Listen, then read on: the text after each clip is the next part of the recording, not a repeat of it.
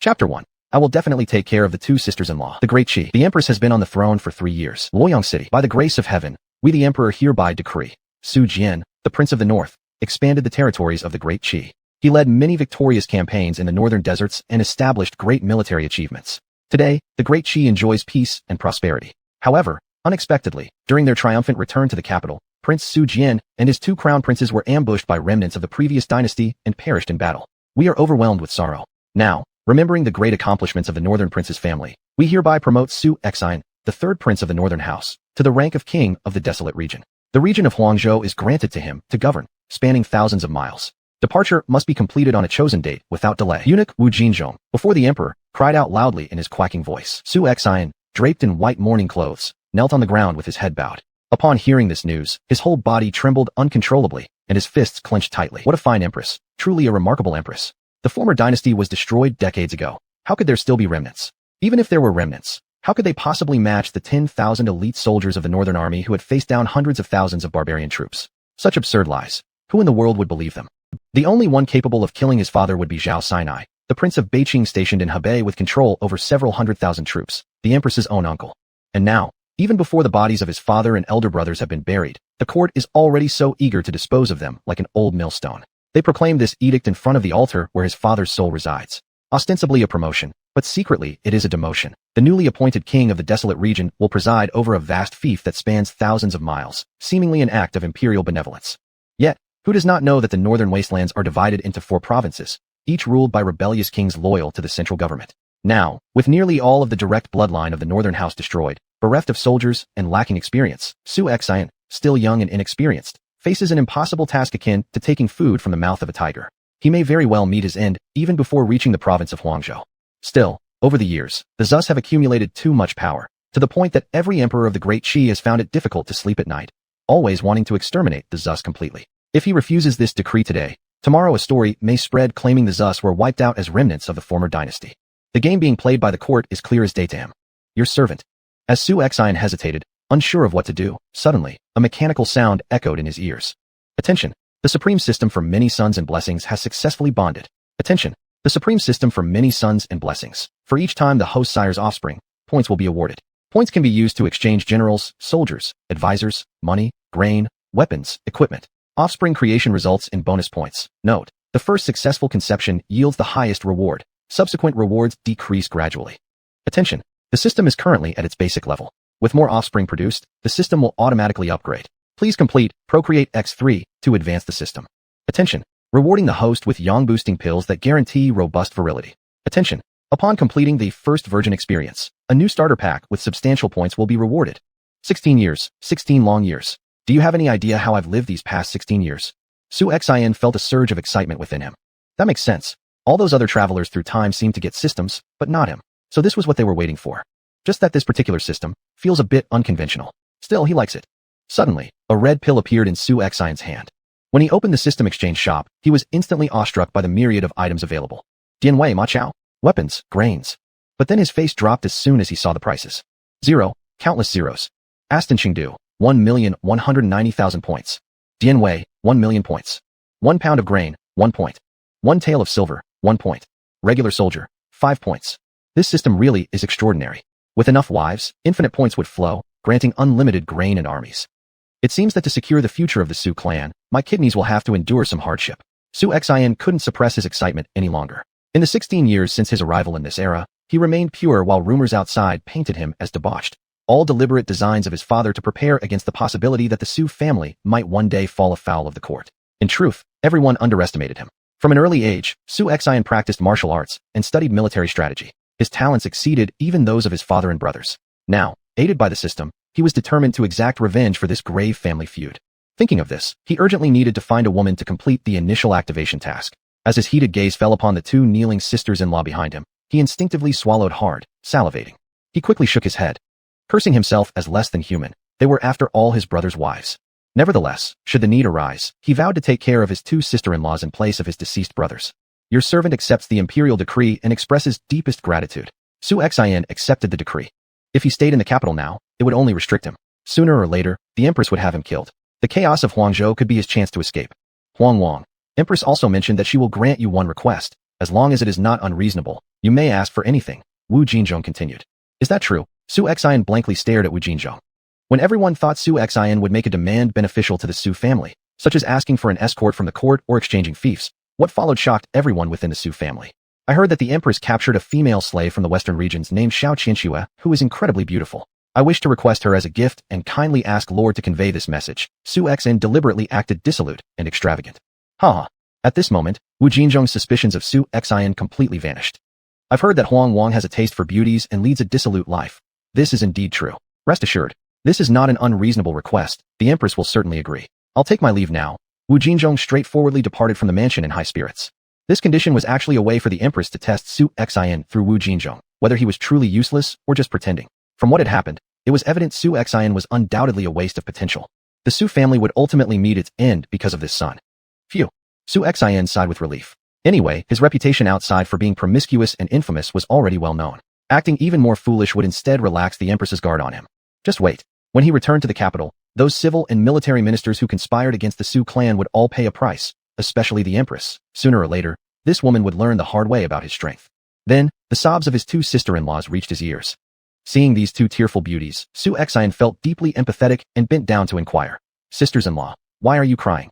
Elder sister Lin Gaofei and second sister He Xuan. They were both great beauties of the capital city. They had only been married to the North Prince's house for half a year. Unfortunately, the night of their weddings, the Xiongnu suddenly invaded from the south, and before they could even enter their bridal chambers, his two brothers rushed off with their father to defend the borderlands. Little uncle, an ancient respectful term. Our father and your two elder brothers have all died defending the frontier. The restoration of the Su family's honor depends entirely on you. You mustn't act carelessly as you did in the past, Lin Gaofei cried pleadingly. At present, we fear no death, but rely on you for guidance, He Xuan echoed.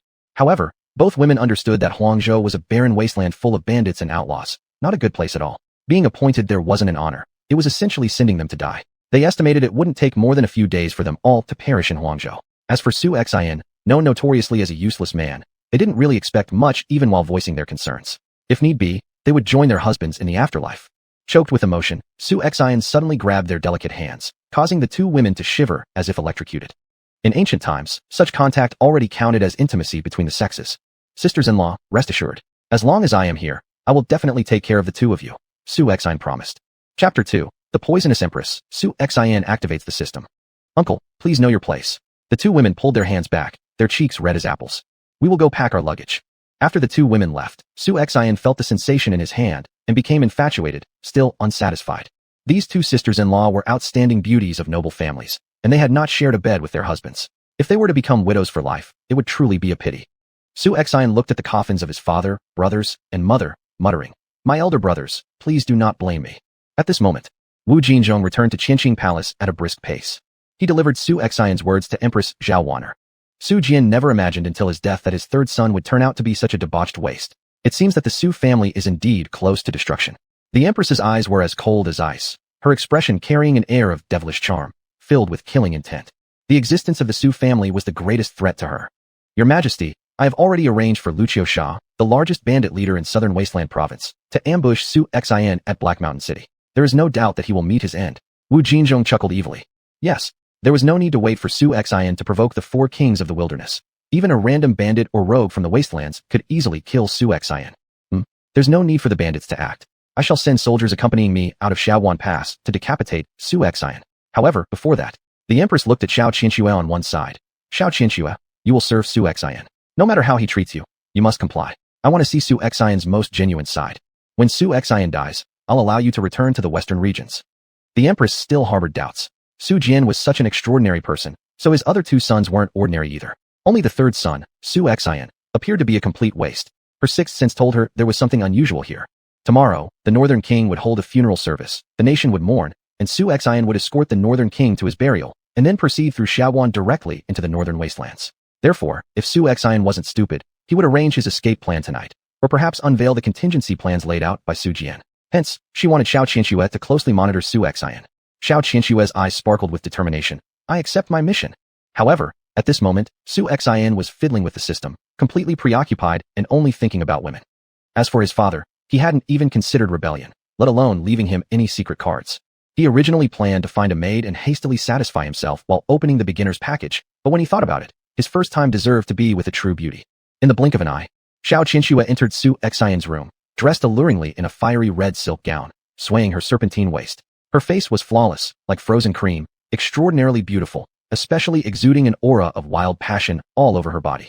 Coincidentally, Su Xian had just swallowed the aphrodisiac pill, and his energy was at its peak, showing significant improvement in certain areas. So restless, so hot, not bad for an aphrodisiac pill, so potent, I can barely hold back. Su Xian's nostrils flared as though they were spitting fire. At the same time, Xiao Qinxue slowly slid her silk robe down, exposing a stunning expanse of snow-white skin, and directly sat on Su Xian's lap. This made Su Xian, who was already unable to contain himself, even less capable of holding back. King of the Wild North, if you desire me so much, I'm here now. Do you know what you wish to do with me? Xiao Qinshue's allure could only be described as sly like a fox. Mesmerizing. Su Xian forcefully pinned Xiao Qinshue under him on the bed. What to do? You'll know soon enough. In Xiao Qinshue's eyes, the Su Xian before her was nothing but a lustful beast. Su Xian drew the curtain shut around the bed. Subsequently, an indescribable series of sounds echoed from within. After more than an hour, the passionate battle ended. Xiao Qinshue collapsed in exhaustion. She was sure of only one thing. Aside from his obvious strength in certain areas, Su Xian was utterly useless. Absolutely a dissolute, licentious waste of a man. A person like this, without the backing of the Su family, would surely not survive more than a moment in the northern wilderness. Ding. Host has successfully continued the line. Beginner package opened. Gain points. 1 million. Ding. Accomplished mission. First experience. Gain points. 500,000. Ding. Xiao Qinshue. Unknown identity appraisal rank. Superior. Gain points. 150,000. Mission. System store. Primary 1/3 completed. Complete system upgrade to receive substantial points rewards. Right away, 3 million points had been obtained, turning him instantly into a rich man. System. What are these female ranks? Su Xian asked curiously. Female ranks are divided into superior, rare, good, common. The higher the rank, the more points earned, and subsequent point accumulation will also increase. The quality of offspring produced will also rise. The reward points for upgrading the system by the host will double. So it seemed that Xiao Qinshue's identity was not as simple as that of an ordinary female slave. Su Xian, after pondering for a while, slowly went to bed. However, the commotion in that room earlier had stopped Lin Gaofei and her companion from searching for Su Xian. Their cheeks were burning with embarrassment. They had originally thought that after losing his father and brothers, Su Xian would have changed somewhat. But they were wrong. Not only had he not improved, but he had become even more unrestrained. Disappointment filled their hearts. The night passed without incident, and before they knew it, dawn arrived. The morning sun rose, and morning exercise was indispensable. After another intense workout, Su Xian finally slowed down. This time, 50,000 points had been deducted. Is there any way to reduce one's points by a direct third? It seemed that in order to gain more points, new targets must be found. Otherwise, even if he possessed steel-strong kidneys, he wouldn't be able to withstand the strain forever. At 8 in the morning, in Luoyang City, people were lined up on both sides of the road. They had all come to pay their last respects to the Northern King, who had stabilized the foundation of the nation. Without the Northern King, there would be no Great Qi Empire today. The Empress's outrageous deeds have made fools of the commoners, but the citizens of Great Qi see everything as clearly as looking into a mirror. May the Northern King rest in peace. May the Northern King rest in peace. Humph, let him indulge himself. The prosperity of the North Palace will only last for a short while longer. Pity. Su Jia's third son is undoubtedly nothing but a playboy. This last bloodline of the Su family will probably perish in the wildlands. I heard last night, Su Xian and the female slave Xiao Qinshue engaged in wild passion throughout the night. Perhaps knowing he is about to die, he decided to give up. Too bad for those two sisters-in-law. They are truly beautiful. At this moment, Su Xian's role as the Wild King had become the laughingstock of all. Outside the royal tomb, Empress xuanhuan herself had arrived. This ruler of Great Qi was putting on a show. Wild King, how can you go to the Wastelands without a single soldier or relative? Here, I have 1,000 imperial guards, all handpicked by me from the elite palace troops. Zhao Dingda, you must take good care of the Wild King on the journey. If a single hair on his head is harmed, I will hold you accountable. The Empress deliberately added weight to her voice. Zhao Dengdao stepped forward on horseback, his face twisted with a sinister grin. Your Majesty, please rest assured. I will certainly take good care of the Wild King. In his view, the Empress's task was simple. Crushing Su Xian would be as easy as squashing an ant. Then I shall trouble you, General Zhao. Su Xian dared not refuse. Chapter 3. Summon Zhao Yun and Jian Wei to build an army.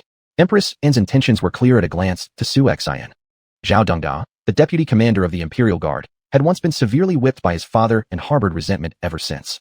Su Xian estimated that he wouldn't even make it to the northern wasteland before meeting his end. In the past, this would have almost certainly led to his death. But now, with the system, he feared no one. Your Majesty, my father and elder brother have already been laid to rest. I shall set off for the northern wasteland. Su Xian looked at Empress An, who exuded an air of authority and coldness. He clenched his fists tightly, determined that the next time he returned, he would make this woman beg beneath him. Then, leading his two sisters-in-law, he boarded the carriage. Your Majesty, Xiao Qianxue sent word that last night, Su Xian did not leave his chambers, said Wu Jinzhong.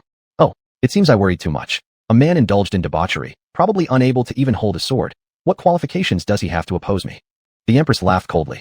Depart, Zhao Dingdao bellowed. The two women who had married into the Su family were certainly no fools. Uncle Xiao, this Zhao Dingdao kept staring at me and your second sister-in-law earlier. He likely harbors ill intent. The Empress has detained all the old guard from the Northern Bureau, sending only her own troops, clearly not intending for us to survive the journey to the Northern Wasteland. Judging from this, the three of us may well follow in the footsteps of your father and elder brother, Han Gaofei worriedly said. I've discussed with your second sister-in-law. Once we leave the Xuanhuan Pass, find an opportunity to escape. To give our father peace of mind. Su Xian was deeply moved and grabbed the hands of the two women. Their grip was strong, leaving them no room to resist. I didn't expect that at such a perilous moment, the both of you would still think of me. However, please rest assured, as a man of the Su family, I shall shoulder my responsibilities. Uncle Xiao thinking this way is truly admirable. He Jian firmly pulled her hand back. At the age of 20, still naive, both women blushed immensely after being held by Su Xian. For quite some time, the carriage remained silent, the atmosphere awkward. With his eyes closed, Su Xian activated the system marketplace. It was about time to gather his forces. Suddenly, all sorts of weapons, swords, spears, pikes, halberds, appeared before Su Xian's eyes. What he needed now were soldiers and capable warriors. 4,000,000 points could exchange for a lot. He opened the menu for generals and advisors first. Generals like Han Xian, Bai Qi, Zhao Yun, and Yuan Qingdu, among others, stood out, while the strategists included figures such as Zhang Liang, Zhuge Liang, and Liu Bowen, capable ministers adept at governance. From the vast history of 5,000 years, nearly every famous general was there. But Han Xian, known as a peerless strategist whose worth outweighed a nation, required 2,000,000 points. Yet currently, hiring Han Xian would be useless. Without soldiers under his command, he excels more at strategizing battles over long distances, but his martial arts aren't strong enough to protect Su Xian personally. Thus, only warriors like Yuan Qingdu and Zhao Yun remained options. Li Yuanba, 1,200,000 points. Yuan Qingdu, 1,190,000 points. Zhao Yun, 1,000,000 points. Dian Wei, 980,000 points. Points are limited, so I must use them wisely. Su Xian glanced at his interface. He clicked to exchange Zhao Yun and Dian Wei. Since he was heading to the Northern Wasteland, he must assemble a cavalry force. Zhao Yun, as the main general of the Bema cavalry, excelled in leading horsemen, and with his support, this journey would become significantly safer. Dian Wei was famed as the strongest on foot and could lead infantry, protecting Su Xian at the same time. Successfully exchanged Zhao Yun and Dian Wei, total deduction of 1,980,000 points. Arranged outside the Xuanhuan Pass for the host. Thoughtful indeed. Subsequently, Su Xian opened the soldier panel. There were panels for infantry and cavalry here, with matching armors given as gifts. Cavalry types included. Good riders, 100 points. Note, auto-upgradable. Elite riders, 200 points. Heavy cavalry, 500 points. Heavy cavalry costs an astronomical amount. How many kidneys would that take? He decisively abandoned the heavy cavalry. While heavy cavalry offered high combat power, they also had many shortcomings, poor mobility and slow speed. These weren't suitable now. Light cavalry had fast speeds and excellent maneuverability. Exchanging directly for elite cavalry could offer explosive combat strength. Infantry types were divided into ordinary, 5 points, good soldiers, 20 points, elite soldiers, 40 points, and special operation soldiers, 200 points. Exchange 3,000 elite light cavalry, led by Zhao Yun, activate Dragon Valor, enhancing soldier combat power by 10%. Exchange 5,000 elite infantry, including 2,000 archers, led by Dian Wei, activate Blood Fury, increasing infantry combat power by 15%. Holy crap, these come with hidden skills too? Su Xian was amazed. Successfully exchanged 3,000 elite riders, deducting 600,000 points. Exchanged 5,000 elite infantry successfully, deducted 200,000 points. Finally, Su Xian exchanged 220,000 units of grain, consuming another 220,000 points. This amount of grain would last them for 1 or 2 months. Host, Su Xian. Generals, Zhao Yun, Dian Wei. Troops, 3,000 elite cavalry, 3,000 elite infantry, 2,000 elite archers. Remaining points, 1,000,000. Having spent 3,000,000 points, although it hurt a bit, the security of his own life was assured. His 8,000 soldiers were all elite troops, not comparable to ordinary soldiers. With 2 mighty generals by his side, even the army once known as the greatest under heaven, the Northern King's forces, wouldn't be able to compare. Su Xian's group headed straight out of Xuanhuan Pass. Later, when we reach Hongnong area, we'll stop for dinner. At that time, kill Su Xian, and you may return home afterwards. Oh, those 2 women, once I'm done with them, they'll serve as rewards for you. Zhao Dingdao's voice carried without restraint. It was as if he intentionally spoke for Su Xian to hear. Han Gaofei and He Jian immediately became terrified and panic-stricken. Big sister, what should we do? If that brute really captures me, I'd rather die than submit. said an already pale-faced Tijian.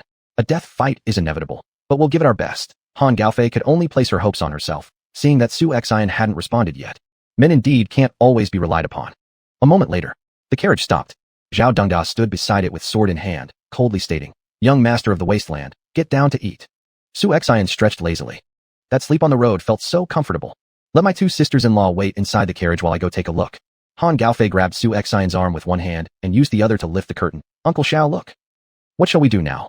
Outside, 1,000 Imperial guards held weapons at the ready, their shiny blades gleaming with cold light. No need to worry. Su Xian patted Han Gaofei's shoulder and then descended. Be careful, uncle.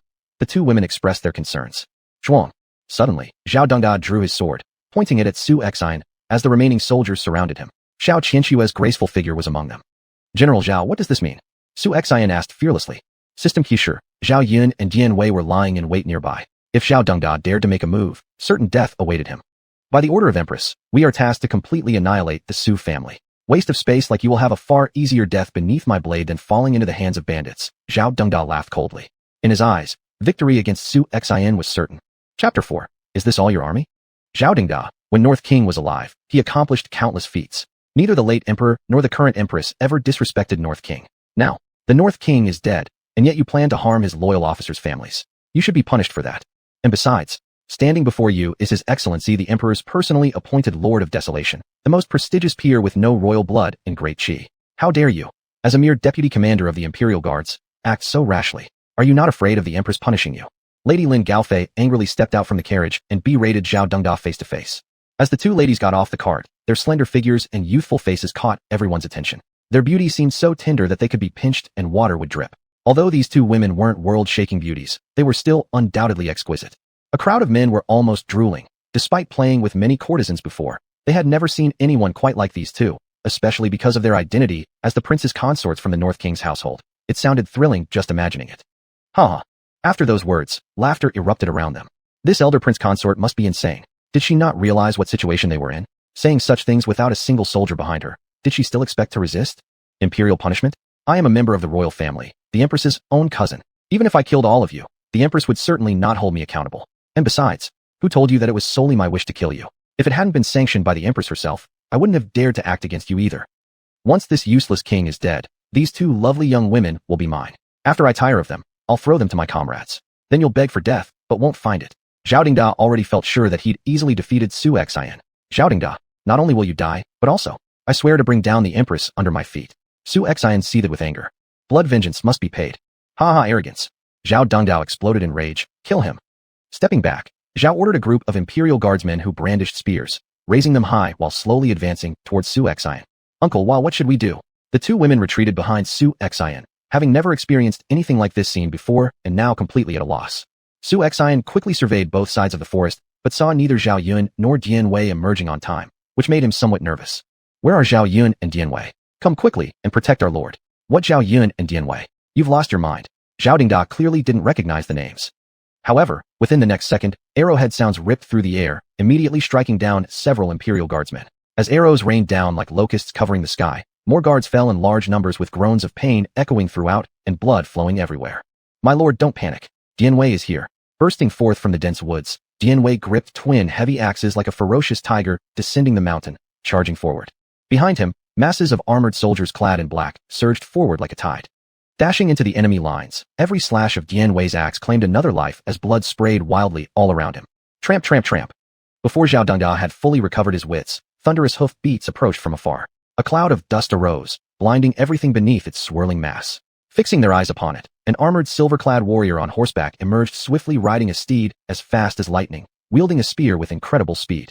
A streak of cold light flashed past. Two Imperial guards suddenly felt dizzy. When they regained focus, Zhao Yun's silver spear pierced both of them, sending their bodies flying into the soldiers behind them, knocking over a great number of them. My lord, Zhao Yun is here to protect your majesty. Charging back and forth through enemy ranks multiple times, Zhao Yun led his mount forward, almost treading over corpses of fallen Imperial guards.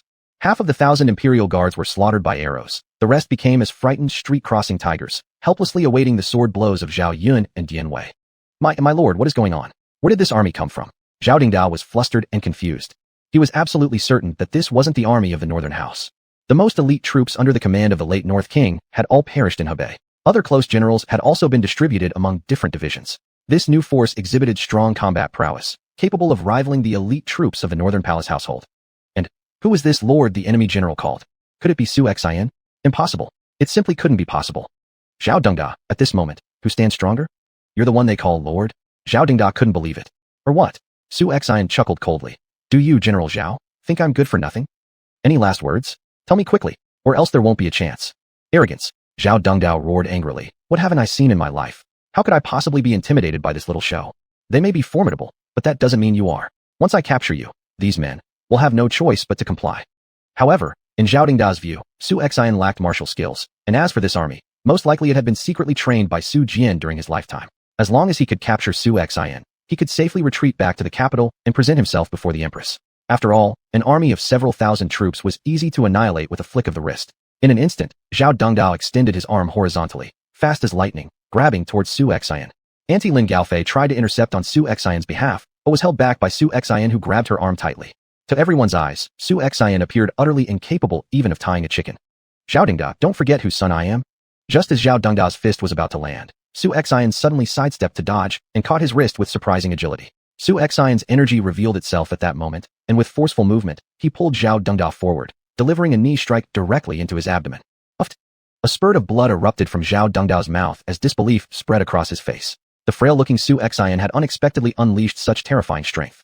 This reminded Zhao Dengda of Su Xuanhuan's earlier words. Don't forget whose son he is. That's right. How could Su Jian's son possibly be weak? Zhao Dengda was thrown hard onto the ground, with Su Xuanhuan's foot pressing down on his chest. You've hidden your abilities for so long? Su Jian indeed has good tricks. Zhao Dengda coughed lightly.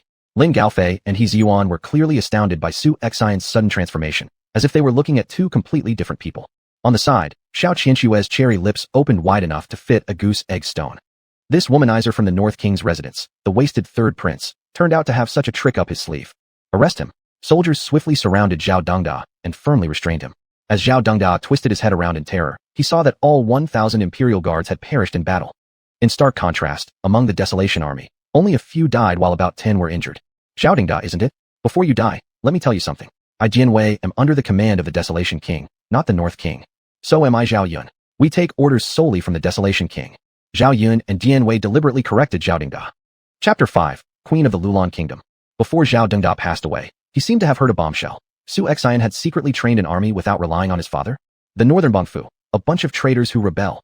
They deserve death, they absolutely do. Ririp.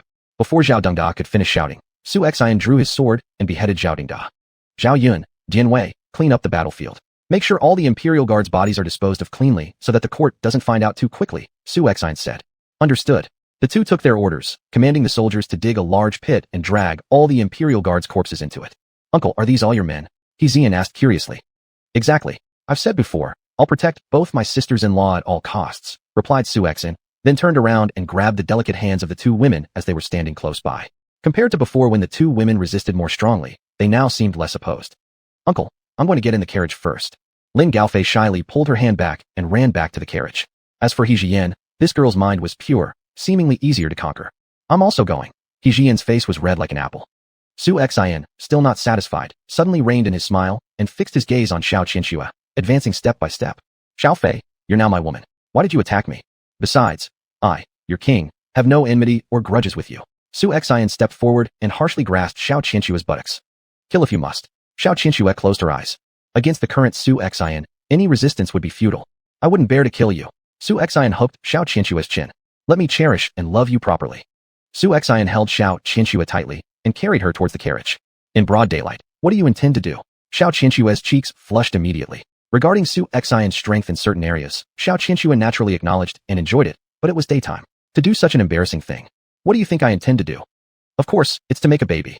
In a moment, the carriage shook violently, squeaking. The men remained calm. After all, this was Su Xuanhuan's summoned army, highly disciplined, while Lin Gaofei and He Jian, hearing this noise, gripped each other's hands tightly and felt feverish all over. Nowadays, under the reign of the Empress, the treatment and status of women have greatly improved. For example, 3 months after the loss of their husbands, they can remarry. Even marrying their own younger brother-in-law is permissible, but within 3 months, the two women shouldn't engage in improper behavior.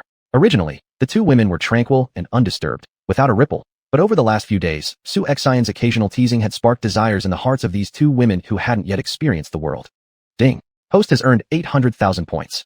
Another deduction of 200,000 points. Su Xian exhaled. System, how much longer will these deductions continue? You're not planning to reset them completely, right? Aside from receiving the highest score for one's first time, the second instance will deduct the most points. Afterward, every new conquest will decrease by 200,000 points. Every 10 days, 200,000 points will restore. So that's how it works. As long as there was enough time, even Xiao Qianxue's reward points would return to the maximum 1.5 million points. However, how many extraordinary women like Xiao Qianxue actually exist? According to the system's scoring guidelines, common level 200,000 points, good level 800,000 points, rare level 1.2 million points, extraordinary level 1.5 million points. From the scans conducted by the system, Han Gaofei and He Jian were at the rare level. High-quality women were indeed too few.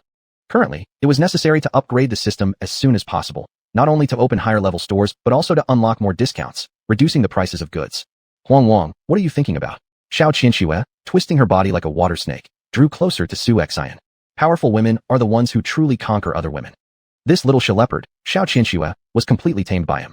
I know you come from the western regions. When Lulan fell, the Empress brought you back to the palace. If my guess is correct, aren't you the princess of the Lulan kingdom? Women reaching the rare level inevitably held a highly revered status. Xiao Qianxue shivered slightly, some hard-to-express secrets bubbling inside her. Actually, you don't need to guard against me. The destruction of the various kingdoms in the western regions was done by the Empress, not related to me. On the contrary, the Empress ruined my family. We share the same goal. We can join forces to overthrow the Empress. Xiao Qianxue tightly covered herself with a blanket, her sudden dignity and sharp eyes revealing some unbearable memories. I am the queen of the Lulan kingdom, just ascended the throne a month before Lulan was destroyed. Owing blood debts to xuanhuan, I'll never rest until the day I return to the western regions, rebuild Lulan, and avenge my family. Xiao Qianxue suddenly sighed again, the luster fading from her eyes. Even though you're not the waste of talent that the rumors claim, with your mere 8,000 soldiers, wanting to oppose the Empress who commands millions of troops is almost impossible. I must warn you, the four kings of the Wastelands are not easy to provoke. Any one of them could destroy a western region country. Before spouting such boasts, it's best to be clear about your situation. When you've secured a foothold in the Wastelands, come back and make promises to women. Yes, Xiao Qianxue simply did not believe that the current Su Xian could establish himself in the Wastelands. The disparity in strength was too great, utterly unsurprising. Killing Zhao Dingda could only temporarily save your life. Once they reached the Wastelands, that would be the real challenge. She had already prepared herself for death at any moment. Su Xian pressed Xiao Qianxue beneath him. My father's 3,000 troops could break through 10,000 northern barbarians, and my 8,000 soldiers can conquer the world. Xiao Qianxue, standing before you is the strongest man under heaven, and you are my woman. The masculine charm emanating from Su Xian made Xiao Qianxue breathe faster. The charisma of this man in front of her suddenly became so powerful. Xiao Qianxue seductively wrapped her arms around Su Xian's neck. All right then, let me see again just how mighty this man is. Su Xian smirked wickedly. Moments later, the carriage once again emitted a creaking sound. In the southern part of the Wastelands, this was the domain of Chun Jiangli, the southern king of the Wastelands. He commanded over 100,000 elite warriors who were fierce and battle-hardened. In recent years, as the power of the four kings of the Wastelands grew stronger, the Empress found herself powerless against them, largely because when the four kings united, they could overlook all under heaven, commanding armies numbering 50 or 60 million. Although the army of Huazhou might not be considered elite in all the lands, even their regular soldiers, in such overwhelming numbers, were enough to sweep everything away. Black Mountain City. This chaotic city, full of black market trades, stood on the border of the Wastelands, an important stop for wealthy merchants traveling from Central Plains to the western regions. To avoid being easily detected, Su Xian only brought Dian Wei and his division of 1,000 troops. What's wrong with Zhao Dingda, that fool? How could he fail to kill Su Xian, and instead lead this calamity to me? Chu Chengwang muttered curses as he looked down at Su Xian's army below. Chapter 6. Inside and Outside Coordination. As the governor of Black Mountain City, he only had 1,000 troops under his command. A direct confrontation would probably not be enough to take down Su Xian. Most importantly, though the Northern King was hated by officials in the court, among the common people of the realm, the Northern King was regarded as a great hero who won the hearts of the masses. And since Su Xian was the son of the Northern King, if he were to die here, it might lead to universal condemnation. Even worse, as just a small city governor, the Empress could use him to vent her anger at any time to pacify the realm. Master, now that Su Xian has arrived, let's welcome him inside. With someone as useless as him, we have countless ways to kill him, Bao Meng said. That's true. These 1,000 Imperial Guards are all the Empress's army. They probably wouldn't lay down their lives for Su Xian. There are so many bandits and outlaws in the wildlands. The dissolute prince of the wilds dying there would seem plausible. Come with me to greet Su Xian. After all, he was at least a prince. Although Zhu Qingwang was merely the humble governor of Black Mountain City, the gap in ranks was too significant to show any disrespect. Furthermore, from his perspective, although it might be easy to kill Su Xian, it would be unacceptable for 1,000 Imperial Guards to perish in Black Mountain City. Therefore, he had to use the knives of the bandits to assassinate Su Xian. so as to avoid the Empress holding him responsible later on, thereby silencing public criticism. Having thought about this, xuanhuan already had an intricate plan in mind. At the city gate, xuanhuan wiped away the worried look on his face and greeted with open arms. Xuanhuan, governor of Black Mountain City, pays respects to the Prince of the Wild. I've prepared tea in my residence. Please allow me to escort the Prince and General Zhao to my house, where I can prepare a proper welcome for you both. Su Exine got off the carriage. General Zhao didn't come. He has returned to the capital to report to the Emperor. This is General Dian Wei, commander of the Imperial Guards. Among the commanders of the Imperial Guard, picking one at random would likely go unnoticed. Indeed, Zhu Qinhuang did not raise any suspicion. Moreover, even without Zhao Dingda leading the team, it made sense Su Exine had survived. Now, with a lower-ranking general commanding the troop, everything became simpler. Being at the upper echelons, Zhao Dingda would carefully weigh the pros and cons before acting to kill Su Exine. Meanwhile, these lesser generals, unable to easily act against Su Exine due to his status, could be intimidated. But as a border commander himself, Zhu Qinhuang knew that his physical prowess alone wasn't enough. His words held much more weight. General Dian Wei, all guests are welcome. This way please. Zhu Qinhuang smiled politely. Su Exine did not refuse. Following Zhu Qinhuang, he entered the city hall. This man appeared charming on the surface, but Su Exine's sharp instincts recognized that behind the smile, something dangerous lay hidden. Despite Zhu Qinhuang being merely the governor of this little Black Mountain city, this place served as a key trade hub between Central Plains and the western regions, generating endless profits. Merchants flowed continuously, western cowboys, marauding horsemen, western-style taverns filled the air with vibrant activity. Sure enough, the lunch Zhu Qinhuang had prepared surpassed even what Su Exine had eaten in his own palace. Living a life of leisure, isn't it, Mr. Chu? Su Exine sat down. Just as Dian Wei was about to sit, Su Exine gave him a kick, pretending to be exceedingly domineering and overbearing. A petty commander like you, do you think you deserve to sit here? Go and properly take care of my two sisters-in-law. If anything goes amiss, I will take your head. I will do as you order. Dian Wei quickly left. But Zhu Qinhuang took note of every detail and couldn't help but smirk faintly. His conviction strengthened that this wild prince wasn't just incompetent. He was the epitome of incompetence. In the depths of the wildlands, Su Exine's main support was the commander of the Imperial Guard, Dian Wei. But now Su Exine dared to treat him this way. Wasn't he digging his own grave? It seemed necessary to get closer to Dian Wei. The Prince of the Wild has graced us with his presence. How could I possibly be negligent? Zhu Qinhuang grinned falsely, clapping his hands. Shafian, come on, take good care of the wild prince. Then, a woman with the waist of a snake and flushed cheeks, carrying a wine pot in her hand, walked up. Ding. Detected Shafian. Rarity, rare. Description, younger sister of the infamous outlaw Sa Li Lang from the wild region. Ah. Su Exine was pleasantly surprised. Who would have expected to encounter such a rare person in this place? He must win her over. Mistress, may I pour you some wine? Shafian began pouring wine for Su Exine. However, Su Exine abruptly pulled her into his embrace instead. Startled, Shafian resisted silently. If she weren't wearing a veil, one could clearly see her strong aversion and reluctance towards Su Exine. Yet, the task given to her by Zhu Qinhuang, she could not neglect. What kind of wine? Do you really think I'm the kind of person who enjoys drinking? Haven't you heard? I prefer women. Immediately afterward, Su Exine simply hugged Shafian closely to himself. What is the Prince of the Wild doing? Asked Shafian anxiously. Mr. Zhu Qinhuang, I want her now, said Su Exine, eyeing Zhu Qinhuang. Zhu Qinhuang's eyelid twitched. This Shafian, even he had not touched her yet. Was he really going to let such a waste of a man have her? But for the greater cause, he suppressed his reluctance and fury. Anyway, once Su Exine was dead, it wouldn't matter if someone else had already had their way with her. It might even be an added pleasure. Shafian, you attend to the Prince of the Wilds properly. If there is even the slightest disrespect, Sa Li Lang will die in prison, Zhu Qinhuang said coldly. No wonder such a beautiful woman as Shafian willingly served the governor of Black Mountain City. It turned out that her family was in Zhu Qinhuang's hands. Though Shafian wanted to resist, thinking of her brother in jail made her body go limp. She had always been prepared to sacrifice herself, but never did she imagine the person taking her virtue would be the most useless prince in Qi. Little girl, this master will treat you kindly, Su Exine grinned, holding Shafian tightly and walking towards the bedroom. Zhu Qinhuang's hand on the wine glass trembled. Only after Su Exine went far away did he smash the glass onto the ground furiously. What kind of trash dares to sleep with my woman and orders me around? I'll tear him apart tonight. Zhu Qinhuang raged. Master, look at Su Exine's behavior. He's just a typical fool obsessed only with women. Killing him should be as easy as raising a hand. But we must not do it ourselves. I'll send someone outside the city to find Muronghe's bandits, while you convince Dian Wei. In this way, through internal and external coordination, we can push all the blame onto these two people. Even if Su Exine dies, it will have nothing to do with us, Bao Meng said. Why haven't I noticed your intelligence before? Zhu Qinhuang chuckled darkly. All thanks to your cultivation, master. Bao Meng bowed. Then he stepped back and left. At this moment, inside the room, it was a mess. With sheer dominance, Su Exine made the usually modest Shafian emit strange cries. The battle didn't stop until the sky turned pitch black. Ding. The host has gained 1.2 million points. Progress to system upgrade, 2/3. Chapter 7. preparing to close the net. Muru heck. Your Governor Chu is really a failure. Too scared even to kill an incompetent king.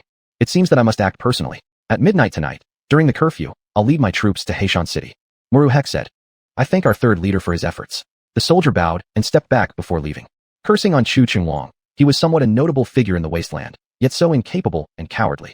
Order transmission. We're marching to Heishan City. Today, not only will I kill xuanhuan, but also ensure that xuanhuan obediently kneels at my feet. Muru heck chuckled coldly. The Heishan region was by no means a small piece of cake. Whoever could obtain control over Heishan would collect substantial daily profits just from the tolls paid by passing merchants. Inside Heishan City, Dian Wei was thoroughly drunk. Xuanhuan barged in directly. Commander Dian, you're drinking alone? This official has brought the most exquisite liquor from Shiyu for you, Commander Dian, to taste. What does Director Chu mean by this? Dian Wei cast a glance at xuanhuan. Just moments ago, when xuanhuan had sent wine to the army, intentionally probing for information, he learned from their soldiers that xuanhuan was excessively promiscuous, a complete waste of human potential. A person completely devoid of threat. Dian Commander, I know all the details. Empress ordered it. Eliminate the Wasteland King. Xuanhuan poured wine for Dian Wei personally. Humph, a mere useless king. North King already dead, yet still daring to be so arrogant. Rest assured, Director Chu, I'll take care of xuanhuan, then report back to the capital. Let's say the bandits did the killing. Dian Wei pretended to sound infuriated. Good. We depend on General Dian's words. Xuanhuan didn't expect everything would go so smoothly. Not until after Dian Wei was thoroughly drunk did Xuanhuan leave, feeling reassured. Night grew deep. xuanhuan opened the system mall, exchanging items tailored specifically for him. A full set of equipment. Dragon pattern golden scale armor, treasure 30,000 points. Tiger head John gold spear, treasure 30,000 points. Qinggang sword, treasure 100,000 points. Xiaowang flying electric, fine horse 30,000 points. Remaining points, 3,410,000. This set of equipment was true treasure, allowing him greater efficiency on the battlefield in future battles.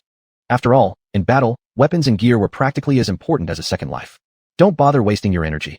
I've heard the Empress arranged these frontier men to prepare to assassinate you. Even if you were the greatest armor in the world, it wouldn't make a difference. But before you die, you could have me if you'd like. You can pass away with peace then. Sha Fian spoke in a fit of anger. Just before, while lying on the bed, Sha Fian could feel that xuanhuan wasn't as physically weak as the rumor suggested. The show has only just begun. Xuanhuan gave a confident smile. Rest assured, my dear lady, your brother shall be saved by this king. Creak. At this moment, Dian Wei, holding a heavy halberd, burst into the room. My lord, xuanhuan plans to act tonight. Furthermore, 50 miles away, Muru heck will also enter Heishan City. In addition to xuanhuan's 1,000 soldiers, Muru heck commands 5,000 mounted bandits.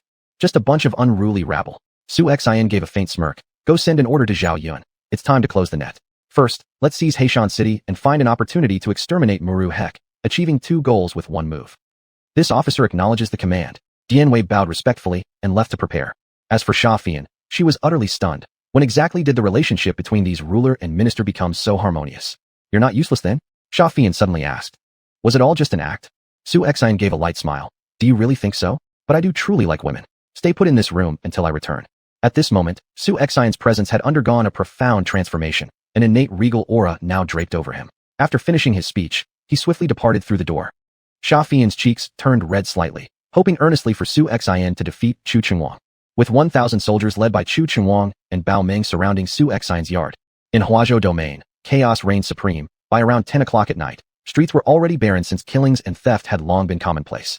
Bao Meng, storm inside directly, decapitate xuanhuan. Xuanhuan commanded. Yes, charge forward. Bao Meng stepped forth, followed closely by more than 100 soldiers. Even before they approached the gate, the courtyard's doors opened automatically. There stood Dian Wei fully armed, blocking the way along with someone by his side who was none other than xuanhuan, clad in full armor. Director xuanhuan, I've awaited you for quite some time, xuanhuan remarked calmly. Dian Wei, xuanhuan you? A bad premonition rose within xuanhuan. Forgive me for forgetting to mention, Zayadengda and his battalion of 1,000 imperial guards were killed on their way here to the wastelands. How foolish, thinking the same way about me. As a soft target anyone could easily crush. Xuanhuan gave a sneering laugh. You killed Zayadengda? Xuanhuan inhaled sharply, amazed that he dared to kill a member of the royal family. Xuanhuan, since you've done this, there's even less reason for me to let you live. The Black Mountain City and the Wasteland don't need a king. Here is my territory. Kill him. Xuanhuan was certainly unwilling to have been demoted from the top dog in Black Mountain City to second place. A clamor broke out as archers appeared on the walls of the courtyard, aiming at the attacking Black Mountain troops below.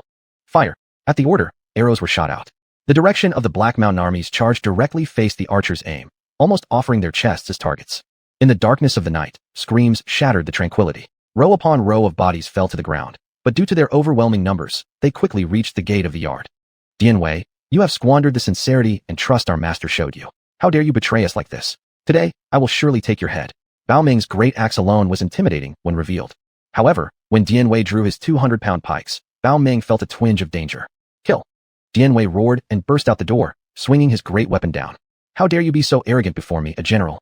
Bao Ming immediately tried to intercept, but it wasn't until the moment of impact that he realized how terrifying the strength of Dianwei was. An overwhelming force akin to Mount Tai collapsing bore down upon him. A streak of blood flashed, and one of Bao Ming's arms was severed. Arm! My arm! Bao Ming fell back, supported by several Black Mountain soldiers, but with his exposed chest now dangerously unprotected, Dianwei seized the opportunity, plunging both pikes into Bao Ming's body. With a strong push, he split Bao Ming in half. The Black Mountain soldiers who held half of Bao Ming's corpse froze in terror. With every swing of his pike, Dianwei struck down another foe, unstoppable. In no time, corpses piled up on the ground. The Wasteland soldiers inside the yard rushed out, following Dianwei's lead, sweeping through their enemies without resistance. Run! Run for your lives! The Black Mountain army turned to flee. Master, run! We can't hold them off. Chapter 8. Trapping the Enemy and Annihilation. Xuanhuan realized it was over and turned to flee. But as he turned, a cavalry unit charged at high speed, sweeping through with such force that they killed over 100 Heishan soldiers. Among them, a general in white robes wielded a silver spear, charging directly toward Xuanhuan. Xuanhuan, I am Zhao Yun, a general under King Huang. The city of Heishan has already been occupied by the Huang army. I advise you to surrender your weapons, and do not resist in vain. St. Stop him, don't let him come near. Xuanhuan trembled with fear. However, the person before him was none other than Changshan's Zhao Zilong, who could break through enemies numbering in the millions and still fight his way back 7 times. How could dozens of soldiers possibly hold him? Moreover, Zhao Yun commanded 3,000 elite cavalrymen, while the 1,000 Heishan soldiers were barely enough to serve as snacks for the cavalry. Die if you dare block my path. Zhao Yun's long spear in hand danced like a dragon, unpredictable. In less than half a minute, he broke through the defensive formation of the Heishan army. The 3,000 cavalry didn't even give the Heishan army a chance to surrender. They slaughtered them all without mercy. Huang, please don't kill this official. It is out of desperation. All of this is the Empress order. She wanted your life. O king, please spare me, and I will serve you faithfully forever without betrayal. Xuanhuan collapsed helplessly on the ground, utterly despairing. What use are you to me? Someone who practices deceit and double-crossing. As these words were spoken, Su Xinqing raised his steel sword and cut off Xuanhuan's head. All 1,000 Heishan soldiers, including every officer and leader from the Heishan city, were annihilated entirely. My lord, when I arrived, I discovered a bandit group advancing toward Heishan city, Zhao Yun reported. Judging by their numbers, there are at least 5,000. Oh. Su Xian wasn't surprised either. The largest horse bandit force in southern Wasteland controls 30,000 marauders, wreaking havoc among the people and committing unspeakable evils. Who would have thought, now to assassinate him, they had conspired with the imperial court. Yet, their boss, Lucio Xia, no matter how carefully calculated, would never expect that the court merely intended to let him take the blame and in exchange receive an ample reward, instead presenting him a grand surprise. Order all troops to hide within the city, keep the gates open, lure them in like fish into a trap, and then close the doors to finish them off. What Su Xian sought was the complete annihilation of the entire bandit faction, and after that, to lure Lucio Xia's main force to this place. A mere group of bandits, fast horses, and numerous members aside, in the desolate wastelands of the Wasteland, couldn't even afford enough food. There was simply no strength left for proper training, and naturally their combat ability paled in comparison to Su Xian's summoned elite troops. Outside the city, Mengrong He, the third elder of the bandits, led 5,000 troops and reached the outskirts of the city. Seeing the wide-open gates of Heishan, Mengrong He harbored no suspicion. In such chaotic areas, keeping the gates widely open was common practice, and even the local residents of Heishan weren't ordinary folk. Indeed, children inside Heishan started killing since they were young. This place knew only endless bloodshed. Only the fittest survive. Whether or not the city gate was shut hardly mattered. It seems Xuanhuan has already succeeded. Let's enter the city. Bearing such a great crime, we should extort a hefty ransom from Xuanhuan. Mengrong He urged his steed forward and rushed into the city. It looked like these bandits still had some money, because they actually equipped themselves with 1,000 cavalry. War horses, regardless of time or place, always held a very high price. Thus, the creation of a cavalry force cost quite significantly. The city interior was eerily quiet. Just as Mengrong He entered with his 5,000 troops, several figures suddenly appeared at the city gates and swiftly closed them, causing Mengrong He to shiver involuntarily. What is going on? In an instant, torches atop the battlements lit up, transforming the darkness of night into daylight. Shouts erupted, awakening sleeping civilians and merchants within the city. Mengrong He noticed that dense groups of archers had already drawn their bows, waiting for their arrival. Mengrong He, I have awaited you here for a long time by the orders of my lord. Dianwei stood by the gate, roaring a voice as thunderous as lightning. Dianwei has reached peak state, activating blood fury, increasing the combat effectiveness of all infantry by 15%. Zhao Yun has reached peak state, activating Dragon Courage, increasing the combat effectiveness of all cavalry by 10%. Apparently, with more enemies, both men's states were enhanced further. Damn, we've fallen into a trap. Break out. Quick, we need to break out. Mengrong, he felt a cold chill sweep over his body. He experienced a sudden sense of inexplicable dread. The morale of his 5,000 soldiers plummeted immediately, losing the spirit they possessed before entering the city. At a single command, tens of thousands of arrows shot forth. 1,000 archers, each from the front and rear, took turns shooting, and piercing whistles filled the air. After 2 volleys of arrows fell, hundreds of bandit soldiers were instantly pierced and lay dead or wounded on the ground. From the vantage point above, the bandits were nothing but live targets. In Mo Rongha's mind, there was no intention of storming the city walls. All he needed to do was hold the 2 sides of the climbing ladders. The arrows of the Huang army were plentiful enough to deplete his force of 5,000 soldiers. By then, even if he wanted to break through, it would be impossible. Seeing only a muscular man and over 100 Huang soldiers guarding the city gate, Mo Rongha felt unexpectedly delighted. Could such a small group really stop his thousands? However, when Mo Rongha charged up to Jianwei, regret filled him instantly. As Jianwei struck down with a halberd, Mo Rongha, prideful in his own strength, dismissed Jianwei's blow as unimportant.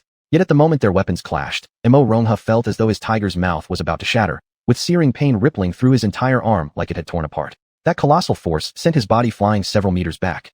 Blood flowed from his mouth. He was grievously injured. Third Elder, are you alright? A soldier helped Mo Rongha to his feet. Before Mo Rongha could respond, Zhao Yun's cavalry and infantry surged into the battlefield. Mo Rongha, there's nowhere for you to run. Under Zhao Yun's command, the cavalry seemed unstoppable, annihilating anything in their path without mercy, marking the beginning of the massacre. In the blink of an eye, half of Mo Rongha's 5,000 men were wiped out. The remaining forces scattered chaotically, throwing Black Mountain City into utter turmoil. How is this possible? How? Wasn't it said by the imperial court that the main force of the North Huangfu was nearly depleted? Xuanhuan ventured into the wilderness alone. How can he possess so many troops? The Empress lied to wipe out the southern Wasteland horse bandits. This Xuanhuan isn't weak at all. Mo Rongha cursed furiously. The combat capability of this army clearly rivaled that of the northern Wang's army. What are you all standing around for? Fight! These officials don't intend to leave us any chance to survive. He couldn't beat Jianwei alone, but with hundreds attacking together, neither Jianwei nor the 100 soldiers behind him could possibly hold them off. He refused to believe these soldiers could all fight 1 against 10. You've come just in time. This is getting interesting. Jianwei stepped forward, not only fearless, but exhilarated. Dozens of bandits armed with long spears simultaneously lunged toward Jianwei. With a powerful shake of his robust frame, Jianwei swung his twin halberds left and right, smashing violently onto the weapons held by the attackers. Sparks flew everywhere. Under such heavy blows, the arms of the bandits broke, and they lost grip of their weapons which flew out of their hands. Chapter 9. The location of the bandit camp. Feeling the fiery pain in his palm, before anyone could scream, Jianwei swung his 2 heavy halberds with a majestic force, tearing through the air. The sharp ends of the heavy halberds ripped through the necks of 6 men. Jianwei's halberds were treasures, cutting through armor like slicing watermelons or chopping vegetables. With such ease, the 6 men's necks were torn apart, and blood gushed out like fountains. The remaining bandits had no time to escape as the soldiers behind Jianwei stabbed them with swords, spears, and daggers.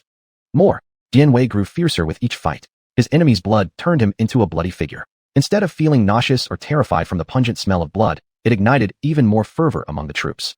This smell would terrify lambs, but for wolves, it only brought more excitement. You don't come closer. Morong, he was afraid now. He had just counted that over 70 people had died at Jianwei's hands. How incredibly brave. He realized if he had been in Jianwei's place, he wouldn't have managed it. If it weren't for our lord commanding me to spare your life, you would be a corpse by now. Jianwei kicked Morong, he with such force that he tumbled on the ground for several rolls.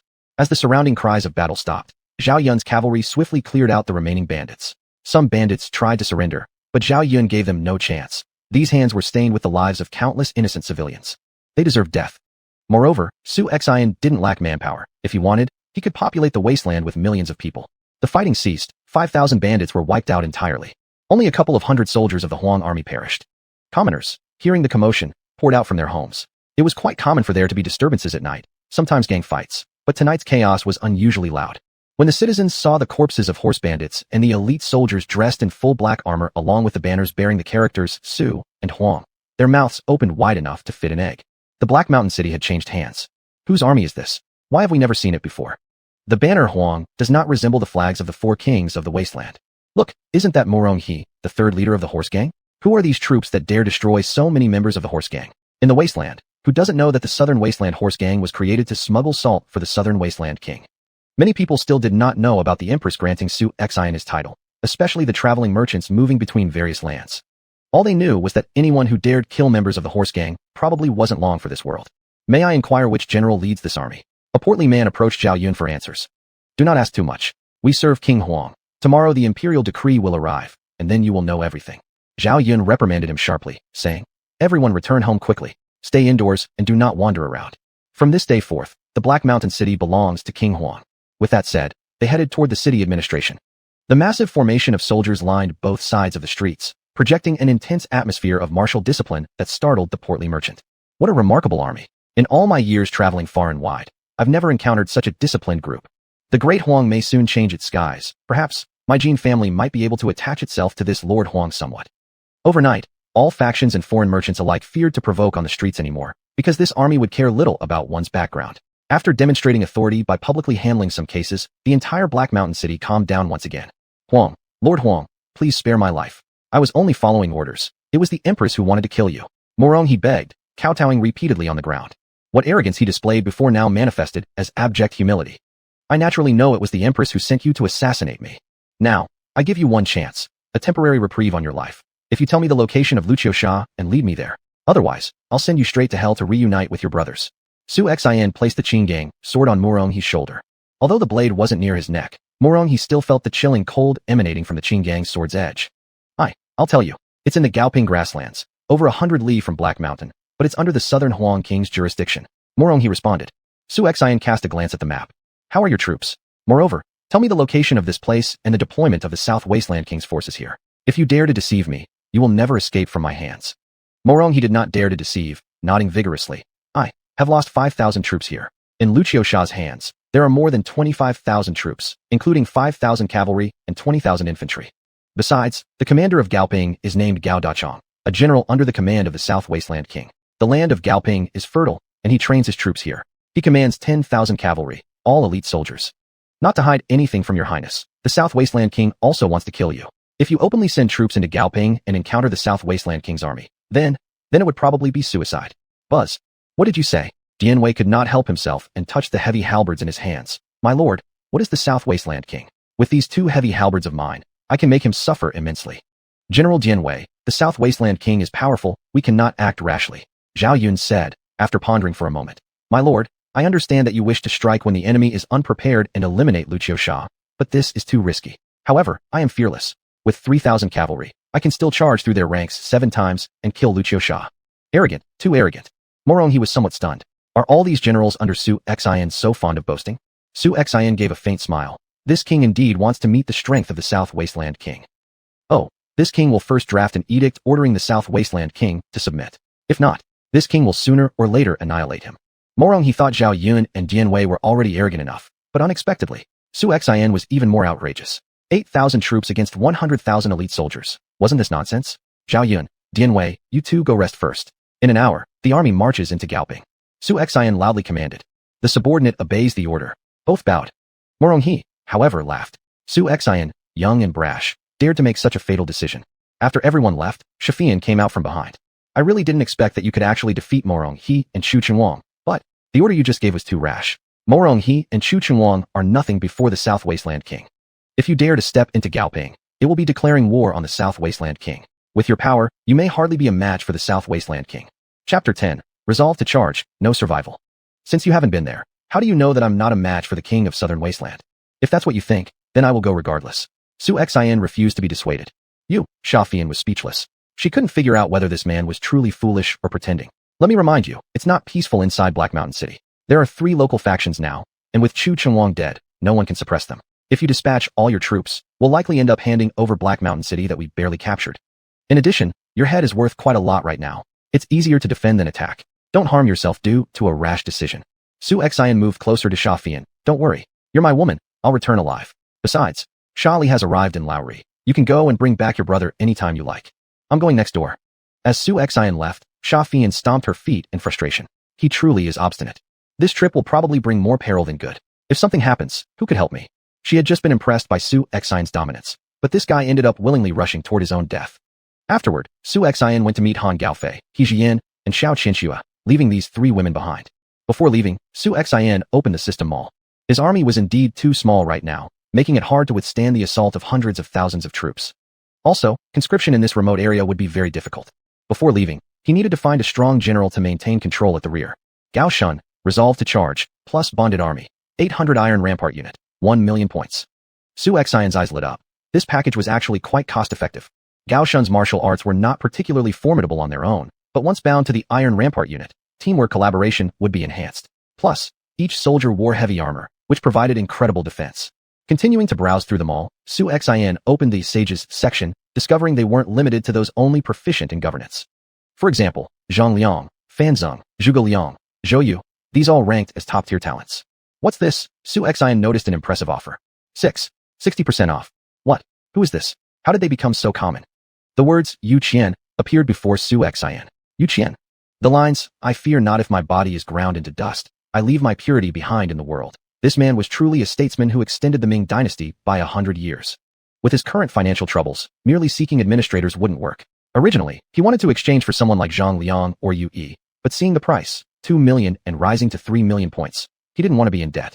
Moreover, to make such an exchange last, a session needed to last 30 minutes minimum, any less, and it wouldn't count. System, exchange for Gao Shun and Yu Qian. And also, exchange for 8,000 elite infantry, 200,000 caddies of grain, and replenish the soldiers lost previously. Exchange successful for Gao Shun, deducted 1 million points. Exchange successful for Yu Qian with 60% discount, deducted 900,000 points. Exchange successful for 8,100 elite infantry and 800 elite cavalry, deducted 406,600 points.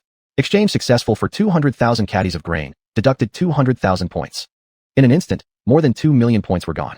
Host, Su Xian, forces, 9,000 elite infantry, 4,000 elite archers, 3,000 elite cavalry, 800 special operations unit, sages, Yu Qian, warriors, Zhao Yun, Dian Wei, Gao Shun, remaining points, 903,400. Lord, there are 2 men outside requesting an audience, named Yu Qian and Gao Shun, saying they serve under you, reported Dian Wei. So fast, Su Xian blinked. Quickly invite them in. Yes, let them come in. Dian Wei waved a hand. Yu Qian and Gao Shun walked in. Hail our lord. Stand up. Finally, I've waited for both of you loyal officials. Su Xian laughed heartily. Where's my army? Do not worry, my lord.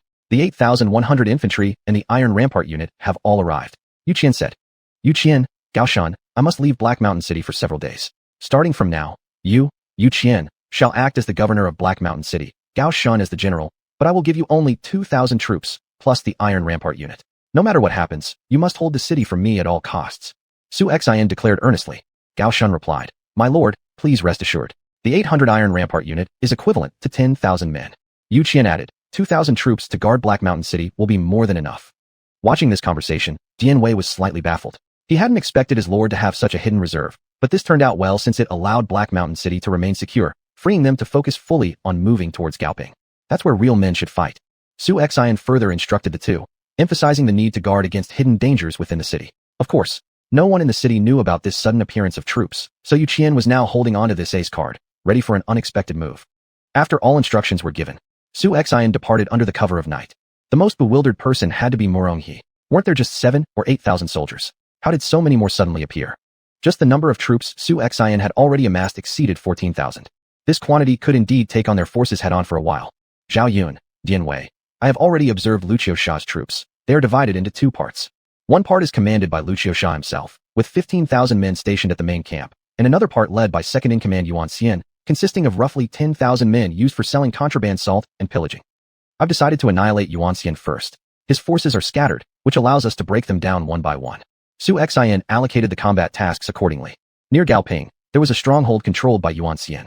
Actually, it was a salt mine with around 3,000 people.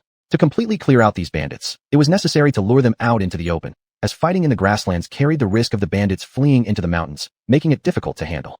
Zhao Yun led 3,000 cavalry to the salt mine, while Su Xian and Dian Wei each led their own detachments for ambushes and surprise attacks. At Lu Qiusha's main camp, Lu Qiusha and Yuan Xian indulged in revelry, embracing women and drinking fine wine from the western regions, both thinking that Murong He would easily achieve success in capturing Su Xian's head. In the middle of the grand tent, 4 large chests sat, filled with golden ingots.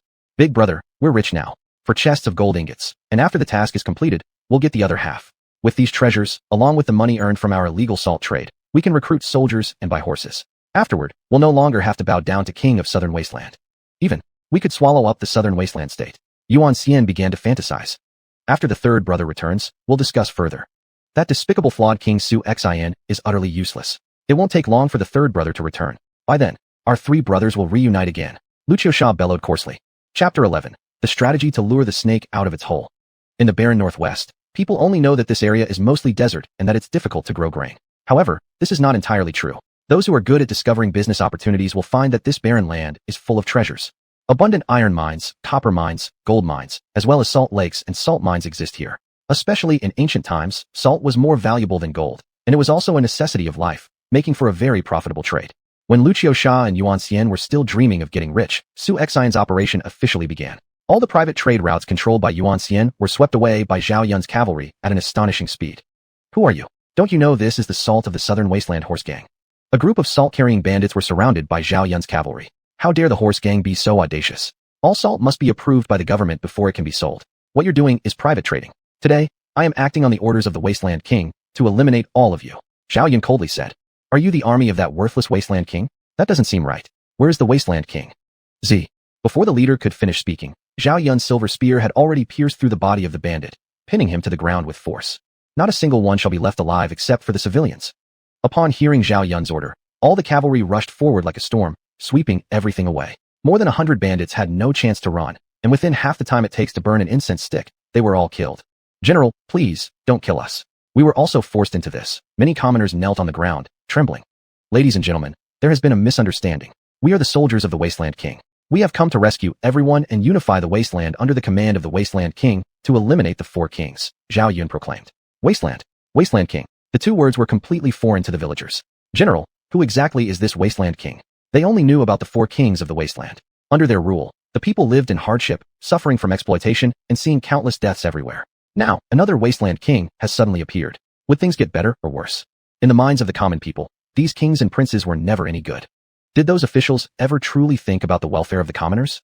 He is Xuanhuan, the son of the Northern King, appointed as the Wasteland King by the Empress. Dear fellow villagers, if you believe in the Wasteland King, all of you may head to Black Mountain City. After finishing his speech, Zhao Yun led the cavalry toward the salt mine where Li Yu was stationed. It would be difficult to move during the day. Only at night could a surprise attack be carried out effectively. The villagers were left behind, exchanging glances among themselves. He is the son of the Northern King, friends. Help is coming, we are saved. The Wasteland finally has someone capable of taking charge. Although they hadn't heard of the Wasteland King, the Northern King was known as a great war hero. His governance brought prosperity and he drove out the barbarians, earning him a reputation as a truly just king. If he was the son of the Northern King, he likely wouldn't be far off. At this moment, the news of the Wasteland King spread quickly, soon reaching every corner of the Wasteland. The fact that the son of the Northern King intended to unify the Wasteland and issue commands to the four rebel kings struck most as absurd. How could a 16-year-old greenhorn succeed? On a dark and windy night, it was the perfect time for bloodshed. The lights at the salt mine gradually dimmed down. Outside the salt mine, piles of foul-smelling corpses stacked high lay scattered. These beasts weren't even human. General, so many innocent civilians died because of these bandits. Their methods are 100 times more hateful than those of the Xiongnu. Every soldier witnessing this scene couldn't help but feel anger. We are familiar with the terrain of the salt mine. Let's divide into 3 groups. Left and right each have 1,000 cavalry units. Trample the enemy camp, but try to leave a few alive. As for Li Yu, I will capture him personally. Zhao Yun firmly grasped his silver spear. Move out.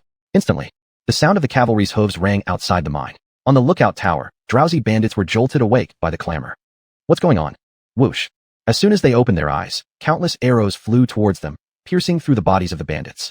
Blood mist floated around as they fell from the lookout tower several meters high and hit the ground. They didn't even have a chance to scream. The next second, the real massacre began. Zhao Yun and his cavalry went on a rampage against these unforgivable bandits. This enraged and invigorated the soldiers of the Wasteland army. With Zhao Yun's dragon heart activated, all the cavalry's combat ability increased by 10%. What person is this? Isn't this the Southern Wasteland horse gang? Before the leader could finish his sentence, Zhao Yun swung his spear, smashing it directly onto the leader's head. The blow was as powerful as breaking a melon. There was simply no way to resist. All the patrol soldiers were completely defenseless, and within a minute, they were all silenced. Inside the main camp, more than 2,000 sleeping bandits remained sound asleep. Suddenly, the cavalry of the Wasteland army galloped inside, trampling the straw beds and stamping over the bodies of the bandits with their iron hooves. Armed weapons in hand, the soldiers of the Wasteland army were merciless, chopping off the heads of the bandits. The tent's curtain was stained red with blood. The bandit soldiers attempted to escape, but as soon as they reached the door, they were cut down. Outside, the iron cavalry of the Wasteland army had surrounded the entire mine, and the sound of war horses could be heard everywhere.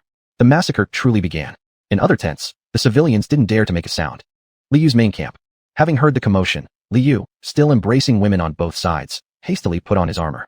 As he emerged, he encountered Xuanhuan, his white horse and silver spear poised with majestic demeanor and filled with killing intent. Li Yu, I've been waiting for you for a long time. Xuanhuan pointed at him with his silver spear. Li Yu gripped his sword in front of himself defensively. Who are you? To dare attack the salt mines of the horse gang? If Lu Zhaizhu knows about this, he'll definitely flay you alive. Li Yu tried to intimidate him. However, Li Yu suddenly noticed that across the entire mine, among over 2,000 people, chaos reigned. In the blink of an eye, more than half of them had already fallen under the hooves of the Wasteland army cavalry.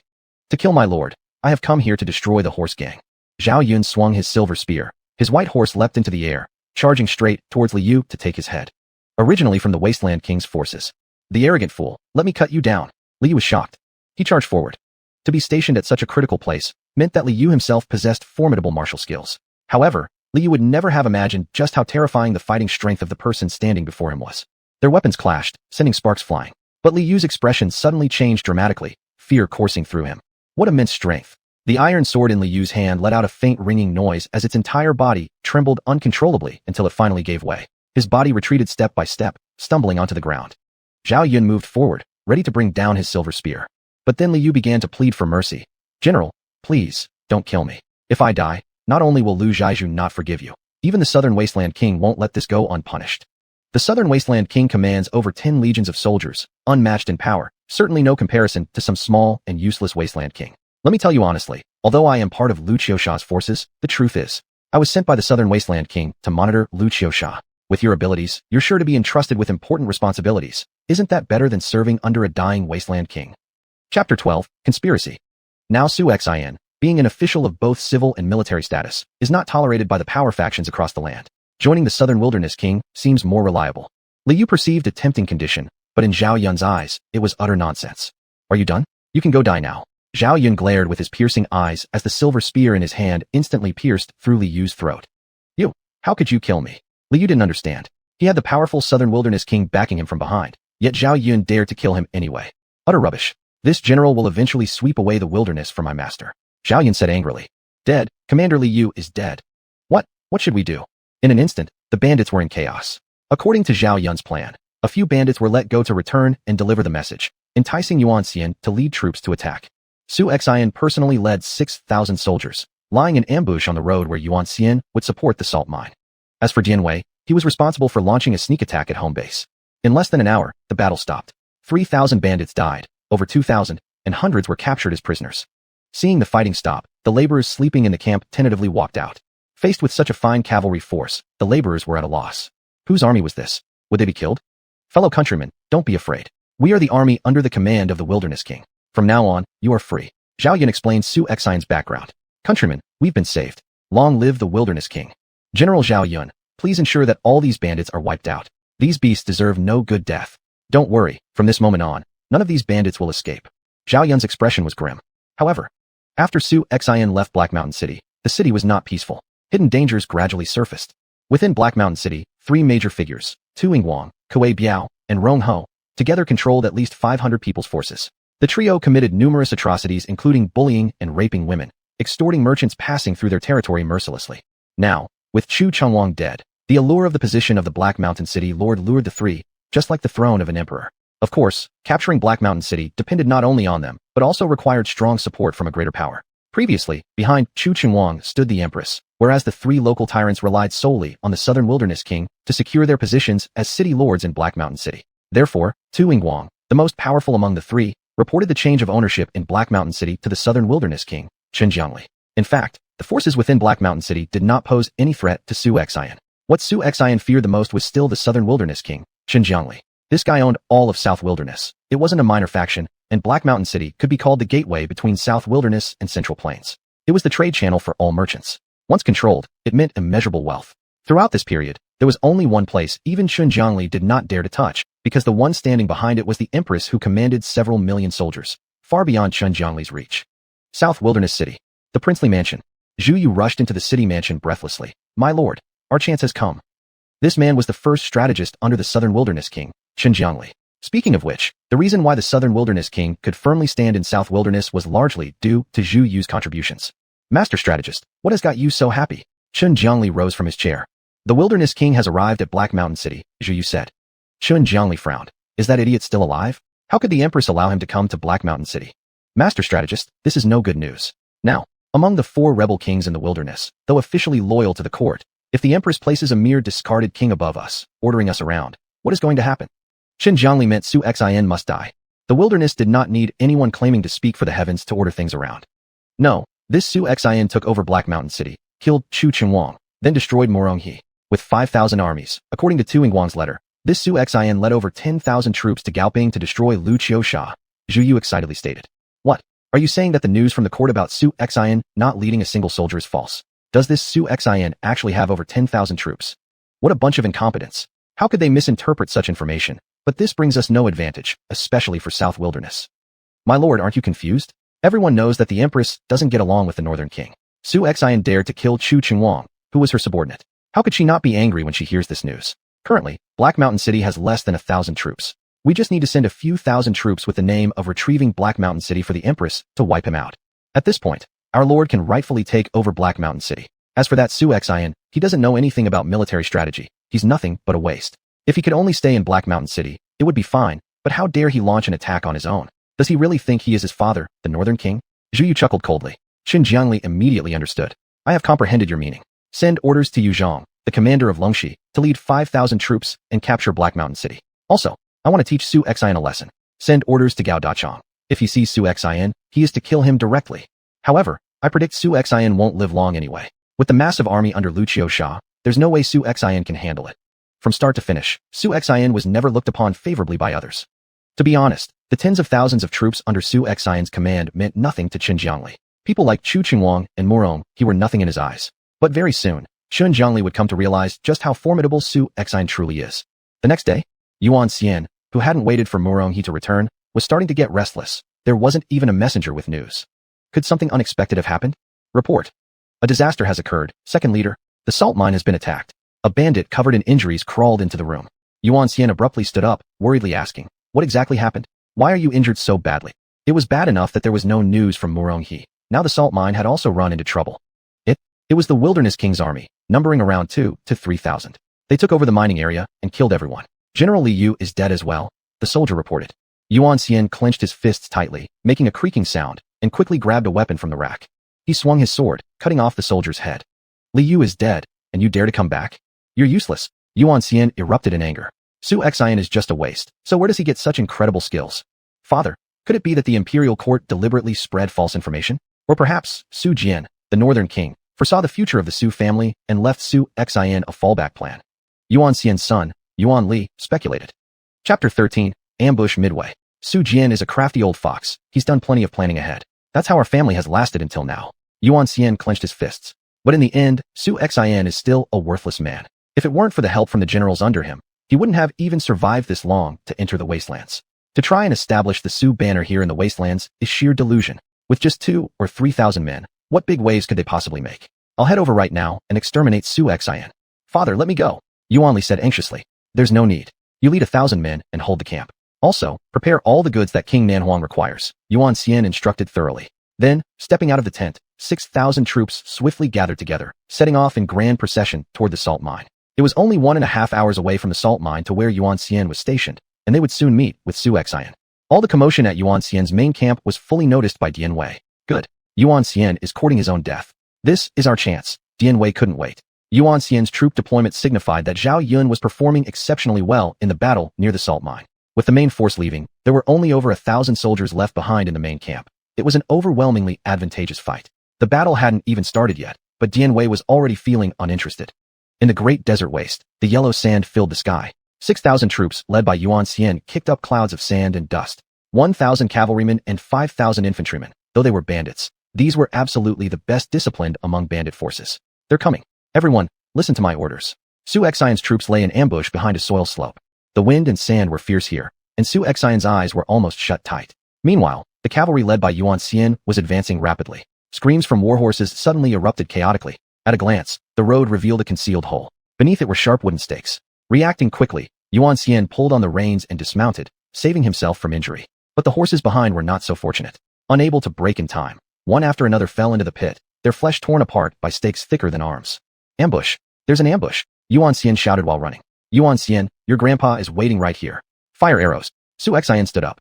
On top of the soil slope, countless figures emerged, all fully armed.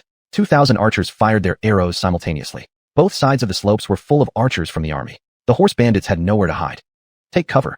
The horse bandits were panicking. They outnumbered the enemy, but where were they supposed to hide from so many arrows? Attempting to flee was impossible because these bowmen were true elite marksmen, as precise as the Xiongnu, who practiced archery from childhood. Wave after wave of arrows rained down, killing the horse bandits one by one. In just a moment, the ground was piled high with corpses. Streams of blood turned the yellow sand crimson. Yuan Xian, I've been waiting here for you. Arrogant bastard. Yuan Xian was both angry, shocked, and afraid. Of the 6,000 troops he led, everything had degenerated into chaos. Everyone retreat. Su Xian, I'll definitely take revenge for this. Do you think you can retreat? Su Xian mounted his warhorse. Annihilate them all. Those who dare not surrender will be killed without mercy. Su Xian pointed with his golden spear and galloped out alone. Behind him followed 4,000 infantrymen. These elite foot soldiers were equipped impeccably. Their armor provided excellent defense, and they worked in seamless cooperation. Seeing Su Xian charging towards them, Yuan Xian smirked. Wasn't this guy basically inviting death? Perfect timing. Perfect timing. Yuan Xian realized this was his last chance to capture Su Xian. Morong he observed the scene and couldn't help but slap his forehead. Yuan Xian was practically asking for death. Su Xian's long spear moved like a long rainbow piercing the sun. First, he impaled a bandit. Then, spinning around, his spear shone brilliantly as several bandits without armor protection were swept off their feet, killed instantly. In less than a minute, over 10 men died under Su Xian's spear. This shocked those horse bandits who wanted to kill Su Xian, making them too scared to step forward. Weren't we told that the Wasteland King was useless? Why is he so formidable? All of you move, or we'll all die. While the horse bandits hesitated, Su Xian's warhorse charged into them. Several men were flung aside, and Su Xian's spear tore through a bandit's body, leaving a long streak of bloody mist straight toward Yuan Xian. Having witnessed Su Xian's might, Yuan Xian turned tail and ran. Su Xian, give me a way out. Let's talk things over peacefully. Bandits do not deserve to negotiate with me. Su Xian caught up. It's your fault that pushed me this far. Even if I die, I won't let you have it easy. Yuan Xian stopped his horse. Suddenly, Yuan Xian swung the sword at his waist. Su Xian, seeing this, not only did not intend to dodge, but instead slapped the sharp sword and deflected it. Su Xian had practiced martial arts since he was a child.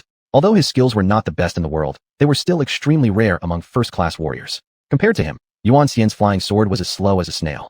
At that moment, with the help of the sword's momentum, Yuan Xian rushed forward with his spear, its tip shining coldly, aiming to kill Su Xian in one blow. What a pity. Su Xian was not the waste that legends often told of. Seeing the spear approaching, he immediately lay flat on his horse's back, dodging it. Just as they were about to pass each other, Su Xian quickly pulled back his tiger head gold spear, then executed a swift return spear strike straight through Yuan Xian's right chest. Pooh! Yuan Xian spat out blood, fell to his knees, and suffered an intense pain that shot up from his toes to the top of his head. The surrounding bandits were already shocked. A bit off target. Su Xian shrugged, as he hadn't delivered a fatal blow. Save me. Hurry and save me. A few of Yuan Xian's generals came to his side.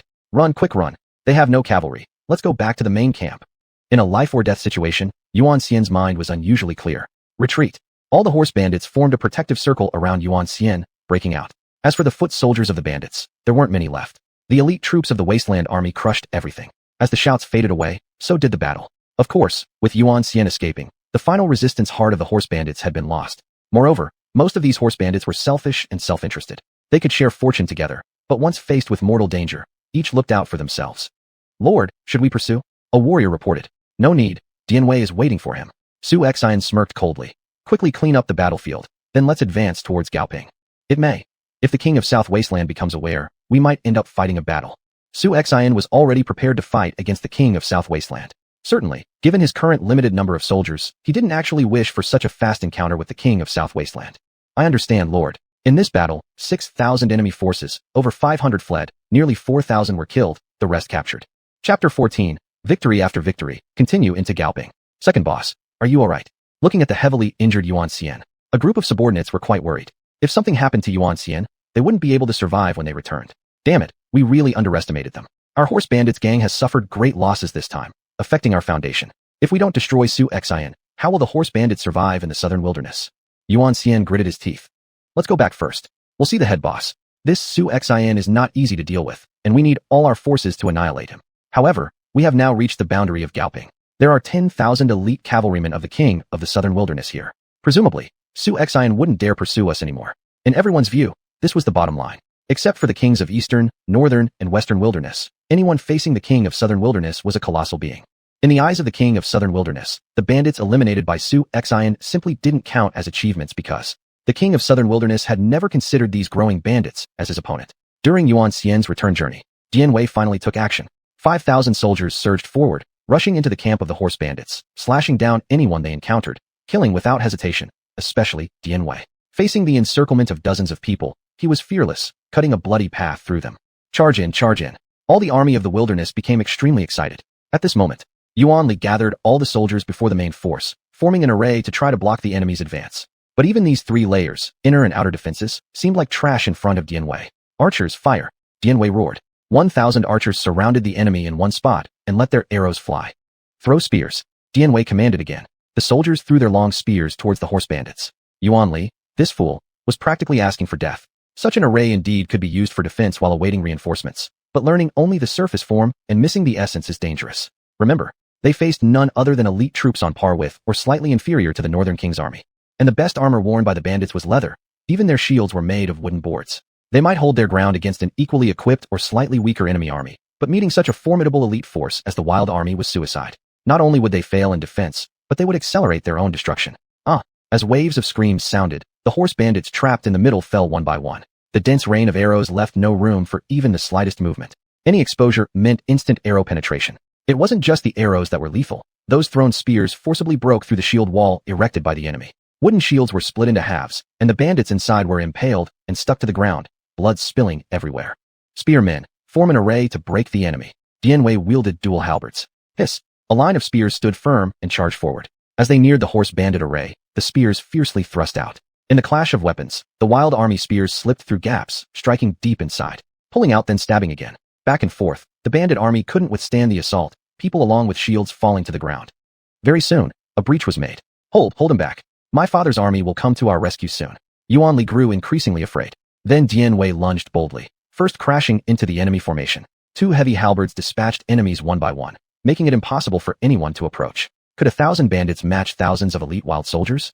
Amidst the chaotic battle, the 1,000 bandits could no longer resist, either dying or surrendering. As for Yuan Li, his fate was not good. He couldn't withstand a single blow from Dian Wei's halberd and lost his head. TCH, Dian Wei shrugged, disgruntled, saying, "It's so boring. If we could fight the main force of the Southern Wilderness King, that would be exhilarating. Everyone, clean up the camp thoroughly. We wait for that old man Yuan Xian to come back. This general will personally decapitate Yuan Xian." Time had already reached dusk. The sky gradually darkened. On the desolate Gobi Desert, several figures appeared, staggering as if powerless. Yuan Xian had walked a long way, truly suffering much. The chest pain was nearly killing him, coupled with strong winds and severe infections. "Second boss, we're almost there." The bandit soldier sighed in relief. "We're fortunate, Su Xuanhuan did not pursue us. Otherwise, we'd be done for." Cough cough. Yuan Xian coughed twice lightly. "I told you, this Su Xuanhuan is no match for his father. For today's revenge with one spear, I'll get my payback sooner or later." But very quickly, his expression tightened. The closer they approached the camp, the more intense the smell of blood in the air became. "Something's wrong, it's not right. Retreat, retreat fast." Yuan Xian's journey to this day has been through a mountain of corpses and rivers of blood. His sensitivity to the smell of blood is sharper than a dog's nose, and moreover, there wasn't a single patrol guard in the entire camp. The surrounding bandit soldiers, upon hearing this, felt an ominous premonition rising in their hearts. Just as they were about to retreat, the bowmen and shield bearers of the Wild Army quickly formed ranks in front of the camp from both sides. "Yuan Xian, where do you think you're running? Look at your son's head. Do you just want to let it go like this?" Dian Wei suddenly galloped forward, throwing Yuan Li's head to the ground. Yuan Xian screamed in agony, his heart torn apart. "Heaven is destroying me." Immediately, a rain of arrows fell from the sky, leaving no chance for the hundreds of bandits to hide, with very few surviving. Yuan Xian was also discarded by his own confidants, who then became riddled with arrows like a porcupine. As for the fleeing bandits, they were all annihilated by the Wild Army lying in wait around them. With the deaths of the two younger brothers of Lucio Xia, the strength of the Southern Wilderness horse bandits significantly diminished. Not long after, Su Xuanhuan and Zhao Yun's troops arrived simultaneously. "Lord, our expedition deep into the grasslands this time has been extremely rewarding. These bandits are dripping with wealth. We've found 4 large chests full of gold and jewels alone, not to mention many grains and minerals," Dian Wei reported. Yuan Xian's subordinate camp was the storage point for collecting resources. In the center of the main camp lay numerous big boxes and piles of grain. This grain totaled at least 5,000 dan, approximately 500,000 pounds. If only he had known, he wouldn't have wasted his points exchanging for provisions. What a waste. This is just the deputy camp. I wonder how much more material lies within Lucio Xia's main camp, Su Xuanhuan remarked. With the resources from Heishan City added together, Su Xuanhuan could almost expand his army enough to keep them well supplied for quite some time. Additionally, he occupied a salt mine, a very valuable find. By selling off the existing salt and continuing to mine it, he could temporarily solve his financial problems. From now on, his points would be used solely for exchanging generals and soldiers. Conceal these treasures and grains for now. Once we've destroyed Luqiusha, we'll transport everything back to Heishan City. But currently, we may face a conflict with the southern wilderness forces stationed in Gaoping. Xuanhuan was quite worried about this.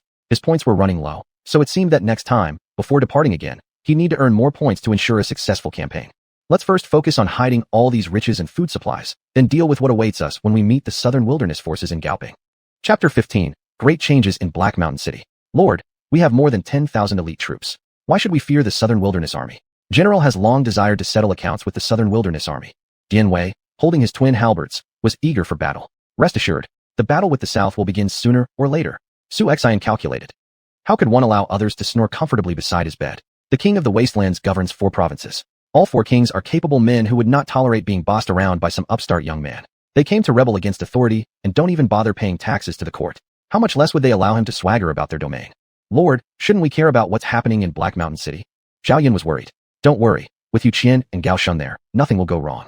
Let the army rest for 2 hours. We'll set out towards the half-bandits' Gaoping stronghold in the middle of the night. Your subordinate obeys. The 2 bowed. As Xuanhuan looked at the points on the system panel, he couldn't help but rub his temples. What major achievements could be accomplished with over 900,000 points? Life without women was indeed difficult. At this time, in Black Mountain City, Xuanhuan, Kuai Biao, and Rong Ho had gathered 2,000 of their followers, ready to work together inside and outside the city with Yu Zhang's forces to eliminate Yu Qian. Brothers, I've already reached an agreement with the king of the southern wilderness. The operation is tonight. However, before the king arrives, we will first capture Black Mountain City. This great achievement will surely earn us high positions under the king of the southern wilderness. The 3 looked at each other. These 3 had previously served xuanhuan, also known as the Empress. But staying beneath someone else for too long naturally breeds rebellious hearts. Don't worry, 800 soldiers wouldn't even suffice to clean our teeth. Kuai Biao sneered. All of us here have been living life on the edge of death. Taking Black Mountain City would be effortless, laughed Rong Ho. Charge directly into the government office and wipe out Gao Shun and Yu Qian. Xuanhuan held a large, ancient broadsword. Charge! Xuanhuan shouted. Behind him, the 2,000 men drew their weapons. Although privately manufacturing weapons was strictly forbidden by the laws of Great Brightness, such acts were not uncommon in these chaotic regions. When the 3 arrived outside the official residence, Yu Qian stood sword in hand, looking composed. The 3 of you, by order of the Wasteland King, have been expected for a long time. Yu Qian's face remained serious. Yu Qian, did you know we were coming? Xuanhuan was surprised. My lord is incredibly wise. He foresaw your rebellion. As expected, the 3 of you actually dare to come and deliver yourselves to your deaths. Yu Qian smirked coldly. Surrender now, and I'll forgive you past transgressions. Otherwise, within the blink of an eye, you will all be ground to powder.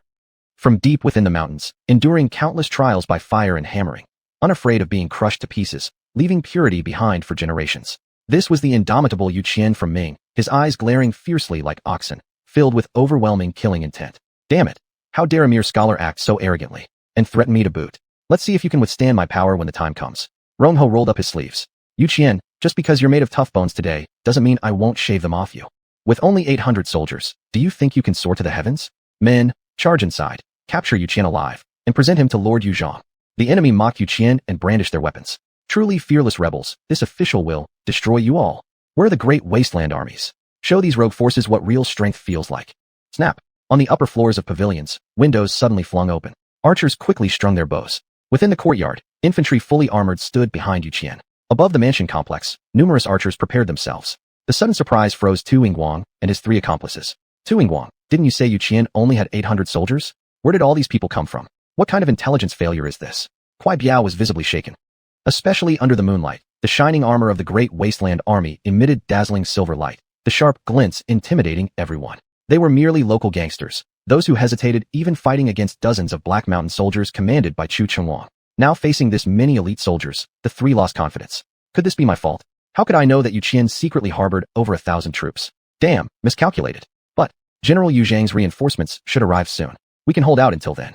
Xuanhuan gritted his teeth and said, Xuanhuan, drop your weapons. There's still a chance for survival. Afterward, it may be too late, warned Yu Qian once again. Damn it, Yu Qian is acting too cocky. Never seen someone so full of himself, truly thinks he's got us nailed. Let me deal with him, you keep them at bay, growled Rong Ho angrily. Kill. Rong Ho, why kill them? Delay it. Xuanhuan cursed loudly. But the moment Rong Ho moved, his subordinates followed and rushed out. Fire the arrows. Yu Qian, overly excited, waved his sword and roared. Kill these brats. Whoosh whoosh whoosh. The archers immediately let loose their arrows, which rained down onto the enemy forces. Soldiers surrounding xuanhuan fell one after another. Damn you, Rong Ho, you've got me killed. Who told you to act so impulsively? You lunatic, lunatic. Lao Tu, you're standing there frozen. We only have a way out if we kill Yu Qian, Kuei Biao said. All of you charge. Xuanhuan nodded. In an instant, chaos erupted within the city. The sounds of doors being battered and cries of pain terrified the residents, causing them to tremble in fear, not daring to step outside their homes. Form ranks, hold them off. Protect the wives well.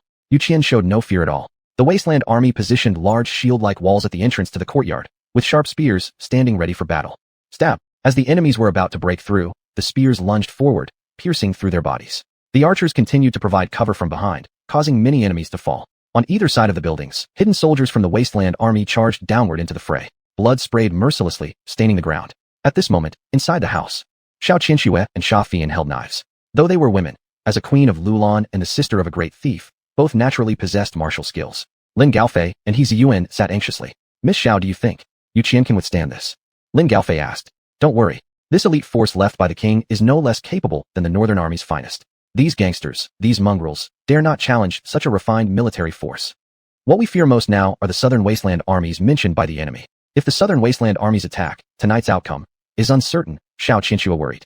Don't worry. Even if Yu Qian dies, I'm still here. Just released from captivity, Xia Fian blocked the doorway with her group of brothers. My brother's right. No matter what, we must wait for His Majesty to return. Xia Fian nodded. With that, Lin Gaofei and He Ziyuan had nothing more to fear. Their deaths would be meaningless as long as the Wasteland king lived on. Yet today, everyone, including those in the world, would see just what kind of madman Yu Qian was and what it meant to have the courage to leap into danger. Chapter 16. The Xian Army vs. the Southern Wasteland Army. Chaos erupted within the city. On the city tower, however, there was an eerie calm. Yu Zhang personally led 1,000 cavalrymen and 4,000 infantry straight to He Mountain City. General, ahead lies He Mountain City, reported the deputy general. I wonder what Southern Wasteland King is thinking. Attacking a He Mountain City with only a few hundred defenders surely doesn't require so many troops. It's practically overkill. Yu Zhang, at least, being one of the renowned generals of the Wastelands who had fought in tough battles, felt disgraced having to attack a worthless greenhorn. Even if he succeeded in killing him, it wouldn't be an honorable victory, nothing to boast about. General, I shall go forth and taunt them into battle, said the deputy general. Yu Zhang nodded. Let's array the entire army. 5,000 soldiers formed their ranks neatly before He Mountain City. In their eyes, flattening a city guarded by only 800 men seemed effortless. Before the deputy could begin his provocation, an arrow pierced through his forehead, killing him instantly. Such audacity left Yu Zhang utterly flabbergasted. Brazen. They dare use sneak attacks to slay my general? Raged Yu Zhang. Creak. Just then, the massive gates of He Mountain City creaked open, revealing Gao Shun's elite Xian army, forming an imposing formation outside. Clad in heavy iron armor, armed with massive shields, they presented an indomitable front. Behind the shields were spear soldiers and crossbowmen, ready for action. At first glance, Yu Zhang discerned that this was no ordinary army. Their formidable aura and equipment made him uneasy, as though witnessing such a well-equipped force for the very first time. Could this be a heavy armored force? Whispered Yu Zhang to himself. This is the territory of the Wasteland King. I am General Gao Shun under the command of the Wasteland King. Who dares violate our domain? Bellowed Gao Shun in wrath. Even if you are a heavy armored force, so what? A mere 800 can never withstand the assault of my 5,000-strong army, retorted Yu Zhang, furious. You killed my general, I will not spare you. Commander of the Left Army, order your forces to break their formation. Understood. The commander of the Left Army received his orders and commanded. Left Army, follow me. Attack. The Left Army consisted of 1,000 elite warriors who had once charged through enemy lines across the steppes. Today, facing 800 Xian army soldiers, they didn't even bat an eye. For them, 800 enemies would barely make up enough adversaries to satisfy them. But soon, they would pay dearly for their arrogance. All troops listen up. This is the Xian army's first battle. Let them see what we're truly capable of. Gao Shun roared, rallying all soldiers. Crossbows fire. The crossbows, worn on the waists of the Xian army soldiers, were swiftly unsheathed, readied on arms, and unleashed as soon as the enemy drew near.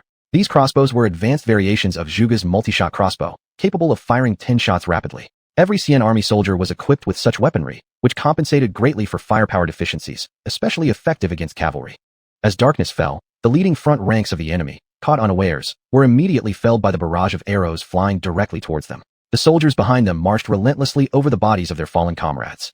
But just as the enemy tried to reach the heavy shields, volleys of arrows from the hidden Zhuge-style crossbows erupted from behind those shields, causing several soldiers to be struck directly in the head and dying instantly. This first charge resulted in significant losses, making the enemy general seethe with anger. Cursed! What kind of weapons do these bastards have? Instantly losing over 100 men, this loss was unbearable. When the enemy finally reached the Xian army line, they attempted to break through using the strength of their shields. However, not only did they fail to shatter the shields, but they rebounded due to the sheer power of their own impact. The Xian army soldiers stood immovable. Spear troops attack. Upon Gao Shun's command, the spearmen emerged behind the shields, thrusting forward with their long lances, immediately impaling a row of enemy soldiers. Open the formation. Gao Shun issued another order. The locked shields parted like opening doors. Good. They've opened their formation themselves. This must be suicidal. The enemy general rejoiced. Had it not been for unfamiliarity with this particular army, he would have suspected there might be a traitor within the Xian army ranks. However, after charging inside the Xian army's formation, the enemy general quickly realized his grave mistake. As his precious blade slashed against the armor of a Xian army soldier, it produced sparks rather than penetrating the sturdy metal. How is this possible? Stunned, the general turned to find 2 Xian army soldiers closing in on him. Despite slow movements, trapped within the deadly formation, he had nowhere to escape. No. The general managed to evade one set of blades, but found himself mercilessly cut down by others from behind. Over 100 soldiers who had rashly charged into the Xian army's formation did not create any disorder. Instead, they faced immediate slaughter. Their weapons could barely leave scratches on the Xian army soldiers' armor, let alone penetrate their flesh. They had never encountered an army like this. In just a brief moment, the enemy vanguard suffered losses of 400 to 500 men, with casualties still rising. General, this army is no ordinary force. Though they are only 800 strong, their bizarre equipment makes it impossible to penetrate their defense, reminded the deputy general by his side. No wonder they move so slowly. The iron armor provides excellent defense, but sluggishness is its biggest drawback. We cannot let them continue to slaughter. Have the cavalry charge and knock them down. Once they fall, standing up will be a miracle, let alone fighting, Yu Zhang said. Understood. The deputy general saluted. Left army soldiers stand aside. All cavalry charge. Yu Zhang's analysis was sound, except for one miscalculation. This iron-armored force was unlike any other. It was Gao Shun's Special Operations Unit. Gao Shun at peak condition triggers unyielding resolve. Defense increased by 10%. Agility increased by 10%. Critical hit probability increased by 5%. Su Xian and Gao Ping was instantly bewildered. Is this Gao Shun more terrifying than Zhao Yun or Jian Wei? Of course, such hidden abilities of Gao Shun seemed to suit only his elite unit. With unyielding resolve, we fight until death. Gao Shun stood ready. All soldiers, form groups of 4. Break through their horse formation. Gao Shun spoke while holding his spear, charging out personally.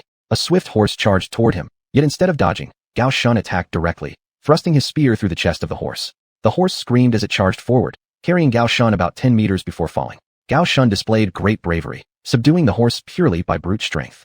The other elite unit soldiers, forming squads of 4, worked in perfect harmony. Some slashed at the enemy cavalry from the sides, others targeted the horse's legs, proving highly effective. However, what left Yu Zhang stunned was that the elite unit soldiers, despite wearing heavy iron armor, could jump. One elite unit soldier leapt into the air by stepping on the hands of 2 comrades, landing a decisive blow on an enemy mounted on a horse, splitting him in half. Moreover, both the elite unit soldiers and their weapons were of superior quality, easily piercing the enemy's armor. Chapter 17. Annihilate 3,000 enemies. Yu Zhang's retreat. It's not that the southern Wasteland cavalry couldn't harm the Xian army formations. The heavily armored Xian army was actually very difficult to handle even when faced with cavalry. However, the tenacity of the Xian army made Yu Zhang gape in astonishment. Only 800 men, and they can withstand so many of us. Yu Zhang seemed to have discovered the most unbelievable scene of his life. Full army attack. Rush into the city. Yu Zhang commanded. The remaining 3,000 troops surged forward, already having lost nearly 1,000 soldiers. If he could not capture Black Mountain City before him, how would he have the face to retreat to Longxi and face the king of southern wastelands? Just at this moment, arrows flew across the sky and formed a long streak of blood right in front of Yu Zhang. A group of southern wasteland soldiers fell. Yu Zhang pulled on the reins and gasped. Who is it? Yu Qian. I'm here. Yu Qian's armor was covered in blood. 2 bloody heads were tossed down from the city wall. They were the heads of Tu Yingguang and Kuai Biao. As for Rong Ho, after killing over a dozen enemies, he had ultimately been outnumbered and captured by Yu Qian. What's going on? Isn't it said that there are only 800 people in Black Mountain City? Yu Zhang frowned deeply. Yu Zhang, retreat quickly. My Wasteland King does not want any hostility with the King of Southern Wasteland. Your actions disrupt the relationship between the 2 families, which will benefit the Southern Wasteland King nothing. Yu Qian declared. Furthermore, the 2,000-strong force led by Tu Yingguang, consisting of 3 people, has already been eliminated by me. Don't even think about attacking from inside and outside. These mere 2,000 street ruffians and hoodlums, how could they be a match for the regular army of Dawang? In less than half an hour, the frightened gangsters and thugs who were slaughtered surrendered directly. You son of a bitch, Yu Qian, I'll definitely kill you. Yu Zhang shouted furiously. Archers, protect. Storm into the city. Under the protection of shield soldiers, the archers behind them raised their bows and advanced forward. As they were about to push through, Yu Zhang suddenly heard the Xian army advance. Gao Shun carried a spear dragging an enemy soldier, threw him forcefully, hitting him hard against the enemy shield soldiers, instantly knocking several of them away. The soldiers of the Xian army smashed through the enemy blockade, each of them drenched in blood, rushing to Yu Zhang's forces almost in a suicide manner. Yu Zhang's horse was spooked as Gao Shun aimed his spear straight toward him. You bastards! Yu Zhang cursed loudly. Do you look like you can continue fighting? I'll cut you down. Yu Zhang decided on the kill. Terrifying, too terrifying. Is this how the soldiers of Dahuang fight, without fear of death? Boom. In their collision, Yu Zhang realized despite enduring multiple battles, Gao Shun took his strongest blow and only retreated a few steps. Let's see how strong you are. Gao Shun discarded his helmet and armor, revealing his powerful muscles filled with limitless strength. Let's go again. Before Yu Zhang realized, thousands of his soldiers behind him were disrupted and scattered by only hundreds of soldiers from the Xian army. Good. With this charge from Gao Shun, the enemy is bound to fail. Everyone, follow me out of the city and counterattack. Yu Qian was overjoyed. All the troops rushed out of the city. Kill. Yu Qian was the first one to rush out of the city. Soldiers of Dahuang fought fiercely, especially after their victory within the city walls. Their morale and determination reached their peak. Originally, the southern Wasteland army was severely disheartened after being beaten by the Xian army, but with the addition of Yu Qian's fresh troops, the signs of defeat gradually appeared. Are these the troops of the king of Wasteland? They can even defeat the army of the southern Wasteland king. After this battle, who will still say the king of Wasteland is worthless? Some scions of noble families, watching the battle outside, were utterly shocked. In their eyes, no one in all of Dahuang could stand against the four kings. Yet today, they had found what true elite troops looked like. It seems our family Jin has a bright future under the patronage of the king of Wasteland. This king must surely revive our Jin family. Jin Yuanbao rejoiced. What was even more astonishing were Xiao Qianxue and her few female companions. If the king of Wasteland has such an army, what is there to fear from the four kings of Dahuang? Sha Lifei said, Sister, you've hit a great bargain. Sha Fian blushed. What is brother talking about? But Xiao Qianxue asked instead, do either of you elder sisters command such an army under North King? Lin Gaofei and He Yuan shook their heads, not to mention the North King, but even throughout all of Deqi, there's none like this army. But it's also possible. It might be something left behind by our father when he was alive. Yet, he wouldn't leave so much hidden military power considering how he viewed concealed armies. For rebellion, he could not bring himself to do it. Both women came from families with considerable backgrounds, and thus had seen many grand events. And Su Jian, the North King, was famously known as a great loyal minister to all people, including foreigners who had heard of him. Only the Empress and her court believed Su Jian could revolt. Could it be that these troops are really trained in secret by King Huang? Xiao Qianxue frowned. If so, one couldn't help but marvel at Su Xian's terror. At this moment, the situation on the battlefield was completely reversed. Yu Zhang's 5,000 soldiers kept retreating and suffered heavy losses. Only after engaging with the Dahuang army did they realize how much stronger these soldiers were in combat power. General, retreat. If we continue like this, our loss will be great. We need to rethink a long-term plan, the deputy general urged. Retreat back to Longxi. This battle is due to my carelessness, Yu Zhang said angrily. Having lost hundreds of cavalrymen and over 1,000 infantry, Yu Zhang, the famous general guarding the north, seemed to have his past glory trampled on. As the order was given, the badly beaten southern Wasteland king's army retreated in disgrace, leaving the wounded behind, almost destined to perish. But Yu Zhang swore in his heart to take back the humiliation he had suffered in this battle. They've retreated. The enemy has retreated. Yu Qian raised his sword and roared. In this battle, including the casualties within the city, a total of about 3,000 enemies were eliminated. The elite Xian army lost 300, while Yu Qian's forces lost 200. Indeed, the main force of the southern Wasteland army could not compare to a group of bandits. What surprised everyone the most was those inside the city who watched the enemy army retreat in panic, giving an incredible feeling. Was Dahuang truly entering a turning point? This battle tonight made it almost impossible for any peace talks between the southern Wasteland king and the king of Wasteland. At this time, Luqiu Sha, located in the main camp, was extremely furious at this point. His third brother was captured, second brother dead, and over 10,000 soldiers lost. Luqiu Sha was left as a solitary figure now. Su Xian, you arrogant scoundrel. The way you harmed the horse gang like this. This hatred shall never be reconciled. Luqiu Sha raged. Order the entire camp to assemble. I'm going to crush Su Xian once and for all on the open field. Gao Dachang and Gaoping City also received news of the two armies led by Luqiu Sha suffering a great defeat. At first, he found it hard to believe, but soon began cursing Luqiu Sha as useless. Not even able to deal with a discarded king, yet still costing over 10,000 soldiers. Absolutely shameful. It seems I, your commander, must personally eliminate Su Xian and offer his head to my lord. Chapter 18. If King Nanhuang is ruthless, then don't blame me for being unrighteous. The army set out from Gaoping City. Outside the main camp, 10,000 cavalry were fully mobilized, rushing straight towards Su Xian's army. This light cavalry was almost the most elite cavalry under the command of King Nanhuang, unmatched in combat power. When the scouts saw this, they did not dare to linger outside Gaoping City, but instead hurried at top speed to report to Su Xian. They must converge with Su Xian before Gao Dachang does. It was already the dead of night, and in the northwestern region, the temperature drops sharply at night. Su Xian's soldiers were all rubbing their hands. Damn ghost weather, it's delaying our army's progress. Su Xian cursed under his breath. Fortunately, he had planned ahead, so there was no need to worry about freezing the entire army sick. They had already deeply penetrated into Gaoping's territory. Report. From a distance, a group of light cavalry galloped over and stopped in front of Su Exan. Lord, the enemy camp of Gaoping has sent out Gao Dacheng's cavalry.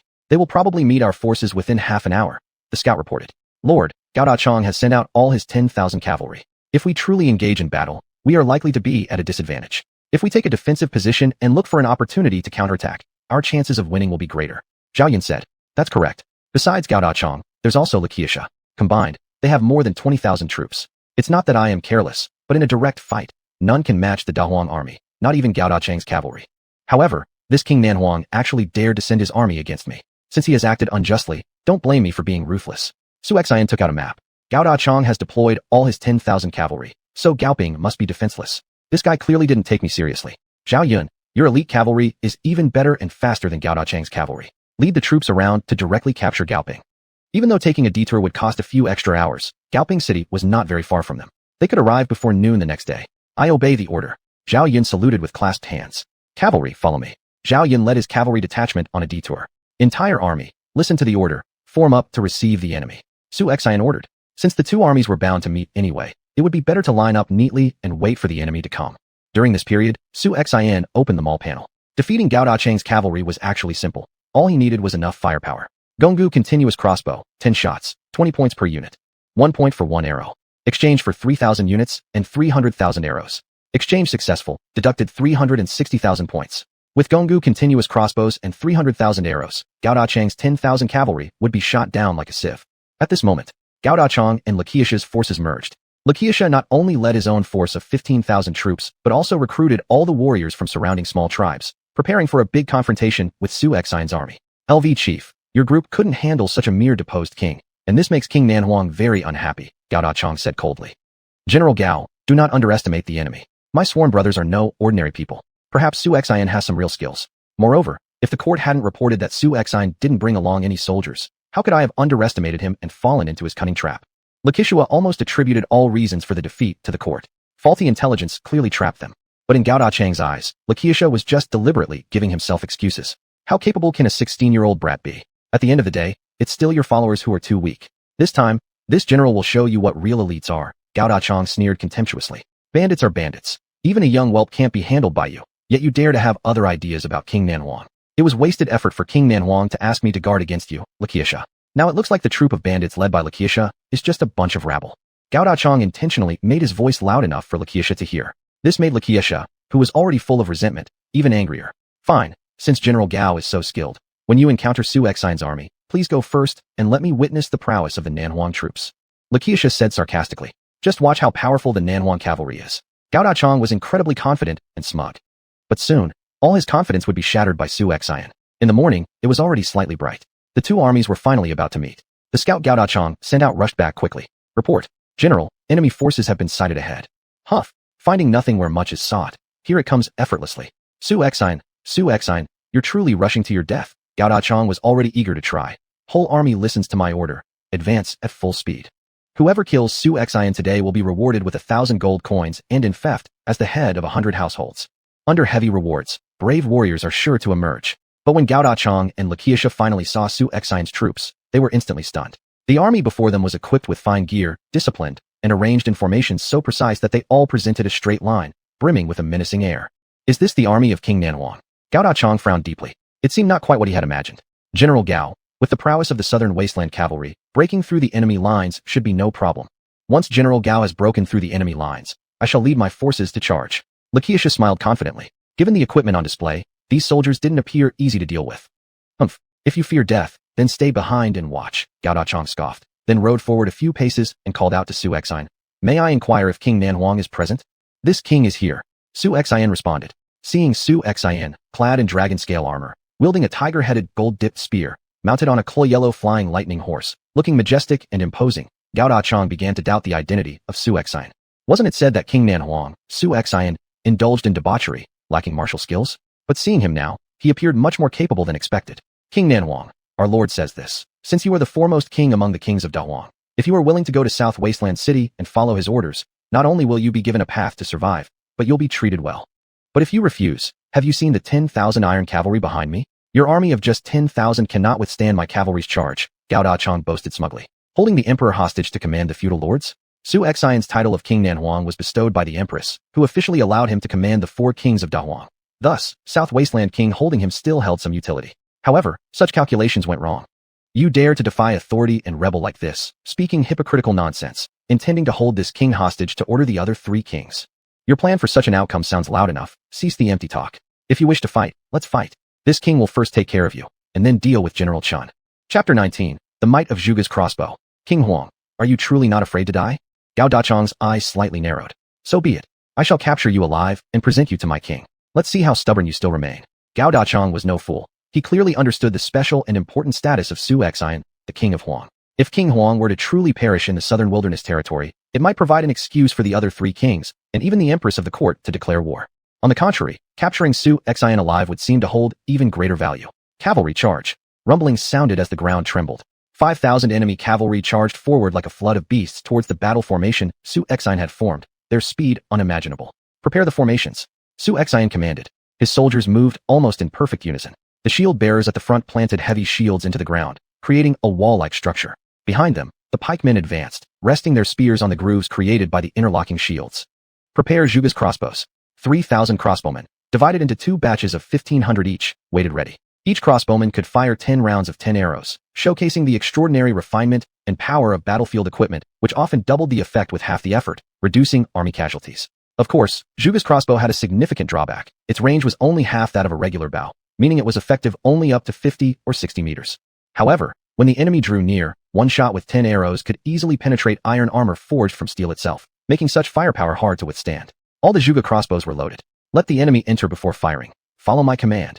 Su Xian already raised his green gangsword halfway, only waiting for the enemy to approach. This Su Xian truly knows nothing about warfare. Our cavalry is already attacking his position, yet he hasn't given the order to shoot. Missing such a perfect opportunity is tantamount to courting death, muttered Gao Dachang, who initially feared the elite strength of Su Xian's forces, yet now encountering such a commander. Even Liao Qiusha cursed under his breath that Su Xian was an imbecile, but if so, how had such an imbecile caused Morong He and Yuan Xian to fall? Nevertheless, the next scene would leave their jaws hanging. Lord, only 20 paces remain. Any further delay will ruin everything, said Dian Wei, anxiously watching. Wait a little longer. 15 paces. 10 paces. Fire, Dian Wei shouted as Su Xian suddenly widened his eyes, bringing down his green gangsword with forceful wind trailing behind it. Swish, swish, swish. Almost simultaneously with the order, 1,500 soldiers pulled their triggers. Heaven help them. That was 15,000 arrows flying out, dense as locusts crossing the sky. Some shot straight ahead, while others arched into the sky before finally falling. Suddenly, neighing horses filled the battlefield, resonating beneath the clouds endlessly. At this sight, Gao Dachang nearly fell off his warhorse. The leading enemy cavalry suffered greatly. Horses' chests turned into sieves, men tumbling over. Subsequent cavalry couldn't break in time and toppled together with the preceding horses onto the ground. At such high speeds, there was simply no time to halt, leaving those fallen certain deaths, either crushed by themselves or trampled by their comrades rushing forth. In a flash, before the great desert army, there appeared a broad and long band of corpses. Hundreds of cavalry died instantly. What kind of crossbow is this, capable of consecutive firing? Gao Dachang had lived a lifetime and never seen a crossbow able to fire continuously. The first row had just fired. Immediately the second row prepared again. However, the mobility of the cavalry allowed many to rush right up to Su Xian's array. But, before breaking through, the great desert spear soldiers immediately thrust their spears outward, causing another round of chaos among the enemy cavalry. Naturally, some lucky ones slid directly towards Su Xian's array, smashing apart the external shields. The worst part? The cavalry couldn't penetrate, but the great desert archers were still aiming accurately at the enemy cavalry. Back and forth like this, even the formidable 5,000 South Desert cavalry began thinning out rapidly. General Gao, looks like your cavalry can do no better. They cannot even pierce through the enemy's armor. Liao Qiusha could not help but laugh heartily. Leader Liao, don't celebrate too soon. We're all on the same sinking ship. If we fail, you'll gain no benefit either. Order your archers to advance immediately. Liao Qiusha smiled faintly and signaled. 5,000 infantry will protect 3,000 archers advancing forward. Indeed, Liao Qiusha's bandit army held somewhat formal qualities, particularly in terms of weaponry, which was quite refined. 8,000 troops advanced simultaneously. Facing the pressure of the enemy cavalry, Su Xian also faced great stress. Though having killed over 2,000 cavalry, the remaining enemies wouldn't make it easy for him. Lord, those bandits are attacking. We can't just sit here and wait to die, Dian Wei said. Allow me to lead 3,000 troops and wipe out this group of bandits. To Dian Wei, such a group of mere bandits was nothing. However, once the enemy archers got into position, his side would suffer great losses. Agreed. Su Xian decisively replied. Archers, when the melee starts, hold your weapons tightly and follow my command to slay our enemies. Aye. The soldiers roared in response. 3,000 troops, follow me into battle. Dian Wei's whole body surged with blood and energy. He activated his hidden blood fury skill, instantly enhancing the combat strength of his followers. As soon as they charged out, they met the enemy cavalry head-on. Dian Wei showed no fear. With twin halberds in hand, he was invincible. Dian Wei's sole intention was to break through the enemy blockade and charge straight to Liao Qiusha. As for the 8,000 bandits before him, he didn't even give them a second thought. Smack! Nay! A warhorse screamed as Dian Wei's heavy halberd smashed down onto it. The immense force sent both horse and rider crashing to the ground. Another swing of his halberd, and one of the enemies was impaled right through the body. Halt! Roared the bandit commander. Infantry, block them. Archers, shoot. Only Dian Wei was on horseback, giving him an unmatched speed against 5,000 foes, yet he showed no sign of hesitation or fear. To think you challenge me? A single spittle from my 5,000 men could drown you. The bandit leader laughed arrogantly. Arrogant fool. With a powerful leap from his warhorse, Dian Wei landed with a burst of true energy that cracked the earth beneath him. Crack. It was evident that cracks had appeared on the ground. The cries of wounded enemy soldiers filled the air. Several dozen soldiers around him were struck by Dian Wei's formidable true energy, leaving many severely injured or dead. Kill him. Seeing this, the bandit commander immediately rallied his forces toward Dian Wei. Excellent. Swinging his twin halberds with ferocious power, Dian Wei tore apart the bodies of his enemies. Blood and flesh splattered everywhere in chaotic flight. In the blink of an eye, more than 30 enemy soldiers had perished at Dian Wei's hands. Chapter 20. Brave Warriors, Fierce General Dian Wei. The bandits' archers originally intended to make the Great Waste Army pay a heavy price. However, they grossly underestimated the might of the Great Waste Army. At the moment the arrows were about to fall, the soldiers of the Great Waste Army immediately raised their shields, instantly deflecting half of the arrows. With this respite, the Great Waste Army surged forward with one push. Amidst the clashing of blades and spears, the mounted bandits suffered a major loss. The Great Waste Army almost cut down an enemy with every swing of their swords, truly achieving the ability to take on 10 foes at once. With 8,000 troops, Liao Qiusha thought his forces had a numerical advantage, yet they retreated step by step before the 3,000 Great Waste warriors. The originally weak-willed bandits, after witnessing such a terrifying army, eventually fell into disarray. Even more bizarre was that the bandit cavalry on the battlefield ran wildly in all directions, causing complete chaos on the front lines. And Dian Wei directly charged to the front of the enemy's formation of archers, who suffered great calamity as a result. SSS. Liao Qiusha's warhorse, exhaling noisily, seemed uneasy and almost unable to remain still. Worthless fools, a group of worthless fools. 8,000 soldiers being so thoroughly dominated by just 3,000 people. It's truly disgraceful. Liao Qiusha cursed loudly. The more than a dozen minor chieftains who had come along with Liao Qiusha deeply regretted their decision. If only they had known how formidable the Great Waste Army truly was, they shouldn't have been swayed by the lure of Liao Qiusha's gold and jewels. Chief Liu, the situation is turning against us. Why don't we retreat first? Several minor chieftains looked seriously at Liao Qiusha. Judging from the current state of the fight, their few hundred men each wouldn't even be enough to fill the enemy's tooth gaps. How can you retreat? Let me remind you all that if this battle isn't won and I perish, Lord xuanhuan will then turn his hand against you all. Don't forget, for these past years, it has been under my protection that your small camps have not been annihilated by the authorities. Now, your camps are in grave danger. How could any of you wish to protect yourselves alone while abandoning others? Do you fear King Huang, but not fear that if I die and xuanhuan retaliates, he would hold you accountable? In the face of the most powerful horse bandits of the southern wilderness, these minor bandits naturally harbored respect and fear, daring not to cross them. To tell the truth, the Great Waste Army consisted of barely over 10,000 men, whereas their side numbered around 30,000 and had an elite cavalry from the southern wilderness. By all appearances, their chances of victory were significantly higher. In a flash, many of the smaller chieftains held resentment in their hearts. Had it not been for their trepidation towards Liao Qiusha's influence, they would have fled long ago. Comrades, Chief Liu speaks rightly. King Huang does not bear good intentions. If we do not defeat him, we'll surely have no restful days ahead. Perhaps, next up will be our turns. The person speaking was among the various lesser chieftains, possessing the strongest force, Su Sheng. This man himself was highly competent, showing considerable martial skill. Chief Liu, please observe as I challenge Dian Wei, said Su Sheng. Good. If everyone could show such resolve like Commander Su, united as one, how could the mere Great Waste Army terrify us? Furthermore, this xuanhuan indulges in debauchery and is a widely acknowledged fool. It would be shameful to lose to such a man. Liao Qiusha's taunts did work somewhat. After all present were spirited, hot-blooded men. How could they tolerate being deemed incapable? At this very moment, Dian Wei had already led his 3,000 men through layer upon layer of defenses, charging straight toward Liao Qiusha. Covered in blood, resembling a deity of war, the blood splattered across his body was particularly glaring. Fighting against such a frenzied warrior was truly a matter of life or death. Especially Gao Dachang's cavalry, which sustained immense losses. Those cavalrymen he had trained for over a year, now lost more than 3,000 to xuanhuan. If xuanhuan couldn't be eliminated soon, Gao Dachang would have no face to return home. Liao Qiusha, Gao Dachang, deliver your lives to me, Dian Wei roared. At this point, Su Xian's main army also continued its relentless advance, swallowing up opponents like a ravenous snake. Every bit of resistance met swift extermination. The morale of all the southern wilderness soldiers plummeted drastically. Continuing at this pace, even if they weren't completely wiped out here, they might still incur at least a 70% loss. Damn it, continuing this fight seems unwise. Gao Dachang muttered. Retreat. Let's rethink this another day. Gao Dachang coldly commanded. Yes. One of his subordinate generals bowed respectfully. Sound the gongs for retreat. Bang, bang, bang. The sounds signaling retreat immediately rang out, and all the combating riders from the southern wilderness turned back without delay. Seeing this, Lu Qiusha's face darkened. With Gao Dachang's cavalry support, there was still some hope to engage Su Xian and perhaps achieve a turnaround. But now, with Gao Dachang retreating, their current forces alone couldn't possibly sustain further conflict. This Gao Dachang is utterly incompetent, Lu Qiusha angrily stated. Charge! Su Xian's eyes widened, and in an instant he galloped forward from the ranks of his army. Thousands of his soldiers followed closely behind him. Su Xian had absolutely inherited the mantle of his father Su Jian, fearless and matchless in combat. His horse, clutching yellow flash lightning, rampaged forward, trampling several men to death. In one hand, Su Xian wielded the green willow sword, capable of cutting through even the hardest weapons. In the blink of an eye, Su Xian was about to reach Lu Qiusha. Lu Qiusha, your two brothers, one dead, the other captured. It's your turn now. If you hadn't provoked me, I might have given you a chance to negotiate.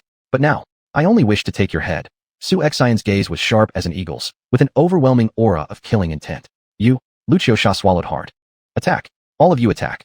More than a dozen warriors, each wielding long spears, encircled Su Xian. To seek death, Su Xian showed no fear as the green willow sword swiftly struck down on the enemy's spears. In the next moment, sparks flew everywhere, and the spear tips of several spears clanged to the ground. The group retreated a step. By the time they reacted and looked up, Su Xian's tiger head azure gold spear had already swung over and swept across their throats. At once, more than a dozen men were simultaneously thrown backward and collapsed onto the ground. Lu Qiusha, Su Xian roared, flinging the tiger head azure gold spear from his hands. Seeing this, Lu Qiusha tightened the reins sharply. The spear pierced into the chest of his warhorse, causing excruciating pain that made the horse collapse to the ground. Save me, save me. Reacting quickly, Lu Qiusha rolled away, narrowly escaping with his life. Lifting his head, he saw Su Xian advancing relentlessly like no one could stop him, which instantly terrified him to the point of turning pale. Retreat, retreat fast. Lu Qiusha shouted as his aides supported him. Su Xian slashed down another dozen men. Full-scale charge forward. It was all over. The originally well-structured bandits suddenly fled in disarray. To be precise, these horse bandits lacked the psychological fortitude. After witnessing Su Xian's forces in battle against them, they became cowardly before any fighting even commenced. Chapter 21. Great Turmoil Within the Bandit Camp.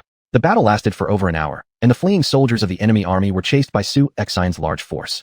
They hadn't lost as many men originally, but turning their backs on Da Huang's troops was practically a death sentence. Lu Qiusha had lost nearly 7,000 or 8,000 troops from his original 20,000-man army, with thousands more captured. This turn of events left Lu Qiusha utterly frustrated. They simply couldn't win. As night fell, Su Xian ordered his troops to set up camp near the mountain. After fighting all night, both Su Xian and the enemy forces were exhausted. Lord, today we lost close to 2,000 men. If this continues, even if we win, we will lose almost as many as we kill, said Dian Wei. Especially Gao Dachang's 7,000 cavalry pose a significant threat.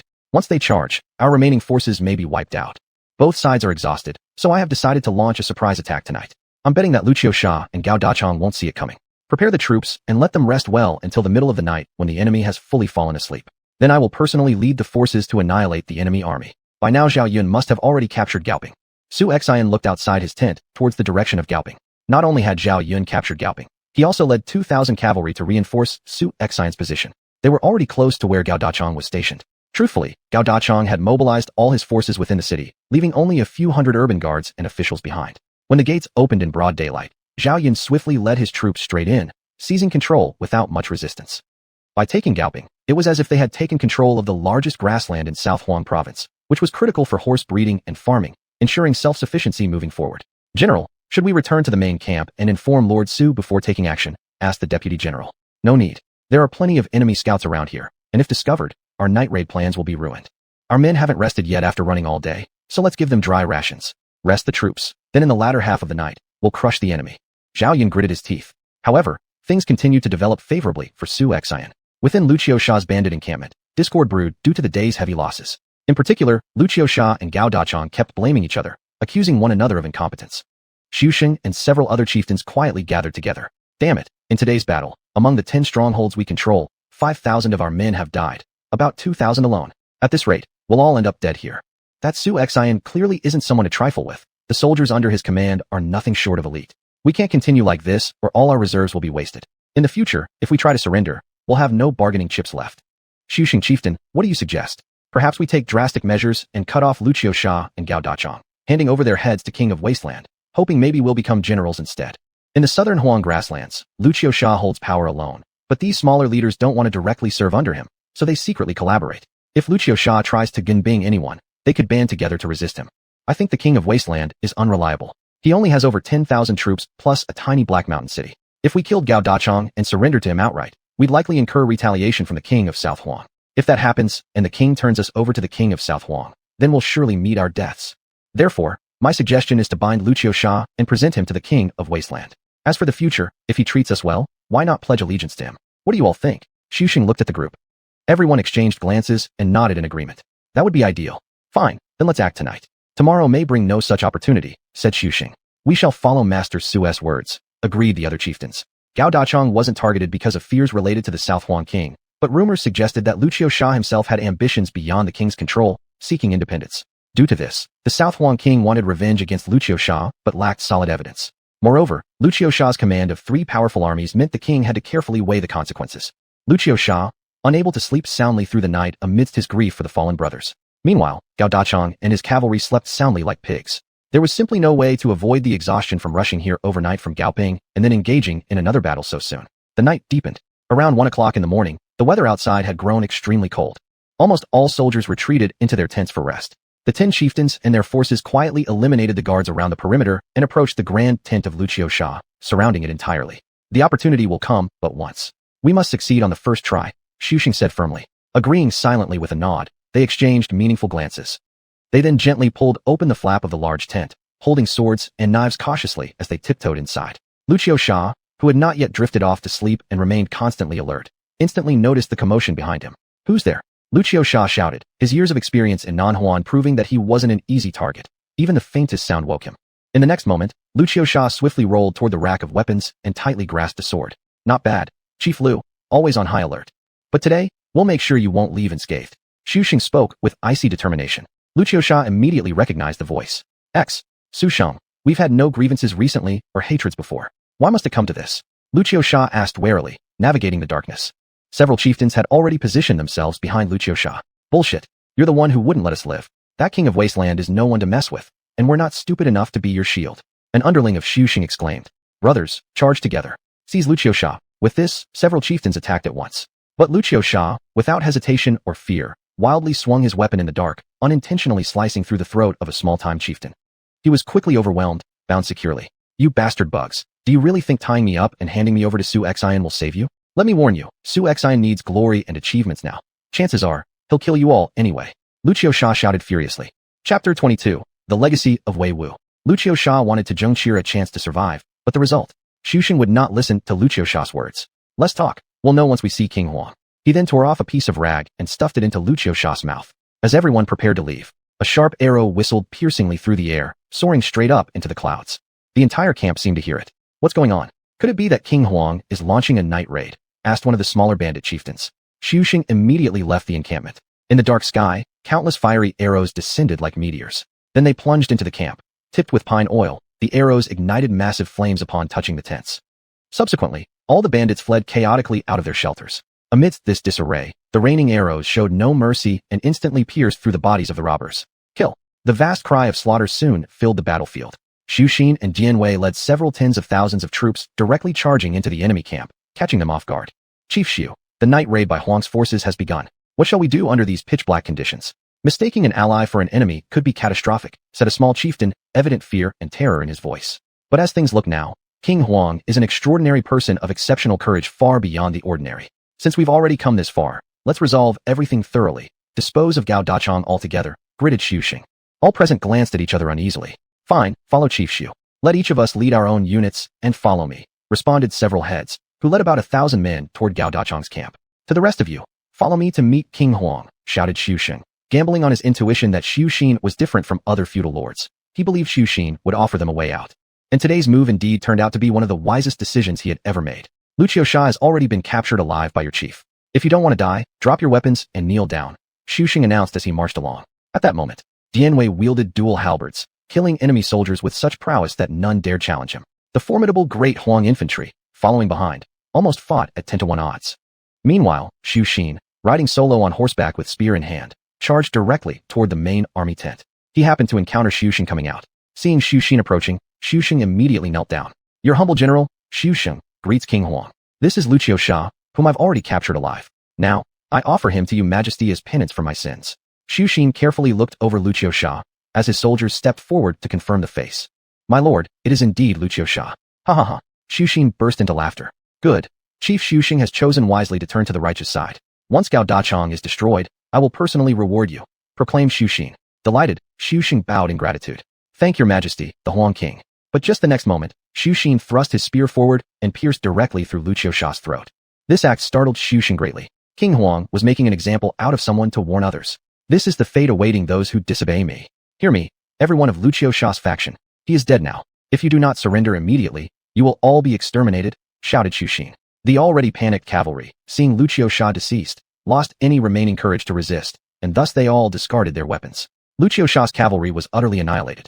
Gao Dachang was not having an easy time either. After Lucio Xia's division made a racket, this man woke up promptly, only to encounter several of his chieftains turning traitor just as he finished gathering his troops, completely caught off guard.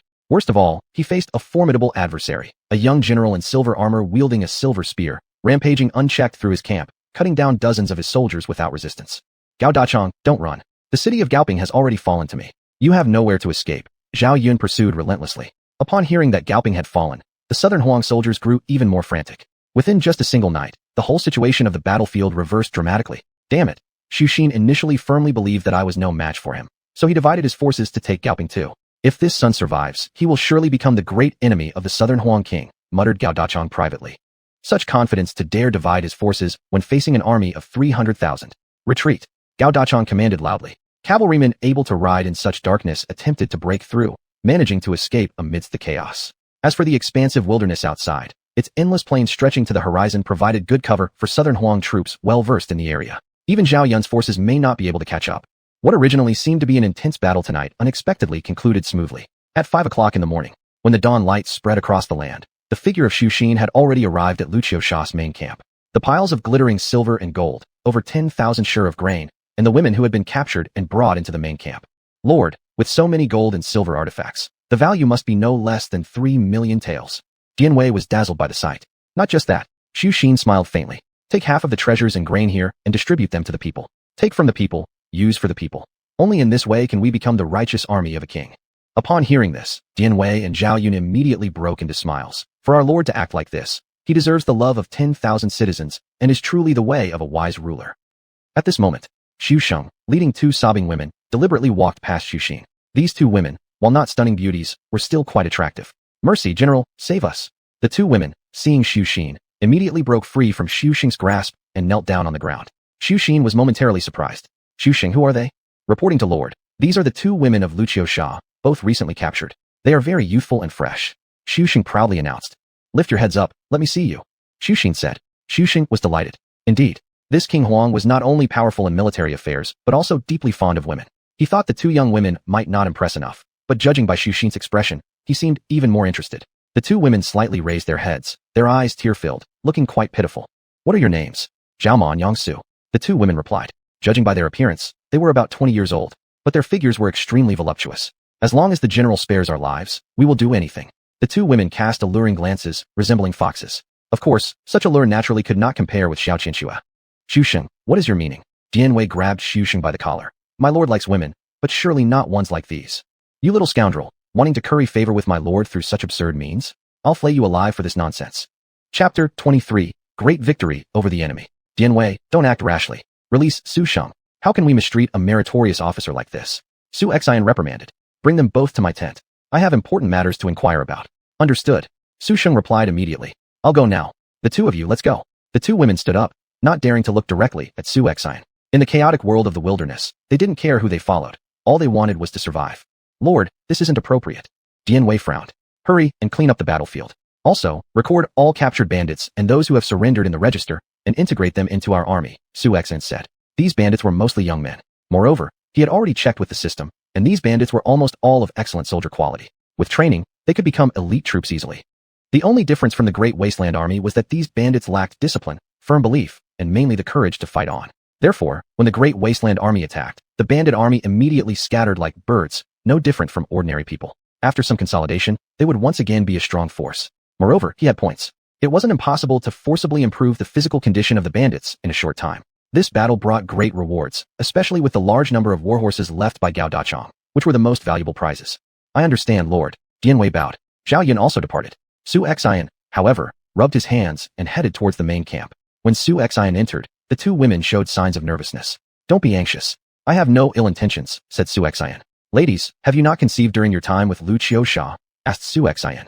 They shook their heads. No, there were issues with Lu Qiuxia. It was impossible to conceive. All he could do was drool over us without doing anything else. That explained it. Despite ruling South Wasteland for years, Lu Qiuxia had no children. Ding.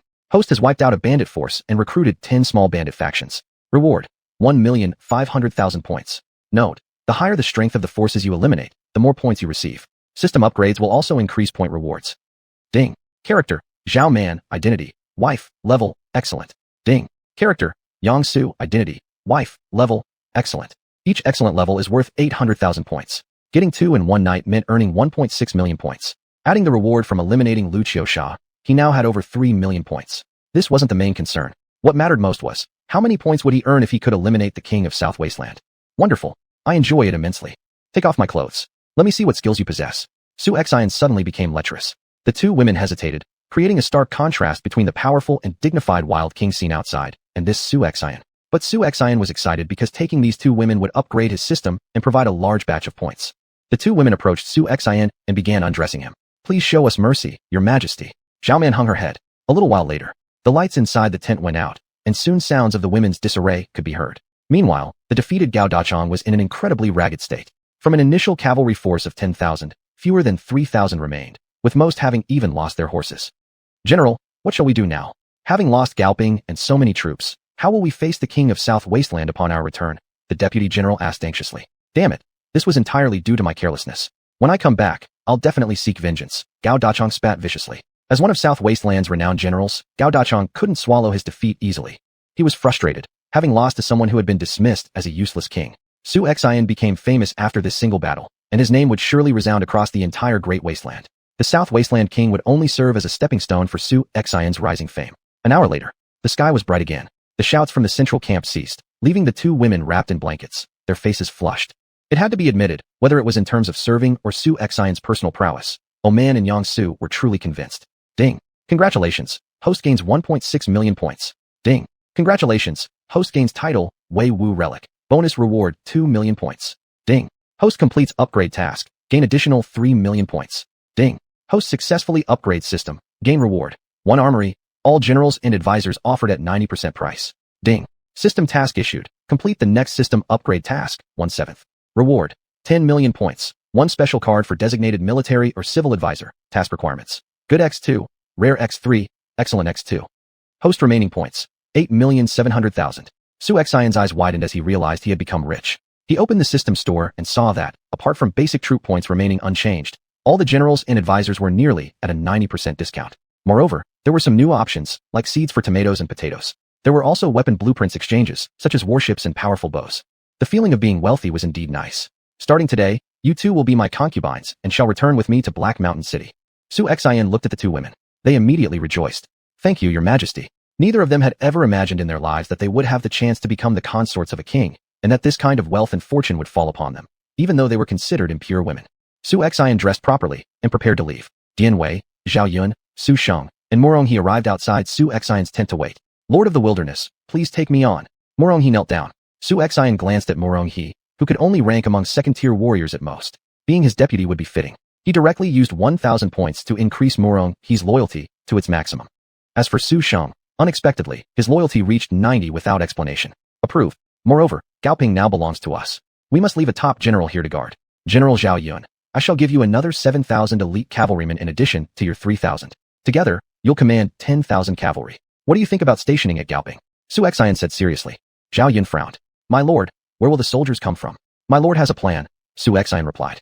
I obey. Zhao Yun bowed respectfully. Moronghe, Su Sheng, you two shall serve as deputies under General Zhao Yun. You must wholeheartedly assist him.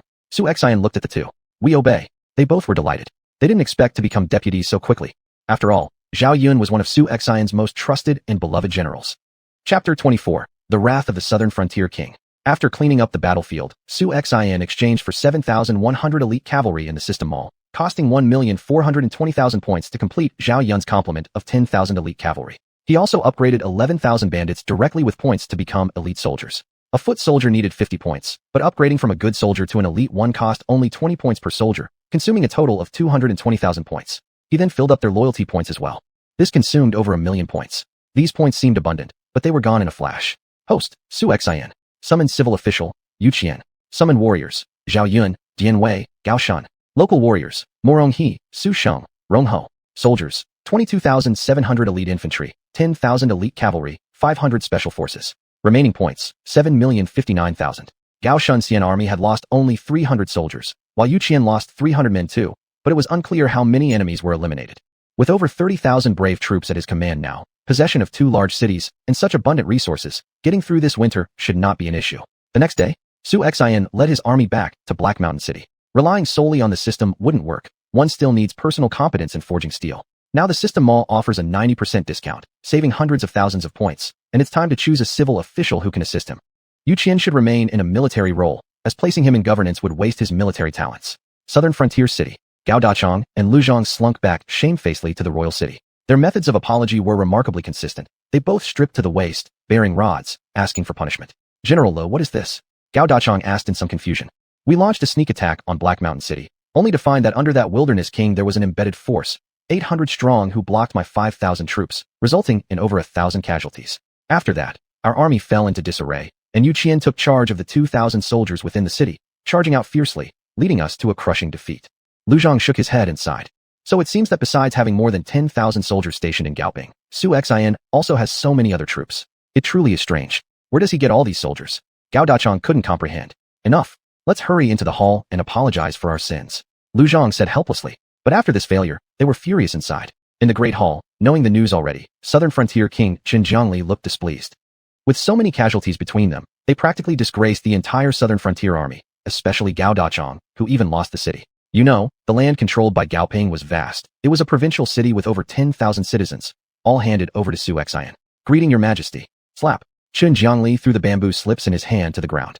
Do you two have any face left to come back? You can't even deal with a little guy like Su Xian. What's the point of returning? Please forgive our sins, your majesty. Both bowed again.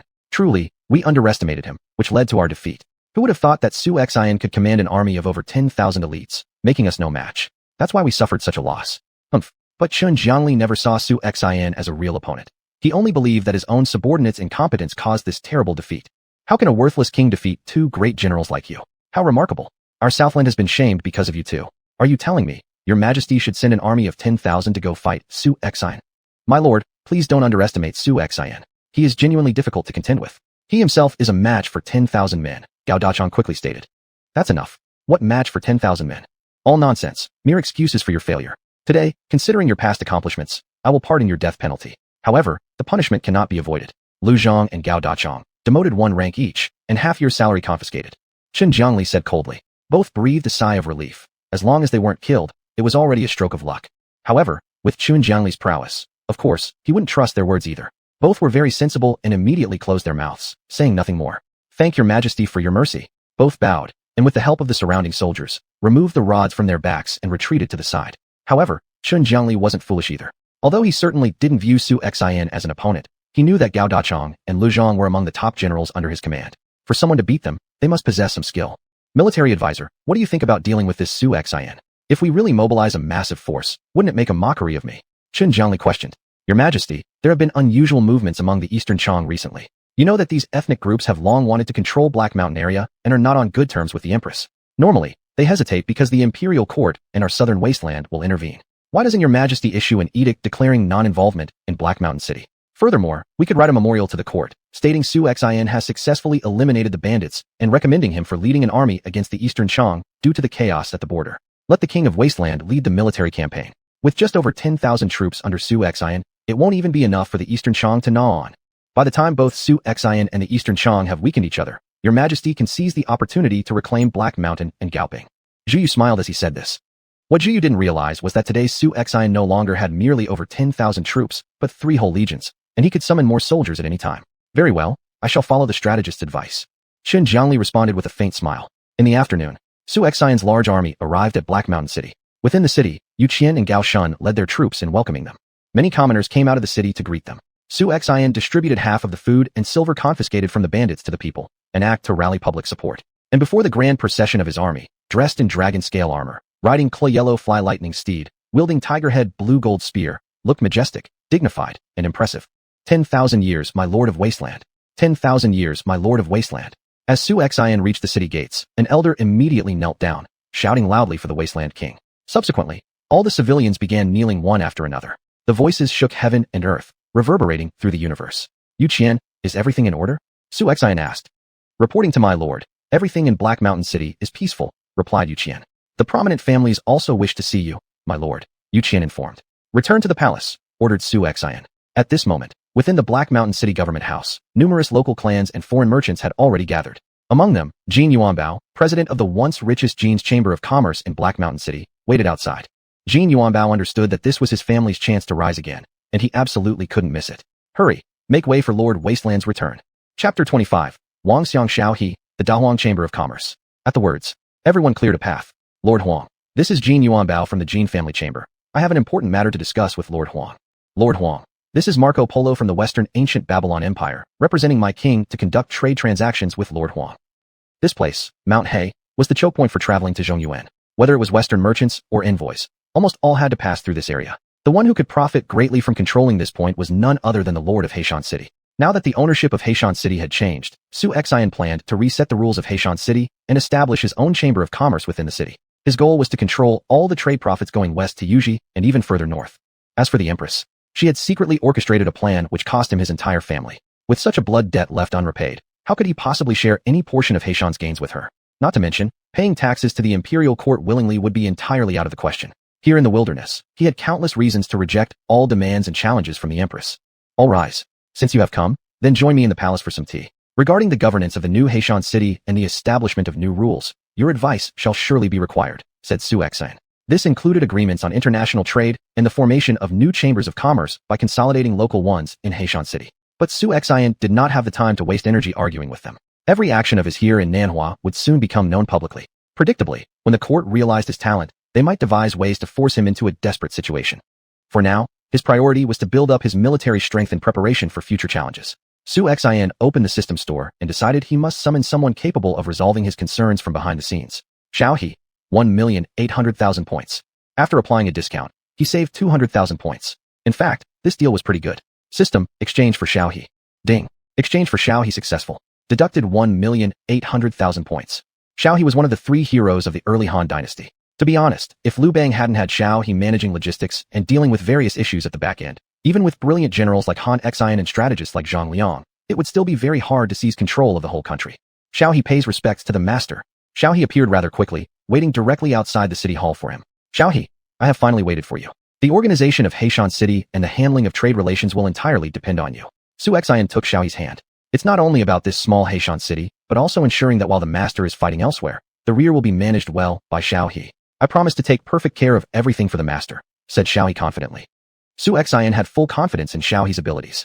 Otherwise, he wouldn't have summoned Xiao He, especially since the price tag given by the system store placed Xiao He among the top tier of scholarly ministers. From today onwards, you Xiao He are my royal prime minister, continued Su Xian.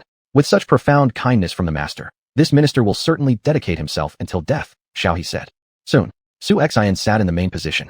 He issued orders to invite representatives of all prominent families and merchants to the meeting. To ensure Su Xian's safety, Jian Wei held a spear and never strayed far from his side. Greetings to King Huang.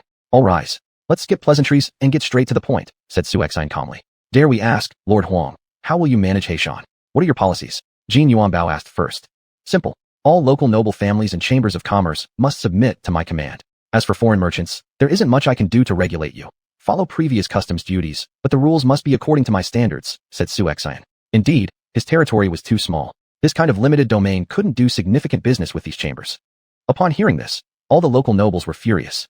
After all, whether a new ruler can establish themselves locally often depends closely on their relationship with powerful noble families. Lord Huang does this, and is not afraid of offending our families. Before Jin Yuanbao could respond, Another head of a house voiced his discontent. Offending your families? Do you deserve such honor? Bluntly speaking, your families are nothing but dogs kowtowing to the Empress.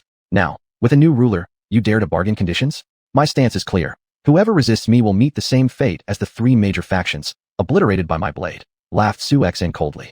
As a man endowed with the power of a system, was there anything he couldn't achieve? Why waste more breath trying to recruit these noble families? The heads of various noble families were intimidated by xuanhuan's audacity. They couldn't comprehend why, back in the days of the late Northern King, a cooperative policy was implemented with the noble families. Under the Northern King's governance, those families were all obedient.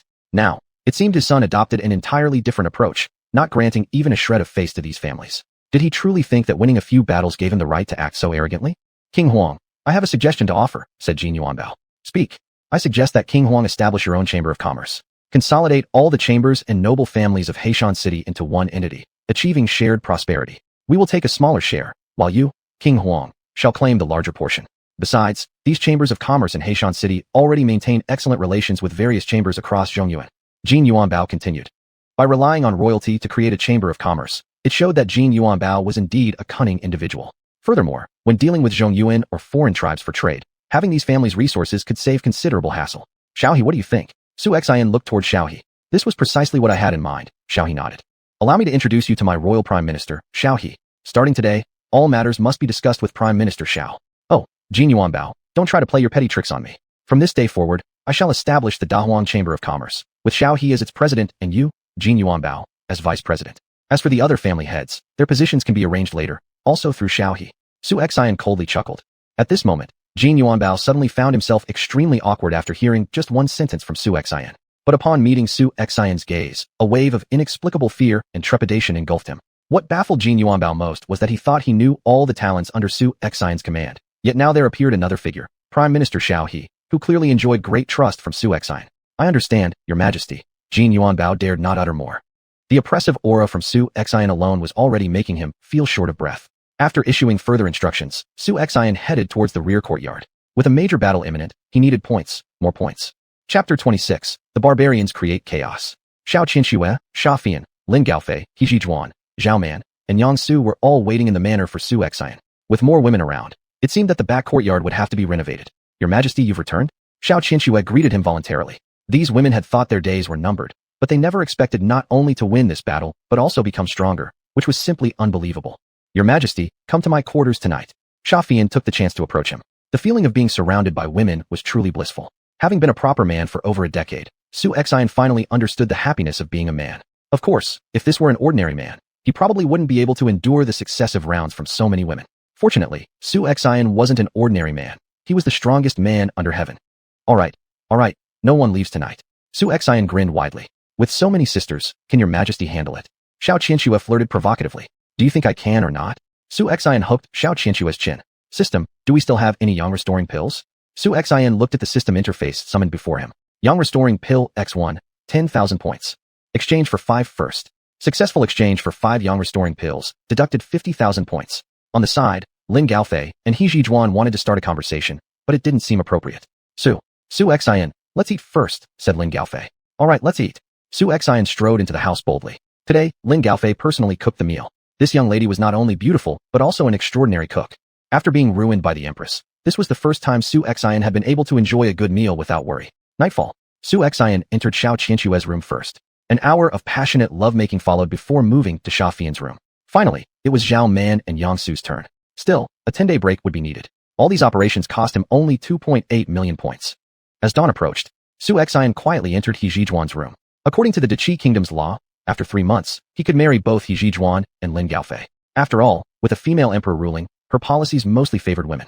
He Zhijuan was sound asleep. Suddenly, she felt something tickling her body, causing unbearable itching. Her eyes snapped open. Who's there? Before she could scream, xuanhuan covered her mouth and pinned her down. xuanhuan, why are you here? Zhijuan, I swore in front of my brother's spirit that I would take care of you all. Now, I intend to keep that promise by making you both mine. xuanhuan abandoned any formality when addressing the two ladies. A shared quilt made them his woman. xuanhuan, we cannot act like this. If big sister finds out, she will be angry, He Zhijuan whispered softly. Yet her whole body burned feverishly, like a little stove. No worries, the same thing awaits Gaofei sooner or later. xuanhuan growled hungrily. Lady second consort, don't resist. It'll be embarrassing if others hear. Besides, in 3 months, I will marry you.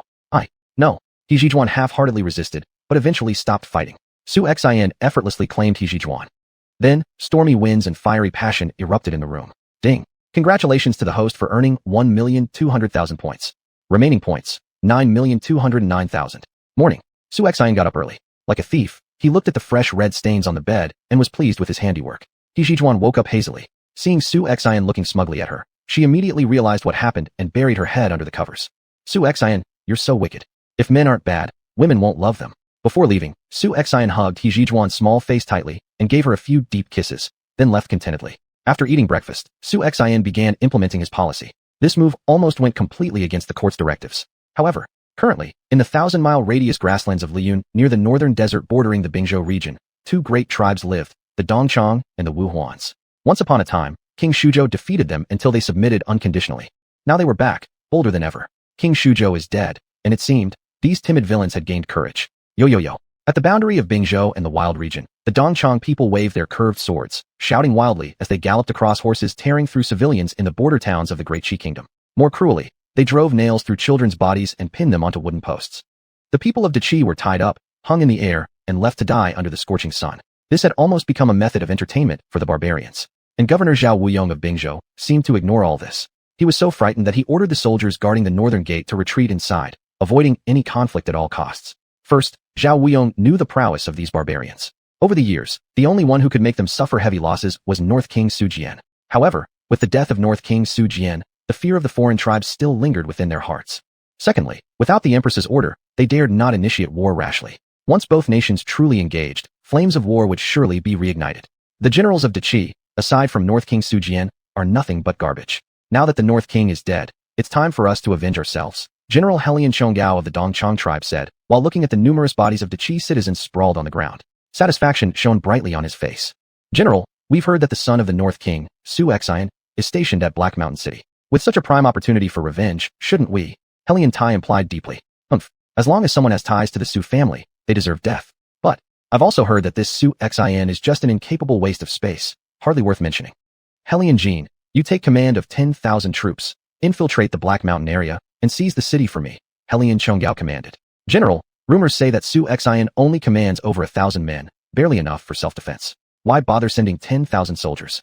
Helian Jean asked, confused. Are you stupid? By capturing Black Mountain City, we'll control the trade routes between Qi, western regions, and the north. The profits to be made here far surpass mere trifles. Besides, the Wuhuan tribe is already on the move. You must rendezvous with their army before they reach Black Mountain, or else we'll lose the advantage, Helian Chonggao reprimanded. But in Helian Chonggao's eyes, the biggest threat in Black Mountain wasn't Su Xian. This inexperienced, greenhorn youngster wasn't even worth a mention. His forces could crush him with a single gesture. As for the Wuhuan tribe, they had come for vengeance. While the North King lived, he virtually formed enmity with almost every large and small tribe across the grasslands. Chapter 27. Let the Wang King lead troops to the north. The news of Su Xian's successive victories in the wilderness was transmitted back to the capital city and instantly shocked the world. Following closely were reports of Dongchang and Wuhuan's incursions at the border which echoed throughout the capital. This left the people of the capital seething with indignation, of course, mostly filled with fear, because Bingzhou's great general Zhao Wuyong had retreated his troops within the pass. Such a move cost the court much public support. And everyone in the capital knew that decades ago, the Dachi court had almost been forced by these foreign nations to only defend.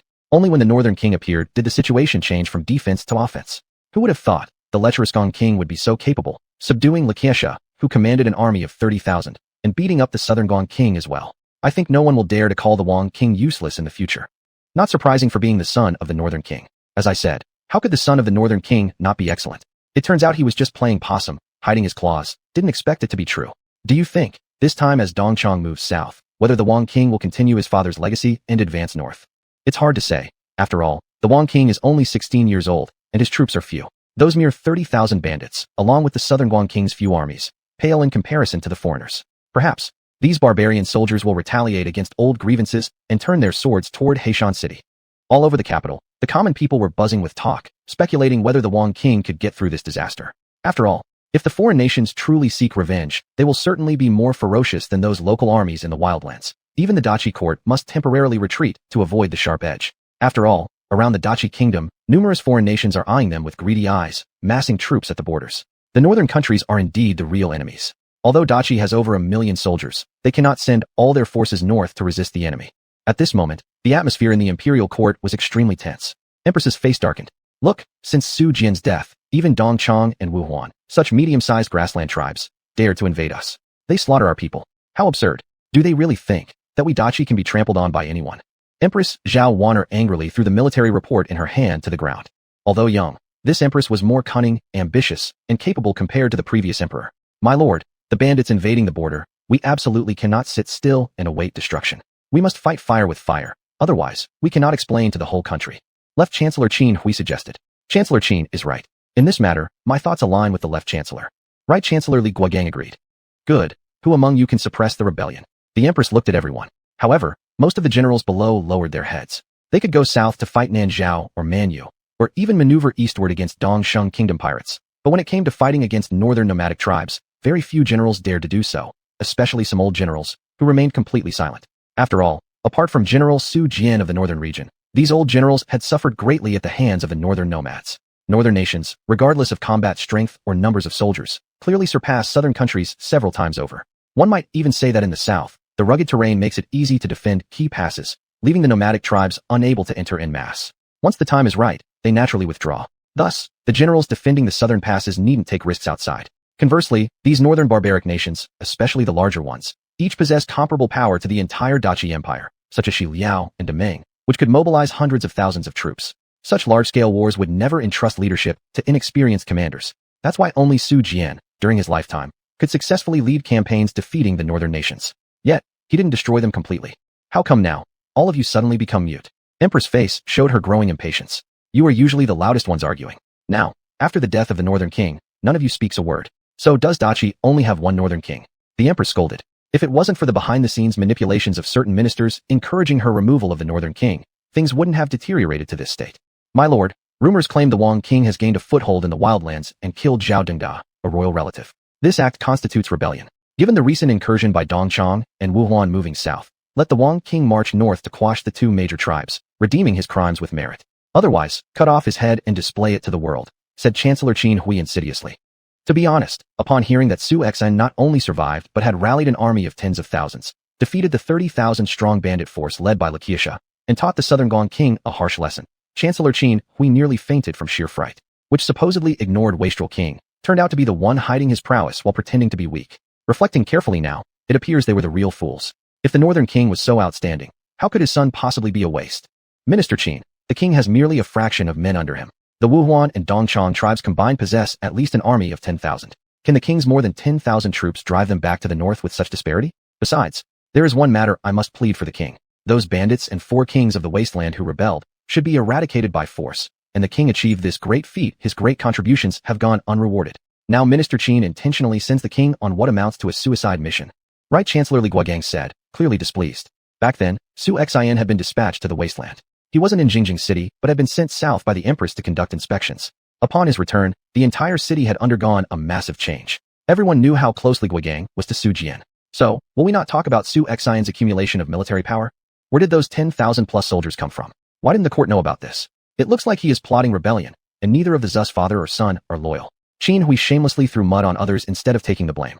No matter how much Li Guogang argued, all Qin Hui wanted was for Su Xuanhuan to lead forces to the north. It wasn't just about driving them back. This directly meant eliminating both the Dongchang and Wuhuan. Not even the northern king undertook such actions during his lifetime. I also agree with the left chancellor's statement. Moreover, the Su family has long received imperial grace, and being the son of Su Jian, it's only right he should inherit his father's legacy. Grand General Xue Qiliang chimed in. Nonsense. Who doesn't know that when the northern king was alive, you two were the ones who most opposed him? Now falling into this trap and attacking posthumously, truly despicable. Li Guogang exploded angrily on the spot. And don't forget, the king of the wastelands has the authority to recruit soldiers independently. Enough. This is a court, not a marketplace. Take your arguments elsewhere. The emperor has decided. The king, Su Xuanhuan, shall lead his troops against the Dongchang and Wuhuan. If he fails to eliminate these two tribes, let him fall on his own sword and atone for his sins. Of course, I am aware that both the Wuhuan and Dongchang tribes hold no small influence and pose difficult challenges. To assist, I will order the Prince of Beijing to mobilize another 100,000-strong army outside our borders. Chapter 28. A different Heishan city, shocking Su Guang. After these words were spoken, Li Guogang, who had wanted to continue defending Su Xuanhuan, was instantly left speechless. He couldn't understand what heavenly decree the Su family had violated that caused the Empress and all the officials to target them so mercilessly, especially Prince Xuanhuan Su Xuanhuan, who was only 16 years old, merely a child. And now, All the disasters must be borne by this child? That was far too unfair. How could he withstand this? Your Majesty, xuanhuan is only 16 years old. How could he possibly win this battle? Even the Beiwang of your couldn't do it. The Su family has only this tiny bloodline left. Your Majesty, please show mercy. Li Guogang directly knelt down. The Empress's move was clear to all. She was deliberately targeting xuanhuan. However, with the Empress's dignity, how many dared to speak the truth? Li Guogang, don't you dare overstep your bounds. Whether or not I should intervene is none of your business. The Empress grew furious. All I'm doing is giving him, the Prince Xuanhuan, a chance to redeem himself through meritorious service. If Prince Xuanhuan can indeed wipe out Wuhuan and Dongqiang, then I will let him be the king of the grasslands, ruling the entire Luoyang. In addition, be mindful of your words in the future. I've never neglected the Su family. Dismissed. The Empress gave Li Guogang almost no chance to speak and, with a sweep of her sleeves, left the great hall. The ministers who didn't get along with the Su family or Li Guogang now reveled in their misfortune. Li Guogang's legs went limp and nearly collapsed. He was steadied by his disciple Su Guang. Master, are you alright? Li Guogang couldn't help but sigh. Su Jian, brother, I have failed you. I couldn't even protect your last shred of lineage. The court is filled with treacherous ministers, misleading the Empress. Li Guogang, who are you cursing? Qin Hui sneered, and then intentionally whispered in Li Guogang's ear. Ministerly, those supporting the Su family are fewer and fewer. You'd better choose sides soon. When the remaining remnants of the Su family are eventually eradicated, it won't be long before the Empress's blade falls on you. Minister Li Guogang. Qin Hui felt quite pleased with himself. Evil minister. With the Empress being so enlightened, if anyone deserves execution, it would be you. Li Guogang burst into angry curses. Su Guang, let's go. I have something important to say. Yes, master. Su Guang was puzzled as he helped Li Guogang out of the hall. Master, what is it? Li Guogang looked earnestly at Su Guang. Su Guang, don't accuse me of favoritism. I want you to resign from your post as Assistant Minister of War and proceed to Heishan City to assist Prince Xuanhuan, alright? Prince Xuanhuan has already shown signs of being like Uncle Subo. I imagine this battle ahead will be very difficult. You're an extraordinary talent, excelling in both military strategy and statesmanship. I doubt there are any wise assistants under Prince Xuanhuan's command. If you go, surely you'll be able to offer some valuable strategies. Su Guang was somewhat reluctant. After all, if he remained in the court, he would eventually occupy the position of Minister of War, given his abilities. Heading to the desolate regions meant ruining his entire life, and whether he would return or not was another question altogether. But this person before him was his mentor. Su Jian had also been very kind to him. If he refused, he wouldn't be able to face either one of them. Since the master has said it, then I'll go. Even if I die, I won't regret it. If I cannot return, please take care of my family, master. Su Guang's face revealed a readiness to die for the cause. Don't worry. You two will be fine. I will try my best to find ways to make the emperor dispatch troops from the capital to help. Yet, they wouldn't know that xuanhuan was actually faring rather smoothly in the desolate regions, with subordinates such as Xiao He and Yu Qian, none of whom were less capable than Su Guang. And the Empress hadn't anticipated that this imperial edict wouldn't harm xuanhuan, but would instead aid him. This supposed suicide mission was actually giving xuanhuan the opportunity to expand his territory. As Su Guang, holding the imperial edict, galloped day and night toward Heishan City, once he arrived, he was immediately stunned by Prince Xuanhuang's great vast army stationed there. Is this Heishan City? Prince Xuanhuang's army. He realized that the army under Prince Xuanhuang was not a disorganized rabble at all. They stood on the city wall like pines, tall and straight, their armor reflecting bright light, exuding a chilling presence, radiating a powerful martial spirit. It made Su Guang question whether what he was seeing was truly the great vast army. Who are you? Dian Wei approached upon spotting the newcomer. Seeing such a fierce warrior, Su Guang was startled. This general emanated killing intent. Just being near him sent chills down Su Guang's spine. I am Su Guang, student of Right Chancellor Li Guogang and envoy of the court, here to deliver the imperial decree. I consider myself half a senior brother to Prince Xuanhuang, Su Guang added. Hearing Su Guang's introduction, Dian Wei dared not neglect him and replied courteously, Ah, you're our lord's elder brother. My name is Dian Wei, one of our lord's major generals. Please follow me. Su Guang was confused. When he entered Heishan City, he saw that the entire place had changed greatly. He had been to Heishan City before, and at that time, Heishan City was truly a chaotic place. Thugs, ruffians, bandits, all kinds of people were there. Moreover, the so-called rules of Heishan City were not followed by anyone, and weapons were carried directly onto the streets. Was this still the Heishan City he remembered? In just a few days, the local forces in Heishan City had all gone straight. Then, he learned roughly the process from Dian Wei's mouth. Xuanhuan used iron-blooded methods and killed all the troublemakers. The method of killing chickens to scare monkeys really worked. The two went directly to the city hall, and upon hearing that Su Guang had arrived, Xuanhuan immediately came out running. Big brother, why have you come? Naturally, Xuanhuan had seen Su Guang before. Brother Xuan, you? Su Guang looked incredulous. Xuanhuan was glowing with vitality and appeared very composed. Don't be surprised, there will be more surprises for you in the future. Xuanhuan continued. Brother Xuan, I've been sent by the Right Chancellor to assist you. Judging by your calm appearance, you probably don't know yet. The Wuhuan and Dongqiang have already attacked the border. As the son of the Northern King, these two tribes will certainly make things difficult for you. Su Guang anxiously said. Ha ha ha. Su Exine burst into laughter and then directly snatched the imperial decree from Su Guang's hands. Brother Exine, how disrespectful of you. It's an imperial edict. Su Guang reminded him. There are no outsiders here, so we can relax a bit. Besides, that empress has harmed our Su family. Why should I be polite to her? Su Exine gave it a glance. Su Guang thought Su Exine would become disordered and lose his composure. Ha ha ha. But instead, Su Exine burst into laughter. Brother Exine, why are you laughing? The empress is clearly sending you to die. Su Guang didn't understand. Big brother, I can see through the empress's plans, but she's aimed wrong. You wouldn't believe it. My spies have just discovered the vanguard of the two tribes. These beasts have killed many Han Chinese civilians, and I'm currently gathering troops to prepare for a northern expedition. Just as you've arrived, you might as well stay and listen to the strategy later. Chapter 29. The Empire's Twin Walls, another 10,000 cavalry added. Su Exine led Su Guang into the city hall. Xiao He, Yu Qian, Gao Shun, Rong Ho, and other generals were already waiting inside. Su Exine introduced Xiao He and the others to Su Guang one by one. Su Guang was astonished. How had Su Exine managed to gather such capable talent under his command in such a short time? The man he had watched grow up since childhood, this always mischievous and licentious Prince of Huang, had not only terrifying martial arts skills, but also an unmatched ability to lead people. When he heard that Zhao Yun was leading another 10,000 cavalry stationed in Gaoping, Su Guang was even more shocked. After all, cavalry on the battlefield could play an immensely significant role.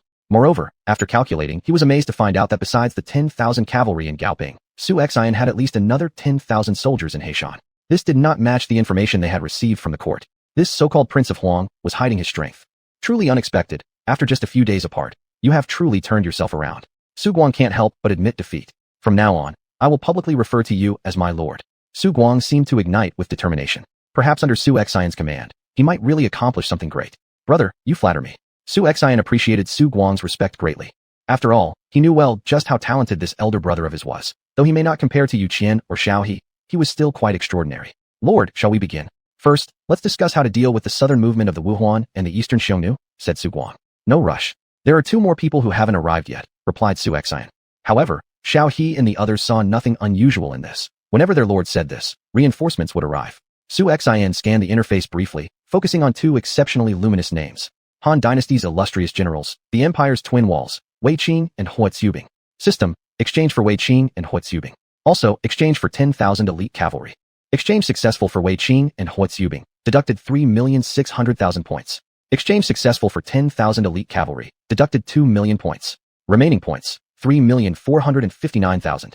Cavalry was indeed expensive. The points required to exchange for 10,000 cavalry could be used for 4 times that number of infantrymen. However, it appeared he now had war horses. Later, when the opportunity arose, he could summon infantrymen and let Zhao Yun train them into an elite infantry force. Su Exine then exchanged 59,000 points for 1,180 infantrymen. This way, he would now own 23,880 elite infantry and 20,000 cavalry.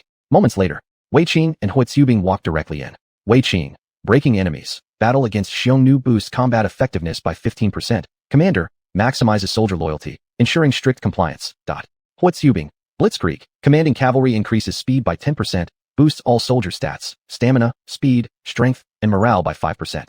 Note, capabilities can surpass maximum limits. Su Exine looked over their skill panels and felt completely overwhelmed. Truly deserving of the title, Twin Walls of the Empire, these passive skills were specifically crafted to counter the Xiongnu. Meet your lord. Both bowed deeply. Do not bow, please rise immediately.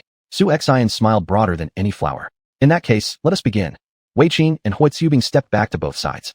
Yu Qian spoke first. Lord, our scouts have reported clearly. 3 myriads of Wuhuan troops are heading straight for Black Mountain. Hearing they've come seeking personal grudge against our lord. But the commander is Gu Sheng, crown prince of the Wuhuan tribe. This person lacks battle experience, and I estimate that Gu Sheng's greed for quick success renders him insufficiently concerning.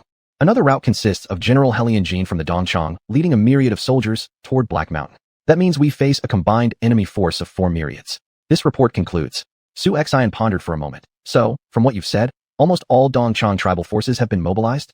Wei Qing, Hua Tsubing, do either of you have any ideas? Before Wei Qing could reply, Hua Tsubing responded first. This is a golden opportunity that cannot be missed.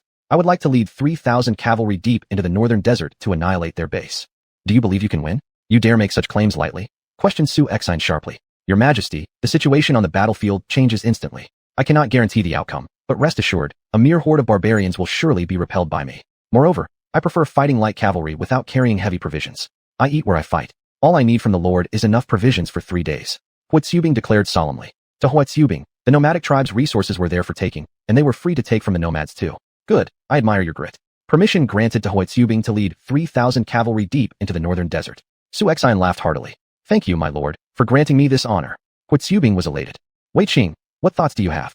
Su Exine asked further. Wei Qing wanted to say a few words about Huitzubing, but swallowed them instead. Your Majesty, while the Wuhuan are still unstable, our army can take the initiative and strike first, breaking the Wuhuan decisively. Excellent. The two of you have fine courage. Let's take the initiative. I, Dianwei, am fond of this plan. Dianwei laughed heartily. Clap, clap, clap. Su Xian's thoughts were similar to theirs. Good. This aligns with my own plans. Pass the order. The army will set out tonight, and I will give the Wuhuan and Dongchang a great surprise. Su Guang was more confused than ever. In the face of foreign armies, the Central Plains generals he had seen would run faster than rabbits. Yet Su Xian and his group of generals chose to take the initiative. Lord, this plan is overly risky. If we're not careful, both sides may suffer heavy losses. Why don't we wait for the Northern Celebration Prince's troops to arrive before making any moves? Asked Su Guang. Brother, that Northern Celebration Prince is my enemy who killed my father and brother. Even if the court ordered him to help, it's already good enough that he doesn't stab me in the back. Also, the opportunity will vanish in an instant. The imperial decree has also said that if we destroy the Dongchang and Wuhuan, all of Lumin Prairie will become my territory. After having this land as my home, my chips will grow significantly. Su Xian stated seriously. Do you truly not fear the Northern Xiongnu? Su Guang asked again. Big brother, I leave you with one saying. The enemy can invade us, and we can also invade them. Su Xian's voice, filled with grandeur, resonated throughout the hall. Upon hearing this, Su Guang was struck as if by electricity. He no longer dared to look down on Su Xian, whose overwhelming aura of kingship revealed everything. Xiao He, Gao Shun, Su Guang, stay behind. The rest of you go and prepare. Yes, everyone replied and withdrew. After the others left, they began organizing the troops for battle. Lord, is there anything else you wish to command? Xiao He asked. Xiao He, I have 100,000 caddies of sweet potato seeds, 100,000 caddies of potato seeds, and 100,000 caddies of corn seeds within my cruel world. These crops yield thousands of pounds per acre, and nothing like this exists currently in the whole world. If they could be planted successfully, they could greatly solve and improve people's livelihood problems, as well as resolve the logistics issue. It only cost 300,000 points to exchange these seeds, and if they were planted successfully, it would be a blessing for the entire wilderness area. Chapter 30. The Arrogant Wuhuan People. Cough, cough. Su Guang almost choked on his own saliva when he heard this. Crops yielding several thousand pounds per acre? Lord, are you joking? Su Guang expressed his doubts. There aren't such crops in the world. Since I, your king, say there are, then there must be. Su Xian laughed and said, no need for questioning. Moreover, I have a weapons factory located between secluded mountains, which will be placed under Zhao's management. Xiao He bowed respectfully. If that is so, my lord can concentrate on fighting at the front and leave the rear to me. Su Guang was so shocked that he didn't know what to say. The capabilities that Su Xian has demonstrated completely overturned his perception. He could guarantee that everything under Su Xian's command, from the troops to all sorts of miscellaneous items, did not come from Su Jian. At this moment, he felt the terror of Su Xian. As night fell, over 30,000 soldiers under Su Xian's command were ready with their weapons lying by their side, stationed outside Black Mountain City. The moonlight was like ice knives, reflecting off the armor of the soldiers, giving off brilliant cold gleams. And the entire army exuded a murderous air that completely stunned Su Guang up on the city tower. More than 30,000 troops. He had originally thought that this was the maximum number Su Xian had, but never did he imagine that the number would continue to rise. This news, if it reaches the ears of the Empress, she would surely become restless. Set out. Su Xian donned his gear again and marched out once more. Hu Tsubing led 3,000 cavalry first, heading deep into the Cloudflow Prairie before the Dongchang and Wuhuan armies completed their encirclement. The nearest to Su Xian was Gu Sheng's army. The remote border areas had already been ravaged quite severely by the Wuhuan people. The entire border region had turned into a living hell. The Crown Prince of Beiqing Wang, residing in Ji Prefecture, also received an imperial decree from the Empress. When Zhao Sinan, the Crown Prince of Beiqing, received this order to mobilize troops, he was quite disdainful and threw it directly into the fire. My king, why do this? Fei Jiao, the strategist, asked curiously. This Empress, at least as her uncle, helping her kill Northern King Su Jian, has already stirred anger across the land. And now, she wants me to take care of Su Xian? This is to have me bear the curse of 10,000 generations. Zhao Sinan gave a cold laugh. But since the Empress has ordered you to deploy troops, we cannot remain entirely still, right? Fei Jiao continued. Not at all. That Su Xian may win small victories in the wild territories, but does not know how to hide himself. Even if he is as courageous and skilled as his father, he will eventually meet the same fate. With all the enemies the former Northern King made here in the wilderness, Su Xian will fall sooner or later. Let him be. We should only station our troops along the border and must not cross it. Whether Su Xian lives or dies is irrelevant to us, Zhao Sinan said. By the way, let Zhao Wuyong keep watch on Su Xian. Once he's dead, bring back his body. Give him a proper and grand ceremony at our Beiqing princedom to transfer the blame to the Empress. That little woman, what right does she have to sit on the throne? Yet, none of them realized the true strength and power of Su Xian. In this battle, Su Xian would finally rid himself of the name Waste.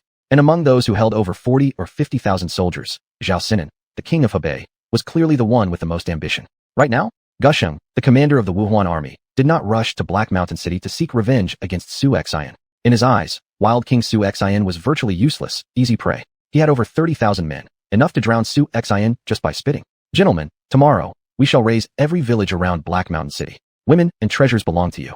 Follow me, and we'll live in luxury. Gusheng raised his wine cup while drunkenly holding a woman abducted from Central Plains, about 14 or 15 years old. Long live His Royal Highness. Wise decision.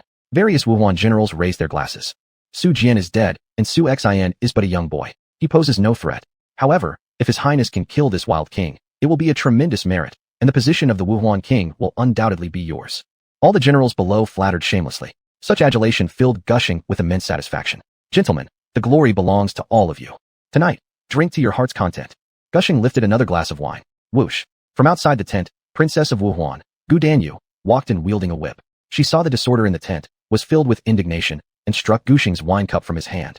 Gu Danyu, you're becoming more reckless day by day. You dare to knock my wine cup away? Don't think father's indulgence excuses your unruliness. Gusheng stood up. But though angry, Gusheng remained very accommodating towards this youngest sister of his. Elder brother, what was your promise to father before you came here? You assured him that you would capture Black Mountain City within 7 days. Now, there are only 2 days left. If you fail, how will you explain yourself to father? Gu Danyu angrily questioned. We are at war, yet you indulge in drinking and revelry. What if the enemy launches a surprise attack? Humph. Gu Sheng snorted coldly. Leading an army is not something you need to teach me. I know better than you. How could Su Xian, that beardless greenhorn, pose any threat? Do you think his pitiful troops would dare to launch a night raid against my camp with 3 10,000-strong forces? Take her away. Guard the princess well. No need. I'll leave by myself. Gu Danyu stomped her feet furiously. The entire Wuhuan army seemed to have no intention of seeking revenge. Instead, they were lost in pleasures, unable to tear themselves away from the temptations around them. I must report this to father. He must severely punish the crown prince. Gu Danyu clenched her small fists. At dawn, Su Xian's 30,000-strong force had already gathered outside the Wuhuan encampment. At this moment, the Wuhuan clan lay scattered about their camp, many drunken and lying sprawled everywhere. Worse still, some of the Wuhuan soldiers were engaged in unspeakable acts within their own camp. My lord, these Wuhuan troops seem to have little regard for our army, Dianwei said. These Wuhuan soldiers are confident that our forces wouldn't dare to take the initiative to strike. That's why they're behaving so arrogantly and recklessly. But their arrogance offers us the perfect opportunity. By underestimating me, they underestimate my capabilities. I may not match my father yet, but starting today, I will make sure all grassland tribes tremble at the mention of my name. Wei Qing, lead the cavalry while the infantry advances. Stretch the range of the archers into the Wuhuan encampment. March forward. Su Xian pointed with his long spear. The 3 divisions obeyed the order, moving silently forward step by step. 3,000 archers readied their bows under the cover of shield bearers, gradually advancing toward the target. Chapter 31. Great Victory over the Wuhuan. On a dark and windy night, it was the perfect time to kill. It seemed as if even the heavens were helping Su Xian in his battle against the Wuhuan army. When the archers of the Dahuang army were only 50 steps away from the Wuhuan camp, all the archers raised their arrows towards the sky. Fire! At the command, a sky filled with flaming arrows rained down upon the Wuhuan camp, like an enormous fiery net. The drowsy Wuhuan army had barely opened their eyes when the incoming arrows appeared before them. In the next second, all Wuhuan soldiers stationed at the front of the encampment instantly perished under the hail of arrows. In the Wuhuan camp, the soldiers lying haphazardly on the ground, unconscious from alcohol, finally woke up in severe pain, but it was already too late to fight back, and they coughed up large amounts of blood. Charge, cavalry! Trample through their camps. With Wei Qing's spear pointing ahead, the cavalry under his command immediately increased their combat effectiveness by 15%. Enemy attack. The enemy is attacking. Wuhuan soldiers cried out in anguish. Wei Qing's cavalry broke through the Wuhuan encampment, trampling over it and charging into 3 divisions, left, center, and right. The hooves of the cavalry swept everything away. Those Wuhuan soldiers who fled everywhere either got trampled or died under the slaughter of the cavalry's blades and hooves. October was the driest month in the north, with strong winds sweeping across the steppes. The ignited flames spread like towering waves, seeming ready to consume everything, becoming fiercer as they lit the dark night, brightening it as if it were daytime. Within moments, chaos erupted throughout the entire Wuhuan encampment. Commanding 7,000 cavalry, Wei Qing moved swiftly through the enemy ranks, causing immense casualties. What's happening? Whose troops are these? Gu Danyu stepped out of her tent. There was also Wuhuan General Gu Yuan, the elderly general who always maintained sobriety. These are the troops of Dahuang, led by Su Xian, Gu Yuan said. Judging by their scale, at least 10,000 soldiers. They're no less formidable than our own Wuhuan cavalry. What? How did so many men suddenly appear? Gu Danyu was stunned. If Su Xian had only the rumored thousands of men, wiping them out would be as easy as turning one's hand over. Yet now that more than 10,000 men had shown up, things could get problematic. Princess, you must quickly go to the main tent and escort Crown Prince away. I see a group of cavalry heading towards His Highness's tent. Wake him up while I'll arrange my troops here, Xuanhuan urged. General, take care, Gu Danyue said, and then headed towards the main tent. Xuanhuan looked behind him at the soldiers already gathered. All of you, form your ranks and charge the enemies. However, in face of disorder in the camp, the Wuhuan soldiers showed little will to fight and actually became the biggest obstacle for Xuanhuan. After painstaking efforts to form some formations, they were once again scattered by Da Huang's cavalry. Tens of thousands of Wuhuan soldiers were running everywhere. Xuanhuan was bewildered. They had fallen into a trap. In their view, the Da Huang army supposed to be so weak, yet their fighting ability was surpassing their expectations. That's enough. Dianwei, Rongho, both of you lead 5,000 men and annihilate the remaining forces. Su Xian ordered. Understood. Both bowed. Each leading 5,000 soldiers, they rode fiercely towards the Wuhuan camp. You barbarians, die by this general's hands. Dianwei held his double halberds and cut left and right. Blood splattered everywhere as Wuhuan soldiers fell one after another. Rongho's martial arts skill wasn't inferior either, and in a short while, more than 20 people had died under the hands of the two generals. What surprised the Wuhuan soldiers more was the Da Huang troops' resemblance to northern elite armies, except even fiercer. Da Huang soldiers fought almost recklessly, and when Dianwei unleashed his rage-filled mode, his combat effectiveness was far beyond the capability of Wuhuan soldiers. In the main camp, Wei Qing already arrived with a cavalry unit. Holding a long spear in his hand, clad in glittering armor, he exuded great bravery and the air of a general. Before him was a defense formation created by several hundred personal guards of the Wuhuan Crown Prince. Surrender now, and I may spare your lives. Otherwise, there is no way to survive under my iron hooves. This is your last chance, Wei Qing announced coldly. Seeing this, Gu Danyue grew increasingly fearful of the Da Huang army. Hold them off, said Gu Danyue before she turned and entered the main tent. She was very confident in the combat strength of her Wuhuan tribal troops. General, that is Princess Gu Danyue of Wuhuan.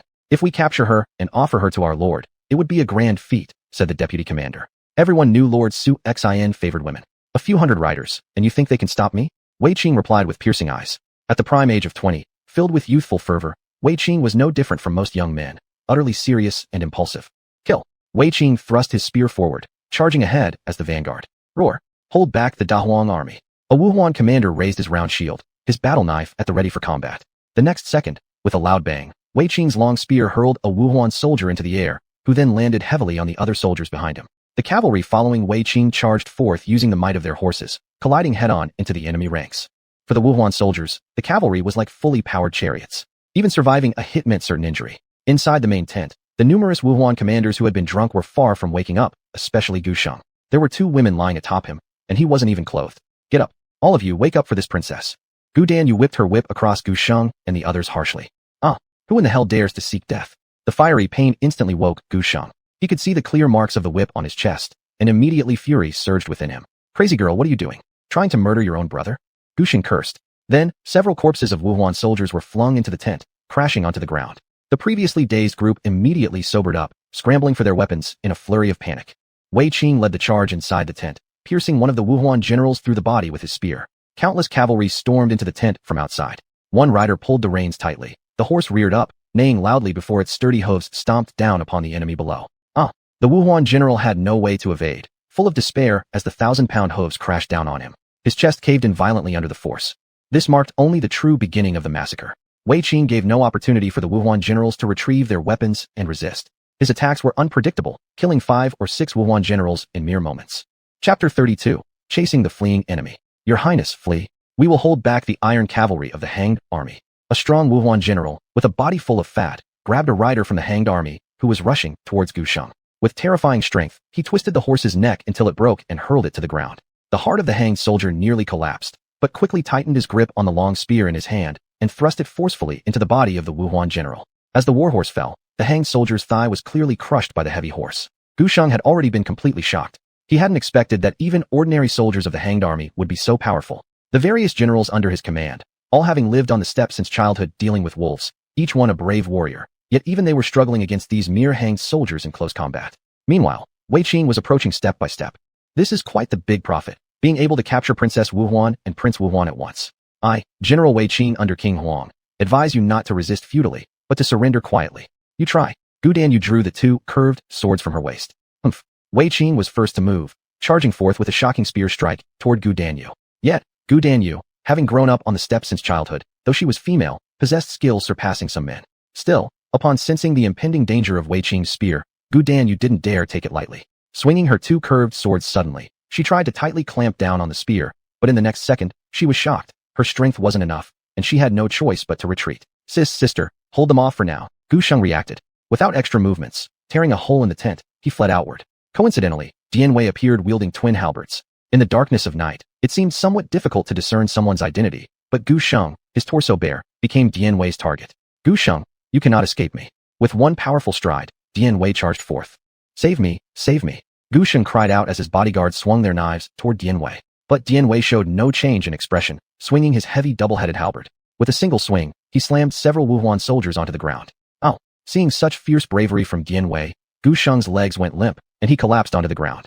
I am Prince Wuhuan. Don't kill me. Absolutely do not kill me. I am still useful. How arrogant Gu Sheng had been before, now how pitiful. In fact, right then Gu Sheng had cursed every ancestor 18 times over of whoever within the clan provided false information, who said there were only less than 1,000 hanged soldiers in Heishan City. Not only did more than 10,000 soldiers appear, but their combat effectiveness was also ferocious beyond comparison. How could they possibly win? They say all barbarians possess a bloodline spirit, but now, it seems they only have a hollow reputation. What kind of prince of the Wuhuan dares to behave this way? It's truly disgusting. Dianwei laughed loudly. Capture him. Take him back to see our lord. Just as the soldiers moved to seize him, two sharp arrows suddenly shot out and instantly pierced through two hanged soldiers. Ahead, a rider carrying a bow and arrows rapidly galloped toward them. Even in the dark of night, the accuracy of the Wuhuan cavalry on horseback with bows remained remarkably precise. With several cries of pain, more than 10 soldiers near Dianwei fell after being hit by arrows. Dianwei, himself a top-ranked warrior, wielded his dual weapons and deflected the arrows aimed at him. His Highness, flee. Allow me to cover from behind. Gu Yuan quickly pulled Gu Sheng onto the horse. The one arriving was precisely Gu Yuan, intercepting Dianwei's troops. Originally thinking he could hold out for half an hour to cover Gu Sheng's smooth retreat, he underestimated Dianwei and the hanged army's prowess. For every soldier on his side lost, 10 fell on theirs. Even with their advantage in fighting at night against the hanged army, he realized that not only were they formidable warriors, but at night, their vision was like eagles, as if completely unrestricted. With nearly half his 1,000-strong forces wiped out, all he could do was flee ingloriously. Meanwhile, the cavalry led by Wei Qing almost swept through the entire camp, with one group directly pursuing the Wuhuan main camp. All the senior military leaders and the crown prince were inside the large tent. Gu Yuan couldn't help but turn back. Be careful, old general, shouted Gu Sheng, then immediately turned and ran away. We cannot let Gu Sheng escape. Dianwei, inserting a heavy halberd on his back and shielding himself with one hand holding a shield, pursued swiftly, blocking most incoming arrows. Then he threw the shield, striking directly into a Wuhuan soldier. Seizing his mount, Dianwei mounted the horse. Your opponent is me. Despite being nearly 60 years old, Gu Yuan was far from worn out. His surprising arm strength swung his great sword toward Dianwei. Old man, at your age, you should just go back and rest properly, Dianwei said, then tried to push Gu Yuan back. Unexpectedly, not only did Gu Yuan not retreat, but he also intercepted Dianwei's attack. There are still a few people from the Wuhuan worth respecting, Dianwei remarked. The ferocious Dianwei had met his match for the first time. Of course, Dianwei was younger after all, with better stamina than Gu Yuan. Relying on their horse archery skills, the Wuhuan forces managed to intercept the advancing hanged army. The Wuhuan cavalry archery was renowned far and wide, striking fear into the hearts of many. Later, Su Xian's main force launched a full-scale assault. The retreating Wuhuan army scattered in all directions, suffering heavy losses. Wuhuan Princess Gu Danyu was captured by Wei Qing after exchanging more than 10 rounds with him. Wei Qing continued leading 3,000 cavalry to pursue the fleeing enemy. As for Gu Yuan, things were slightly better. He managed to break out with over 2,000 Wuhuan soldiers. Gu Sheng escaped faster than anyone else. Of the Wuhuan's 30,000-strong troops, within a single night, 20,000 were either killed or captured by the hanged army.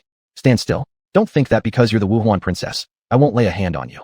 Dianwei personally escorted Gu Danyu before Su Xian. My lord, what shall we do with this Wuhuan princess? Ding. Gu Danyu, identity, Wuhuan princess, rank, rare. Before Su Xian could speak, a notification rang out in his mind. Not bad for a Wuhuan princess. She's incredibly beautiful. How about staying as my consort?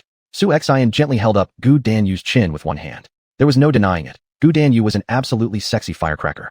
Su Xian thought to himself, if the barbarians could take the women of the Central Plains dynasty, then they could surely do the same to the barbarians. You scoundrels, cowardly rats who act in the dark. If it weren't for your surprise attack and our army being off guard, how could you have possibly won? You'll see. After this battle, my father will certainly send a great army to punish you all, and you'll all be killed. Gu Danyu stubbornly shouted. Chapter 33, Gu Yuan's Strategy. From a great distance, Su Xian could already feel Gu Danyu's anger. Her teeth-baring fury made it seem as though she would tear him to pieces. You do have some spirit, much more backbone than your crown prince brother. Aren't the Wuhuan people known as warriors? But if even your crown prince is so cowardly, the Wuhuan reputation seems exaggerated. Su Xian mocked. I am ashamed of him. Gu Danyu retorted stubbornly. However, let me tell you, tonight we were fortunate it was a night raid. If it had been an open battle, none of you would have escaped. The soldiers of Xuanhuan may be strong in combat, but they are still far inferior to the elite troops he summoned. Most importantly, once generals like Dian Wei and Wei Qing reach a certain state, their troops' fighting abilities increase on all fronts, leaving the Xuanhuan far behind. Bring this princess of Xuanhuan to my main camp and bind her there. I need to learn some information about the Xuanhuan clan from her mouth. Su Xuanhuan coughed lightly. Lord Su Xuanhuan, I warn you, you'd better release me now, said Gu Danyu. Yet, despite her defiance, Gu Danyu remained only a woman, one who had heard of Su Xuanhuan's terrible reputation. At the mere thought of what might come at his hands, Gu Danyu felt indescribable fear. My lord, Wei Qing has led 3,000 cavalry out. Should we continue pursuing? Dian Wei asked. Rest assured, Wei Qing is a capable general, nothing will happen. Since Xuanhuan has suffered such a defeat in this battle, they will seek vengeance. But first, we must deal with Dongchang before confronting Xuanhuan. I will lead the army. Dian Wei volunteered eagerly. Su Xuanhuan glanced at Dian Wei. You're too hasty. Stay by my side. He reopened the system store. After browsing for a while, he selected a general. Zhang Liao. Points required, 900,000. System, exchange Zhang Liao for me. Successful exchange of Zhang Liao, deducting 900,000 points. Zhang Liao. Boldness. The fewer the troops, the stronger the soldiers. Here comes Zhang Liao. Su Xuanhuan observed as Zhang Liao rode toward him on horseback. General Zhang Liao reporting to my lord. Zhang Liao dismounted and knelt. Do not underestimate Zhang Liao merely for breaking Sun Quan's 10,000 troops with just 800 men. In fact, Zhang Liao also achieved remarkable success against foreign enemies, breaking the Xuanhuan tribe and slaying 2 Dun. He earned a formidable reputation throughout the land. Zhang Liao, take command of 3,000 cavalry to skirmish with the main force of Xuanhuan. Buy me more time, Su Xuanhuan said earnestly. My lord, rest assured, your servant will fulfill his mission without fail. Zhang Liao bowed in respect. The real battle was just beginning. Although he held the princess of Xuanhuan captive, the elder general Gu Yuan of the Xuanhuan clan along with Crown Prince Gu Sheng managed to escape, plus nearly 10,000 Xuanhuan soldiers remained unannihilated. If they returned in force, it would certainly be a fierce battle. Right now, Gu Yuan had gathered over 2,000 remaining soldiers. Other soldiers were still scattered, but he did not leave. Although Crown Prince Gu Sheng was nominally the commander-in-chief of this southern expedition of Xuanhuan, in truth, General Gu Yuan was the true mastermind. With their army suffering such a crushing defeat, blame could not be avoided, and the only way out was a comeback. Considering the entire Lu Yun grassland, they still held significant advantages. General, aren't we retreating? An underling asked. Why retreat? We've lost almost 20,000 men. I cannot face them back home. Gu Yuan's mind worked furiously. But this crushing defeat was due to Crown Prince Gu Sheng's overconfidence. Even if His Majesty were to blame someone, surely it wouldn't be you. The deputy was confused. The old General Gu Yuan sighed helplessly. No matter how it was put, the leader of this campaign was Crown Prince Gu Sheng, whose potential punishment within the clan would be light, even if any fault lay elsewhere. Next, they'd most likely target him, the aged general responsible for overseeing the military operation. This expedition bore the hopes of King Xuanhuan, himself a high-ranking inspector. Such failures weren't anyone else's responsibility, but his. I estimate that Su Xuanhuan must have mobilized almost all his forces to resist both Xuanhuan and Dongchang. I believe Black Mountain City's defenses must now be weak. I've decided to seize Black Mountain City and cut off Su Xuanhuan's supply route. Gu Yuan clenched his fists tightly. Gentlemen, would you follow me on this adventure? And indeed, as Gu Yuan had analyzed, Black Mountain City was now poorly defended, with only 800 troops present. If his opponent wasn't Su Xuanhuan, penetrating deeply alone, it was very possible to capture the city with only 800 defenders. But the Black Mountain garrison was led by Gao Shun's famed Xiangning army. 800 Xiangning troops could halt 5,000 Lu family soldiers, and now, with only 2,000 plus remnants and lacking heavy weaponry, taking Black Mountain City would be impossible. What's the matter, General? We are your subordinates. Even if you go to certain death, we will follow without hesitation. Yes, let's move. Following the general's words, we'll capture Black Mountain City. Today's defeat might then have a chance for redemption. The soldiers' faces revealed an expression of determination. Swoosh. Gu Yuan drew his sword and roared to all the troops. All units turned back and head straight for Black Mountain City. However, Gu Yuan had no idea that awaiting them would be a brutal battle. At this moment, Wei Qing with 3,000 iron cavalry pursued relentlessly. Up ahead were Gu Sheng's warhorse and a few hundred elite guards. Coincidentally, Helian Jin's army from Yanmen Pass, commanding 3,000 cavalry and 7,000 infantry, charged forthright toward them. General, something's off. Why is it so chaotic up ahead? The deputy general asked. Could those be Xuanhuan soldiers? But why do they look so disheveled? Could it be that they've been defeated? Many Xuanhuan soldiers didn't even wear armor. Some had abandoned their weapons. Remember, on the battlefield, weapons are like your closest brothers, used to save your life. Now, without weapons, they were as good as dead in battle. Nonsense. A force of 30,000 Xuanhuan troops. Even our Dongchang tribe would avoid clashing with them. How could someone as small as Su Xuanhuan possibly possess such immense strength? Helian Jin rebuked. The strength of the Dongchang and the Xuanhuan were roughly equal. If the Xuanhuan lost to a useless crown prince like Su Xuanhuan, how could Helian Jin accept such reality? Moreover, Hellion Jean had learned that Black Mountain City was only defended by over 1,000 men. Such a small number wouldn't even be enough to fill his teeth. The two major tribes advancing south from the flowing cloud grasslands had not yet received news of Su Xian's crushing victories over Lo Qiusha and the Southern Wilderness Army. After all, for King Chun Jiangli of the Southern Wilderness, this was a humiliating affair, so he kept this information under control, especially from foreign nations. Hellion Jean, please save me. Gu Sheng waved, and upon seeing Hellion Jean, felt like he had found his savior. Chapter 34, Encounter Battle. Prince Gusing of the Wuhuan tribe. This guy has always been arrogant and looks down on others. Judging from his appearance now, he is almost naked and in such a miserable state. He must have truly suffered a defeat. Hellion Jean exclaimed in surprise. Of course, Gusing was also someone who valued his face. When he stood before Hellion Jean, what did he suddenly think about? The two tribes coexist in the Luyun grassland, both thinking about how to sabotage each other's interests. This time, with Gusing's great defeat, wouldn't it be a laughingstock for the Dongxiang tribe? Isn't that prince of the Wuhuan tribe? Why are you so disheveled? Surely your 30,000-strong army hasn't been defeated by that waste of space King Huang, has it? Hellion Jean mocked instantly. Haha. A group of soldiers from the Dongxiang tribe couldn't help but burst into laughter. The people of the Wuhuan tribe usually carry themselves proudly, but they've ended up being beaten by a wasteful King Huang. If this news spreads back to the grasslands, it will indeed bring shame to our steppe tribes. Had we known the Wuhuan tribe was so weak, our Dongxiang should have sent out an overwhelming force to annex the Wuhuan tribe. Gusing originally wanted to warn Hellion Jean, but after hearing these mocking words, the bitterness immediately sank deep into his stomach. If the Wuhuan clan is not having it easy, neither will the Dongxiang. He secretly hopes that 10,000 Dongxiang troops get just as soundly defeated by King Huang's army, suffering a severe rout. General Hellion Jean, let me give you one word of advice. Su Xian isn't someone to trifle with. Take good care of yourself. With that, Gusing turned away and walked toward the rear of the Dongxiang forces. TCH. Waste of space. All of you are a waste of space, Hellion Jean sneered. O brave warriors of the Dongxiang, let us show the Wuhuan people the power of our valiant Dongxiang. Kill Su Xian, capture Black Mountain City, and seize women. With a rallying cry from Hellion Jean, all the Dongxiang soldiers brandished their weapons, instantly stirring with excitement. Tat tat tat. Just when the cheering among the Dongxiang soldiers abruptly halted, they could feel the vibrations emanating from the ground. Wei Qing, leading his 3,000-strong cavalry, suddenly encountered the Dongxiang soldiers. General Wei Qing, aren't those the Dongxiang men ahead? The deputy commander called out. Shouldn't we halt and wait for the main forces of our lord? Why should we pause for a straightforward battle? Are you afraid of encountering the foreign tribe's military? Wei Qing didn't take the barbarians seriously at all. He was naturally born to annihilate slaves like them. All armies, charge forward. As the leader, Wei Qing commanded the entire army. Leading at the forefront, with unmatched speed, the 3,000 cavalry seemed invigorated like on some kind of adrenaline rush, galloping full force towards the Dongxiang division. How dare the army of the Wasteland risk so much? 3,000 cavalry actually daring to charge against tens of thousands of Dongxiang soldiers arranged in a formation? It's truly seeking death. Had I, the prince, not underestimated them, I wouldn't have suffered such a terrible loss. Gusing attributed his own failure almost entirely to underestimating the enemy. When he reorganized his troops, he vowed to completely destroy General Su Xian's army. Upon seeing Wei Qing's charging forces, Hellion Jean wore a scornful smile. To compete in cavalry strength, no one can match the Iron Riders of the Dongxiang. The 3,000 horsemen from the Wastelands are simply committing suicide. Could it be that this is Su Xian's reliance? Actually, even 3,000 cavalry wasn't a small number. All over the Dongxiang lands, there were only 15,000 cavalry at most. Training a cavalryman required several times more funds than training infantry. All armies, obey my command. Kill their general. Hellion Jean spurred his horse's belly, and the warhorse gave out a piercing neigh before rushing forward. Among the 3,000 cavalry led by him, none were willing to yield to Wei Qing's cavalry in terms of prowess. In an instant, the two armies clashed head-on. Wei Qing thrust his spear forward, directly piercing into the body of a Dongxiang general.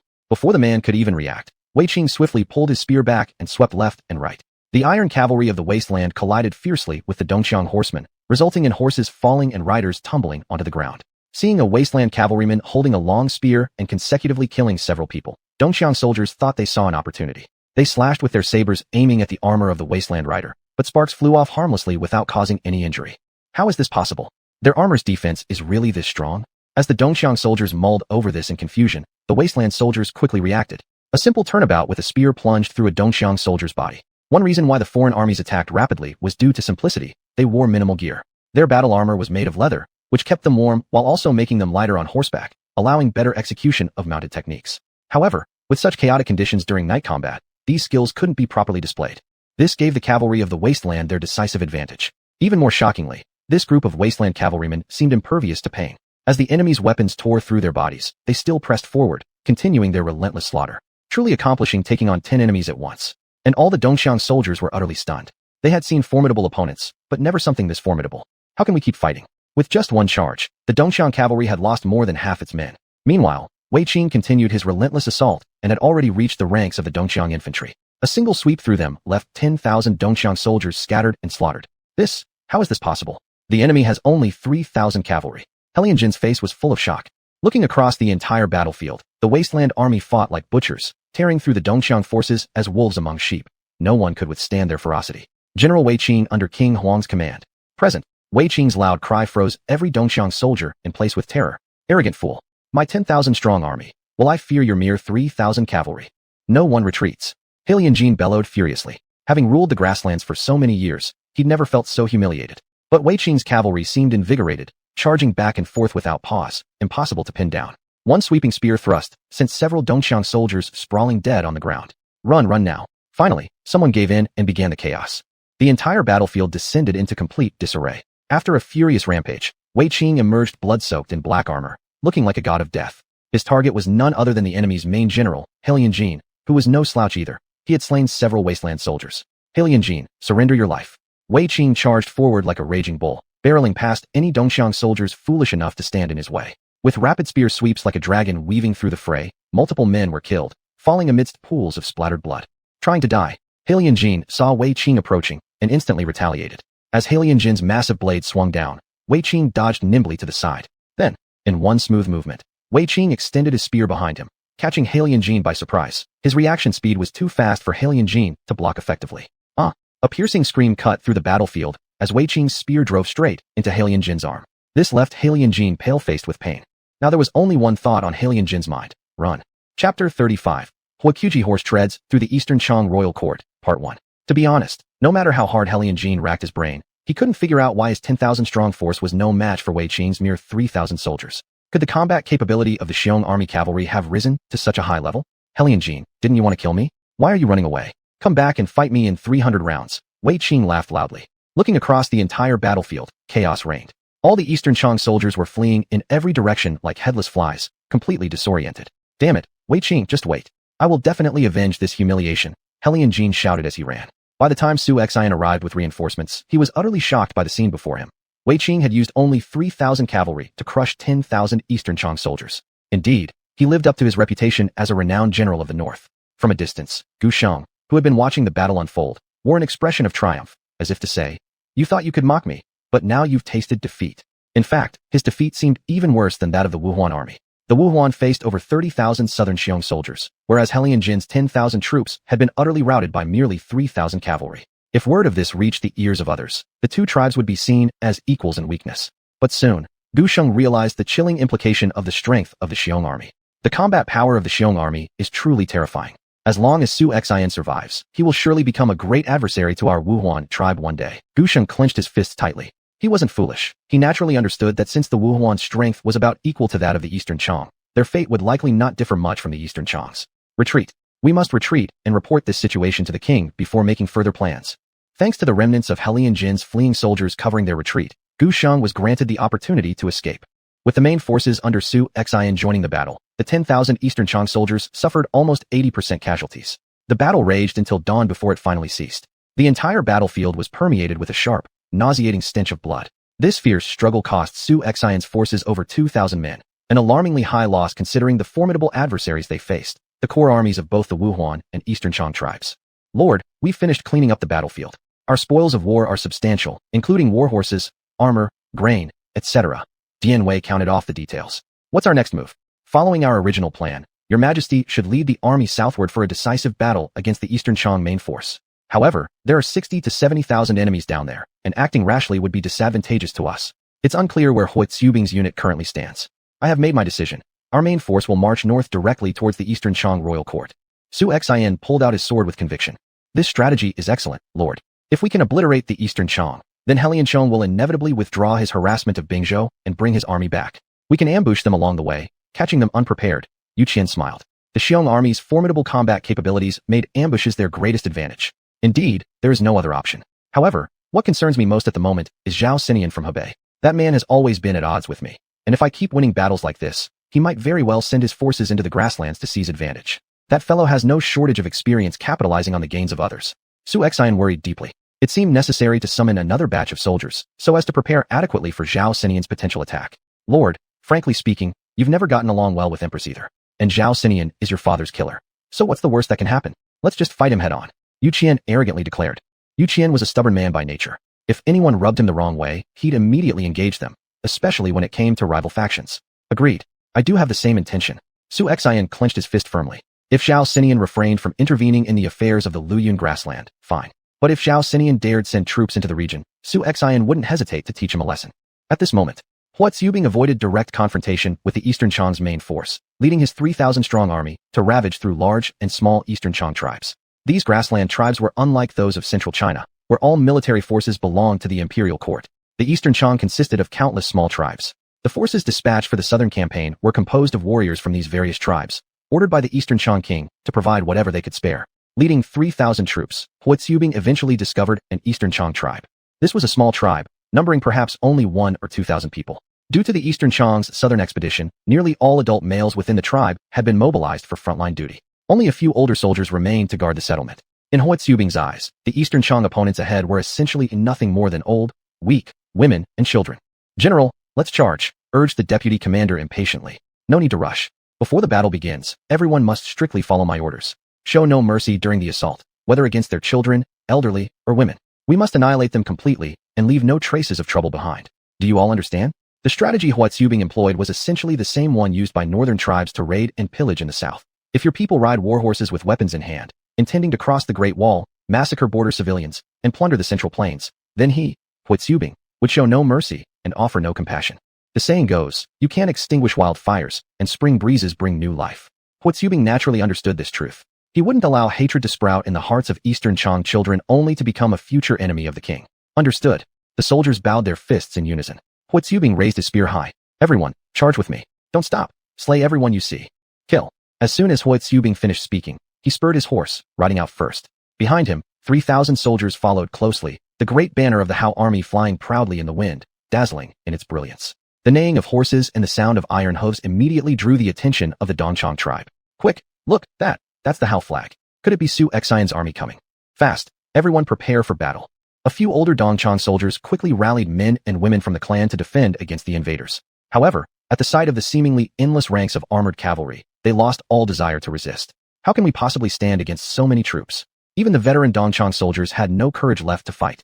With barely 1,000 or 2 people in the entire tribe, how could they possibly withstand such an overwhelming force?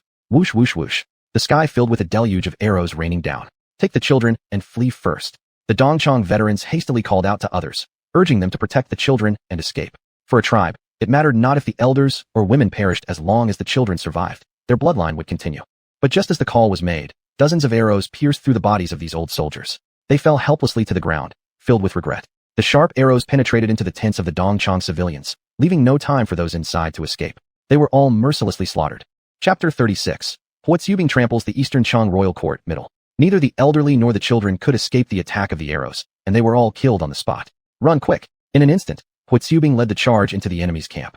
The long spear in his hand aimed at a veteran soldier, instantly piercing through the latter's chest.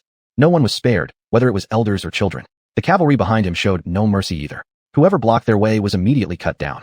The entire Eastern Chang tribe was filled with wails of anguish as blood flowed like rivers. Those children who had been playing by the stream didn't even have a chance to run. After the Huan army's iron horsemen passed, only corpses remained. Hua Zubing's strategy nearly meant the extermination of the Eastern Chang people. No, my children. You ruthless people from Deiki. You deserve death. Even the former northern king wouldn't have been so cruel and merciless. The old tribal chieftain, looking at his fallen tribespeople, felt as if his heart was dripping with blood. He no longer had any will to live, but instead stared at Hua Zubing with nothing but hatred in his eyes. You executioner, you don't even spare the elderly or the young. Heaven will claim your life, and you will reap what you sow. Ha ha ha. Hua Zubing let out a cold laugh. When your troops crossed the border, stepped over the Great Wall, both the elderly and the young among you became criminals deserving of death. The northern king didn't kill you because he wanted to give you a chance to reform yourselves, but now, with King Huang leading the northern campaign, your extinction is inevitable. Foreign tribes have always been a great threat. The Central Plains dynasty regards the northern Xiongnu as its greatest enemy. Every autumn, these barbarians invade from the north, raising their swords against the innocent civilians, children, and women at the frontier. At such times, do you foreigners ever consider whether these innocent people deserve to be slaughtered? The old chief couldn't respond. It was true that their own grassland tribes had committed far worse atrocities in the past. When he was younger, He himself wielded a sword, crossed the Great Wall, and killed many Central Plains villagers. Even worse, he would tie decapitated heads around his waist as trophies of honor. Back then, killing was practically entertainment for foreign tribesmen. Whoever killed more earned greater honor. Rest assured, our Dongchang forces will eventually annihilate all of you, the old chief proclaimed before seizing the curved blade next to him and committing suicide. For a minor tribal chief to show such resolve was rare. If the officials of the Central Plains had half of this kind of backbone, there wouldn't need to be annual invasions along the borders, nor the betrayal and murder of loyal ministers due to power struggles. Throughout history, what destroyed dynasties has never been external threats, but internal corruption. General, what about the rest? Asked the deputy general. Kill them, came the single-word response, chillingly cold. This made those Eastern Chang people crouching on the ground tremble with overwhelming fear. Soon afterward, flashes of steel accompanied shadows of blood as everyone in the small tribe died under the blades of the Huan army. Retrieve the food supplies from the enemy camp, and our army must continue the offensive, Hua Tsubing ordered. Raiding such a tribe with virtually no combat ability, Hua Tsubing's troops suffered only a few light injuries with no casualties. This place was getting closer to the court of the Eastern Chang, and the surrounding large and small tribes were multiplying. While the main force of the Eastern Chang was on the southern expedition, the troops stationed near the court were split, some guarding the north, others defending the Wuhuan, leaving actually few soldiers at the center of the royal court. What Hua Tsubing intended was to trample the court and capture the king of the Eastern Chang alive. Of course, capturing him alive wasn't necessarily essential. If they were to eradicate the entire Eastern Chang, showing mercy wouldn't make sense. Hence, Hua Tsubing's day of slaughter truly began, starting with easier targets before moving on to more difficult ones, wiping out smaller and medium-sized tribes first to wear down their strength. The surprise attacks plunged the originally optimistic Eastern Chang commoners into a hellish nightmare. They never anticipated that, while they celebrated with dance and song, a cavalry was heading straight for them. Bloodshed marked their every step, with tens of thousands dying under Hua Tsubing's orders. However, at the front lines, Helianchong delivered continuous good news. His units had not only achieved numerous victories at the border, but also crossed the Yanmen Pass, advancing deep inside. Many commoners scolded Zhao Wuyong for being incompetent, and rumors spread amongst the people, hinting mysteriously that the death of the northern king seemed suspicious, subtly directing blame toward Prince Zhao Xinyan of Beijing. On the contrary, Su Xian's valiant fight against the Eastern Chang and the Wuhuan in the north won him significant public support. Helianchong also transmitted reports of success from the front back to the court of the Eastern Chang. At the royal court, everyone was dancing and celebrating, the ministers brimming with joy. Everyone, you've seen it. Helianchong's army is making rapid progress. It probably won't be long before we receive the large compensation from Empress Daki. Our Eastern Chang will have no problem enjoying a good winter. Oh, by the way, rumor has it that Empress has ordered Zhao Xinyan to defend the north and sent Su Xian to lead troops. I wonder if her brain isn't functioning properly. Zhao Xinyan, guarding his Hebei region, will never launch an active offensive in the north. After so many devastating defeats, everyone up here views him as utterly useless. As for that minor figure Su Xian, Your Majesty has heard he's a failure too. With only over 1,000 soldiers under his command, how much trouble could he possibly cause? The Eastern Chang king Helian Gao was filled with disdain on his face. Your Majesty, yet recently on the grasslands, rumors spread that this Prince Huang actually commands tens of thousands of troops, defeating Luqiu Sha and crushing 2 armies of the southern Wasteland king. Perhaps we're being overly complacent. Chancellor Helian Zan frowned deeply. Haha. Chancellor, even if these rumors were true, even if Su Xian had tens or hundreds of thousands of soldiers, do you truly think a 16-year-old greenhorn, who has never fought a war, would dare to oppose our Eastern Chang? Not even when Su Jian was alive would he dare to look down upon our Eastern Chang tribes. Moreover, Helian Jin has already led an army of 10,000 troops against Black Mountain City. Adding to that, there are 300,000 Wuhuan cavalry. Forget about the northern expedition. Perhaps it won't take long before Helian Jin brings back Su Xian's head. By then, it will also serve as retribution for blood debts. The Grand General Helian Gui said arrogantly. Chancellor, when did you become such a coward, fearing some whelp? Do you really believe Su Xian can be as skilled as Su Jian? Indeed, all the northern grassland tribes harbored a certain degree of fear towards Su Jian. When Su Jian was still alive, how dared Eastern Chang and Wuhuan tribes create disturbances? General Helian Gui is correct. Chancellor is overly concerned. Send orders to Helian Jin. Preferably capture Su Xian alive. This man is more valuable living than dead. Chapter 37. Hua Tsubing's cavalry tramples the Eastern Chang king's court. Part 2. Capturing the son of the once mighty northern king and bringing him back to the tribe, letting him live a life worse than that of pigs or dogs, making him become a slave of the Eastern Chang. Such news would certainly make the people of Daki feel disgraced and furious. And yet, for the Eastern Chang, this is an incomparable honor. Let's hope so. He Lianzan felt uneasy in his heart, as a sense of foreboding began to grow within him. He always felt something bad was going to happen, but he didn't know what it could be. It couldn't possibly be said that Su Xian defeated their Eastern Chang tribe within just 2 or 3 days, and then dispatched a large army toward their king's court, could it? This was simply an impossible thing. He Lianzan dispelled his doubts and swallowed these impractical thoughts, but little did they know, the force they encountered was none other than the biggest ace up Su Xian's sleeve, Piao Yao General and champion Marquis Hua Tsubing. After having consecutively broken over a dozen tribes of the Eastern Chang, Huaqiubing slaughtered over 40,000 soldiers and civilians combined. However, due to the rarity of mid-sized tribes of the Eastern Chang, otherwise, such wars might have continued and expanded even more. Huaqiubing's troops had now advanced all the way to the outskirts of the king's court. In front of them stood a massive royal palace with over 10,000 citizens of the Eastern Chang. Yet for a whole tribe that only numbered over 70 million in total population, they were still able to mobilize 10,000 soldiers. Once northern tribes declared war, almost all men would be sent to the battlefield. It was a system of universal conscription. But if all the men died, it would result in catastrophic losses. The primary reason for their low population count stemmed from insufficient grain. When winter arrived, many tribes along the Daki border had no choice but to starve themselves to death because the defense at the frontier gate of Daki was extremely stringent. Especially during the time when North King protected the north, there were rarely any opportunities for the nomadic tribes of the northern steppes to raid further south into the borders of Daki. Thus, tribes like the Eastern Chang and xuanhuan had to exchange food through trade with Daki. Yet these means of obtaining food supplies were strictly controlled by Daki, restricting external grain sales to about enough to maintain populations around 50 to 60 million. This way, the threat posed by foreign ethnic groups against the Daki Empire could be alleviated and control over them ensured. However, there are those who grew strong due to self-sufficiency despite being sealed off, such as Jin, Damong, and Tubo. They became increasingly powerful through domestic reforms.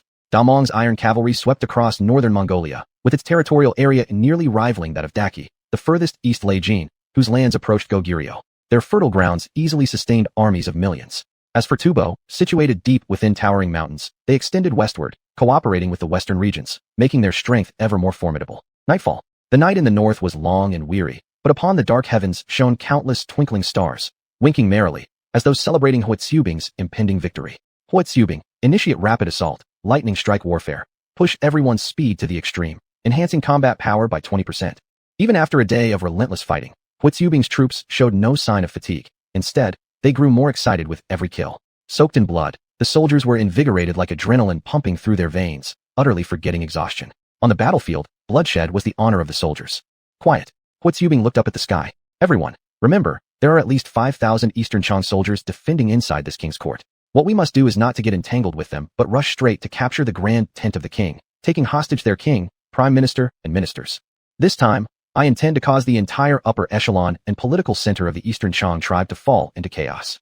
Huaqiubing's plan was very clear. Whether a nation could sustain operations heavily depended on the officials of its court. But if both the king and a capable group of ministers were captured, leaving behind merely generals out fighting battles in distant places, what good would that do? Even if someone rose up to shoulder responsibilities of the clan, a group of mere warriors skilled only in battle, where was the expertise in politics or governance? Without any assistance from the wandering army, the Eastern Chang would inevitably be absorbed by other tribes eventually. Agreed. The generals behind him bowed deeply. Charge forward, straight towards the Eastern Chang king's court. Huaqiubing pointed his sword. He led the charge first.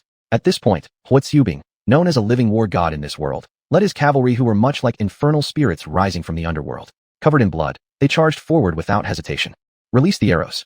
And this army had completely mastered the mounted archery talents of the xuanhuan forces. In fact, their accuracy while shooting arrows from horseback surpassed that of xuanhuan riders greatly. That's why these summoned elite cavalry were so exorbitantly expensive. It made perfect sense. Swish. As the bowstrings were released, arrows carrying fire shot forth instantly. Thousands of arrows flew in unison. The patrolling soldiers stationed in the great camp stared at the rain of arrows descending from the sky, becoming fully aware of their perilous situation. Yet fear overwhelmed their eyes entirely. The enemy forces have come, and they actually penetrated deep into the heartland of our Eastern Chang tribe. Enemy attack. The enemy is attacking. Quickly sound the drums. Before that soldier could finish speaking, he was killed by an arrow. The tip of the arrow was soaked in pine oil, and when it struck the enemy's armor, it immediately ignited both the armor and its wearer. As soon as the first wave of arrows landed, a second wave flew forth. The tents made from cloth immediately caught fire, blazing fiercely. Wailing sounds echoed across the camp. Eastern Chang warning horns sounded instantly. The general on duty tonight happened to be General Helian Gui. This man earned his title as senior general of the Eastern Chang for good reason, possessing sufficient alertness. At the very moment the horn blared, he donned his armor, took up his weapon, and stepped out of his tent. All around him, the sky lit up with fire, and the common people fled in every direction, trying to save themselves. He seized a soldier running towards the king's court and shouted furiously, "Did you see whose troops are these? Report to the senior general. Your subordinate saw the attacking army carrying the banner marked with the word Huang. It can only be the army led by the Great Qi Huang king. They fought with great courage, advancing at a lightning speed. Our frontline forces attempted to intercept them, but were easily overwhelmed. Not only are their soldiers fierce, even their warhorses are much stronger than ours." Fear and dread filled the eyes of the soldier. Thanks to Huaqiubing's enhancements, every aspect of the cavalry force under the Huang army had been significantly improved. both men and horses alike. Men being tough is one thing, but now the horses had also become incredibly powerful. The cavalry units under the Huang family achieved near-perfect harmony between rider and horse. An army in such a state possessed truly terrifying combat power. Upon hearing this news, Helian Gui felt dizzy and disoriented, unable to believe it. How could this be? The Huang army's cavalry couldn't possibly show up here. They wouldn't bypass the forward tribes and march straight into our royal court. It simply cannot happen. Helian Gui refused to accept the reality before his eyes. Chapter 38. Huatsubing versus Helian Gui. Moreover, if the Huang army's troops were to invade, they would certainly first engage in battle with the medium and small tribes ahead. Any fighting at the front would surely result in someone coming to report it.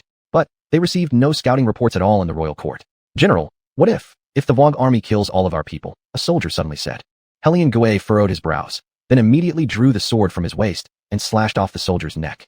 It's impossible, absolutely impossible. My brave Dongchang warriors, even the commoners, are more than a match for the Huang army. You spread rumors here, I should slay you.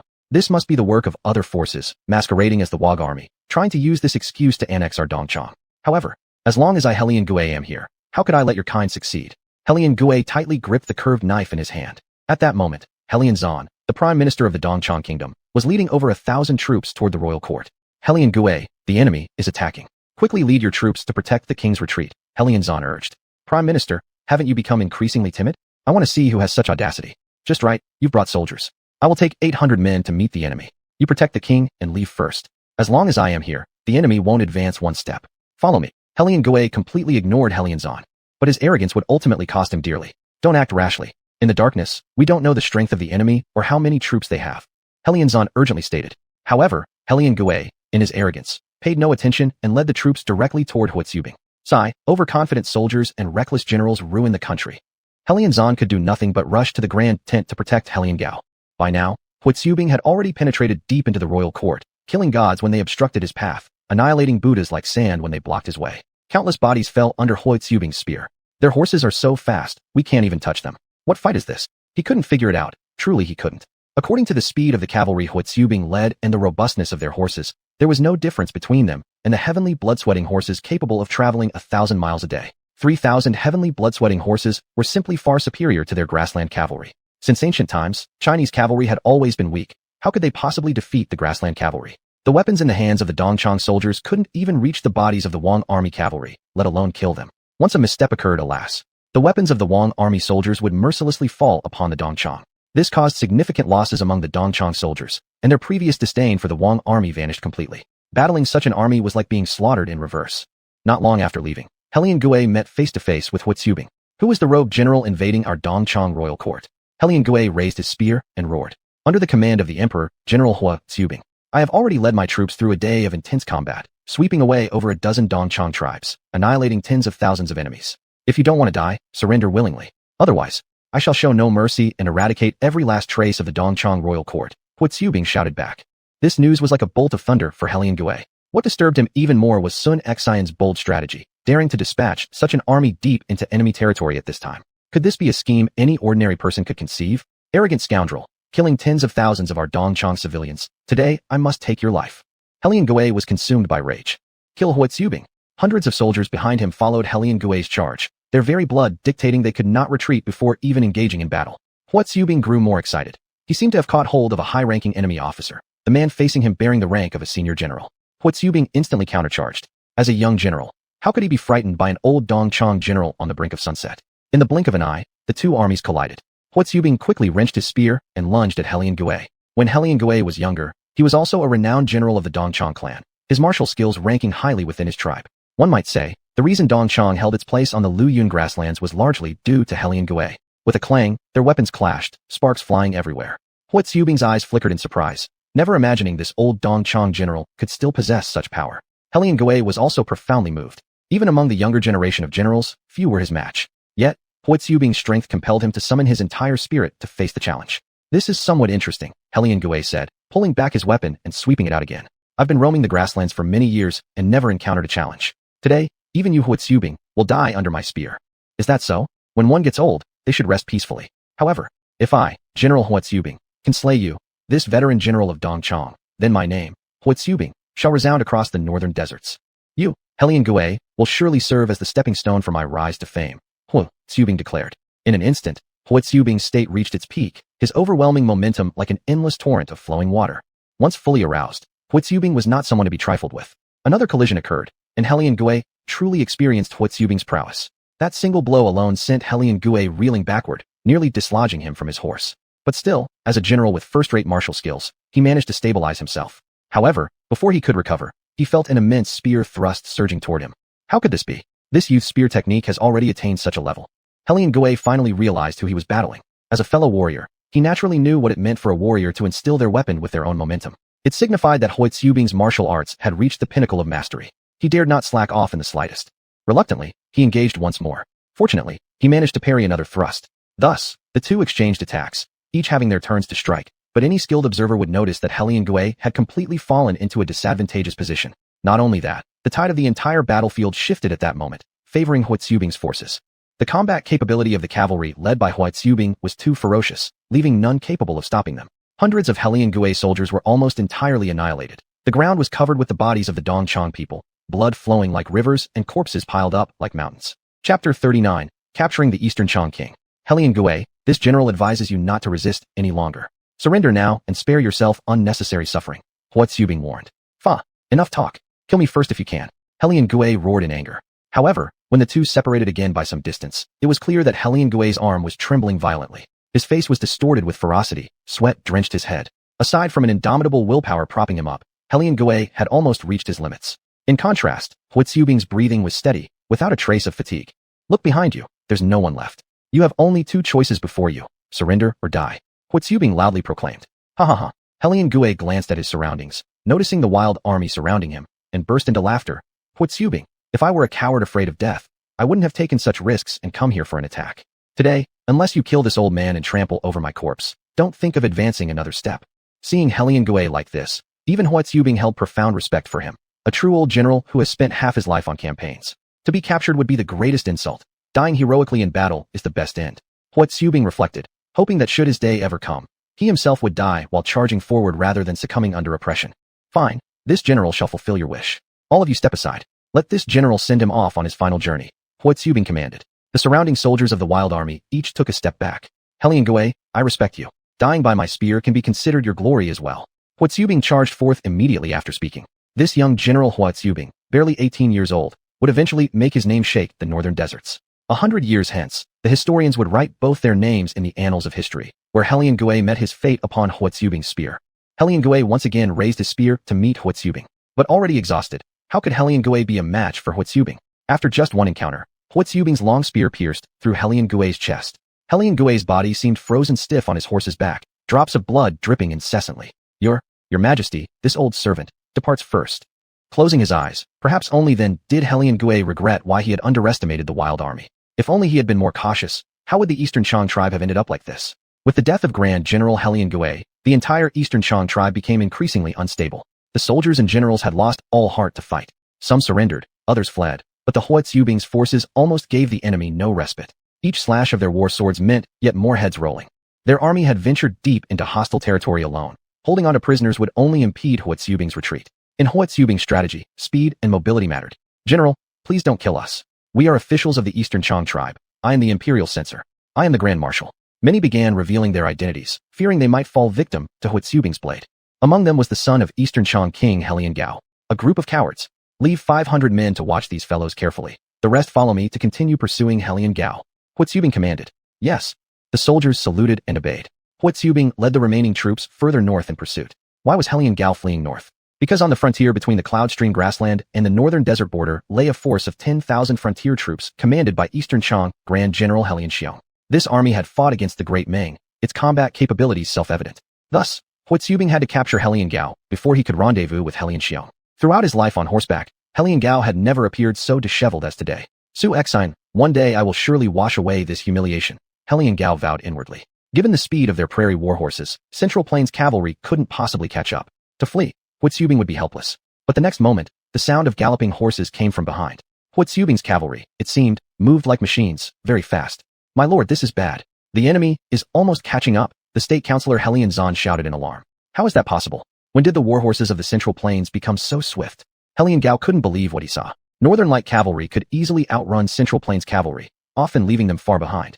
My lord, run quick. Leave me here to cover your retreat. Helian Zan tightened the reins and turned his steed around.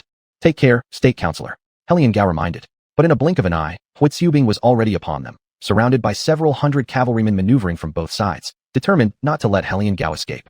Then followed a volley of arrows which struck down many of Helian Gao's close guards. Then, Helian Gao watched as the two flanks of the wild army blocked his retreat. With no choice, Helian Gao had to stop. King of the Eastern Chong, surrender now? Otherwise, we will not hesitate to bring your corpse back with us. The soldiers of the wild army stood ready. What shall I do? He had intended to retreat, but alas. The Prime Minister Helian Zan couldn't last 3 rounds against Huixiubing and was captured directly by him. As for Helian Zan's several hundred men under his command, they were no match for the cavalry of the wild army. In one charge, they were almost completely annihilated. Having fought so many battles over the years, Helian Zan had never seen such a ferocious army. How could this be possible? When did my soldiers become so inept? Helian Gao's eyes were filled with collapse and despair. The mighty king of the Eastern Chong becoming someone else's prisoner. If this news got out, how could he still hold sway on the grasslands? Helian Gao, it's best not to resist. Surrender peacefully, and our lord will certainly not kill you, Huixiubing said. Helian Gao dropped his weapon, dismounted from his horse, and knelt on the ground. I surrender. I hope the general treats me well. Helian Gao had been the king of the Eastern Chong tribe for too long, enjoying life while staying far from the battlefield for ages. Once a man loses his wolf-like nature, it becomes exceedingly difficult to regain it. Seize him and take him back.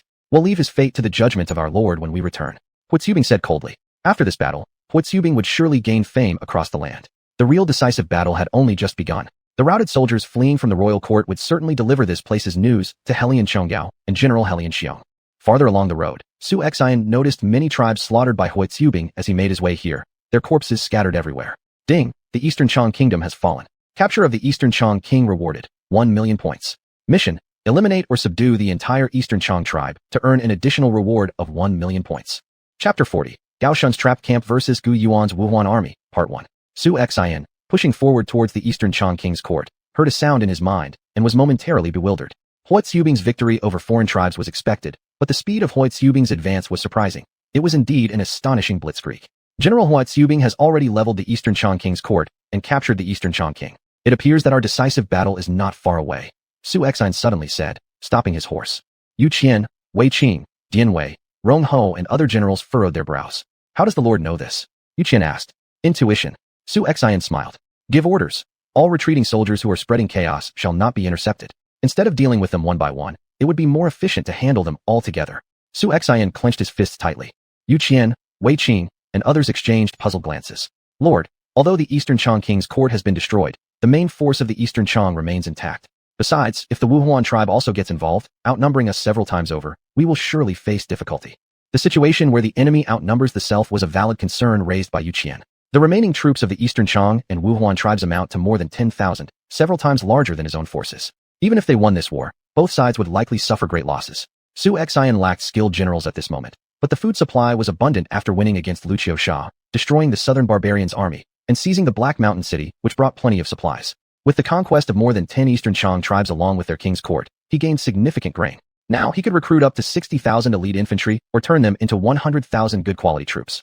Given that this would be the decisive battle, his goal was to fully conquer the Cloud Flow grassland. We have enough troops. Let's hope the enemy shows up. Su Xian grinned proudly. Order the main force to proceed to the Eastern Chong King's court for camping. Yes. Without hesitation, the generals followed his order. Thereafter, Su Xian reopened the system panel again and entered the shop. Remaining points, 3,400,000. Li Tsuanxiao, redemption points, 1,080,000. He was decided. In history, there's this saying, no king surpasses Xiong, referring to Xiong Yu, and no general surpasses Li, referring to Li Tsuanxiao, a mighty warrior during the late Tang dynasty renowned for extraordinary martial prowess and courage. In his career, Li Tsuanxiao never failed any campaign or lost a single battle. His ferocity matches Zhao Yun and perhaps surpasses him slightly. Subsequently, Su Xian glanced at the weapon section. Enhancing Zhuge crossbows with 10 points increased the range by 100 meters. After enhancing, the range of Zhuge crossbows reached 150 meters. This range was very long, and given the continuous firing, no enemy could approach easily under such a dense rain of arrows. For the enemy, these 150 meters were practically hell. However, now that he had an armory capable of making weapons and even improving existing ones, it felt wasteful using points for enhancement. Yet, currently, for the sake of the upcoming war, he had to do so. System, exchange Li Tsuanxiao for me. Redeem 17,000 elite infantry, 3,000 elite longbowmen, and enhance 3,000 Zhuge crossbows. Successful redemption of Li Tsuanxiao, deducted points, 1,080,000. Successful redemption of 20,000 elite foot soldiers, split into 17,000 elite infantry and 3,000 elite bowmen. Deducted points, 1 million. Enhanced 3,000 Juga crossbows successfully, added 100 meters of range, deducted points, 30,000. Remaining points, 1,290,000. After completing the summons, xuanhuan finally slept peacefully. At present, among his subordinates were Xiao He, Yu Qian, Wei Qing, Hu Tsubing, Zhao Yun, Dian Wei, Li Tsuanxiao, Gao Shun, Zhang Liao. Still, he felt something was missing. It was the Wuhuan princess, Gu Danyue.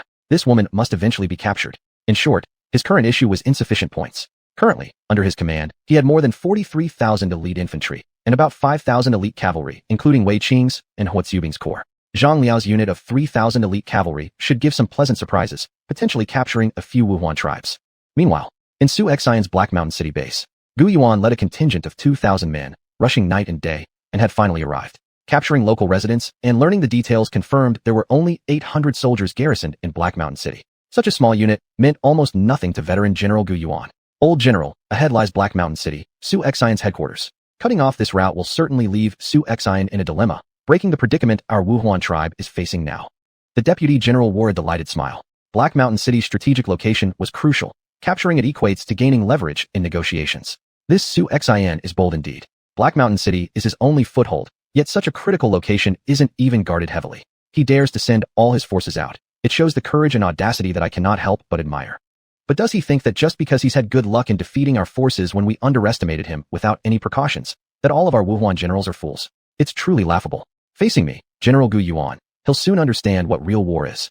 Gu Yuan said smugly. The battle to turn the tide was here today. In Gu Yuan's eyes, xuanhuan wasn't anything special. Although xuanhuan seemed to display some bravery by launching night raids on the Wuhuan forces earlier, it now appeared that it was merely due to good fortune. But Gu Yuan guessed wrong again.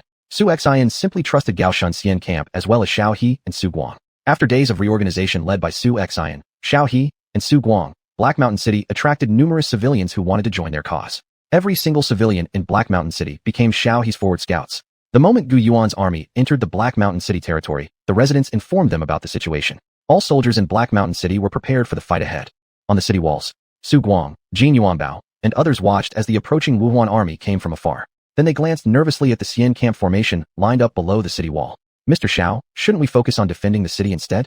In this short time, you've already recruited 2,000 brave soldiers with the aid of the armory.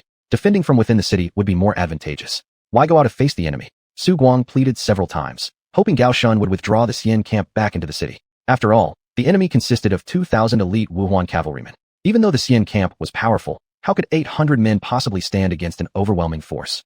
If Su Guang had seen Gao Shun's 800 troops overpower 5,000 soldiers of the southern barbarians and completely decimate them, he wouldn't have doubted.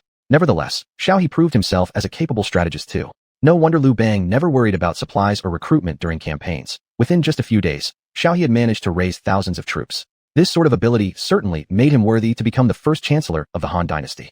Chapter 41. Gao Shun's Trap Formation versus Ancient Yuan's Wuhuan Army, Part 2. Relax. Gao Shun will handle it.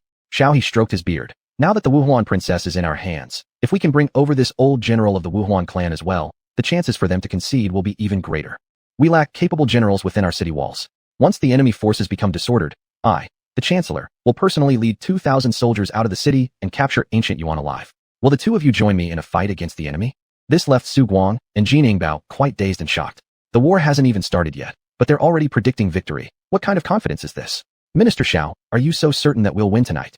Su Guang questioned. I'm not one to fear death, but if the enemy truly suffers a heavy defeat, Minister Xiao can remain in command at the city gate while I personally lead the army out to confront them. Who was he, Su Guang? Though only an adopted son of Su Jian and more familiar with books on governance than combat, just by carrying the surname Su, he still possessed some martial skills. The two ministers can discuss this among themselves. I am merely a merchant and don't wish to interfere, said Jin Yingbao awkwardly. As a merchant, weighing the pros and cons, staying alive is naturally most important. As the enemy drew closer, Su Guang wanted to see how exactly Xiao He thought 800 soldiers could defeat 2,000 elite Wuhuan warriors. Roar. Form ranks and prepare for battle. Gao Shun pulled out his sword and immediately began commanding. His 800 troops swiftly consolidated their formation, spears and swords at the ready, exuding an aura of lethal intent. Upon seeing this, Ancient Yuan furrowed his brows. General, look, the enemy has actually formed ranks outside the city. Do they think a mere few hundred soldiers can defeat us? Are they mad? The deputy general asked in confusion. In theory, the fighting ability of the Wuhuan soldiers surpasses that of the southern desolate soldiers. The cavalry archers of the Wuhuan clan were renowned both near and far. Given enough arrows and horses, no matter how many soldiers you had, they could wear you down until every last one was eliminated. However, this current contingent of the Wuhuan army had just suffered a defeat. Their morale was already low. After rushing day and night without rest, they were now tired and stretched thin. Moreover, the majority of these over 2,000 Wuhuan soldiers were infantry, lacking a vanguard cavalry to break through formations. As such, they stood little chance against Gao Shun's trapped formation. In the darkness of the night, Ancient Yuan squinted at the sight before him, the well-equipped trapped formation soldiers radiating a chilling and deadly presence even from afar. Can a mere 800 southern soldiers stop me? Charge straight through and teach these arrogant ones a lesson, Ancient Yuan declared. General, maybe we should rest for half an hour first. Our troops have marched too long and need rest. To attack like this might not yield benefits, the deputy suggested hesitantly. Not possible. Gaoping is very close to Black Mountain. Rumor has it that General Zhao Yun commands 10,000 cavalry stationed here. From Gaoping to Black Mountain City, it's all cavalry. It would take half a day to arrive. If we cannot seize Black Mountain City tonight, all plans will crumble. We may end up as General Zhao Yun's victims. Ancient Yuan was obstinate. He simply could not believe that a few hundred southern soldiers could defeat his over 2,000 men in a true, frontal engagement. Charge! The veteran general brandished his saber with vitality despite his age, inspiring respect from Gao Shun. Truly impressive. The famed old general of the Wuhuan who dominated the grasslands in his time. What a pity. Your fleeting brilliance shall end at my hands today. In an instant, the Wuhuan forces were upon them.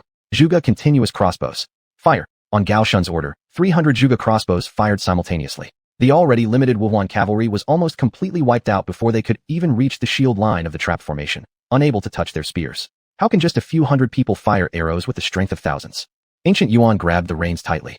Even he, riding a warhorse, was a large target. His horse's chest had been struck by countless arrows and was about to be turned into a hedgehog. With a loud crash, the horse fell, throwing Ancient Yuan to the ground. Fortunately, Ancient Yuan remained quick-witted, rolling away to narrowly save his life. The foot soldiers behind weren't so lucky. Lacking proper shields, they became easy targets under the continuous fire from the trap formation. Over 1,000-strong army couldn't break through, causing the already fragile psychological defenses of the Wuhuan soldiers to begin faltering. General, these 800 soldiers that Su Xian left are no ordinary force. Maybe we should retreat. The deputy general, having narrowly escaped death, helped Ancient Yuan to his feet. After several rounds of arrow volleys, hundreds of lives had been claimed. Advance. Gao Shun swung his sword, and the soldiers on the outer perimeter of the square formation hoisted up their heavy shields and advanced with heavy steps. Every step they took seemed to reverberate deeply in Ancient Yuan's heart as he finally realized that the army standing before him was a formidable group of heavily armored troops. They were like the heavy cavalry of the northern Iron Pagoda, almost invincible. It's heavy infantry. Retreat. The entire army must fall back. Ancient Yuan shouted. Wailing horns blared, signaling retreat across the battlefield. But for some soldiers who had already charged forward, there was no turning back.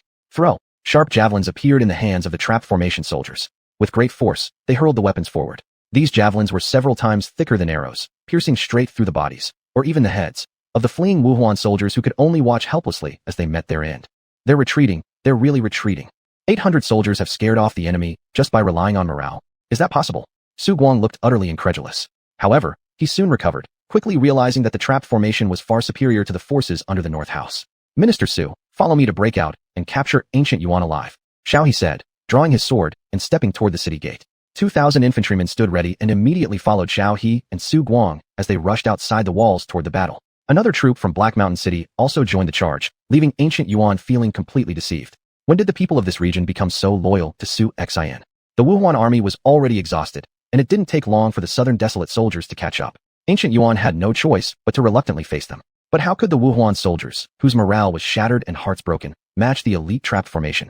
Every single member of the trap formation was clad in armor like an iron drum, impervious to swords or spears. Sparks even flew when someone struck at them. Such a fight simply wasn't fair. Ancient Yuan, you can't escape. Gao Shun charged forward with his spear raised high. Could today be the day I fall here? Ancient Yuan muttered unwillingly, forcing his fatigued body to continue resisting as he gritted his teeth and faced Gao Shun once more. Chapter 42, Hellion Gao's Threat. Arrogant fool, when I was rampaging across the grasslands, you were still in your split-bottom pants. Gu Yuan swung his large knife, the blade cutting through the wind with a mighty momentum. The old general's final strike nearly exhausted all of his strength. He sought nothing but one-hit victory to slay Gao Shun. Gao Shun's expression turned serious.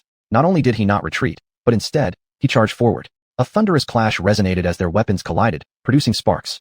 Both men's eyes widened. Gao Shun barely held his ground against this formidable power from Gu Yuan despite his age. Gu Yuan had never expected that his strongest strike, the one that had decapitated countless enemy generals, would be blocked. Old General Gu Yuan, why don't you just surrender? Gao Shun smirked and took advantage of the situation by kicking out and striking directly on Gu Yuan's chest. With already weak legs, Gu Yuan stumbled and fell to the ground. Capture him. Gao Shun signaled the others. Two sharp spears crossed at Gu Yuan's neck, with only a hair's breadth distance between them. Daring not to resist further, Gu Yuan stayed still. Your general has been captured. Why don't you lay down your arms? Seeing Gu Yuan captured, many Wuhuan soldiers who were still fiercely fighting were momentarily stunned. Although they were dispirited as old subordinates under General Gu Yuan, they preferred to die in battle rather than surrender. However, with Gu Yuan now in captivity, it was a different story. Do not harm our old general. We surrender. Many Wuhuan warriors dropped their weapons onto the ground. It seemed Gu Yuan tacitly approved of this course of action. To be honest, deep within him, he began to truly recognize xuanhuan. The xuanhuan sent here who defeated the southern frontier king and the largest bandits in the southern frontier was definitely not as infamous as rumors portrayed him to be. Even defeating their Wuhuan army wasn't an accident. Could these people from the northern royal house truly be the nemesis of all northern tribes? At this moment, seeing Su Guang's almost zero-death entrenched camp, everyone was thoroughly astonished. If he and Xiao He hadn't led the city's troops out, this battle might have indeed ended with Gao Shun completely annihilating 2,000 Wuhuan soldiers without a single casualty. It seems my sworn brother has deceived everyone. My teacher sent me thinking it was a suicide mission, but who would have thought there'd be such a delightful surprise? The news of this place must be written in a letter and sent to my teacher quickly. Su Guang murmured inwardly. However, the great victory of the Wild Army tonight wasn't limited to Black Mountain City. Zhang Liao's corps, originally heading north, made an unexpected find. The full Gu Sheng gathered 5,000 remnants and was supposed to return to Wuhuan Forest Valley, where another 20,000-strong Wuhuan army was stationed under General Gu Guang. But unexpectedly, Gu Sheng met Zhang Liao's 3,000-strong cavalry halfway back to their territory. After having suffered defeat, Gu Sheng was furious, blaming all his previous losses entirely on Su Xuan's night attack and his own complacency. If he fought head-on, he believed he could crush the wild army easily. Thinking purely of avenging his earlier humiliation, Gu Sheng forgot the fact that throughout their flight, most of his soldiers had gone hungry, lacked food and water, and were utterly weary, devoid of any will to fight. As a result, as soon as both armies clashed, over 5,000 Wuhuan soldiers immediately surrendered, handing over their arms. Prince Gu Sheng of the Wuhuan was captured alive by Zhang Liao. After capturing Gu Sheng, Zhang Liao abandoned the idea of continuing northward. Just like Xiao he believed that if Su Xuan planned to face the Eastern Chang in battle, then forming an alliance with the Wuhuan would be more advantageous than being enemies. Su Xuan's camp.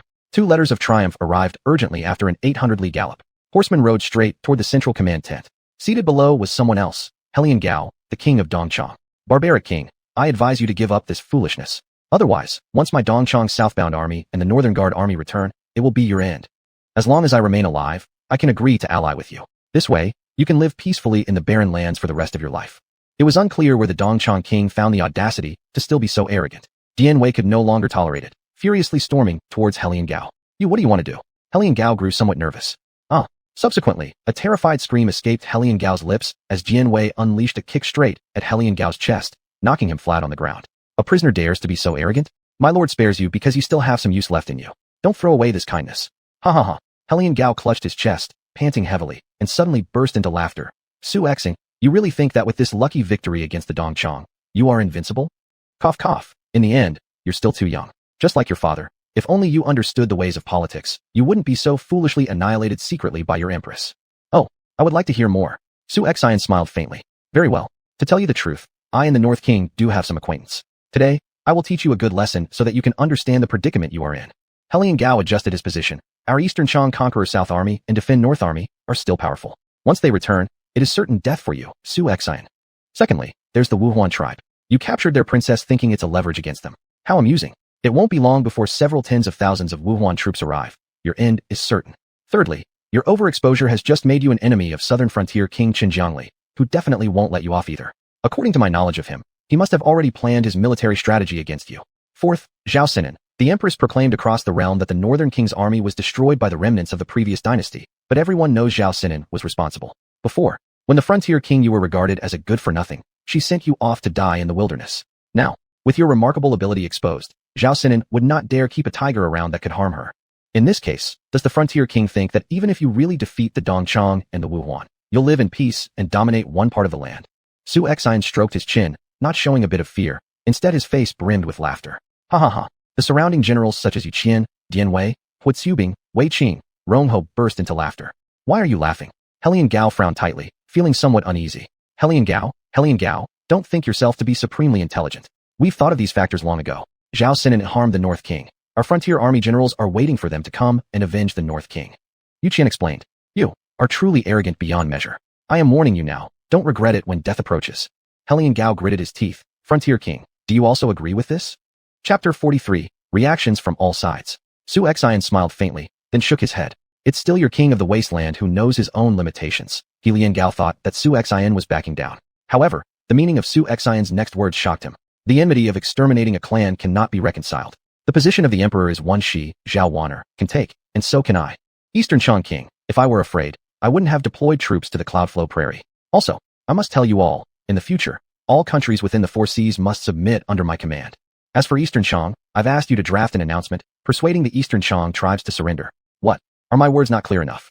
Su Xian abruptly stood up, with an aura of overwhelming power, and slowly walked towards Helian Gao. At this moment, Helian Gao's gaze towards Su Xian felt like discovering there lived a fierce beast in Su Xian's eyes. This king of the Wasteland intended to conquer the world and become the emperor. How dare he with just these few troops? What if I refuse to write it? Helian Gao took several steps back. Just at that moment, the soldier carrying the war report came in. Report, informing Lord, Gao Shun's unit and Zhang Liao's unit have achieved great victories, said the soldier. Oh, Su Xian relaxed his expression. Read. Gao Shun's unit defeated 2,000 soldiers of Gu Yuan last night, capturing General Gu Yuan. Zhang Liao captured Gu Sheng in the north. Read the soldier. Zhang Liao's unit requests instructions whether to continue attacking to the north. Haha. Su Xian laughed heartily. Good. Well done. It's quite an unexpected pleasure. It seems the Wuhuan army will have to compromise with me. Don't you think so, Yu Qian? Yu Qian replied. Lord, why not win over the Wuhuan instead? I was planning to do that. You should make the trip, continued Su Xian. Yes, bowed Yu Qian respectfully. The strategy of using barbarians to control barbarians still worked. Su Xian planned to use the Wuhuan tribe to wear down the Eastern Chang tribe, as well as the Southern Wasteland King's forces. Upon hearing this news, Helian Gao instantly felt the situation was beyond recovery. When he looked up, he found himself surrounded by Wasteland soldiers wielding swords and knives at his sides, almost making him wet his pants. All right, Helian Gao quickly stated. Who would he serve as a minister? Makes no difference, right? As long as there's a way out. Meanwhile, the news of Su Xian's consecutive victories had already spread completely. The first to get the message was actually Chun Jiangli, the Southern Wasteland King. He originally thought that Su Xian would be eliminated in the first battle by the Wuhuan army, but didn't expect Su Xian not only to win, but also to flatten the Eastern Chang royal court. My lord, it's terrible. Su Xian is turning the heavens upside down on the Cloudflow Prairie. Zhu Yu rushed anxiously straight into the drill ground. What happened? Chun Jiangli was practicing martial arts in the drill ground, ready to reclaim Gaoping and Heishan City. Take a look. Zhu Yu handed the letter over.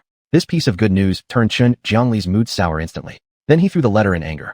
Are the Wuhuan and Eastern Chang both worthless? How could they be defeated by Su Xian? As Chun Jiangli kept cursing, his face reddened uncontrollably. Gu Sheng, Helian Jin, are all fools. We cannot rely on these foolish people to kill Su Xian.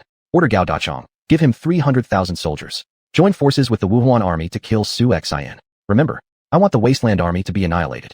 Also, tell Zhao Sinian not to raise tigers as pests again. I can't believe that with so many forces sending out troops, we still can't deal with one Su Xian. This time, I won't believe he won't die. But yet, what most baffled them was where did Su Xian's troops come from? Even occupying Gaoping and Heishan, the total population there was barely 20,000. Surely it couldn't be. Another scheme left behind by Su Jian perhaps? Meanwhile, the Bingzhou government received two visitors. One was Lian Chonggao, and the other was Zhao Sinian, the king of Hebei. Servants, bring tea. Zhao Sinian sat calmly in the high seat. Zhao Wuyong, the inspector of Bingzhou, served tea attentively at this moment, standing aside. Helian Chonggao, speak. What brings you here today? Zhao Sinian took a sip of tea. Do you have time to drink tea? Do you know how things have turned out in the Cloudflow Prairie? Helian Chonggao roared angrily. What happened? My Hebei army has retreated several times. Once the opportunity arises, you can request money and grain from the court. We're old friends who have cooperated for years. Yet you doubt me. Zhao Sinian just arrived from Jizhou, knowing nothing. King Beiqing, do you really think Su Xian is a fool? Subsequently, Helian Chonggao narrated every detail to Zhao Sinian, who was calm initially, but suddenly felt restless. How is this possible? I already know the number of troops under Su Jian's command. How could Su Xian possibly have tens of thousands more soldiers? Does His Majesty, the King of Beiqing, think that I am lying? I've come here for one purpose. I need supplies. If you provide me with grain, I will kill Su Xian for you. Otherwise, when Su Xian grows stronger, he might become another king of Bei. Of course, if you don't agree, then the things we did to the Bei king will be exposed for all to see, letting everyone know it was you, King of Beiqing, who betrayed and killed him, Helian Chonggao threatened. Speaking of which, Su Jian's death truly owed something to Helian Chonggao's involvement. He conspired with many ministers from central China, especially during the time when the North King returned from his southern campaign, where his supplies were burned, a significant part of it due to Helian Chonggao's contribution. As soon as the North King was mentioned, Zhao Sinian visibly grew apprehensive. If you can kill Su Xian, let alone providing grain, even supporting you as the king of Dongchang wouldn't be an issue, Zhao Sinian said. Good, it's a deal. I'll return and prepare my forces immediately. But King Beiqing, do not go back on your word, Helian Chonggao replied, and without even drinking tea, he left the North Ping mansion. Zhao Sinian spent a long while thinking, but only became angrier the more he thought. The teacup in his hand shattered against the ground with a loud bang. Su Jian sure raised some talented sons. No matter what's going on with Su Xian, this time, I'll tear him apart limb by limb and scatter his bones into the wind. Standing nearby, Zhao Wuyong trembled in fear. Brother, I will go raise the troops. Thus, Zhao Wuyong quickly scurried away. 700,000 troops of the Eastern Chang advanced northward after withdrawing from the Yinmen Pass. Helian Xiong led 10,000 men from the north moving south. 300,000 South Wasteland troops emerged from the South Wasteland city across the grasslands, advancing toward the Wuhuan court. Meanwhile, Su Xian's army stayed stationed at the Dongchang court without making a single move, as if deliberately waiting for the enemy to approach for battle. Prior to this, the Wuhuan tribe had been in turmoil due to losing 30,000 soldiers. Especially after the capture of Gu Sheng, Gu Yuan, and Gu Danyu, the Wuhuan king and his entire court were extremely distressed and panicked. Chapter 44, So-Called Alliance. What shall we do? We originally just wanted to kill Su Xian to avenge our disgrace, but who would have thought that Su Xian is actually this strong? Disgrace, what a great disgrace. Now, should we fight or make peace? How shall we decide? The issue now is not whether to fight or make peace, but how to rescue the crown prince and the princess. This defeat has been quite serious. The crown prince and princess represent the face of the clan. After this battle, the Wuhuan tribe will surely become the laughingstock of all the tribes on the grasslands. Stop arguing. All of you said that Su Xian was a good-for-nothing and wanted to erase Su Jian's shame for the Wuhuan tribe. It was because of that I ordered the troops to move out.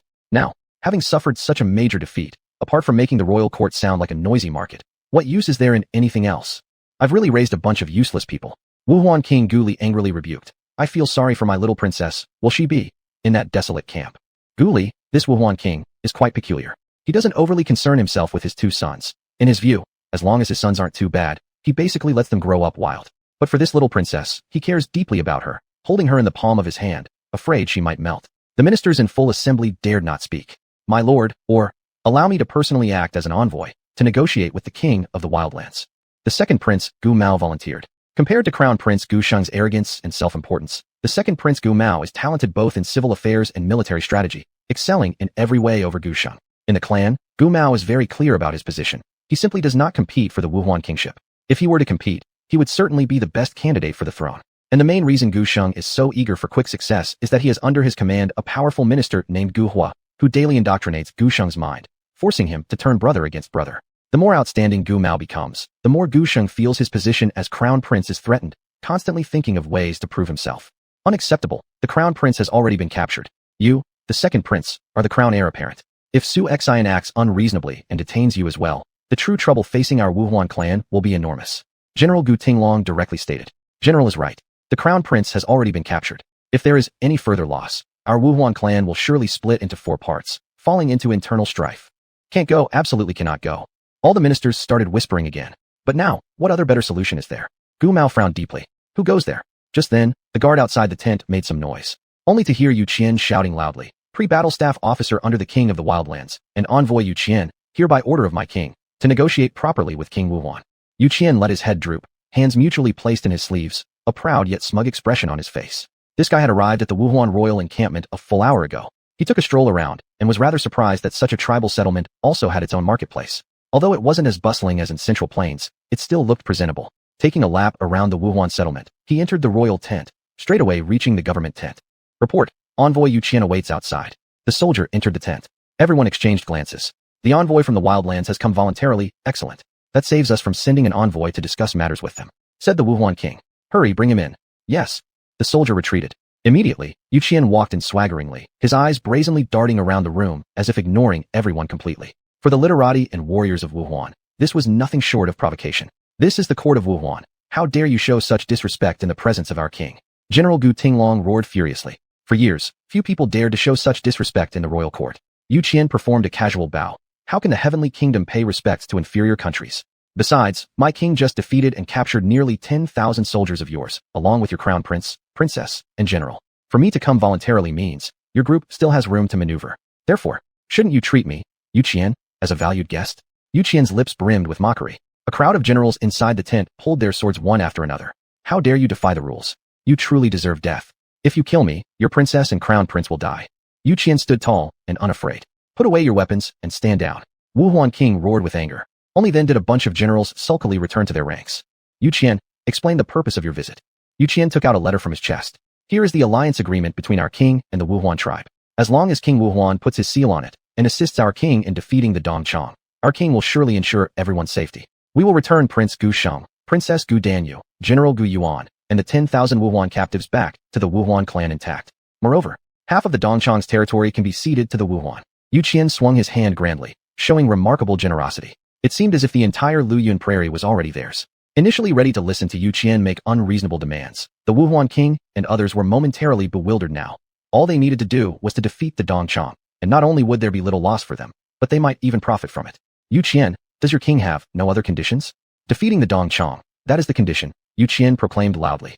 I know full well the relations between Wuhuan and Dongchang are not amicable. This is a once-in-a-lifetime opportunity. But, before the Wuhuan king could hesitate any further, Chancellor Guhua immediately interjected. My lord, how rare it is for the Wildlands king to be so sincere. Let us accept. Yes, indeed very sincere.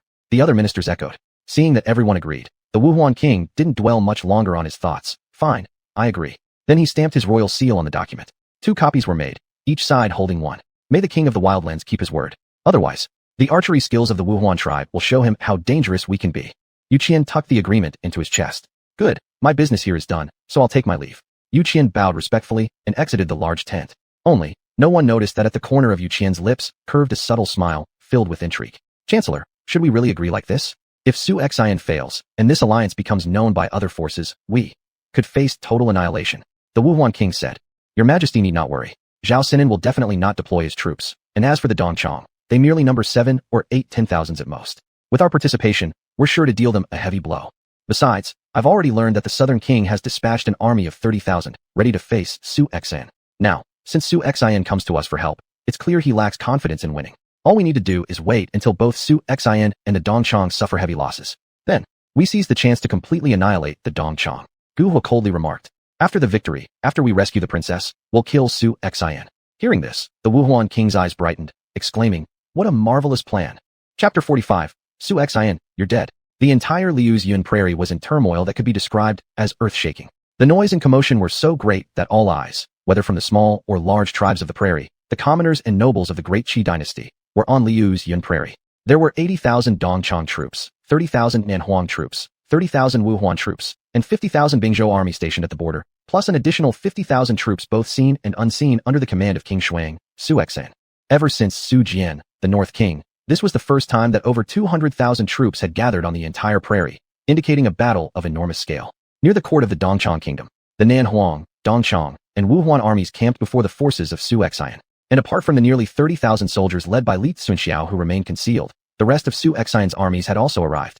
With both forces fully arrayed, tensions escalated to a freezing point. Helian Chonggao, how exactly did you lose this fight? You didn't even know when our royal court was invaded. It's a waste having over 70,000 soldiers under your command, if even someone like xuanhuan cannot be defeated. Heian Xiong suddenly confronted Heian Chonggao, bursting with anger. In this matter, it was I who underestimated xuanhuan. Who would have guessed he had such reserves? Heian Chonggao said angrily. Whoever claimed xuanhuan only had over 1,000 soldiers. Come to think of it, it isn't just my fault. Blame must lie on the poor intelligence we received internally, failing even to gather correct information. And there's Chun Jiali from Nanhuang as well. Knowing xuanhuan commanded tens of thousands of troops, yet deliberately withholding the information, causing us Dongchang to suffer such a major defeat. Heian Chonggao intentionally voiced his accusations. On one side, Gao Dachang appeared unfazed, willing to bear punishment together with others. This can't be put solely this way. Nanhuang is also a victim here. Gao Dachang shrugged off the blame casually, saying, now that we 3 united armies are gathered here today, with 140,000 men, while xuanhuan barely has 3 10,000 units, I don't understand why would he choose to directly engage our 3 united armies in battle. It's a strategy leading straight to death. How could xuanhuan dare take such a course? Everyone, prepare for the fight. Let's show him what we've got. General of Wuhuan, Gu Tinglong, started to hype up the situation immediately. Wait, there's another thing. Heian Xiong shouted suddenly. Our king, along with many ministers of Dongchang, are now held by xuanhuan. What happens once the war begins, and xuanhuan takes action against our king? General, let me remind you, our Dongchang tribe doesn't need a powerless ruler. If our king knows anything about honor, he should realize that living is detrimental to our military operation. He should die for the tribe's glory. Heian Chonggao snarled viciously. You? Are you crazy? Heian Xiong seemed alerted. General, with your respected standing within the Dongchang tribe, haven't you ever considered becoming the king yourself? As long as you consent, after eliminating xuanhuan, this subordinate will assist in making you king. All the power already lay firmly in the hands of Heian Chonggao. It wasn't surprising then that Heian Xiong felt wary, seeing real power slipping away. If that's the case, let's do as you say. Heian Xiong turned his thoughts quickly, but no one knew what precisely was on his mind. In this war, our Dongchang clan shall take the lead as the alliance's main force. The frontline assault will be led by our Dongchang troops. All of you will provide strategic support. In this battle, I will personally see to it that Su Xian is slaughtered. The drumbeat. Boom boom boom. Heian Chonggao shouted loudly, and soon afterward, the beats of drums resounded continuously. However, this formidable-looking coalition army each harbored ulterior motives. Internally, Heian Xiong had developed treacherous intentions regarding the Xuanhuan clan. They were still watching, ready to switch sides to help the Dongchang if Su Xian couldn't hold up, considering allies unworthy if it came down to it. Su Xian's army, however, prepared to focus purely on defense initially. With abundant food supply, they weren't worried about facing any Triple Clan coalition army. With these elite soldiers under Su Xian forming the defensive formation, breaking through, or destroying it, would be extremely difficult. Generals Wei Qing, Hu Xubing, Zhang Liao, Dian Wei, and Rong Ho had readied themselves for the decisive battle. If they won this fight, achieving victory against odds, Su Xian's name would surely become renowned across the land. Dian Wei, under orders, I entrust you to command the advance guard comprising 10,000 soldiers. No matter who comes, fight fiercely with everything we have. Su Xian ordered. My lord, please rest assured. While I am alive, not even if their 100,000 strong force attacks, will they advance even a step further. Dian Wei confidently slapped his chest. Upon receiving the order arrow, Dian Wei immediately assumed control of the vanguard army. Once this madman entered the battle, the enemy would find it challenging to breach the forward defensive lines. On a hidden hilltop, Yu Qian brought over 100 soldiers along with Gu Yuan, Gu Shang, Gu Danyu, and Heian Gao to watch the spectacle unfold. Yu Qian, the disparity in military strength is too significant in this war. Even if our Xuanhuan tribe intervenes genuinely, we still won't prevail, said Gu Danyu calmly.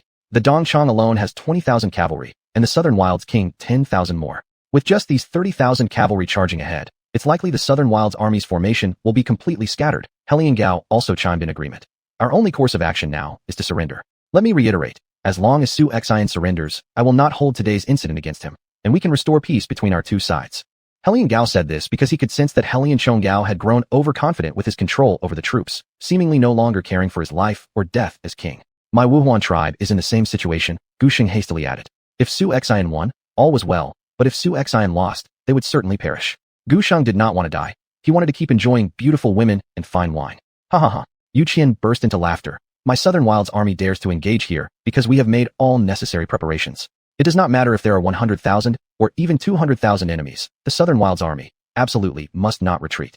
If our lord dies on the battlefield, I, Yu Qian, will lead the 100 soldiers on this mountain to fight to the bitter end.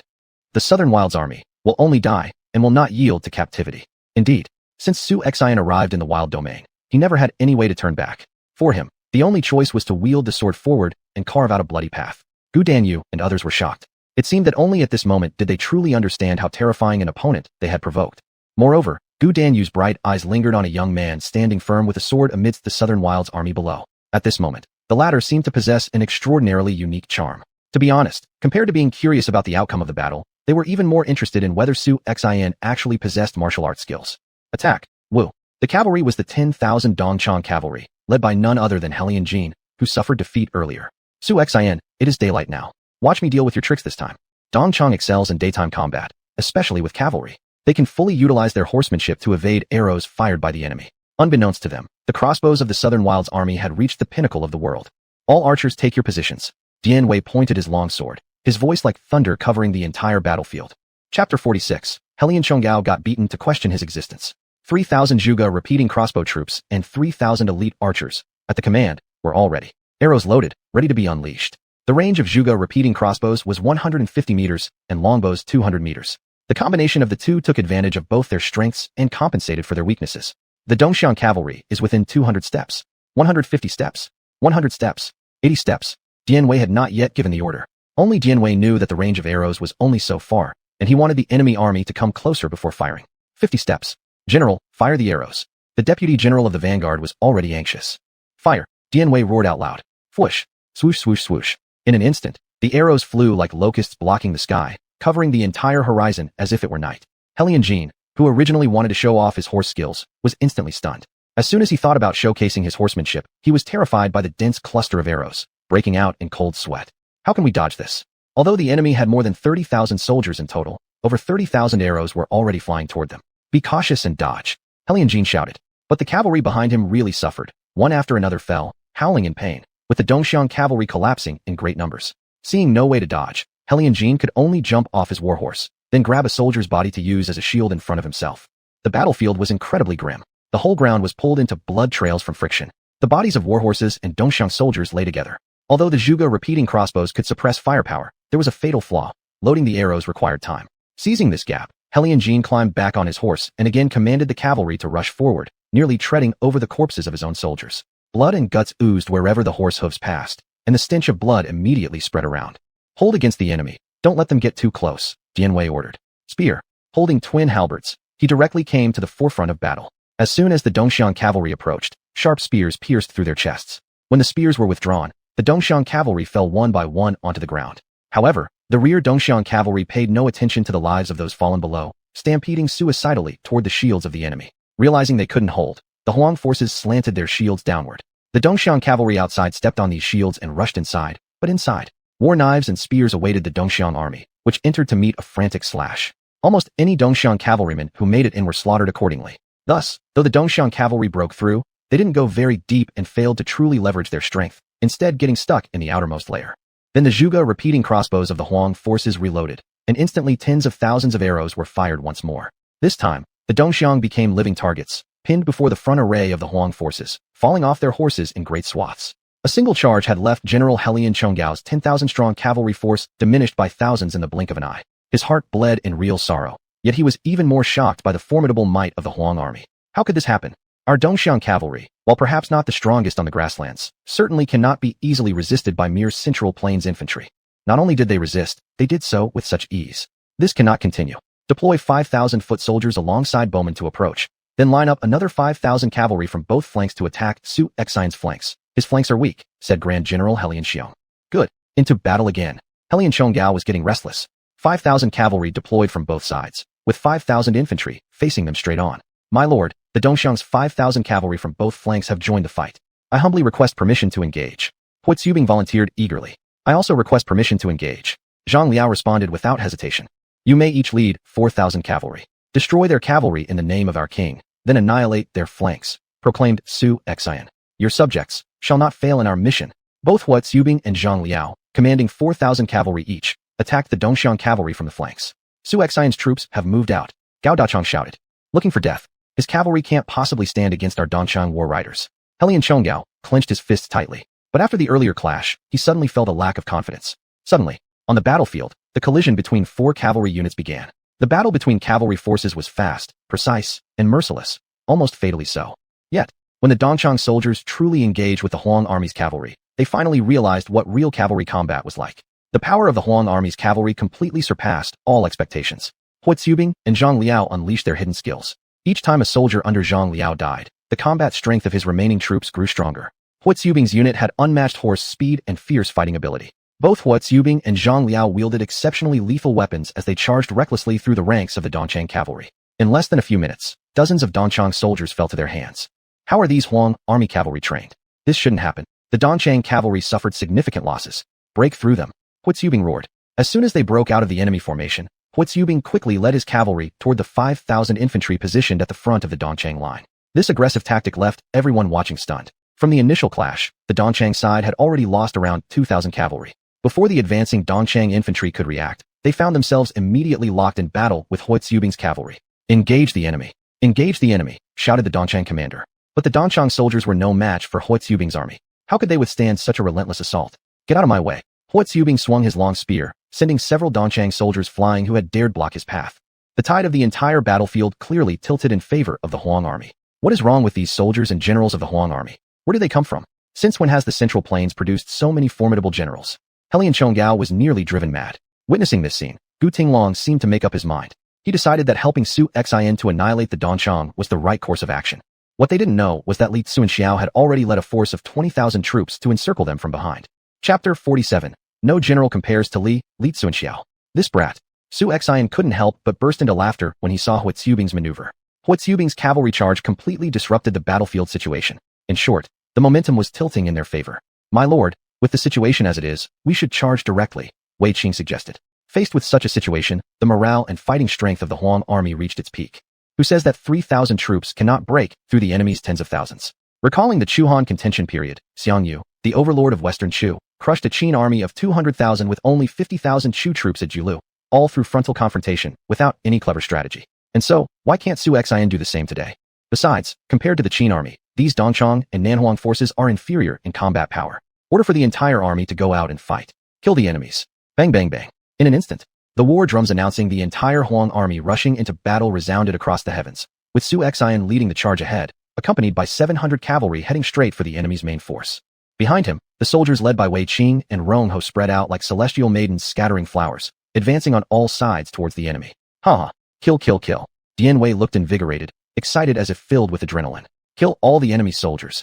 Dian Wei's double halberds immediately targeted 2 enemy cavalry officers. In a swift leap, his body spun in midair before his heavy halberds slashed mercilessly at the necks of the 2 enemy generals, who had no time to defend themselves. Come, face me for 800 rounds. Dian Wei was like a crazed beast, cutting through the enemies like slicing melons. One swing of his halberd instantly killed an enemy soldier.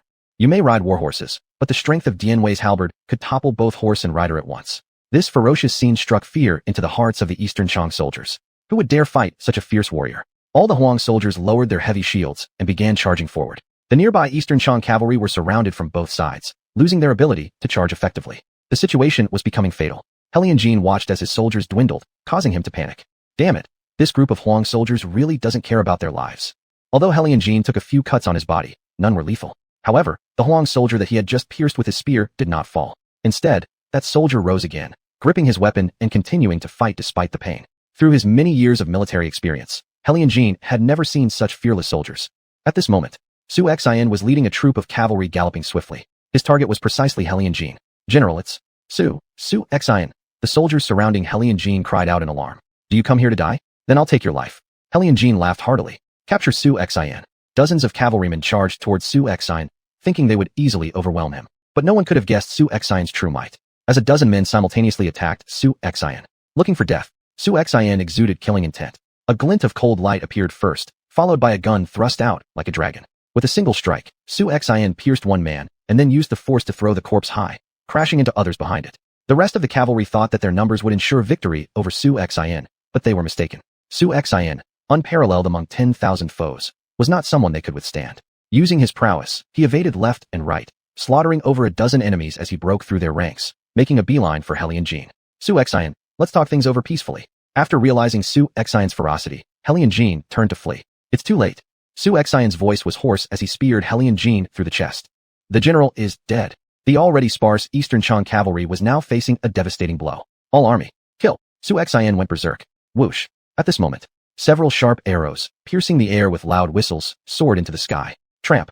Heavy, uniform footsteps resounded almost simultaneously. Li Xuanxiao slowly lifted his iron trident. Under his command, 20,000 soldiers held sharp blades, the shine of their armor and weapons menacing.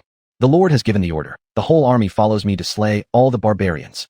Li Xuanxiao spurred his horse forward. 20,000 soldiers followed closely. This brave general alone was enough to instill a sense of immense pressure even by just looking at him. Now, seeing the rapidly approaching army led by Su Xian, the enemy commander Helian Chonggao couldn't stay seated any longer.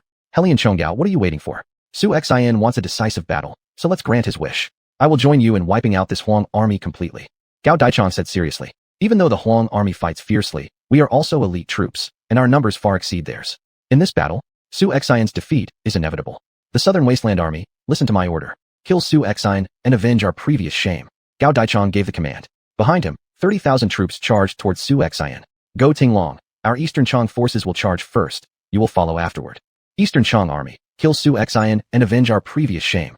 Kill. The Eastern Chang army and the Southern Wasteland army, numbering in the tens of thousands, charged forth. General, what should we do? The Wuhuan general, Gu Yu, looked at Go Tinglong, awaiting instructions. Kill. Right at this moment, Li Xuanxiao led his army and suddenly attacked from the flank. The Wasteland General Li Xuanxiao has been waiting here for you. Helian Chonggao and Gao Daichang were confused again. What is going on? Where did these Wasteland soldiers come from? Helian Chonggao was frustrated inside. At this rate, Su Xian's troops would reach over 50,000, not even counting Zhao Yun's 10,000 cavalry from Gaoping. The arrows are already out of the quiver. There's no turning back now. These mere 20,000 soldiers are no big concern. I shall lead the Southern Wasteland army against Li Xuanxiao. You continue charging. Gao Daichang said, Southern Wasteland army, follow me to attack the flank. Li Xuanxiao, an unknown and insignificant general, I swear I'll kill you. 30,000 soldiers of the Southern Wasteland army headed toward the flank to resist the enemy. But very soon, they would pay a heavy price for their arrogance. Li Xuanxiao's condition has reached its peak, triggering berserk mode. The combat effectiveness of all the soldiers increases, up to 25%. And Li Xuanxiao himself also fell into an extremely violent state. Haha, come. For my first battle, let you all taste how formidable I am. Fight! With one swing of his spear, Li Xuanxiao unleashed countless blades of energy that turned into spirals, slicing towards the enemy. Dozens of soldiers from the Southern Wasteland army who were leading the charge were instantly cut down from their horses. This warrior's martial arts have reached the pinnacle. He can transform internal force into tangible objects, killing without form. Why are these few generals of the Southern Wasteland army so terrifying? One of the generals of the Southern Wasteland army glanced at Li Xuanxiao's massive build and couldn't help but feel intimidated. Boom. A sudden thunderous roar drew everyone's attention as Li Xuanxiao slashed a Wasteland soldier and his horse in half. Moreover, a tide-like wave of violent energy radiated from his body, instantly killing dozens of Southern Wasteland soldiers. Chapter 48. The overall situation has been settled. Cough. More than 50 people near Li Xuanxiao died instantly, and several dozen others sustained varying degrees of injuries. They were lying on the ground rolling around, coughing violently, spitting blood. Could it be that this Li Xuanxiao isn't human?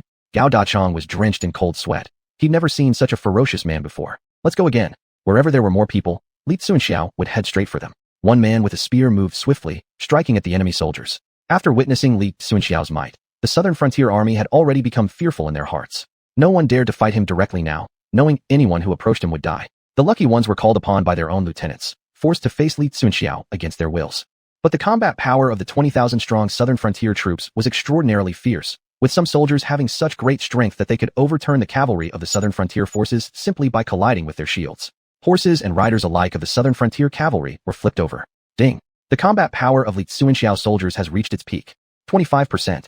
Xuanhuan, amidst killing enemies, glanced towards Li Xuanxiao's side, only to realize that the 10,000-strong troop under Li Xuanxiao's command was toppling entire ranks of cavalry. 10,000-strong armies from the southern frontiers were practically being decimated by Li Xuanxiao's corps. They were methodically fighting their way toward the center of the battlefield. To be precise, the level of Li Xuanxiao's troops was equivalent to special operation units. With 20,000 special operation troops, how could 10,000-strong armies from the southern frontiers stand up against them? At this stage, the soldiers of Li Xuanxiao's corps seemed to have lost their sense of pain. To kill one southern frontier soldier, the cost would often be the death of several, or even more. What are these southern frontier soldiers made of? Even the northern prince's army wasn't this good. Gu Tinglong was shocked. The elite southern frontier army was utterly powerless against such an attack. General, we cannot hesitate any longer, said Gu Yu urgently. Look at the current situation. Though Xuanhuan's army is small, this group of 10,000-strong forces can easily annihilate both the southern frontier army and the Dongxiang army. Too strong, it was unimaginable. Even if the Wuhuan army joined the battle against the southern frontier army, they would probably also suffer severe losses. I understand the situation. Let's proceed according to the original plan. Gu Tinglong had his own calculations. According to Gu Hua's meaning, once the Dongxiang and Xuanhuan's armies were severely weakened, then the Wuhuan army would intervene. Once this war was won, they would eliminate Xuanhuan. But looking at the current state of affairs, that was clearly impossible.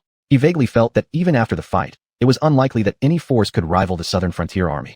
Right now, the armies of the eastern and southern frontiers had practically exposed their backsides under the swords of the Wuhuan army. Whoosh, whoosh, whoosh. The mounted archers of the Wuhuan suddenly charged forth, shooting arrows towards the Dongxiang soldiers. Before the advancing Dongxiang soldiers reacted, the sounds of battle were already deafening, completely failing to notice that the Wuhuan clan had betrayed them.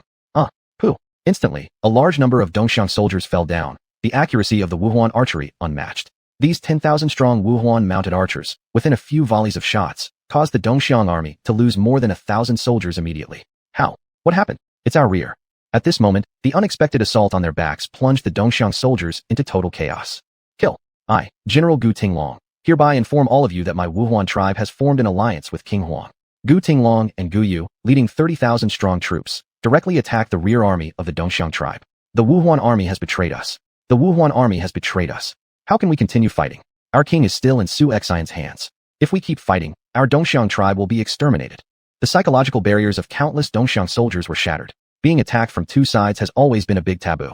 You don't know which flank to protect. The Wuhuan army was putting in full effort, attacking the Dongxiang ruthlessly. Once a traitor, you need to be absolutely ruthless. In disorder, the Dongxiang rear army became totally disorganized. Report to the two upper generals, the Wuhuan has betrayed us. Our rear army is in utter chaos. More than 10,000 troops have fallen under the Wuhuan slaughter within moments. A general stationed at the rear hurriedly ran over. Helian Xiong and Helian Chongshang finally realized their weaknesses had been targeted. Helian Chongshang roared with rage. I shouldn't have trusted those fools of Wuhuan. It's over, it's really over now. How could they continue the fight? Just then, Xuanhuan personally led the main force rushing forward. Su Xian and Wei Qing were unstoppable ahead, forcibly tearing through the enemy lines, carving out a bloody path through the enemy masses. Helian Xiong, your Dongxiang king is right here in my grasp. Are you going to follow Helian Chongshang and continue your rebellion? Su Xian bellowed. Helian Chongshang's eyes darted around, and he realized that surrendering at this point would mean certain death. General, we must not surrender. Once we do, we'll lose any chance forever. Our king may very well have already been killed by this person, Helian Chongshang said quickly. However, Helian Xiong never intended to fight against Su Xian's army in this war. You go up there and kill Su Xian. Agreed. A few confidants under Helian Chongshang headed straight for Su Xian. But how could Su Xian be so easily defeated? By now, dozens of enemy soldiers had already fallen by his hand. To find death. Su Xian's eyes glinted fiercely. In the blink of an eye, he moved forward, clanging. With every weapon collision, Su Xian would pierce through one man with a spear. In the blink of an eye, they were all slaughtered. If you do not accept my terms peacefully, then blame me not for being ruthless. Su Xian roared with anger. Looking over the entire battlefield, it was utterly chaotic, strewn with bodies. The Dongchang army was completely disorganized, their morale extremely low, whereas the Huang army only grew stronger as the battle progressed. The two 10,000-strong troops led by Li Tsunxiao utterly swallowed the southern frontier army. That is to say, while there were three 10,000-strong armies from the south earlier, now, Li Tsunxiao's corps has even outnumbered them. Gao Dachang, take my spear, Li Tsunxiao said while glaring, swinging his heavy iron spear towards Gao Dachang. This iron spear wasn't just any spear. It weighed 200 to 300 caddies, and the power it emitted was terrifying. Gao Dachang, breathing heavily, could only hold his sword tightly to block. Crash! A painful cry erupted from Gao Dachang's mouth as he was unable to withstand Li Tsunxiao's attack. He was forcefully knocked off his warhorse. Gao Dachang was also a first-class general. But, in front of Li Tsunxiao, Gao Dachang simply didn't have enough strength. Run fast! Gao Dachang screamed at the top of his lungs. Several generals helped Gao Dachang onto the horse. Soldiers nearby immediately sounded the retreat horn. To be honest, before the war started, Gao Dachang would never have thought that his 10,000-strong army could collapse so easily. Once Gao Dachang fled, the remaining southern frontier army leaders no longer harbored any thoughts of resistance. If you want to escape, it won't be that easy. For the sake of our general, chase them down hard. Chapter 49. How can this be? Li Tsunxiao wouldn't let go, and with one mighty push, his army crushed the southern frontier forces without giving them a chance to fight back. Let's stop fighting, we surrender. Seeing that things weren't going well, many of the frontier army soldiers immediately discarded their weapons, covered their heads with their hands, and knelt on the ground.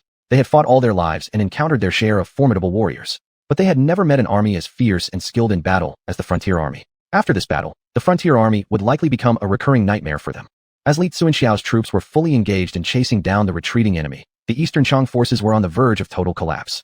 To save the last remnants of the Eastern Chang forces, the Eastern Chang king personally intervened. Stop! All of you cease your fighting at once. I am your king here. Do you really wish to continue this unwinnable war? Shouted the Eastern Chang king. If this continued, the men of the Eastern Chang might truly be wiped out. In these tribal regions, male population was already scarce. After this war, the gender ratio would be completely out of balance. Great King is still alive. I don't want to fight anymore. I want to go home. The masses of the Eastern Chang people dropped their weapons and stopped resisting. Seeing this scene, Helian Chonggao became frantic. Facing Su Xian ahead, he felt an intense hatred. Su Xian, it's all because of you. I will kill you. Helian Chonggao went mad and charged towards Su Xian. Rip! Just as Helian Chonggao was about to approach Su Xian, a heavy halberd suddenly severed his arm. Drenched in blood, Dian Wei wielded twin spears, advancing like a wild beast. My arm! My arm! Intense pain shot through Helian Chonggao. Helian Chonggao, as the first general of the Eastern Chang tribes, was indeed highly skilled in martial arts. Su Xian seized this moment, leaped into the air, and thrust a spear forward, instantly breaking through Helian Chonggao's throat. As streams of blood spurted out, Su Xian used force to bring Helian Chonggao off his horse, stabbing him hard onto the ground. Seeing their commander killed, the loyal soldiers under Helian Chonggao dared not put up further resistance. Any struggle seemed futile. When Su Xian's gaze touched upon Helian Xiong, the latter shuddered and jumped off his horse to kneel down. I surrender. Among the higher-ranking officials of the Eastern Chang, some perished, others surrendered. The remaining soldiers naturally did not dare resist any longer. This war, which lasted more than 2 hours, finally came to an end. However, the cost of this battle was too great. Dead bodies were piled layer upon layer on the ground, forming rivers of blood. The air reeked heavily of the metallic smell. Generals like Su Xian, though stained in blood, presented an awe-inspiring sight.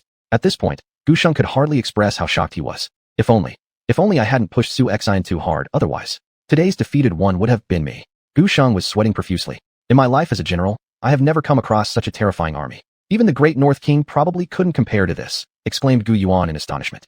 A truly terrifying man, muttered Gu Danyu, her beautiful eyes gazing intently at Su Xian who stood heroically before them. At this moment, Su Xian resembled an invincible hero.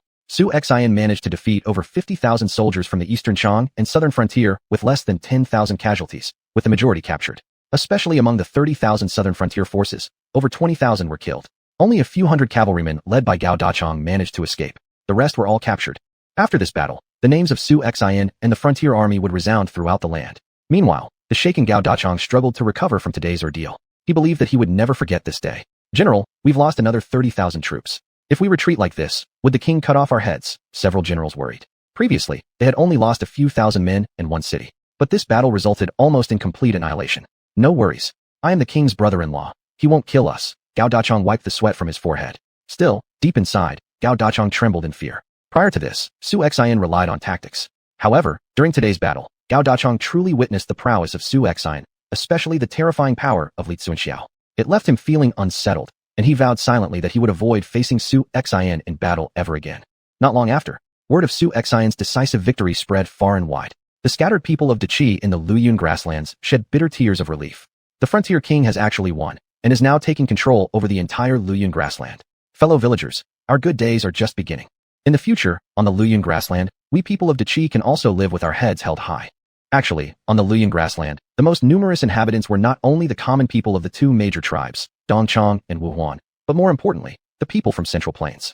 They were also herders, but compared to the tribes on the grasslands, their status was very low. The wanderers from Deqi on the Luyun grassland numbered at least 800,000.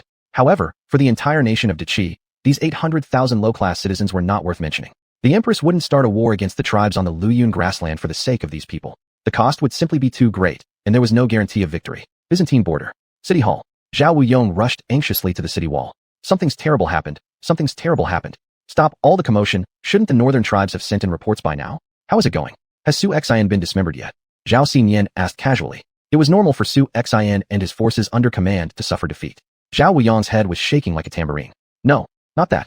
Su Xian has become a grave threat. With less than 10,000 casualties, he annihilated the armies of South Frontier and Eastern Chang.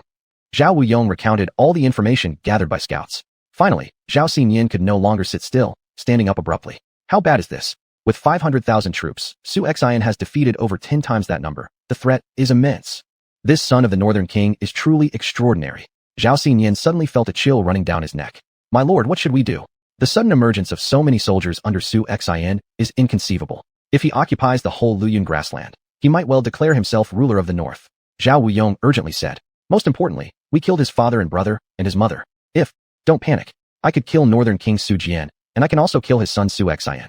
Go, right to the court, saying that Su Xian plans to proclaim himself ruler in the north. Also, gather an army of 500,000. I shall personally enter the Luyun grassland. This natural horse ranch will belong to me. Zhao Xinyan clenched his fists tightly. Su Xian, when my army enters the grassland, will you dare to attack me? Won't you just obediently hand over your territory? Also good, Su Xian's heavy blows to the Wuhuan and Eastern Chang tribes provided him with ready-made opportunities. Chapter 50. That was said by Yu Qian, not by me. More infuriated was the Southland king, Qin Jiangli. He was waiting for Gao Dachang to bring him a triumphant report, but instead, he got news of such a great defeat. Gao Dachang, I gave you a chance to atone for your previous mistakes. Is this how you repay me? I really want to twist off your head and see what's inside it. The more he thought about it, the angrier Qin Jiangli became. He suddenly drew the nearby sword. Granny, damn, sister, brother-in-law, we're family here. You can't kill me or my sister would never forgive you. Gao Dachang immediately scrambled up and ran. If he didn't run now, he'd surely be slashed by Qin Jiangli's sword. Stand still. Qin Jiangli roared with anger. Hold on, king, the battle has already been lost. Will killing him make any difference? The Dong people have already been wiped out entirely. Is it because of Gao Dachang's incompetence? Or is Su Xian's army just too powerful? This battle alone should explain everything. So how dare you look down on him? A beautiful woman came out at this point. This person was none other than Gao, Qin Jiangli's king consort. So what should we do now? Surely we cannot just sit back and watch as Su Xian expands his power even further, can we? Qin Jiangli slapped his forehead lightly. He had never imagined that Su Xian could survive this war and achieve such a tremendous victory. Is Gao Dachang stupid? Or are you also foolish? Though Su Xian might have revealed his formidable skills after this battle, even though he won a great victory, this must inevitably lead to Empress suspicion towards him. Moreover, each of the 4 kings of the Wildlands commands tens of thousands of soldiers, perhaps even 200,000, so why fear him? Gao reprimanded. Yes, enemy weak, our force is strong, why fear him? It's true that I've overthought this. It's already nearly winter, I'll spare him for now. But next year, I will definitely destroy Su Xian and leave no trace of him behind. Qin Jiangli took a deep breath. That makes sense. Also, the king can spread rumors saying that xuanhuan incited the 4 kings of the wildlands to rebel against the court. Most ministers within the court were the ones who murdered North King, and they certainly would not tolerate a big threat like xuanhuan remaining alive. Gao schemed cruelly. Xun Jiangli's eyes lit up. If that's the case, xuanhuan would indeed face enemies worldwide. Lady, you've helped me again in a great way. Off to the side, Gao Dachong sighed in relief. This life of his was finally saved. Yet thinking about it again, if it weren't for the assistance from Gao's clan, Xun Jiangli wouldn't have been able to stand his ground in the south. At the frontline military camp of the Wasteland troops, Yu Qian, Dian Wei, Wei Qing, Hu Zubing, Li Tsunxiao, along with many other generals stood left and right inside the main tent. The Eastern Chang King and a few tribal commanders looked rather disheveled. There wasn't much more to say about a defeated commander.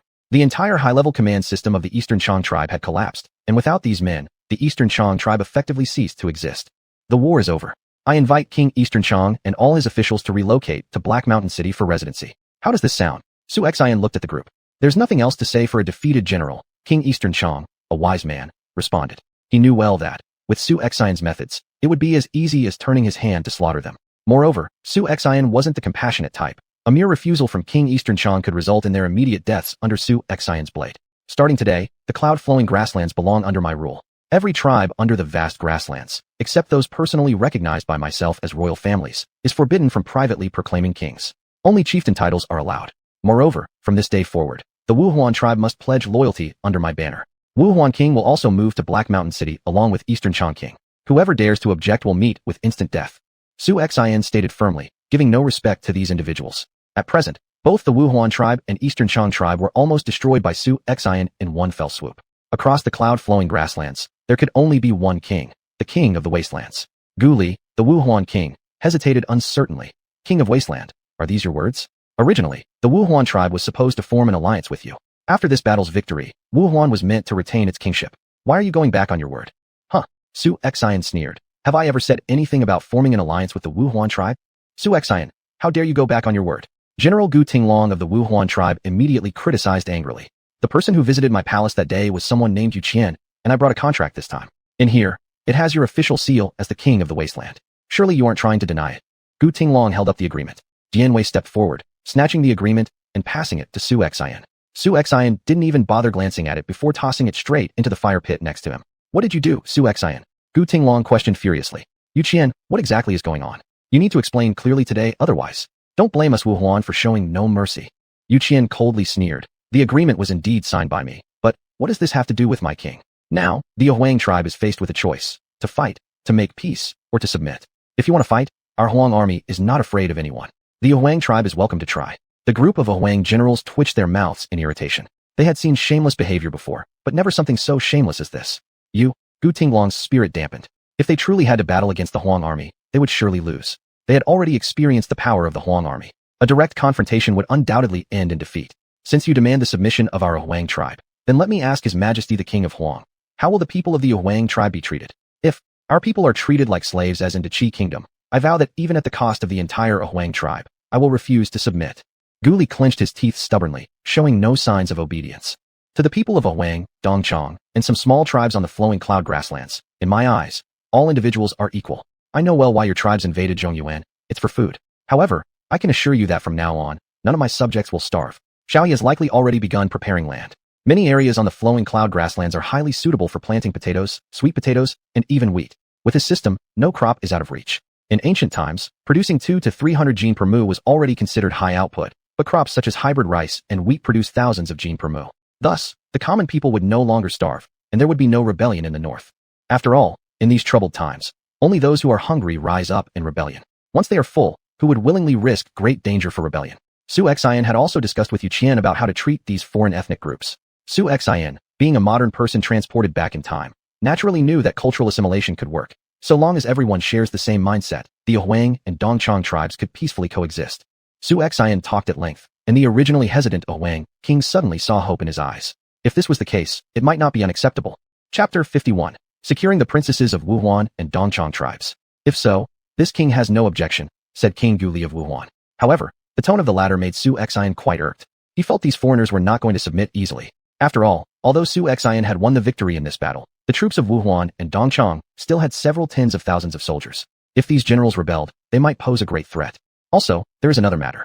There is a princess under the command of King Xuanhuan, named Gu Danyue. who is very beautiful. This king would like to propose a marriage to King Xuanhuan, making Gu Danyue my queen consort to seek an alliance between our two families. What do you think? Su Xian looked toward Gu Danyue. In the past, Gu Danyue had been strongly repulsed by him, but now things were different.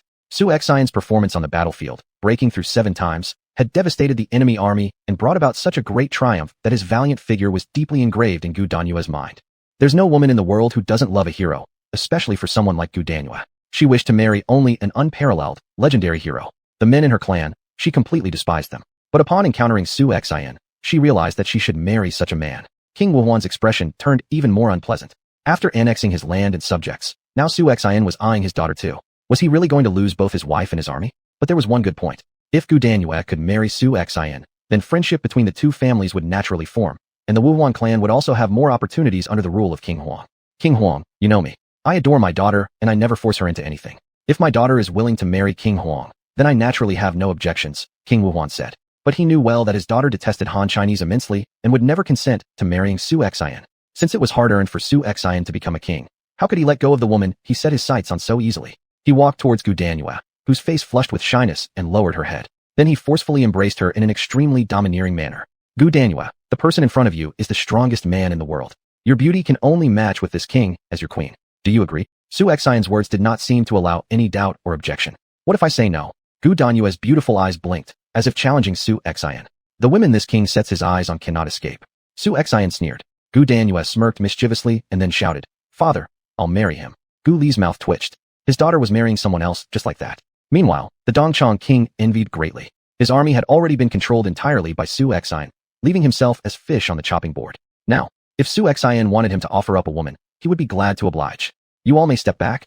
This king still has matters to attend to. Oh, right, King Dongchang. I've heard you have a daughter named Helian Xinxi who is extraordinarily beautiful. Send her to my tent as well. Su Xian continued speaking. The Dongchang king lit up immediately. Yes. In a short moment, Su Xian sent everyone away. Next, it was their private time. King Huang, you are really greedy. Having me isn't enough. You even want to. Gu Danyue teased Su Xian. This king will take you first today. Su Xian placed Gu Danyue on the bed and rudely tore off her clothes.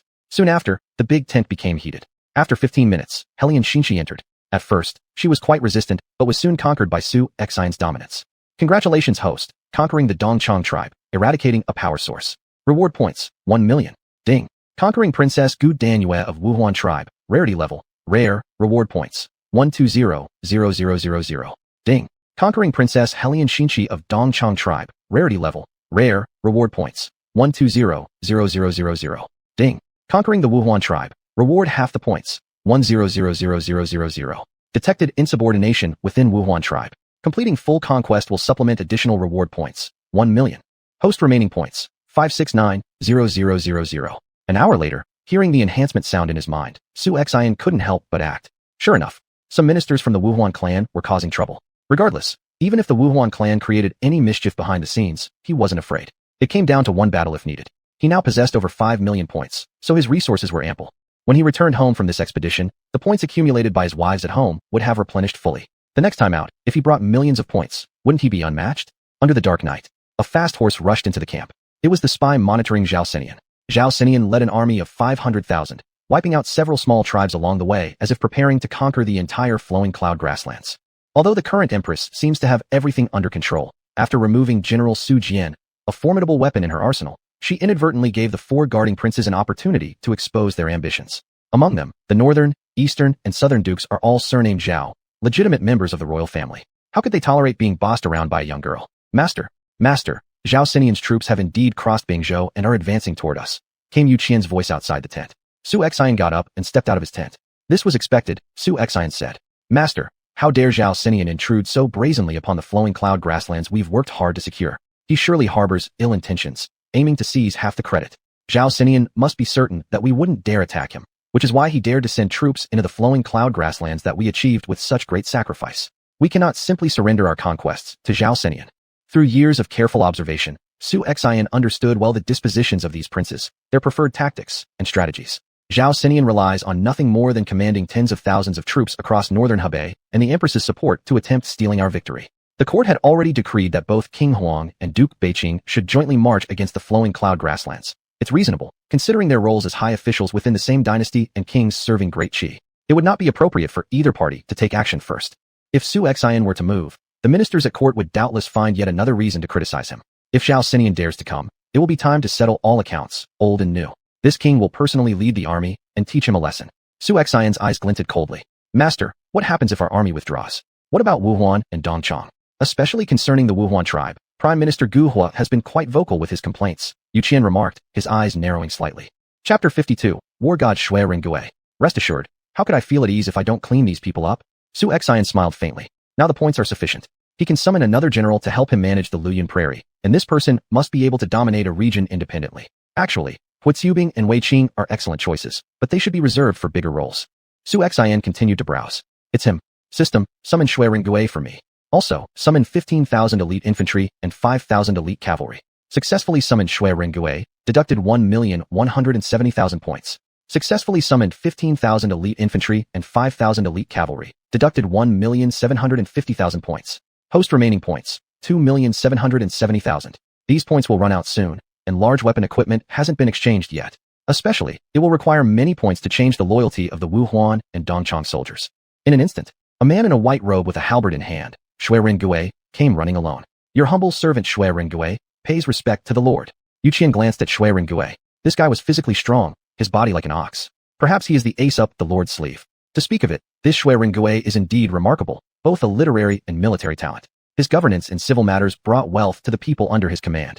And there's no need to doubt his martial arts and military strategy. His prowess probably matches that of Wei Qing and Hu Zubing. Shui Ringgui fought for more than 20 years, defeating the 9 surnames of Tiela, subduing Goguryeo, and defeating the Turkic Khaganate. His achievements include good strategy ends wars, 3 arrows pacify Tian Shan, divine courage conquers Liaodong, benevolent governance in Goguryeo, love for the people in Xianzhou City, taking off-cap retreats 10,000 enemies, and more. General Shui, please rise quickly. Soon, I will leave for some time, and you will lead the troops to secretly monitor the actions of Xuanhuan. Once I deal with Zhao Xinian, we'll resolve Xuanhuan and Dongchang completely. Su Xian said coldly. Xuanhuan and Dongchang, if they dare to cause trouble again, they shouldn't blame him for being rude. His sword doesn't mind teaching the men of Dongchang and Xuanhuan tribes a lesson. My lord, rest assured, as long as I am here, even if it is the great Ming from the north or the western Liao, if they dare to move south, I will handle them all. Shui Ringui's expression flashed with determination. With Minister Shui here, I have nothing to fear. Here's what I think. Let me gift you someone else as your deputy commander, Su Xian proposed. Su Xian once again browsed on the system panel and found Zhou Qing, the chief of the 8 generals, who astonishingly, even after the discount, still cost 450,000 points. Honestly speaking, when points were sufficient, he would exchange for some second-rate deputies. After making arrangements with Shui Ringgui, Su Xian finally felt reassured. Next, he needed to teach Zhao Xinian a lesson. However, just as Yu Qian feared, Gu Hua was actually plotting a rebellion with Gu Sheng and other generals from the Xuanhuan army. And then there was Helian Tai from the Dongchang tribe. The crown prince has made contact with Prince Bei Qing, whose 5 armies have already moved north. Moreover, he predicts that Su Xian won't dare to act. Once Su Xian withdraws from the prairie, we can reclaim our powers, Gu Hua explained. But, I am the crown prince of Xuanhuan. Do you think Su Xian would allow me, the crown prince, to remain on the prairie? Don't you understand such a fundamental principle? Besides, Su Xian's army has terrifying combat power.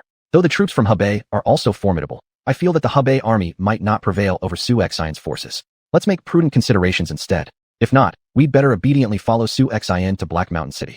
After realizing Su Xian's capabilities, Gu Sheng indeed became much more cunning. He believed that the combined force of the Xuanhuan and Dongchang remnants wouldn't stand a chance against Su Xian's grand army. I have a plan. The Great Mongol Kingdom has millions of armored soldiers. Their crown prince, Yalu Liangbi, stationed 10,000 troops at the border. He also holds grievances with the northern Wanfu. If he learns that the son of the northern king is still alive, he will certainly lead his army to take revenge. If the crown prince is willing, I shall go to the camp of the Mongolian crown prince tonight, seek his help, and the old minister will support the crown prince to become the king of Xuanhuan. In this battle, Xuanhuan lost only some troops. The citizens remained unharmed, their roots intact. This, Gu Sheng was tempted. After all, who doesn't want to be king? Is it really possible? Gu Sheng asked. Yes. Gu Hua's eyes gleamed wickedly. All right, my dear prime minister. Then I, the crown prince, am ready to risk it all. Gu Sheng firmly decided. The various tribes like Nanhuan, Dongchang, and Xuanhuan boastfully show off on the Luoyuan Prairie, but compared to colossal entities like Qi and Ming, they mean absolutely nothing. One must know, today's Ming kingdom is truly formidable. Since the arrival of a prime minister from Zhongyuan named Li Ziao, who carried out drastic reforms in Ming, it has almost become the strongest country in the northern desert. It is abundant in food, militarily expansive, and includes dozens of tribes under its rule with an army of over 1 million armored soldiers. Such a terrifying force isn't something any ordinary nation could support. This proves how strong Ming is. Of course, Before this, Demeng was still beaten by Su Jian, the northern king. Under Su Jian's command were not only the 10,000-strong direct-line troops of the northern Huangfu, but also many peripheral units, such as Yi Qing, the chariot and cavalry general, Ho Qing, the Indun general, Su Huang, the Huaihua general, and so on. All these were generals of the northern Huangfu. However, now, they've been distributed across various armies. The moon was bright and stars sparse. Guhua galloped swiftly towards the border of Luyun Prairie. By 8 o'clock in the morning, Guhua had arrived at the outer camp of Demeng's army. Considering that Luyun Prairie and Mo Bay's borders usually stationed tens of thousands of troops, it was all quite normal. Who goes there? A Demeng soldier blocked Guhua. It could be observed that Demeng's soldiers wore iron armor and were far better equipped compared to Wuhuan or Dongchang. I am Guhua, the king's advisor of Wuhuan tribe, and I seek an urgent audience with Prince Yalu Liangbi of Demeng. Please convey my message. Guhua showed utmost respect.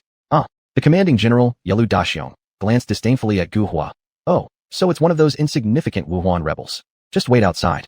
Yalu Daxiong didn't intervene further though. After all, Demeng also harbors ambitions to annex Luyun Prairie. Once stability at home is assured, Demeng will launch a large army to conquer all directions. For the big and small tribes on Luyun Prairie, they'll face either death or submission. Demeng's ultimate goal is the Great Qi Kingdom.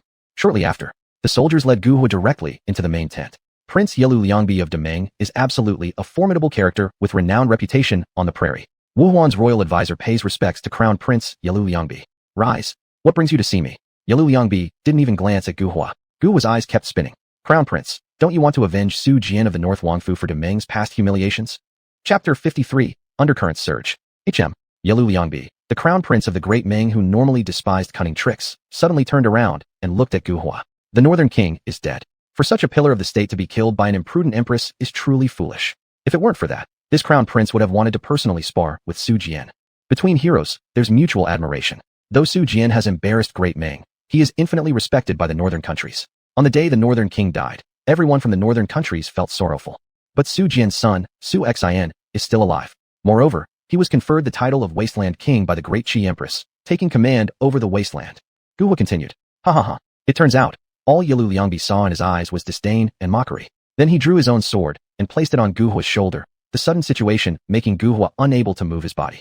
Guhua, what exactly do you take me, the crown prince, for? It's rumored that this wasteland king, Su Xuanhuan, is a womanizing waste submerged in piles of women. As for being made wasteland king by the empress, she's merely doing so as a gesture towards the northern king. As for heading to the wasteland, it's almost certain death anyway. There's no need for me to lift a finger. Even just the Wuhuan tribe could easily slay this worthless wasteland king. Could it be that you wish me, the crown prince, to kill Su Xuanhuan? Even if Su Xuanhuan were truly slain by me, it would be an insult to me. He, after all, is the renowned crown prince of the steppe, the future adversary to Great Qi's northern king. To ask him now to kill a waste like Su Xuanhuan would absolutely tarnish his reputation. Your Highness, you misunderstand. Immediately, Guhua spilled out all that Su Xuanhuan had done on Flowing Cloud Prairie. At first, the crown prince of Great Ming found Su Xuanhuan contemptible, but now, he became instantly intrigued. What did you say? This Su Xuanhuan has tens of thousands of troops under his command, defeating the southern wasteland king, and eliminating the Wuhuan and Dongxiang tribes. Interesting, more and more interesting, said Yalu Liangbi while stroking his chin. I wonder, how does this young man compare in ability to his father-in-law Su Jian? Naturally, Yalu Liangbi knew the strengths of the Wuhuan and Dongxiang tribes. Indeed, they were no weak forces. Yet now, Su Xuanhuan managed to obliterate both tribes. Such means and capability were quite similar to Su Jian's in his prime years. In life, one's hardest to find is a true rival. In his eyes, Su Jian was his sole opponent. Now that Su Jian was gone, Yalu thought he might dominate forever, until Su Xuanhuan emerged, providing some new intrigue. Killing such a person as Su Xuanhuan wouldn't feel too bad. As long as His Highness agrees to send troops, from now on, the Wuhuan tribe and the Dongxiang tribe will follow your commands. Even, the entire Flowing Cloud Prairie will belong to your Highness. The terms proposed by Guhua were overly tempting. He could make the Wuhuan and Dongxiang tribes submit, along with bringing Flowing Cloud Prairie under control. This had been something Great Ming had desired for over 100 years. Should this succeed through his efforts, it would secure his position as the heir apparent, with no further challenges. For Yalu Liangbi, any war could escalate to political dimensions. This was undoubtedly a great achievement. Very well, then I shall dispatch troops, but only under the premise that I can do so openly, not clandestinely. Our brave warriors of Great Ming are not like those rats of Great Qi, skilled only in deceitful tricks. Yalu stated firmly. With His Highness leading the troops, Su Xuanhuan's failure is inevitable. Guhua sighed in relief, knowing that Su Xuanhuan probably wouldn't dare act recklessly given the involvement of these massive forces from Mo Bay. What began as a localized conflict was fully escalated under the strategies of these so-called strategists. Should Great Ming enter the fray, it was likely to expand the scale of the war. Still, nearly everything Guhua was doing was within Su Xuanhuan's grasp. Shui Rin Gui's elite force of 20,000 men was stationed at the border, observing every move of the alien nations. Early the next morning, Su Xian left Li Tsunxiao with 3,000 infantry soldiers guarding the prairie. The remaining 40,000 soldiers all followed Su Xian southward. Not a single soldier from either the Wuhuan or Dongxiang tribes did he take along. It was akin to letting the tigers return to the mountain. Certainly, should he bring along these hesitant Wuhuan and Dongxiang soldiers, during actual battle with Beijing forces, these soldiers might turn against him, stabbing him cruelly in the back, leaving him no time even to regret his decision. But he took along the second prince of the Wuhuan clan, Gu Mao, as well as General Gu Tinglong. These two were the most capable individuals in the Wuhuan tribe. By taking them, the rest left behind would essentially be a bunch of fools. As he watched Su Xian leave, Gu Sheng finally began to hatch his own schemes. He approached Wuhuan King Gu Li and disclosed the matter to him. This sent Gu Li into a great shock. Gu Sheng, are you insane? The army of the Wasteland is powerful with fierce combat capabilities. Neither Su Xian nor Yu Qian are ordinary people. It's likely that he has already arranged everything in secret. Moreover, all the weapons from our Wuhuan tribe and the Dongxiang clan have been confiscated by the Wasteland army. How can we fight without them?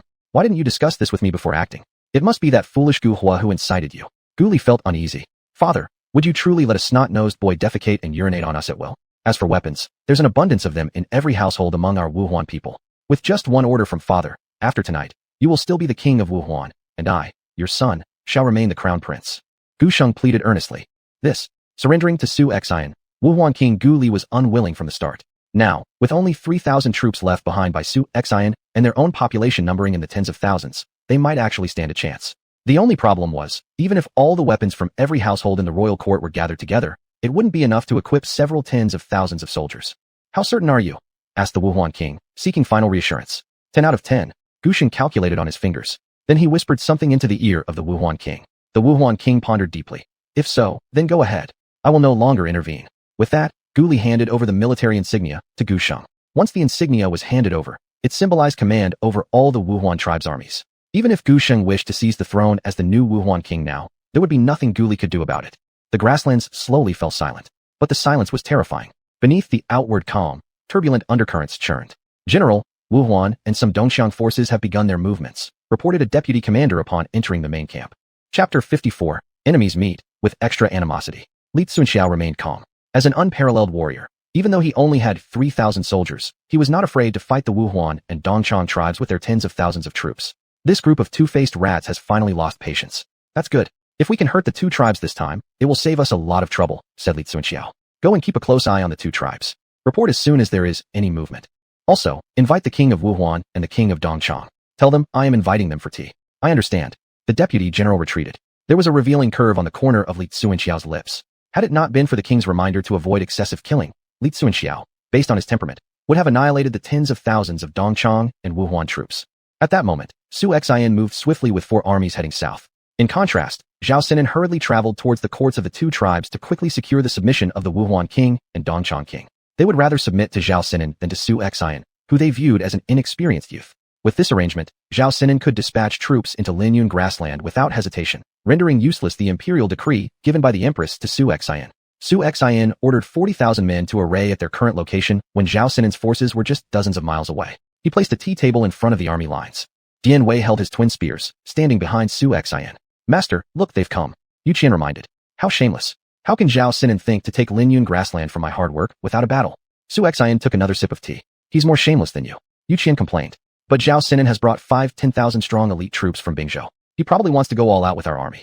20,000 iron cavalry and 30,000 infantry. Such a force is formidable anywhere. The arrival of the army, water covered by earth. I'd like to see how powerful the army from Hebei truly is, Su Xian remarked calmly. Dian Wei, pass the message. Yes, master.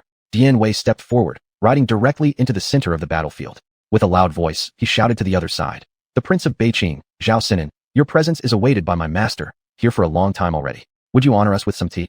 Zhao Sinan was startled from the shouts in the carriage. What's going on? Zhao Sinan asked. My lord, it's King Hua, reported General Zhu Yingbai of Hebei province. Does King Hua dare to set up an army formation to block my way? Command the entire army to stop. I'd like to see what Su Xian plans to do.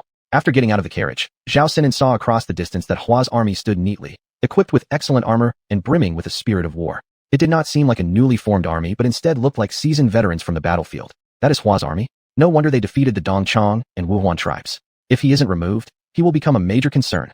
This elite army, solely in terms of its aura, was much stronger than Zhao's own Hebei troops.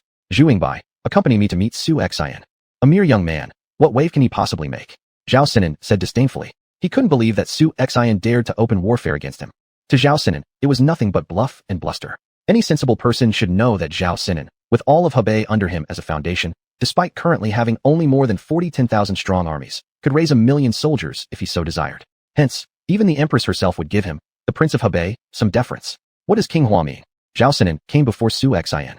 I don't have much meaning, just want to ask what Beiqing Wang intends. I finished fighting for control over the Flowing Cloud Prairie. Beiqing Wang comes late now, attempting to claim ownership of the Flowing Cloud Prairie. Su Xian continued drinking his clear tea, bluntly stating, Beiqing Wang, why are you so shameless? You who call yourself peers with my father. Zhao Sinan's face turned red. He hadn't expected Su Xian to be so straightforward, showing no respect whatsoever.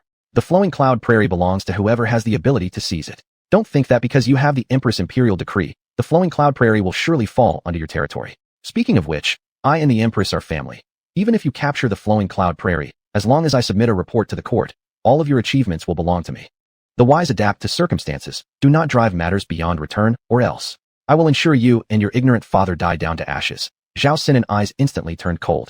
The surging killing intent made Su Xian's wine glass suddenly hang in midair. Zhao Sinan emitted a mighty killing intent, but was Su Xian any less so? The vengeance for the extermination of my clan. Zhao Sinan, you think my lord is afraid of you? Su Xian said angrily. Ha ha ha. Zhao Sinan laughed loudly. What? You, a mere waste, dare to kill my lord. Even your troops don't have the qualifications to make my lord take them seriously. Today, my lord warns you. Stay obediently in the Wasteland and stop any small tricks. If you do as told, I might let you live for a few more years. Otherwise, my lord has countless ways to make you die. Stay in the Wasteland, waiting to be wiped out by the 4 kings of the Wasteland? But such threats had no effect on him at all. Su Xian held a full glass, suddenly stood up, showing a smile filled with deep meaning, and handed it toward Zhao Sinan. Seeing this expression, Zhao Sinan thought Su Xian was frightened. Crack. But the next second, Su Xian's face suddenly turned extremely gloomy, and the cup in his hand instantly shattered into pieces. My tea, you are not worthy to drink, Zhao Sinan. See you on the battlefield. My lord will use your Zhao family's heads to commemorate the spirits of my father and elder brother. Su Xian's voice was hoarse. He then turned and walked back into his own military formation. Zhao Sinan clenched his fists, his facial muscles twitching. Arrogant fool, you will pay for this. Return. Today, my lord shall destroy Su Xian. As long as Su Xian dies, he has 10,000 ways to exonerate himself. Gentlemen, today follow my lord. Let's break the morale of Hebei army. Su Xian held his tiger head golden spear. All troops, go out to fight. There would be no tactics in this battle, only an open front battle. Kill. Hua Tsubing, Wei Qing, Zhang Liao, Dian Wei, Rong Ho and other generals followed behind Su Xian. The 40,000-strong army, having experienced the northern battle, was now at the peak of morale, brimming with fighting spirit. For Su Xian, in a frontal war, none would be their match, whether cavalry or infantry. The Wang military force in the world is unparalleled. Chapter 55, Breakthrough. Breakthrough. Su Xian, what a daring Su Xian to actually start a war, without any sense of self-preservation. My king will surely give him a taste of his own medicine. Zhao Sinan tightly clenched his fists. All troops, charge out. Kill Su Xian. Zhao Sinan roared fiercely. Immediately behind him, Zhao Wuyong and the other generals rushed forward to engage in battle against Su Xian's army. Zhao Sinan, who can control the Hebei region, is certainly capable himself. Especially the soldiers under his command are far from ordinary. For example, the few generals accompanying him on the left and right are all famous Hebei generals. Di Xuanji and Zhu Beiying are rare fierce generals following Zhao Sinan. Under Zhao Wuyong's command, the generals from Bingzhou such as Qin Xianfeng, Dao Xingtai, Chen Yinyu, and others are all mighty generals. Kill. Bang. In an instant, the soldiers of the Hebei army collided with those of the Han army. The sound of weapons clashing was extraordinarily crisp. However, upon just colliding, the Hebei army quickly realized the might of the Han army. Not only were their weapons and armor refined, but also their mental resolve was powerful. The Hebei army discovered that their weapons struggled to penetrate the Han army soldiers' armor. Even worse, even if they managed to thrust spears or cut with swords, it was almost impossible to immediately kill a Han soldier. The most terrifying part was that the Han army soldiers would drag their last breath to fight to the death. On the battlefield, numbers alone do not decide the outcome of the battle. Most importantly, when you encounter an army willing to fight to the death, such an army is extremely difficult to defeat. And the Han army was exactly such an army. Su Xian and Hua Tsubing led the cavalry, being the first to plunge into the enemy ranks. Yet, the two warriors were exceptionally brave. Su Xian hacked his way through, eliminating obstacles one after another, heading straight toward Zhao Sinan. Zhao Sinan, this king has warned you. Today you must pay the price. Su Xian broke through rapidly. His spear was essentially a killing machine. Come how many, kill how many. Within a short few minutes, Su Xian was drenched in blood. As for the cavalry behind him, they were even more courageous, dominating the enemy cavalry. This largely owed to Hua Tsubing's skills aiding in maximizing the combat effectiveness of the cavalry. Wei Qing, Dian Wei, Zhang Liao, and Rong Ho were leading the infantry into battle against the Hebei forces. Dian Wei, wielding twin halberds, killed so savagely that his bloodlust grew stronger, making his troops under his command unstoppable. Wei Qing, excelling in tactical formations, coordinated his men effectively, cutting down the Hebei army as easily as slicing melons. Zhang Liao, also an extraordinary general, grew stronger as his comrades dwindled around him. Rong Ho, this defected general, though skilled in martial arts, did not have the hidden skills of generals summoned by Su Xuanhuan, so he relied solely on his own strength to carve out a bloody path. In summary, every general-led force had an overwhelming advantage. Damn it, where on earth does this Hong army come from? They are so formidable. Zhao Sinan could feel his great sword becoming weary. Yet, Zhao Sinan himself, sitting solidly as the ruler of Hebei, was no ordinary general. His martial prowess was impressive. But now, after killing several Hong soldiers, he realized the severity of the situation. Without encountering Hong leaders, these Hong soldiers could still wield their weapons to battle against him personally. That was terrifying indeed. My lord, look at Su Xuanhuan. Zhu Beiying focused on the attacking Su Xuanhuan and Huatsubing. It seems Su Xuanhuan commanded his cavalry like a sharp iron spike, driving directly inward. His unity with his spear was complete, and any surrounding soldiers were eliminated without mercy. Breakthrough! Breakthrough! With another sweep of his spear, several junior officers of the Hebei army could not withstand Su Xuanhuan's attack, falling to the ground one by one. Huatsubing closely followed up, ensuring anyone Su Xuanhuan missed was slain, thus protecting Su Xuanhuan's flanks and rear. Is this boy's martial art already so peerless? Zhao Sinan tightened his fists. He knew full well that supreme martial skill couldn't be mastered overnight. Even if one possessed extraordinary talent, it would still take years. He was sure that Su Xuanhuan had been secretly practicing martial arts. They had all been deceived. I'll meet him, said Zhu Beiying. Commander Zhu, please be cautious. Su Xuanhuan's martial skills are exceptional, shouted Zhao Sinan. Su Xuanhuan, I am General Zhu Beiying under the rule of the Beijing king. Let's have a go at each other. With that, Zhu Beiying's spear attacked Su Xuanhuan. The momentum behind the spear caught Su Xuanhuan's attention. Among the Hebei generals, there are indeed a few valiant ones. Su Xuanhuan didn't dodge. He met the challenge with his tiger head, deep golden spear already in hand. With a clang, their collision was simple and direct, with no fancy spear techniques, just brute force. As Su Xuanhuan blocked the strike, he instantly felt the strength behind Zhu Yingbai's spear, truly deserving to be one of Zhao Sinan's bodyguards. You've got some skills, Su Xuanhuan muttered. Zhu Yingbai could also sense the formidable pressure emanating from Su Xuanhuan. Again, Zhu Yingbai struck Su Xuanhuan with ferocious momentum. Both were spear-wielding warriors, but the Su family spear technique was advanced and remarkably swift and fierce. Zhu Yingbai clearly had an edge over him. My lord, I'll come to your aid. Huatsubing suddenly charged forward. Zhu Yingbai had no choice but to retreat. Even battling Su Xuanhuan alone was taxing. Adding Huatsubing into the mix would make it hard to resist. Hold him back. I'll teach Zhao Sinan a lesson. Su Xuanhuan commanded. Aye. Huatsubing bowed. You will fight me. You. Zhu Yingbai prided himself on his martial arts. In the entire Hebei region, few could match him. If you can't kill Su Xuanhuan, then I'll kill you. However, he grossly underestimated Huatsubing's abilities. Huatsubing's spear skills were undoubtedly first class. How is this possible? Su Xuanhuan has so many formidable generals under his command. Zhu Yingbai was utterly astonished. Looking across the entire battlefield, the situation for the Hebei army was grim. There were heavy losses. Zhao Sinan watched helplessly. Are all the soldiers of the Hong army this strong? How can we fight like this? Zhao Sinan was dazed. At that moment, a spear suddenly shot towards him. Your Highness, watch out. A general nearby pushed Zhao Sinan aside at once. But his own body was impaled by the tiger head, deep golden spear, pinned cruelly to the cart behind. Huff! Zhao Sinan gasped heavily, looking at the slain general, feeling quite relieved. Prince Su Xuanhuan is coming. Protect the prince. Chapter 56, Zhao Xinyan's disgraceful escape. A group of royal guards stepped forward, immediately blocking in front of Zhao Xinyan. Dixuanji, come and save me. Zhao Xinyan stood up and shouted loudly. The nearest general to him was Dixuanji. As for Zhu Yingbai, he was tied up by Huatsubing and could not get free. Upon hearing Zhao Xinyan's cries for help, Dixuanji dared not linger, turned around, and rushed toward Zhao Xinyan. As for the soldiers blocking in front of Zhao Xinyan, as well as some generals, they were no match for Su Xuanhuan. When Su Xuanhuan reached close, there was no need for him to personally break through the formation. The cavalry behind him, with brutal methods, directly smashed the enemy's lineup into large gaps. It was impossible to stop them. Sigh. Su Xuanhuan's warhorse suddenly let out a heavy breath, leaped up, and landed by trampling two enemy soldiers under its hooves, thus letting these two enemies meet their end. Su Xuanhuan, give me your life. Several generals guarding around Zhao Xinyan noticed Su Xuanhuan gradually approaching, so they raised their weapons and charged in. Some held long spears, some heavy hammers. In short, the weapons were diverse. Excellent. Su Xuanhuan became even more excited. He targeted the enemy general, holding the hammer first. Just as the hammer approached, the sound of two huge hammers carrying boundless wind struck toward his head. Overconfident, the green guard sword in Su Xuanhuan's hands was not weak. Waiting for the heavy hammer to fall, the green guard sword suddenly slashed out. Known for cutting iron like mud, it faced this level of material's heavy hammer, and there was no surprise. It was split directly into two halves by the green guard sword. With the weight in his hands suddenly decreasing, the enemy general almost lost balance and fell off his warhorse. How is this possible? Looking at his own heavy hammer cut into two pieces, he quickly sank into deep thought. What kind of divine weapon could have chopped his hammer in half? Are you daring to lose focus when fighting His Royal Highness? Realizing this, the hammer general found Su Xuanhuan's green guard sword already reaching him. Save me, gentlemen, the hammer general cried aloud. But everything was too late. As his sword swung, blood splattered instantly, a bloody head rolled on the ground. Let us all attack together. See how he defends himself. Seeing this, the other three generals realized that Su Xuanhuan was not someone they could mess with. If they took turns one after another, it would only result in certain death. They considered their martial arts to be decent enough. With three of them attacking together, Su Xuanhuan would surely become overwhelmed, especially since they wielded longer weapons which left Su Xuanhuan no time to defend. Facing simultaneous attacks from three individuals, Su Xuanhuan remained composed as ever, because with the green guard sword in hand, apart from facing divine artifacts, regular weapons simply couldn't withstand its sharpness.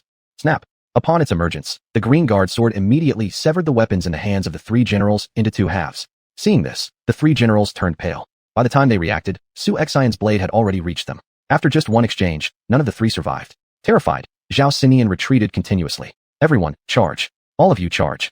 Dozens of soldiers attacked simultaneously, but just as they thrust their spears, there was once again a clashing of weapons, with predictable results. Those spears instantly broke into two halves, followed swiftly by another slash of the green guard sword, killing more than 10 soldiers in an instant.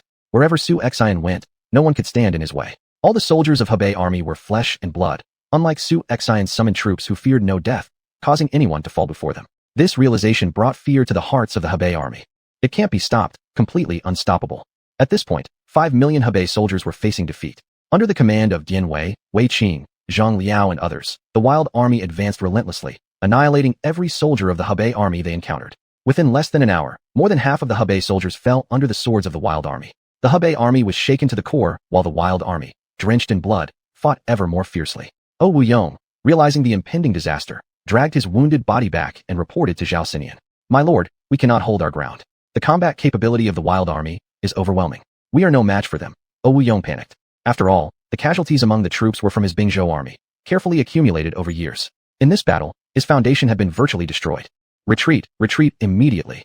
Zhao Xinian jumped onto his horse and did not want to engage any further with Su Xuanhuan. Su Xuanhuan, this isn't over. There will be trouble ahead for you due to today's defeat. Witnessing Zhao Xinian fleeing, the tens of thousands of Hebei soldiers lost heart and began scattering in all directions to save themselves. Who would have thought that such elite troops of Hebei army would suffer such a devastating defeat? If this news reached the capital, it would undoubtedly shock the civil and military officials. This victory almost placed Su Xuanhuan on the hot seat. Continue the pursuit. All those who wish to surrender will have their lives spared. Su Xuanhuan continued to say. Su Xuanhuan chased for a long distance, while Zhao Xinian fled for the same distance. Until reaching the border of Bingzhou, Su Xuanhuan finally stopped. Your Highness, out of the 50,000 Bingzhou troops, only more than 10,000 soldiers managed to return to Bingzhou. The rest either died or surrendered. At the Yanmen Pass, looking down at the ragtag army below, Zhao Xinian clenched his fists tightly. I will surely destroy him in due time. In this battle, they directly killed 300,000 Hebei troops and captured nearly 10,000. Su Xuanhuan's forces also paid a price of 8,000 people, but it could be said that such a casualty ratio was already a great victory. At this point, Li Xuanxiao, far away in the Eastern Chang King's court, also began to act. Inside the grand tent, the Eastern Chang King and the Wuhuan King had continuously been drinking tea for 2 days. Both naturally understood that there must be something significant about to happen. Generally, we've been drinking tea for 2 days now, and you haven't let us leave. Could you tell us what is going on? The Eastern Chang King couldn't help but ask. Compared to the Wuhuan King, the Eastern Chang King was much simpler. Ever since his forces were incorporated under Su Xuanhuan's banner, he hadn't interfered with clan matters anymore.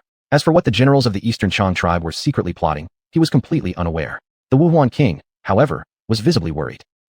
Li Xuanxiao faintly smiled. This general has learned that someone conspired with the great Mongolian kingdom in the north to harm the king of the wilderness. I am merely following His Majesty's order to invite both of you to witness an exciting drama. By now, the Mongolian army should have arrived as well. The show has just begun. Please come out with me, your highnesses. What? How dare someone rebel? It wouldn't be my Eastern Chang tribe, would it? General Li Xuanxiao, I swear, even if some from the Eastern Chang tribe rebelled, it absolutely wasn't under my command. You must clearly investigate this. Gu Li, the Wuhuan king, had never seen the Wilderness Army's battlefield performance and didn't know how formidable they were. However, the Eastern Chang King had already vowed that he would rather die than fight against the Wilderness Army. Chapter 57. Kill them all, not a single one left. Dong Chongwang, this general is trustworthy. As for some people, don't think that just because of their matrimonial ties with the Huangwang, they can plot insurrection. Li Xuanxiao's eyes gleamed coldly, causing Wuhuan Wang, standing nearby, to tremble with inexplicable fear. He then realized that all their moves were within Su Xian's grasp. How vain their supposed cleverness was, as they tried to restore the Wuhuan royal family. Xuanhuan, are you talking about yourself? Dong Changwang couldn't help but interrupt. How could it possibly be me? I have long submitted to the Xuanhuan. Xuanhuan said. But after a moment's thought, Su Xian only had so many troops, likely bogged down by Zhao Sinan's army. Li Xuanxiao's 3,000 men, no matter how formidable, would not stand a chance against his tens of thousands strong force. Ho ho, Li Xuanxiao smiled enigmatically and didn't say anything. Then, he stepped out of the tent. When Wu Huanwang and Dong Changwang followed him outside, they found Li Xuanxiao's 3,000 soldiers fully armed and waiting outside the tent, sharpening weapons and preparing for battle. General Li Xuanxiao, what is going on? Wu Huanwang feigned asking. Isn't it obvious now? Li Xuanxiao pointed forward. Sure enough, Gu Sheng and Helian Tai each led their forces, completely surrounding the large tent centered around Li Xuanxiao. Li Xuanxiao, we have united with the great Ming Kingdom to come fight Su Xian. This crown prince sees you as talented in martial arts, so I'll give you an opportunity to surrender, otherwise, you'll turn to dust in moments, Gu Sheng declared proudly. Even though he could only gather 20,000 soldiers, plus Helian Tai's 10,000, this was already 10 times the size of the Huang forces. How could Li Xuanxiao win? Li Xuanxiao swept his long spear towards Wu Huanwang's neck. Li Xuanxiao, what are you doing? Gu Sheng has rebelled. This has nothing to do with me. Ancienne shouted in panic. Ancienne, do you really think my eyes are useless ornaments? Tell me, if I wanted to kill you, would Gu Sheng retreat? Li Xuanxiao roared, then turned towards Gu Sheng.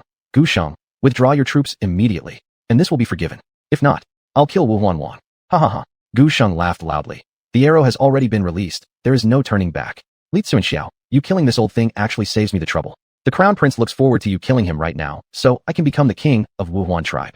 Utter madness, simply madness. Ancienne was truly outraged. Gu Sheng, you dare to go too far. Old Ancienne, I've told you before, stop this futile resistance. Is serving under the Huang Wang not fine? Dong Changwang interjected smugly. Don't be proud. Look at Helian Tai, he has also rebelled. Wu Huanwang said angrily. What does that have to do with me? It wasn't me who made him rebel. Dong Changwang smirked. Father, for the sake of Wuhuan tribe, forgive you. This time. Gu Sheng laughed aloud. Li Xuanxiao retracted his spear. Wu Huanwang, you're still less sensible than the Wuhuan queen. Army order, execute Gu Sheng and Helian Tai. Kill. Li Xuanxiao leapt onto his horse. You insects trying to block a chariot shall meet your doom. Gu Sheng sneered arrogantly. Kill the Huang forces. My lord will lead you to eat well and drink luxuriously. Kill. As the Wuhuan army and Dongchang army were about to strike, suddenly, from behind the two armies, chaotic arrows fell. Before the Wuhuan army and Dongchang army could react, a great number of them had died instantly. Cries of agony startling General Gu Sheng leading the vanguard. Behind there's an enemy. A Wuhuan soldier yelled. Tappity-tap. At that very moment, Gu Sheng could distinctly feel vibrations through the ground along with the rhythmic, crisp sounds of the troops marching. When he turned around to look behind, he saw a person dressed in white armor, holding a heaven-piercing halberd, advancing slowly. Behind him were 200,000 elite soldiers, well equipped with weapons, and their fierce killing intent converged into the sky like a ferocious wild beast. Huang forces. Gu Sheng trembled all over. Su Xian, wasn't he supposed to have taken away all his troops? Why do even more appear? Where exactly did these soldiers under his command come from? What was terrifying about Su Xian's army was that they seemed to grow larger the more battles they fought. I am Shui Ringue, a great general under the command of the Huang king. On my lord's orders, exterminate the rebels. Kill. With a loud shout from Shui Ringue, 200,000 Huang forces rushed in, slaughtering without mercy. Shui Ringue's 5,000 cavalry taking the lead charge into the enemy's formation, demonstrating unmatched valor at this moment. The heaven-piercing halberd was a heavy weapon, slicing through Wuhuan soldiers with a metallic ring sound, instantly slashing several soldiers off their feet before retracting again to slash toward another group of enemies. The enemy soldiers flew about like kites with their strings cut, flailing wildly before falling heavily from the sky. Shui Ringue's strength was immense. Nearly every thrust of his spear proved to be a fatal strike. This general under Su Xian's command. How can he be so fierce? Wu Huanwang exclaimed in shock. Li Xuanxiao didn't fall behind either. With only 3,000 men, he drove the Wuhuan army into a desperate corner. Never would I have thought that our lord had such a formidable general under his command. After this war is over, I truly wish to spar with him. Li Xuanxiao said quietly to himself. Faced with such ferocious attacks, the soldiers of both Wuhuan and Dongchang had lost all desire or resolve to continue fighting. They had seen firsthand how terrifying the Huang forces were.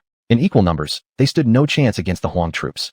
Gu Sheng, you said the main forces of the Huang army had been taken away by Su Xian, didn't you? You've completely ruined me. Helian Tai yelled in fury. If you want to fight, you fight. I'm done. General Li Xuanxiao, I surrender. I won't fight anymore. Please spare my life. Helian Tai leaped off his horse and knelt on the ground, surrendering. As for the other Dongchang soldiers, they also refused to resist. However, when Li Xuanxiao approached them, they realized they had underestimated the Huang forces' tactics. Do you think we'll allow you cowards to live? Crack. With a swift slash of his saber, Li Tsunxiao plunged his spear through Helian Tai's chest. Go. General Li, I surrendered. Helian Tai never expected, even in death, that he wouldn't get a chance to surrender. Surrender is not an option. Kill them all. Li Tsunxiao smiled coldly. Men who betray must be taught a lesson, so they understand the consequences of treachery. On receiving the order, the Huang forces began the massacre without mercy, and with their weapons and armor confiscated, the soldiers of Xuanhuan and Dongchang tribes had little combat capability left. This was practically one-sided slaughter. Elsewhere, Xuanhuan was similarly merciless. As more soldiers fell one after another, the faces of Xuanhuan king and Dongchang king turned pale with rage. Each casualty represented their own tribal children. Gu Li, this is all your fault. The Dongchang king, too fearful to express anger directly at Gu Shang, instead vented his fury on Gu Li. Chapter 58. Confrontation with the Damning Kingdom. Princess, the only one who can stop the slaughter of the Huang army now is you. Gu Yu, a general of the Wuhuan tribe, seeing the situation turn dire, went to seek Gu Danyu. However, when Gu Danyu arrived, she found that the soldiers of the Wuhuan and Dongxiang tribes were almost all dead. Li Tsunxiao stopped. Upon seeing this, Gu Danyu naturally couldn't stand by and watch as all the men of their Wuhuan tribe died on the battlefield. Nevertheless, Li Tsunxiao and Shui Ringue continued their massacre as if they hadn't heard her. Damn it! Gu Danyu approached Li Tsunxiao. Li Tsunxiao, are you ignoring my orders? Oh, Li Tsunxiao merely glanced at Gu Danyu. Ah, it's Princess Gu. My advice to Princess Gu is not to meddle in matters that don't concern you, or else my spear won't be courteous. Seize the princess, and guard her carefully. The soldiers on either side forcibly detained Gu Danyu. Li Tsunxiao, you insolent man, once Prince Huang arrives, I will certainly file charges against you. Gu Danyu was firmly detained, unable to struggle. Li Tsunxiao took no notice. In a moment, the cries of battle around them came to an abrupt halt. Shui Ringue and Li Tsunxiao had entirely slaughtered over 30,000 troops from both the Wuhuan and Dongxiang tribes. Those Wuhuan and Dongxiang soldiers who hadn't participated in the rebellion looked at the corpses scattered everywhere and instinctively touched their necks. They were cold with dread. But from today onward, any dissenting elements within the two tribes would have been thoroughly intimidated. It's lucky that I didn't join the rebellion. Thank goodness we're General-in-Chief's men and not under the Crown Prince's command. Otherwise, we'd likely have become corpses too. The Huang army is terrifying. There's no one in the world capable of opposing them. In just a few days, the battles that unfolded left a deep impression of the Huang army's strength in their minds. This was an army more fearsome than those of Daji or the countries north of the desert. Everything's over. Gu Shang collapsed completely and fell off his warhorse. He was grabbed by Li Tsunxiao in one hand. Prince Gu Shang, seems like you haven't had enough punishment from our Huang army yet. My lord already gave you a chance to live, but you wouldn't listen and insisted on rebelling. Today, General will fulfill your wish, said Li Tsunxiao before tossing him aside like a dead dog. General Li Tsunxiao, it's all a misunderstanding. It's Gu Hua's fault. He tricked me into rebelling. Please let me live. Gu Shang, having forsaken his dignity as a crown prince, knelt down and kowtowed to Li Tsunxiao. But Li Tsunxiao showed no signs of stopping. Li Tsunxiao, stop. Release him. Gu Danyu implored somewhat pleadingly. One must pay for one's mistakes, especially betrayal against our king. Li Tsunxiao responded sternly. Crack. With a glare, Li Tsunxiao swiftly drew his sword and severed Gu Shang's head. The Wuhuan king stared wide-eyed, screamed in anguish, and fainted.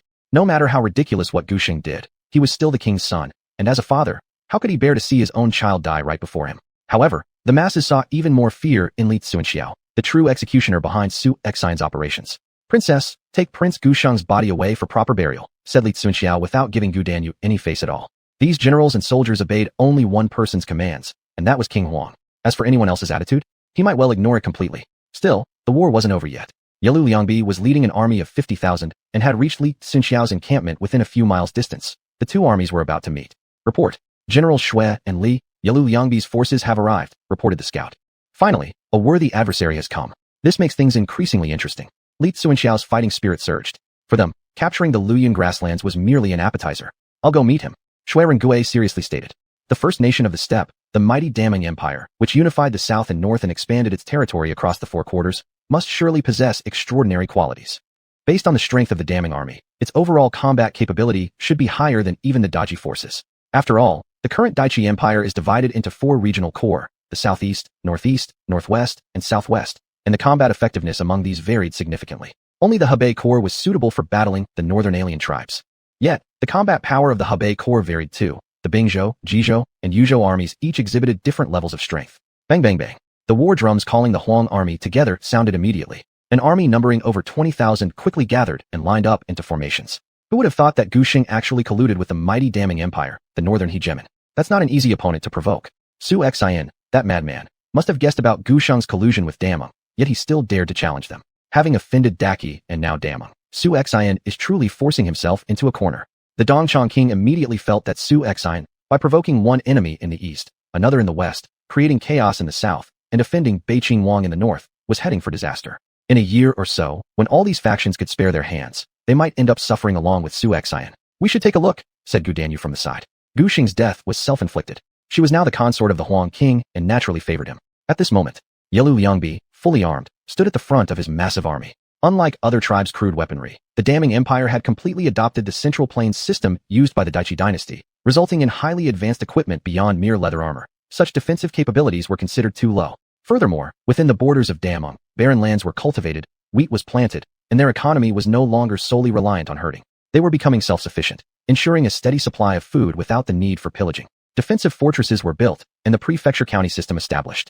These reforms brought wealth and military strength, threatening the Great Qi Empire.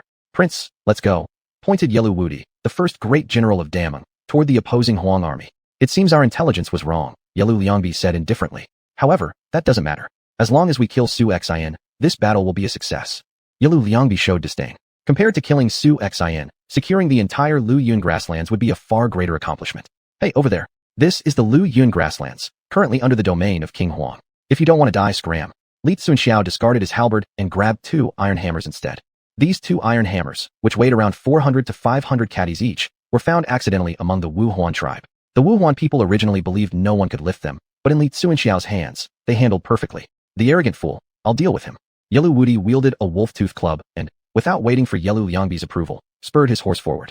Chapter 59, Li Tsunxiao versus Yelu Wudi. "Great Marshal, I hear that among the Wild Army, there are several generals with remarkable martial arts skills. If we rashly fight them and lose."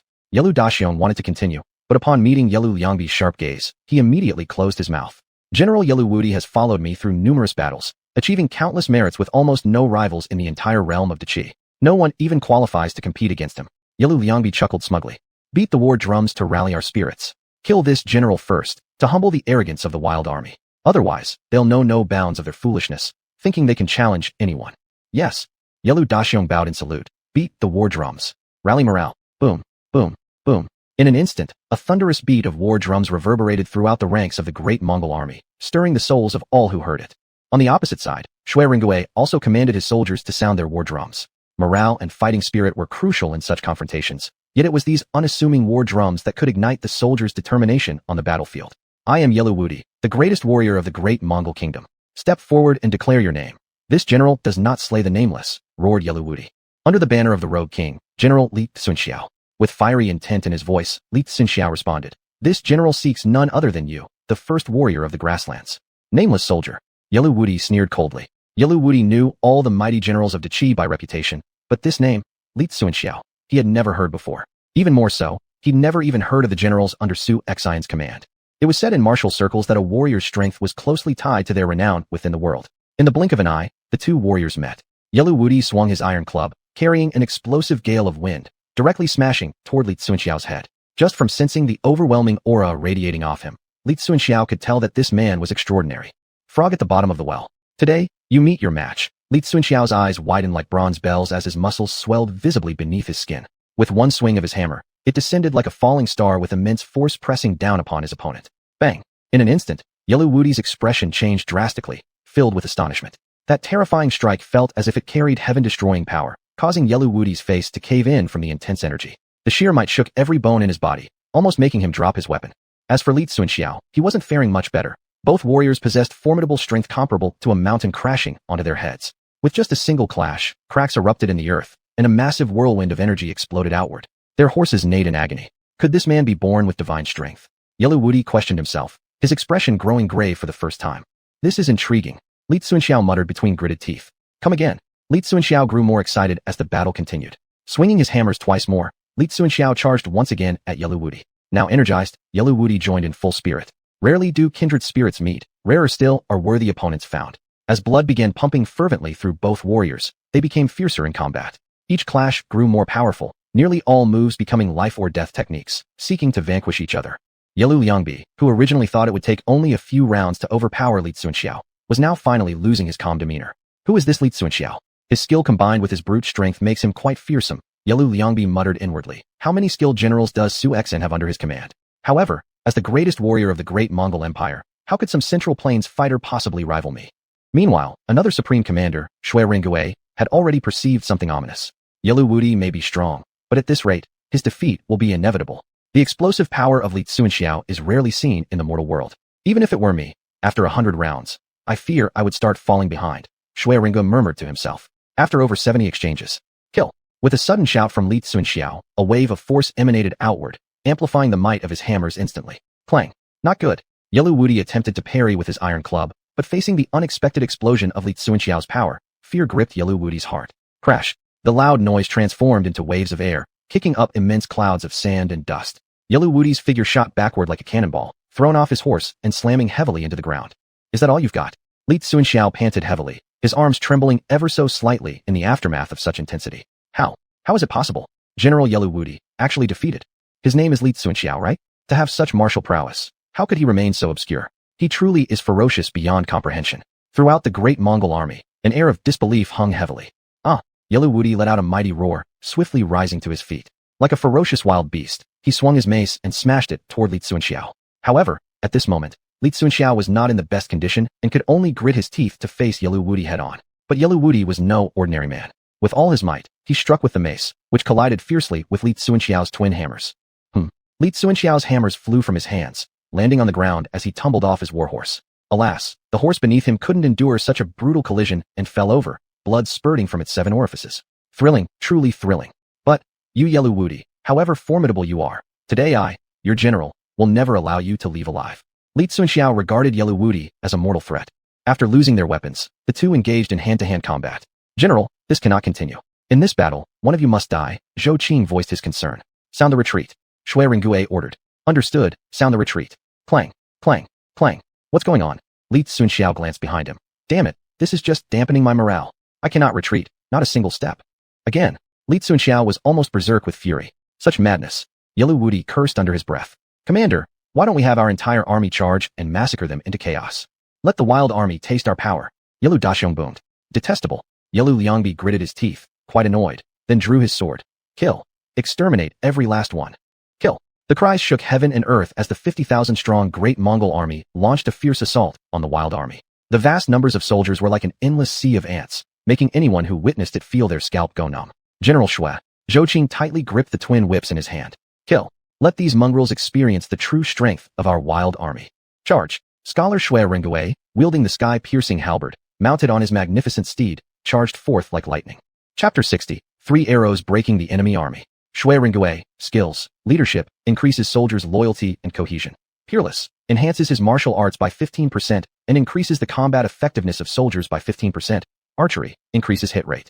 Yellow Liangbi perhaps felt that, among this rough army, apart from the highly skilled warrior Li Xuanxiao, there might be no other man capable of taking on 10,000 foes. But he was wrong. Shui Ringui's strength would completely upend his perception. Clash, clash, countless weapons collided, sparks flying. The charge of cavalry pitted horse against horse, riders thrown in every direction, while Shui Ringui slashed deep into the heart of the enemy ranks with his Fantian spear, swinging it left and right. Rip. As several cavalrymen charged at Shui Ringui, he showed no fear. Dodging their spears, he swung his spear forcefully down upon them. Such powerful force not only tore through their armor, but also split their flesh and bones in an instant. He then capitalized on the opening, hacking left and right into the great Mongol cavalry. Blood danced around him, splattering onto his armor as Shui Ringui advanced ever deeper into the fray. The rugged army following behind him carved through the Mongolian forces like a sharp steel spike driven straight into the heart of their formation. Scoundrel general, taste my blade, roared Yellow Daxiong, locking eyes on Shui Ringui. Looking for death, Shui Ringui responded coldly. In his eyes, Yellow Daxiong's actions were pure folly. Whoosh. The Fantian spear sliced through the air, emitting a sharp and piercing sound, its tip seemingly cutting a pale fissure through space itself. With a thunderous crash, Yellow Daxiong realized too late that he had met a truly terrifying foe. All around, an infinite force surged toward him. This man's skills. He could well rival even Yellow Wudi. Yellow Daxiong's face paled dramatically as Shui Ringui's heavy strike sent him soaring through the air like a cannonball, colliding into several dozen men behind him. Fortunately, Yellow Daxiong was not without talent. His internal energy shielded his vital organs just in time to avoid certain death. Huff, huff, huff. Still catching his breath, Yellow Daxiong struggled to regain his composure. General, are you unharmed? A soldier helped him back to his feet. Encircle Shui Ringui. Kill Shui Ringui. Do not let him escape. Yellow Daxiong roared. Agreed. Charge. Hundreds of Mongol soldiers swarmed toward Shui Ringui. Shui Ringui, hand over your life, cried several junior officers and dozens of soldiers as they attacked in unison. Come on then, Eyes flashing fiercely, xuanhuan swiftly snatched the precious bow hanging off the side of his warhorse and drew 3 arrows simultaneously. Zoom. The arrow whizzed through the air, sounding much like bullets. In mere seconds, the 3 generals in front had no time to dodge and were mercilessly struck down. Xuanhuan activates archery skill. Archery hit rate increases. Xuanhuan continuously pulled out arrows with astonishing speed. Each shot took down 1 Mongol soldier, achieving near-perfect accuracy. When archery is activated, it not only boosts the hit rate, but also extends the range of the arrows. This encounter with the Mongolian troops was unlike any previous experience. Their equipment different, their battle prowess unmatched. Nevertheless, compared to the ferocity of the ragtag army who fought without regard for their lives, all of this almost seemed trivial. These ragged warriors, they truly have no fear of death. Stabbed several times, and still, they refused to fall. A Mongol soldier stared helplessly at an opponent before him, stuck repeatedly, blood gurgling out from wounds, yet refusing to go down. Wild army. Invincible. For the Wild King. Dragging their grievously injured bodies, clutching weapons tightly, moving slowly forward. Kill. They stabbed in unison, puncturing the intestines of their wild army target, and even after ensuring death, the remaining soldiers shivered in lingering terror. On the other flank, another incident transpired where, upon stabbing a wild army soldier, a Mongol warrior tried to pull his weapon back, but found himself unable, his blade gripped tightly by the dying wild army soldier. You don't feel pain? The Mongol warrior's face filled with horror. In the next moment, the wild army fighter lunged forward, allowing the blade to pierce his body further, before driving his own weapon violently through the Mongol's torso, finding peace only after exacting revenge. Back and forth, blow after blow, the Mongol soldiers were left psychologically scarred. For the Wild King, such steadfast conviction led them to endure pain and fight to the very end. Marshal, something's off about this wild army. They fight without fear of death. Even pierced through their bodies, they continue fighting. Mentioning this with evident trepidation, General Murong Biao was utterly alarmed. Our great Mongolian army has been through countless battles in both the south and north, encountering innumerable troops. Yet this is the first time we've faced an army like this. Even the once dominant northern army of old wouldn't have exceeded them. Could it be that all of this was accomplished by xuanhuan in just a few days of training? It's utterly inconceivable. Yelu Liangbi immediately felt a headache coming on. However, xuanhuan's strength instead filled him with fervor. Apart from Prince Su Jin of the North, now there was finally someone he truly respected, and astonishingly, this person was only a few years younger than himself. Whoosh. At that moment, a sharp arrow suddenly shot over. Being a battle-hardened man skilled in martial arts, Yelu Liangbi himself wasn't without some fighting prowess. Marshal, watch out. General Murong Biao immediately sensed the impending danger. He shoved Yelu Liangbi aside, taking an arrow into his own arm as a result. Yet Yelu Liangbi's misfortunes were far from over. Another arrow followed, striking squarely above Yelu Liangbi's right chest. But even this wasn't the end. Another arrow rushed toward Yelu Liangbi's heart position. Uft.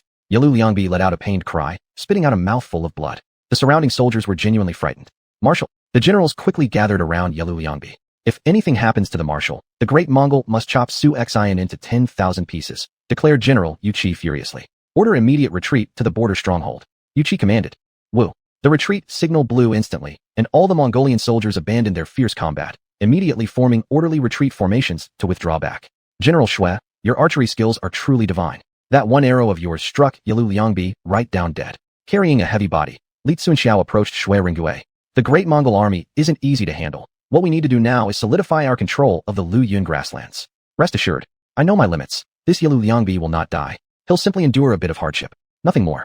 Xuanhuan had controlled his strength with precision. Although the arrow hit the heart, it did not pierce it entirely. Otherwise, even brushing against the heart slightly would have probably killed the target. Chapter 61. The World in Shock. What does that mean? Li Tsunxiao furrowed his brows. Could it be such a powerful arrow could control the distance from piercing the heart to within just a hair's breadth? If he truly possessed such skill, then Xuanhuan's archery would undoubtedly rank as the best under heaven. The bow is in my hands, and I shall naturally be able to control the force well, Xuanhuan continued to say.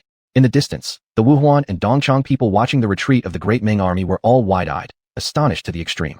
My goodness, could Xuanhuan and Li Tsunxiao be this terrifying? They've actually defeated the great Ming army. The Eastern Chang king looked at this scene and was relieved inside, grateful that they hadn't made enemies with xuanhuan. Otherwise, his Eastern Chang clan wouldn't even know how they'd been wiped out.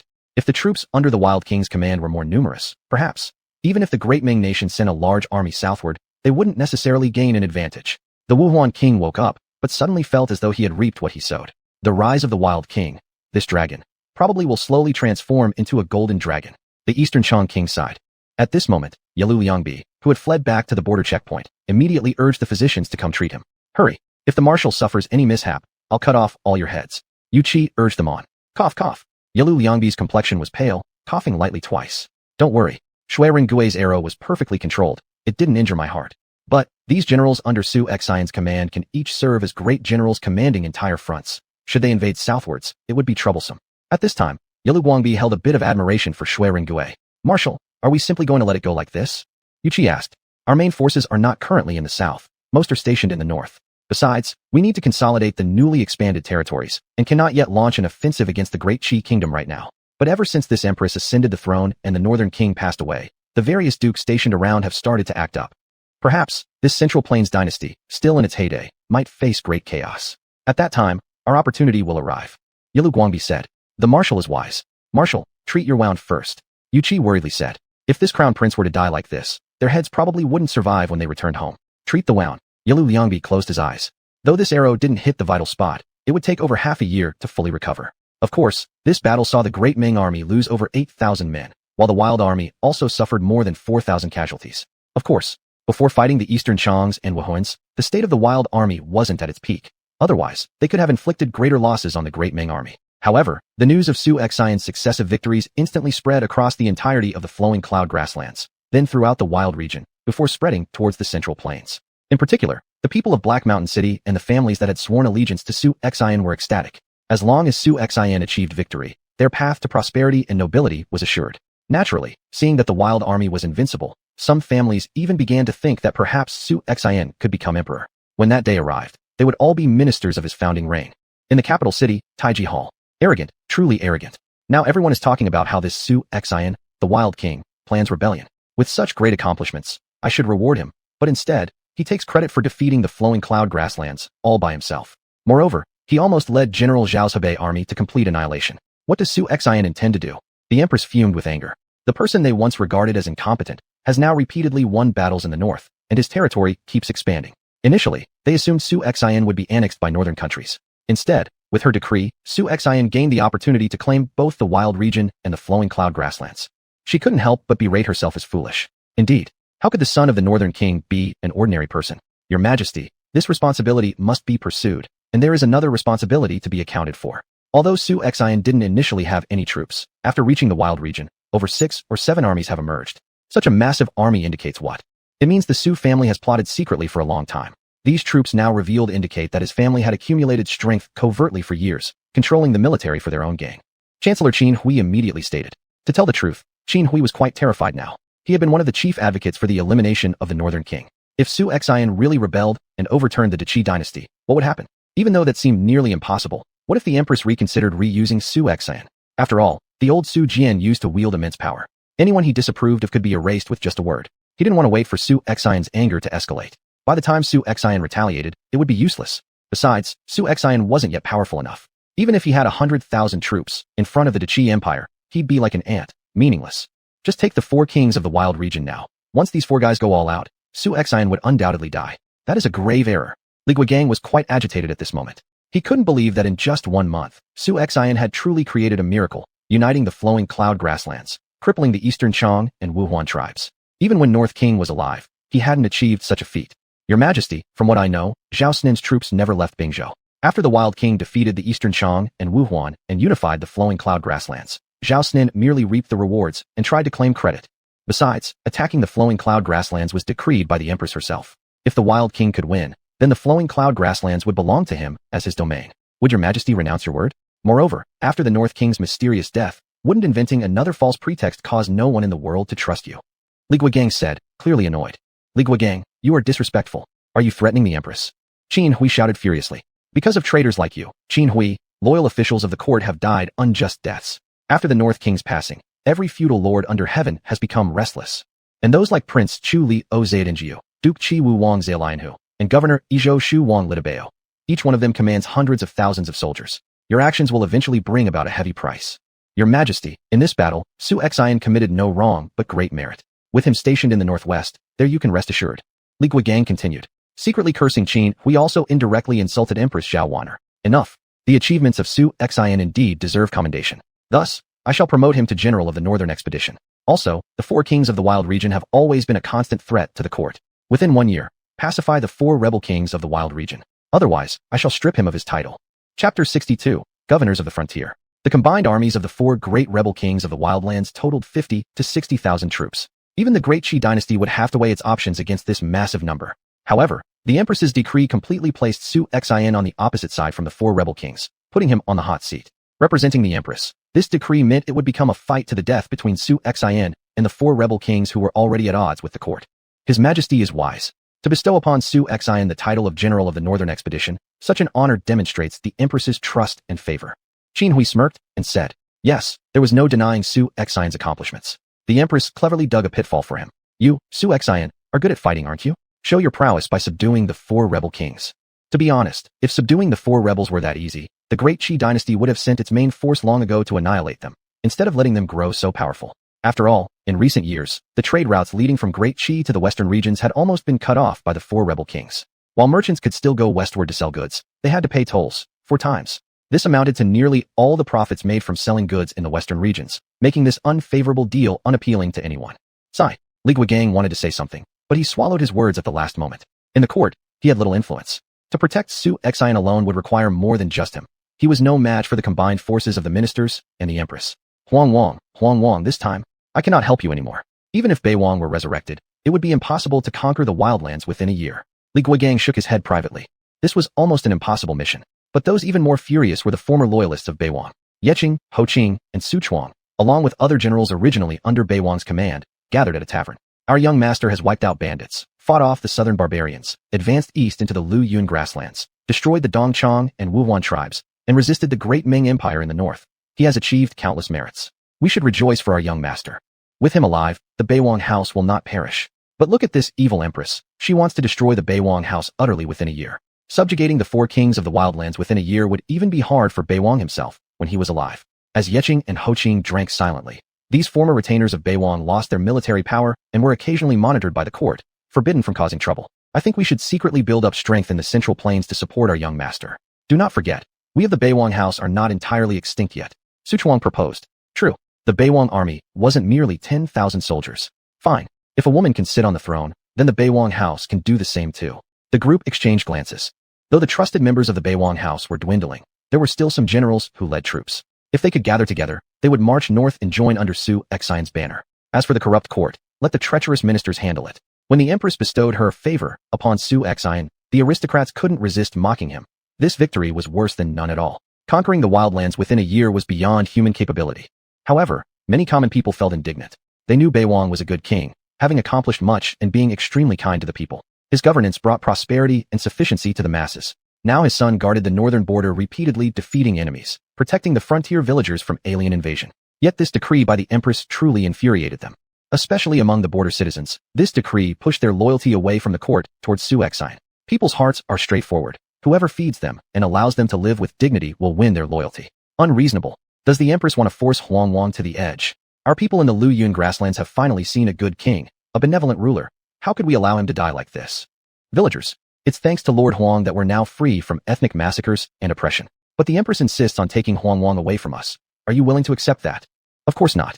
Minister Xiao, he is recruiting soldiers. We are destined to die either way, so why not join the army of xuanhuan and unite the wildlands?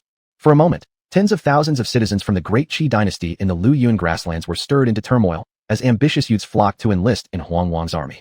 Back then, people living beyond the border wouldn't be accepted even if they returned home to serve in the Great Qi army. Now, xuanhuan was ready to officially incorporate the Luyun grasslands into his territory. At the great camp of the Luyun grasslands, Wei Qing, Hu Zubing, Shui Ringgui, Li Tsunxiao, Dian Wei, Zhang Liao, Rong Ho, as well as kings of the Wuhuan and Dongchang tribes, along with several commanders from both factions, all gathered here. The Dongchang and Wuhuan tribes, now devastated, had lost their voices in the Council of Nations. My lords, Her Majesty has sent me an order, demanding that I take control of the wildlands within a year and subdue the four kings of the wildlands. What are your thoughts on this? Xuanhuan asked with an unperturbed expression. He already knew well that once he truly took control over the Luyun grasslands, those within the court would likely contrive ways to set traps for him, possibly leading to his demise. His power was growing steadily, and certain individuals in the capital could no longer sit idly by. Only with his death would these people find peace. The combined armies of the four kings of the wildlands amount to 50 or 60,000 troops. If they ever reached the brink of destruction, they might conscript even more soldiers, potentially gathering an army of 1 million men. Our current forces only number a little over 6,000 fully battle-ready warriors. To attempt directly dismantling such a large force would be exceedingly difficult. Yu Qian lamented with worry evident on his face. Just as with the Great Qi Dynasty, where the kings stationed in each corner of the realm could easily gather 5 to 60,000 troops with just one command when war broke out. King Nanhuang has suffered repeated defeats and lost over 30,000 soldiers, leaving him weaker than the rest. Currently, the 4 kings of the wildlands don't see us as a particularly significant threat yet. However, if we can collaborate with the other rebel kings and conquer Nanhuang first, taking down the other 3 kings will be relatively simpler. Xuanhuan suggested.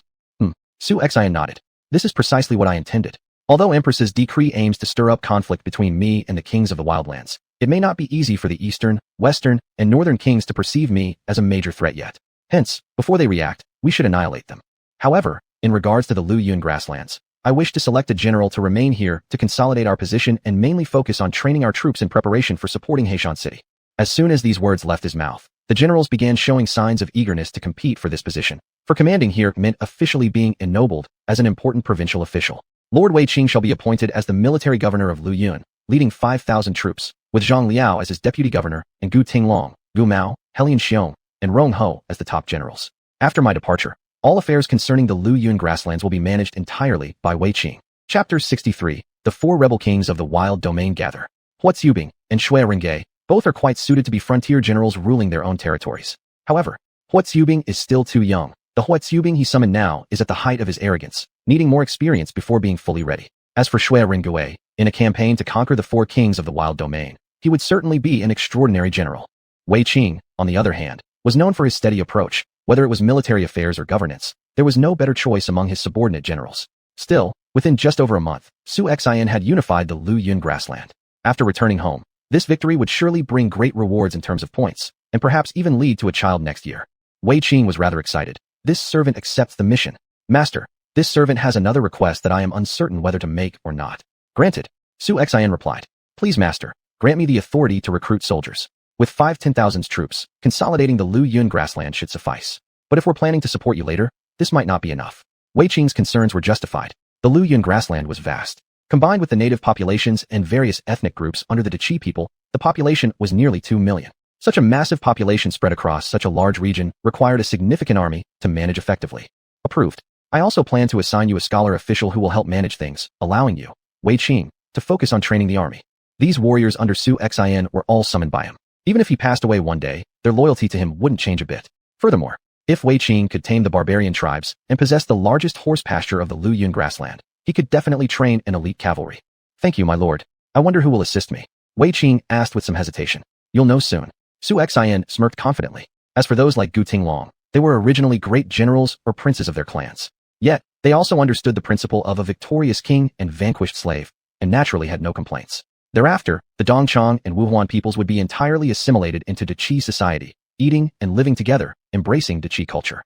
In essence, this wasn't different from the cultural assimilation of past dynasties, requiring only ideological unity, essentially adding just one more tribe.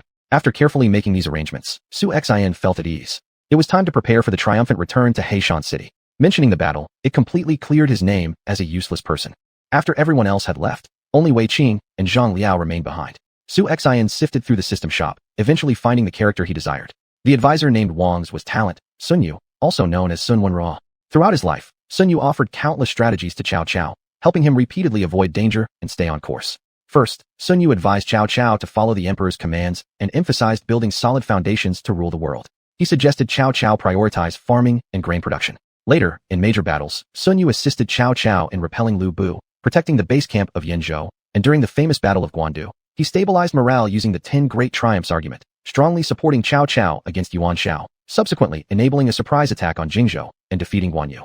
Thanks to Sun Yu's steady nature and profound understanding of human hearts, Cao Cao entrusted him with being the Grand Commandant, managing important affairs for over a decade. Other strategists and generals respectfully addressed Sun Yu as Commander Sun. Moreover, Cao Cao called Sun Yu My Zifang, implying if this man were to stabilize Luyun grassland, Su Xian would have peace of mind. System, redeemed Sun Yu.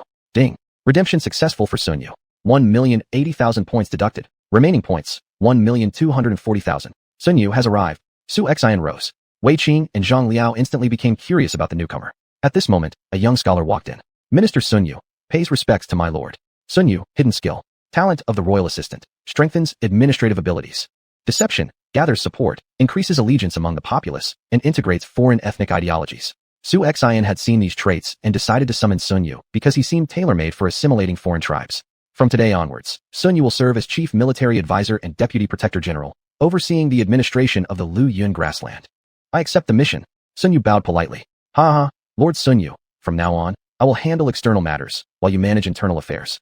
Together, we will fully incorporate Lu Yun grassland into the jurisdiction of King of the Wild Lands. Wei Qing smiled. The next day, Su Xian gathered the troops, preparing to march back to Heishan City. By now, it was already December. In the northern grasslands, the weather could change in the blink of an eye, and winter immediately set in. Large snowflakes began falling gently but continuously, quickly turning the earth white. This heavy snowfall effectively stopped the warfare along the border. During these days, all across the wild domain, excitement surged. Especially so, as the 4 kings of the wild domain, through the mediation of the Southern Wilderness King, gathered together. Xun Jiangli, the Southern Wilderness King, had developed a shadow of fear after suffering several defeats. He believed that with just his current force of over 10,000 soldiers, it would be difficult to defeat the rapidly emerging Su Xian, the Wild King. Of course, repeatedly losing to Su Xian greatly damaged Xun Jiangli's reputation, making him almost a laughingstock in the wild domain. Especially his peers, the Eastern Wilderness King, Northern Wilderness King, and Western Wilderness King, mocked him even more harshly. Among them, Chu Shan, Eastern Wilderness King, Zhou Yi, Western Wilderness King, and Han Zhizhong, Northern Wilderness King, possessed greater power than the Southern Wilderness King. The Eastern Wilderness King was the most carefree, relying on the support of the Lu Yun grassland and the Great Ming Kingdom while avoiding unnecessary friction. Compared to others' warmongering tendencies, Chu Shan's temperament could be considered mild. The Western Wilderness King, Zhou Yi, had the most terrifying army due to their frequent battles against the 36 kingdoms of the western regions. As a result, his troops were incredibly formidable. Han Zhizhong, the Northern Wilderness King, occupied an even more unique geographical position, mostly barren deserts. His forces were ferocious despite being fewer in number than those of the other 3 kings. However, his personal capability was strong, and as a son-in-law of the Northern Hu tribes, he received significant backing from the powerful Huns, which enabled him to dominate the north and even become the leader among the wild kings. Xun Jiangli, you truly are worthless. Unable to take down a simple figure like Su Xian, you're really disgracing all of us wild kings, scoffed Chu Shan, the Eastern Wilderness King. To be honest, when Xun Jiangli suffered a crushing defeat on the Lu Yun grassland, Chu Shan was one of the first to hear about it. At the time, he was nearly amused to unconsciousness because he had never considered Su Xian a worthy rival or threat. Old Chu is right. Your influence, Xun Jiangli, could be regarded as a dominant power even in Central Plains. Yet now, a mere 16-year-old boy has driven you into retreat. That's indeed shameful. The Western Wilderness King chimed in with laughter. Xun Jiangli's expression darkened immediately. What are you implying? I've never seen Su Xian as an opponent. He's merely tricky. But today, I've invited you here for the Empress's imperial decree. If she can incite Su Xian to fight against us, she will likely dispatch a massive army into our territory as well. When that time comes, this won't just be my issue alone. Chapter 64, Triumphant Return, Welcome on Both Sides of the Road. Xun Jiangli was too embarrassed to admit that he was no match for Su Xian. After all, who would willingly lose to a mere 16-year-old, inexperienced boy? Such a defeat would be humiliating. Therefore, Chen added the might of the Empress into his reasoning. Han Zhizhong, king of Beihuang, suddenly scoffed. Xun Jiangli, do you really believe such nonsense? If the Qi truly wanted to deploy troops, they would have done so already. She merely feels that Su Xian's sudden strength is unexpected and out of her control. She just wants to use our hands to wipe out Su Xian. But in fact, if we think about it, what does Su Xian's life or death have to do with us? Our relationship with the Empress is not good. This Empress goes to great lengths to eliminate us. Perhaps Su Xian's existence will give her something more to worry about.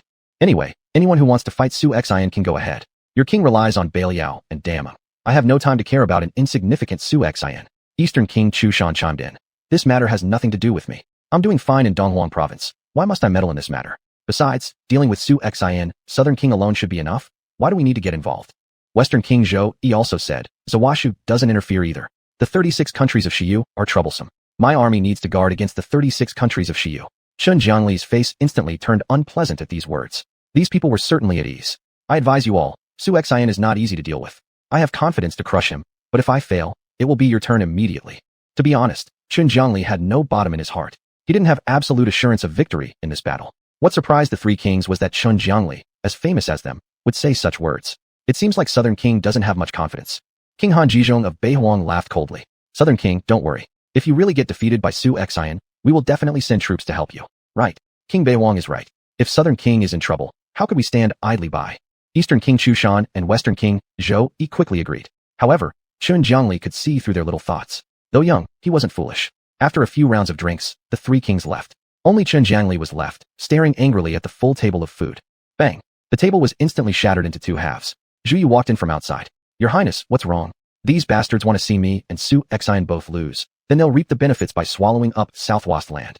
Chen Jiangli's anger reached the sky. Compared to other places, Southwest was indeed much more fertile, and this was what drew greed from neighboring provinces long ago. Your Highness, though we've lost 20 or 30,000 troops, our 10,000 elite soldiers remain. We can recruit new soldiers during winter, gather over 100,000 strong forces, and sweep xuanhuan away completely. Also, Your Highness shouldn't forget that feeding xuanhuan's many soldiers is a big problem, especially on the Cloudflow grasslands, where food is scarce. Tell me, how many troops could xuanhuan possibly sustain? By the time hunger strikes, xuanhuan will starve himself out, let alone engage in battles. Zhu Yu smiled as he spoke. After hearing Zhu Yu's analysis, the original wariness Chen Jiangli had towards xuanhuan disappeared instantly. Zhu Yu's reasoning made sense. Xuanhuan had gathered the refugees from Cloudflow grasslands, along with the Uyghur and Dongxian peoples. This population of over 1 million brought heavy burdens annually due to lack of food supplies. If xuanhuan takes responsibility for these lives and handles things improperly, there will be consequences that could cost a lot. Good, Master Strategist is right. How did I not think of this point? All wasted effort inviting these old men here, only to endure their scolding. Recruitment matters are now in your hands. Furthermore, next spring in April, initiate the campaign against xuanhuan, first capturing Gaoping and Heishan, then advance into the Cloudflow grasslands. This time, I intend to grind xuanhuan's bones to powder. Chen Jiangli roared with fury. However, their plans might work on others, but against xuanhuan, they were utterly useless. With the system already in place, Xiao He, as the logistics manager, would surely consider all factors before winter came. All he needed to do was recruit more soldiers. At this moment, in Heishan City, upon hearing the news of xuanhuan's return, the city's citizens eagerly lined the roads to welcome him. Thanks to Xiao He's governance policies, the citizens within xuanhuan's jurisdiction benefited greatly, leading their hearts to align with xuanhuan. He's here, the king of the Waste has returned. A young man, seeing the large Waste character flag, suddenly shouted. As the citizens of Heishan City watched the elite troops of the Waste army, clad in iron armor and wielding weapons that gleamed with a cold light, they were extremely excited. Especially the young people, who were filled with fervent enthusiasm and wished to join the Waste army. If only I could become one of King Xuan's soldiers. Hopefully, one day, I too can follow King Xuan into battles both south and north. That is how a true man should be. Both men and women, upon seeing xuanhuan's vigorous and heroic figure, revealed expressions akin to infatuation. The men idolized xuanhuan, while the women naturally desired the favor of King Xuan. Especially when rumors spread that King Xuan particularly liked women, they adorned themselves elaborately, hoping to be chosen by xuanhuan. There were even more outrageous rumors, like one saying that xuanhuan favored widows, which led to some widows heavily made up, almost unrecognizably. Master, have these women gone crazy? Widows are coming out too. Dian Wei twitched his lips. Could you possibly like widows? Dian Wei, don't ask what shouldn't be asked. Xuanhuan glared hard at this guy. Dian Wei immediately shut up, but still grinned foolishly. Hail our king, 10,000 years, 10,000 years, 10,000 upon 10,000 years. No one knew who had started it, but soon the entire city of Heishan was shouting their allegiance. This nearly cemented xuanhuan's reputation as a rebel leader. 10,000 years was a title reserved for the emperor. Now, it was used for xuanhuan, clearly implying that the people of the Wasteland wanted to force him into becoming an emperor.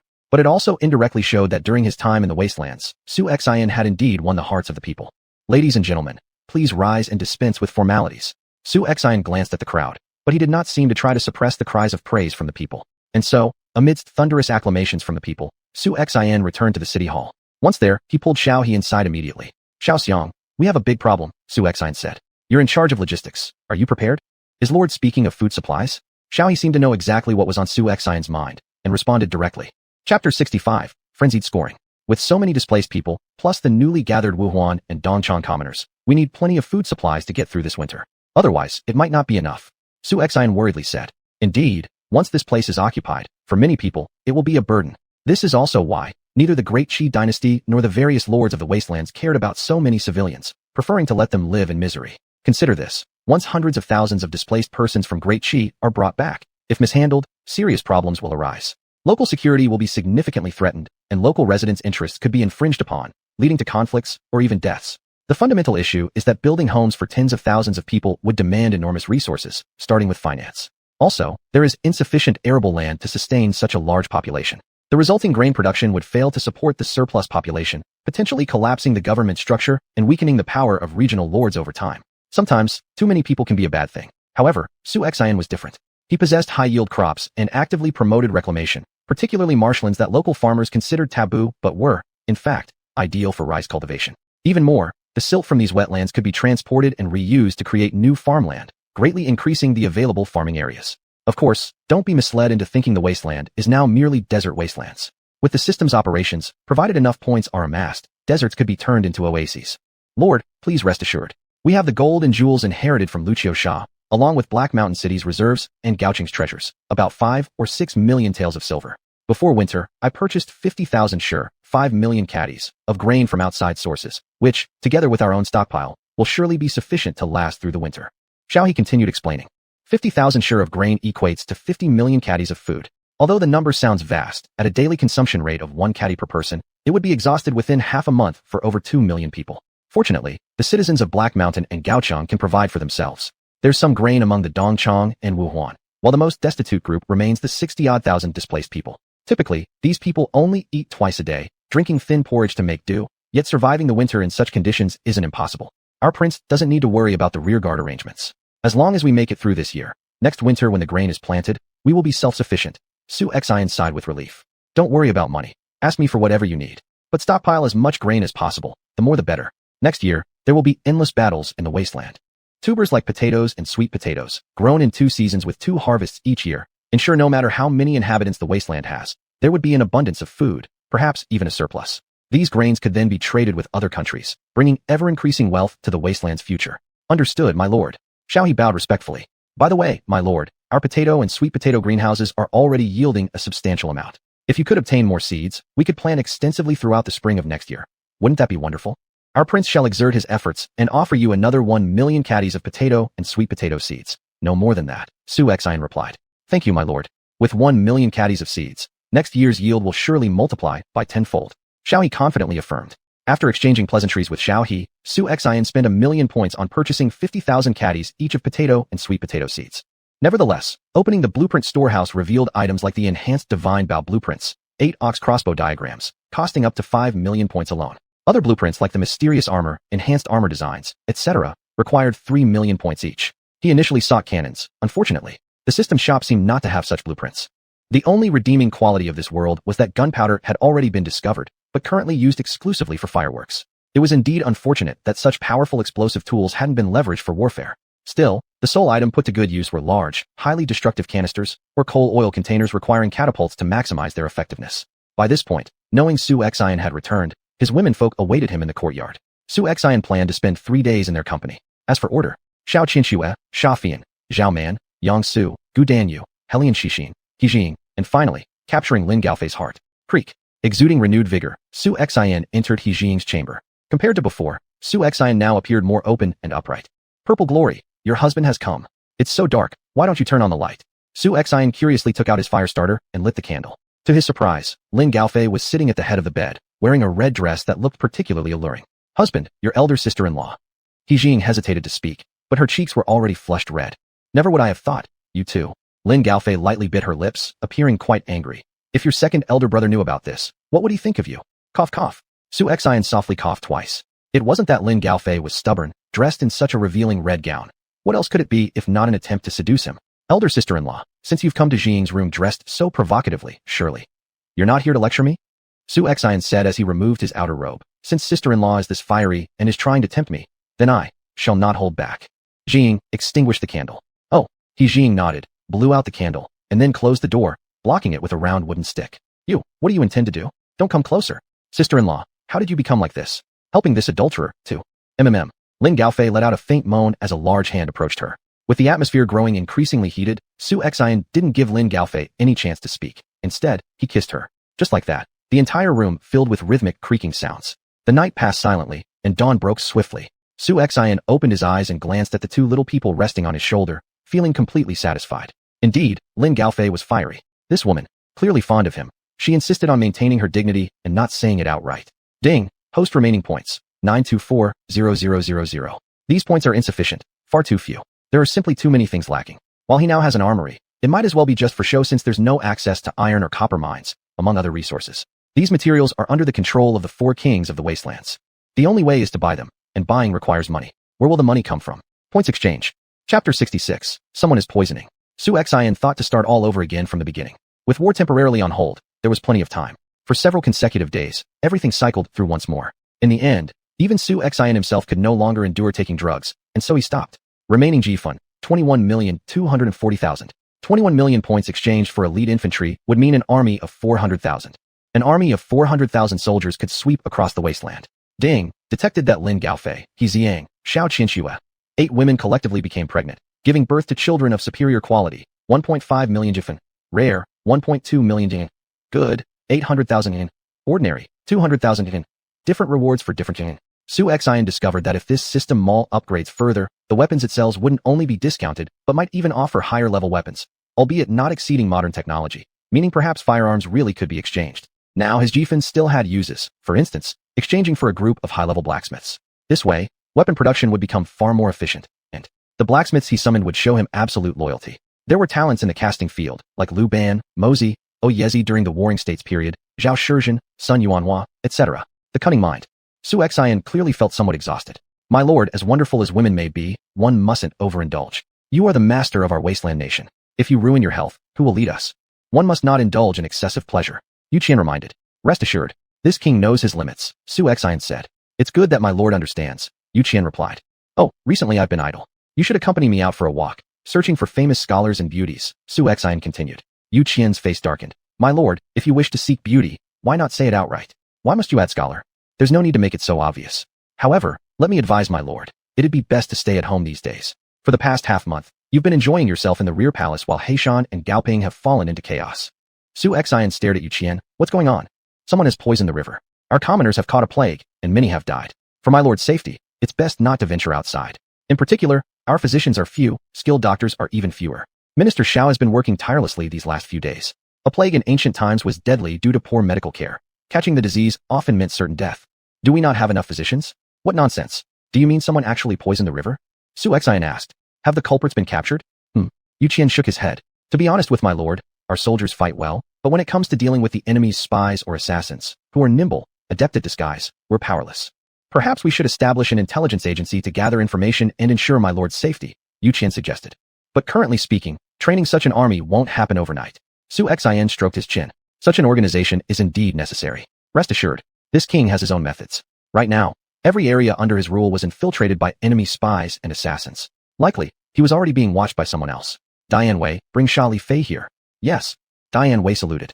This person named Sha Li Fei was a promising talent, excelling in collecting intelligence. In this wasteland area, he maintained good relations with bandits, marauders, and martial artists, having an intimate knowledge of the region. The embroidered uniform guard, Mao Xiang. Qigong, Chao Huachan. Old Chao was a trustworthy man. The system mall enhanced the skills given to this eunuch, Chao, significantly. The cost of the embroidered uniform guard was astonishingly more expensive than special combat soldiers. Special combat soldiers only cost 100 jifan each, yet a single member of the embroidered uniform guard was priced at 200 jifan. System, give me 5,000 members of the embroidered uniform guard, plus the commander of the embroidered uniform guard, Mao Xiang, and the grand eunuch, Chao Huachan. Exchange successful for 5,000 members of the embroidered uniform guard, deducting jifan, 1 million. Exchange successful for Mao Xiang, deducting jifan, 720,000. Exchange successful for Chao Huachan, deducting jifan, 900,000. Character, Chao Huachan. Qigong, profound internal strength, top-tier first-class level. Swordsmanship, sword control skill, first-class swordsmanship. Character, Mao Xiang. Intelligence, reconnaissance. Intelligence collection strengthened by 15%, reconnaissance ability enhanced by 20%. Host remaining jifan, 18,620,000. A short while later, at Su Xian's summoning, Sha Li Fei arrived at the courtyard. Your subject, Sha Li Fei, pays homage to my lord. Sha Li Fei knelt down. Beside Su Xian stood 2 men, none other than Chao Huachan and Mao Xiang. This king has heard that you, Sha Li Fei, were once a great bandit in the Wasteland. Do you know the environment of the western regions and the Wasteland? Su Xian asked. Lord, even all of Mobei is known to me. Whether it's the Wasteland or the western regions, or Mobei, I am on good terms with some martial artists, Sha Li Fei answered truthfully. He had heard of this Wasteland bandit's reputation. He had even secretly infiltrated the royal families of Deming and Bailiao. When discovered, he managed to escape unscathed. He also heard that Sha Li Fei had once slept with a princess of Bailiao and still escaped successfully, demonstrating his remarkable agility. Starting from today, you are the deputy commander of the embroidered uniform guard, working alongside Mao Xiang. You will be responsible for collecting intelligence. But currently, I want both of you to purge every spy and assassin in my domain. No matter which country they come from, eliminate them all, Su Xian said coldly. De Qi sent many spies to the Wasteland. Although compared to reports from Mobei countries, De Qi had its own organization, which almost entirely probed into Su Xian's strength. This couldn't continue. In the future, when he commands hundreds of thousands of soldiers, if Empress discovers him, the imperial court might act directly against him. Not having fully established his presence in the Wasteland, he didn't wish to confront the court so soon. The embroidered uniform guard, Sha Li Fei muttered. When did such an organization come into existence? Lord, what about those people? Su Xian clapped his hands. The next second, from around the courtyard walls, Members of the embroidered uniform guard appeared swiftly, gathering in the yard. They moved quickly, each showing skilled martial arts. Embroidered uniform guard. We pay homage to our lord. Hundreds of members of the embroidered uniform guard knelt in unison. They came without a trace and disappeared without a shadow. This was the embroidered uniform guard. Your order, my lord. Xia Fei swallowed hard. Then, he learned what the embroidered uniform guard would do. Supervise officials, protect their lord's safety, investigate intelligence, answer only to Su Xian himself, and so forth. Xia Fei was greatly surprised by how Su Xian regarded him as a confidant, deeply moving this man who had been a thief for decades. Beside a group of plainclothes agents appeared. Luo Liuli, this lowly scoundrel always opposes me. She actually dared to come to Black Mountain City, rescuing these wretched civilians and aiding the enemies of our lord. This time, she shall no longer blame my lack of mercy, the general declared. Chapter 67. Sacred Dr. Luo Liuli, Hero Saves Beauty. Command them to pour all the poison into the wells and rivers. Let these traitors who betray our king be infected with the plague. The lead assassin slightly smirked at the corner of his mouth. They were all people under the Southern Wasteland king. Before the Great War next year, it would be best to assassinate Su Xian in order to avoid a major battle. Yes. The subordinates behind him saluted. Leader, Su Xian has left his residence. Should we take action now? This Su Xian has remarkable martial skills, so we must ensure he dies instantly. Everyone here is a reputable figure from the Jianghu world, skilled in martial arts. If we succeed, I will certainly recommend you all for merit, grant you noble titles, and award 1,000 gold pieces, said the leading commander. Where there are great rewards, there will be brave men. After these words, everyone was extremely tempted. Kill Su Xian. Everyone looked at each other excitedly, eager to act. At this moment, outside Black Mountain City, in a certain village, the authorities had already organized manpower to bring the bodies of those who died from the plague to one place for a mass cremation. Due to the lack of medical personnel, many were waiting at home to die. Miss, the epidemic among these people seems, someone has used it before, a little maidservant said. Next to her, wearing a white light silk face mask, was none other than Luo Liuli. Clad in a white gown, she was exquisitely beautiful even just from her silhouette. It was done by Chun Jianglei. Luo Liuli gritted her teeth as she spoke. For the sake of power, they've dared to harm innocent civilians. My father actually wants me to marry a man like this. I feel nothing but disgust. A healer's duty is to save lives. In her eyes, Su Xian was no different from Chun Jianglei. Miss, what should we do? The poisons employed by the Southern Wasteland king spread plagues without antidotes. Even if the greatest sacred doctor arrived, probably only measures for control would suffice, the little maid said. There's no way. Rumor has it that upon returning, Su Xian immersed himself in pleasures of the inner courtyard for half a month without showing his face. He is entirely unaware of this plague outbreak. Even though he is known far and wide, under his rule, the common people of the wastelands may not have good days ahead, Luo Liuli sighed. Unbeknownst to her, while she was helping the people in Black Mountain City, she had already been monitored by the people sent by the Southern Wasteland king. She is Luo Liuli, the future bride of the Southern Wasteland king. She is indeed beautiful. Brothers, capturing this woman means we can leave this place. We'll go south to the wasteland, enjoy fresh food, and drink spiced wine. Attack. With a wave of his large hand, dozens of ruffians armed with weapons immediately surrounded them. These ruffians were originally loafers from Black Mountain City. Due to habitual idleness, when the city began reforms, they lost their old ways of life and resorted to thievery and other unlawful activities. Luo, miss, please stay still. The leader of the gang grinned as he looked at Luo Liuli. Luo Liuli took a step back, and the guards following her stepped up. Since she sneaked out without permission, Luo Liuli didn't have many people accompanying her. Who dares to disrespect Miss Luo Liuli from the Luo family, a prestigious medicinal lineage in the Southern Wastelands? This man was named Luo Xiaoyang, and he had come out to play recklessly with Luo Liuli. Why not stay properly in the South Wastelands instead of meddling in Black Mountain City affairs? It's exactly you people we intend to capture. I advise you to stop resisting. Otherwise, I won't mind punishing every last one of your group, the leader leered, licking his lips. I'll see who dares approach. I've trained, shouted Luo Xiaoyang with exaggerated bravado. In the next second, the gang leader moved forward, delivering a side kick that instantly knocked Luo Xiaoyang to the ground. While people from the Luo family excelled in medicine, their fighting skills were terrible, unable even to defeat petty hoodlums. After just a few exchanges, all of the Luo family members were captured. Save! Someone help! Luo Liuli cried out loudly. Seeing the gangsters, the surrounding villagers did not dare to intervene. They knew how cruel and ruthless the gang was. However, some ventured to run outside the village to seek reinforcements from soldiers. Under the new law enforcement system, private brawls were forbidden. And suddenly, she collided directly with Su Xian. Who is this? Dian Wei pulled the person up. Don't stop me. I need to find Officer Xiao. A group of ruffians are bullying sacred Dr. Luo. That young man quickly explained. How outrageous. Su Xian became furious. Show us the way forward. The young man glanced behind Su Xian and saw there were only a few men, doubting whether they could match up. You're only a handful of people. They are more than 20 people strong, all carrying weapons. You might not stand a chance against them. 20 people wouldn't even be enough to fill my tooth gap. Dian Wei shrugged indifferently. Quit jabbering and hurry up and show the way. But don't bluff. They carry weapons. The young man worried inside. If they lose, since he led them here, These hooligans would surely settle accounts afterward. It would be serious. A group rushed over. It was Luo Lioli and the others, who were currently being held down by the thug leader, intending to commit heinous acts. Ding. Detected character. Luo Lioli, identity, daughter of a medicinal family, level, supreme. Xuanhuan was momentarily dumbfounded. He didn't expect to meet a woman of supreme level here. Such women were few and far between, and she must be won over. Dianwei, take action now and knock them all out. Xuanhuan said. Yes, watch this. Dianwei wiped his fists. In the next second, he charged forward. Hey, you scumbags. Bullying women isn't something to brag about. Dianwei's loud shout immediately drew everyone's attention. What nerve, wanting to interfere with other people's business. The thug leader sneered contemptuously. Whoever makes trouble, kill them. As the words fell, Dianwei had already arrived in front of them. He did not use weapons but used his massive fists as big as a wok and started hitting the faces of these thugs. In an instant, the bodies of the bandits flew around like broken kites, then heavily hit the ground, coughing up blood. This person is incredibly strong. The young man who had led the way stared in shock. In the blink of an eye, more than a dozen people were defeated, holding their injured areas while groaning incessantly. The thug leader immediately drew his weapon, threatening. You, don't come near me. I'll let you know that I am sent by the Southern Wasteland King. This woman is the fiancée of the Southern Wasteland King. We are here to bring Luo Lioli back. I advise you not to cause any trouble. If I'm hurt, the Southern Wasteland troops hidden around will certainly come out and kill all of you. Oh, didn't expect him to be Chun Jianglei's man. Looks like we caught some big fish this time. Dianwei chuckled coldly. Immediately, he took a step forward. The thug leader tried to resist, but was struck hard on the nose by Dianwei's fist, blood instantly streaming out, leaving him sprawled helplessly on the ground, unable to fight anymore. Chapter 68. Shall we make a bet? What an incredible person.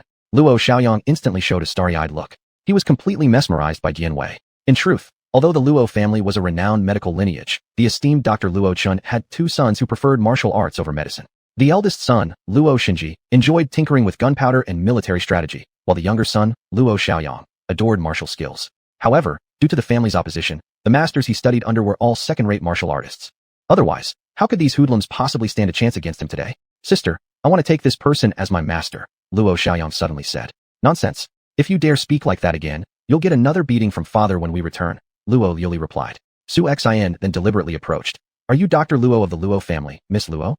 I've heard much about you. Without your intervention, this epidemic would surely have. Saving lives is but a trivial matter. Luo Lioli snorted contemptuously. She thought people like Xuanhuan were nothing but spoiled rich brats, and there were far too many men who tried to curry her favor because of her beauty. Therefore, she held such individuals in disdain. You should stay away from us. People like you who try to flirt with my sister are a dime a dozen. Honestly speaking, it wasn't even you who played the hero in that hero-saving beauty situation. Don't assume my sister is some naive fool who'd fall for it, Luo Xiaoyang intentionally said. However, if you're willing to find a certain warrior and convince them to take me as a disciple, perhaps I might be pleased enough to help you pursue my sister. What are you talking about, Luo Xiaoyang? Luo Lioli's face turned crimson as she grabbed his ear. The pain caused Luo Xiaoyang to wail uncontrollably. Sister, I'm sorry, I know I've made a mistake. At that moment, Xiaohe arrived with dozens of soldiers. Minister Xiao has arrived, someone shouted loudly. Xiaohe. Although Luo Lioli muttered, she still respected the Prime Minister of the Wild King highly. Compared to the unreliable Wild King, Minister Xiao had practically governed Black Mountain and Gaoping in a meticulous manner. Minister Xiao, why have you come here? Asked Luo Lioli. My lord has entered the city, so how can I remain outside the village? Xiaohe bowed before Xuanhuan. Xiaohe pays his respects to my lord. My lord, due to the widespread plague, law and order have deteriorated, allowing these people to nearly harm you. Minister Xiao, this isn't your fault. If it weren't for that Wild King constantly being preoccupied with women, how could these people from the southern wilderness take advantage? Luo Lioli said angrily. A corner of Xuanhuan's mouth twitched. I've heard that Miss Luo is betrothed to General Chen Jiaoyang. That's perfect. You think I only like women, right? Well, stay here today and accompany me. You? What do you think you're doing? Luo Lioli took a step back, her expression turning sour. I advise you to focus more on caring for your people. Otherwise, General Chun can use poison to kill all your citizens with the plague. At that point, no matter how talented you are in military affairs, it will be useless. Haha, why is my lord laughing? We're short on medical staff. All the local doctors have been taken to the southern wilderness by General Chun. We've already lost tens of thousands of citizens, and if this damn plague doesn't stop soon, it might spread into the city. Then, we will truly face a disaster beyond imagination. Xiaohe was anxiously worried.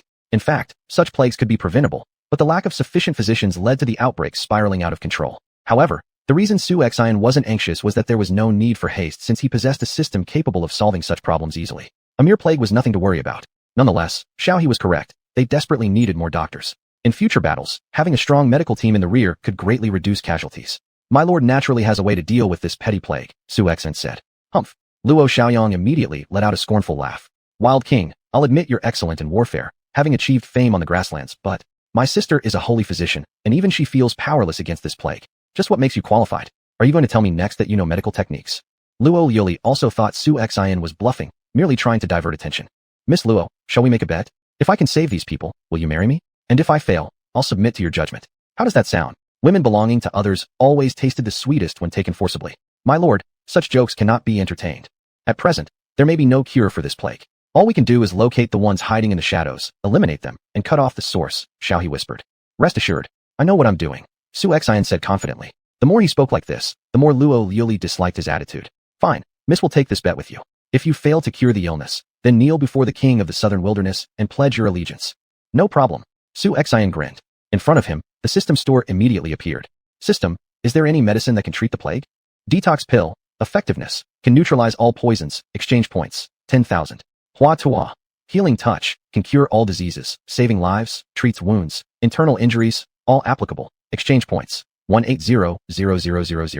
Zhang Zhongjing, healing touch, can cure all diseases, saving lives, treats wounds, internal injuries, all applicable, exchange points, 180,000.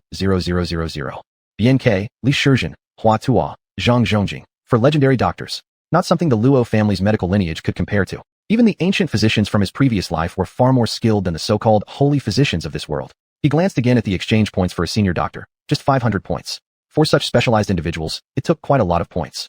Exchange 10 detox pills, characters Hua Tua and Zhang Zhongjing, and 3,000 doctors. Exchange successful, total points consumed, 520,000. Remaining host points, 160,400,000. These points were running out quickly. Su Xian massaged his temples. Right away, a bottle of pills appeared in Su Xian's hand. Zoom. Just then, an arrow suddenly shot toward him. His muscles twitched as the green blade sword suddenly swung out. In the next second, the arrow was split into 2 pieces. Good. All you demons lurking in Black Mountain should show yourselves now. Su Xian, we've been keeping tabs on you for a long time. Never expected you'd dare come out with only this small group of men right now. You're practically asking for death. A large group of agile black-clad figures emerged from the surroundings. Chapter 69, 3 Groups of Assassins. Su Xian glanced at the people's attire, noticing that they were not alike. A part of them held fushang knives and dressed like ninjas, while another group resembled bandits. Altogether, there were about 400 to 500 people. It's the forces from southern Wasteland, and a portion, we don't know who they belong to. Luo Lui whispered softly. Han Zhao, originally all this was poisoned by you. Miss has ordered you to retreat. Han Zhao smirked coldly. I am truly sorry, Miss Luo, though you are my king's fiancée today. General must kill Su Xian. I suggest you move quickly, otherwise, if any misfortune happens, I cannot take responsibility for it. You, Luo Lui turned scarlet with anger. Big sister, or should we go over there? Said Luo Xiaoyang. We shouldn't meddle with these lowlifes. What did you say? Luo Lui glared at Luo Xiaoyang furiously. Su Xian however smiled slightly at the corner of his lips. The assassins and spies from southern Wasteland. So this group must be the assassins sent by the court. One faction is the Fushang Samurai. This is probably due to some enemy's plot. Almost forgot. King Zhao Sinan of Beiqing has privately colluded with Fushang. I estimate this gang was sent by Zhao Sinan. Good. Since all of you have revealed yourselves, it saves me the trouble of finding you one by one. The crowd exchanged looks silently. Indeed, your lecherousness is just an act, but I have already investigated thoroughly. You haven't brought any escort team nor soldiers, a noble prince, yet foolish enough to not think of this. We are all powerful warriors. Even if you, Su Xian, can defeat 10,000 men, you cannot escape today. The leader of them was Jian Yi, one of the 10 strongest under the Empress. Trouble, didn't expect King Su Xian to die in such manner? Luo Xiaoyang instantly felt it was a pity. Humph. Su Xian sneered. Do you truly think you have overwhelmed me? Kill. Jian Yi did not bother talking anymore. Together with Fushang ninjas, they charged towards Su Xian. My lord, we shall fight to death and carve a path of escape for you. Xiao He gritted his teeth and said, Rest assured, I will not die. Su Xian was extremely confident. Where is the embroidered uniform guard? In a flash, countless figures suddenly sprang out. Swish, swish, swish. Small arrows flew rapidly towards the scene. In an instant, the assassins attacking Su Xian were being killed one after another, and every arrow was strikingly accurate. These upgraded embroidered uniform guards were highly skilled and fast. In the blink of an eye, they had charged into the group of assassins, their Chushin swords flashing as their sharp blades reaped the lives of the assassins. The embroidered uniform guard has arrived. Mao Xiang rushed forward first, his Chushin sword almost producing illusions as he reaped assassin lives. Cold rays of light flashed before their eyes. Who are these people? Why didn't we detect them earlier? Jianyi was shocked, then looked at Han Zhao. Han Zhao, more people are coming. Let's kill Su Xian first. Both of them were famous swordsmen on the sword rankings. Naturally, they were confident they could capture Su Xian. Bearing unparalleled sword energy, they lunged at Su Xian. Han Zhao is ranked 10th on the sword rankings. Jian Yi is one of the top 10 under the Empress. And Su Xian still doesn't dodge. Even top swordsmen would find it hard to counter him. said Luo Xiaoyang involuntarily. Boom. At the critical moment, a thunderous roar sounded as a surge of true energy erupted, causing both figures to freeze mid-air, unable to get closer. Truly audacious to harm my lord before my very eyes, xuanhuan. How powerful internal arts. Both opened their eyes wide. Cannot withstand. Boom. In the next moment, both were hurled backward through the air. Before even landing, xuanhuan had transformed into a shadow rushing toward them with his drawn sword. This upgraded version of xuanhuan, paired with martial arts and sword skills, could rival even Li Xuanxiao. Xuanhuan, capture them alive, said Su Xian. Yes. 2 beams of sword energy shot out from Xuanhuan's blade, leaving no room for the two to react. Just when they tried retreating, Dianwei appeared behind them unexpectedly, delivering powerful punches to their backs. Under such overbearing force, how could the two endure? They spat blood and collapsed onto the ground. Behave yourself, otherwise. I'll send you back to your grave right now, roared Dianwei. As for the other assassins, they fared no better. Several hundred guards from the embroidered uniform guard swiftly wiped them out. Of the embroidered uniform guard, only a dozen suffered minor injuries. There were no losses at all. This. A group of people from the Luo clan watched what happened, feeling as if they had witnessed something unimaginable. Su Xian strode towards Han Zhao. Han Zhao, speak. Since you've managed to poison, surely there must be an antidote. Bring it out. Chuckled Su Xian. Han Zhao burst into laughter. Stop dreaming. There's no antidote for the plague. The commoners in your jurisdiction will be slaughtered by the epidemic. And I advise you not to kill me. Otherwise, the wrath of the southern wasteland king is more than you can bear. Truly think that this king has no way out. Su Xian smirked. Also, this king does not bow to anyone's threat. No, you can't kill me. Han Zhao was greatly alarmed. ZZZT. As he raised his hand, and the sword fell, the heads of the two individuals rolled off. Han Zhao is a trusted aide of Qin Jiangli. Now, there's probably no reconciliation between you and Qin Jiangli. Besides, I must warn you, upstream is controlled by Qin Jiangli. With your actions, it would devastate the lives of people here. Luo Lui said helplessly. Using poison when unable to fight, how furious Su Xian became. Harming the commoners under his governance could not be tolerated. Lady Luo, looks like you cannot return. What do you mean? Luo Lui looked at Su Xian. Su Xian immediately took a bottle of pills from his bosom. On Xian, Xiaohe, put these pills into the well water and give them to the people affected by the plague. They'll take effect immediately. Nonsense. Treating an epidemic is a long process. How could it be cured instantly? Luo Lui didn't believe it for a moment. Let's see. Su Xian chuckled. Then they found several patients who were on the verge of death. Su Xian personally scooped warm water to help the patient drink. After about 4 or 5 minutes, the patient who was almost dying suddenly began to cough. After another 10 minutes or so, after drinking kanji, the patient seemed almost fully recovered.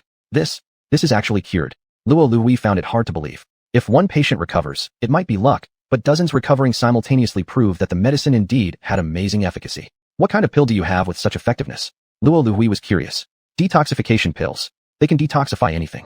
An insignificant plague like this? No big deal. Su Xian smiled. Is there such a miraculous pill in this world? Luo Lui exclaimed. How many of these pills do you have? What is the formula? If you allow me to obtain this formula, let me do whatever you ask. Luo Liuhui's face immediately turned red with embarrassment. Chapter 70. Braving the Snow and Marching North, Seizing the Initiative, Part 1. How could I possibly show such a treasure? Su Xian smirked. One antidote pill is only enough to save dozens of people. How could he afford the millions of points needed to save thousands? You, Luo Liuhui's cheeks puffed up in anger. According to our agreement, since you lost, you must marry me, Miss Luo. You're not thinking of going back on your word, are you? Of course, even if I lose today, you'll never escape me. Su Xian declared assertively as he suddenly scooped Luo Liuhui into his arms. You? What are you doing? Luo Liuhui's face turned crimson. Let me go immediately. I am Qin Jiangli's fiancé. If you dare have any ulterior motives with me, one day, Qin Jiangli's troops will surely flatten Heishan City. Unfortunately, such a threat had no effect on Su Xian. Instead, it made him more excited. If you weren't Qin Jiangli's fiancé, I might not even look at you twice. Su Xian smiled faintly. Xiaohe, Yu Qian, I've already dispatched Hua Tuo and Zhang Zhongjing, the two greatest physicians in the land, along with 3,000 skilled doctors, to treat the common folk. You too, go summon troops from the military camp, and make sure they follow the commands of these two men. The two looked at each other, then saluted immediately. Your servant obeys. It seemed that their lord could summon any talent he required. As soon as the plague occurred, the two best physicians in the world arrived, accompanied by so many doctors who were reinforcing the rear lines. The crisis seemed resolved. The best physicians in the world? That sounds like nonsense. Luo Liuhui frowned, clearly unhappy. Whether they are or not, once we finish this, you can meet them personally, perhaps even ask them to be your masters. Su Xian hooked her chin. Meanwhile, Chao Huachan had arranged a carriage. Tell Xia Lifei and Mao Xiang that I am very angry. Eliminate every spy and probe planted by the court and South Wilderness forces in Hangua. This time, Su Xian was genuinely furious. He originally planned to deal with Qin Jiangli after next year's spring. But now, it seems he couldn't wait that long. Watching the carriage carrying Luo Liuhui and Su Xian depart, the restrained Luo Xiaoyang could only helplessly watch. Trouble. This king of desolation is about to become my brother-in-law. Luo Xiaoyang murmured to himself. However, unlike Qin Jiangli, the king of desolation doesn't seem as petty. Moreover, the generals under his command are incredibly powerful. Perhaps, I might find a master to learn real martial arts in the future. Recalling the worthless martial art lessons he took in the southern wilderness, he realized how ineffective they were. At this moment, inside the carriage, Su Xian used the simplest and roughest method, tearing off Luo Liui's clothes. It's daylight. Luo Liui shrank into the corner of the carriage, tightly holding onto her clothes. What does it matter if it's daytime?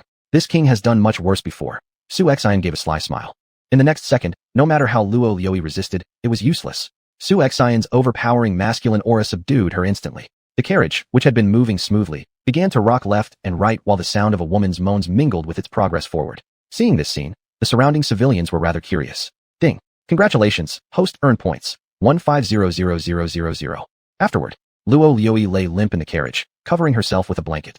She couldn't believe her first time was given to someone she least expected. Where's the formula for the medicine?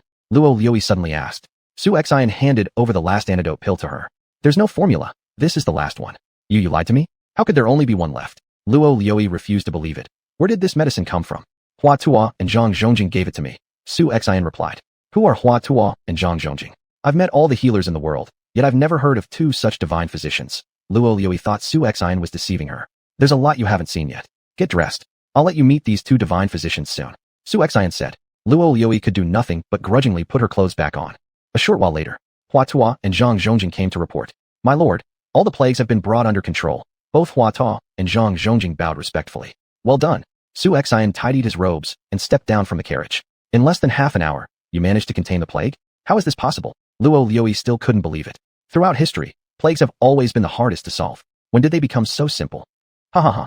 Hua Tuo and Zhang Zhongjing exchanged amused glances. Throughout the entire Great Qi Dynasty, there isn't a single plague that can stump us. My lord, to be honest with you, if it weren't for the two of us stepping in, this epidemic would have been difficult to resolve. Qin Jiangli didn't intend for the people of Heishan and Gaoping to survive, deploying such a virulent plague, aiming to turn your region into a living hell. As they spoke, Su Xian's fists clenched tightly. Good, very good. This king had no intention of initiating war so quickly, but since Qin Jiangli is seeking death so hastily, then he shouldn't blame me for being ruthless. Secret police, deliver orders to Zhao Yun and all generals to immediately gather at the city hall. I will deploy the combat strategy, Su Xian angrily commanded. Understood. The secret police saluted. The real massacre was just beginning. Not only were the secret police tasked with clearing out every spy and assassin under King Huang's domain, but they also had to infiltrate Nanhuan City and thoroughly investigate its military deployment. You're crazy. Luo Liui frowned. Since Qin Jiangli has suffered repeated defeats at your hands, he's been aggressively recruiting soldiers in the Nanhuan province.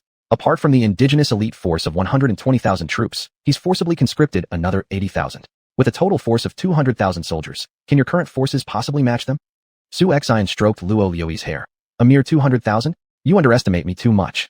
I've heard that though your Luo family specializes in medicine, you still wield considerable influence in the South Wilderness. I'll allow you to return and advise your father well. If he acts as our inside agent, he'll become a great contributor in this battle. Otherwise, once I completely subdue the South Wilderness, the Luo family's status won't change just because you are my princess. At this moment, Luo Liui sensed Su Xian's overbearing authority and pressure, realizing that such a man was incomparable to Qin Jiangli. Hopefully, you're not just talking big.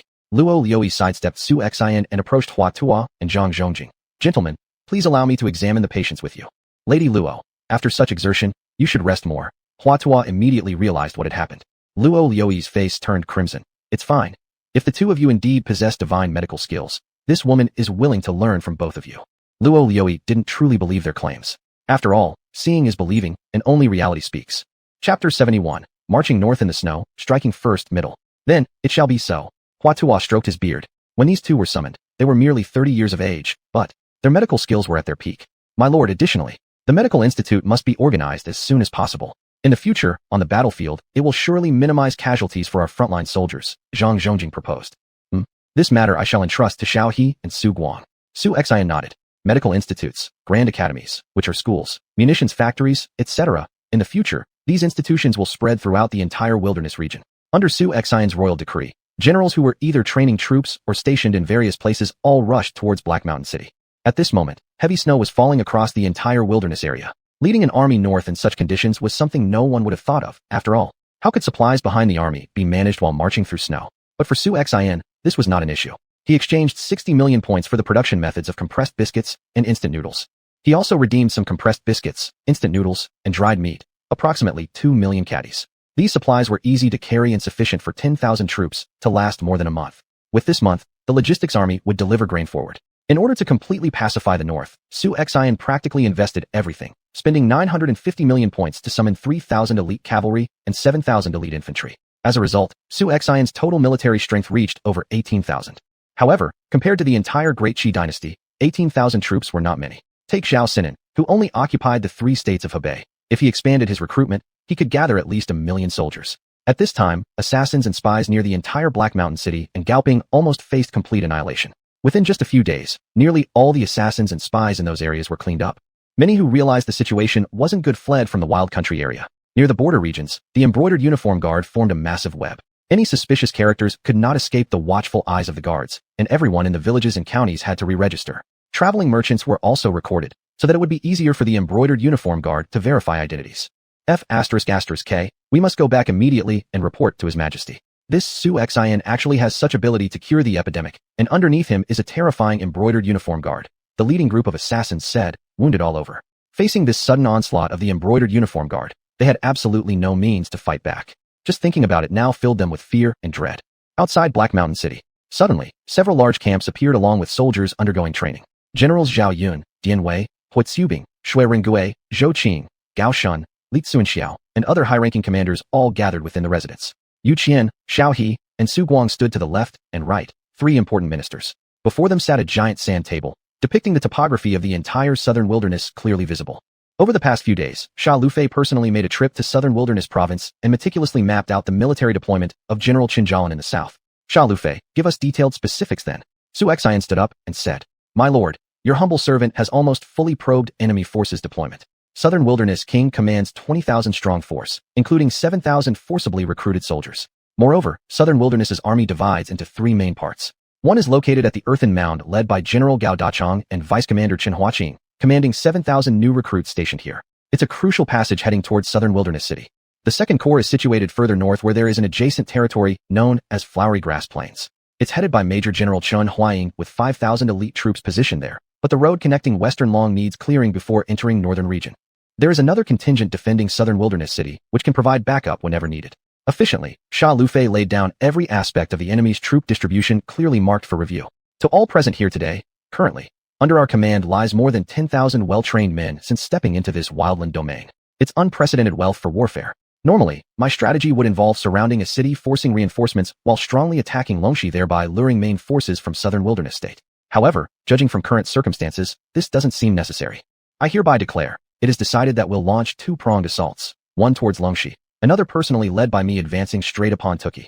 Xuanhuan cast piercing looks amongst assembled generals. Generals like Shui Ringui, Hui Xubing, Li Xuanxiao burned fiercely inside, because splitting the army meant someone among them would naturally become head commander of one wing. Hear my orders. Moving backward behind long wooden desk gripping tiger amulet tightly, continued, Shui Ringui appointed primary commander. Hui Xubing deputy commander-in-chief. Li Xuanxiao taking vanguard post supported closely beside him being Zhou Qing as secondary vanguard officer commanding simultaneously 2,000 horsemen accompanied alongside 3,000 foot soldiers bound onward expeditionary force heading westward bound toward Longxi region. Detailed combat tactics will be left solely unto you yourselves deciding without further interference from me. Dian Wei, Zhao Yun, you two shall accompany this king, leading 3 legions of cavalry and 3 legions of infantry to break through the earthen mound with lightning speed and advance straight to the southern outskirts of South Wilderness City. Xuanhuan suddenly drew his sword and made a stroke on the sand table, incorporating all the territories of Southern Wilderness into the map of the wild country. We obey your orders. The generals bowed their fists. As for Gao Shun, his heavy armored troops remained stationed at home. However, Gao Shun was promoted by Xuanhuan this time. Besides leading his own sunken camp, he now also commanded more than 20,000 additional soldiers. The next day, Shui Ringui's army set off immediately. However, overnight, outside Black Mountain City, there appeared 100 catapults covered in iron plates. The range of these catapults could reach 1,000 meters. Historically, the range of catapults was only 400 to 500 meters. However, this upgraded version had doubled the range. Additionally, the exterior of the catapults was covered in iron, making them highly defensive, resistant to water, fire, and oil. When Shui Ringui led his 50,000-strong army away, Xuanhuan then left Black Mountain City. Actually, what shocked everyone most was that they thought Xuanhuan only had several legions of troops, but it turned out there were even more emerging. Girdle. Luo Xiaoyang watched as one batch left, only for another batch of wild army troops to arrive. He was instantly so stunned that he almost couldn't speak.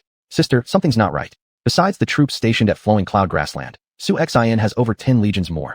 I've heard that every soldier under the Wild Army can defeat 10 enemies. Now that he commands forces matching those of the Southern Wilderness Army, perhaps, the outcome of this battle remains uncertain.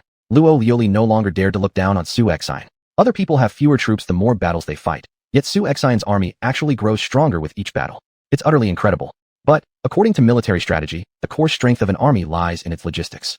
Xuanhuan just acquired Flowing Cloud Grassland, with hundreds of thousands of refugees. Now he is marching north through the snow, which is a great taboo in military affairs. The victory in this war is still unknown, but I've heard Father mention that this area called the Earthen Mound is a key location where Southern Wilderness King stores his grain. If this place can be captured, xuanhuan indeed stands a slight chance of victory. When it came to war, Luo Xiaoyang's whole mind became sharp and agile. Chapter 72, Marching North in the Snow, Seizing the Initiative, Part 2. Luo Xiaoyang's martial skills may only be second-rate, but his talent in strategy and military affairs seems to be quite unique. Being constantly around Luo Xinji has naturally led him to understand these matters through exposure. Based on what you're saying, xuanhuan's massive troop expansion is tantamount to digging his own grave, yet he still knows this and insists on sending a large army into battle, said Luo Lioli, a bit anxious. This isn't difficult at all. Xuanhuan splits his armies into two groups. One pretends to attack Longxi, while the other directly assaults Tuqiu. But indeed, his true target is Tuqiu. Once the war in Longxi begins, South Wilderness's main forces will converge towards Longxi. I can see through xuanhuan's little plan. Luo Xiaoyang was very confident in his analysis. However, any other king would do exactly as Luo Xiaoyang had described. Feint an attack on Longxi to draw out the enemy's main force before launching a surprise attack on Tuqiu. But he underestimated xuanhuan, the man who was destined to become the first emperor of history, where both places were actual primary targets and there was no notion of feint attacks. Besides, xuanhuan was a wall climber. As long as there were women by his side, he would never run out of troops and grain. No, I cannot let him die. Let's return to the South Wilderness and seek our father's help, said Luo Lioli, flustered. Sister, are you really attracted to the rugged king? Luo Xiaoyang leaned closer, teasing her intentionally. Luo Lioli blushed deeply, grabbing Luo Xiaoyang's ear tightly. The pain made Luo Xiaoyang yell loudly. In the future, you should call him brother-in-law. Do you still wish to learn under the generals serving beneath your brother-in-law? Asked Luo Lioli indignantly. By then, Luo Lioli had been thoroughly impressed by xuanhuan's charm as a man. I'll say whatever you want me to. Why are you fiercer than mother? Complained Luo Xiaoyang, massaging his red ear. At this moment, in South Wilderness City, General Chen Jiaoyang was preparing for war, but he hadn't yet realized the gravity of the situation. At least this winter seemed far more terrifying than usual. In the next few months, there wouldn't likely be a war. Moreover, this winter, he employed Zhu Yu's most vicious strategy, poisoning the area under xuanhuan's jurisdiction. This poison worked marvelously every time. Countless feudal lords had fallen victim to his poisoning tactics. Most importantly, once someone was infected with this poison, the only solution was either burning them or isolating them until they eventually died. By now, it was estimated that xuanhuan was preoccupied solely with handling the epidemic, not to mention the chaos that might have broken out in his jurisdiction. Sire, bad news. Zhu Yu hurriedly entered in a state of urgency. A few assassins sent to create destruction in xuanhuan's domain also followed in a disheveled state. Advisor, why are you so frantic? Could it be that General Han Zhao and others poisoned too heavily, causing the entire Black Mountain City population to contract the plague? Chen Jiaoyang sat up quickly, noticing the assassins he had dispatched. Upon seeing him, they immediately knelt down. Sire, General Han Zhao is already dead. But, the plague. xuanhuan somehow obtained an unknown group of highly skilled physicians who neutralized the poison completely. Our plan has failed. What? Chen Jiaoyang stood up abruptly, shocked. Impossible. These poisons were obtained from Master Xian himself. This plague is unsolvable across the land. How could xuanhuan have possibly solved it? But soon enough, he snapped back to reality. This time, not only did the poisoning fail, but one of his top generals also perished. xuanhuan, you useless whelp, killing my beloved general. Next year, I'll surely carve you into pieces. Seeing how furious Chen Jiaoyang was, turning bright red with anger, Zhu Yu hesitated momentarily, intending to share worse news, but decided to hold it back. Advisor, if you have anything else to say, just speak plainly. No need to beat around the bush. Zhu Yu hesitated for a while before finally speaking. Sire, your betrothed, Luo Lioli, has been defiled by xuanhuan. Chen Jiaoyang stared at Zhu Yu for a long time, his eyeballs bloodshot. Spit. Suddenly, a gush of blood spewed from his mouth, like a fountain. He collapsed backward. xuanhuan, utterly disdainful. How dare he disgrace my wife? I shall not live without avenging this insult. Fortunately, his personal guards caught him in time. Sire, regardless of everything, we must still keep a close eye on xuanhuan. Although he only commands tens of thousands of soldiers, their combat capabilities are truly terrifying. Now, xuanhuan has taken on tens of millions of additional burdens. Should food supplies fall short, would he suddenly make a move against Tuqiu? Although 7,000 troops are stationed there, they are all green recruits. Sire, you should issue a royal decree to alert Gao Dachang to be on high alert. Zhu Yu's anxiety in recent days warned him that something major was about to happen. Chen Jiaoyang calmed himself down. Military advisor, aren't you being a bit too cautious?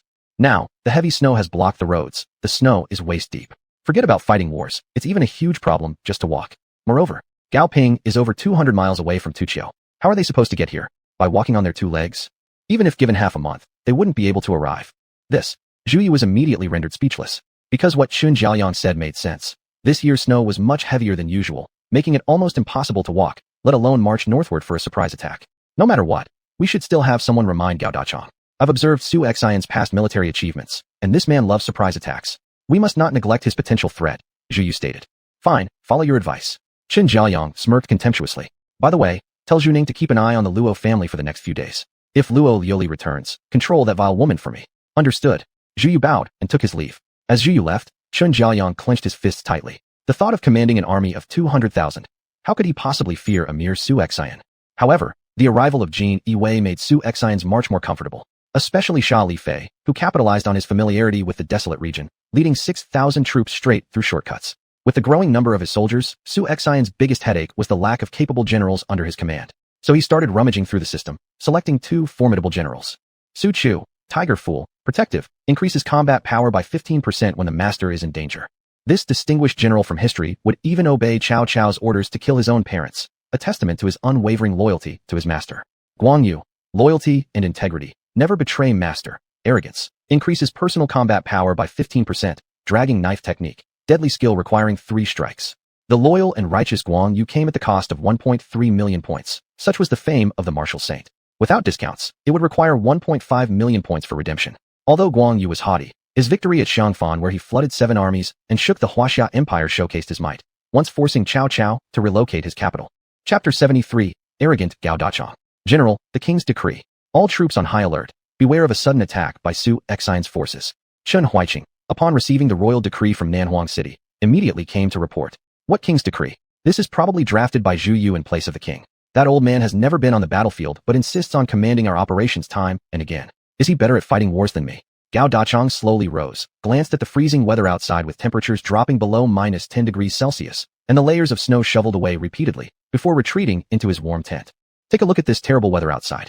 Our soldiers can hardly endure staying in camp. How could Su Xian, with so few men, bear such suffering and dare to march north through such heavy snow? Our military strategist knows nothing about actual warfare. Relax, there will be no battle until the snow stops. Despite losing 2 battles and witnessing the prowess of Su Xian's army, Gao Dachang remained disdainful towards Su Xian due to the massive disparity in manpower. Su Xian's doom would come as soon as next spring. Chen Huaiqing frowned slightly, glancing at the snowy weather outside, and decided not to argue further. I overreacted unnecessarily. But Su Xian had accurately calculated that the generals of the Nanhuang army would harbor such arrogant thoughts, hence he dared to move northward through the snow. Winter. Who even thinks about fighting? Once people crawl into their warm quilts, their fighting spirit diminishes accordingly. The defense of the entire Tuqiu camp was extraordinarily lax, with hardly anyone visible around the perimeter. Indeed, it was too cold, and these newly recruited soldiers simply couldn't endure the hardship. They colluded with each other to retreat back to camp for warmth, and currently, the entirety of the Nanhuang army was under one mindset. They had the Tuqiu granary behind them, food and drink in abundance, and peace without conflict, truly worry-free. However, their complacency gave opportunity to the Southern Iron Army. 60,000 strong, from soldiers to warhorses, all hidden in the snowfields. This weather seemed to also be aiding Su Xian, with the snowfall gradually becoming lighter. My lord, Tuqiu's defenses are so lax, truly a gift from heaven. Yu Qian rubbed his hands together, exhaling clouds of white vapor. Fortunately, Xiao had completed the preparation of winter supplies. Otherwise, with so many soldiers, attempting to march north through the snow might have led to their freezing to death en route. First, conquer Tuqiu, secure its grain stocks, and then the logistical issues for our army will be completely resolved. What concerns me now is, if we cannot quickly seize Nanhuang City, we may alarm the troops of Xihuang and Donghuang states. The armies held by those 2 provinces outnumber even King Nanhuang himself, said Su Xian, his expression tinged with worry. In that case, it will turn into a brutal fight. Our lord has ventured north already, surely expecting to confront the kings of the entire desert region. Though the desert armies are fierce, there is no reason why we shouldn't prevail in battle. Yu Qian confidently responded. That's true. As the saying goes, soldiers are met head-on, water is diverted, there is nothing to fear. Su Xian continued. The dynamics of battle are unpredictable. Countless examples exist where smaller forces triumphed over larger ones. Like in past times, when Xiang Yu with only 30,000 crushed Liu Bang's coalition of 5,200,000, or when Wu Qi, with 5,000 Wei elite soldiers defeated 500,000 Qin soldiers, or Zhang Liao, with just 800 warriors routing an enemy force of 10,000. His own army, composed of the finest warriors among the elite, was equally capable. At that moment, Dianwei approached, volunteering to lead the charge. "My lord, let me take a contingent forward to clear the path for you. You shall take 3,000 men and sweep the outer defenses," said xuanhuan. "Understood," Dianwei eagerly replied. Though he only commanded 3,000 soldiers, these newly recruited troops, who had been trained for merely a month, paled significantly in terms of both combat capability and vigilance compared to the seasoned soldiers of Nanhuang. Dianwei's advance went smoothly. Soon, he reached the front of the camp, where the soldiers shivering with cold huddled close for warmth. Just then, they felt an icy gust of wind rushing toward them. Looking up, they saw Dianwei glaring fiercely at them. Swish. His twin halberds fell, and 2 heads tumbled to the ground. The sentries guarding the camp were killed silently one after another. "Kill," Dianwei whispered. The 3,000-strong force rushed directly into the camp. Each soldier carried fire-explosive clay pots slung across their shoulders. Upon encountering patrolling soldiers from Nanhuang, they brandished their weapons and slaughtered indiscriminately. Caught off guard, the Nanhuang army stationed at Tuqiu had no time to react as the invading army stormed their camp. They cut down the surprised enemies with wild ferocity, blood staining the tents red while emitting not a single scream. At this moment, Guan Yu and Su Chu, each leading contingents of 5,000 men, arrived at the left and right-wing gates of the enemy camp. The desert army assaults the camp. The desert army assaults the camp. With the sound of battle horns suddenly blared. Boom. Then followed a thunderous explosion, brilliant flashes of light illuminating the night sky, turning it dazzlingly bright. It turned out to be xuanhuan, who wasn't fully reassured and had personally led the troops on patrol. They unexpectedly encountered Huan soldiers already drenched in blood after slaughtering their way through. Hearing the commotion, the enemy forces immediately tried to exit the camp, but the blades of the Huan army were already waiting for them. Just as they stepped out of their tents, the weapons from the ambushes on both sides slashed toward the enemy. All forces advanced directly toward the main tent of the enemy. Kill in an instant, a vast cry of slaughter resounded throughout heaven and earth. Xuanhuan's main army launched a full-scale attack on the enemy's encampment. The densely packed torches stretched endlessly. Zhao Yun's cavalry charged fastest. In the blink of an eye, they broke into the enemy camp. Almost no resistance lay along the path. The snow covering the ground at the South Huan army's camp was thin, giving the Huan cavalry this opportunity. On the other side, Guan Yu's 5,000 infantry rushed straight into the left camp of the enemy. The soldiers in the left camp were exiting the stronghold. They discovered a long-bearded, red-faced giant rushing toward them. "The left camp is under attack. A few thousand men dare approach." "Stop him," roared the old general commanding the South Huan's left camp as he quickly ordered his army to form ranks to meet the threat. However, this new army moved sluggishly, their formation riddled with flaws. Even more laughable, some hadn't even managed to wear their armor correctly. Would Guan Yu take such a force seriously? "Here stands General Guan Yu under the rule of King Huan. A group of cowards dare block my path." Swoosh. A streak of white light flashed as Guan Yu single-handedly swung his green dragon crescent blade, its tremendous power slicing 2 men clean off their feet. Another strike, and the iron shields of the enemy were split in 2, several men thrown backward and killed instantly. Upon closer inspection, it was apparent that their armor had been torn apart, their flesh also cut open by great gashes. Back and forth, Guan Yu proved nearly invincible. Attack together and destroy this man. "How can we, a dozen seasoned generals, fail to handle one person?" shouted the commander of the left camp, refusing to believe otherwise. Chapter 74, Defeat. Again, a group of rats. Guan Yu's great blade shall slay all nameless foes. Guan Yu opened his eyes and viewed the dozen men before him as nothing more than chickens and dogs. "The arrogant one, charge together and kill him," roared the main general from the left camp as he led the charge with his blade. Behind him, a dozen or so generals simultaneously rushed at Guan Yu. "Are you Guan Yu? You're sure to die." As the words fell, the enemy commander swung his weapon. But Guan Yu, stroking his beard, looked on them with nothing but disdain in his eyes. Seeking death. In an instant, Guan Yu's arm exerted tremendous force, swinging the green dragon crescent blade upward. "Oh!" The main general of the enemy screamed, his weapon severed and flying away. The front armor cracked open, leaving a bloody gash. Worse yet, his head was cleanly split into 2. "General!" The other generals were stunned. They knew their own general's strength, yet he wasn't even a match for Guan Yu in a single exchange. The man's martial arts were truly terrifying. Together, see how he can block this. 4 or 5 generals charged from different directions. Their weapons, iron maces, spears, tridents, halberds, and swords, were varied. But to Guan Yu, they were mere pretenders courting their doom.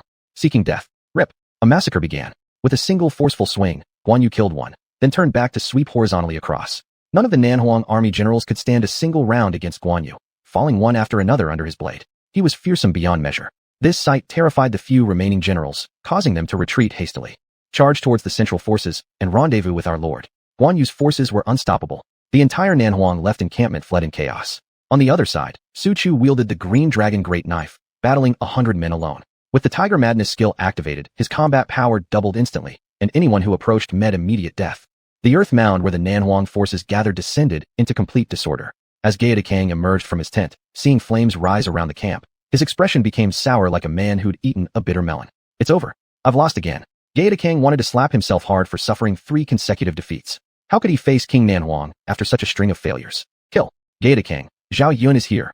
Leading a cavalry charge, Zhao Yun thrust and pierced with his dragon spear, felling countless Nanhuang soldiers who collapsed onto the ground. Wherever Zhao Yun's cavalry passed, rivers of blood flowed, filled with bodies and crushed flesh. General Gaoda, flee. I'll hold them back. Chen Huiqing rode forth, blocking Zhao Yun's path. General Chen Huiqing under the command of the king of Nanhuang. I've long heard about General Zhao Yun, under the same banner. Chen Huiqing observed Zhao Yun earnestly, his battle spirit rising. Seeing this, Gaetakang wasted no time fleeing south toward Nanhuang City, escorted by over 1,000 personal guards. Su Sheng, Moronghe, we must not let Gaetakang escape. Ordered Zhao Yun. Affirmative. Both quickly took a detachment of troops in pursuit. Chen Huiqing, taste my spear. Sitting atop his steed Yi Zhaoyu Lion, upon understanding Zhao Yun's intent, he swiftly galloped out. Come on well. Clang clang clatter clatter.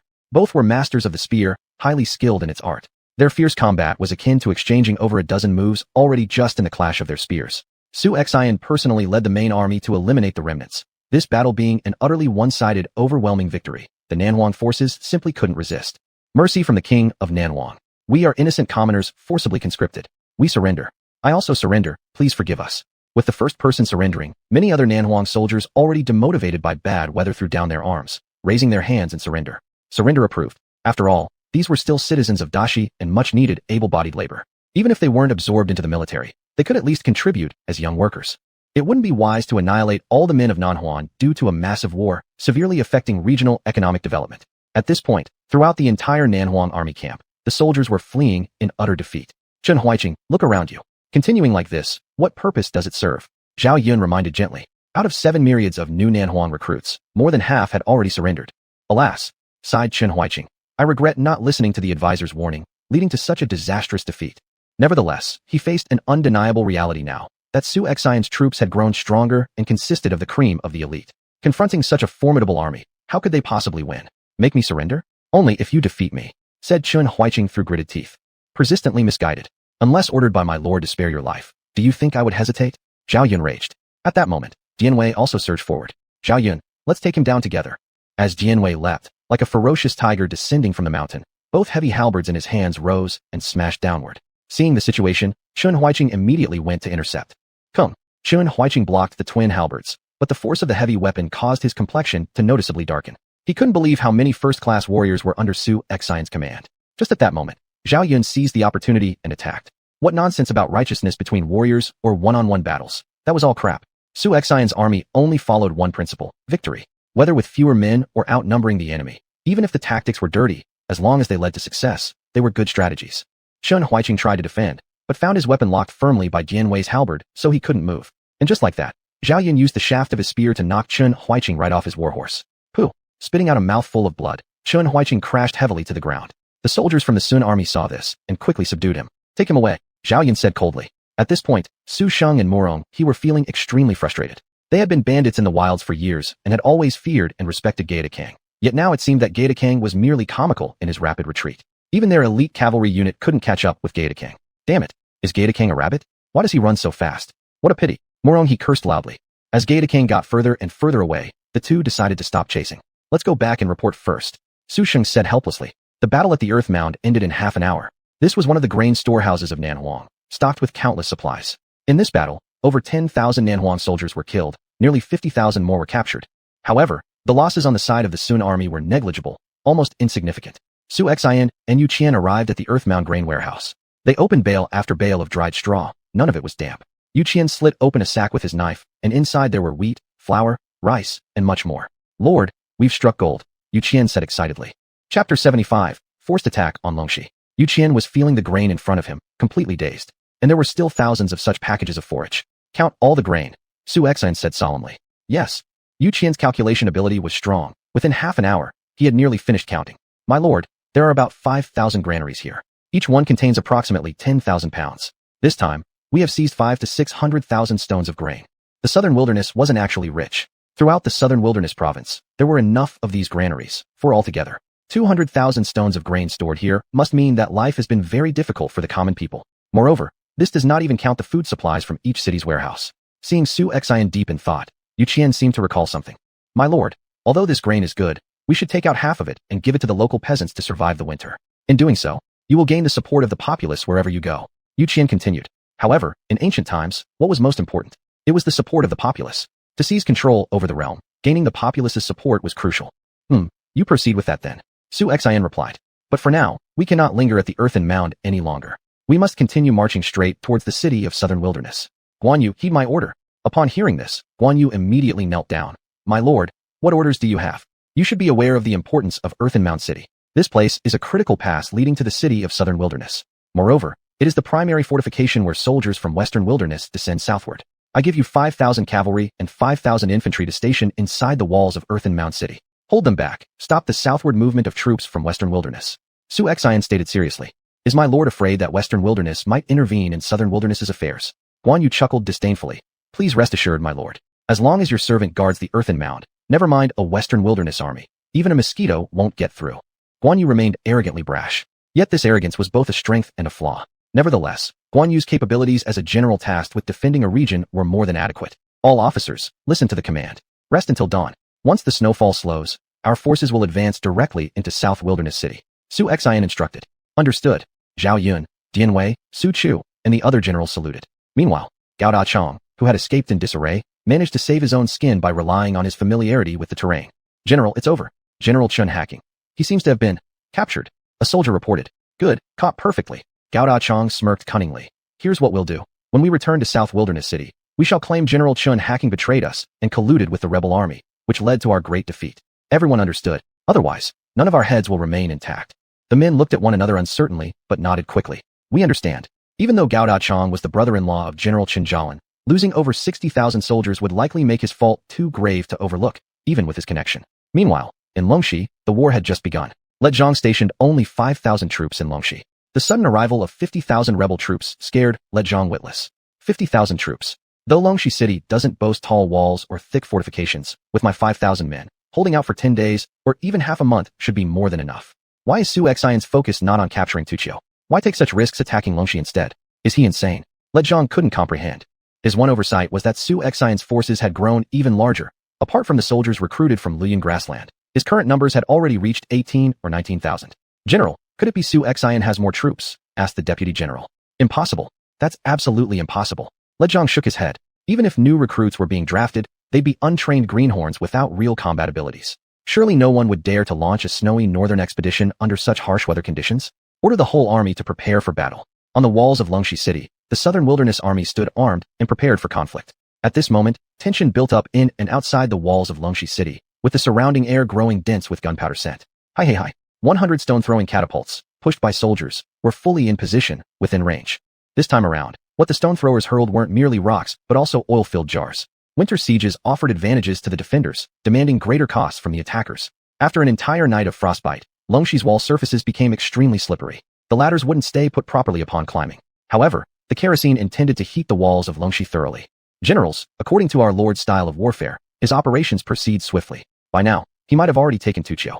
Our troop shouldn't fall behind. Do we have confidence in taking Longxi City within a day? Shui Ringgui gazed toward Li Tsunxiao, Hu Zhubing, Zhou Qing, and other generals. Longxi City only has 5,000 troops, and the walls are not high. As your vanguard general, I should be the first to climb the wall and die for the army. I only need 5,000 troops to capture this city, Li Tsunxiao said with a smile. Li Tsunxiao was born to fight tough battles. I also wish to lead the troops in an assault on the city.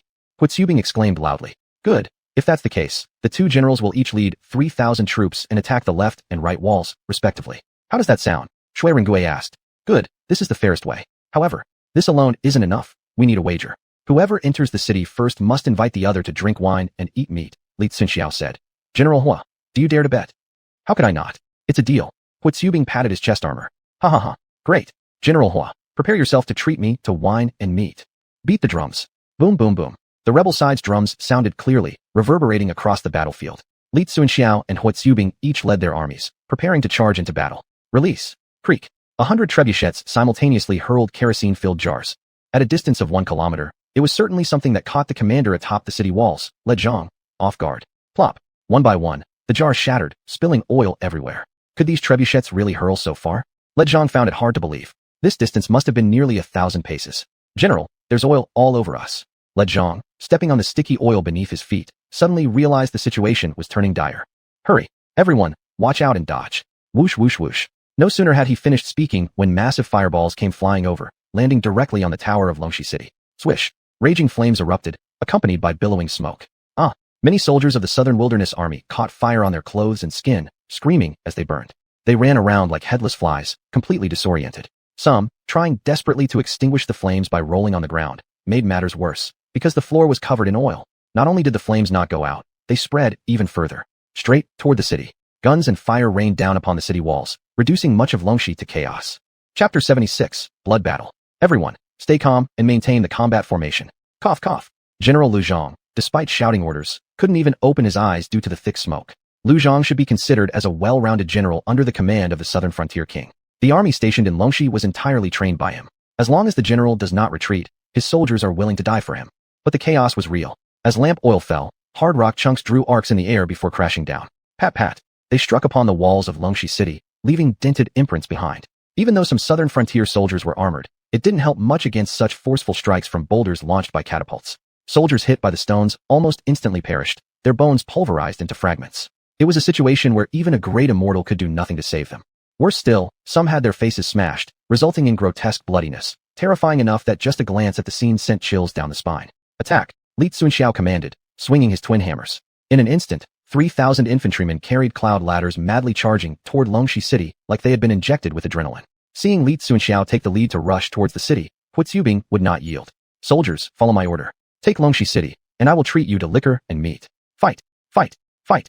Pre-battle mobilization was indeed necessary, and the Southern Frontier Army was brimming with battle spirit and enthusiasm. Attack. Huizubing's troops moved forward accordingly. One left and one right simultaneously attacking didn't really differ much from ordinary city defenses, but today was different since the two attacking armies were in competition with each other. With competition came greater effort. The Southern Frontier Army is attacking. Everyone prepare for combat, roared Lu Zhang. The troops on the ground immediately ascended the tower, readying bows and arrows, and also carrying up heavy siege weapons like city defense crossbows and fire oil. After seeing the enemy's stone throwers, Lu Zhang had the foresight to move all their defensive equipment like fire oil down below to prevent destruction by the catapults. Longxi held a critical geographic location, near Heishan City, always needing to be on guard against attacks from the Great Qi Kingdom. Hence, provisions, equipment, and siege weapons were abundantly prepared. Scholar Ringue far away saw this, naturally unwilling to let the enemy have it easy. Seems like I underestimated Lu Zhang. This guy has a true talent for commanding troops. Pass the order. Advance the stone throwers 200 meters forward, hurl the projectiles inside the city for me. The tower vehicles prepare for combat, support the front line. Ringue ordered. Understood. Zhou Qing bowed, and immediately waved his war flag. Advance the stone throwers by 200 paces. The tower vehicles engage in battle. Upon receiving the command, the flag carrier instantly transmitted it to the troops. The next second, stone throwers and over 10 tower vehicles advanced simultaneously. The tower vehicles were captured from Heishan City and Gaoping. Even if they were not the most advanced, they were more than sufficient for these useless princes in the southern wilderness area. Rumble, rumble, rumble. These mammoth structures seemed like wild beasts advancing. Conserve the fire oil. Wait until the enemy's tower vehicles come closer before burning them, said Lu Zhang. Fire oil was a precious item and could never be stockpiled on a large scale. And the reason Lu Zhang feared tower vehicles was because they were true siege weapons. On top of them stood archers, and furthermore, hard long ladders could be lowered from the tower vehicles, directly set up on the city towers. The entire vehicle acted as a fortress, easily reaching the city wall. At this point, the Southern Wilderness Army had practically entered the range of the Southern Frontier Bowmen. General, the Southern Wilderness Army is here, shouted a subordinate general. Bowmen, prepare. Lu Zhang breathed heavily, raising his hand slowly. When the two armies approached, he swiftly dropped his hand. Release. Shoo shoo shoo. In an instant, arrows with piercing whistles shot towards the invading Southern Wilderness Army. A vast sea of arrows darkened the sky like countless insects. Raise shields. Li Xuanhuan gave an immediate order. All shield-bearing soldiers almost simultaneously lifted their shields just as the arrows rained down. Clang clang clang. Sharp arrows landed, piercing into the surface of the shields, producing clear yet slight collision sounds. Thanks to the shield's protection, they managed to avoid most of the incoming arrows. However, these arrows did not discriminate and were rather dense. Unfortunately, the Southern Wilderness soldiers carrying the cloud ladders bore the brunt of the attack, struck by the arrows and falling to the ground. The following soldiers quickly took over the ladders and continued the charge. After the first round, another wave of arrows came immediately, especially the city defense crossbows, whose arrows were extraordinarily large, thicker than an arm. Even with the protection of shields, it seemed impossible to block them. The shield soldiers were instantly pierced by the fierce arrows, leaving a large hole in their shields. The soldiers underneath were impaled on the ground and couldn't move.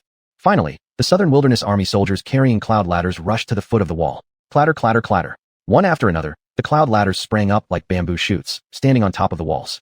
Whoever climbs first will be rewarded with 1,000 pounds of grain and promoted 3 ranks. Upon receiving this order, the Southern Wilderness Army became more excited, full of adrenaline, climbing despite the rain of arrows. However, at this time, Longxi City was fully equipped with defensive weapons, including sharp arrows and rolling boulders and timber. As soon as the soldiers of the Southern Wilderness touched the wall, they were knocked down, blood pouring down like raindrops. The soldiers below dared not approach too closely, because the stone blocks falling from above had tremendous power. If one struck someone's head, that person would immediately die. Li Xuanxiao and Hui Xiubing, as vanguard generals, did not rush to attack the city. With the soldiers inside Longxi City still in good shape, for these 2 main generals to charge forward now would result in the same outcome as those soldiers attacking the city. In just a few minutes, the area under Longxi City was already piled high with bodies. Meanwhile, the catapults behind them had been prepared, and the tower vehicles and battering rams were pushed forward. Pass the order to the archers, add some more fire. Seeing no progress among the attacking soldiers, Li Xuanxiao directed 500 bowmen, protected by shield-bearing soldiers, to pull their bows into full moons. Release. Whoosh whoosh whoosh. Zhuge multi-shot crossbows fired simultaneously, equivalent to 5,000 arrows being shot at once. At the wall gaps, enemy soldiers who were about to throw stones stuck their heads out only to have their faces, eyes, and heads become the targets of Zhuge multi-shot crossbows. Pierced by several arrows, they fell to the ground. Even the enemy soldiers hiding behind short walls were hit hard, falling in clusters. General Le Zhang, watch out, cried the enemy deputy general, who had been guarding Lu Zhang's side all along. Damn it, why does the Southern Wilderness Army have so many bizarre weapons? With such dense firepower, our troops can't even get a chance to retaliate. Chapter 77. First to seize the city. Le Zhang was also an experienced general on the battlefield. Given the strength of the Huang army, once they attacked, it would be disastrous, and there was a real possibility that the entire Longxi City could fall today. General, look. In the sky, fiery balls were hurled once more. We're done. Le Zhang stared wide-eyed. Protect the general, shouted the deputy general. Shield soldiers quickly surrounded Le Zhang, tightly protecting him under their shields. Hurry, throw down the oil jars.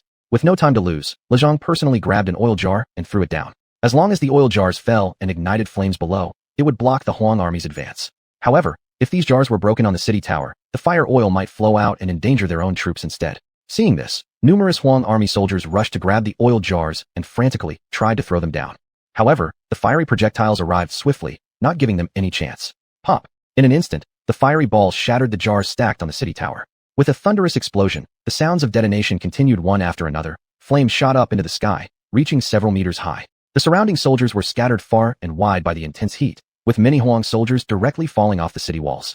From the towering walls standing 5 or 6 meters tall, anyone who fell faced certain death. The Huang soldiers waiting at the boarding ladders saw the fiery explosives fall and immediately scrambled, creating chaos. Because of the dense crowd, when the firebombs exploded, a large group was blown over. Retreat, retreat into the Wang city. But even the Wang city didn't escape unscathed. With the range of the catapults doubling, they had now matched the firing distance of the Frankie cannons, which put immense pressure on the Huang army, causing them tremendous difficulty. General Le Zhang, allow us to assist you. Huang soldiers, ablaze from head to toe, leapt down from the city walls, landing directly in pools of fire oil. Upon contact with the flames, they ignited instantly, burning fiercely and spreading rapidly. Huang soldiers still perched on the cloud ladders found themselves neither able to move forward nor retreat. They could only await their demise as the ladders burned beneath them. Le Zhang truly commands his men effectively, having trained his soldiers to such a degree. It's a pity. Such a renowned general, with great pride, probably will meet his end here in Longxi City. Hui Xiubing observed solemnly while watching the situation unfold. That said, the belt of fire separated the Huang army from Longxi City completely, making any advance almost impossible. Reluctantly, Hui Xiubing ordered the soldiers to temporarily withdraw. But then came the siege towers, simplifying the attack on Longxi City significantly. Release the boarding ladders. The commanding captain of the siege towers issued orders for the ladders to descend like direct bridges onto Longxi City, with the topmost lookout tower targeting the enemy forces above. Attack. Huang soldiers on the siege towers advanced rapidly along the boarding ladders towards Longxi City. The chaotic enemy had no time to react adequately to these actions. With weapons in hand, the Huang army leaped forth, striking without mercy. Enemy bodies toppled one by one. The enemy mustn't be allowed to retreat. If we can't even hold the city for half a day, it would be disgraceful. Let our men and drive the Huang army back. Go. Le Zhang patted the shoulder of his deputy. Yes, follow me. Huang soldiers from the Wang city surged forth. What struck fear was the ferocity of the ascending Huang soldiers. Gripping their blades with skill, they charged straight into overwhelming numbers of enemies. Some Huang soldiers, upon first contact, were pierced by countless weapons, but the ones behind jumped forth wielding their battle axes, slashing wildly amidst the enemy ranks and charging through left and right. Even so, the number of Huang soldiers scaling the walls remained few, the area where they managed to establish footing becoming smaller. A bunch of bastards, your general has arrived, and I'll crush every single one of you into meat paste. Li Xuanxiao swung his twin hammers. With every step he took, A strong wind seemed to follow his body. Yaya. Li Xuanxiao let out a fierce roar as he swung his hammers, smashing them toward the enemy. Amidst flashes of sparks, a single swing of Li Xuanxiao's hammer sent multiple enemy weapons flying out of their hands. Another swing brought the hammer crashing down on an enemy soldier, spewing blood from the mouth as his body was thrown backward like a cannonball, accompanied by screams of agony. A few other enemies were similarly struck and collapsed. His eyes then focused on a shield. He lifted it, smashing it out with his hammer. The shield flew out with astonishing speed, decapitating an enemy soldier in an instant. Advance. With Li Xuanxiao securing their rear, the Huang army charged en masse, initiating true melee combat.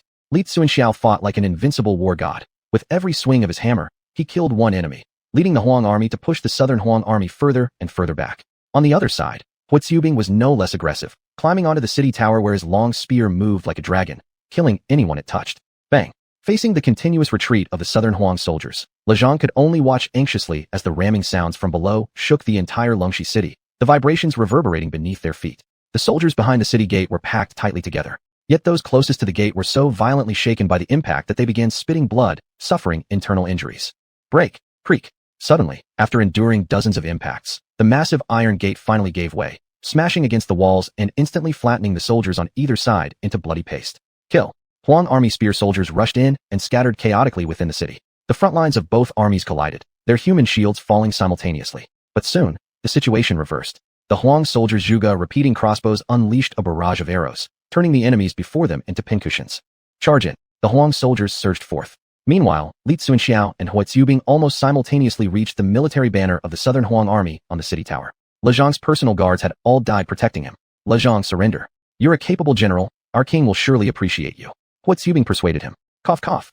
Lejong coughed up blood, barely keeping his swaying body upright. Are you Li Xuanxiao and Huaqiubing? In this battle, you two will become famous generals. I, Lejong, have served my lord faithfully all my life. How can I serve another master? Let us meet again in hell. With that, Lejong leaped straight down from the city tower and fell to his death on the spot. Li Xuanxiao's anger subsided considerably. If one day I find myself in the same position, I too would choose death. He was a worthy opponent.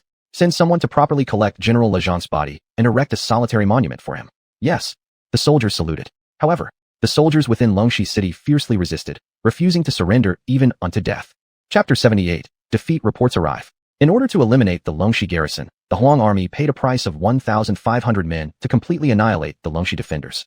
The large army entered the city and followed xuanhuan's policy, ensuring that wherever they passed, notices would be posted to reassure the populace. As they said, the captured cities became the land of the Huang kingdom, and its people were subjects of King Huang. However, now before xuanhuan, there were two choices. First, attack Beatty and eliminate the southern Huang army commander, xuanhuan's troops. Second, intercept the Beatty forces and then join with the main force to surround southern Huang city. But, winning two battles does not mean that southern Huang city lacks troops, as General Chun will still command 8 elite divisions of southern Huang forces. If Chun holds fast and refuses battle, they would find themselves in an extremely difficult position within southern Huang territory. The rulers of Donghuang and Shihuang provinces certainly won't ignore the situation. Once these provinces send reinforcements, then, the Huang army will face a fierce battle against the southern Huang army.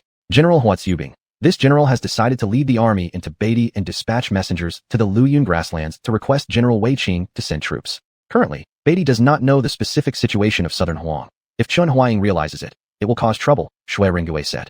Destroy the supply lines and granaries of Beatty first. In this way, once we seal off all of Beatty, xuanhuan's 5-division-strong army will become trapped like fish in a jar, Huaqiubing thoughtfully replied. Just then, a messenger from the Luyun grasslands arrived at Longxi at the right moment. Report. General Xue, a messenger from General Wei Qing has arrived, saying he brings important instructions from Wei Qing. A soldier reported. Oh, both men were just about to seek out Wei Qing. Who would have thought? Wei Qing had already sent a messenger voluntarily. Hurry, invite him in. Xuanhuan said urgently. Yes. In a short while, the messenger came in. General Xue, General Wei Qing conveys that he has led the army of the Luyun grasslands into Beatty and engaged in battle with xuanhuan's army. Seizing this opportunity, please send troops immediately into Beatty to surround xuanhuan's army, the messenger said. Upon learning of xuanhuan's intention to pacify southern Huang state completely, Wei Qing naturally didn't sit idle. He gathered an army of 10,000 soldiers and entered Beatty. In the first battle, he quickly took several of xuanhuan's towns, which greatly enraged xuanhuan. How could his jurisdiction allow the enemy to wreak such havoc? Assembling his troops in Beatty, he faced off against Wei Qing. However, Wei Qing repeatedly retreated after each victory, eventually retreating back to the Luyun grasslands. A fully engaged xuanhuan was unwilling to let go, chasing hard behind. Compared to the more cerebral xuanhuan, xuanhuan's tactics were somewhat reckless. With this, Our army only needs to send out a group of crack cavalry to break Xuanhuan's main force. Xuanhuan said, General Huatsubing, I shall divide 10,000 cavalrymen for you to destroy the granaries and food stores of Beatty. Huatsubing had been itching to try out some cavalry raids. No one excelled like he did in this area. General Xue, you've picked the right person. Rest assured, I shall surely make sure Chen Huaying doesn't get any rest. Huatsubing confidently promised. Xuanhuan's corps split into two routes. Right now, Luo family, the greatest clan of southern Huang City, was entirely surrounded by the forces dispatched by General Qin Jianglei, making their mansion impossible to escape. With Qin Jianglei closely monitoring them, Luo Liuli and her younger brother Luo Xiaoyang returned to the Luo family. Their return shook up Qin Jianglei instantly. Although Luo Liuli had been violated by Su Xuanhuan, she was endowed with a face that could topple nations, so after much reflection, Qin Jianglei's grudges diminished. After all, women, they are merely toys. Slap. A slap from Luo Chun directly knocked Luo Liuli to the ground. Do you even know how to come back?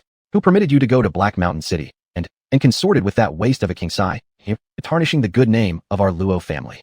My lifetime achievements, ruined in old age. All because of you, this I can endure, but now, you've dragged our entire Luo family into an abyss. Luo Chen raged. Father, it's not as you think. Luo Xiaoyang stepped in front of Luo Liuli to protect her. Do you know how formidable King Huang is now? I personally believe sister did nothing wrong. You brat, kneel before your father. Though raising his hand again, Luo Chun didn't strike. You really are ignorant and fearless. Southern Huang Wang has amassed 20 legions, set to invade Su Xuanhuan next spring. With that worthless King Su Xuanhuan commanding just tens of thousands of soldiers, how could they possibly withstand the armies of Southern Huang Wang? Besides, you had marriage vows with Southern Huang Wang. If we don't settle accounts now, how will our Luo family survive in Southern Huang later? Luo Xiaoyang shrugged, but Su Xuanhuan commands not just tens of thousands of soldiers, but over 100,000 troops. Moreover, they are divided into two armies that have already attacked Tuqiu and Longxi. In just these few days, you not knowing is normal. Sister and I come directly from Black Mountain City. We've seen it all too clearly with our own eyes. Luo Shenji on the side frowned slightly. Xiaoyang, tell me, is this matter true or false? If it's true, my Luo family, indeed needs to make a choice. Ever since a new force emerged in the Wanyu Wastelands, Su Xuanhuan had achieved several victories in the Wastelands. Luo Shenji, with his deep love for military affairs, had conducted an analysis of the battles that Su Xuanhuan won. There was no need to say anything about strategy, merely considering the combat strength of Su Xuanhuan's army. It was quite formidable. Oh, nonsense. You must be mad. Just because Su Xuanhuan arrived, suddenly he has over 100,000 soldiers? Who would believe such lies? Even if he did, they would just be a bunch of new recruits without any combat ability. Su Xuanhuan is simply colliding head-on with stronger forces. Luo Chen had sent people to investigate Su Xuanhuan. Now, everywhere around Su Xuanhuan were enemies. Even his current forces might be struggling to protect themselves, let alone oppose King Nanwang. Master Luo is right. That Su Xuanhuan is utterly useless. In front of this king, he's nothing more than an ant which can be crushed anytime. Qin Jiangli, wrapped in a coat, walked in. However, he still did not know that his son-in-law had lost the base at Tuqiu. Seeing Qin Jiangli walk in, everyone immediately paid their respects humbly. Your Majesty, it is entirely my daughter's fault. Please forgive her, Your Majesty. Luo Chen helplessly said.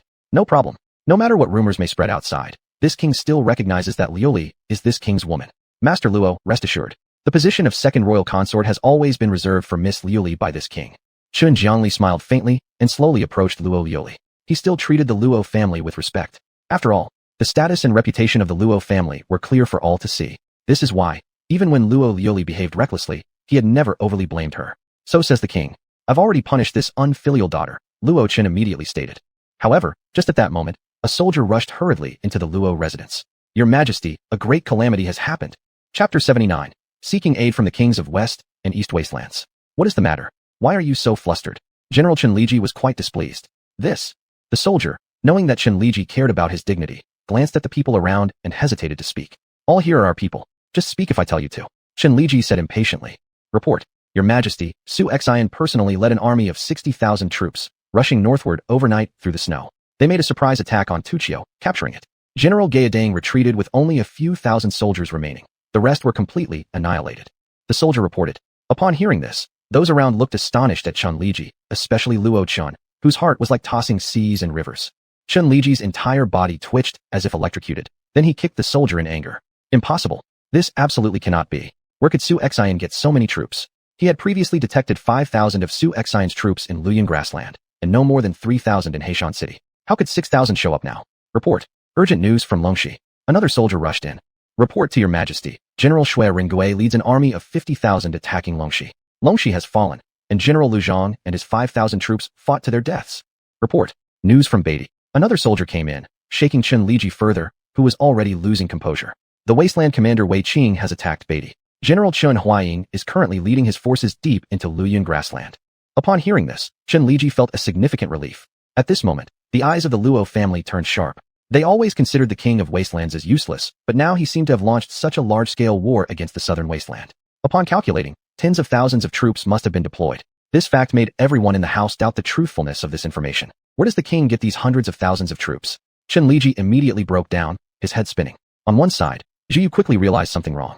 Your Majesty, there is something off in the situation in Beatty, Zhu Yu exclaimed in alarm. Who exactly is Wei Qing? That person is the trusted general of xuanhuan. His accomplishments in the Luoyang grassland are fairly remarkable. For xuanhuan to appoint him as the military governor of the region, this man must have exceptional abilities. Therefore, it doesn't seem possible that he should continuously retreat until the Luoyang grassland.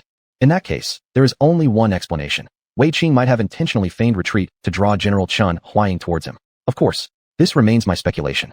If this speculation turns out to be true, Chen Huaying's troops may be in great danger. Especially after the fall of Longxi, if Shui Ringui's troops don't approach the city of Nanhuang, but instead surround Chen Huaying and Beatty, 2 out of the 3 major forces in South Wasteland will thus be lost. The Wasteland King alone would be enough to wear them down to death. Do not say things that are not certain from now on. As for Ge Dang, who keeps failing, I'll handle him when I return to my mansion. Previously considering punishing Luo Luhui, General Chen now didn't have the mood anymore. Oh, during this time, nobody from the Luo family shall leave the mansion. If anyone dares, capture them all. Having said this, he hurriedly left. Seeing the backs of Chen Liji and his group leaving, the Luo family exchanged looks among themselves. Luo Chen's attitude suddenly underwent a big change. Liuli, tell us everything right away. What's going on? As the king of the wasteland, xuanhuan, is preparing to bring his armies closer, the Luo family, which originally didn't have good relations with Chen Liji, began thinking of depending on a new lord. A clan must attach itself to an official family if they wish to endure long. Luo Luhui wore a pensive look and briefly explained the course of events. Father, xuanhuan is ambitious and has great aspirations. Perhaps, in the future, he can indeed unify the wastelands. Rather than marrying me to Chen Liji, marrying me to xuanhuan would be better. If xuanhuan really unifies the wastelands, perhaps we the Luo family could become the first and greatest clan in the wastelands. After hearing Luoyo's lecture, Luo Chen's heart was greatly moved. Although he held some status in the medical community, the family's prestige, limited within the wastelands, naturally couldn't compare with those noble families in the Central Plains. Father, it seems that our Luo family indeed needs to make changes. As far as we see, we need to act cautiously. If the situation progresses smoothly on xuanhuan's side, based on the calling power of our Luo family, we can unite with the other noble families in South Wasteland City, inside and outside coordinating. Luo Shinji said meaningfully. So much the better. Luo Chen hit the table and praised loudly. Most powerful families in South Wasteland City actually get along well with the Luo family rather than being allied with Chen Liji's family. Hence, Chen Liji worked so tirelessly to maintain a good relationship with the Luo family. Right at this moment, in the palace of the South Wasteland, Hai Dachong, appearing filthy all over, claimed that the betrayal of Chun Huiqing caused their army's failure. However, Chun Huiqing was actually Chun Jieli's cousin from the same clan. So how could Chun Jieli believe it? Before Chun Jieli even thought further, he slapped Hai Dachong, knocking him down to the ground. You useless scoundrel, it was clearly your poor supervision that led to such a great defeat, and yet you dare to shift the blame onto others. I should have chopped off your head long ago, Chen Jiangli said angrily. Your Majesty, please calm down. This isn't entirely General Gao's fault, Zhu Yu said. Ultimately, we underestimated the enemy. We never expected that xuanhuan's forces would grow stronger with every battle, and they're all elite troops. Our primary concern right now is to come up with a plan to defeat them. Chen Jiangli sighed. This situation was partly his own fault for not heeding Zhu Yu's advice earlier and keeping a closer eye on xuanhuan, which had led to their major defeat. Chen Huiqing will never betray me. Since xuanhuan wants to offer terms of surrender to Chen Huiqing and his soldiers, we'll just turn the tables on him. Send spies from the city into the camp to liaise with General Chen Huiqing. Have him pretend to surrender, gradually gaining xuanhuan's trust, and then find an opportunity to assassinate xuanhuan. Zhu Yu lit up at the idea. This plan is brilliant. Xuanhuan didn't execute Chen Huiqing because he wanted to recruit him. Besides, the northern advance of the Wasteland army isn't just about our province of southern wastelands. Your Majesty should send messengers to both the western and eastern kings asking for swift reinforcements to encircle xuanhuan together. Your Majesty, now isn't the time to worry about face saving. Even if we manage to defeat xuanhuan, it'll likely be at great cost to us as well. When the armies from East Wastelands and West Wastelands march south, splitting the land of South Wastelands between them, we won't be able to withstand their invasion. Chen Jiangli nodded, sitting slumped in his chair helplessly. All right, let's follow the military advisor's suggestions. After so many years navigating the vast wastelands, it was the first time he felt completely out of options and trapped in such a dire situation. However, at that moment, xuanhuan had already personally led his army to surround the city of South Wastelands, leaving no room for movement. South Wasteland City was tall-walled and almost the most fortified royal city in the wastelands, making xuanhuan sigh in frustration from afar. Lord, the letters of persuasion have been written, but this Chun Jiangli shows no intention of surrendering. A few spies even escaped from the city, possibly seeking aid. If the Eastern King and Western King join the fight, the war in the Wastelands might escalate beyond control. Yu Qian voiced his concerns immediately. Chapter 80. Wei Qing's consecutive retreats. Now, it's Chun Jianglei who is at a disadvantage, not me, the prince. His troops are hiding within the city walls. He's merely waiting for death. The city has an army of 80,000 and over 200,000 civilians. Even if there's a granary inside the city, how long can they hold on? It's like caged animals fighting for their lives. Xuanhuan showed no sign of urgency. The operation of any power requires hard work from the common people. Without food and economic income next year, Chun Jianglei will inevitably be driven into a desperate situation sooner or later. Xuanhuan, however, differs. The territory he controls now is larger than Chun Jianglei's, with a population nearing 2 million. The key point is that his soldiers are all summoned by the system and do not consume manpower or labor force. That is to say, from children to elders, all these 2 million people can serve as laborers. Once production starts, he will soon become rich. Correct, Lord, Yu Qian said. By the way, according to war reports, Wei Qing's army keeps retreating. Should we let Shui Ringue transfer all our armies to the northern land to give him a hand? Xuanhuan shook his head. Every general has his own way of waging war. If Wei Qing can't withstand the pressure, he'll come asking for help. Let him deal with it himself. Each commander has his own ideas, naturally, different approaches to warfare. At this moment, on the Luoyang grassland, the snow here was not very heavy, barely covering the ground, so xuanhuan could still take advantage of the mobility of cavalry. Of course, after adapting his troops, almost everyone under Wei Qing became cavalry. They were just not as elite. There are stables in the Wuhuan tribe and the Dongxiang tribe raising 200,000 or 300,000 war horses. Wei Qing lacked nothing in terms of horse resources. Shi Luli. General, ahead lies the Wuhuan royal court, said one of Chun Huaying's subordinate generals. Ha! Chun Huaying couldn't help but laugh when he saw the Wuhuan royal court right before his eyes. Gao Dachang lost repeatedly against Xuanhuan's wild army, glorifying those generals, but I never imagined that one day I would lead my army here. As for Wei Qing, scared like a headless fly, running around everywhere, almost peeing in his pants upon seeing my army. All this boils down to Gao Dachang being utterly incompetent. Previously, had it been me leading the charge into the Luoyang grasslands, Xuanhuan would have been subdued long ago, instead of today's troubles. Chun Huaying's successive victories had boosted his self-confidence to the max. General is correct, the subordinate generals agreed. If not for Gao Dachang being the king's son-in-law, how could such a great accomplishment fall to him? Do not talk too much. Order the whole army to directly enter the Wuhuan clan. If Wei Qing's troops are found, annihilate them. Jia. Chun Huaying led tens of thousands of his troops directly into the Wuhuan royal court. However, upon seeing the southern frontier forces, the citizens of the Wuhuan royal court immediately fled in terror. Someone, grab a person over, ask about the situation, Chun Huaying ordered. Yes. The subordinate general obeyed and led the soldiers to capture someone. This Chun Huaying couldn't help feeling extremely proud. In the past, when the Wuhuan clan was strong, he never dreamed of one day leading troops into the Wuhuan royal court. Now, he felt extraordinarily honored. In a short while, the deputy general returned, dragging an old man and a little girl toward him. Spare us, general. Please spare us. The old man knelt on the ground, knocking his head continuously. Wanting to live is simple. Tell me, has Wei Qing's army passed through here? Chun Huaying asked directly. Reply to the general, Wei Qing's army left yesterday already. They looked extremely disheveled, especially the Dongxiang people and our own Wuhuan soldiers. Seeing that Wei Qing's situation was hopeless, many have fled, continued the old man. Oh, Chun Huaying's eyes lit up. This news was incredibly beneficial to him. He didn't doubt that what the old man said was false, because after all, the Dongxiang and the Wuhuan tribes were foreign troops, and these foreign tribes were wild, like wolves, difficult to tame, always unpredictable. Ha! Chun Huaying laughed loudly. Xuanhuan must be crazy. Having no real soldiers under his command, he dares to use the Dongxiang and Wuhuan people as an army. It truly makes me laugh. Does he really think that these two tribes are so easy to control? Doing so is akin to lifting a stone only to drop it on his own foot. It seems that Wei Qing is truly incapable. If we can kill Wei Qing, it would sever one of Xuanhuan's great arms. The deputy general then added, General, earlier when we inspected a forward campsite, we discovered charcoal remnants. It appears Wei Qing has left some behind. Judging from yesterday's cooking pits, there should be several thousand fewer men. Chun Huaying pulled on his reins. This is heaven helping me. Order the entire army to advance quickly and chase down Wei Qing, wiping him out. Yes. All generals saluted. Then, riding hard, they chased in the opposite direction of Wei Qing's escape. However, what they didn't know was that in the Wuhuan royal court, there were some familiar faces. Among them were two people, Gu Tinglong, the former great general of the Wuhuan tribe, and Prince Gu Mao of the Wuhuan clan. General Wei Qing isn't a fool. He's an exceptional commander. Gu Mao smiled faintly. Send orders to the soldiers hiding in the royal court. Tell them it's time to close the net. Understood. Gu Tinglong saluted with a fist bow. Chun Huaying ventured far into enemy territory, breaking one of the cardinal rules of warfare. The thirst for victory had clouded his judgment. Along the way, he found more cooking pits, each time finding fewer than before.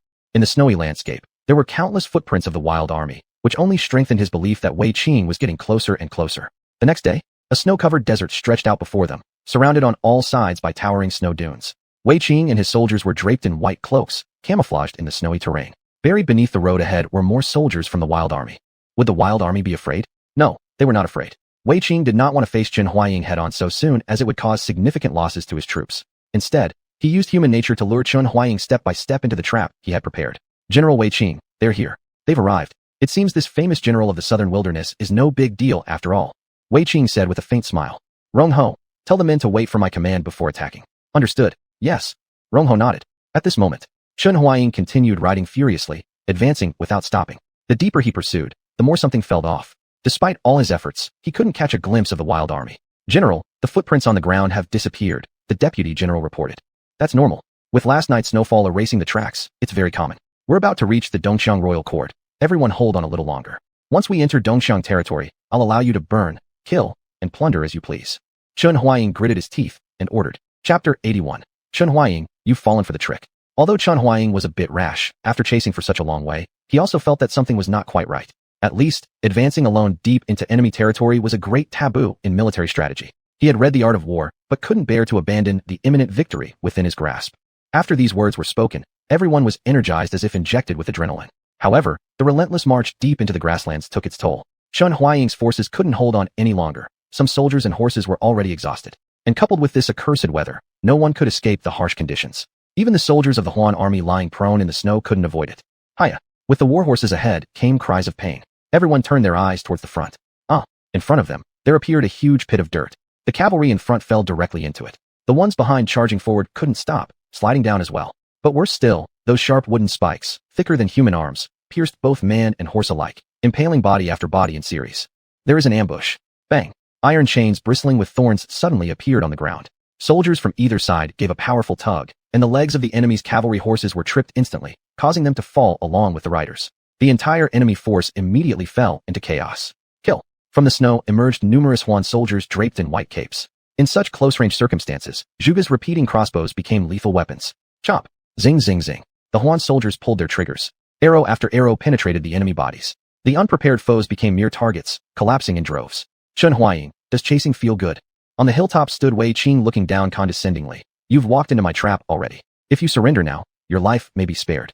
Fire! Whoosh whoosh whoosh. Fireballs rained from the sky. Both sides of the slope hid trebuchets, already prepared. These old-fashioned stone throwers from the Wuhuan and Dongxiang tribes had limited range, approximately 300 to 400 meters, but they sufficed splendidly. Boom. The moment the fireballs landed, there were thunderous explosions. The power ripped apart the enemy lines. Wei Qing, I'll slay you. Xuanhuan commanded firmly. Stay orderly and attack both flanks.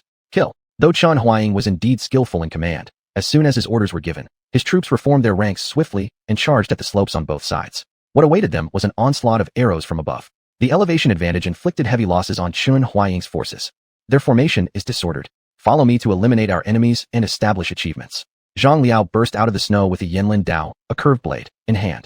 Clang! A single swing brought cold light flashing through the air, cutting down 3 southern Huan soldiers instantly. The remaining soldiers put away their Zhuge crossbows, grabbing their weapons, and surged forward to engage the enemy.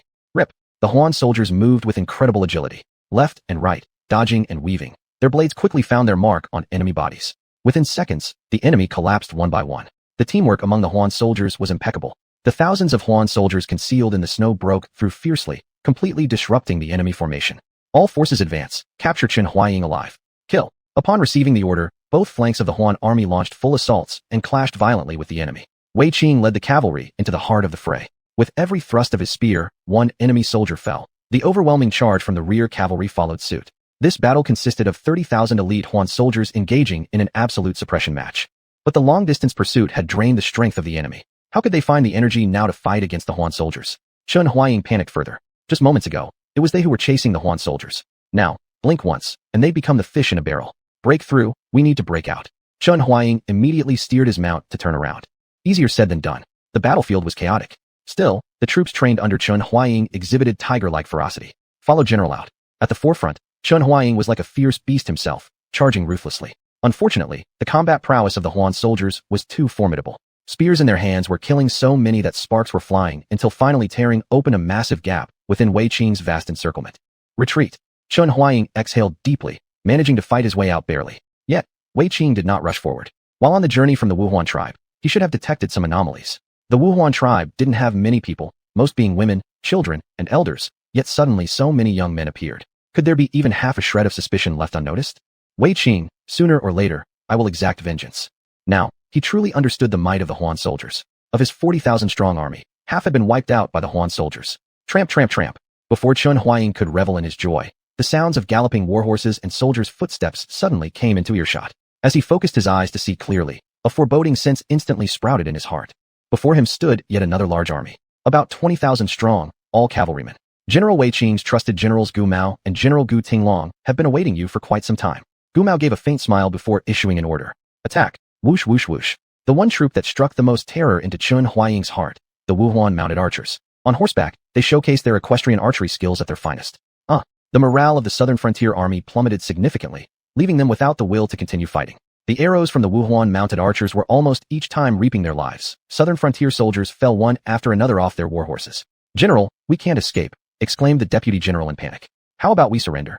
Nonsense. Surrender is not an option. We've lost the northern territory. How shall we face our king? Roared Xuanhuan in anger. However, at this moment, Zhang Liao as the vanguard had already charged forth. Xuanhuan, cease your futile struggle. Zhang Liao let out a roar. Arrogant. A group of personal guards simultaneously surged toward Zhang Liao to seek death. In response, Zhang Liao dealt a heavy chop. A soldier along with his shield was split cleanly in two. Behind him, countless frontier soldiers wielded knives in one hand and held shields in the other, leaping down from midair and slicing straight through enemy bodies upon landing, killing them on the spot. Do you think my great frontier soldiers just eat plain rice? Follow the general to break through. A row of frontier soldiers moved forward. Amidst a series of weapon clashes, the enemy realized what it meant to be inferior. The personal guards charging towards them were no match. In the blink of an eye, the frontier forces managed to breach through. General Zhang Liao, we assist you.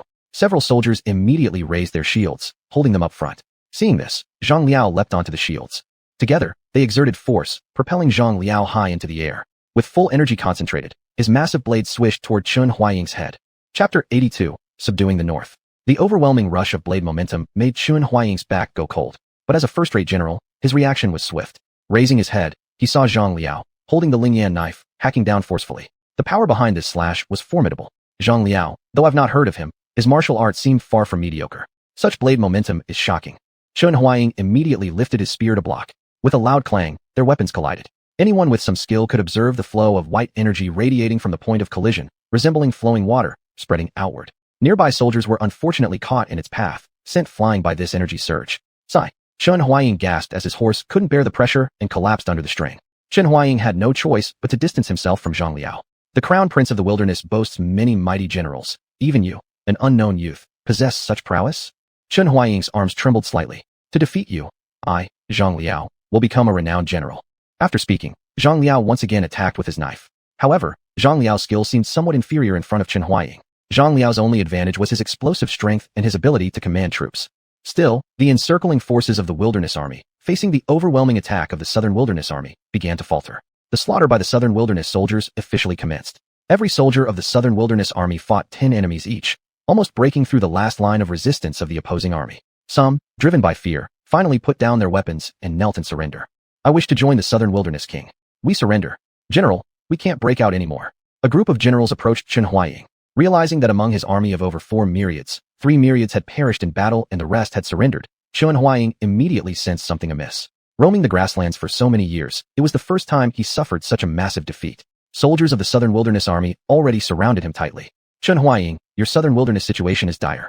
If you surrender, there might still be a ray of hope. Your brother, Xuanhuaqing, has already been captured by our king. Our king's vast army has encircled the Southern Wilderness city completely. Any futile attempt at resistance would end in failure. Furthermore, even if I let you return, do you think the north still belongs to your Xuanhuaqing? Wei Qing condescendingly observed Xuanhuan. What do you mean? A dreadful premonition bubbled up within Xuanhuan. Under King Su Xian's command, General Shui Rengui has led an army of 50,000 to seize Longxi. It's estimated that General Hua Tsubing now leads 10,000 cavalry sweeping through the north. Zhang Liao sneered. This cannot be. How many troops does King Su Xian command? According to these estimates, Su Xian must have no fewer than 15 myriads of elite soldiers. It was simply inconceivable. So what? Am I, Xuanhuan, one who fears death? Kill. Xuanhuan resisted like a trapped beast. Alas, Wei Qing helplessly shook his head. Seize him. A few minutes later, All the personal guards and generals around Xuanhuan were killed, leaving only him until he eventually exhausted his strength and was captured. Still, this time in the north, Wei Qing rarely encountered such a ferocious army. Under Xuanhuang's command, the northern army displayed an extraordinary combat capability that was arguably the strongest within all of the southern wilderness armies, at a cost of over 3,000 casualties from his own wildland army. Right at this moment, without Xuanhuang anchoring them, Huaxubing's 10,000 cavalry became unstoppable. Wherever they passed, the local defenses crumbled and surrendered. Then they launched a surprise attack on Beatty County, capturing it decisively. The granary of Beatty was found to hold at least 200,000 dan of grain, proving quite bountiful. Thus, the Battle of Beatty came to an end. However, just when the Eastern Wilderness and Western Wilderness kings were planning peaceful celebrations, a plea for aid from the Southern Wilderness quickly unsettled both. At the Eastern Wilderness Kingdom, their top general, Taishu Ju, personally delivered urgent news directly into the palace. My lord, King Su Xian of the Wildland has initiated winter warfare, and the Southern Wilderness urgently seeks assistance. The voice of Taishu Ju carried loudly outside. Inside, Dongwang Wang Chu Shan, who was doing unspeakable things, suddenly froze, then sprang up from his bed. Enter, Chu Shan commanded. Taishu Ju walked in. Exactly what happened? Su Xian is conducting warfare in winter? With how many troops does he dare to confront the hard stone known as the Southern Wilderness King? Chu Shan believed the information seemed questionable. The next words out of Taishu Ju's mouth almost caused Chu Shan's jaw to drop. The key strategic position, Tuqiu, of the Southern Wilderness has fallen. Our scouts report that regions like Longxi and Beatty seem to have also fallen. In conclusion, Su Xian's northern campaign army must have consisted of no fewer than 100,000 troops. Taishu Ju's face showed alarm. My lord, if we do not send troops, one day, when Su Xian really defeats the Southern Wilderness King and gathers his forces, wouldn't he have an army of no less than 200,000? If that happens, Su Xian would become a great threat. My suggestion is to immediately dispatch troops to the northern land and support the Southern Wilderness King. Taishu Ju proposed. However, this Chu Shan could almost be considered the biggest incompetent king among the 4 kings of the Wildland. He could only enjoy pleasures and talk nonsense. But, once it comes to war, he is useless, and everything has to be decided by the generals under him. General Taishu, aren't you overestimating Su Xian? Chu Shan actually did not want to send troops. He just wanted to live a peaceful life. If they fought and won, fine. But if they lost, the entire Eastern Wilderness might be in grave danger. Due to this mentality, all the soldiers under him were in a state of reluctance to fight. My lord, you must understand the principle that, when the lips are gone, the teeth will feel the cold. The Empress gave Su Xian the order to pacify the whole Wildland. Once the Southern Wilderness King dies, Su Xian's army will surely march towards the Eastern and Western Wildernesses before fighting the Northern Wilderness. Taishu Ju continued. A delay in making a decision will lead to disorder. Please, my lord, decide quickly. Alas, the Eastern Wilderness King sighed instantly. All right, Chun Jiangli is very arrogant. For him to seek help willingly means he probably can't hold on anymore. However, such a small fry as Su Xian, eliminating him would be as easy as turning your hand. I grant you 10 myriads of troops, and let Bianhua, Chu Li, and Chu Jiang join the expedition. Oh yes, during this campaign against Su Xian, make sure to closely watch Chu Li and Chu Jiang. See who has the capability to be the crown prince of the Eastern Wilderness. In Chu Shan's view, going to battle against Su Xian was a rare opportunity for training. My lord's wisdom, in this battle, I shall completely annihilate Su Xian. Taishu Ju was full of confidence. The Western Wilderness also sent out 10 myriads of troops, led by their general Yuan Wei with Liu A as the deputy general, aiming to advance into Tuqiu. For the generals of the 2 royal armies, this battle was almost effortless glory. However, their resolute oaths would turn into utter fear after thoroughly engaging with the Wildland army. Chapter 83. A long war is coming. However, faced with the tall and thick-walled Southern Wilderness city, Su Xian seemed to have no solutions at all. It was already January now, and the snow kept falling. The difficulty of attacking the city was inherently high. Launching a frontal assault on a city where defenders outnumbered attackers seemed almost impossible. However, these past few days, Chun Huaiqing and his Southern Wilderness army had surprisingly surrendered to Su Xian voluntarily. Moreover, Chun Huaiqing openly expressed his loyalty to Su Xian. Anomalies must harbor some hidden agendas.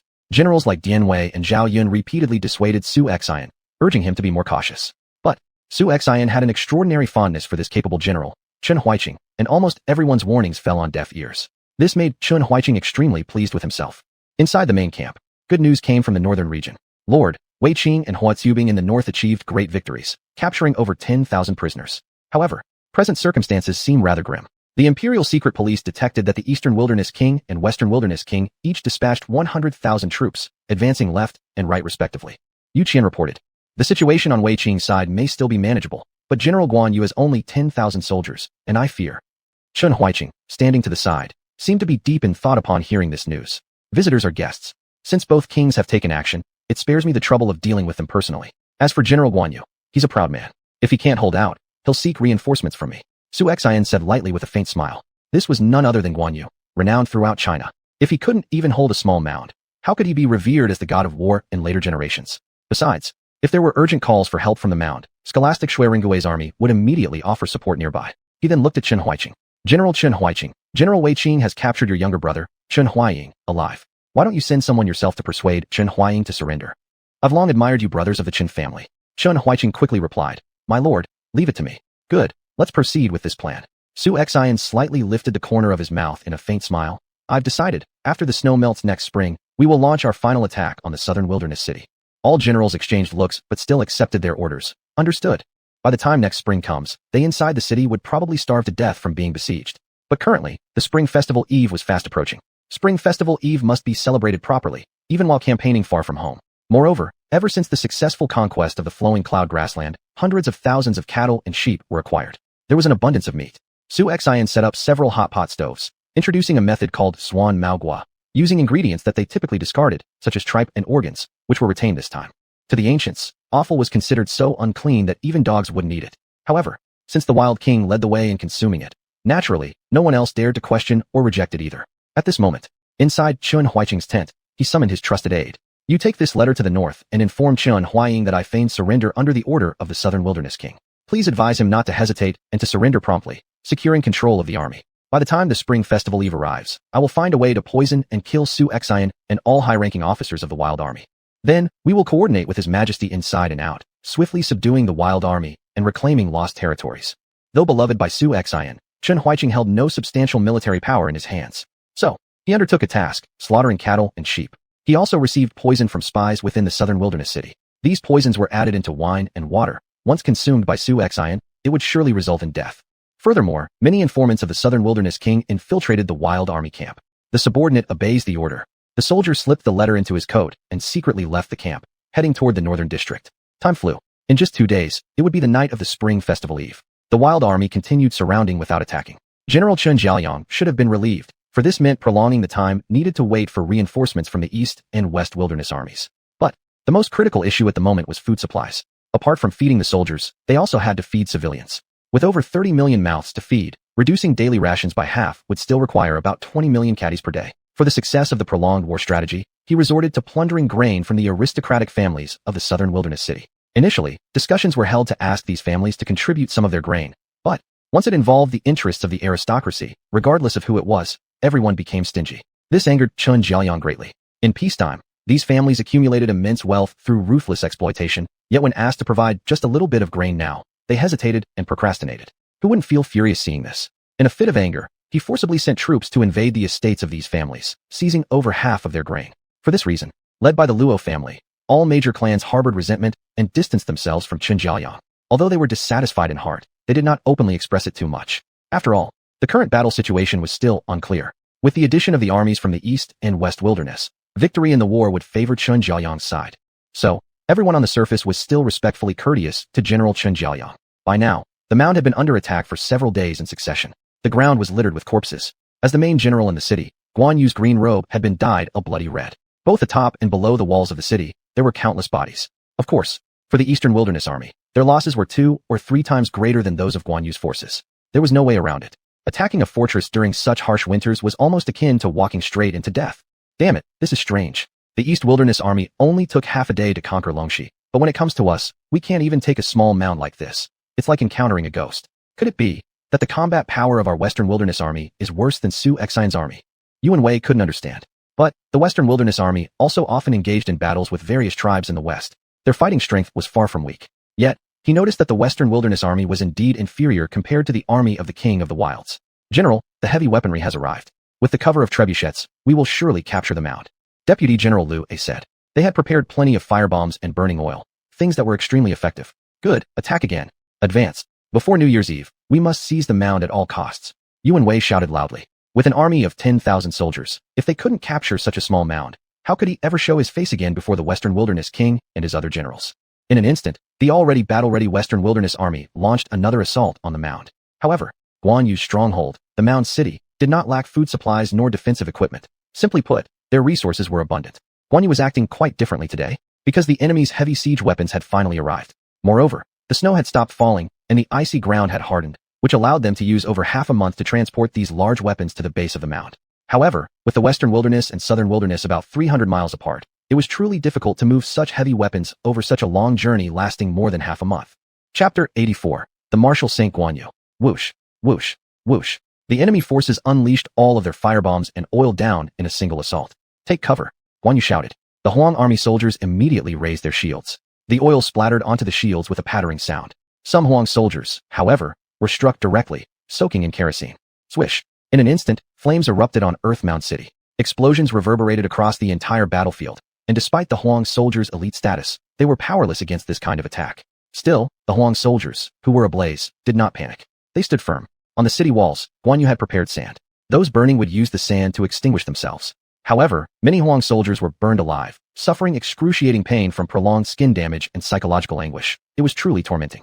Even those who survived faced incurable wounds. Thus, many soldiers with extensive burns preferred death on the battlefield over enduring lifelong suffering. Indeed, some of these summoned Huang soldiers, flesh and blood beings who also knew pain, chose to jump off the city towers when they could no longer endure it. And the Huang forces currently under siege at the base of the city?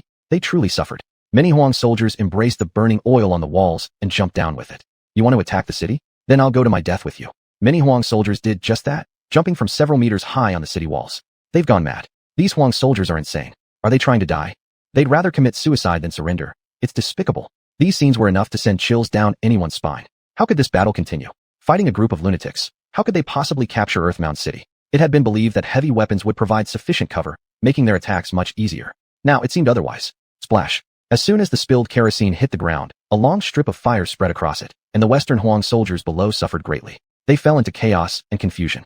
My God, will these Huang troops spare nothing in war? I've never seen such a terrifying army. Yuan Wei, looking at the chaotic battlefield, couldn't help but swear loudly. Certainly, listening to the blood-curdling screams of his soldiers, Yuan Wei's back bristled with fear. General, now is not the time to care about lives. If we cannot capture Earthmound before the Spring Festival, how can we report to the king? Increase the intensity of the assault.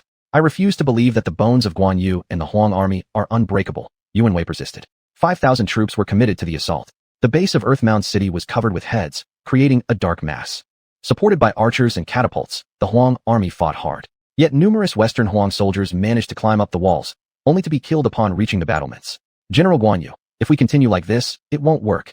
Our minimum task is to hold until our lord captures South Huang City. At this rate of casualties, within 10 days, Earthmound will surely fall. The deputy general remarked. Scholars Ringue's troops have already reached South Huang City. Otherwise, fool, my battles I fight myself. I seek help from no one. If I cannot even defend a city, I wouldn't have accepted the defense of Earthmound in the first place. Guanyu stroked his beard. Guan Mao was born arrogant. To him, the present Western Huang army is like earth dogs, nothing to fear. But, the deputy wanted to say something, but, seeing Guanyu's sharp phoenix eyes, immediately stopped speaking. Don't we have tens of thousands of captives? Let them come and defend the city. If successful, I'll personally request merit for them from the king of the Huang. Guanyu clenched his fists. Yes, there's nothing left to do. The deputy bowed respectfully. Moreover, in the month since Guanyu arrived at Earthmound, he didn't commit any transgressions against the people. Instead, he distributed food among the commoners and, following xuanhuan's advice, waived the citizens' taxes for a year. Consequently, the hearts of the people at Earthmound were aligned with xuanhuan. All around the city, the locals assisted the Huang army defending the city by starting fires and cooking meals, deeply affecting the captured prisoners withdrawn into Earthmound. Still, the battle in Earthmound City had reached its peak. Honestly speaking, the Western Huang forces grew increasingly impatient. Failing to capture the city was severely damaging their morale, especially among the advancing soldiers whose patience gradually diminished, leading to increasing frustration. Fighting a group of madmen was their greatest mistake. Each time they ascended, they were driven back by the Huang army. What time is it? Asked Guanyu. It's almost noon. I estimate that the Western Huang forces will lead a retreat for rest around noon. The deputy replied. Marshal 3,000 troops and follow me out. Guanyu said excitedly. The deputy general was stunned. Now they were the defenders of the city, already anxious due to the insufficient number of troops assigned to defend it. If they opened the gates and launched a counterattack, wouldn't this be nothing more than intentional suicide? General, it's too risky. We can't go out. The deputy general held on to Guanyu. Haven't you noticed? The enemy's formation is chaotic and they are in retreat. At this moment, if we send out a surprise force, we'll definitely take them by surprise and strike a heavy blow on them. Simply holding our ground can only lead to being constantly battered. This is what our lord always says. Guanyu spoke firmly. With that said, Guanyu rushed down from the city wall. He mounted his red hair horse in one stride. To all soldiers, follow me to battle outside the city. Guanyu, activated, terrorizing all under heaven. Entire army's combat power increases by 20%. Triggered overconfidence, personal combat power increases by 15%. Creak. Outside, The enemy troops who were preparing to withdraw pushed their siege weapons forward but had no time to react as they suddenly found that the city gates were wide open. Tear. A cold gleam flashed across the blade. All the enemy soldiers could see was a dazzling brilliance before their eyes. Then, in an instant, Xuanhu, a soldier of the western wasteland, with one swift stroke severed a soldier's head and crushed it into another companion behind. Following him, 3,000 cavalrymen split into 3 routes and initiated an assault on the enemy. 2 flanks surrounded while the other followed closely behind Xuanhu. Xuanhu has come out. Xuanhu has come out. The retreating soldiers, upon seeing this, immediately surged towards Xuanhu. Foolishness. Xuanhu glared, a tangible blue qi rising around him. Gripping the green dragon crescent blade, he struck at the enemy before him, creating a crescent-shaped energy wave. Spit. In front of him, more than a dozen men were slashed in half by the energy blade, blood spraying everywhere. This man can kill without visible effort. The soldiers were astonished. In the blink of an eye, Xuanhu had arrived at the forefront. The red hair underneath him trampled through the enemies with great ferocity. What's more, the red hair could actively evade attacks, causing many Western Wasteland soldiers to die under its hooves. Xuanhu seemed like a martial saint protecting the city, invincible. Wherever his green dragon crescent blade swung, numerous foes fell dead. However, Xuanhu's true intention revealed itself. It wasn't just to kill a few people. His target was the enemy's trebuchets. Chapter 85. Is he a heavenly deity? General Xuanhuan instantly realized Xuanhu's true intention. Xuanhu is targeting our trebuchets. Once the trebuchets are destroyed, our attack will become much more difficult, Xuanhuan called out anxiously. Luo gritted his teeth. I'll lead the troops personally to kill Xuanhu. Left army, follow me and defeat Xuanhu. Kill. Upon receiving the order to engage in battle, 20,000 troops of the Xuanhuan army's left army immediately charged forth. However, at this moment, the Xuanhuan army that was besieging the city suffered a thorough beating, especially those on the cloud ladders. The retreating Xuanhuan soldiers faced misfortune as the cavalry of the Huang army charged through the corpses of their fallen soldiers while severing the ladders with their blades. The Xuanhuan soldiers helplessly screamed as they fell several meters to the ground along with the broken ladders. The moment they landed, they were met by swords, spears, axes, and halberds, doomed to death. These 3,000 iron riders of the Huang army drove the Xuanhuan soldiers who were charging for the city gates into chaos, leaving them utterly defenseless. Xuanhu, holding his green dragon crescent blade, killed dozens of enemies before charging towards the heavy weapons of the Xuanhuan army. These soldiers were hastily dealing with the situation, but scattered once the Huang army's cavalry attacked. After all, how could their legs possibly outrun war horses? Any attempt to resist resulted in cavalry cutting them down from above, leaving no chance for retaliation. The vanguard of the Xuanhuan army descended into complete disorder. Xuanhu, give me your life. Luo roared furiously. Xuanhu stroked his beard, calm as ever, maintaining an arrogant gaze. You are but a bunch of mere chickens and dogs. Burn all the enemy chariots quickly. I will hold them back. Yes. Hundreds of cavalry immediately smashed the oil carried at their sides onto the enemy's chariots. What was even more deadly wasn't the fire oil carried by the Huang army, but rather the fire oil the Xuanhuan army had been carrying themselves. Around the chariots were stacked with explosive fire thunder devices and fire oil, which upon heating would explode, spreading the destruction further with tremendous power. Seeing Xuanhu only leading 200 cavalry against his army of 20,000, Luo felt astonished. What a brave man, Xuanhu. Could it be madness? Who dares face me? Lord Guan does not fight nameless foes. Xuanhu's face brimmed with disdain, never giving a direct look at Luo throughout. One word, overly arrogant. Luo, having campaigned extensively over the years, had never encountered such a presumptuous individual, feeling deeply insulted by it. Luo, under the command of King Shi Huang, here to claim your life. Lord Guan, do you think one man can hold off my army of 20,000? Luo revealed his identity. Charge. Innumerable cavalry surged toward Xuanhu. Xuanhu slightly raised his green dragon crescent blade, followed by 200 cavalry prepared and alert. Attack. With a roar, Xuanhu galloped forward. In his hand, the green dragon crescent blade shone with chilling brilliance. The next second, amidst the vast darkness of cavalry rushing ahead, he unleashed a mighty slash. This single blow sent enemy blood spraying wildly. 7 or 8 enemy soldiers were cut down from their mounts simultaneously. Xuanhu sheathed and unsheathed his blade swiftly, taking aim directly at an enemy's head. His slashes both horizontal and vertical, sending either enemy corpses or decapitated heads splashing on the ground. In just a moment, Xuanhu had obliterated dozens of enemies, so much that they dared not approach him. Luo, give me your life. Xuanhu proceeded, unstoppable and relentless. Today, Xuanhu intended to show the enemy commander how to take someone's head from an overwhelming force. Retreating knife technique. Xuanhu, dragging his blade with one hand, saw enemy commander Luo and flung it forward with great strength. A streak of blue light like a gas blade appeared, intimidating the enemy before its arrival. Shocked, Luo instinctively sensed a dangerous presence, attempting to block it. However, when that gas blade struck his face, it left him stunned. When he came to, Xuanhu's green dragon crescent blade had already split his spear in half, cutting straight upward from his abdomen to his head, tearing him completely apart with blood gushing everywhere. I don't want to die. With wide open eyes, Luo tumbled off his horse and lost his breath. The general has died. He killed our general. Revenge for the general. Kill. Though the general and soldiers of the left army feared Guan Yu's might, they thought that with so many people present, there was no way to fear just one person. "You insolent fool, come if you dare." Explode. Roar. A green light burst forth around him like a wild tsunami, sweeping everything around. Centered on Guan Yu, a ghostly image of a blue dragon seemed to manifest. Retreat. With screams of terror echoing from the xuanhuan army, though they attempted to flee, the speed at which the energy spread was too rapid. In moments, they were overwhelmed.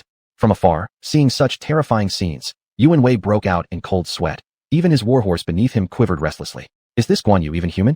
As the dust settled, Guan Yu stood tall with his knife in hand, his long beard flowing in the wind, making him look like a celestial deity. Yuan, seeing this, was deeply moved and had an impulse to kneel down before Guan Yu and pay 3 reverent knocks. He was incredibly relieved that he hadn't gone up against Guan Yu, or else his fate might have been no different from Lui's. Attack, kill Guan Yu. He mustn't be allowed to escape. Yuan continued to give orders. But soldiers who saw Guan Yu like this were afraid and dared not advance. In their hearts, Guan Yu was like a celestial deity incarnate, holy and inviolable. If you want to go, then go. It's clear that Guan Yu is no ordinary man, probably a heavenly deity descended to earth. If we offend him, there might be punishment. Damn it, a bunch of cowards. Kill Guan Yu, and you will be rewarded with 1,000 gold coins and ennobled with 100 households. The generals in the army directly used temptation to bribe their troops. If I die, so be it. With all of us together, can we still fail to take him down? After saying this, finally, someone couldn't bear it anymore. They charged toward Guan Yu. However, before they could get close, Guan Yu killed them with a single slash. 1, 2, 10, more and more Western desert soldiers fell under Guan Yu's green dragon crescent blade. Of course, Guan Yu was human, and as the numbers grew, his stamina approached its limit. Boom. With the sound of an explosion, fierce flames shot up to the sky. Glancing around, the flames stretched out like a dragon across the entire battlefield. The cavalry of the desert quickly scattered. Guan Yu, riding his red hair horse, leaped through the flames, emerging from the inferno, and charged forward. However, the disordered enemy troops were immediately engulfed by the flames, falling into chaos. The hillside battlefield was already in great disorder. Back to the city. After cutting down 300 or 400 people in succession, Guan Yu retreated into the city with the remaining forces. Hell, Guan Yu, when we break through Tuqiu City, I'll tear you limb from limb. Although Yuan was furious, after witnessing Guan Yu's bravery today, he immediately developed a huge psychological shadow towards Guan Yu. Chapter 86, Scared out of their wits. After suffering a great loss and losing many soldiers, Yuan immediately ordered the army to retreat. At this time, Guan Yu, who had just returned, was instantly surrounded by the townspeople. General Guan is incredibly brave, like a god descending from the heavens. General Guan is powerful. General Guan is so mighty. In an instant, whether the villagers or the citizens of Tushan, they all cheered loudly. In the large formation of 20,000 soldiers, Guan Yu killed enemies with such ferocity that it terrified them. One man resisted 10,000 soldiers. This kind of scene was something they had only heard about in legends. They never imagined that one day they would witness it with their own eyes. Especially the newly captured soldiers were deeply stirred, and they immediately took Guan Yu as their idol. General Guan, please accept us. From today onwards, we will serve under your command. General Guan, we are also willing to follow you. Soldiers who were initially afraid for their lives now actively offered themselves to serve under Guan Yu's banner. Only then could it be said, Guan Yu's charisma was indeed remarkable in both his previous life and this one. Everyone, please stand up. I, Guan Yu, am under King Huang, and I'm not the strongest among our generals. Many have greater martial arts skills than me. However, since you all want to join my army, I naturally welcome all of you. But there is a condition: my soldiers cannot be cowards. If any of you dare flee during battle, do not blame me for showing no mercy. Guan Yu himself was full of pride and naturally did not tolerate cowardice within his troops. This is natural. As long as we can follow General Guan, we are willing to die for you without hesitation. They all thought that the person they followed wasn't a mere human, but a god. After this battle, Guan Yu would be thoroughly mythologized. Generals, have an early meal tonight. All soldiers must remain vigilant and prepare for battle, Guan Yu suddenly said. Some of the warlords beside him looked confused. General Guan, you've already fought fiercely today. Are you planning a night raid? Won't the enemy take precautions? Guan Yu shook his head. The enemy army has already been scared out of their wits by me today. Moreover, I'm exhausted myself after the fight. They definitely won't dare to attack again today. We'll get half a day's rest, and tonight, we'll continue fighting. I intend to completely terrify the Western army so much that they hear my name and become petrified. This was Guan Yu's arrogance. The generals glanced at each other. At this moment, there wasn't a shred of fear in their hearts. Instead, they inexplicably felt exhilarated. Indeed, under the leadership of a good general, the state of the troops changes as well. Willing to follow you, General. As Guan Yu had predicted, the Western army, seeing such an formidable warrior for the first time, were still shaken even after returning to their base. Idiots, useless bunch, unable to even capture a small figure like Guan Yu. Upon returning to the main camp, Yuan unleashed a barrage of curses. Below, the generals Yuan and Yuan Wu exchanged glances. Father, we've lost more than 7,000 men and sacrificed our general Lu. How do we explain ourselves to the king? Yuan Wu asked. What else can we say? The truth must be told, Yanwei replied helplessly. They had originally never taken the Wilderness Army seriously. To be honest, given the combat strength of the Western Army, it was understandable. But now he knew just how terrifying these wilderness warriors really were. And what about this afternoon's siege? Yanwu continued to ask. Of course we will continue. After such losses, even Guan Yu suffered more than 2,000 casualties. Even if we have to forcefully take the city, we must claim Tuqiu. Otherwise, how can we show our faces when we return to Xihuang? We'd rather die in battle. Yanwei angrily retorted. He had left with his two sons expecting to easily eliminate Su Xian and gain glory, but never expected such a tough opponent, even tougher than the Western Army. However, Yu Yanji and Yu Yanwu's expressions turned grim. Father, our army, they've all been scared out of their wits. Many camp soldiers refused to fight to death today, and morale has plummeted. If we force them onto the battlefield, our casualties might be even higher, Yu Yanji said. Yu Yanwei's lips twitched as he slapped the table fiercely. A collection of incompetence, bringing nothing but disgrace to our Western Army. Fine. We've lost so many siege weapons. Everyone probably doesn't want to keep fighting right now. Let us rest and recuperate for the night. We'll attack again tomorrow. Nevertheless, Yu Yanwei didn't realize that danger was imminent. Night fell. The cold wind at night was like a sharp ice knife cutting across the face, excruciatingly painful. Guan Yu understood. It was impossible to defeat Yu Yanwei's army of 10,000 completely, but perhaps destroying some supplies wouldn't be too bad. He led 10,000 captured soldiers and 3,000 elite troops. No matter what, Guan Yu wanted to try and break through the enemy's main camp. In front of the large camp, in some tents, fires were burning brightly. The winter battles in the north were truly deadly. Just like now, by nightfall, it could be a matter of life or death, even. Some soldiers froze to death at night. The Wilderness Army was different. Su Xian had spent 1,000,000 points to exchange for cotton jackets and charcoal. Exchanging for these two items required much fewer points than exchanging for weapons and armor. Spending some points now was actually fine. Next year, when his affiliated forces entered regular operation, everything like winter clothes and weapons could be self-sufficient. Su Xian would then use the points to exchange for soldiers, population, generals, strategists, and so on. However, after annihilating General Qin Jianglei, there might be a decent wave of point rewards. Hack. Guan Yu cleared his throat softly. In a while, the army will split into two routes. One group of 5,000 soldiers will go to raid the enemy's provisions. The rest will follow me into the center of their camp. Of course, if you encounter the enemy, kill them without holding back for your general. Under such icy conditions, completely burning down the enemy's entire granary would naturally be impossible. Guan Yu's primary goal was still to consume the strength of the Western Army. Follow general's orders. Several deputy generals saluted with fists clasped. Move out. Another group carried kerosene and needed to take a big detour to reach the rear camp of the enemy. The defending soldiers guarding the gate vaguely saw countless figures rushing forward. All units prepare. These Western Army troops that battled with the Western tribes maintain high alertness and sensitivity. Here is Guan Yu. Guan Yu no longer planned any stealth attacks. This ambush wouldn't work anyway since the front camp was filled with patrol guards. Guan Yu. The camp commander trembled all over. Before their very eyes, a figure dressed in green charged towards them. As soon as the camp's front general attempted to retreat, Guan Yu's great blade came down, severing a head that fell to the ground. The enemy commander's body was separated from his head. Kill the enemy.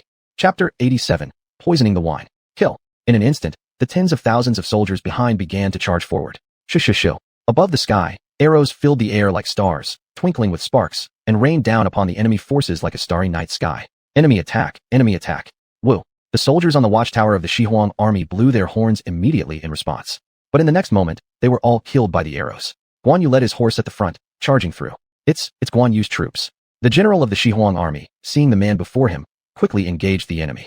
What Guan Yu aimed to do was to lure the main force of the Xihuang army into the front military camp, giving another battalion of troops an opportunity. Yu Yanwei, who was sleepless, woke up instantly upon hearing the battle cries. Report, General, Guan Yu leads the army to raid the camp. The front battalion is already in chaos. One of his commanders immediately came to report. Upon hearing this news, Yu Yanwei could no longer sit still. Go, let's go first. Immediately bring the inexperienced rear battalion to the front to block Guan Yu's army, said Yu Yanwei. Hearing the cries of battle, Yu Yanwu then mobilized more than 10,000 troops from the rear army to provide support. Coincidentally, Guan Yu had already led a group of troops to the central military tent.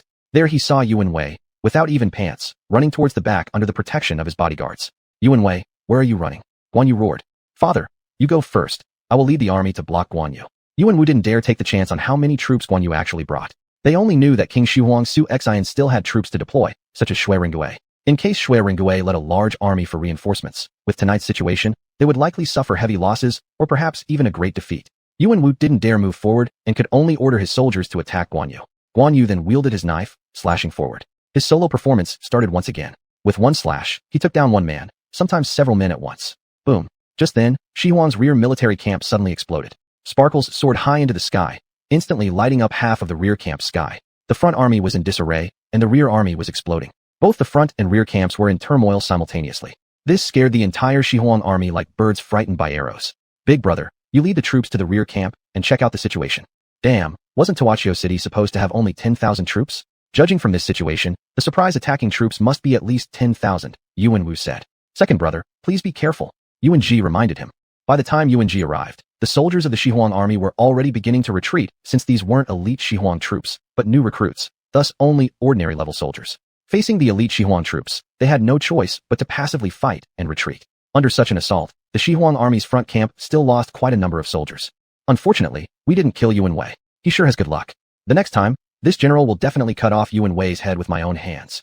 Retreat. Guan Yu looked around. In the Xuanhuan army's front camp, there were about 10,000 people. Guan Yu alone killed 5,000 to 6,000, destroying all surrounding weapons and equipment. As the Xuanhuan army realized what was happening, its main force moved closer to the point of attack. Though the morale of the Xuanhuan army decreased, you couldn't say that the combat power of these guys was poor. However, those captured new recruits lost over 2,000 people during the retreat. Even though Guan Yu's augmented skills were activated, it made no difference against them. Seeing Guan Yu retreating, Yuan still dared not to pursue. Although his martial arts were slightly stronger than Liao Qiang, Guan Yu could kill Liao Sha instantly. If Yuan pursued, Guan Yu might return, and his life wouldn't be safe. Don't chase after defeated foes, clean up the battlefield. Yuan sighed in relief. Nevertheless, he also noticed that the Xuanhuan soldiers commanded by Guan Yu today weren't as formidable as the city-defending forces in Tuqiu.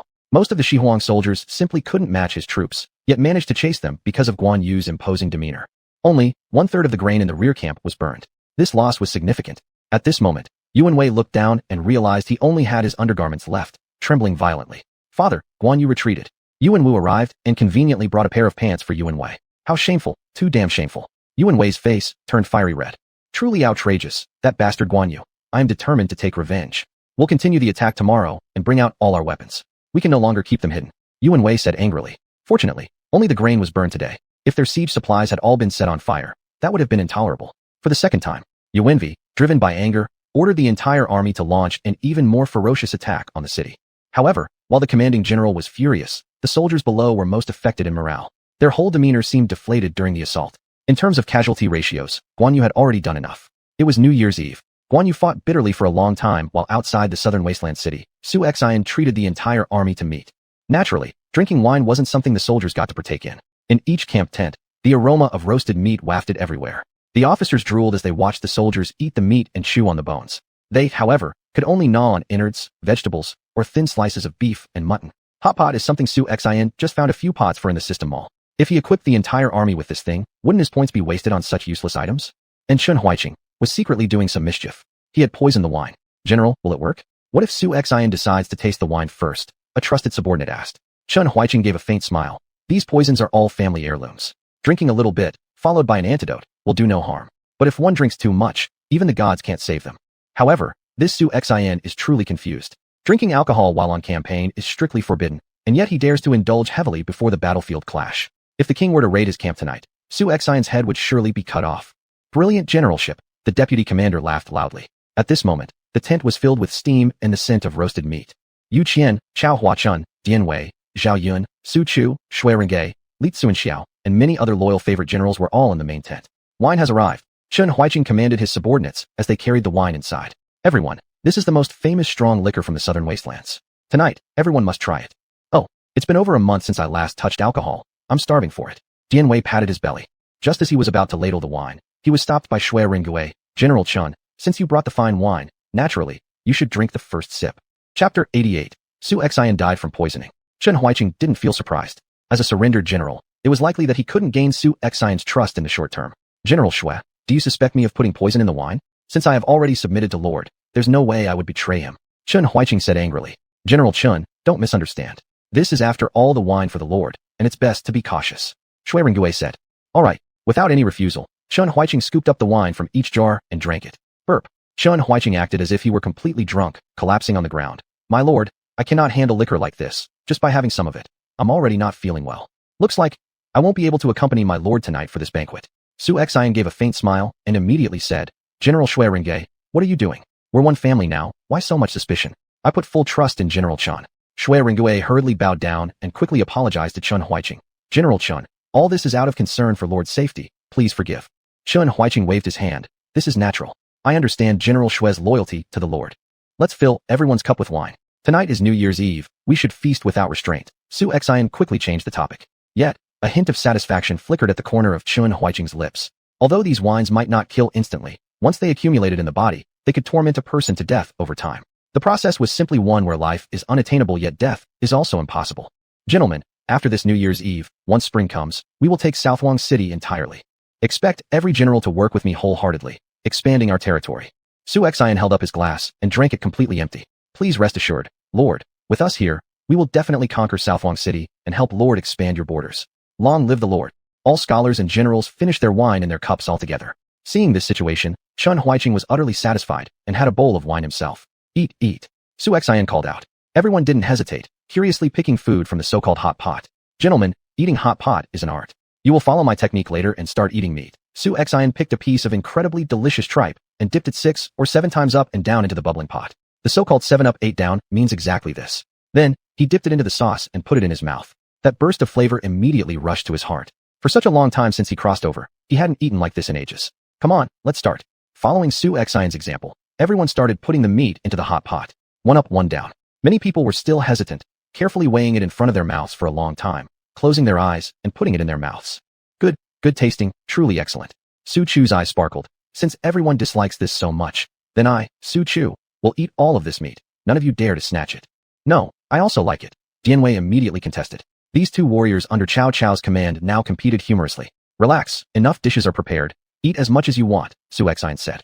Drinking and eating meat, each swallowing and gnawing hungrily, it was quite generous. However, Yu Qian on one side only drank a sip of wine. Seeing everyone drinking carelessly, he couldn't help but blurt out, Lord, gentlemen, being on a military campaign, and in this particular period, we shouldn't indulge in eating and drinking like this, right? If enemies attack at this time, we will be in trouble, Yu Qian advised. Yu Qian, everyone has been outside for more than a month. Suffering daily in this freezing weather, today being New Year's Eve, let them make an exception once. What's wrong with that? And drink, relax. That General Chun has been scared out of his wits. How would he dare to come out of the city?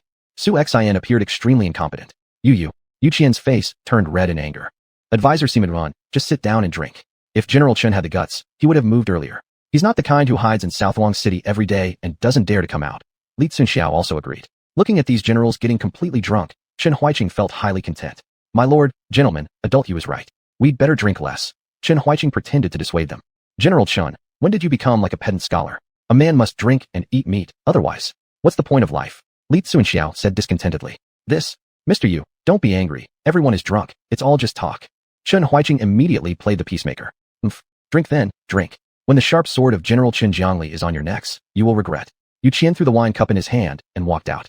Yu Qian has always been tough, scolding anyone he sees. Such a scene, Yu Qian has seen more than once. Chen Huiqing's eyes flickered, as if he had a plan in mind. After an unknown period of drinking, Su Xian and others began to see blurry spots before their eyes. Uffed. Su Xian suddenly spat out a mouthful of black blood, the pain in his stomach feeling like it was being scorched. Lord, what's wrong with you? Chao Huachan asked. Then, the rest of them also spewed out a gush of black blood. Chen Huiqing, did you dare to put poison in the wine? Su Xian clutched his stomach. Ha ha ha. Chen Huiqing burst out laughing. My lord Nan Wang, I am truly sorry, though you were very respectful to me. Didn't you forget that I am from the Qin family? The elder brother of Qin Jiangli from xuanhuan City. Do you think I would easily serve you? But didn't you drink too? Su Xian was confused. The poison in this wine is all chronic poison. A little won't kill you. Moreover, I've already taken the antidote in advance. But all of you drank so much. You will slowly be tortured to death by this poison, until your 7 orifices bleed uncontrollably. No one in this entire world can save you from the poison of the Qin family. Chen Huiqing looked extremely smug. Then he strolled out of the main tent in high spirits. Although he felt a bit guilty towards Su Xian in his heart, this was war. War does not abhor deceit, which was a basic principle for any commander. As for Yu Qian, Chen Huiqing did not bother looking for him now. He would only try to win Yu Qian over after the war. Immediately afterward, Chen Huiqing slipped out of the camp under cover of night, while the entire army of Huang troops remained lax and unguarded. Not long after Chen Huiqing's departure, complete chaos erupted within the camp of Huang forces. Meanwhile, Chen Huiqing smoothly led out a group of his personal guards. Big brother, we have succeeded. After hearing of Su Xian's death, the current state of the Huaguan army is just like headless flies. Chapter 89. Rally the entire city to annihilate the Wasteland army. Good. After this battle, you and I will be great contributors to the southern wastelands. Chen Huiqing said. Let's go back to the city quickly. At this moment, Gao Dachong, who had suffered defeat, was sent to guard the city walls. Amidst the icy weather, it was also a form of punishment. If one couldn't fight well, surely guarding the city would suffice? TCH. These two brothers from the Qin family could actually poison Su Xian. I don't believe it. The people under Su Xian's command are so smart, all with general qualities, and I don't believe they would fall to these two fools, Gao Dachang muttered under his breath. Frankly speaking, he truly felt wronged. What was wrong with his tactics? It was simply because Su Xian's forces were too strong. Even in the defeat at the hillock, he wasn't the primary responsible party. Even if Chun Jianglei himself came to defend, wouldn't he still face difficulties? Perhaps there might not even be as much luck as he had, escaping alive. And down below, they quietly discovered an army approaching. The commander ahead, this general is Chun Huaiqing. Open the city gates quickly.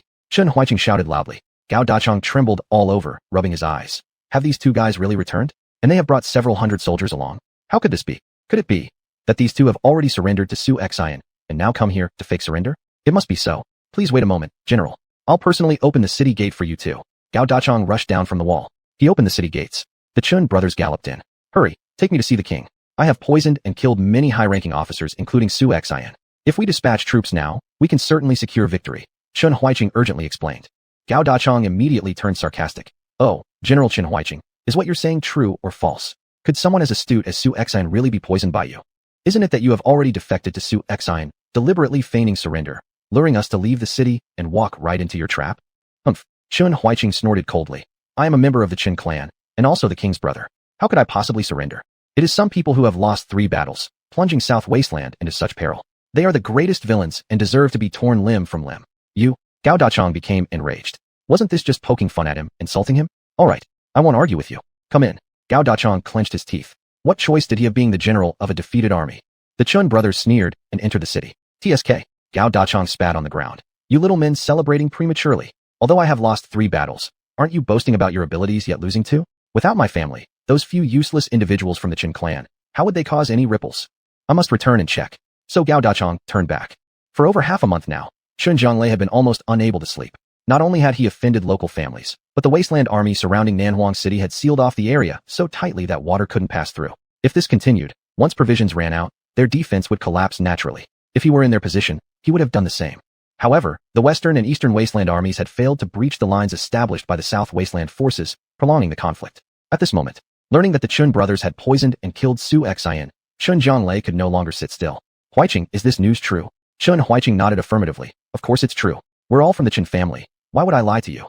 Our men watched as Su Xian and his generals drank the poisoned wine and succumbed instantly. As you know, there is practically no antidote to the Chun family's poisoned wine. With Su Xian drinking it, death was inevitable. Now the entire camp of the Wasteland army is in disarray. Please, Your Majesty, dispatch the troops quickly. Let's seize the opportunity and annihilate Su Xian's forces. Clapping his hands together, Chun Jianglei exclaimed, Good. If we can slay Su Xian and obliterate the Wasteland army, you two will have rendered a great service. On the side, Ji made a subtle eye signal towards Gao Dachang, who was standing aside observing. Your Majesty, are you not afraid that Chun Huaiqing is pretending to surrender, luring you into leading troops straight into a trap? Gao Dachang suddenly spoke up. Chun Jianglei looked at Gao Dachang. Gao Dachang, what you're thinking inside, I understand clearly. However, Chun Huaiqing and Chun Huaying are my clan elder brothers and younger brothers. Even if you betrayed me, they too absolutely would never betray me. Gao Dachang's complexion instantly turned purple with rage, looking extremely displeased. Your Majesty, better safe than sorry. If they are pretending to surrender, and you personally lead troops there, wouldn't you walk straight into their ambush? If you really want to go, let me lead the army there first and test whether it's genuine. Gao Dachang continued. I do not trust you. Chun Jianglei stated bluntly. This left Gao Dachang speechless. Gao Dachang, stop stirring up internal strife within our Qin family. I, General Chun Huaiqing, have long known that you, Gao Dachang, are jealous of capable talents. Even if we die, we would never do anything out of line. Chun Huaiqing continued. Cough, cough. Your Majesty, it is best to take the safest route and wait until tomorrow to make a move. If Su Xian truly drank the poison, then he and his generals will surely die without a doubt. As such, the Wasteland army tomorrow will inevitably be in great disorder with low morale. Then we can lead our troops to chase after them. There's no need to rush. Zhu Yu suggested. This. Upon hearing these words, Chun Jianglei immediately felt they were correct. Very well. Then let it be so. You two, go rest for now. By early tomorrow morning, we'll know the situation of the Wasteland army. The next day, Chun Jianglei's scouts sent to the Wasteland army camp returned early in the morning to report back at Nanhuan City. Chun Jianglei and his group of generals had not slept all night. They waited anxiously for the scouts to return with intelligence. Report, Lord, the scout has returned. Quickly, let him enter. Chun Jianglei urged impatiently. Moments later, a plainclothed soldier rushed in. Your Majesty, good news. Last night, Su Xian and several important generals all succumbed to the poison and died. To avoid drawing our attention, the military advisor Yu Qian secretly began retreating the main camp towards the hillock. Right now, throughout the entire Wasteland army, besides the scholar Yu Qian, all their great generals are dead. If we pursue them now, we will definitely catch up with the Wasteland army by noon and annihilate them completely. Oh, Qin Jianglei was ecstatic. Gao Dachang and Zhu Yu were utterly astonished. Su Xian, Shui Ringgui, and those generals? They've all been poisoned to death. 100% certain. All dead. This subordinate personally saw their corpses being carried out of the main camp, their faces pitch black. That settles it. This matter is absolutely true. Qin Jianglei exclaimed with joy. Su Xian, I told you, sooner or later, you would die at my hands. Order. Mao Tuo, Zhu Neng, Chen Huaiqing, Chen Huaying, Wang Ying, and other city generals, mobilize all troops from the city. I shall completely exterminate Su Xian's forces. Chapter 90. A web of heaven and earth. Lord, what about me? Gao Dachang asked eagerly. You? Qin Jianglei glanced at Gao Dachang. You stay here with the strategist in Nanhua City. After speaking, he stormed off angrily from the city hall. For Qin Jianglei, last night was the best opportunity to destroy Su Xian's army. But due to Zhu Yu and Gao Dachang's disruption, they missed the perfect chance to defeat the barbarian army. After Qin Jianglei left, Gao Dachang casually sat down on the chair and started munching on fruits beside him. Today my heart feels restless. Zhu Yu frowned and said, Strategist, if they want to go, let them go. We'll have a good life here in Nanhua City. Why bother with these things? In the future, let their Qin family deal with the battles. What does it have to do with us? Gao Dachang didn't seem to care too much. General Gao, how can you remain so calm? I think this matter is not simple. These past few months, the achievements Su Xian has scored clearly show that he is no ordinary person. How could such a low-level mistake happen? Zhu Yu couldn't understand. What am I supposed to do? The king took all the soldiers away. Even if I'm anxious, there's nothing I can do. Gao Dachang smiled faintly. Besides, I heard that Su Xian seems to like men's wives. What do you mean by that? Zhu Yu knitted his brows. Nothing. Gao Dachang coughed lightly. He thought that if this were a trap and Qin Jianglei would lose, then when Nanhua was ruled by Su Xian, perhaps, with his sister's beauty, she could gain Su Xian's favor. However, to stabilize the aristocratic families within the city, Qin Jianglei spread the news of Su Xian's death and many senior officers. In an instant, throughout the whole city of Nanhua, both the common people and noble families were stirred up, especially the Luo family, which had already leaned towards Su Xian. This news hit them hard in the face. Everyone inside the Luo residence was plunged into a dilemma. I never imagined that just a few days ago Su Xian had the upper hand, but overnight everything reversed. It truly is unbelievable. Luo Chun paced restlessly in the estate, full of worries. At least we haven't contacted Su Xian. If the Nanhua spies discovered it, our Luo family would be completely destroyed. Given Qin Jianglei's recent aggressive actions, if it really came down to it, he might very well dare to take action against them. Of course, the existence of these noble families is one of the main sources of economic power for the government. It's impossible. This absolutely cannot be true. No matter from his aura or even the strategies shown recently, the king of Wastelands doesn't seem like someone who would fall victim to poison. Luo Liuyi couldn't believe it. After all, this man had taken her virginity. In these few days of contemplation, some emotions had grown between them. You disloyal daughter, how can you still grieve for a dead king at this critical moment? The current king of Nanhua, fortunately, has overlooked your previous misdeeds, yet you're still thinking about him. This time, regardless, I won't listen to you guys anymore. Let's take out all our grains and supply the South Wild King as war material. Since Su Xian is dead, now is the time for him to make a decision. Luo Xinji, standing to the side, remained silent.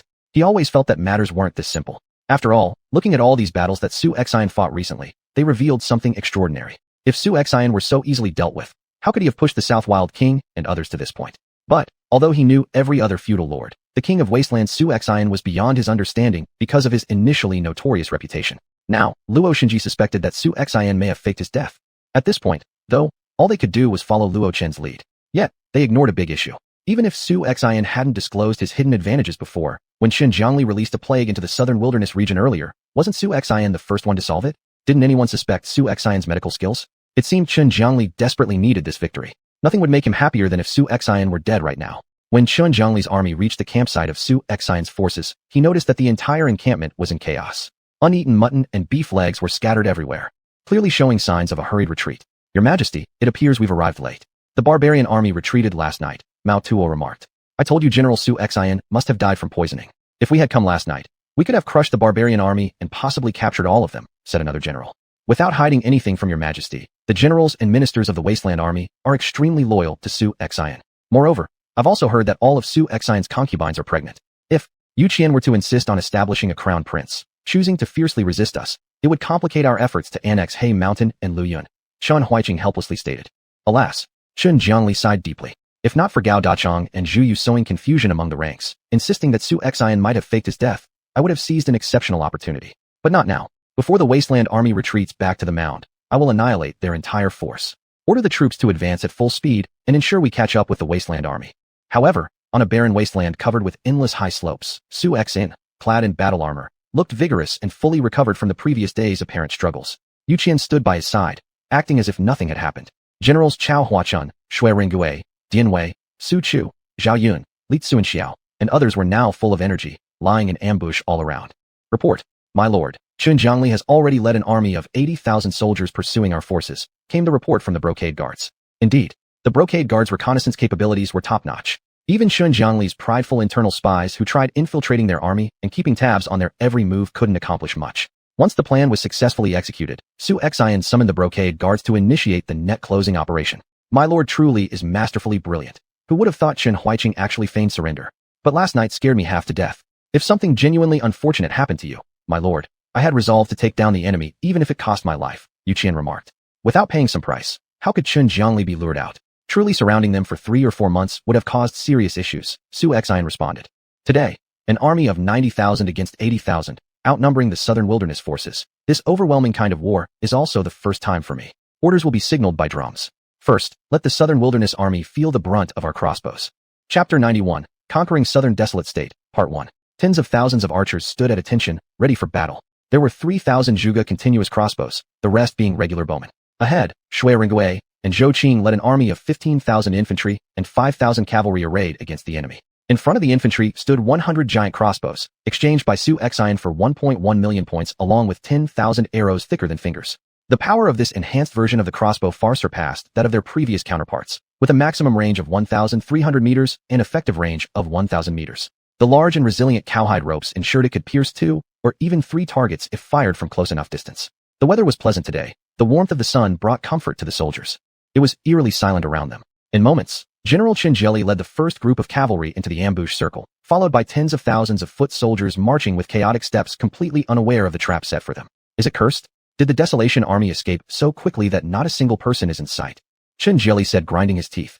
On his journey here, he had only noticed weapons and supplies deliberately left behind by the Desolation Army, which made him absolutely certain that the current state of the Desolation Army was unprecedented disarray. But after entering this barren land, such discarded objects disappeared along with any footprints of the Desolation Army soldiers, despite no snowfall this morning. Footprints shouldn't just vanish. Qinjeli suddenly pulled back on his horse's reins and immediately looked shocked. The flag of the Great Desolation Kingdom. Plop plop plop. Shui Ringgui led his troops forward step by step with resounding pace. A general under the King of Desolation, Shui Ringgui, has waited here long, shouted Shui Ringgui. What's going on? Qinjeli widened his eyes, then looked at Chun Huaqing and Chen Huaying. Didn't you two say that Su Xian and all high-ranking generals drank poison? Why is Shui Ringgui unharmed? Chun Huaqing rubbed his eyes in horror. That can't be possible. I witnessed the effects of the poison myself. At this moment, however, Qinjeli suddenly remembered what Gao Dachong and Zhu Yu had said. There might be deceit here. That's not right. Could they have cured themselves of the poison?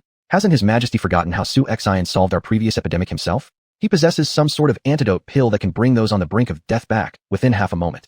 And Hua Tuo and Zhang Zhongjing also seem to be divine doctors, explained Chen Huaiqing, sounding more and more like he was trying to justify something. Whoosh! A signal cannon shot straight up into the sky. In an instant, massive numbers of Desolation Army soldiers emerged on both sides of the barren desert landscape. Fire! ZZZT, ZZZT, ZZZT. Suddenly, the originally clear sky darkened as arrows whistled through the air like locusts blotting out the light, making the sky as black as night. Protect Lord, pay attention to defense. Many bodyguards immediately gathered around Qinjeli, forming a protective shield wall around him. Gurgle, how could the live targets below possibly stop the torrential rain of arrows? Numerous southern Desolation State soldiers fell down in droves, turning the snow-white ground into bright red. Although the shield-bearing soldiers of the southern Desolation State managed to block part of the incoming arrows, any gaps would leave them fatally exposed, especially since both flanks were bombarded by Desolation archers. Leaving either side uncovered created a weakness. Qinjeli, aren't you curious why I did not die from poisoning? Suddenly came Su Xian's voice. Behind the shield, Qinjeli peeked with one eye towards Su Xian. Chun Huaiqing and Chun Huaying are spies willingly sent out by me, specifically to lure you out of the city. I didn't drink the poison wine. This was my plan. Did you really think I'd be standing here intact after drinking poison wine? Su Xian's face darkened. He intentionally said these words. How could he extend such courtesy to the two brothers of the Qin family if they tried to poison him? Regardless of his thirst for capable people, having underhanded generals wasn't the way to go. Nonsense, all lies, roared Chen Huaiqing. My lord, please do not fall for Su Xian's tricks. He merely wants us brothers to fight amongst ourselves. Arrest Chen Huaying and Chen Huaiqing. Qinjeli's face turned pale. Soldiers immediately drew swords and pointed them at the necks of the two. Chen Huaiqing, Chen Huaying, do you truly think I will listen to your baseless arguments? Kill. My lord, don't be deceived. Chen Huiqing screamed. Rip! Soldiers swiftly slit the throats of the two brothers who perished on the spot. At this point, whether Chen Huiqing and xuanhuan had betrayed him or not, someone had to pay for the failure. However, he now truly regretted not having relied on the tall and dependable Gao Dachong sooner. This time Gao Dachong had proven unexpectedly reliable. Watching this scene, Su Xian sneered, "What fools." At the moment, the arrows of the archers showed no signs of stopping. Even if they shot all their arrows in this final battle to pacify the southern desolate state, it would be worth it. Break out. We must break through. General Chun Jili shouted. FFF. Bang. Just at that moment, arrows of tremendous power suddenly struck. Even with shields, they were useless. The arrows pierced through the shields held by the soldiers of the southern desolate state, and still had enough force left to kill those behind them. Some arrows could even kill 4 people in one go. Chun Jili's turtle-like defensive formation almost became a huge target and was directly punctured by the powerful arrows. The soldiers beside him were flung off one by one. Retreat! Chun Jili yelled loudly. The bugler beside him immediately sounded the retreat signal, and the army returned along the same route to prepare for withdrawal. By this time, Zhao Yun had been waiting patiently. Attack! Charge into the rear guard of the Southern Desolation Army. Leading the charge, Zhao Yun spurred his horse forward, followed by 10,000 cavalrymen. But the entire Southern Desolation Army was already in complete chaos, sparse, and without any formation to speak of. Zhao Yun's cavalry is charging towards our rear guard. Zhu Neng, who was stationed in the rear guard, was greatly alarmed, but he quickly calmed down. Everyone hear me? Guard the rear for the king. At all costs prevent the enemy from encircling us. Breakthrough. Tens of thousands of troops, under Zhu Neng's unified command, had no choice but to launch a counterattack. However, the soldiers of the Southern Desolation Army, with their low morale and rapidly declining combat effectiveness, were no match for the cavalry of the Desolation Army. Zhao Yun led the charge into the enemy ranks. His Dragondang lance instantly pierced through the body of a Southern Desolation soldier, then with great strength lifted him up and flung him aside. Clang! Several men were knocked down by the force. He swiftly retracted his spear and swept it left and right. With every thrust of the spear, a man fell. His valor was unmatched as he charged recklessly through the enemy ranks, slaying over 20 men. Chapter 92. Conquering Southern Desolation State, Part 2. The cavalry under Zhao Yun also charged in with an overwhelming force, trampling through the enemy lines. Their weapons became tools for reaping lives. In a single moment of clash, the rear army was completely scattered by Zhao Yun's cavalry. Most were crushed to death by warhorses or died beneath the iron hooves of the horses. The ground was splattered with blood and flesh. General, we can't hold them back. What should we do? A few generals gathered around Zhu Nan. What should I do? Zhu Ning cursed under his breath. Thousands of soldiers vanished in an instant. The fighting power of the desolate army was far more terrifying than he imagined, more than 10 times as strong. Full army charge. Su Xian gave the order for a full-scale charge. In no time, the forces on both flanks of the desolate army surged forward like tidal waves. At this point, facing the Southern Desolation forces who were like birds frightened by bowstrings, the entire desolate army's morale reached its peak, exuding murderous intent. On the right flank, Dian Wei and Su Chu charged fastest. Once these two men entered the enemy ranks, they began to slaughter indiscriminately. Dian Wei, let's see today who kills more enemies, Su Chu roared. Sounds good. Dian Wei agreed heartily. He tightly gripped his dual halberds, cutting down any enemies in sight. Su Chu didn't fall behind either. His giant blue dragon staff mowed down countless lives from the Southern Desolation forces. Using warfare as a competition, such behavior was likely unique to these two individuals. Behind them, seeing their own generals so formidable, tens of thousands of soldiers were greatly inspired and initiated their own mode of butchery. Another major force led by Su Xian directly attacked General Chen Jiang Li and Chao Huachun, whose qigong abilities were extremely profound. His sword qi could kill invisibly, causing bodies to rise into the air before crashing down violently. Chen Jiang Li, you're surrounded on all sides now. Surrendering is your only path. Resistance will lead only to death. In the blink of an eye, Su Xian had already arrived at his side. Look around you. My forces are mercilessly slaughtering yours. Your futile resistance merely buys you a little more time. Nonsense. Mao Tuo was outraged. How could my king surrender to you? My lord, allow me to carve you a path. Kill. Hundreds of personal guards rushed towards Su Xian under Mao Tuo's leadership. However, the former Su Xian could win against armies several times larger with minimal forces, and now that he had the advantage of numbers while conducting ambushes, the desolate army was simply no match. Looking for death. Before Mao Tuo even arrived, a heavy iron hammer weighing over 100 caddies suddenly flew out from behind Su Xian. At this moment, it was already too late for Mao Tuo to pull the reins of his horse. Phut! The hammer crashed straight into Mao Tuo's chest, its terrifying force knocking him off his horse. His body soared backward and finally came to a stop after flying dozens of meters. Mao Tuo's chest cavity was visibly concave, the bones of his ribcage pulverized. Even if a great Taoist immortal were to arrive, there would probably be no way to save him. Here stands General Li Tsunxiao under the rule of the desolate king. My lord, rest assured, I'll behead Chun Jiang Li for you. Li Tsunxiao galloped out with an imposing figure that immediately radiated a suffocating pressure. Chun Jiang Li hadn't managed to look at Mao Tuo yet when a powerful aura swept towards him. His surrounding bodyguards tried to intercept Li Tsunxiao, but they couldn't have anticipated the level of terror this person represented. More accurately, he wasn't human. It was like confronting a rampaging beast that no one could possibly stop. Li Xuanhuan roared. This thunderous voice itself seemed capable of killing people, instantly making two in front of him bleed profusely from the 7 openings of their faces. Is this Li Xuanhuan really human? While the enemy fell into shock, Li Xuanhuan's other iron hammer already struck someone else, the terrifying force throwing that soldier away like a cannonball. With another swing of the hammer, Li Xuanhuan proceeded like playing bowling, each strike almost twisting the soldiers' bodies beyond recognition. Seeing such ferocity, the personal guards felt immense fear. How could they stand up to this savage beast? On the front lines, however, General Shui Rengui's 10,000 troops launched the final assault. Surprisingly, despite being overwhelmed, these Southern Desolation forces still maintained loyalty to Qinjiang Li and showed no intention of surrendering. This didn't matter much anymore, as arrows had already cost the Southern Desolation forces tens of thousands of casualties. Under continued assaults from the Desolate Army, the Southern Desolation Army lost over 500,000 men. They were on the brink of complete collapse. Our Majesty, we cannot hold on anymore. Our forces are almost gone. Several battle generals huddled closely around Qinjiang Li, terrified. To become king or die trying. It's fate. Qinjiang Li took a deep breath. It was regrettable that the combat power of the generals under xuanhuan was just too formidable. Be it the warriors or soldiers, they simply weren't on the same level. Refuse to surrender? Then your lives will be taken. Li Xuanhuan's 2 massive hammers had already swung over. The whooshing sound of cutting wind instantly filled Qinjiang Li with an unprecedented sense of oppression. Even if I die, I'll drag one along with me. Clenching his teeth, Qinjiang Li decided. Without hesitation, he charged forward. Qinjiang Li's martial arts were not weak. However, he had crossed paths with Li Xuanhuan. Just the sight of him made even xuanhuan keep his distance.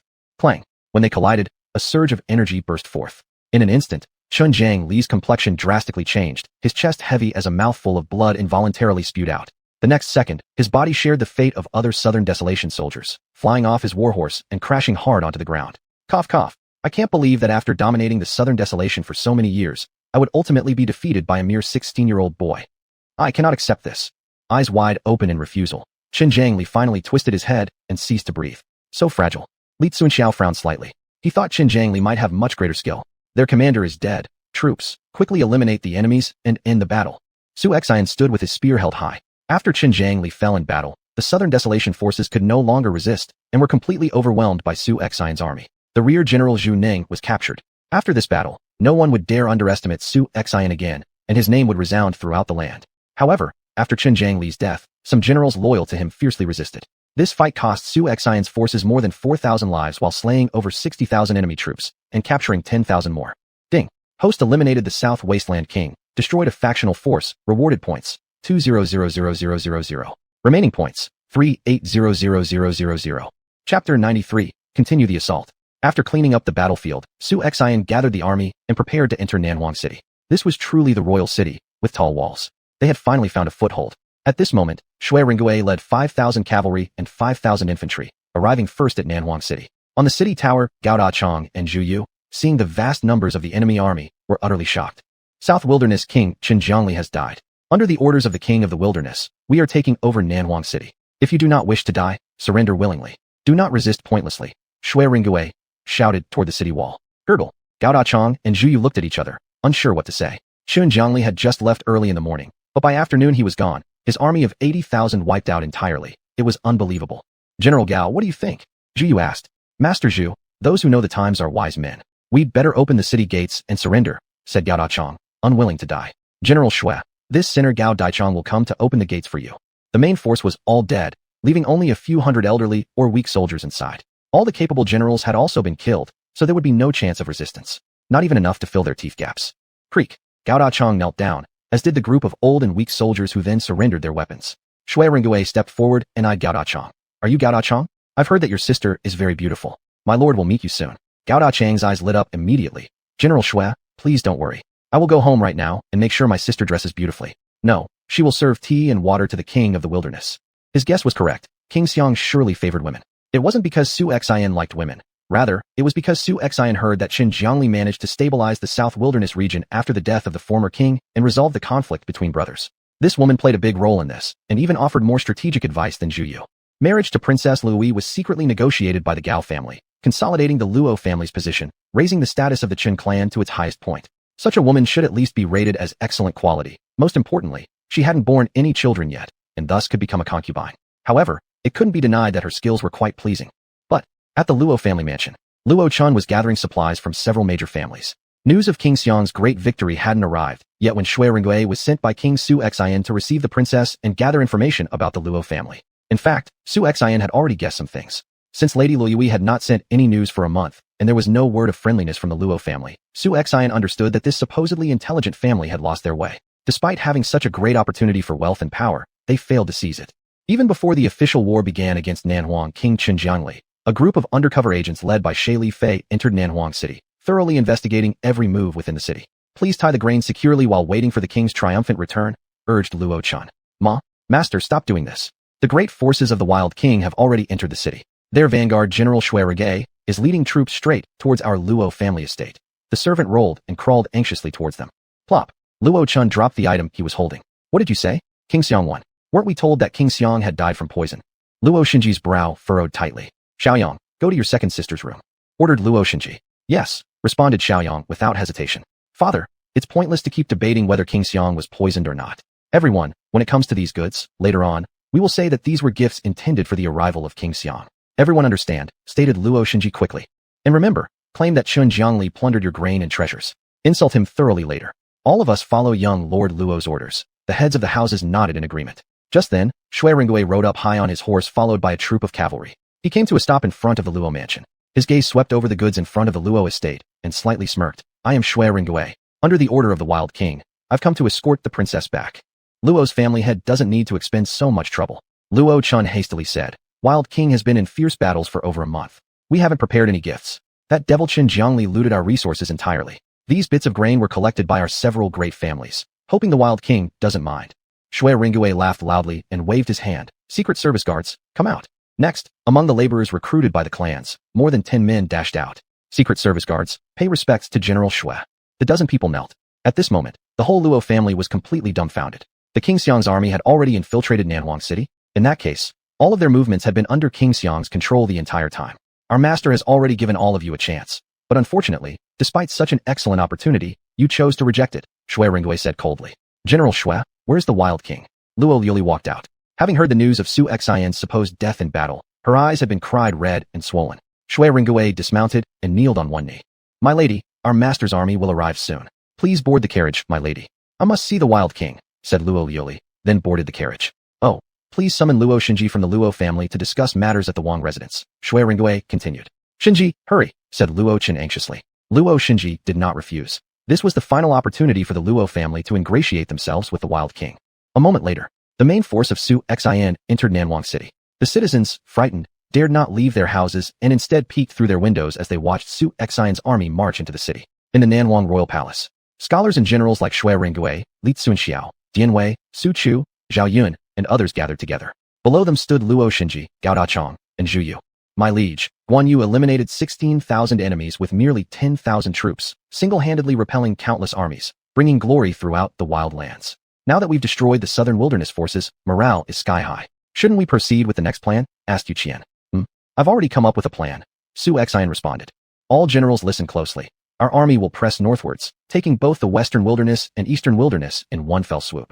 What do you all think? Su Xian sat regally on his throne, his majestic aura becoming even more powerful. Chapter 94, Two-Front Battle. It wasn't that Su Xian was in a hurry. Indeed, the Empress had only given him 1 year's time. Moreover, their current victory has raised the morale of the troops to a peak and sharpened their fighting edge. This is the best moment to strike north.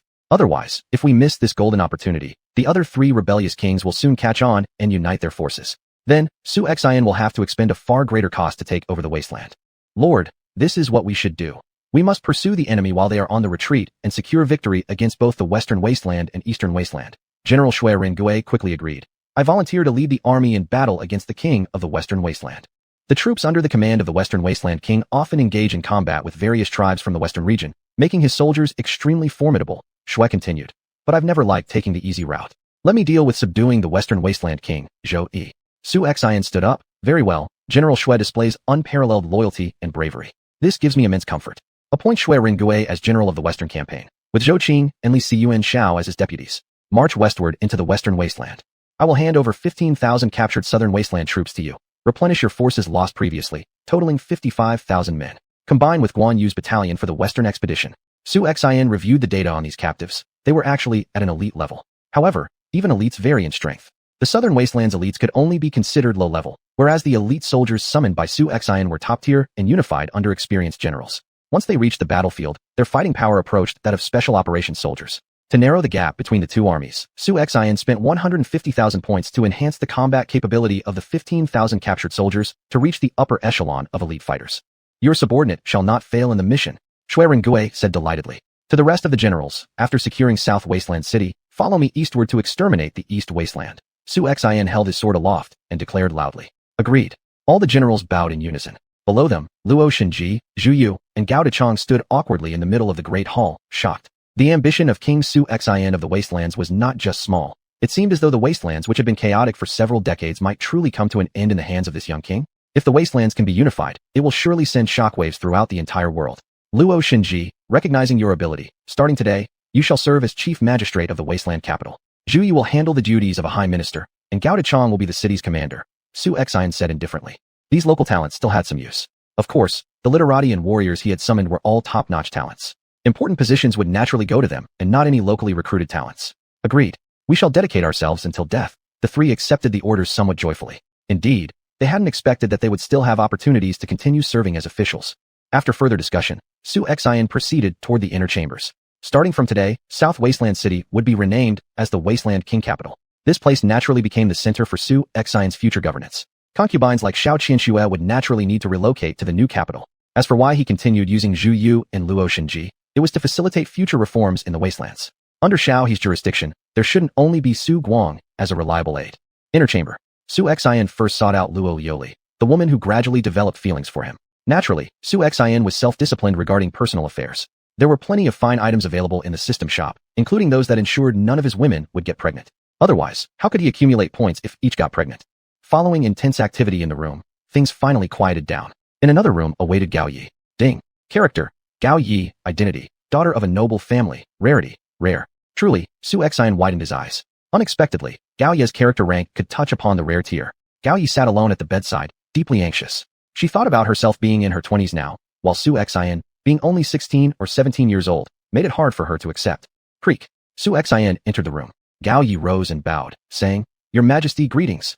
Xuanhuan immediately approached her, lifting Gao Yi right away. Initially seeing Xuanhuan as a youth, once near him, Gao Yi felt a powerful masculinity emanating from him. No need to speak much, just properly attend to your king. He placed Gao Yi gently on the bed. Within minutes, Gao Yi was overwhelmed by Xuanhuan's prowess. Over the past 2 days, Xuanhuan accumulated enough points. Points remaining, 8,050,000.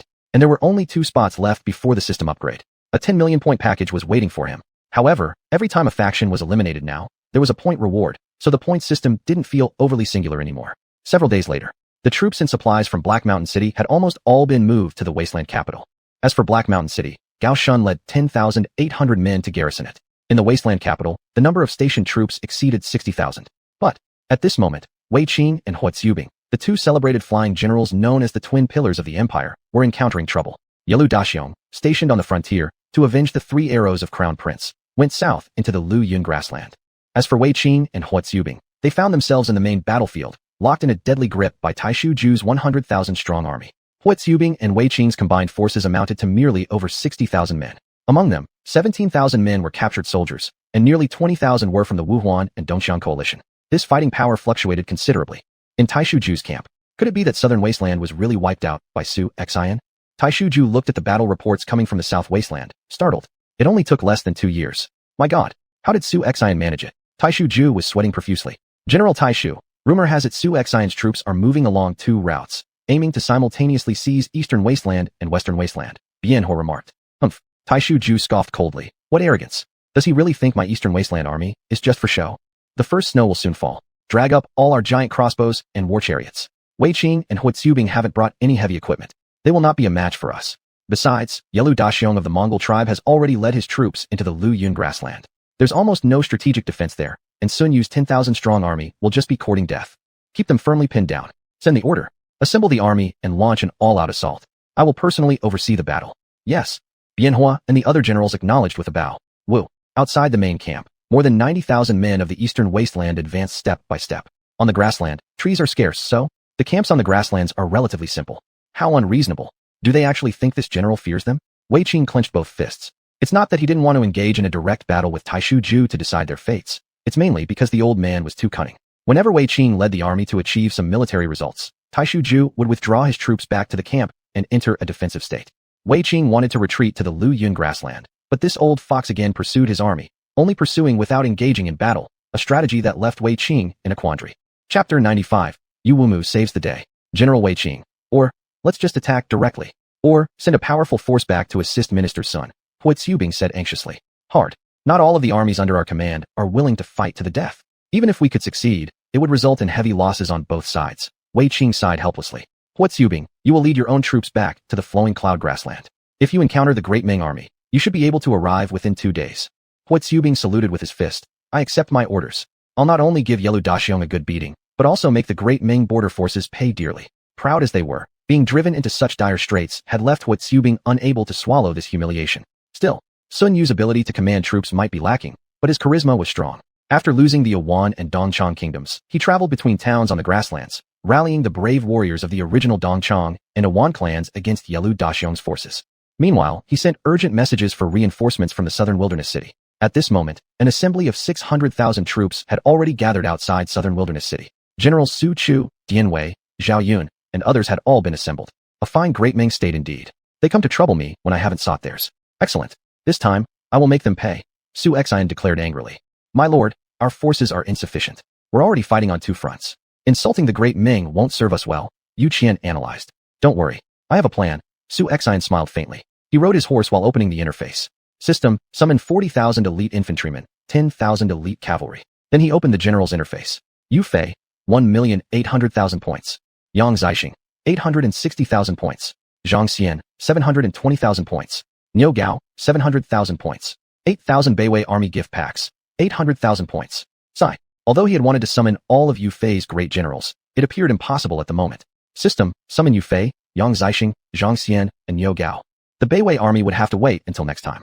Host successfully summoned 10,000 elite cavalry, 40,000 elite infantry, deducted points, per million.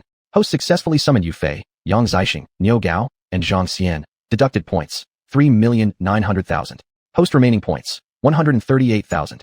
Yu Fei, Martial Saint, strength increase by 20%, troop strength increase by 15%. Loyalty to host, 100%.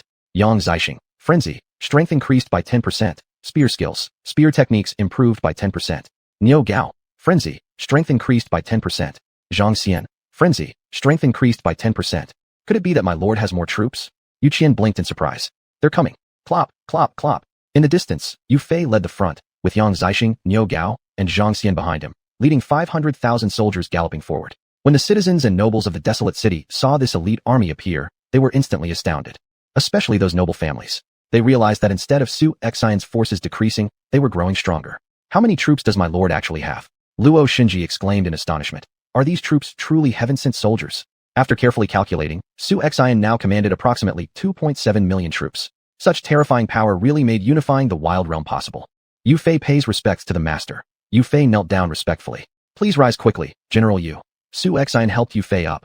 I hereby order you to take your 500,000 soldiers to Flowing Cloud Grassland, annihilate Yelu Daxiong's army, enter the territory of the Great Ming state, and show them what real strength is. I shall fulfill my mission without dishonor. Yu Fei proclaimed loudly before mounting his warhorse. The great army of desolation, follow me to battle.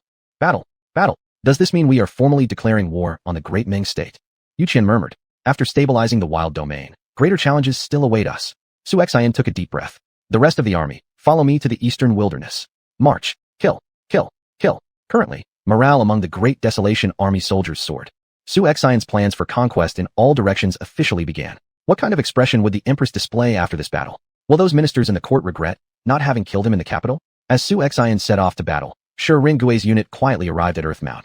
Battles at Earthmount paused for one day on New Year's Eve. Then, the Western Wilds army resumed its fierce attacks on Earthmount. Guan Yu's main force of 10,000 men has now dwindled to only 5,000 or so, while the reorganized prisoner army known as the Huang army still numbers around 15,000. However, the Western Wilderness army is faring no better. As the temperature gradually warmed, transporting large weapons became much easier. A tiny dirt mound city, and I refuse to believe that we cannot take it. Charge! Whoever gets up there first will be rewarded with 100 gold pieces, roared the enemy's main general, Yuan Wei, directing his troops like a madman.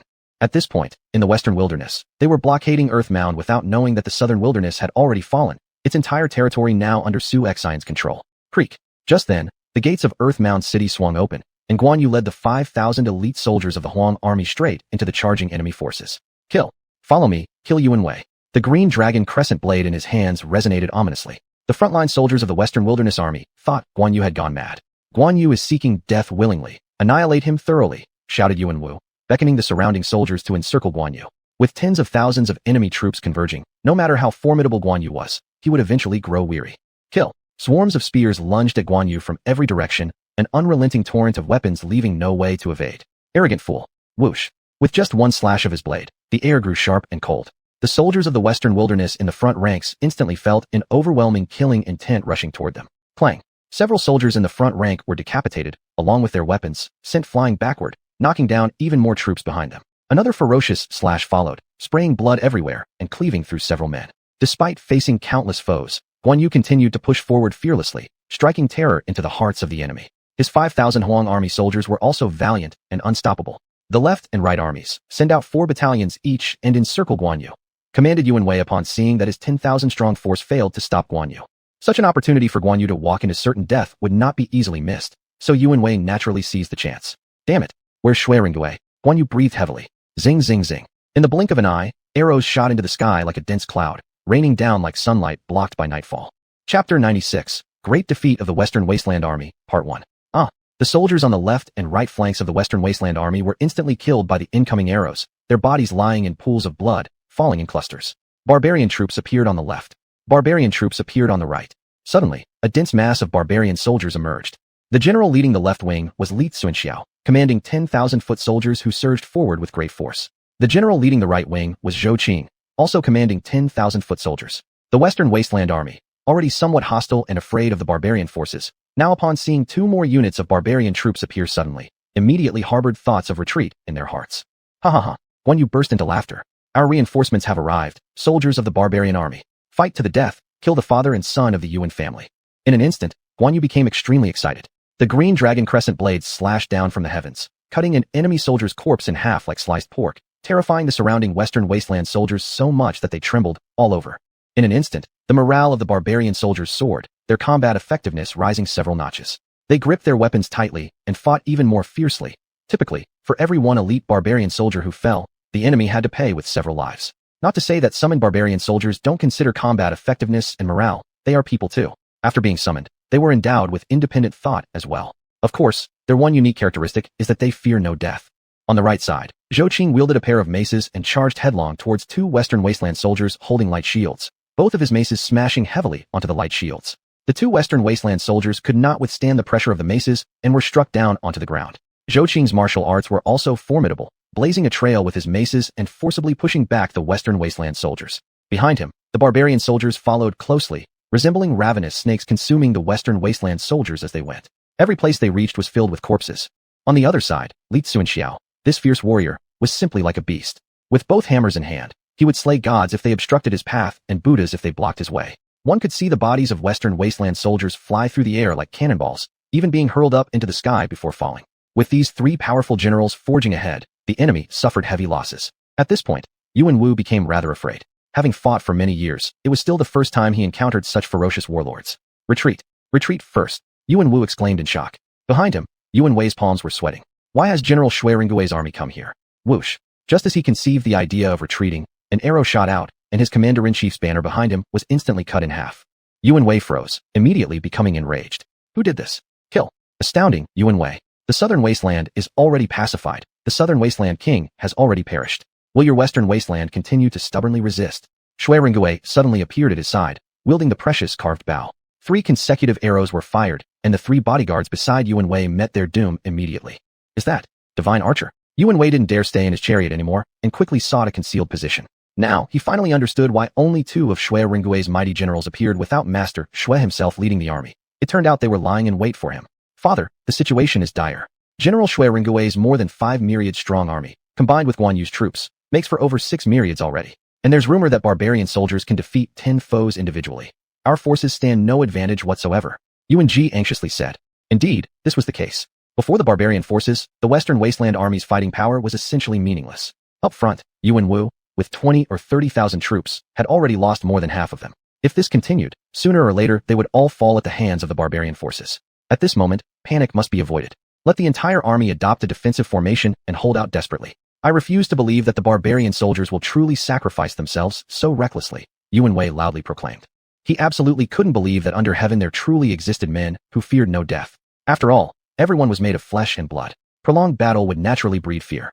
I will pass the order on right away. Yuan Ji bowed respectfully. In the next second, the Western Wasteland Army signalmen swiftly waved their flags and passed on the order for steadfast defense to all surrounding armies.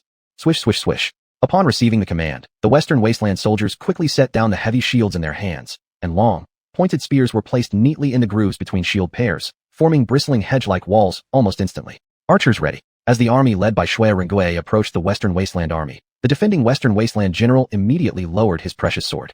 Release. Front and rear archers. Rapid continuous fire. Thud. Whiz whiz whiz. In a blink, 5,000 archers simultaneously released the arrows in their hands. Having completed this action, the Western Wasteland archers immediately exchanged positions with those behind them, where another row of archers took over and continued firing. Tens of thousands of arrows came flying over immediately. Watch out and charge straight through. Instead of slowing down, xuanhuan sped up even more. With his eyes fixed on the sturdy shields in front of him, he was lost in thought.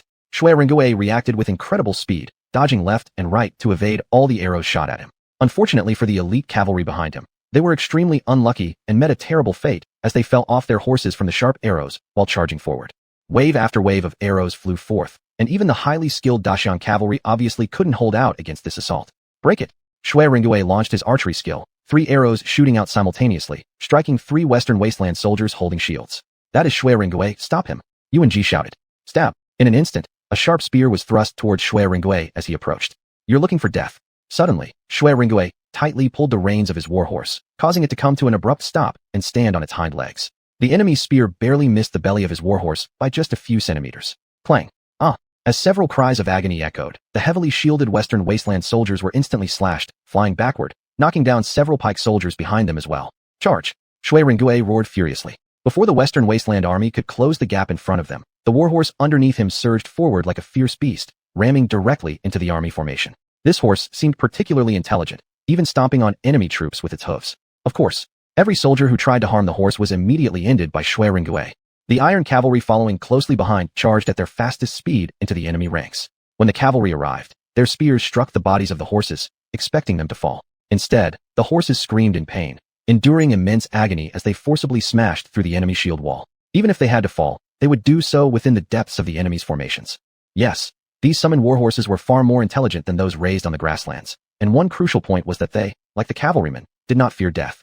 Chapter 97. The Great Defeat of the Western Wasteland Army, Part 2. The Western Wasteland Army, facing a battle formation several times larger than itself in the western region, was unable to break through. Now, this very army has become a huge joke before the Huang army. Any task that the soldiers of the Huang army want to accomplish, even if it's as hard as a rock, they would pay the price of their lives to complete it. The enemy's formations have been torn apart by large gaps, and General xuanhuan's cavalry is slashing through them with boundless slaughter. It's chaos, utter chaos. Furthermore, with tens of thousands of foot soldiers entering the battlefield, the soldiers of the Western Wasteland Army are retreating continuously after successive battles. Once upon a time, they could fight 2 enemies for every one of theirs on the battlefield of the Western region, but now, in front of the Huang army, they've become a joke. The opposing army fights harder than they do. Such an army is, in fact, a group of madmen. Yuan Ji, however, is somewhat at a loss. Some soldiers run past him, directly fleeing toward the central army. Worthless. A bunch of cowards. Who told you to run? The Western Wasteland Army that used to be willing to die fighting, when facing the Huang army today, how did they become like this? Junior General, we should quickly find a way to break through. If we keep fighting, all of us will perish here. Some generals who are running away reminded him. No retreat. Whoever dares to retreat, I will kill them, he shouted while pulling out his sword. At this moment, a corpse was hurled toward him. General, watch out, a group of young generals warned. Smack. The flying corpse, although not a weapon, still possessed considerable force. It collided heavily with Yuan Ji's body. Yuan Ji, having no way to hold it back, fell down immediately. The generals beside him, originally wanting to help him up, saw the coming person and immediately fled in panic like frightened birds. By the time Yuan Ji pushed away the corpse, he instantly felt an icy chill sweeping over him. When he looked up, xuanhuan's halberd had already swung towards him. Tear. Blood spattered everywhere. The tip of the halberd passed through Yuan Ji's neck, leaving his body lying there. The general is dead. The general is dead. Seeing this, a group of young generals were terrified and began to flee helter-skelter. Yuan Wu, leading the troops from the front, was forced into a desperate situation. Out of more than 20,000 men, only a few thousand remained alive, and he himself was being targeted by Li Tsunxiao.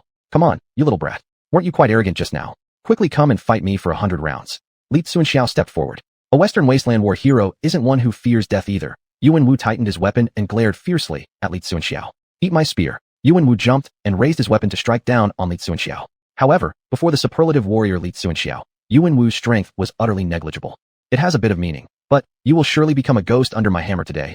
Li Xuanxiao chuckled coldly. At the moment when Yuan Wu's spear was about to fall, Li Xuanxiao's heavy hammer was already raised. Bang! A force akin to a flood surged into Yuan Wu's arm, causing the bones in his arm to crackle. His weapon slipped from his hands and flew away. Yuan Wu thought he saw death beckoning to him. The next second, the other heavy hammer in Li Xuanxiao's hand suddenly struck upward, hitting Yuan Wu's jaw directly. That's a solid iron hammer. A deep dent appeared in Yuan Wu's chin, splattering bone shards and flesh everywhere. As for Yuan Wu himself, there was no need to elaborate. He was thrown skyward violently and crashed down hard. Junior General. Several soldiers rushed forward to inspect, finding that Yuan Wu was already dead. Dead. The Junior General is dead. Bang. Li Xuanxiao hammered again, smashing through the enemy's defenses. A few soldiers flew backwards. These scenes caused Yuan Wei, standing on the chariot, immense grief. My son Wu. My son Ji. Uffed. Yuan Wei felt a sharp pain in his chest, spitting out a mouthful of blood. General, are you alright? A few subordinate generals supported Yuan Wei. However, faced with the completely collapsing army, Yuan Wei already knew that there was no saving it. But, his two sons died like this, how could he bear it? Supporting himself, Yuan Wei drew his sword and looked around. Soldiers, follow your general and fight against the enemy. Let them see the prowess of the Western Wasteland army soldiers.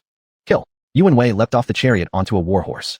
Seeing the commander charging ahead, these old soldiers who had followed Yuan Wei through countless campaigns gritted their teeth and also charged forward. But the Huang army was too powerful, their resistance eventually collapsed. With the last stubborn soldier falling, the entire battlefield was silent except for Yuan Wei, surrounded in the center. It's been worth it. I've killed more than 20 Wasteland soldiers. Yuan Wei said, his entire body covered in wounds.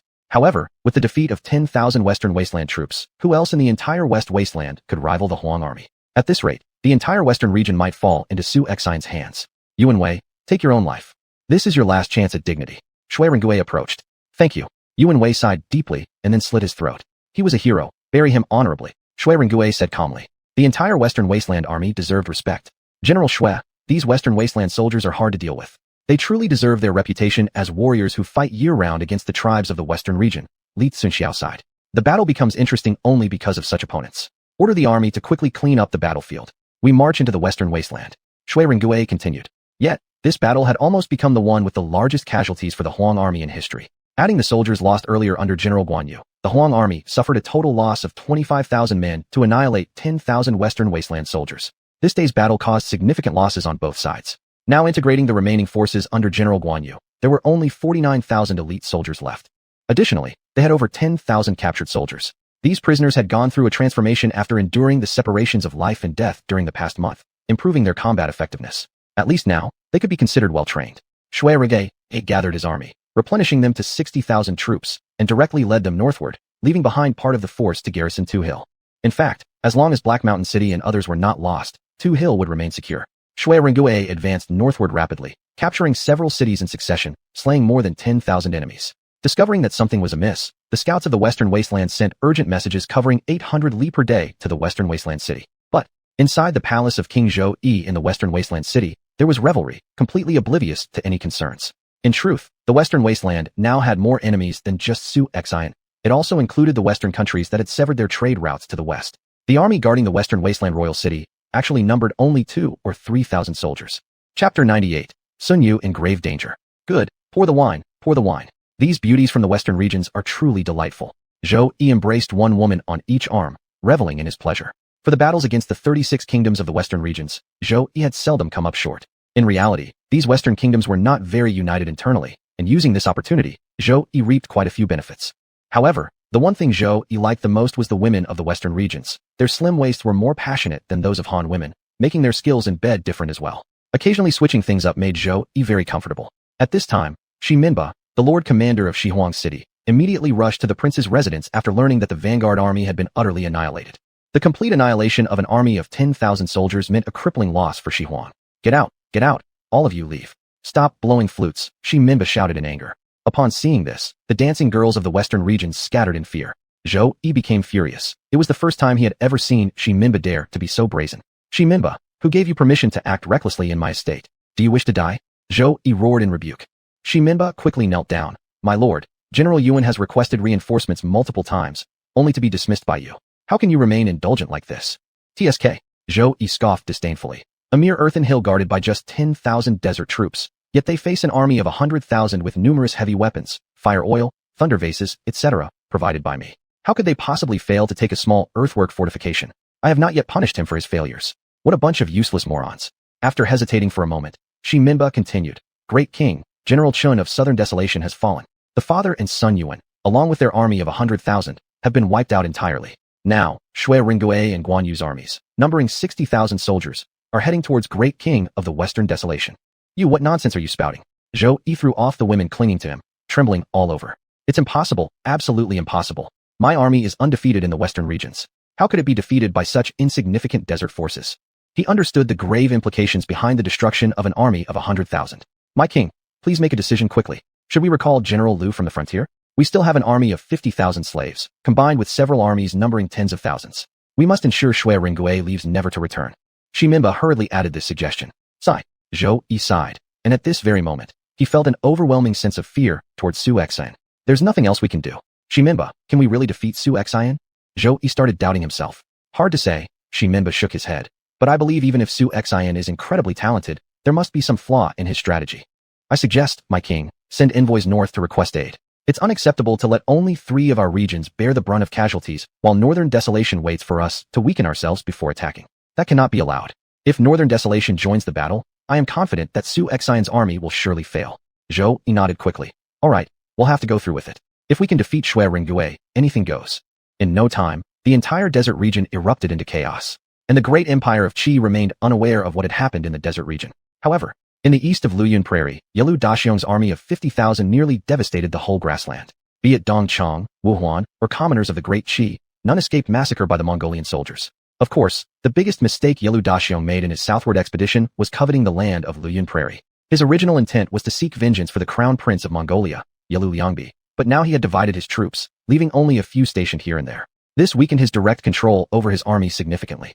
Moreover, he had chased Sun Yu for days and nights, failing not only to eliminate him completely, but also losing several thousand soldiers in the process. Even Yalu Daxiong couldn't understand how a civil official under the command of the Wilderness King, lacking capable generals, managed to cause such heavy losses. Damn, Sun Yu, this coward turtle, has entrenched himself in a dirt fortress and refuses to come out.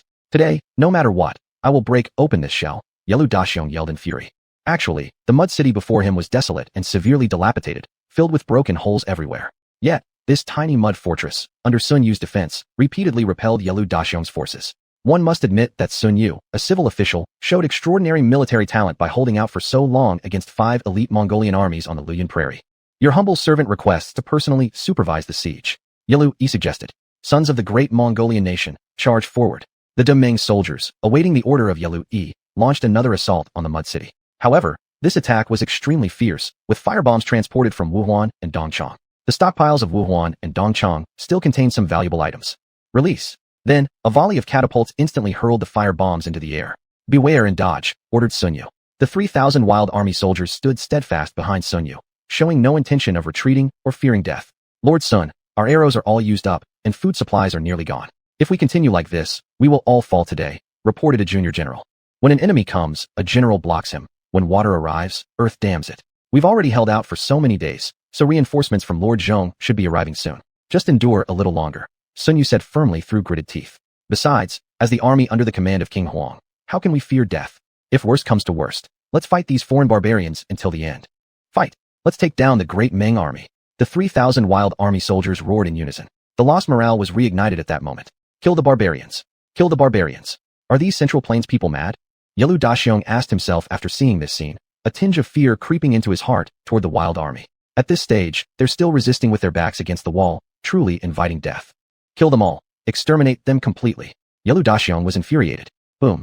The powerful fire bomb collided directly with the mud walls of the city, creating massive craters instantly upon explosion. Dust filled the air, and several wild army soldiers standing behind were consumed by the fiery destruction. Under such bombardment, no one could hold out for long. After consuming a large number of wild army troops inside the mud fortress, Mongol soldiers, including cavalry, surged into the mud city. The Meng cavalry is here. The wild army shouted as the Meng cavalry leaped high in the air. Immediately bending low, the wild army raised their spears and pierced straight through the bellies of the horses. The stomachs of the war horses were ripped open instantly. Screams erupted from the riders, who were terrified. With shock and panic evident on their faces, the Mongolian cavalry immediately fell into disarray. Chapter 99. Yu Fei comes to the rescue.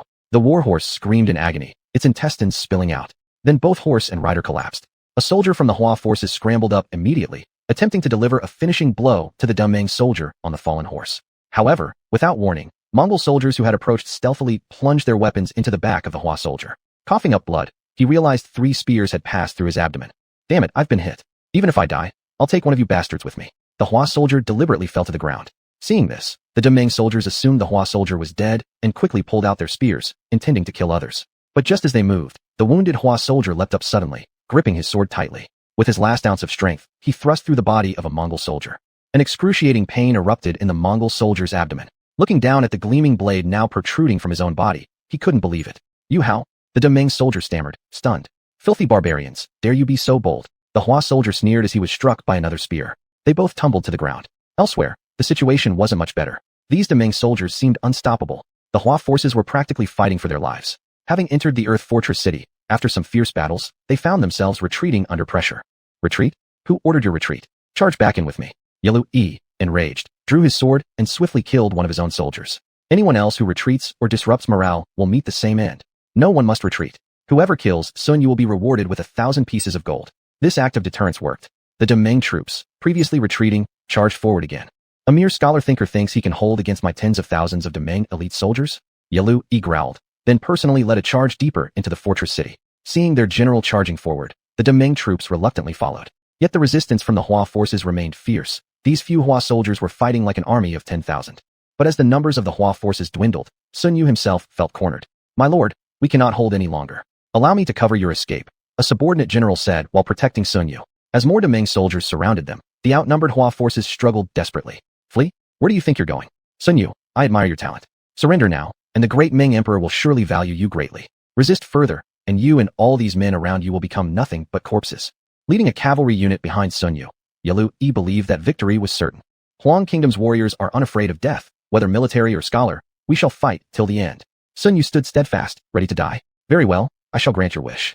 Yalu Yi seethed. "If you want to harm Director Sun, you'll have to step over our dead bodies." Several generals attacked Yalu Yi directly. Yet, Yalu Yi's skills were formidable, and in due time, he killed the opposing generals during their desperate duel. The head of Sun Yu could fetch a good price. Yalu Yi smirked coldly. In a swift moment, he swung his blade towards Sun Yu. Facing such a decisive attack, Sun Yu knew he could not dodge. "My fate is sealed. How unjust the heavens truly are." Sun Yu resigned himself to his inevitable demise. He had no way to block such an overwhelming blow. Suddenly, a sharp sound echoed through the air. At the very last moment, an arrow whizzed in, piercing straight through Yalu Yi's weapon-wielding arm. Instantly, Yalu Yi let out a shriek akin to a butchered pig, his face contorted in unbearable agony. "Director Sun, our Huang Kingdom forces have arrived." In the distance, Yu Fei raced on horseback, leading 10,000 cavalry behind him. The Huang flag fluttered proudly in the wind, catching everyone's attention and reviving the spirits of the demoralized Hua troops. "Our forces, our Huang Kingdom troops. Men charge." Tears of joy streamed down Sun Yu's cheeks. Meanwhile, Yalu Yi froze upon seeing the reinforcements. What sorcery is this? How could the Huang forces grow stronger instead of weaker? Shouldn't they all be engaged in the western and eastern wastelands? Why does another force appear suddenly? Yalu Yi gasped in disbelief. "Yalu Yi, it seems you won't manage to kill me today." Seizing the opportunity with Yalu Yi injured, Sun Yu retreated, being covered and protected by the remaining Hua soldiers. Neighing fiercely, Yu Fei's warhorse reared and leaped mightily over the fort wall. Who dares invade thus? Over 100 Ming soldiers looked curiously at Yu Fei, who had appeared so unexpectedly. "I am General Yu Fei, under the command of His Majesty the King of Huang. You are all surrounded. Surrender immediately." Yu Fei, speaking with his long spear in hand, suddenly pierced the throat of a soldier from Demeng at the front line. With a vigorous shake, a surge of energy was released, and like bowling pins, several soldiers were knocked down in succession. Whoosh! In an instant, a soft whistle passed by Yu Fei's ears. Suddenly, several Demeng soldiers appeared on a high slope above Yu Fei's head. They attacked him from different directions, chopping their swords down. Surrounded by enemies on all sides, this might have spelled doom for an ordinary general. But Yu Fei acted with incredible swiftness, stabbing one Mongol soldier through the body. Then with a powerful throw, the Mongol soldier flew like a kite cut loose and crashed into 2 other enemy soldiers.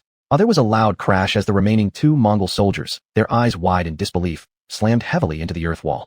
The fate of another wasn't much better. Yu Fei took the opportunity to draw his sword and behead him. With Yu Fei leading the way, the cavalry behind him swept through, massacring the enemy soldiers who died as fast as they came. Who is this warrior? Why has there never been any mention of such a person under Su Xian's command? Yalu Yi exclaimed in astonishment. "Let's withdraw." Yalu Yi didn't dare to stay. Survival was paramount. But after great difficulty infiltrating deep into enemy lines, their army suffered heavy losses at the hands of Yu Fei's Huang Kingdom cavalry unit. With no choice left, they had to retreat. And since Yu Fei had appeared with his cavalry on the other side of the earthen fortress city, Yelu Daxiong hadn't yet realized what had happened when he saw his troops retreating. You incompetents! A bunch of useless fools who can't even capture a small fish like Sun Yu. Yelu Daxiong swore violently. Whoosh whoosh whoosh. In the next second, countless arrows rained down like raindrops. It's archers! Defend! Defend! No one knew who shouted it, but all the Demeng soldiers began looking around frantically. The sharp arrows came from all directions, leaving the enemy too late to defend. Instantly, many were struck down dead. Kill the savages! Kill the savages! Around Yelu Daxiong, battle cries erupted in every direction. Chapter 100. Killing to the Great Ming border. I feel like everyone around us is a soldier from the Hong army. Are we surrounded by the Hong army? For a moment, the soldiers of Great Ming were nervous, a wave of panic rising in their hearts. From all sides, it was the Hong army, a vast and dark sea of them, stretching beyond sight. No one knew where these armies had come from. Yelu Daxiong's expedition wasn't only to avenge Yelu Liangbi. More importantly, he had learned from Taishu Ju that most of the Hong army now were fighting in the Hong domain, and there were only 10,000 garrison troops in the flowing cloud grassland. But to eliminate these 10,000 troops, he had to pay a heavy price, maneuvering with Sun Yu on the grasslands. Originally, he could have taken advantage of this opportunity to occupy the flowing cloud grassland, which was a great merit Great Ming had long coveted. Under the Hong King, General Yang Zixing is here. Yelu Daxiong, you cannot escape. Under the Hong King, General Zhang Xian is here. Yelu Daxiong, prepare to give your life. Under the Hong King, General Niu Gao is here. Yelu Daxiong, surrender your life quickly. The three generals each led a portion of their troops, encircling them. There were 40,000 Hong infantrymen, more than the Great Ming soldiers. The Hong army charged into the formation of the Great Ming army, mercilessly overwhelming them. The massacre began. Without doubt, the Great Ming army was defeated, collapsing like falling dominoes. Even the Great Ming army, known for its prowess in frontal battles, was no match for the powerful Hong army. Break through to the north. Yelu Daxiong headed north for a breakout. Coincidentally, stationed in the north was the less martially capable General Niu Gao. Also, during this southern invasion, Yelu Daxiong had led two 10,000-strong cavalry units. Apart from placing part of the troops to guard against the Wuhuan and Eastern Chongqing courts, almost all of the cavalry under Yelu Daxiong's command were brought out. Yelu Daxiong heading north for a breakout. His subordinates naturally included cavalry units as well. Niu Gao resisted with all his might, but still, Yelu Daxiong forced an opening wide enough to break through. General, you can't abandon me. Seeing the breakthrough, Yelu Yi shouted helplessly. Being injured, Yelu Yi himself couldn't break out. However, the Hong army did not show any mercy to the Great Ming soldiers, immediately launching decapitation actions. With even their commander fleeing, the Great Ming army became truly orphaned, facing nothing but death. Unlike Dongchang and Wuhuan, this group of seasoned warriors of the Great Ming army still had formidable combat strength. Still, they gave the Hong army quite a challenge. When the last Great Ming soldier was slain, the entire battlefield fell silent once again. At this time, Niu Gao, with a face full of regret, came before Yu Fei to admit fault. General, I am incompetent, allowing Yelu Daxiong to escape. Yu Fei took a deep breath. This isn't your fault. In this battle, we've killed over 30,000 of the Great Ming army, which already counts as a great victory. But excluding the 8,000 dead under Sun Yu, we've lost nearly 3,000 ourselves. These Great Ming savages will sooner or later become our Hong army's biggest threat. With the rise of those large countries on the steppe, currently around the Deqi country, are only strong enemies. General Yu, what's our next plan? Can we really let Yelu Daxiong return safely to the border? Yang Zixing was reluctant. This battle hadn't satisfied him fully yet. Currently, the soldiers under Yu Fei's corps were extremely spirited. We certainly can't. Great Ming nearly ruined our master's entire strategy. This matter can't end so easily. Sun Yu, take care of the aftermath while this general continues leading the army in pursuit, directly chasing to Chaona City to reclaim the East Chong and Wuhuan territories. That's also what our master wants. Order the whole army to proceed without rest and continue pursuing. Upon Yu Fei issuing the command, the great army quickly gathered. However, quicker than him was Huitzubing, though he didn't lead all 10,000 cavalry troops to gather in the East Chong and Wuhuan territories. With his 10,000 cavalry, gathering in territories defended by another 10,000 troops would cost too much. Moreover, after acquiring these places, some of his cavalry would need to be left behind to garrison them, making it impossible for him to accomplish great tasks. Especially when he heard that Su Xian had somehow recruited a major general to go assist Sun Yu, Huitzubing turned back. He was gambling, betting that Sun Yu could hold on until Yu Fei arrived. Indeed, before Yu Fei reached the Great Ming border area, Huitzubing quietly arrived leading 10,000 cavalry troops. Yelu Daxiong had taken away 5 legions, leaving the whole Great Ming border region now guarded by only 2 to 3 legions commanded by Murong Biao and Yu Qi. Not far from the border was Chaona City, a place that had almost no commoners. In reality, it was a military fortress where Great Ming stockpiled provisions and weapons. But since it was within the inner territory of Great Ming, the gates of Chaona City were rarely closed. After all, even at night, Soldiers guarding the border would return to the city, and besides, they were confident that no one would dare to openly attack Great Ming. Hua Tsubing's troops were cavalry, so naturally, he could not go there with great fanfare. Inside China City were around 5,000 soldiers, led by General Andu, a valiant general under Crown Prince Yelu Liangbi of Great Ming. That said, Crown Prince Yelu Liangbi of Great Ming truly had a group of capable talents under him. Daytime. A sandstorm covered the sky, making it hard for people to keep their eyes open. On his way, Hua Tsubing had already attacked many supply lines and patrols of the Great Ming forces. Changing into the armor and clothes of the Great Ming soldiers, Hua Tsubing prepared to infiltrate China City. 2,000 men escorted the food supplies in broad daylight as they approached China City. When I make my move, you must quickly take over the battlements of China City. This place stores an abundance of strategic materials. If we capture it, our lord can recruit more soldiers and lead us to conquer a vast land. Hua Tsubing instructed. I understand, General, nodded several generals beside him. Hua Tsubing suspected that China City stored the supplies and grains for Great Ming's southern expedition. Historically, this location had always been a transit point for Great Ming's invasions into the Qi. Of course, now the flowing cloud grassland caused Great Ming much trouble. The two tribes standing at the front provided a natural barrier, delaying direct conflict between the Qi and Great Ming. Halt! Andu, standing on the city tower, suddenly opened his eyes. He shouted down.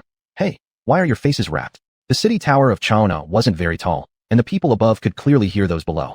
General, we've been ordered to deliver provisions, Hua Tsubing replied. However, the accent and tone instantly made Andu and the surrounding Ming soldiers look warily at Hua Tsubing and his men, as if ready to launch an attack at any moment. Chapter 101, Seizing Kanaking. Hua Tsubing's keen eyesight had easily noticed the subtle movement of the damning soldiers as they prepared to draw their swords.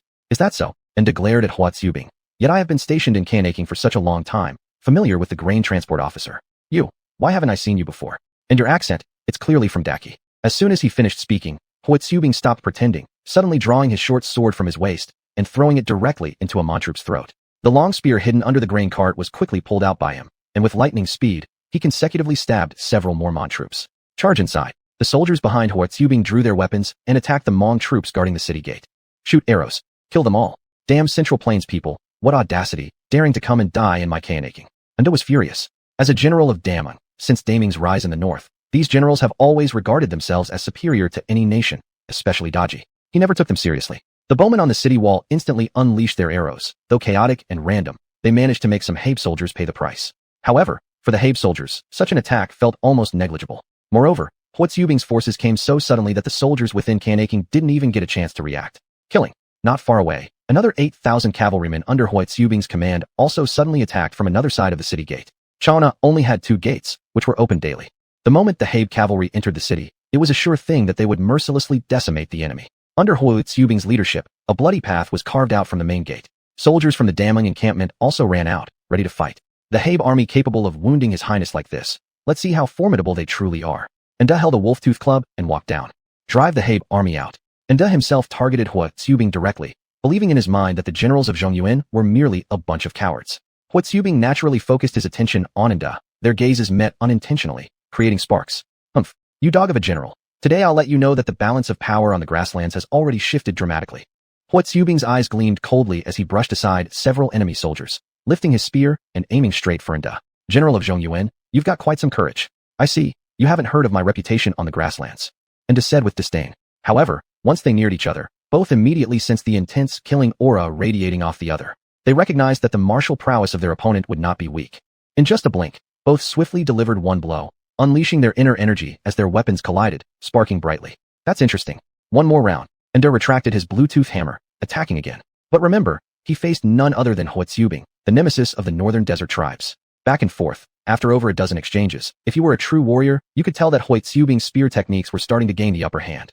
While the rest of the Habe army forcefully breached onto the tower, the Damang defenders tried to block their ascent, but underestimated the determination of the Habe army. After receiving a few blows, they simply grabbed their enemies and fell off the tower, dying together. In a flash, the Damang soldiers were pushed into a desperate situation. After dealing with the last Montroop, the Habe soldier hoisted the Habe flag. The military banner was practically the soul of an army. Upon seeing their main banner replaced, the morale of the Damang troops inside the city plummeted drastically. Facing Hua Tsubing's cavalry, the Damang soldiers lost combat ability instantly, unable to resist the overwhelming force regardless if they were infantry or cavalry. In less than half an hour, the Damang troops inside the city were nearly wiped out. At this point, Enda started feeling increasingly uneasy, because Hua Tsubing was growing stronger and fiercer. Youthful vigor was where Enda was most disadvantaged. Moreover, Hua Tsubing's swift spear technique effectively neutralized Enda's brute strength. Enda, do you think you can escape now? Hua Tsubing said. Instantly seizing the gap in Nda's defense, he thrust a spear forward, directly piercing through Nda's arm. Despite the intense pain, Nda realized that he was surrounded entirely by Habe soldiers. Mon troop soldiers were nearly all corpses now.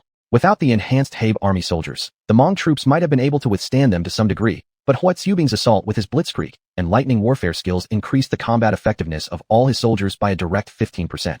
The already top-notch elite Habe forces now functioned practically as killing machines. How could the Hmong troops possibly be a match for that? Cough, cough.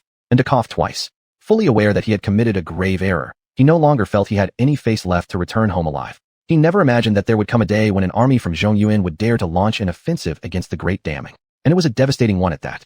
By losing Kanaking, Nda can only redeem himself through death to repay the emperor. Nda bitterly accepted his fate. The supplies and equipment of an entire city were handed over to the Habe army like this. How regrettable. What a shame. Kill him. Taking a step back, Hua Tsubing ordered several dozen spear soldiers holding long lances to stab forward in unison. Zzzzll.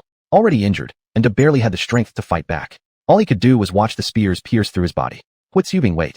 The armies of Damung will march south soon enough, and you'll pay dearly for your insolence, said Nda, delivering his final words before twisting his neck and dying. To tell the truth, the 100,000-strong troops of Damung were indeed somewhat intimidating. Still, the troops of Damung were much more formidable than those of Dongxiang or Wuhuan, forcing Hua Tsubing to lose over 800 cavalrymen. Go, count up the provisions and supplies. From now on, Kanaking will become our key strategic city for advancing into Damung, Hua Tsubing commanded. Then the entire army entered the city, shutting both gates tight. If the soldiers of Damung dared recklessly invade the territories of Habe, Hua Tsubing wouldn't hesitate to strike first against Damung. Hua Tsubing's specialty was unconventional tactics. With the loss of Kanaking, it remains to be seen whether Damung, renowned for its honor, finds this situation shameful. After clearing out the supplies, it turned out Kanaking was almost entirely a warehouse. Chapter 102, then forcefully step over. Hua Tsubing discovered that in Chaona City, there was nothing else but grain, fire oil, weapons, and even countless heavy siege weapons. General, we've hit the jackpot, reported a soldier. Preliminary estimates show enough grain for 50 million sure, 5 million taels of gold, 50 million taels of silver. Hua Tsubing's eyes widened, and his entire body tingled with excitement. He finally understood the phrase, sustain war through war. Initiating war meant the winning side could gain an unfathomable amount of resources. In that very moment, Hua Tsubing instantly became a war enthusiast. But the next chapter of the Daming people's nightmare had just begun. Grain from within Daming territory was still being continuously transported to Chaona City, and these individuals were almost destined to become victims under Hua Tsubing's army. However, the Daming forces stationed on the border had not yet realized that their supply line had been intercepted. Mongolian General Murong Biao, while on the grasslands, found the supply convoys plundered by Hua Tsubing and the dead patrol troops. Due to the bitter cold weather, the bodies had not yet decomposed but instead lay buried beneath the snow. What exactly is happening? Could it be that someone has broken through our border defenses? But whose audacity could be this great? Could it possibly be the Wild Army? Murong Biao could only speculate. Regardless of how much he pondered, it was impossible for him to imagine anyone breaking through the defenses except perhaps the Wild Army. After all, now Emperor Xuanhuan's position on the grasslands was far from optimistic. His armies had already swept through most territories controlled by Tielong's forces. Yelv Daxiong also sent his troops southward with lightning speed, defeating Dongxiang and Wuhuan kingdoms, nearly taking over the flowing cloud grassland. Even if Xuanhuan wanted to support them, he could not transport his army to the borders of the Great Mongol. Rather, he should focus on supporting the battles on flowing cloud grassland against Yelv Daxiong's forces. If he further sends his army into the Great Mongolian territory, it would enlarge the battlefield. The national strength of the Great Mongol was incomparably superior to the petty kingdoms within the wildlands. The intimidation of 1 million troops was far more effective than any threat. Other than the fearless wild army that bites recklessly like a mongoose, even the Great Qi wouldn't dare provoke enemies so openly. General, let's go back and check Chaona City. What if it's a small enemy force attacking Chaona City? There are fire oils and coal oils stockpiled there. Once attacked, they might burn down the whole city, asked the deputy general. Back to Chaona City. A premonition of impending disaster washed over Murong Biao. Meanwhile, on the East Wild battlefield, commanded by Taishu Ju, the Eastern Wild Army had stretched out a defensive formation on the mountain valleys. They established many defense measures, such as watchtowers, arrow towers, and horse repellers, hoping to drag the Wild Army into exhaustion. However, as nearly 60,000 troops led by Xuanhuan arrived, the advantage of both sides instantly vanished. Yet, Xuanhuan's arms factory below was already operating. Numerous weapons were transported to the front lines, Zhuge continuous crossbows, large crossbow machines, as well as a series of thunder bombs and bomb jars. My lord, this subordinate is incapable and failed to conquer the valley ahead. I almost lost the flowing cloud grassland. Wei Qing bowed on the ground. Stand up. This can't be blamed on you. General Taishu Ju of the East Wild Army is a rare talented general. Moreover, your soldiers are not entirely the elite troops of the Wild Army. Thus, it makes sense that you couldn't capture this place. Xuanhuan helped Wei Qing to stand up. Now he had some admiration for Taishu Ju, who managed to repair the fortifications of the valley so perfectly that even Wei Qing was at a loss. It seemed clear that in order to enter Wu Wei, they would need to pay a certain price. However, the weapons he brought with him now would surely deal the enemy a heavy blow. Especially the upgraded stone throwers combined with fire thunders would help solve significant issues on the battlefield for the wild army. Generals, who among you wishes to serve as vanguard and conquer the valley ahead? Su Xuanhuan looked around at several generals nearby. Zhao Yun, Su Chu, Dian Wei, Zhang Liao, and others. All capable generals. Need I even say? Conquering and raiding land naturally falls to me. Dian Wei requests assignment. Dian Wei bowed. Zhao Yun requests assignment. Su Chu requests assignment. Zhang Liao requests assignment. If he didn't have enough points currently, he truly wished to recruit a few more generals. Dian Wei, Su Chu, I hereby command each of you to lead 5,000 troops and attack simultaneously from both sides of the valley. Whoever can slay General Taishu Ju of the East Wild Army will be ennobled by this king as Marquis. Huitzubing proclaimed with enthusiasm. This reward of marquiship was unprecedented, thus immediately piquing both men's interest. To be honest, to conquer such a fortified city required mighty warriors like Dian Wei and Su Chu. Understood, my lord. The two generals could not conceal their joy. However, it would be extremely difficult to capture this place. Boom boom boom. Immediately after, a thunderous sound of war drums rang out from Su Xuanhuan's army. With great momentum, two contingents of 5,000 elite soldiers each emerged from the military formation. One by one stone throwers and crossbow machines moved forward. General, look quickly. Is the wild army preparing for an all-out attack? Bianhua asked in shock. When Wei Qing arrived here before, he didn't bring any heavy siege weapons, relying solely on human lives to fill the battlefield with his troops. But while Wei Qing's elite wild army troops fought well, once the captured soldiers, together with the Xuanhuan and Dongxiang tribes were deployed, their offensive capability significantly weakened. Though Taishu Ju could not handle the wild army, he had no trouble dealing with other tribal armies. This led the eastern wild forces within the valley to underestimate the combat capabilities of the wild army. In their view, the defeats of the southern wild army and the two major tribes of flowing cloud grassland could only be attributed to incompetence. What's there to fear? Wei Qing has attacked before, hasn't he? Didn't we nearly defeat him multiple times? In my opinion, even if Su Xuanhuan brings another 50,000 troops, so what? Crown Prince Chu Li of the Eastern Wild King sneered with disdain. That's right. Su Xuanhuan has those few troops. Yet he didn't go save the flowing cloud grassland, but instead brought his army here. Likely, the flowing cloud grassland has already been entirely annexed by Yelv-Daxiu. Hence, Su Xuanhuan had no choice but to concentrate all his forces here in an attempt to turn around the situation. If we hold on and wait for Yelv-Daxiu's great Mongol force to arrive for a pincer attack, Su Xuanhuan will surely meet his doom, or better yet, we can even reclaim the southern wild territories that have been occupied by Su Xuanhuan. Second Prince Chu Jiang also agreed. These two crown princes under the Eastern Wild King thought exactly this way, which wasn't entirely wrong from Taishu Ju's perspective. In light of such circumstances, the wisest move for Su Xuanhuan would be to abandon some territories and consolidate his forces as a precautionary measure. Chapter 103. Really tough to handle. The two princes are right. As long as we hold our ground, the advantage will eventually be ours. As an old general who had fought many battles, Taishu Ju now began to have a bit of disdain for Su Xuanhuan's wild army. Perhaps in his eyes, as long as they held the valley and used it as a shield, they could intercept Su Xuanhuan's army. If it were a regular army, this might work. As long as they held out for enough time until their allies won on other battlefields, once a siege was formed around South Wilds, Su Xuanhuan would surely fail. However, such thoughts would never come true for Taishu Ju. He wouldn't know how many soldiers Su Xuanhuan actually had. They're coming. The enemy is approaching. Chu Jiang shouted. Fire! Whoosh whoosh whoosh. One after another catapult, armed with fire bombs, hurled them toward the valley. In front of the fire bombs, the wooden-built defensive fortifications seemed somewhat fragile. It's the fire bombs. Take cover. The Eastern Wilds army soldiers, upon seeing the fire bombs flying overhead, instantly showed signs of panic. The destructive power of these bombs was something they'd already experienced. Boom. The next second, the fire bombs instantly exploded on the enemy's fortifications. Huge flames surged up like flowers blooming in the air. Sand and rocks from the mountain were splashed several meters high. What could be seen was that the bodies of the Eastern Wilds army soldiers were also blown up into the air by a couple of meters. Among them, blood and severed limbs of the Eastern Wilds soldiers scattered everywhere. The entire mountain was covered under the attack of the fire bombs.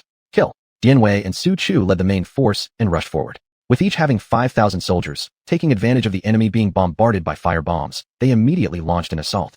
Archers suppressed the enemy. Taishu Ju personally entered the battlefield and commanded the operations. Upon receiving the order, the archers ignored the cannon fire from the wild army and stood up in the trenches. Then, bowstrings pulled tight, sharp arrows flew toward the wild army soldiers. Seeing this, the wild army soldiers quickly raised their shields. Although there were only 5,000 troops, they possessed fighting strength far exceeding that of the over 10,000 strong army previously commanded by Wei Qing.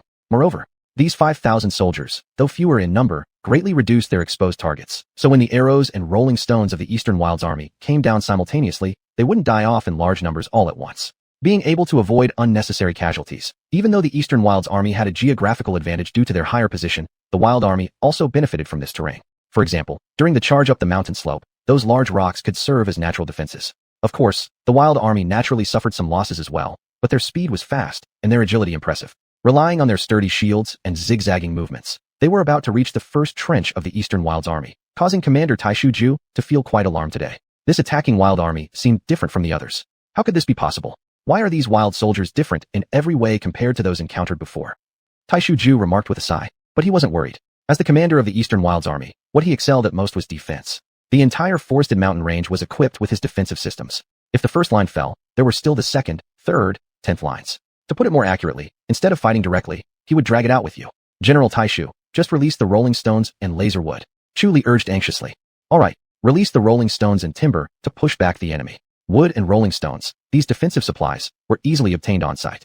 These would give the Wild army a serious dose of trouble. Fire! The flag bearer immediately conveyed General Taishu's command through flags. And the rolling stones and wood were already piled in the mechanisms. All that was needed was to pull out the pins, and these stones and wood would surge forward like floodwaters consuming the Wild army.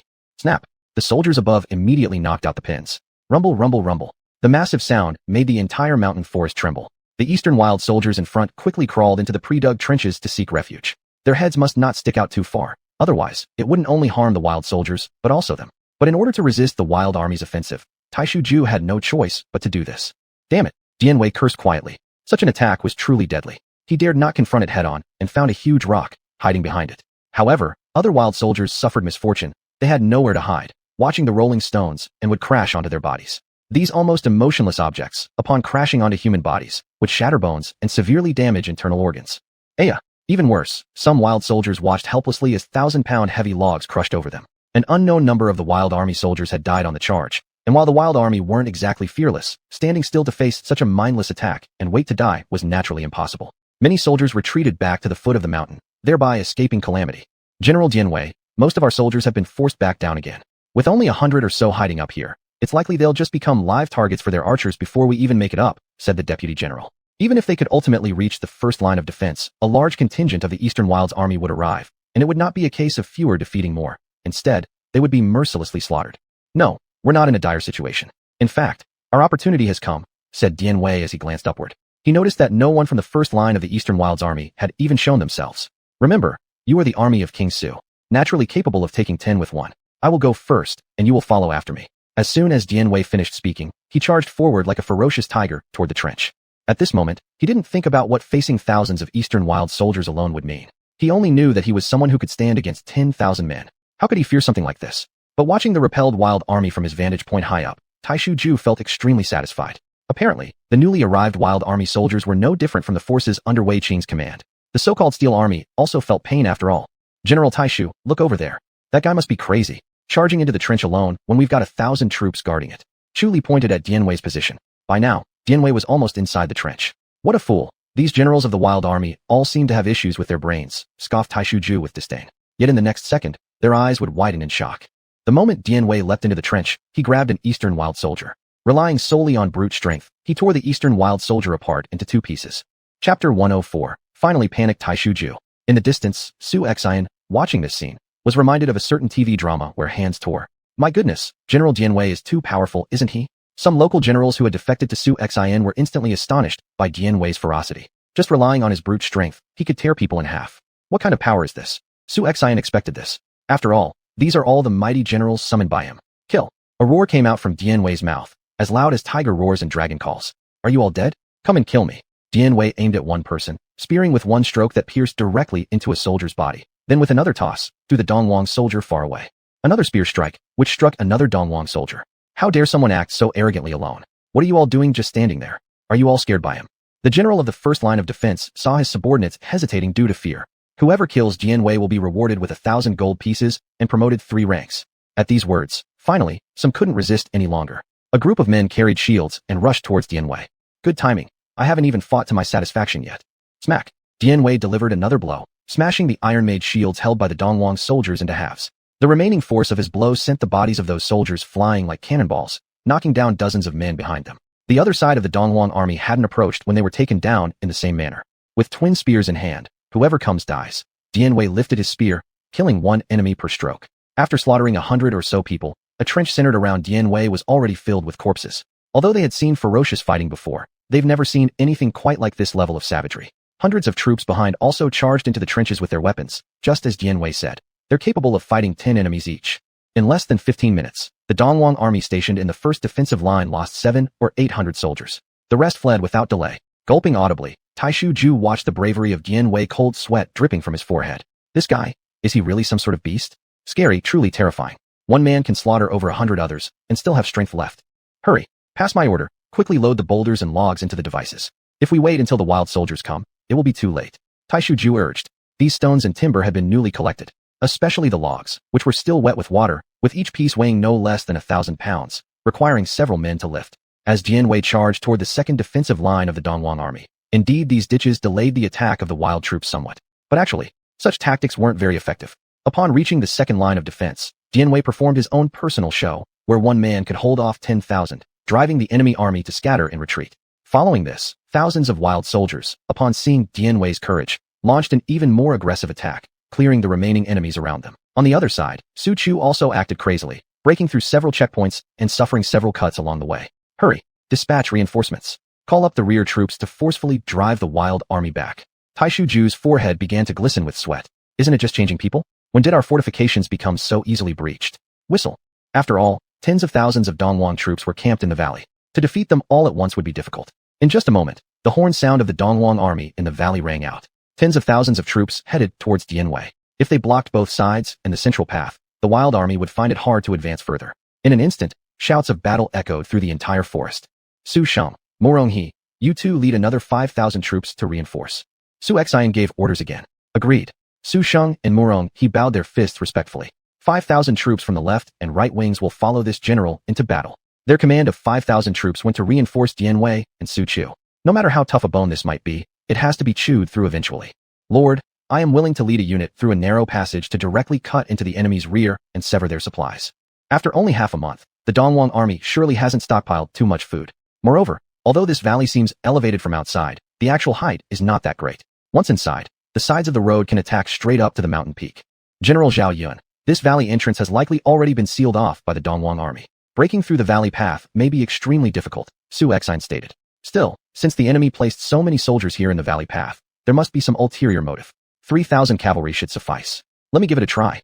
Zhao Yun asked expectantly. Good, approved. Su Xian nodded. Thank you, my lord. Zhao Yun was overjoyed. Finally, he was able to go into battle. Watching Dianwei and Su Chu charging ahead, it made Zhao Yun itch with excitement inside. In an instant, under Zhao Yun's command, the 3,000 cavalry followed closely behind, launching a fierce assault on the enemy forces. The one guarding the valley entrance was Chu Jiang. Damn it, these wild troops actually came here. These desert mountains naturally cannot compare to the 10,000 great mountains in the south. The terrain is lower. Even Zhao Yun's cavalry can charge up to the mountaintop. Once the cavalry arrives, it will be troublesome. The iron hose of the cavalry will sweep everything away. Let that enemy general taste our prowess. East Desert Cavalry. To battle. Chu Jiang pointed with his spear. In a flash, 10,000 cavalry from behind him charged out directly. Zhao Yun activated the long dan, enhancing the combat effectiveness of his cavalry by 15%. Surely something is suspicious. Deploying so many cavalry is fine. Today, I will slay them 7 times entering and exiting, Zhao Yun said without fear, full of fighting spirit. Then, 2 East Desert generals holding spears lunged toward Zhao Yun. But when it comes to wielding long spears, few can rival Zhao Yun. He smoothly leaned sideways and evaded both attackers. Immediately after, Zhao Yun swung a counterattack spear, piercing through one of their bodies.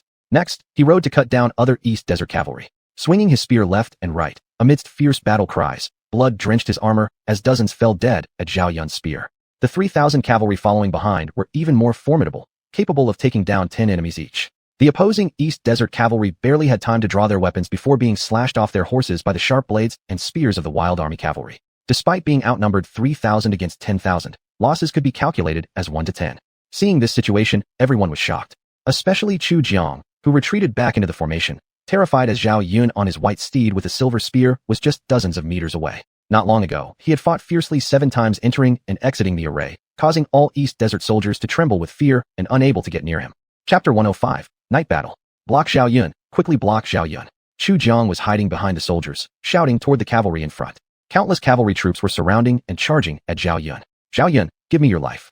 Several generals rushed to attack Zhao Yun. Zhao Yun remained silent, but those sharp eyes seemed to have spoken for him. Suddenly, an enemy general lunged at her chest. However, this obvious offense posed no threat to Zhao Yun. Mounted on her warhorse Yi Zhao Yu, Zhao Yun immediately reached maximum speed. She dodged with a swift twist of her body and returned with a spear stab that pierced through his back. The enemy general screamed in agony as he fell from his horse. In front of Zhao Yun, countless more enemy cavalry suddenly appeared. She quickly adjusted her posture and delivered one thrust to each side. The enemy soldiers fell to the ground. This kind of movement repeated several times as Zhao Yun killed wave after wave of enemies. However, her true target was Chu Jiang, who was hiding behind a shield. Useless fools, all of you. You can't capture a single person? What good are you then? Chu Jiang cursed loudly. Second young master, please stop cursing. Zhao Yun is coming towards us. A general behind the Dongwang shield bearers cried out. Hold him back, quickly hold him back. Chu Jiang became greatly alarmed. Was this man fearless? Was his strength inexhaustible? After such a long battle, Zhao Yun remained incredibly fierce. Su Xian's generals were each like monsters, more terrifying than the last. Whoever stands in my way shall die. Zhao Yun roared ferociously. One thrust struck against an enemy soldier's shield, whereupon the shield bearer immediately felt a massive force come upon them. Both man and shield were sent flying away. Too powerful, truly too powerful. Seeing this situation, Chu Jiang attempted to flee, but Zhao Yun's eyes had already locked onto him. With a swoosh, the Longdan spear flew directly from her hand. Chu Jiang could already feel the icy coldness emanating from the spear tip, and it terrified him so much that he dared not turn his head. Rip! In an instant, the Longdan spear had pierced straight through Chu Jiang's body. Pooh! A mouthful of blood spurted out. Looking at the spear point protruding from his chest, Chu Jiang's entire body went cold, trembling incessantly. I don't want to die like this. Then closing his eyes, he fell over. This frightened the surrounding generals into a state of shock, rushing over to inspect Chu Jiang's condition. He was, after all, the crown prince. If he died on the battlefield, their heads would likely be on the chopping block upon returning. Humph. Zhao Yun laughed coldly, drew her accompanying sword, fought fiercely again, and led the cavalry charge forward, because she realized that the two sides of this valley were very low. Anyone could climb up, making it even more advantageous than frontal attacks. A day-long intense battle ensued and eventually ceased just before the blood-red twilight fell. However, Su Chu and Dian Wei, these two lunatics, did not intend to retreat. Instead, they stationed their army on the mountain. Having endured a sleepless night, everyone was exhausted. But Su Xian provided new provisions, salted dried meat, compressed biscuits, making retreat unnecessary. Still, today's battle inflicted heavy losses on both sides. The Dongwang army lost nearly 10,000 men, while the elite forces of the Huang army also suffered 3,000 casualties. Nightfall. Bonfires blazed in the valley. Su Xian's army also set camp during the night. Lord, once we enter the valley, our army will be able to play a more significant role. At present, Generals Dian Wei and Su Chu have already fortified the two sides of the valley. It'll be impossible for the enemy to hinder our army's advancement. Zhao Yun painted a detailed picture of what she saw in the valley earlier. If we decide on a decisive battle tonight, what do you think? Su Xian asked the generals. Taishu Ju now has only 70,000 troops left. If he confronts us directly, the enemy army will surely fail without a doubt. We should try it. Wei Qing said. We request permission to fight. Generals Zhang Liao, Rong Ho, Helian Xiong, Gu Mao, Gu Tinglong, and others requested orders one after another. To establish themselves within the Huang army, there was no other option but to gain merit through battle. Good. In that case, tonight I shall personally lead the army into battle. If I take to the field, the morale of the whole army will inevitably soar. Su Xian said resolutely. Agreed. All generals accepted the order, showing a determined look. Under the starry night, the fragrance of roasted meat spread throughout the camps of the Huang army. Alas, the Dongwang army could only chew on dry hard steamed buns.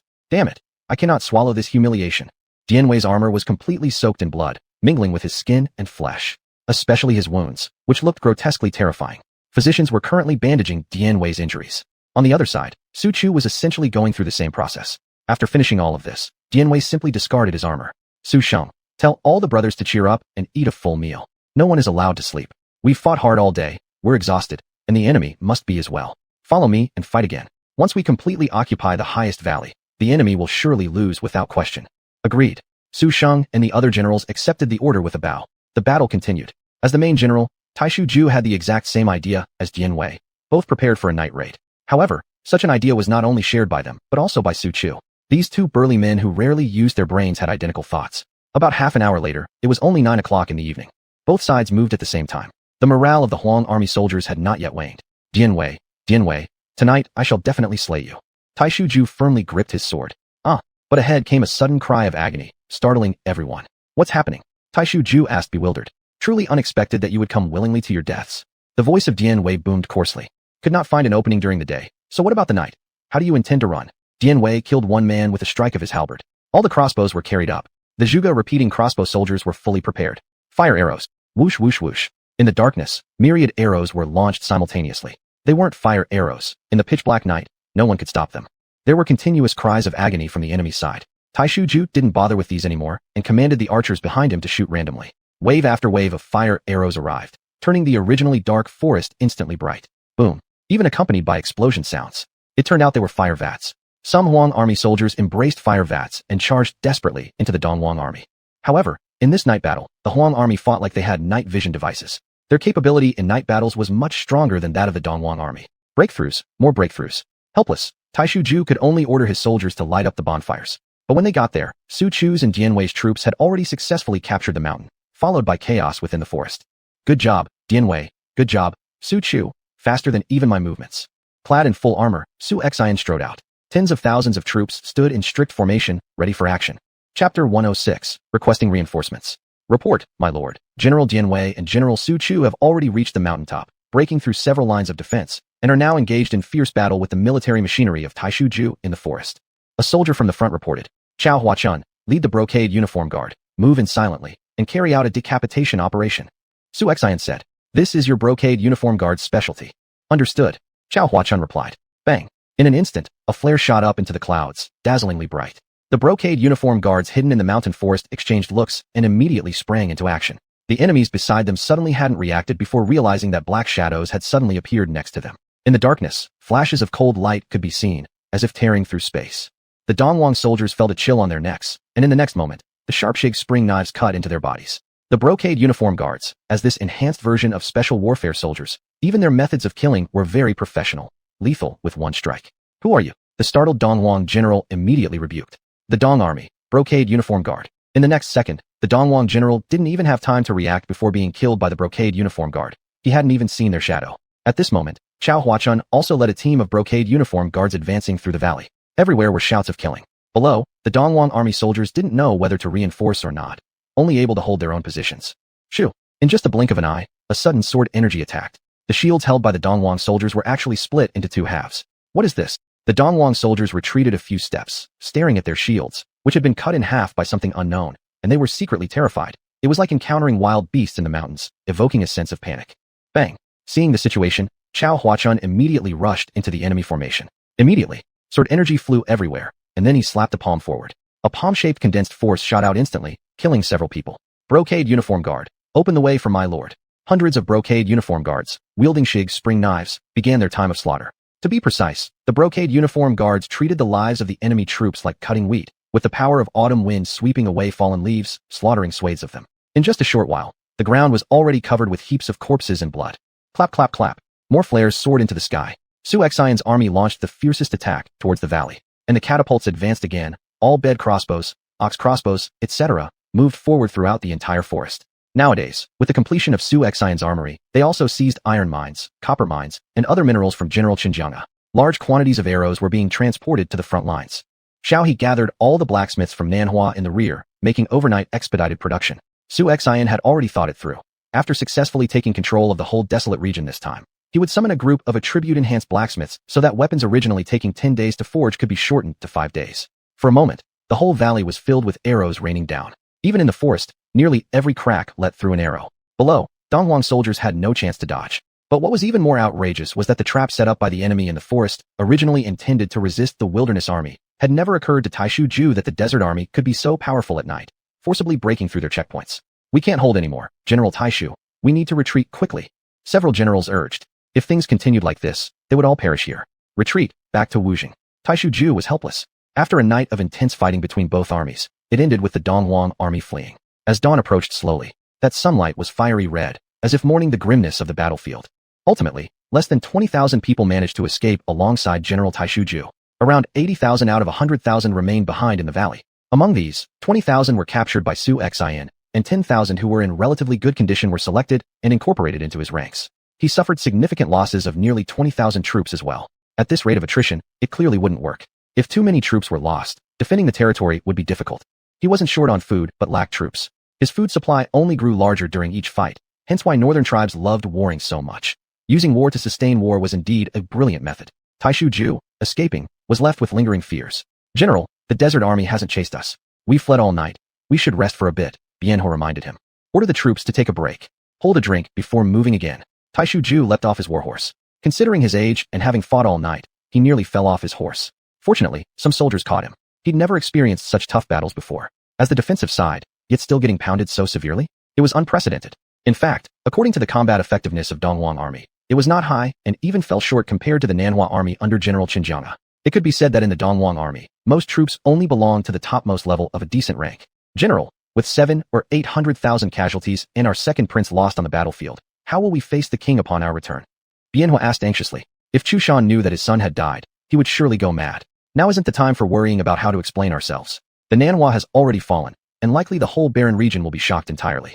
I estimate the current state of the Xuanhuan army won't be much better, Tai Shuju said worriedly. The pressing matter now is to quickly ally with the Beihuang and form a united force. Otherwise, within half a year, the entire desolate region will be conquered by xuanhuan. Speaking of combat power, the Beihuang forces were the strongest, followed by the Xuanhuan. Only by uniting all three armies and deploying together would there be any chance of victory. Report. At this moment, a soldier suddenly rushed over. General, scouting report from the Luyun grasslands. Tai Shuju immediately became extremely excited. Xuanhuan's Luyun grasslands. Could it be that they have completely fallen into the hands of the damning forces? If we can ally with the damning kingdom, then no matter how fierce Xuanhuan's army might be, it would be futile. The soldier quickly shook his head. General, fearfully, the situation is dire. Under the command of Emperor Huang, another formidable general has emerged named Yu Fei, leading 500,000 troops to attack the Luyun grasslands. Yelv Daxiong retreated back into the grasslands after suffering defeat. But along our way back, we discovered Hui Tsubing leading 10,000 cavalry alone, apparently heading toward Kanaking City.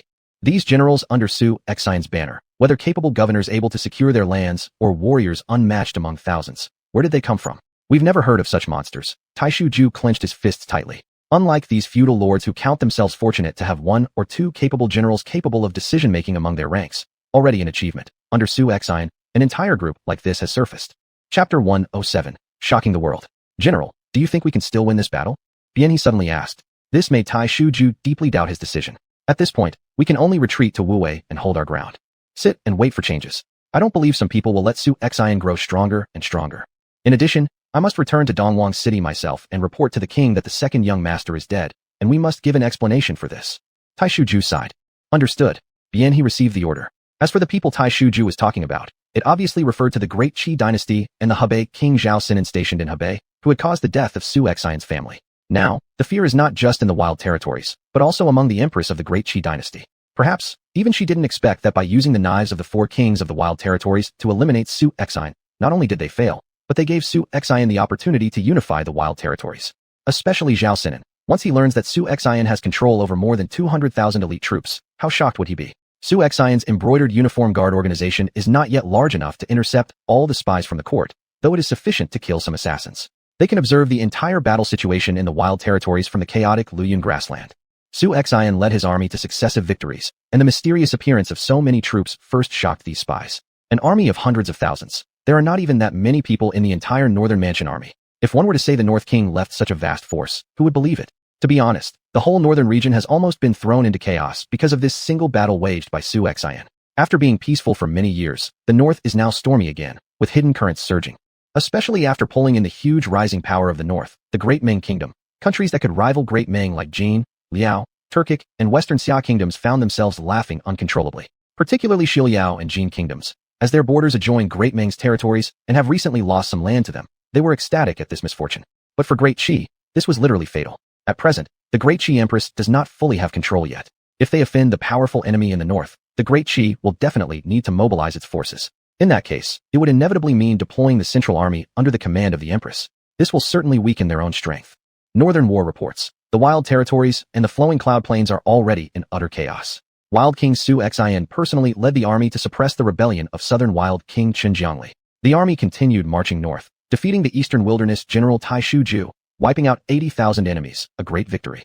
Under Wild King's command, General Shui Ringui and Guan Yu decisively defeated the western wilderness army, cutting down their General Yuan Wei and Lu Wei, annihilating the entire force of 100,000 western wilderness soldiers, another great victory. Under the Wild King's command, General Yu Fei on the flowing cloud plain greatly defeated the Mongolian General Yelu Daxiong, destroying tens of thousands of enemies. The army is continuing its pursuit of retreating enemies. According to the latest reports, Yu Fei's army has reclaimed 2 princely courts, approaching the border of Great Ming, achieving yet another great victory. All news was good news. This was deliberately arranged by Xuanhuan. Of course, it was also arranged by Su Guang. But Su Guang did not reveal all of Su Xian's capabilities. An army of more than 200,000. Wouldn't this place Su Xian at the center of controversy? The news spread far and wide. Incredibly uplifting, especially for those old veterans from the Northern King's army. They are taking covert actions, awaiting the day when Wild King Su Xian can return to the capital. What joy for some, sorrow for others. For some sons of nobility who publicly mocked Su Xian, as well as some ministers within the court, they are worried in their hearts now. Seeing Su Xian's growing power, sooner or later, he will return to the capital, just like the former old Northern King who carried swords into the palace chambers. Whoever acted against the nation's benefit faced immediate execution. They cannot imagine what kind of scene awaits with a prince even more terrifying than the old Northern King returning to the court. Who would have thought that our Wild King, who nobody favored, would turn out to be so fierce? For decades, the Wild Territory and the flowing cloud plain problems couldn't be resolved, yet he is close to completely conquering them. Oh my, just months ago, I was calling Su Xian useless because Su Jian was gone. Will he seek revenge when he returns to the capital? That's right. Judging from his multiple advancing armies, hasn't he gathered around 200,000 to 300,000 troops already?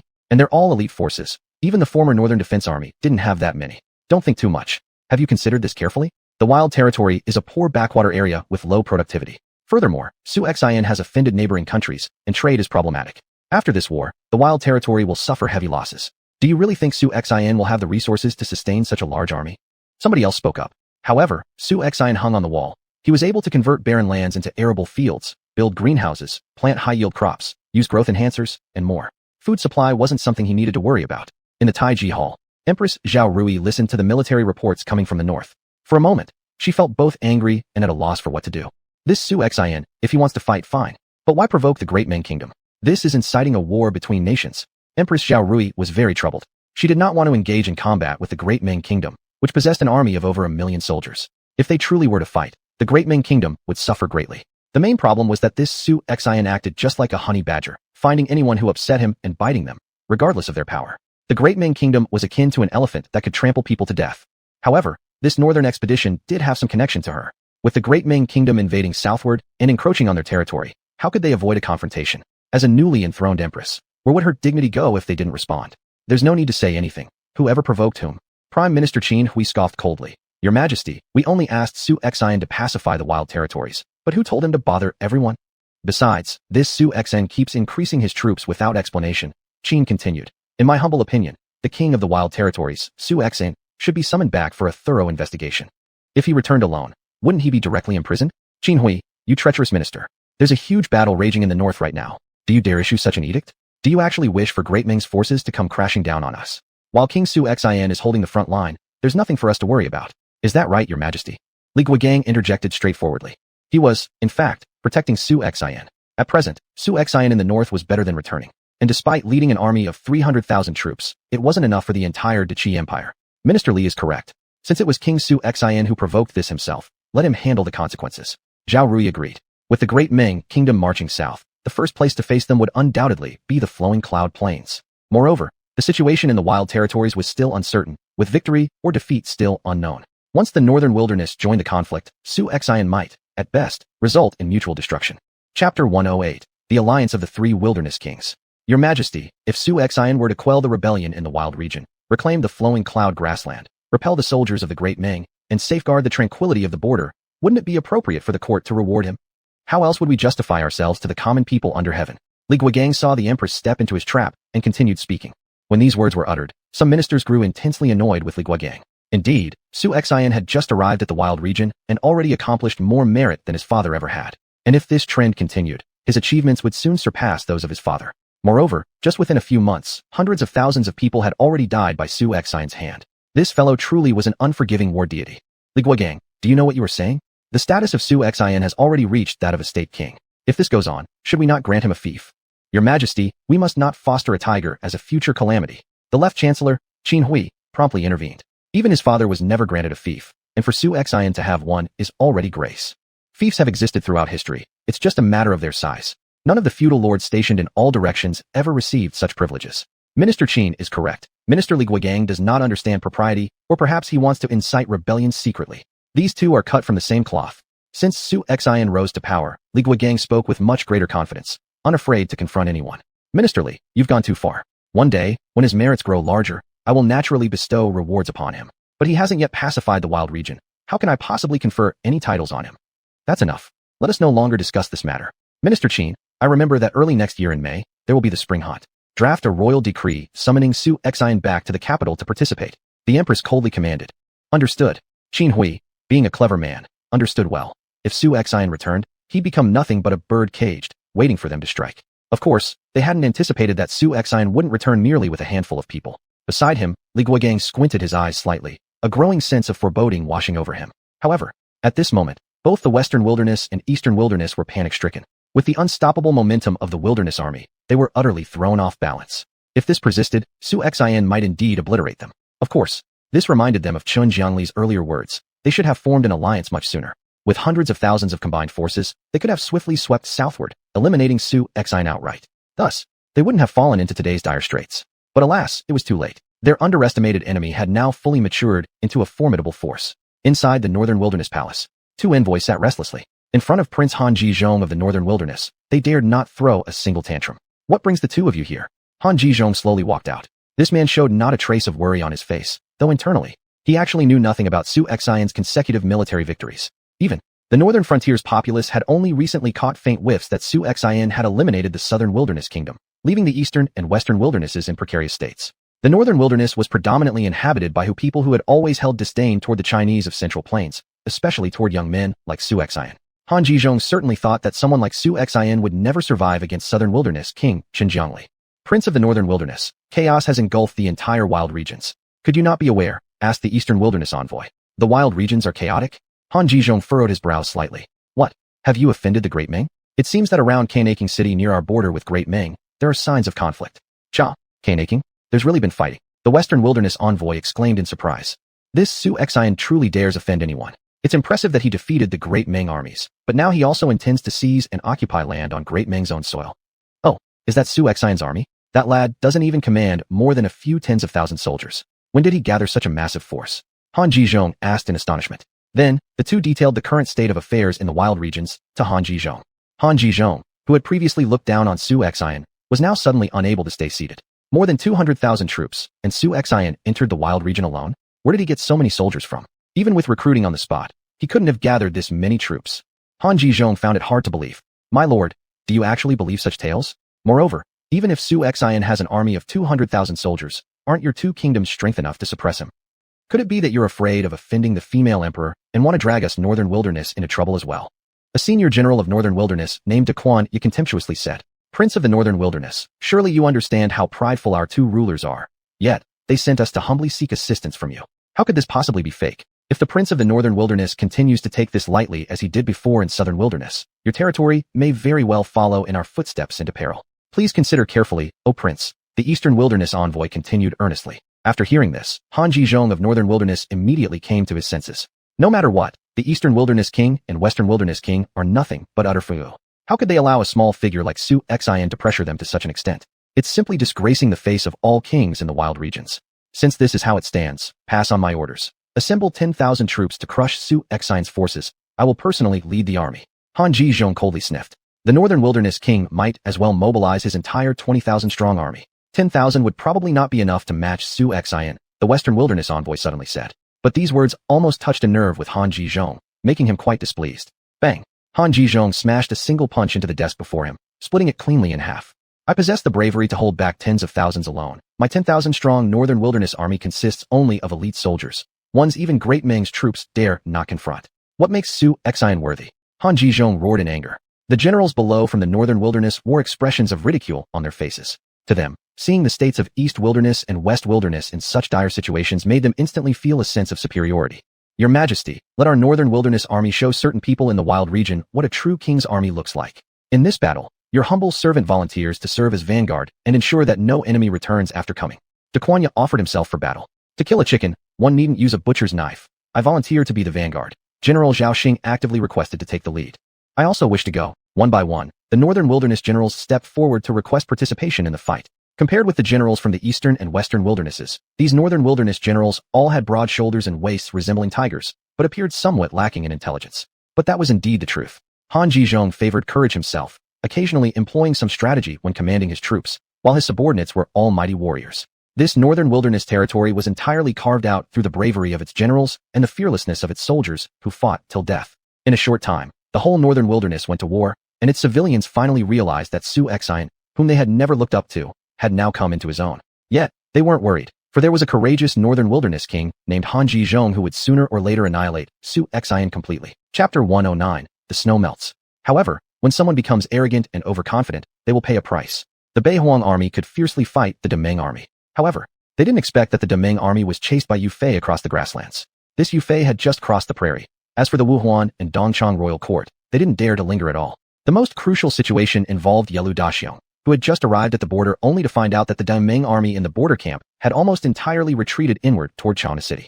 Upon inquiry, it turned out that Huitzubing, that brat, had actually led 10,000 cavalrymen to secretly seize Chana City. Without heavy weaponry, generals like Murong Biao and Yu Qi could only besiege Huitzubing inside Chana City. But then again, they eventually realized that this siege seemed rather pointless. After all, this was Chana City, their supply depot for grain and provisions. Huitzubing inside had ample food, water, and seemingly endless supplies of oil and defensive machinery. That oil was being used as if it were free. Whenever the enemy advanced, Huitzubing's forces would simply throw down flaming oil. Who could endure such tactics? Meanwhile, in the western wastelands, Shui Ren Gui's mighty army, numbering over 67,000 soldiers, struck fear into the hearts of the western wasteland forces, making them too afraid to leave the city even with General Lu Gong back in command. This old man, after being soundly beaten by Shui Ren Gui, could only station his 3 myriad-strong force on the side flank of Shui Ren Gui's massive army. Yet, facing Shui Ren Gui, Lu Gong dared not launch an attack. Active offense would certainly result in defeat against the armies of the wastelands, potentially causing heavy losses. Of course, the various kings of the wastelands attributed much of their failure to this heavy snowfall. As time passed, the white snow of the wastelands began to gradually melt away, exposing the land beneath. For the generals of both the eastern and western wastelands, it seemed their counterattacks were just around the corner. However, such thoughts appeared somewhat naive in the face of the powerful wasteland army. Outside the great encampment of the wasteland army, Shui Ren Gui, Li Siyuan Xiao, and Guan Yu reclined leisurely in their lounge chairs, basking in the sun. Fellows, this lounger contraption Lord Juba made sure is comfy. Perfect for this warm weather, Shui Ren Gui said casually while munching on grapes, utterly at ease. Scholar General Shui, how much longer must we wait? Our tens of thousands of troops have already rested for 5 or 6 days. If we continue idling about this afternoon, the eastern wasteland might be conquered, leaving our grand army still lagging behind. Guan Yu couldn't help but ask. You said something about training new recruits, yet their combat ability has skyrocketed these past days. The whole army has been honing its weapons and skills, ready for battle. Now is the perfect time to strike. What's the rush? Isn't the sun shining bright? Shui Ren Gui replied with a faint smile. Our strategy to defeat the enemies will take shape within a few days. I've already dispatched Zhou Qing to scout intelligence. He'll be back soon. Speaking of whom, Zhou Qing arrived swiftly on horseback, galloping into the camp. Here, Shui Ren Gui rose up. Zhou Qing reined in his horse and approached Shui Ren Gui, reporting, General, I've investigated thoroughly. The upstream portion of the Wild River has started melting. Under your order, I've already quietly directed men to block it upstream. General Li Siyuan Xiao, have you finished chopping and drying the wood I asked you to get? Shui Ren Gui continued asking. Naturally, Li Siyuan Xiao replied. These days of clear weather help dry out most of the moisture from the wood. Wonderful, hasn't our strategy for victory already come together? Shui Ren Gui chuckled. Guan Yu seemed to grasp something. Does General Shui intend to block the river upstream, gather the water, and then flood Xihuang City? Shui Ren Gui nodded. Exactly. Isn't it lucky that the terrain of Xihuang City is close to the Wild River? Then, he unfolded a map next to him. But according to my knowledge, the amount of water upstream in the Wild River may not be sufficient to flood Xihuang City. Guan Yu furrowed his brows. Even if there were snowstorms in the wastelands, it would still be nearly impossible. Did General Guan not notice that this year's snowfall is significantly heavier than in previous years? The snow volume upstream this year is 10 times last year's. Once this snow melts, it will cause an extraordinary flow. Besides, a few days ago, I already instructed Zhou Qing to lead people armed with shovels to dig diversion canals. All preparations are complete now. All that remains is breaking the levee. Of course, I feel sorry for the civilians of Xihuang City and am willing to give Zhou Yi one more chance. Summon a group of archers and fire into the city all the notes we have prepared. The defending soldiers and civilians of Xihuang City, if they don't want to die, should understand well that it's time for them to rebel against King Zhou Yi, this corrupt ruler. Shui Ren Gui clenched his fists tightly. The generals exchanged glances, immediately breaking into joyous laughter. So Shui Ren Gui had been secretly preparing this big move here? Scholar General Shui, once you carry out this plan, you will offend the common folk of Xihuang City. They will surely hate you afterward, Guan Yu reminded. For victory, it must be done this way. Shui Ren Gui paid no heed to these considerations. His goal was nothing but victory. Whether the lives of the opposing country's commoners lived or died had no bearing on him. Sigh, it's truly a pity for the more than 20,000 civilians in the city. Guan Yu sighed. Then he sent out troops to gather. Guan Yu had also flooded enemy forces with water many times before. In a short while, 10,000 soldiers had already gathered below Xihuang City. Among them were 3,000 archers and 7,000 infantrymen. Clomp, clomp, clomp. The neatly organized footsteps immediately made Shi Minba, the commanding general of the city's defenses, tense up. Has Shui Rengui gone mad? Not long ago, wasn't there an unsuccessful assault on Xuanhuan City? And now they're here again looking for death. I really don't understand what's going on in these Wasteland army generals' heads. Why are you so worried, General? Maybe Shui Rengui has no other options and is just trying to scare us unnecessarily. The deputy commander seemed quite at ease. Unbeknownst to them, what was about to come would be an earth-shattering disaster. Release. As the Xuanhuan forces continued their endless speculations, 3,000 archers from the Wasteland army simultaneously fired their arrows. It's the crossbows. Beware and defend. Shi Minba shouted out, and the soldiers quickly raised their shields. Tap tap tap. In an instant, the arrows struck against the shields. Some careless soldiers of Xuanhuan were shot dead. Even worse, quite a few arrows penetrated into the city. Retreat. Before the Wasteland army even advanced further, they retreated after firing. Why is the Wasteland army retreating again? Shi Minba felt puzzled. The soldiers of the Wasteland army clearly exaggerated their strength, scoffed the deputy commander, smiling smugly. General, there's paper attached to these arrows. A soldier detached the message from one of the arrows. Capitulate within 1 day, otherwise, every single chicken and dog will be slaughtered. Seeing those words, Shi Minba couldn't help but sneer and chuckle aloud. It seems Shui Rengui has reached the end of his rope and resorts to these childish tricks to try and shake our military morale. How laughable.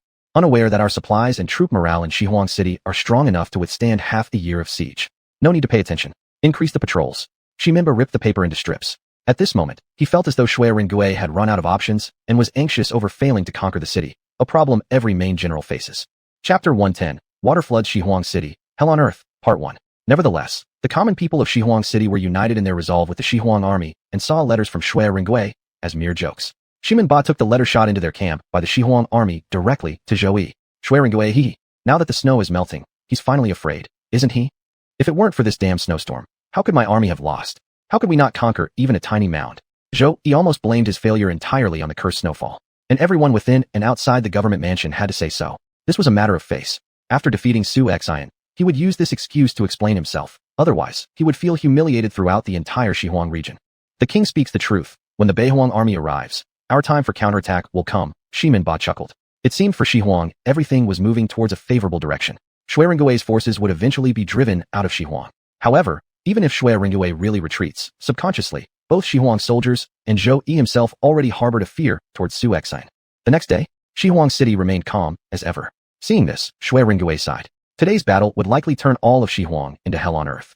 Let the snow melt for 1 more day, said Shui Rengui. By dusk, everyone onto the wooden rafts. As soon as the order came, all troops of the Xuanhuan army preparing for battle stood at attention. At this moment, on the side of the Huang River, the crude dike stood over 10 meters high, precarious and unstable. The water inside was pitch black, its depth unfathomable. One glance at it brought fear. All soldiers, stand by waiting for General Shui's command. Zhou Qing spoke loudly. All soldiers were ready, awaiting Shui Rengui's order to immediately break the dam. During these days, Shui Rengui had dispatched men upstream, something not unnoticed by Lu Gong, a general of Xuanhuan. General, something doesn't seem right. Why are the Xuanhuan troops running up to the upper reaches of the Huang River? That terrain is extremely high. I've also discovered they're transporting piles of yellow mud outwards. You don't think they're constructing a dike to block the water flow, and then once full, they'll burst it open to flood Xuanhuan City, do you? A deputy general couldn't hold back his suspicions any longer. And besides, I checked downstream, and the water level there has recently decreased significantly. How is this possible? The water volume up there is minimal. Even blocking it for half a year wouldn't collect enough water. And anyway, our land here is mostly desert due to the scarcity of rain. Does Shui Rengui actually believe he can flood Xuanhuan City with such a method? Lu Gong frowned slightly. But, with the snow melting, and this year's snowfall heavier than usual, once melted, our villages downstream may suffer. Instead, this calamity seems to shift all the misfortune directly to Xuanhuan City. The deputy general continued.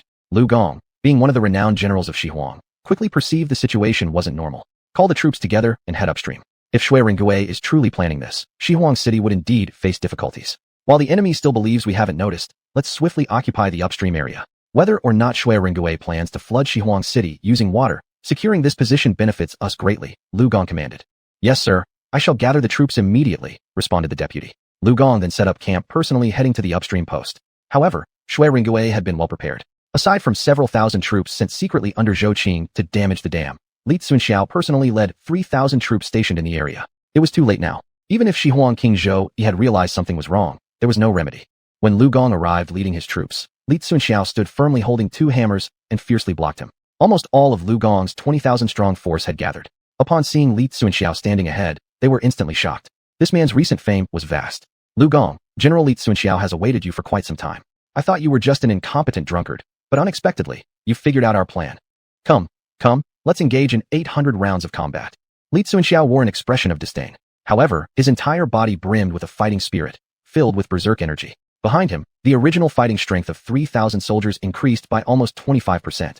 It seems your real intent is to breach the dike and drown Xuanhuan City. Shui Ringgui is a madman. Dozens of thousands of innocent civilians reside in Xuanhuan City. Would you allow it to transform into hell on earth? Lu Gong roared in condemnation. What does it matter to me? I need only victory. The survival or death of Xuanhuan's military and civilians has no relation to me. We've already given you the opportunity to survive, yet you didn't cherish it. Then, only death remains. On the battlefield, there is no mercy or compassion. Only one lives while the other dies. Li Xuanxiao snarled through gritted teeth. Li Xuanxiao was a killing machine. In his view, any number of deaths was worth it for the victory in war. Alright, you think this small force can stop me? Do you really believe my Xuanhuan army consists only of cowards who drink and eat? Kill Li Xuanxiao and his despicable Xuanhuan soldiers. Kill them all, roared Lu Gong. Kill. In an instant, tens of thousands of troops charged forward. Li Xuanxiao's blood boiled with overwhelming battle lust. The two large hammers in his hands crashed loudly, emitting sharp, piercing sounds. Perhaps others would find it hard to withstand these 20,000 strong forces, but the one standing before them was Li Xuanxiao. Having boosted his combat power by 25%, he pushed his capabilities to unprecedented heights. Good, you've come. We cannot sit here waiting to die. Follow me, and let's break out. With a roar, Li Xuanxiao moved forward. He wouldn't wait around to be struck by enemy arrows.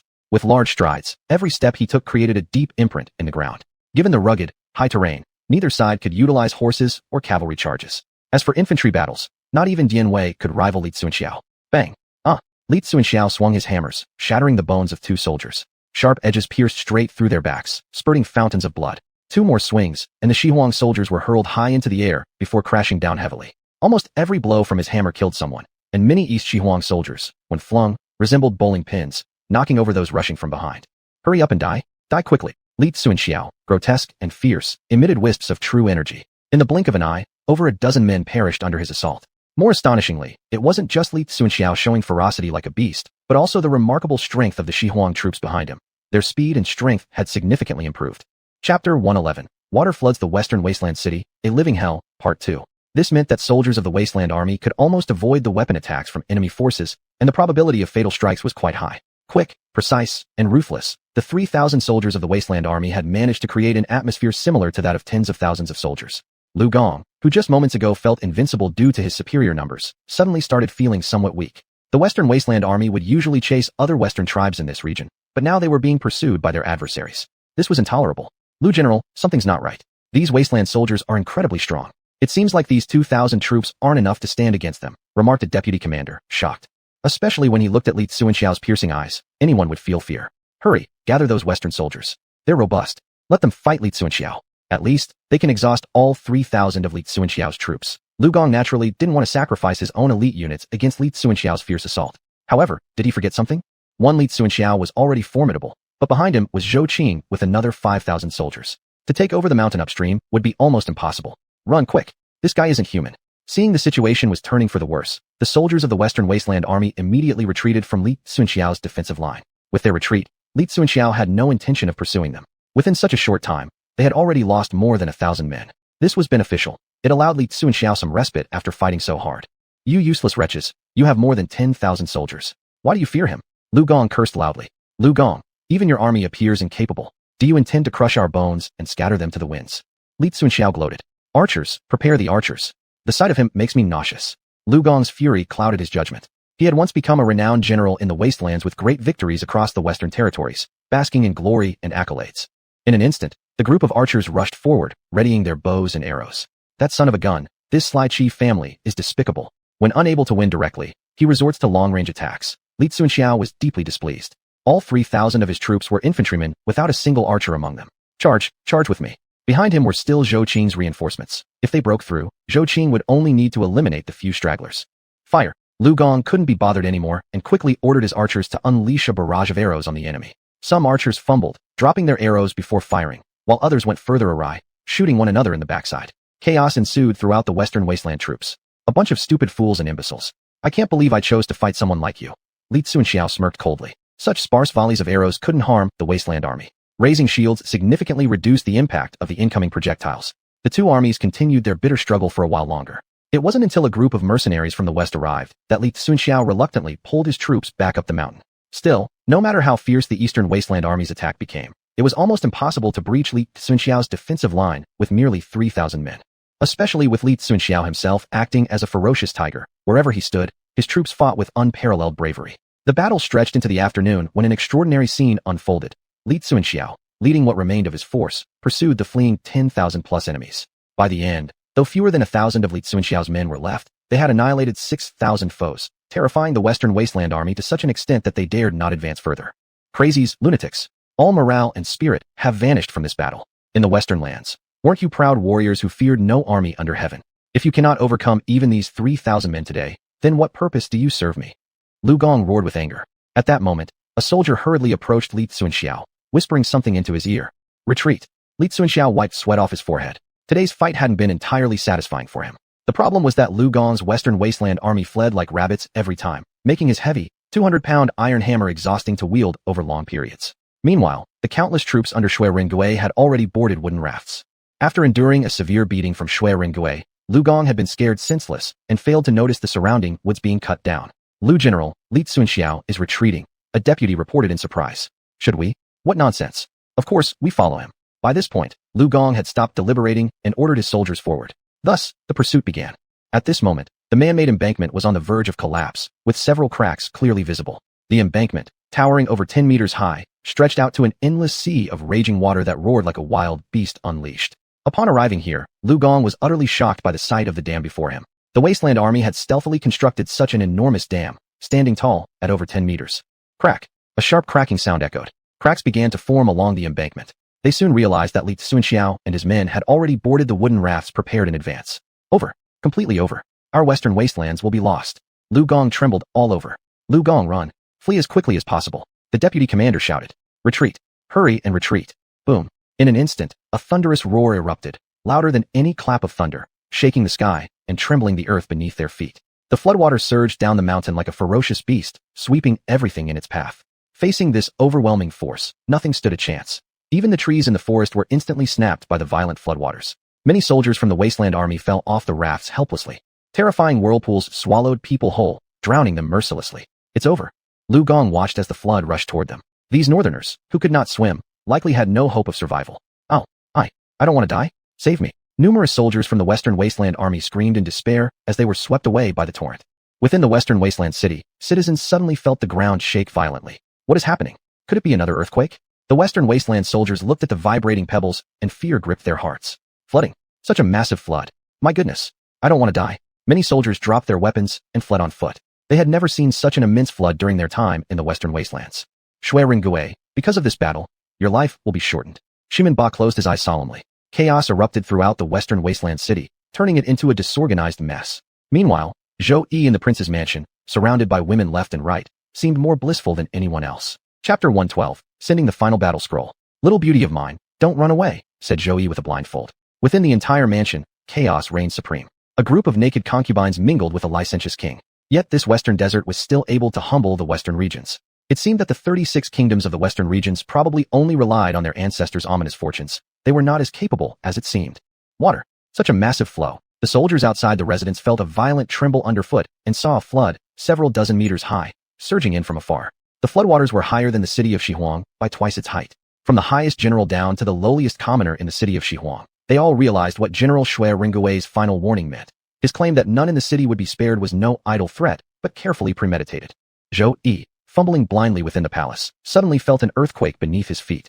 He quickly tore off the blindfold from his eyes, experiencing a heavy, shapeless pressure, forcing him to gasp for air. What's happening? The external guards had long fled. Just as Zhou Yi stepped out, he saw a huge flood wave already rushing into the city, submerging half of the western desert city, while enormous waves several dozen meters high surged straight toward him. My end has come. Zhou Yi thought his surrendering now seemed useless. In just a few seconds, the entirety of Zhou Yi's mansion was swallowed by the flood. The flood arrived swiftly but also receded just as fast. Shui Ringui and his army stood atop a high mountainous area, looking at the vast ocean that covered the city of Xuanhuan. His gaze remained unshaken and calm. He wouldn't show mercy for the enemy troops because if he hadn't acted thus, there would have been immense casualties among his own men. Moreover, he did offer the Western Desert King Zhou Yi an opportunity to surrender and also extended this offer to the citizens of Xuanhuan City, yet none agreed. Consequently, Shui Ringui viewed all the civilians and soldiers in Xuanhuan as enemies. Being an enemy, he would show no mercy. A pity for the citizens of Xuanhuan, Guan Yu sighed. Prepare, our forces will enter the city. Have our medics immediately rescue anyone we can save, Shui Ringgui commanded. Yes, nodded Guan Yu. He immediately instructed the soldiers below to commence rescue efforts. After being struck by such a tremendous deluge, the entirety of Xuanhuan was left in shambles, with fallen trees, silt everywhere, and the remains of collapsed houses strewn about. Such a calamity necessitated significant post-war reconstruction, which required substantial funds. In the end, after Guan Yu tallied the casualties in Xuanhuan City, more than 300,000 people, citizens and soldiers combined, perished instantly due to the flooding. Most couldn't swim, drowned in mere minutes, battered by strong currents filled with thick logs and debris, causing near-instant death. Many citizens collided directly with boulders or city walls, meeting near certain death, and others were pierced through by sharp branches jutting out, impaling many corpses. Scholars quickly sent teams to thoroughly clean the city following the floods to prevent epidemics from breaking out. Otherwise, things could spiral uncontrollably out of hand. Send word to our lord about the situation in the western desert, Shui Ringgui proclaimed loudly. Yes. Soldiers received the order and set out promptly to deliver the news over 800 miles eastward toward Danghuang. Meanwhile, in Wuhuai, tens of thousands of Dongwang troops gathered. Su Xian's army, consisting of 70 to 80,000 men, didn't rush into attack just yet. He was waiting, for once both east and west deserts were defeated, the northern desert would definitely be restless. Ding! Congratulations to the host. Successfully annihilated the western desert. Reward points, 2 million. Su Xian perked up before the desk. Shui Ringgui, you've truly not disappointed me. Ding! System task issued. Unify the desert regions. Reward points, 12 million. The sheer number of points motivated Su Xian even further. Good, absolutely fantastic. My lord, what makes you so delighted? Yu Qian questioned curiously. Shui Ringgui has already wiped out the western desert. Victory reports will arrive soon. Su Xian told Yu Qian. How does my lord know this? Asked Yu Qian puzzled. Intuition, smiled Su Xian. Once the western desert is destroyed, what remains in the desert realm are the eastern and northern deserts, which won't pose much challenge anymore. Yu Qian, do you have any way to entice the entire northern army to march south so that I can deal with the eastern and northern deserts simultaneously without needing to handle each individually? Yu Qian stroked his chin. I hear that Han Zhizhong from the northern desert is exceptionally valiant, doesn't like deceitful maneuvers, but prefers head-on combat. In the past, when fighting against the grassland tribes, he gained countless victories through his prowess, solidifying his reputation in the northern desert. Perhaps, my lord could send a battle invitation, inviting the eastern and northern desert armies to face each other in a decisive battle in Wuwei. Su Xian nodded. I've heard of this guy before. He's quite peculiar. Since that's the case, you write this battle invitation. I have great appreciation for your linguistic and literary skills, Yu Qian. Yu Qian vowed solemnly. Lord, rest assured. I guarantee that upon reading my battle letter, Han Zhizhong will lead his forces to directly engage in a decisive battle with us. Order officer, Su Xian called out. A few order officers from outside came in. Transmit the order. General Shui Ringui's troops must leave a garrison force in the western wasteland and immediately lead the main army to Wuwei to converge with us. Su Xian commanded. Oh, one order officer quickly went down to act on the command. Chao Huachan, how are Yu Fei's and Hui Xubing's armies doing? Have we received any news? Su Xian continued asking. According to our secret service, Hui Xubing is besieged in Chaona City by thousands of Mongol troops. But as the defender of the city, with supplies inside the city, Hui Xubing has managed to fiercely repel the Mongols until they're utterly disoriented. The Yu Fei regiment is estimated to be almost reaching Chaona City soon, reported Chao Huachan. Send an order to Yu Fei. Resolve the Chaona City issue within several days, then march toward Wuwei. Isn't Han Zhizhong arrogant and disrespectful? Let his northern desert army take a good look at what it means to be the best in the world. Su Xian confidently gave this command because he had great trust in Yu Fei and Hui Xubing. Moreover, the tens of thousands of Mongolian soldiers in Chaona City now were like headless flies, wildly colliding around everywhere. They were not something to fear at all. Yila Dashong knew well that he'd caused trouble and dared not report it upwards. The most critical point was that Chaona City was of extremely important strategic value, yet it had been lost under their watch. If this information were to reach the Mongol court, even if one didn't die, one would lose a layer of skin. Woo! Throughout the Mongol military camp, the sound of horns prepared for battle spread across. Yela Daxiong, Murong Biao, Yu Qi, and other generals outside Chaona City, commanding about 40,000 troops, arranged their formation to meet the enemy. By Yela Daxiong's side stood another individual, none other than the Grand General in charge of southern military affairs, who even Yela Liangbi had to show respect to. Yeluingyi. Chapter 113, Arrogance Comes at a Price. Yeluingyi, this guy, is a truly renowned general who can be mentioned in the same breath as Yelu Liangbi. In fact, Yeluingyi's fame even surpasses Yelu Liangbi's because he engaged in battles earlier and had already made a name for himself before Yelu Liangbi. Is this the ragtag army that sent you fleeing like rats? Our great Ming Empire is invincible in the north. No nation can stand against us. And now, you've been routed by merely a few tens of thousands of these so-called wild soldiers. You've disgraced the face of our great Ming nation. Yeluingyi immediately burst into rage and berated them harshly. The people of the steppes value honor more than life. Especially in their minds, the army of Daki consists mostly of wine-soaked cowards. Before the northern king emerged, the Dachi army was often beaten to the point where they sought peace and surrendered. Now that the old northern king is dead, what they call the Dachi Empire is nothing but a joke. Yelu Daxiong dared not speak under such rebuke. After all, in front of this famed general, whatever he said was right. General Xuanhuan, the wild army is extraordinarily fierce, far stronger than those armies of Dachi. Their combat prowess isn't even on the same level. We must not take them lightly. Of course, I naturally know that the soldiers under General Xuanhuan have undergone countless battles and are elite warriors. To annihilate this ragtag group would be effortless. Yelu Daxiong reminded him on one side, while praising Yelu Ingyi on the other. After all, these renowned generals from around the world are arrogant. Even before losing to Yu Fei, Yelu Daxiong himself carried an immense pride. To be honest, the current generals under Su Xian owe their growing reputations to stepping on the laurels of these famous generals of the Great Ming Empire. Yelu Ingyi was quite displeased. He had never regarded this alleged force of Yu Fei's as worthy of his attention. Yelu Daxiong, this is why you will always remain a subordinate general while I am destined to lead. I intend to meet the commander of the enemy forces personally, Yelu Ingyi declared, then pulled out with his warhorse. On northern battlefields, confrontations are almost always direct head-to-head clashes without subterfuge or treachery. The strength of the troops determines everything. General Yu, the enemy's main general, has appeared. Why the change? Yang Zixing frowned deeply. The moment Yelu Ingyi stepped out, his aura clearly surpassed that of Yelu Daxiong. I am Yelu Ingyi, the Great Ming's Jinan general. Who among you is the leader of the wild army? Yu Fei? This general is he. Yu Fei emerged, riding his horse forward.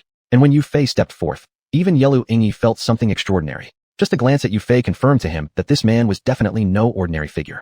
Yu Fei, as a general of the wild army, your audacity knows no bounds. How dare you lead an army deep into the northern grasslands? Do you know Xuanhuan City is my territory? Have you come here intending to incite a war between two great powers? Also, aren't you afraid of the retaliation of the Great Ming Empire? Prince Su Xian, the Wild King, is just a 17-year-old fool. If you continue to follow him, you will all meet your doom eventually. Your only way out is to surrender willingly. For someone like you, a top general, I will certainly inform our emperor and ensure you receive a high-ranking position. Yelu Ingyi spoke contemptuously. The Great Ming Empire also welcomed capable commanders from the Central Plains, according to their prime minister, Li Ziao. They believed that to achieve greatness and unify the land, talents should be respected regardless of nationality. Ho ho, Yu Fei let out a cold laugh. Do you barbarians still not understand that situations can change easily? Don't waste words. I'm giving you an opportunity. Withdraw from Xuanhuan City. From now on, it belongs to our wild kingdom. Otherwise, this general does not mind completely wiping out the tens of thousands of your troops. Upon hearing these words, Yelu Ingyi couldn't help but laugh uncontrollably. You fool who knows not death. The warriors of Great Ming are renowned throughout the world. With just the likes of you, how dare you talk nonsense? Yelu Ingyi became angry at Yu Fei's words. I was truly foolish to try persuading such a moron to surrender. Soon, this general will personally send you crawling. Smack. Then, suddenly, a signal shot soared skyward, bursting spectacularly in the air. Clomp clomp clomp. Subsequently, a crisp sound of marching feet came from Yu Fei's flank. Another detachment of Great Ming soldiers emerged, consisting of 10,000 cavalrymen accompanied by 40,000 foot soldiers. The entire southern army numbered 20,000 in total, with 10,000 led by Yelu Liangbi, who got severely trounced by Su Xian until they were nearly decimated. Since then, wave after wave, the southern army of Great Ming has suffered heavy losses. If today's battle ends in defeat, it will be the turn of the Great Ming Empire to tremble with fear. The elite troops of the southern Great Ming army have arrived. Yu Fei's fighting spirit was brimming.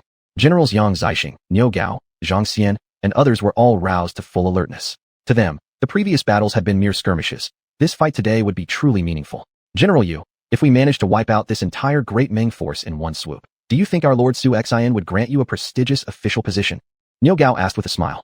After all, with the increasing size of the territory occupied by the wild army and the lengthening front lines, many generals would inevitably be entrusted with important responsibilities. If Yu Fei could one day become a high-ranking territorial governor, then the status of these generals who followed under him would also skyrocket. Don't indulge in baseless speculation. Our Lord has his own intentions which cannot be guessed without cause. Yu Fei reprimanded them. But for now, what we need to do is defeat this massive army led by Yelu Ingyi. Afterward, our names will surely echo throughout the northern deserts. Yu Fei was in his early 20s at this time, yet his military prowess was already at its peak from a previous life. In the prime of his youthful ambition, it was natural for him to desire fame. Besides, since leaving the Wasteland region, Yu Fei's wild army had specialized in winning against overwhelming odds. Yu Fei, you are given one last chance to surrender willingly. Otherwise, your paltry army of less than 50,000 will be immediately crushed by the iron cavalry of the Great Ming Empire. Yelu Ingyi repeated sternly. Enough idle talk. If you're coming, come already. It seems the past victories of the wild army haven't taught you enough. Yu Fei coldly snorted. Entire army, form ranks and prepare to face the enemy. As long as the Mongols dare to retreat, my troops shall relentlessly pursue them. Kill the enemy. Annihilate the Tartars. Annihilate the Tartars. Annihilate the Tartars. In an instant, Tens of thousands of wild soldiers erupted into unified cries. You refuse the wine offered freely and opt for the punishment instead. Yalu Yingyi retreated into the array of his forces. Yalu Daxiong, you lead the cavalry in the front line. The rest of the infantry will be personally led by me. Total Army Charge. Chapter 114, Blood Battle. Kill. In an instant, the great Ming army, nearly 10,000 strong, shouted in unison, their battle cries shaking the heavens. Yelving personally led the charge. Even in his youth, he was also a great general who had fought countless battles. The great Ming soldiers were incredibly ferocious. They believed in their own valor and sought to conquer the Wang army by force alone. For Yu Fei, from the Luyun grassland all the way northward, there hadn't been any formidable enemies. However, today's great Ming army had an extraordinary momentum and an intimidating presence. Compared to the well-equipped Wang army that fought as if their lives depended on it, they felt no fear at all. On the contrary, the morale of the Wang army was brimming with fighting spirit. Deploy for battle. Exterminate the Tartar slaves. Kill. Yu Fei led the charge first. Following him, generals like Yang Zixing, Niu Gao, and Zhang Xian led 5,000 soldiers closely behind. Whoosh whoosh whoosh.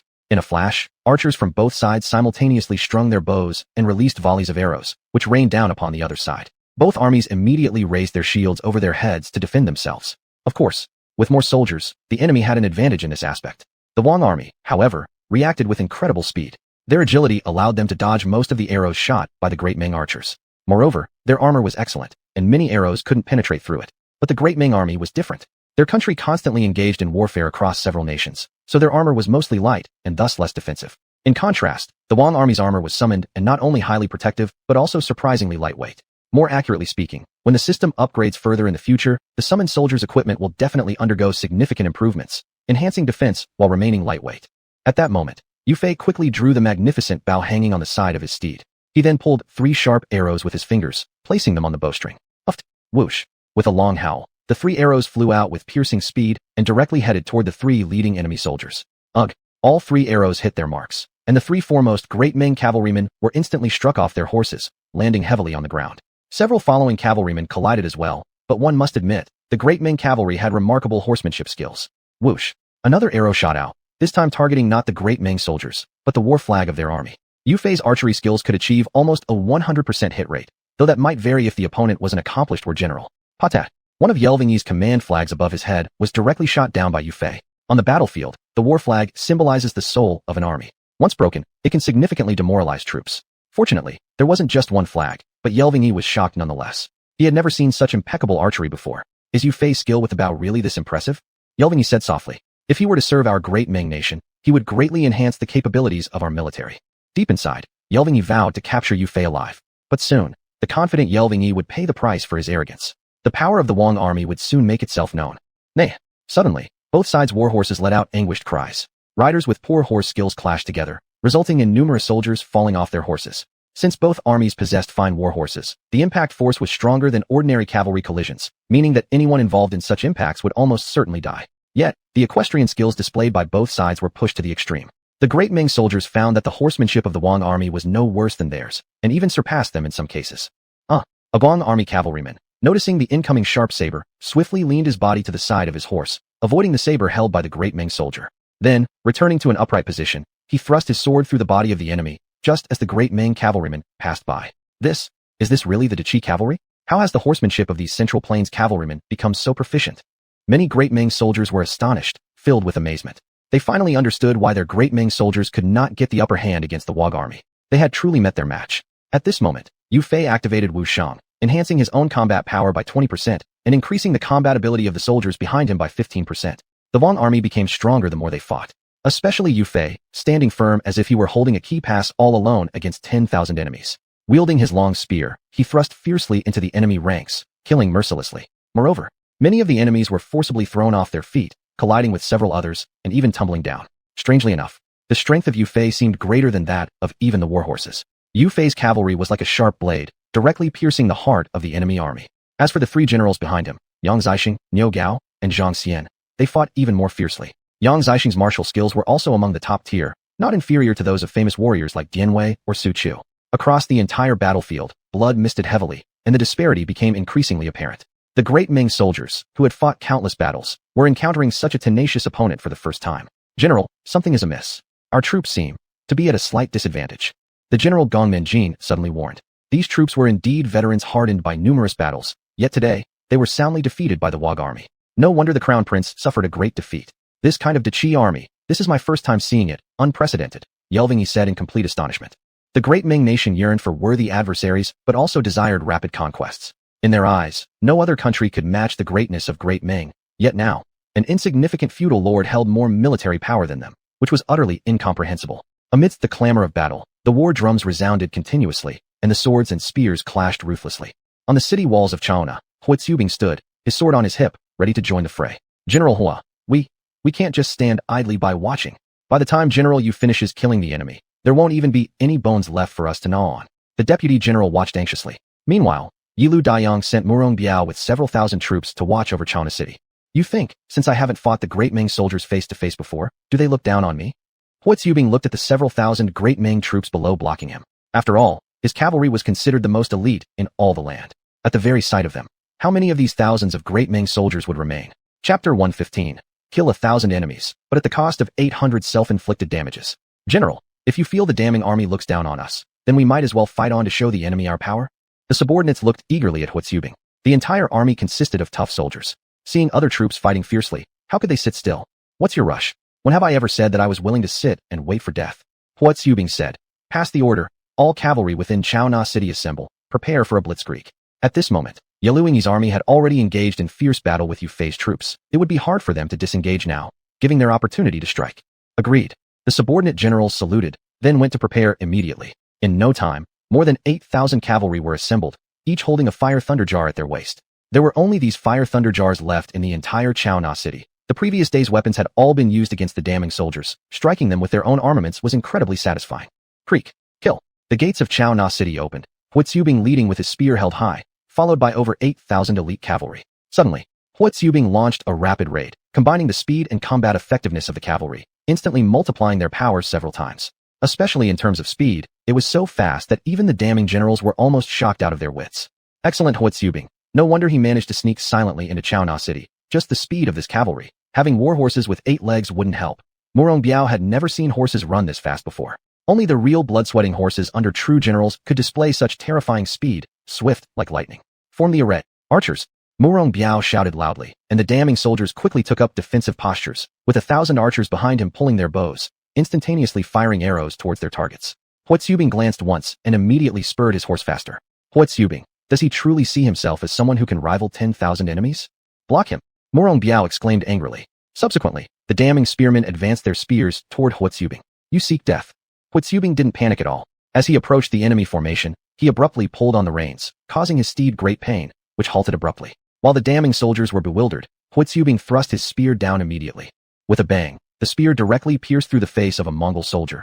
Huatsubing then lifted and withdrew the spear, extinguishing the life of the soldier with a gurgling sound. Seizing this opportunity, Huatsubing tightened the saddle and urged his steed forward, which seemingly understood its master's intention, breaking through into the Mongol ranks before they could form up. The powerful front legs of the warhorse threw several enemy soldiers flying meters away, and Huatsubing was like a war god. He was the sharp tip of a blade cutting through thousands of enemies. Within moments, his armor was stained red with blood. The air was heavy with a strong, unpleasant smell of blood. Behind him, more than 8,000 cavalry pressed forward despite heavy resistance.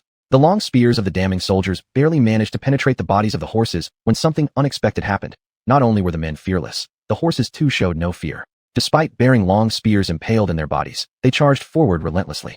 The damning soldiers couldn't hold on to their spears and, instead, were punctured by the spear butts themselves. In just one charge, blood flowed in rivers across the battlefield. Dead bodies of the damning army lay sprawled all over the ground. Seeing the unfavorable situation, Murong Biao turned and fled. He had clearly underestimated the ferocity of the cavalry from Huang army. Everywhere they passed, they decimated the damning army like slicing melons or chopping vegetables. Retreat, retreat further. Murong Biao did not want to die like this. Huatsubing naturally wasn't merely chasing after Murong Biao. After repelling Murong Biao, he redirected his forces and launched a direct assault on the main army of Yaluingyi. After Huatsubing's cavalry entered the battlefield, Yaluingyi's main force clearly began to falter. Such a useless person is Murong Biao. He was supposed to block the Huang army inside Xuanhuan City, yet this is how he performs. Yaluingyi was no longer the arrogant man he had been earlier. 9,000 damning soldiers fought with immense difficulty. General, these 5 plus 10,000 Huang army soldiers are actually demonstrating the momentum of an army 20 times larger. If we continue this way, it will not benefit us at all. Gong Minjin wanted to retreat. After all, their entire southern army had already suffered great losses in their territories. Even though the whole damning empire had armies exceeding 1 million, Losing tens of thousands in one battle was too much of a loss for any nation to endure. Yaluing shot a sharp glare at Gong Minjing. No retreat. No one is allowed to retreat. I refuse to believe that this ragtag army which has slaughtered tens of thousands of our men can be so formidable. Even if we have to gnaw through them, we will grind them down. Even if it means mutual annihilation. As Yaluing refused to back down, the morale of his damning soldiers held. Still, the power of the Huang army truly struck fear into their hearts. Not even Yu Fei had anticipated encountering such a fierce rival today. The war dragged on for quite some time until the sun neared the horizon. After losing over 50,000 soldiers, the damning army could no longer withstand the assault. Both sides were exhausted after a day of fierce combat. Yet, Yu Fei's forces, those Huang army soldiers, were fighting with everything they had, nearly going all out against their foes. Under such circumstances, the damning army was bound to bear the brunt of the losses. Retreat, pull back, return to the southern camp. Clenching his teeth, Yaluing eventually conceded. Few truth be told, as a damning military commander, this was the first time Yaluing ever gave up, whereas in the past, the tribal nations would scatter at the sight of the damning forces. Yu Fei has guts, and I will surely avenge this loss. Yaluing growled angrily. Once the retreat signal sounded, every damning soldier suddenly felt like they'd escaped a calamity. Indeed, they had encountered a powerful adversary. After this battle, the reputation of the Huang army was sure to spread far and wide. Even the mighty damning forces who recently ruled the world fell under their might. In the future, when the Huang army grows stronger and their ranks increase, there's little doubt that they will aim for world domination. They're retreating, the enemy is retreating. Yang Zixin called out loud. General Yu is magnificent. General Yu is magnificent. In an instant, cheers from the Huang army echoed across the grasslands. What's so joyous about this? Our casualties amounted to more than 20,000, the highest since our lord raised his banner. It is a disgrace indeed. Yu Fei sighed. This damning nation far surpasses the small tribes of the Luyun grasslands. Perhaps in the future, they will become our greatest threat. Chapter 116, Making Xuanhuan pay. In the Battle of the Flowing Clouds Prairie, whether it's the war between Great Ming and Great Qi, Xuanhuan will inevitably be embroiled in a conflict with Great Ming. Not long after, Yu Fei received an urgent letter from Xuanhuan, sent over 800 miles from the Wasteland. General Huatsubing, Lord has sent a letter. This general will leave another 5,000 infantry under your command to defend Chaona City. The strategic importance of Chaona City is significant. Once this place is taken, Great Ming would lose its main base for stockpiling supplies if they want to march south. Moreover, holding this location ensures the northern part of the Flowing Clouds Prairie can rest easy. The only worry is that the Jin Kingdom in the east might attack the Flowing Clouds Prairie. After all these northern prairie nations share one common flaw. They look down upon people from the Central Plains, especially someone like Xuanhuan who just turned 17 years old. Yes, General Yu Fei, as long as I'm here in Chaona City, not a single soldier from Great Ming shall pass, Huatsubing confidently declared. And among those staying in Chaona City, Huatsubing was the most suitable. This young general showed exceptional talent in defending the north, as if born to subdue the barbarians. After arranging all matters, Yu Fei led his 18,000-strong army towards the eastern wasteland. It would take only a day or two to reach there. Frankly speaking, Yu Fei lost half of his 50,000-strong army in the Flowing Clouds Prairie battle. That shows just how formidable Great Ming truly is. At this moment, Han Zhizhong, the southern king of the northern wasteland, received news of the western wasteland's destruction and Xuanhuan's challenge letter. Rip. Han Zhizhong immediately tore the letter in his hands into strips. This greatly angered him. An opponent he had never once looked at directly now dared to threaten him. What is Xuanhuan? A mere marquis of Great Qi dares to threaten me? How many days has he even been in the wasteland, and he already acts so recklessly? This king will surely make him see my power. Han Zhizhong raged. Don't be careless, king of the northern wasteland. Both the western wasteland and western regions have fought countless battles. Their fighting strength is quite formidable, yet they fell to Xuanhuan. From this, we can deduce that Xuanhuan's forces are not to be underestimated. Please treat this seriously, warned the envoy from the eastern wasteland. He genuinely feared that Han Zhizhong would meet the same fate as them. Truthfully, even if they treated it seriously, it seemed useless. Apart from holding out, once on the battlefield, without any strategy or tactics, they were simply no match for Xuanhuan's army. Slap. Han Zhizhong slapped the envoy from the eastern wasteland across the face, throwing him off his warhorse. You cur, an envoy from the eastern wasteland, dare disrupt the morale of my northern wasteland army? How unreasonable. Han Zhizhong scolded. But overall, he remained rational. Gather the 5 armies from the southern part of the northern wasteland. Since Xuanhuan wants to fight, then this king will make him completely regret knowing our northern wasteland's prowess. 15 armies of the northern wasteland, a vassal state once powerful enough to rival Great Ming. Its presence is far from trivial. For a time, everywhere became lively with excitement. 12 mighty eastern wasteland armies mobilized entirely, personally led by Chu Shan and Wu Wei, determined to avenge his son. 13 mighty armies under Xuanhuan's command stood prepared for battle, while the combined eastern wasteland and northern wasteland forces numbered 27 armies strong. Flags filled the skies, and their ranks stretched endlessly beyond sight. Xuanhuan stood firm atop the city ramparts, watching calmly as the allied armies of the eastern wasteland and northern wasteland approached slowly. All generals including Yu Qian, Wei Qing, Zhao Yun, Dian Wei, Su Chu, Guan Yu, Shui Rengui, Li Siyuanshao, Zhang Liao, and more lined up behind Su Xuanhuan.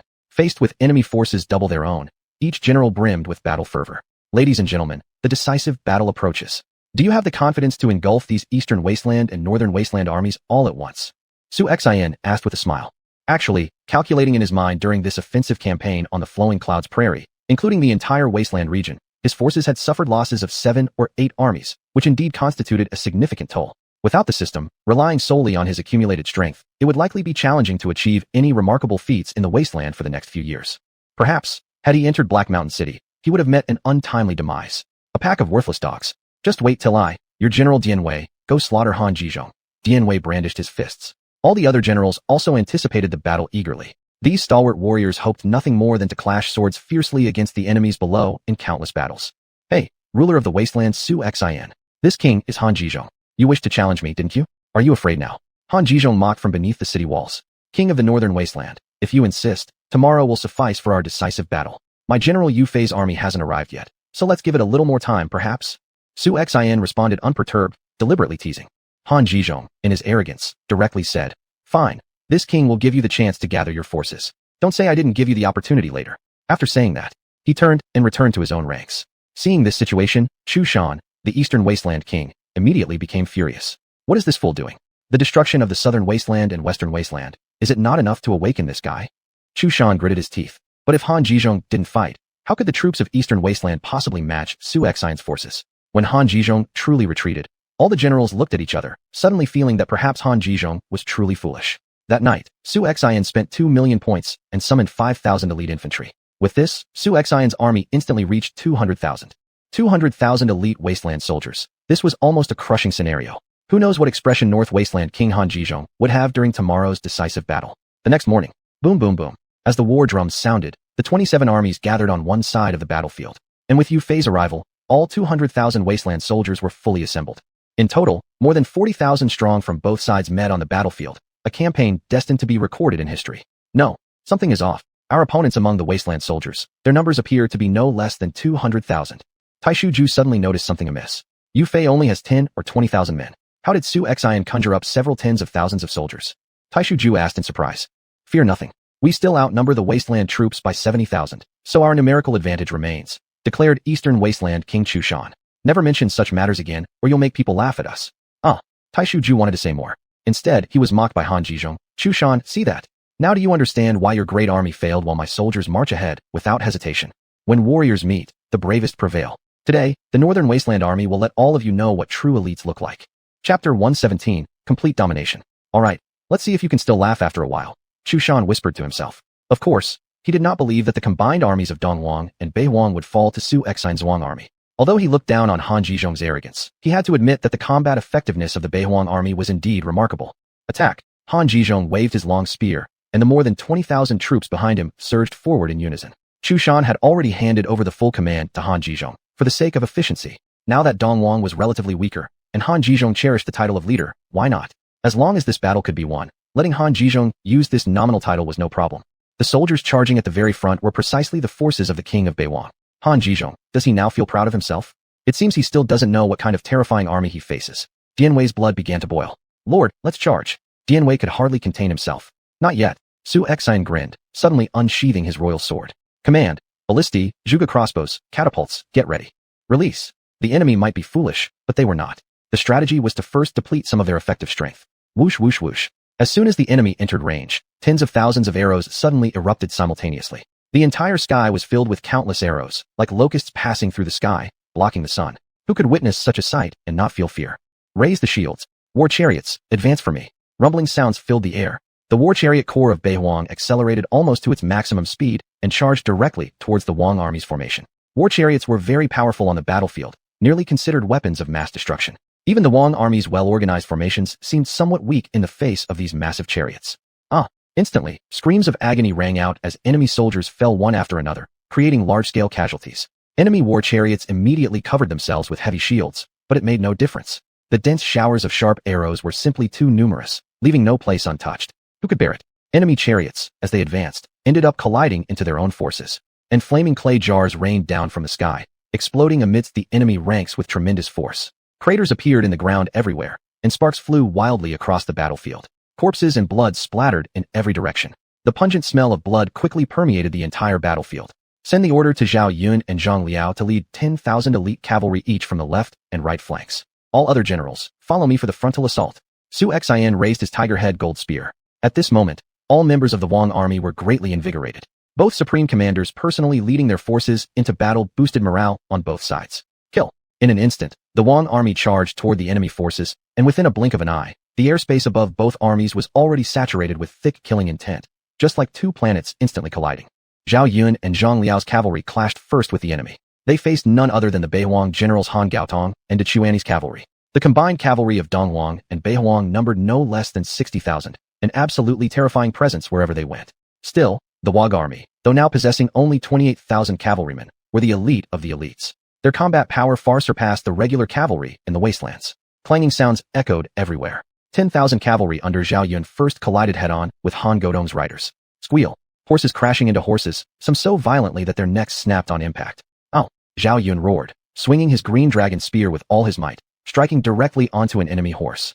With immense strength, horse and rider alike tumbled to the ground, skidding several meters before stopping.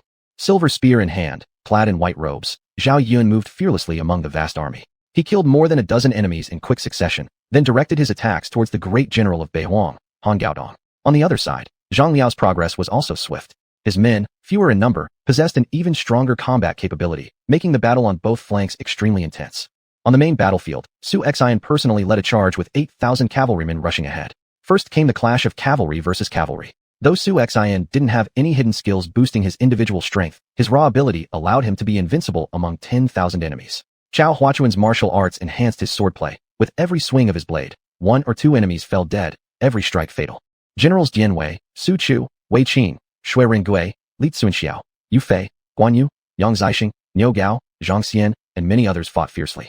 As their states improved, the fighting power of their respective subordinates reached its peak. It was evident that the Wang army clearly had a significant advantage on all aspects of the battlefield, which immediately struck terror into the enemy forces. In particular, the Beihuang army, encountering the Wang army for the first time, had lost all their arrogance. They once thought that since they could rival the great Ming state, they were invincible, but only after facing the Wang army did they realize how misplaced their confidence was. The casualty ratio across the entire battlefield was almost 1 to 3, and the only admission they could make was that the Beihuang army's combat power indeed far surpassed that of the Donghuang army. Even against the Wang army, the battle was turning out to be tough. Han Zhizhong had originally believed he would defeat the Wang army easily with his martial arts, but he underestimated their strength. Even regular soldiers of the Wang army could withstand 2 or 3 of his moves. After all, Han Zhizhong was known for his extraordinary bravery. And yet, here he was, encountering such strong resistance. Your Majesty, something's not right. These Wang troops seem stronger than ours. Yu Zhaoxing behind him immediately noticed something amiss. With their 270,000 strong army, they were losing ground more and more as the battle progressed. How could this be? Damn it. Nobody retreats. If we retreat now, there's no chance of winning. Sound the trumpet. Have everyone fight for me. Han Zhizhong roared in anger. Yes. Order soldier, blow the horn. Woo. The sound of the war trumpet reverberated throughout the battlefield, spurring the Beihuang army to prepare for a fierce fight against the Wang army. However, they soon realized something. When it came to fighting ferociously, they couldn't even match the Wang army. Like other armies before them, the soldiers of Beihuang saw an unimaginably terrifying sight. The Wang army soldiers bore countless wounds on their bodies. Some had even been pierced by spears, yet they stood firm and fought until their very last breath. Breakthrough. At this moment, Zhao Yun led his cavalry to annihilate thousands of enemies and confronted Han Gaotong directly. The self-proclaimed extraordinary warrior Han Gaotong met his end at the hands of Zhao Yun's single spear thrust. Chapter 118. The Great Pit of Dong. General Han.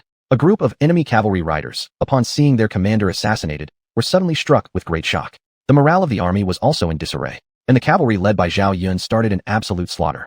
On the other side, Zhang Liao encountered a major problem. Their opponent's general, De Quanya, indeed had some skills, fighting with Zhang Liao to the point where they were inseparable. But, during the first charge, the Huang army pierced through like a sharp cone, and many of the surrounding enemy cavalry didn't even have the chance to draw their swords before they died. Even more absurdly, these cavalry soldiers seemed as if they were on some kind of stimulant. The longer they fought, the stronger and harder to deal with they became. Damn, De Quanya cursed under his breath, and his whole body almost got thrown off his warhorse by Zhang Liao. After stabilizing himself, De Quanya looked at Zhang Liao with disbelief. I never would have guessed that under Su Xian's command, there would be such a strong battlefield general like you. Zhang Liao's strength grew with every fight, becoming more and more formidable, and De Quanya immediately sensed something wasn't right. De Quanya, is there something wrong with your eyes? Even among the many generals of the Huang army, I'm considered mediocre in martial skills. Zhang Liao said coldly. Generals like Dian Wei, Su Chu, and Li Tsunxiao are all more capable than him. De Kuan-Ye actually realized that there were indeed many more warriors braver than Zhang Liao, most of them being the core officers under Su Xian's direct command. What shocked him even more was that the entire allied forces' numbers were contracting. If they kept fighting this way, even with 27 10,000-strong armies, they wouldn't be able to withstand such fierce attacks from the Huang forces. General Zhang Liao, Guan Yu has come to assist you. As De Kuan-Ye was lost in thought, a bearded, red-faced giant charged towards him, exuding infinite menace. It was obvious that De Kuan-Ye could feel an incomparable sense of danger emanating from Guan Yu's presence. In an instant, he realized that the warrior rushing towards him was even more terrifying than Zhang Liao. The drag knife tactic. Guan Yu dragged his green dragon crescent blade across the ground, producing a long streak of sparks as it moved. De Kuan-Ye felt a wave of intense peril sweep over him, causing him to shiver involuntarily, and immediately heightened his guard. Seeing this, Zhang Liao followed Guan Yu and rushed forward. An attack from two top-tier battle commanders was not something De Kuan-Ye could resist. Perhaps, if these generals from Beihuang had fully understood their opponents, they might not have suffered such a crushing defeat. Whistle. The power of Guan Yu's strike was extremely terrifying, creating bursts of wind friction in the air as it moved. No, only when Guan Yu came closer did he realize how incredibly terrifying the man in front of him truly was. Clang. Suddenly, Guan Yu raised the green dragon crescent blade high above his head and smashed it down. Puff. Although De Kuan-Ye managed to intercept Guan Yu's blow, the immense force made him spit blood from his mouth, while the residual energy of the sword's impact surged straight into his internal organs. Sigh. Even the horse beneath him couldn't withstand the tremendous force and began letting out cries of pain. Subsequently, all four legs of the warhorse gave way, and as it kneeled, De Kuan-Ye fell to the ground just in time for Zhang Liao to seize the opportunity and slash upward with a terrifying blow that split De Kuan-Ye's armor in half. Throughout my life, I've faced countless enemies. How can I die like this? Said De Kuan-Ye as he collapsed onto the ground. Clearly visible was the split in De Kuan-Ye's abdomen, and his internal organs were exposed outside his body, a sight that made one's scalp tingle. The surrounding North Huang soldiers couldn't bear to look at this scene anymore, hardly believing it. Beihu Huang's #1 battle general had died thusly. After all, even facing northern generals, De Kuan-Ye was still capable of engaging in battle, not to mention against two people. Even 3 or 4 foes wouldn't suffice. This clearly showed how skillful De Kuan-Ye's arts of war really were. General De Kuan-Ye is dead. One strike, and he was cut down by that thief of a general? How is this possible? A red face, green robe, and a huge green-bladed weapon. Could this person possibly be none other than Guan Yu, renowned throughout the lands after his conquests at Tuqiu? Initially, it was believed that among those newly emerging famous generals under the Huang army, they were all empty names, mere pretenders. However, it turns out, only when they themselves truly encounter the Huang forces do they realize how ferociously powerful its commanders are. Huang soldiers, follow me. Let's exterminate the enemy completely and crush them. After De Kuan-Ye's death, the entire opposing cavalry was about to face total annihilation. Both flanks were almost completely breached. In fact, if it were only one army from the northern wastelands, they might have held out for a while longer, but unfortunately, the eastern wasteland soldiers that accompanied them were as useless as pigs. Once they realized they were no match for the wasteland army, many of the eastern wasteland troops turned tail and fled. Since Xuanhuan inherited his title and took control of the eastern wastelands, there hadn't been much combat in the region. They had mainly clashed with the Dongchang and the Wuhuan tribes, but as for the powerful Great Meng Kingdom, Xuanhuan was careful not to provoke trouble. He didn't want any unnecessary disasters on his hands. However, the fighting capabilities of the Dongchang and Wuhuan tribes could only compare with those of smaller western region tribes. Their small tribes and limited population meant they wouldn't risk sacrificing all their men. Even so, the eastern wasteland army often lost to these two tribes. Hence, when faced with the formidable wasteland army, their psychological defenses were shattered instantly. The gap between the two armies' fighting prowess was simply too vast. At this moment, the fate awaiting Xuanhuan, the king of the eastern wastelands, wasn't pleasant. As he saw Dian Wei and Su Chu charging towards him, he wanted to flee, but chaos erupted around him. Xuanhuan had thought that, with his personal guard by his side, he would be perfectly safe, especially since he was positioned relatively far back.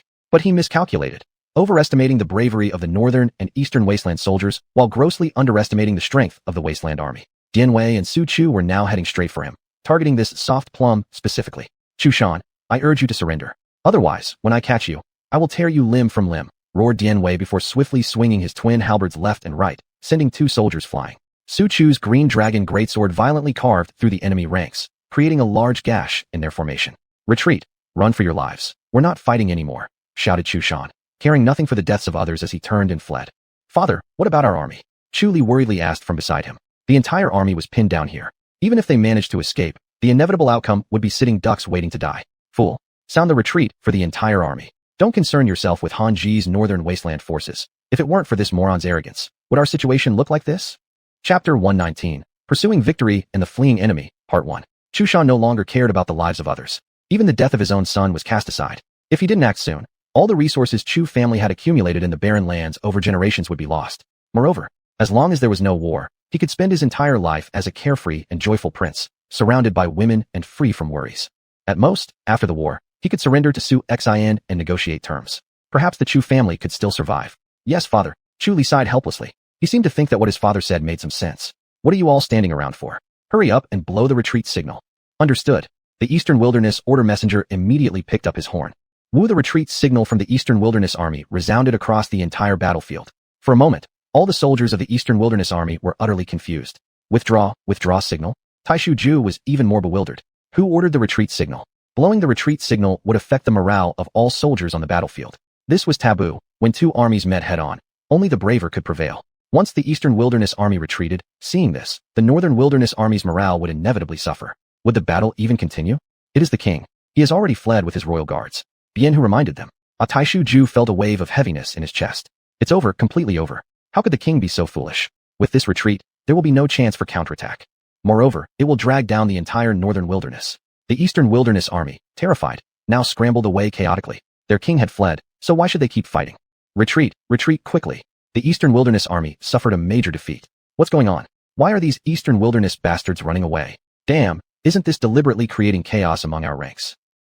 Should we run too? These desert soldiers are simply too strong. We're no match for them. We'd better consider this carefully. Many soldiers from the Northern Wilderness were also becoming restless. They were originally prepared to fight to the death, but since the Eastern Wilderness Army ran, the Northern Wilderness Army no longer wanted to die either. After all, they all had parents back home. Unlike the Desert Army who emerged from stone crevices with no fear of death, always willing to fight until the end. Chu Shan has misled me. Han Jizhong instantly felt an overwhelming urge to vomit blood. It's over, completely over. Han Jizhong raged. Your Majesty, while our soldiers still have the strength to break through, let us withdraw as well. If we continue like this, we will all perish here. Yu Zhao expressed concern. North Desert only had 20,000 troops. If these 10,000 strong forces were all wiped out here, even if they managed to return, the destruction of their forces would be inevitable. Order a withdrawal. Han Jizhong's eyes shone like a wolf's, glaring at xuanhuan who fought against him dozens of times. Xuanhuan, wait for me. Once I return and reorganize my troops, I will definitely take your life. However, during the fight with xuanhuan, Han Jizhong was actually quite shocked. Though his martial skills weren't the strongest in the world, few were his equal. But today, when he engaged in combat with xuanhuan, he was placed on the defensive side, fighting for dozens more rounds. He might fall under xuanhuan's sword. Han Jizhong, do you really believe that you can leave unscathed today? Do you truly believe my desert army consists entirely of incompetent cowards? Xuanhuan said coldly. If you wanted a decisive battle before, it was easy. Now wanting to retreat safely, how easy is that? This retreat will cost countless lives for the allied Eastern and Northern Wilderness armies. But currently, xuanhuan's strategic target is the Eastern Wilderness forces. Chu Shan believed he could escape amid such chaotic battles, yet he hadn't considered the opponent he faced, someone extremely formidable. Escaping wouldn't be as easy as he thought. Han Jizhong glanced at xuanhuan one last time, and then issued the order to break through. All troops, break through. Of course, the army's breakthrough was from different directions. Doing so allowed the dispersion of the Desert Army's strength. On the battlefield, the enemy force crumbled completely into breaking lines. Who would have thought that an army numbering over 200,000 would be defeated so effortlessly? Compared to the total collapse of the Eastern Wilderness Army, the retreat of the Northern Wilderness Army was relatively orderly. Even though they were retreating, they could still counterattack the Desert Army during their escape. With a roar, as the enemy retreated, the morale of the entire Desert Army reached an unprecedented peak. All troops, pursue and try to kill as many enemies as possible. Xuanhuan commanded. At once, various generals led groups of soldiers to carry out one-sided massacres. At this point, exposing one's back to the Desert Army's swords meant little difference from committing suicide willingly. Chu Shan led a contingent of soldiers, intending to flee. However, Zhang Liao and Zhao Yun's cavalry directly surrounded and cut off Chu Shan's escape route. Chu Shan, where do you think you're running now? Today, this is where you'll meet your end. Zhao Yun charged forward with his spear raised high. Tear. Zhao Yun rushed straight in, putting all his strength behind one thrust that pierced through several soldiers of the Eastern Wilderness Army. At this point, the soldiers of the Eastern Wilderness were already in a state of complete rout. They cared little for their king's fate and had no intention of engaging the desert forces anymore. Zhao Yun must not come over. General Xing Ho, quickly go and stop them. Chu Shan called out hurriedly. Xing Ho glanced at Zhao Yun and felt a sudden loss of confidence. How could he possibly block Zhao Yun, the invincible warrior? But having no choice, he forced himself to take action. You soldiers, follow me. Xing Ho rallied hundreds of personal guards from his left flank and attacked directly toward Lord Zhao Yun. Looking for death, Zhao Yun immediately locked onto the main general of the enemy. Actually, Xing Ho still harbored a slight hope. Zhao Yun's cavalry had almost crossed the entire battlefield, surely expending most of their strength. He didn't expect to kill Zhao Yun, but intercepting him shouldn't be too difficult. However, he had severely underestimated the might of Zhao Yun and his warriors. Clang. Xingho thought he could withstand at least a few strikes from Zhao Yun, but unexpectedly, after only a single clash, Zhao Yun drove his spear through Xingho's throat, spurting out streams of crimson blood. How could this be possible? Fear filled Xingho's eyes. Why did he provoke Zhao Yun?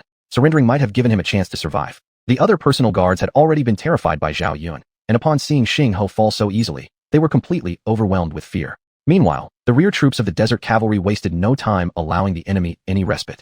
Another fierce charge carved a bloody path straight towards Chu Shan. Run fast. You useless fools. You can't even stop someone properly. Chu Shan screamed insults. Chu Shan, Desert General Zhang Liao is here. Just then, Zhang Liao led a group of cavalry to converge with Zhao Yun's forces, cutting off Chu Shan's retreat route entirely. Chapter 120. Pursue victory and finish the enemy, Part 2.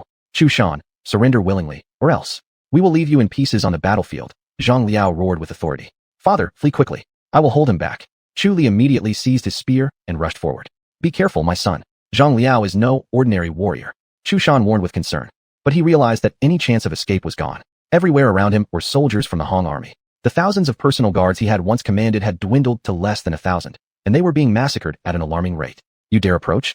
Let's go. Zhang Liao spurred his horse and charged. In Zhang Liao's eyes, Chu Li, as inexperienced and reckless as he was merely throwing himself into certain death. Clang. With a single stroke of his blade, Zhang Liao struck Chu Li's spear, the sheer force instantly sending the weapon flying out of his grasp. Chu Li could feel the burning pain shooting through his palms. General Zhang Liao, please spare my life. Chu Li shouted wide-eyed in terror. I surrender. Before he could finish, Zhang Liao's greatsword sliced across Chu Li's neck. His head rolled onto the blood-soaked ground. It was too late for surrender now. At this moment, Chu Shan could only watch helplessly as Zhang Liao and Zhao Yun encircled him. He had not even a shred of opportunity to resist. Ultimately, all of Chu Shan's more than 1,000 remaining soldiers were annihilated by the Hong forces. Chu Shan sat frozen with fear on his warhorse. The two of you, I surrender. I am the king of Dongwang. I can order all Dongwang troops to cease resistance. It's already too late. Zhao Yun's cold gaze hardened, and before another word could be uttered, he swiftly thrust his spear, piercing Chu Shan's body. Do you truly believe your incompetence has any value? Even without you, these Dongwang soldiers wouldn't dare oppose us. Ding. Congratulations, host. You have slain King Chu Shan of Dongwang. Reward points, 2 million. While Su Xian was still engaged in fierce battle, this announcement rang clearly in his ears. At that moment, Zhao Yun held up Chu Shan's severed head high and proclaimed loudly. The head of Chu Shan is here. Any who do not wish to die should immediately surrender. The Lord of Hong orders that those who surrender shall not be killed, and their sins shall be forgiven. Chu Shan is dead. Those who surrender will not be killed. Chu Shan is dead. Those who surrender will not be killed. Our Lord is dead. Our Lord is dead. What are we fleeing for? No point continuing the fight. This cannot be won. We give up. We want to surrender. Many Dongwang soldiers dropped their weapons, and some among the Beihuang army were also influenced greatly, no longer willing to continue fighting. Heaven has decreed the downfall of Dongwang. Taishu Ju looked despondently at the slain Chu Shan. His face went pale, his will to live fading away. Taishu Ju, Bianhua, the rare talents. Both of you must now surrender. I assure you, I will treat neither of you unjustly. Su Xian addressed Taishu Ju. Surrounded by Su Xian's forces, Taishu Ju and Bianhua had no means of escape. Ha ha ha, Taishu Ju laughed bitterly. Su Xian, don't assume your men are loyal while ours aren't. My king may have been weak, but he treated us well. Today, I'd rather die than betray him. Su Xian, congratulations on subduing the wildlands. But remember, excessive ambition will destroy you eventually. And with that, Taishu Ju raised his precious sword and slit his own throat. General Taishu. Bianhua's eyes turned bloodshot red. Without hesitation, he drew his own blade and committed suicide. Sigh. Su Xian shook his head lightly. Truly loyal officers. Bring them proper burial rites. Lay their remains to rest respectfully in the eastern region of Wuwei City. Yes. The soldiers immediately moved forward to collect the bodies of the two. Lord, having triumphed at Wuwei, there remains no equal opponent in the wildlands. Now is the time to ride hard and chase down the enemy. That is exactly correct. Order all camps to advance further, pursuing and slaughtering the enemies. The more, the better. As for Su Xian, he led a contingent of his forces westward towards Xuanhuan City. It was already March now. Frankly speaking, the Empress hasn't been idle. She actually scheduled a so-called spring hunt in early May, giving him insufficient time to personally lead an army to destroy Beihuang.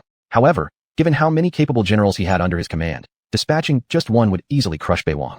Nonetheless, when returning to the capital this time, Su Xian intended to gather a large force to demonstrate the might of Hong to the Empress herself. The Battle of Wuwei raged from morning till dawn the next day. Only after the two armies had exhausted themselves did the fighting finally stop. Han Ji had managed to escape despite everything. 15 legions strong, with 2 legions captured, 8 decapitated heads, Han Ji retreated with the remnants of 5 legions back to the northern wilds. Dongwang perished as a nation. Of 12 legions of troops, 6 were completely annihilated, and the rest surrendered. Su Xian's Han army suffered losses of approximately 4 legions. After accounting, there remained roughly 16 legions stationed around Dongwang. Among them, 2 legions of cavalry, 13 legions of infantry. With such a formidable force in hand, the Han army was far from defeated. After fighting their way up, they captured 100,000 prisoners. At this point, Han Ji had narrowly escaped with his life. After so many battles, this was the first time he felt so disheveled. Your Majesty, the Han army is not chasing us anymore. Perhaps we should stop and rest for a while. Yu Zhaoxing suggested. Fine, we've been running all night. Everyone's exhausted. Han Ji took deep breaths. How bad are the casualties? Yu Zhaoxing shook his head. We've only gathered more than 20,000 soldiers. The rest of our troops have scattered. But Generals Han Gaodong and De Quanya died at the hands of the Han army. In this battle, Your Majesty, we've lost over 100,000 troops. We must. Han Ji reflected for a moment. We can rise again from the east. This time, I will visit the Hu tribe and ask King Hu to send reinforcements. This time, I will make Su Xian pay the price. Han Ji has half Hu blood and is also the son-in-law of the Hu king, who cannot sit idly by. Let's return to the northern wilds first. Han Ji clenched his fists tightly. At the same time, in Xuanhuan City, all of Su Xian's generals had gathered together. The imperial spring hunt required preparation, so naturally, he would need to return. However, with Su Xian's successive victories in the north, Zhao Xinian of Hebei could no longer remain still. When they were fighting the northern savages, this man had never been so focused. Now, not only had they increased troops on the border, but General Shi, who had been stationed there as well. Within Hebei, military recruitment was being carried out aggressively. Half of it was aimed at dealing with Su Xian, while the other half seemed to have some hidden intentions. The grand princes sitting in the 4 corners of the realm were each showing signs of unrest, seemingly preparing for some grand move. Of course, this intelligence came from the undercover agents sent out by Su Xian. This spring hunt likely involved the 4 major regional lords as well. After all, these 4 princes controlled armies numbering hundreds of thousands strong, posing a threat to imperial rule. This situation simply couldn't be allowed to persist. Some were even considering declaring themselves the new high ancestor and founding their own state. Still, Su Xian could not refuse to return. Regardless, he must visit the capital. The court of the Great Qi Dynasty still stood, and anyone refusing to follow orders now would become the target of everyone's anger. Naturally, Su Xian feared nothing. His return would serve as a display of military might, an ostentatious march back to the capital. Chapter 121, The Great Appointment of Officials. Su Xian's current team is quite powerful now, though still lacking in civil officials. Military advisor, Yu Qian. Commander of the Jin Yi Wei Guards, Chao Huachun. Generals, Wei Qing, Zhang Liao, Yu Fei, Shui Rengei, Li Tsunxiao, Zhao Yun, Dian Wei, Su Chu, Guan Yu, Yang Zixing, Niu Gao, Zhang Xian. In addition to some local recruited generals, this lineup is already very strong. But for Su Xian, the number of generals he currently has is still not enough. When the time comes and each general is dispatched to guard different regions, he will feel the shortage of capable talents even more. On the throne, Su Xian opened the system panel, looking at the pitifully few 2 million plus points, realizing that it was important to be thrifty with spending those points. Summoning a few generals casually and forming an army could quickly drain all his points, and even tens of millions of points wouldn't be enough, especially during wars when there's no time for seeking women or brushing points, which obviously wouldn't work. Moreover, most women in the world are just ordinary ones. Even if he wore himself out, he couldn't earn much point. The better rated ones are mostly wives of kings or certain princesses, but also, most daughters of prominent families are only ordinary level. This clearly wasn't going to cut it. The 10,000 troops he captured from Dongwang, Nanhuang, Beihuang, etc., need reorganization naturally. The Beihuang army were mid-level elite forces, Dongwang even worse, mostly top-notch soldiers, and some were even higher ranked. No wonder the armies they faced were so easily defeated. Li Xinji's job right now was to increase the loyalty points of these 10,000 soldiers, then hand them over to these subordinate generals for training. That way, they would quickly become elite soldiers. If calling reinforcements, Su Xian could only summon 10,000 soldiers at the most, which was definitely less effective than raising loyalty points. The loyalty points of the Beihuang army were roughly around 10 points, posing a high risk of betrayal at any moment. He didn't have time to cultivate feelings with these soldiers slowly. Spending 520,000 points, he boosted the loyalty of the 10,000-strong army directly to full. Everyone, with this battle's victory, the wilderness domain can be stabilized. However, I will soon return to the capital. The heavy responsibility of punishing Beihuang, King Han Zhizhong, will fall onto one of you esteemed generals to undertake. And subsequently, you will be stationed in the wilderness region, guarding the Beixiong Pass and Jinbei Pass. Is there anyone willing to take on this mission? Su Xian swept his eyes across the assembled generals. Upon hearing this, the generals' eyes immediately lit up intensely. Wei Qing, who wasn't the governor of the flowing cloud grassland region, realized that Su Xian was about to appoint another frontier governor.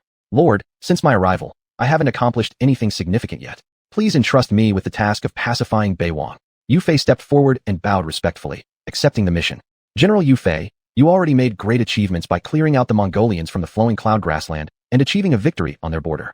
Hence, this battle should be left to me instead. said xuanhuan, unwilling to miss this chance. If he could settle Bei Huang, break through the two passes, and give the nomads a good beating, it would be a monumental achievement indeed. Haha. Xuanhuan laughed loudly. Both of you are very eager. Looks like it leaves only one option. Let me personally choose. Appoint Yu Fei as general for the northern campaign, leading an army of 10,000 men to conquer Bei Huang. Deputy generals, Yang Zixing, Zhang Xian, Niu Gao will join him on the campaign. Upon hearing this, Yu Fei was extremely delighted. He had suffered significant losses in the last battle near the Mongolian borders, losing many troops. He was actually hoping that in the next fight, he would gain revenge and achieve a decisive victory. I shall surely pacify Bei Huang and completely stabilize the wilderness region. Yu Fei knelt down in acknowledgement. How you fight is none of my concern, but remember this.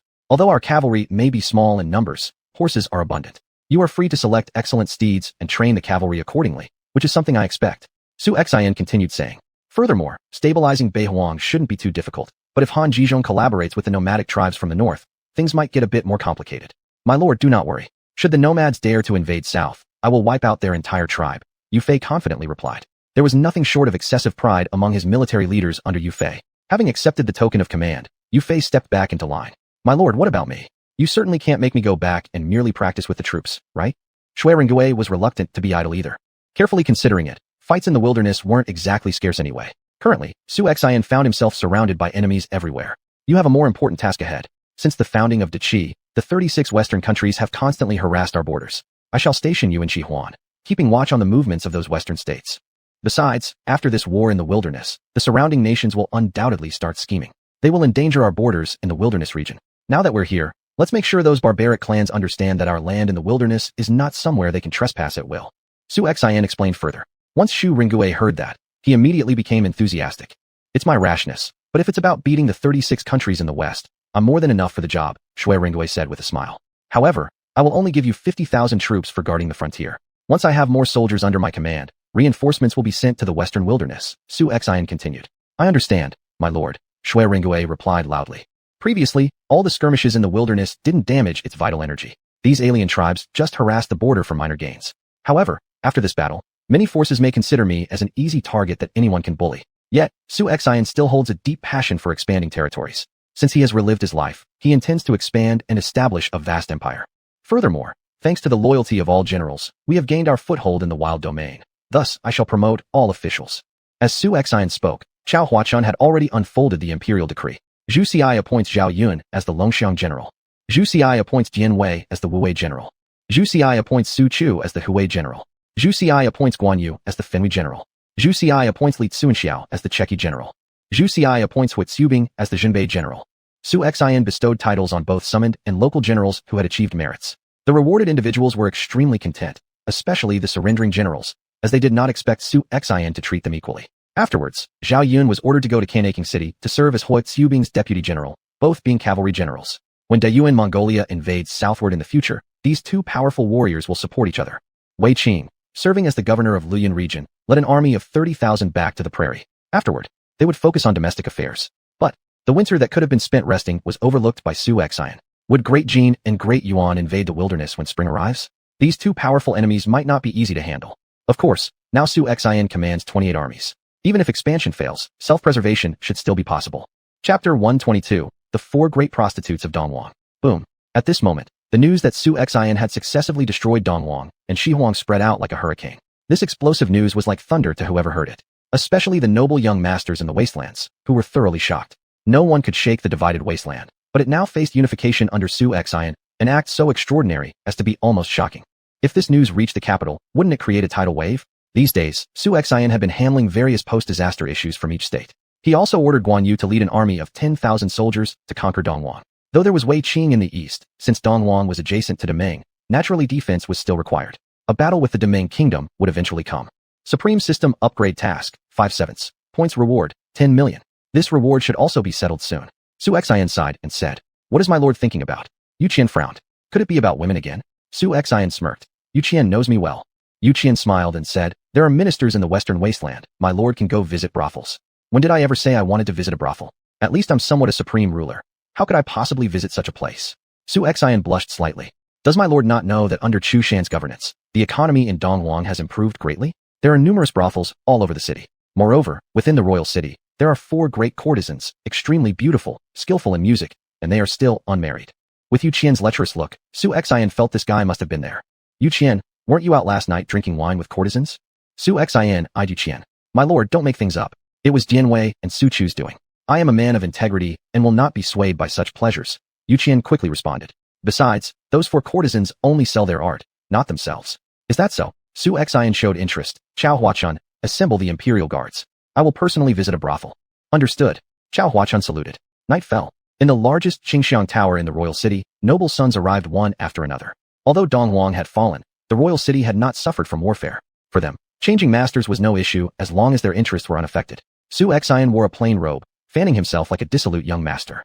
Confronted by this unfamiliar face of Su Xian, the madam of the Qingxiang tower immediately came forward. The gentleman appears unfamiliar. From your attire, you seem quite wealthy. This is the largest brothel in Dongwang. Whatever girl you desire, we have plenty. The madam smiled and spoke. How much does a girl cost at Qingxiang Tower? Su Xian asked. A lower-class girl for 1 tael, a mid-level girl for 3 taels, a high-class girl for 10 taels. Any of them can accompany you for drinking and overnight stays, the madam replied.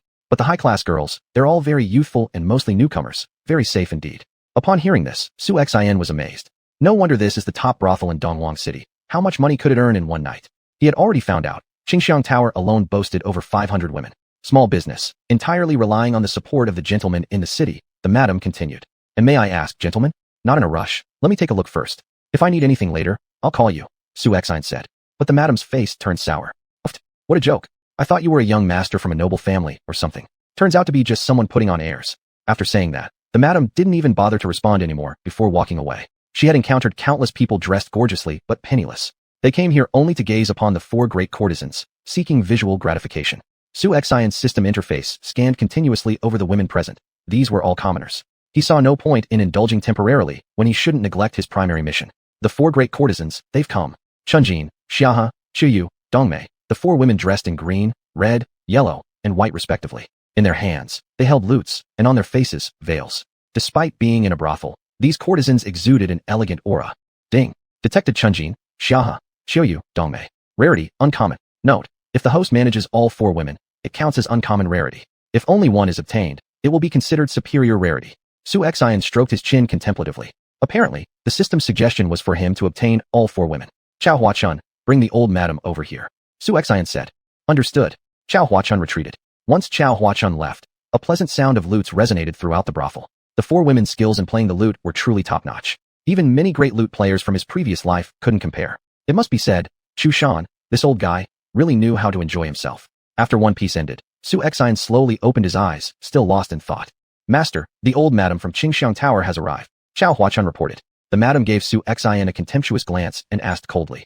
Young sir, may I ask, which girl has caught your fancy? This master wants all 4 beauties of the flower rank. Name your price. Su Xian said. Oh my beauties only perform music and do not sell themselves. Just one night costs 100 taels.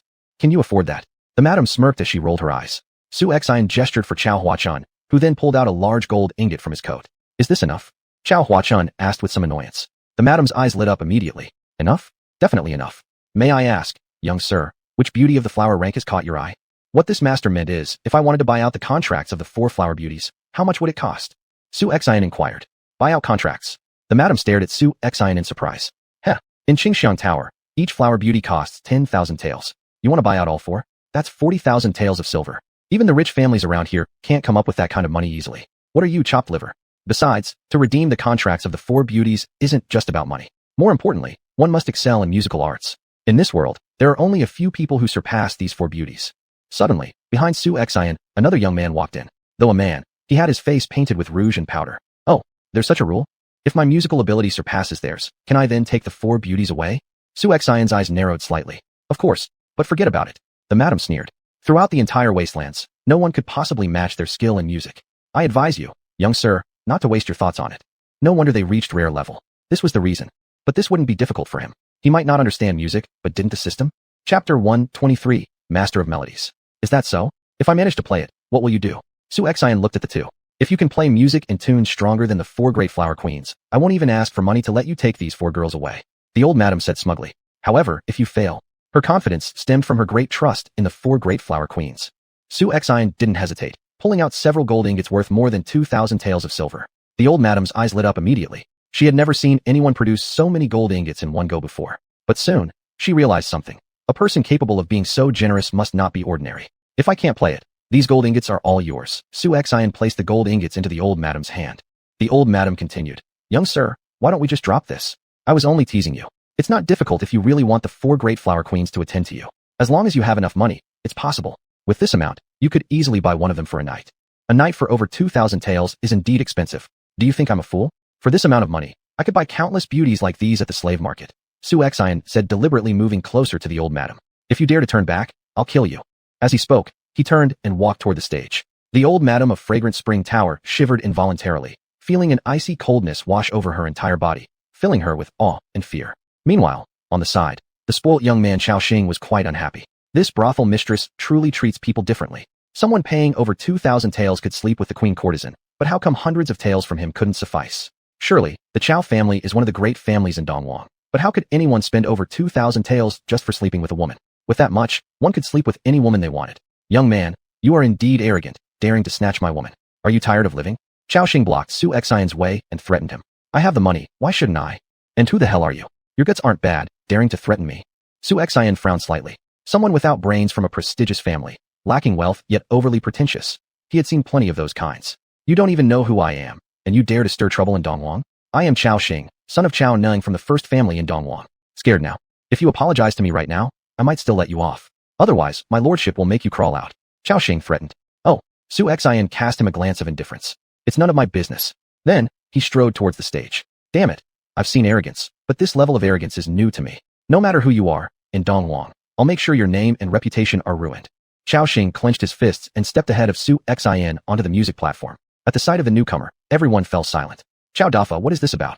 Someone inquired. Ladies and gentlemen, today our Fragrant Spring Tower has received an audacious young man who dares to buy out the 4 flower queen maids. Xiaoxing bellowed, ensuring everyone heard about the bold move to free the 4 flower queens. Stopping their music, the 4 flower queens were quite curious as to who dared such rash words. It had been 3 years since someone last declared marriage to them. Despite their beauty, none managed to surpass their musical talents, not even when the Eastern Waste King was alive. He simply enjoyed listening to their performances, but left them untouched. In the past, the king backed them, but now he is dead, and noble sons have grown bolder. Who dares speak so rudely? Asked Chun Jin. The person standing here, replied Su Xuanhuan as he stepped forward. You look somewhat handsome, but capturing our hearts merely by looks isn't going to work. Continued Chun Jin. I naturally understand the rules. All it requires is my melodies to exceed yours. If my music proves better than yours, the 4 of you will follow me home obediently to become my wives. Agreed. Su Xuanhuan did not hide his intention. These words made the 4 women even more curious about this confident individual. Compared to the dandies who wanted to sleep with them while posing with cultured manners, this person was far more straightforward. How dare some reckless person insult the 4 flower queens? Don't embarrass yourself, just leave. Young sir, do you know that our music and rhythm rank among the top in the whole Qi Empire, and no one can match us even in the entire Wasteland region? Are you sure you want to challenge us? If we reject you, don't blame us. Of course, if you can play a more beautiful tune and perfect rhythm than ours, it's not a problem for us to follow you. Chun Jin continued. But there was still some disdain in her tone. Don't talk too much. Let's start. Could I borrow your lute for a moment? Su Xuanhuan said. Chun Jin then handed over her lute. However, Su Xuanhuan's way of holding the lute and his techniques were like those of an absolute beginner.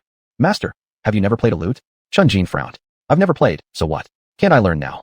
Su Xuanhuan replied. At this moment, Chun Jin suddenly felt that this man had come here deliberately to cause trouble, and it was an insult to music. You rascal, how dare you act like this? If you fail to play well today, don't blame us for being ruthless. Xiaohi said angrily. I absolutely will not allow anyone to disgrace music this way. What's your name? Dare you reveal it? I haven't even played yet. How do you know I won't be able to? As for my name, you'll know soon enough. Su Xuanhuan said. Then he opened the system interface. System, is there any way to make my music reach the master level? Ding. Omnipotent melody box. Cost 300,000 points. Includes all the tunes from the previous life, and allows the host to instantly master the musical laws. System, why don't you just rob me? Su Xuanhuan's lips twitched. The host can choose or decline. Exchange, give me the exchange. Su Xuanhuan's head drooped. Congratulations to the host on a successful exchange. Deducting 300,000 points. Remaining points for host. 1,318,000. Immediately, a huge amount of information appeared in Su Xuanhuan's mind, completely elevating his entire aura. Now, he was a master of melodies, capable of rivaling those top performers from his past life. Chapter 124, System Upgrade, Lavish Rewards. This package was very valuable. Guzheng, drum, bell, qin, pipa, etc. instantly formed memories in his mind. Is this kid possibly dumb or something? He doesn't respond when called, and even pretends to be stupid on stage. That's not going to cut it. He's probably too afraid to say his name, worrying about losing face if he can't play properly later. Kid, why don't you just go buy yourself a ticket? Chao Xing immediately started mocking, but at that moment, he felt a cold chill coming his way. Instinctively, he turned his head and saw xuanhuan glaring at him with murderous intent. You? What are you looking at? Do you want to fight? My father is Chao Nong. I advise you not to cause trouble. Chao Xing didn't understand why his back suddenly felt cold sweat dripping down. Chao family, how could someone like you exist as such a fool and idiot? If you don't leave soon, we'll crush you. Chao Huachun rolled his eyes disdainfully. Chao Xing dared not retort. He realized now, the person in front of him was actually a eunuch. And who could bring a eunuch along? Clearly someone of remarkable status and power. Alright, let's begin. Su Xin tuned the instrument. The ambush from all sides ranked among the top 5 musical compositions. It began with the Luan Fu technique, captivating all listeners, creating a strong atmosphere of war. The forceful rhythm sounded like stirring battle drums, and the long high notes were akin to resounding horns, vividly portraying the battlefield's unique sounds of drums and horns. Cheering voices, 3 strikes of drums, simultaneous cannon fire, galloping iron horses. These magnificent scenes unfolded before everyone. In this moment, every single person looked towards Su Xin with astonishment. The 4 courtesans' melodies were soft, but this battlefield music was grand and magnificent, refreshing and moving to the core, especially for the blood-filled young men. Listening alone was enough to incite a desire to fight someone impulsively. A piece lasting several minutes left the audience restless. It wasn't over yet. Then came another set, the frontier song, the ambush from all sides, overthrow of the tyrant. The performance lingered long in everyone's minds. As the final note ended, Su Xin walked gracefully to Chun-Jin and handed her the pipa. Miss Chun-Jin, what do you think? Su Xin smiled. This. Chun-Jin hesitated, stunned. Master, your skills surpass ours. We feel utterly inadequate. Who would have thought, in this wilderness, there actually existed a person whose musical prowess exceeded their group? Su Xin immediately wrapped an arm around Chun-Jin's waist. Miss Chun-Jin, can I finally see your true face now? Few had ever seen the true appearances of Chun-Jin, Xiaohe, Qiuyu, Dongmei. Master, surely you're not serious about redeeming us? Although these were the rules we set ourselves, they probably wouldn't allow us to leave easily. Chun-Jin played with her slim waist while taking off the light veil on her face. She was exquisitely beautiful, a beauty that could topple kingdoms. Yet, the 4 women gave others different feelings altogether. There isn't anyone in this world who could stop me from taking away those I wish to take, Su Xin sneered. However, these words made the 4 women feel extraordinarily arrogant. Unstoppable by anyone under the heavens? Even the son of the chancellor wouldn't dare utter such arrogantly rebellious statements. Arrogant, who do you think you are? How can you dare say such heretical things in this place? Don't think you can just play a few tunes and take them away. You'd better check whether we agree first. Behind Chao Xing, more than a dozen people appeared. Among them, quite a few wastrels blocked the path. You're not allowed to leave. If you leave, how will my Fragrant Breeze Pavilion continue running? Who'll earn money for me? The madam of the Fragrant Breeze Pavilion became upset immediately. Madam, did we not agree beforehand? If anyone outskills us, we get to leave with them. This was the rule established by King Dongwang. Moreover, during these years, we've earned a substantial sum of money for you. More than enough to pay for our freedom. Chun-Jin explained. King Dongwang is dead now. The Wild King governs here, and past rules no longer count. As of now, I'm in charge of where you go. Without my consent, you won't leave, and I definitely won't return your indenture papers. Esteemed sir, if you wish to become a regular guest, I can offer discounts. But if you insist on taking these 4 women without payment, it's absolutely impossible. Let me tell you, my Fragrant Breeze Pavilion is known as the greatest building in Dongwang, not because it's built from mud. Noble guests, if you manage to capture this man today, in the future, each of you will only need 200 taels of silver to spend the night with one of the 4 beauties at Drunken Fragrance Tower. The old madam immediately flipped her mood. Rather than allowing Su Xin to take the girls according to the rules, she might as well resort to some harsh measures. Besides, once these 4 beauties received clients, it would lead to extravagant wealth.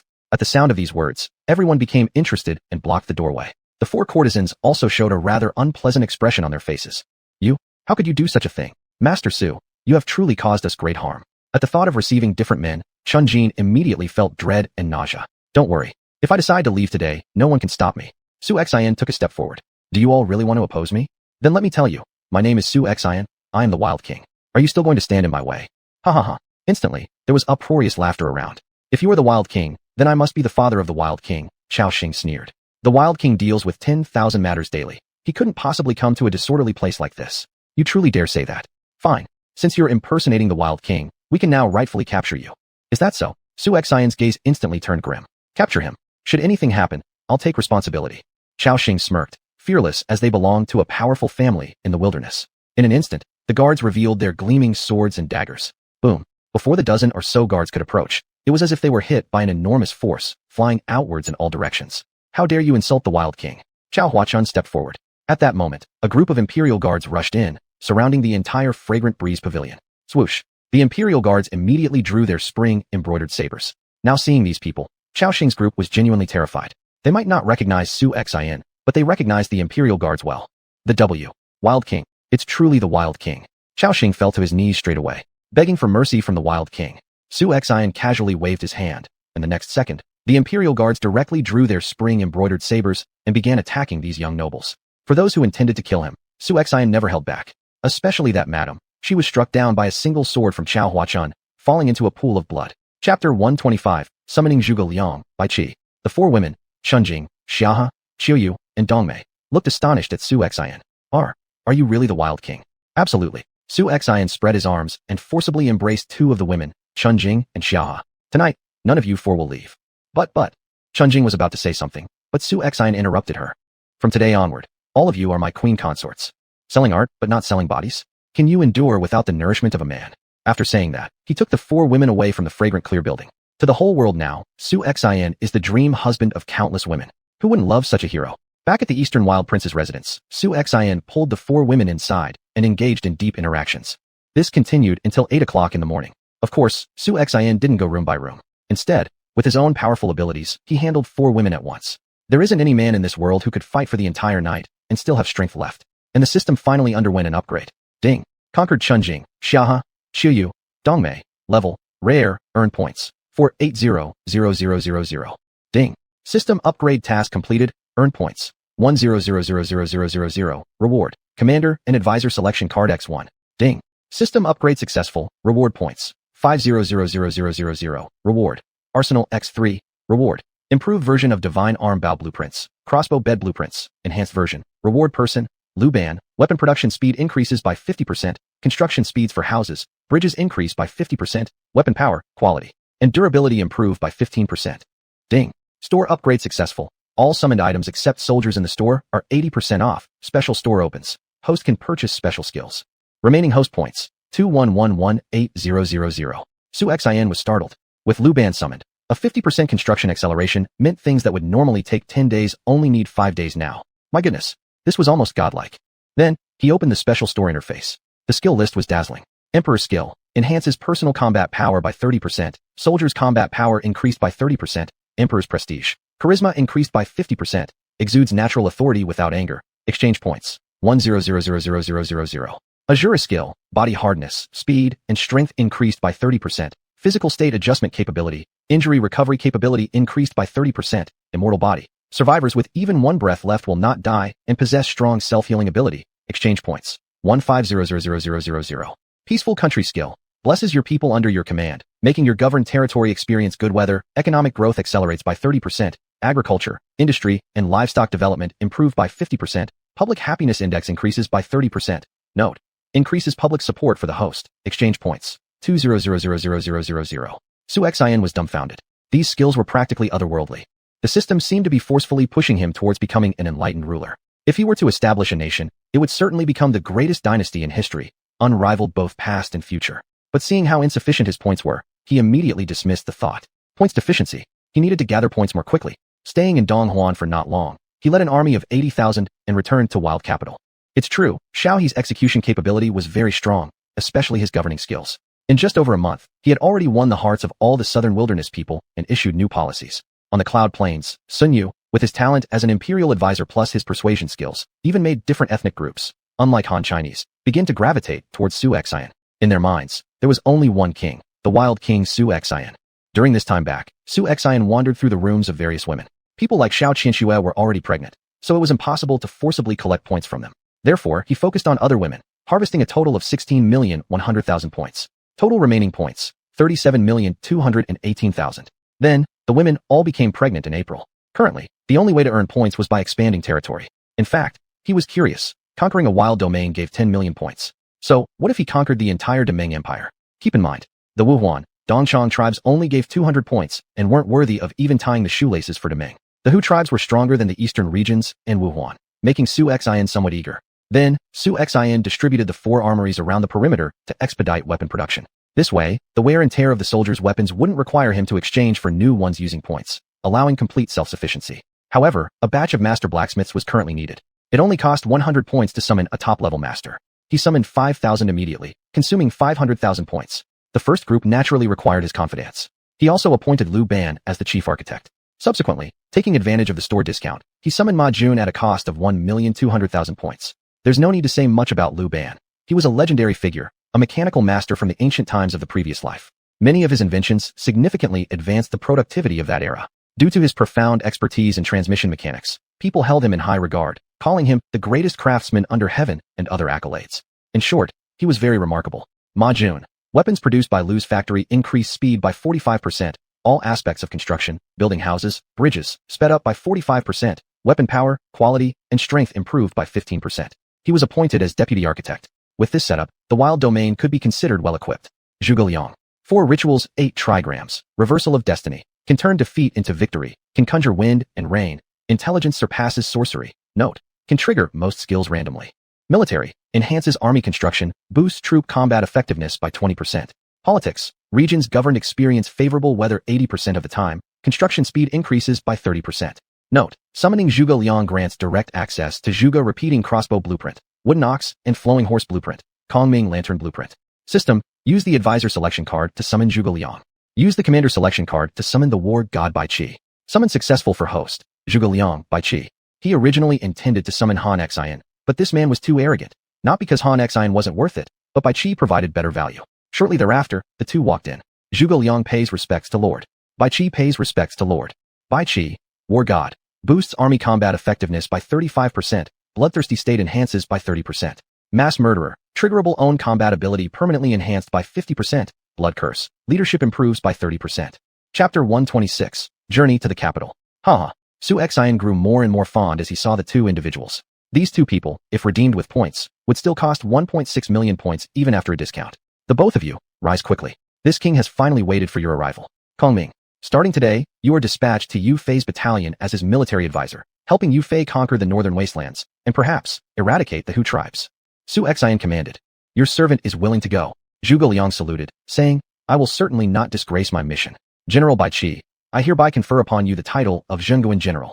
You shall be stationed in Huangdu, wielding full authority over military affairs in this region, but report back to me afterward. Su Xian declared. He had an immense amount of trust in Bai Qi's abilities, from cutting off 240,000 heads at Xuanhuan to the capture of Chu's capital city of Ying, attacking the 3 Jin states, conquering territory, to the Great Battle of Chongping, where Bai Qi defeated Zhao and buried alive 400,000 prisoners. I accept my command. Bai Qi saluted deeply. Su Xian planned on leaving Dianwei and Su Chu behind in the wastelands when he returned to the capital. He was also preparing to summon another 10,000 new troops to journey to the capital. A few days later, Su Xian once again summoned 3,000 elite cavalry and 70,000 elite infantrymen, preparing to set out for the capital. Furthermore, he called forth Zhang Fei, Huang Zhong, and Ma Chao, 3 mighty generals who accompanied him back to the capital. Meanwhile, during the spring hunt, Prince Zhaosu Nian of Beiqing, Prince Litabeo of Yizhou in the west, King Qilianhu of Qiwu in the east, and Wang Zhaodingyu of Chuli in the south were all moving toward the capital. Moreover, these princes secretly communicated among themselves, each commanding 5 armies of tens of thousands. As far as Su Xian was concerned, in the eyes of these 4 regional princes, he simply did not measure up to their status as equals. However, recent news of Su Xian's consecutive victories in the wastelands had spread throughout the realm, shocking all common folk. Even the 4 major regional princes began viewing Su Xian with greater respect.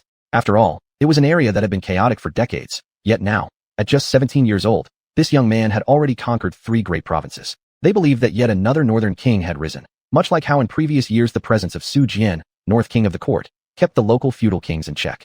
In the Empress Palace, upon receiving news of Su Xian's string of consecutive triumphs, the Empress, who once looked down on him, was now filled with regret.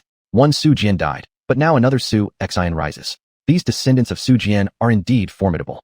If things continue like this, the influence of Su Xian may soon threaten the court. The Empress felt a headache brewing. If Su Xian gets involved in the matters of Hebei, we won't be able to hide it anymore. If a war starts, the court will be in the wrong. My lord, Su Xian has likely already left the wastelands and is heading toward the capital. Although each of the great feudal kings brought along a large number of troops, we can order that all their armies stop outside the Xuanhuan Pass, allowing them only to bring a little over 1,000 personal guards. Our capital can gather an army of 100,000. Once Su Xian arrives, during the western hunt, we will surround him in the western mountains, killing him there, and then blame it on assassins. With so many enemies against Su Xian, we can use any excuse, gloss over the matter, and no one under heaven will dare speak a word. The left Chancellor Qin Hui said coldly, narrowing his eyes slightly. Good, keep an eye on the other feudal kings. First, kill Su Xian, according to your plan. This time, Su Xian will surely die. The Empress narrowed her eyes, fists clenched tightly. Being the Empress, naturally she cared only about the Zhao clan's empire. Among those who guarded the borders, Only the Izhou king Litabeo wasn't of Zhao descent. In fact, internal conflicts within the Zhao clan weren't serious problems. No matter who wins or loses in their struggles, the Zhao clan still retains control. But if these foreign lords grow too powerful, threatening the rule of Great Qi Dynasty, this could never be tolerated. A few days later, outside the xuanhuan pass, there was indescribable bustle. Sulong, commander of the Imperial City Department, personally led an army of 50,000 soldiers stationed at xuanhuan pass. The armies of King Zhao Sunyan of Beiqing and King Lida Bao of Izhou, two powerful feudal kings, had gathered outside the pass, causing quite the commotion.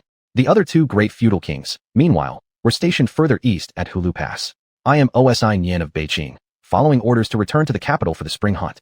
Soldiers guarding the gate, open up swiftly. Osi Nian shouted loudly toward the walls. Sulong stood atop the watchtower, overlooking the massive forces below. The Empress decrees that all troops of feudal kings must remain 20 miles outside the Shaman Pass. Otherwise, they will be treated as rebels. Sulong replied. Well, this 20-year-old girl seems to show less and less respect for her royal uncles every day. Osi Nian gritted his teeth, extremely displeased. Still, better do as ordered. If the Empress really intends to attack us, our struggling won't make much difference. Besides, once we enter the capital, by supporting each other, should anything unexpected happen, at least we'll have 10 to 20,000 soldiers under our command. Lida Bao mentioned. Unlike xuanhuan, who currently has no heirs, these four great feudal kings all have sons. Even if they were to die, their thrones could still pass to their sons. The Empress isn't foolish enough to so quickly and completely sever ties with the four great kings. If those four were killed, the remaining great kings would certainly unite into a formidable alliance to rebel against Great Qi Dynasty. Who wouldn't want to be emperor? Clomp, clomp, clomp. Just as they prepared to withdraw their troops, xuanhuan led an army of 100,000 soldiers, arriving in grand fashion. The ranks of his army were impeccably organized, their footsteps thundering like waves crashing on the shore. Banners bearing the character Huang, Wasteland, fluttered conspicuously in the wind. Look, it's the army of King Huang. Deputy General Li Wenxuan shouted out loud. This immediately drew everyone's attention. How did xuanhuan manage to assemble such a formidable force? After the Wastelands battle, he had only a few tens of thousands of troops left, even after incorporating the prisoners into his army. Compared to northern King Han Jizhong, it still falls short. He has brought all 100,000 elite soldiers to the capital this time, leaving his domain surely vulnerable. This fellow really knows how to dig his own grave, Izhou Wangli Debao said. Don't underestimate xuanhuan. His soldiers always seem to pop up mysteriously. Who knows? Every now and then, another several tens of thousands might appear. Perhaps, this troop restriction order was meant for xuanhuan all along. Zhao Xinyan, who had suffered a great loss, dared not look down on xuanhuan anymore. Halt. At almost the exact same moment, the entire army stopped marching. Xuanhuan walked directly towards Zhao Xinyan and Li Debao. Prince Zhao, we meet again? Xuanhuan gave a cold smirk. It seems Prince Zhao has been mobilizing troops near the Bingzhou border recently, hasn't he? Perhaps you fear me? Zhao Xinyan gritted his teeth. Do not think you're someone special just because you've beaten the Eastern Wastelands, Southern Wastelands, and Western Wastelands. In my eyes, you are nothing but an ant that I can crush at any time. At this point, Sulong stepped out of the open city gates. Your Highnesses, by the Empress's command, you are only allowed to bring 1,000 personal guards with you, while the rest of your armies must camp outside the pass. Chapter 127, Questioning the Empress. Xuanhuan frowned tightly. He always felt that this sudden imperial decree from the Empress was aimed at him. Fine, let's do as His Majesty said. Zhao Sinan was almost inseparable from the Empress right now. The crowd wasn't stupid. Who had the most fame recently? It was naturally xuanhuan. The Empress's move was more than likely directed towards xuanhuan. King Huang, are you afraid? Zhao Sinan looked at xuanhuan again. Humph. Xuanhuan gave a cold laugh. What is there to be afraid of? I came here for the spring hunt. Could the Empress possibly kill me? And if I die again, would people hesitate to criticize you? How dare you? Your King Huang is so formidable. You were nearly about to rule over the wilderness. Truly commendable, far better than your father. Pity, no matter how great your accomplishments, didn't you still die? Zhao Sinan laughed coldly. It was no longer a mystery who the murderer was, it was clear enough. Zhao Sinan, don't celebrate too early. Your turn will come soon, said xuanhuan before turning back. General Ma Chao, you lead 1,000 elite cavalry with me into the capital. Zhang Fei, Huang Zhong, you two command the main army outside the pass. Both of you must answer Minister Yu Qian's call, and if anything happens within the city, I'll send in my imperial guards with signal cannons. If my life is in danger then, anyone who dares to stop you, fight them. Understood. Zhang Fei and Huang Zhong saluted. My lord, knowingly going toward the Tiger Mountain when tigers are present, it's dangerous this time heading to the capital. Yu Qian worried. Don't worry, I just want to see what the Empress wants. If she really dares to harm me, then I will completely tear off our masks with her and let all people know the disgusting face of the court. Xuanhuan spoke loudly. He has his system, which can summon troops anytime. How could he possibly fear the Empress? My lord, take care. Yu Qian and others bowed deeply. At the moment xuanhuan stepped into the xuanhuan pass, a buzzing sound suddenly rang out in his ears. Warning, affected by Dragon Qi, host may only summon troops outside xuanhuan or in uninhabited places. Within xuanhuan, host can only summon up to 5,000 troops. Why? Su Xian was puzzled. Mega summons will result in backlash from the heavenly Tao. Indeed, in front of hundreds of thousands of people, if a light curtain suddenly descended revealing an iron-armored army, what would others think? But summoning fewer than 5,000 would be different. That's good enough. If unable to summon, then that would truly mean despair. Mysterious armies such as Xuanhuan Army, Tiger Leopard Cavalry, Beiwei Army, etc., these are armies capable of defeating hundreds each. Capital City. The 5 major feudal princes led their troops inward to the palace. Almost all surrounding civilians were there to welcome Su Xian. This king who has created endless legends recently fascinated the public immensely. King Huang Su Xian arrived. Who would have thought this boy is just like his father, driving wolves and conquering the north, having achieved numerous significant victories, a real fortune for the Great Qi Dynasty and blessing for its people. Earlier you all said this king would surely die after leaving to the north. Now not only did he return alive, but with immense prestige. No, I need to go to the mansion of King Huang. Heard that the king likes women. I have a daughter at home who looks dignified. Perfect match for King Huang. Your daughter is only 10. You beast, King Huang likes married women. Who would fancy a girl? You intend to offer a widow? A group of fools, thinking of flattering King Huang. Su Xian returning at this time spells certain death. Who dares to connect with King Huang faces no place for burial. Some smarter individuals saw the signs. Yet, the more disgraceful King Huang Su Xian's departure was, the more glorious his arrival became. Within the inner palace, banquets had already been prepared. Princess Zhao Rui of the Qi Dynasty personally danced inside the hall. The North Qing Prince Zhao Sinan arrives. The Qiwu King Zhao Lion Tiger arrives. The Chu Prince Zhao Dingyu arrives. The Izhou Prince Li Debao arrives. The King of the Wild Domain Su Xian arrives.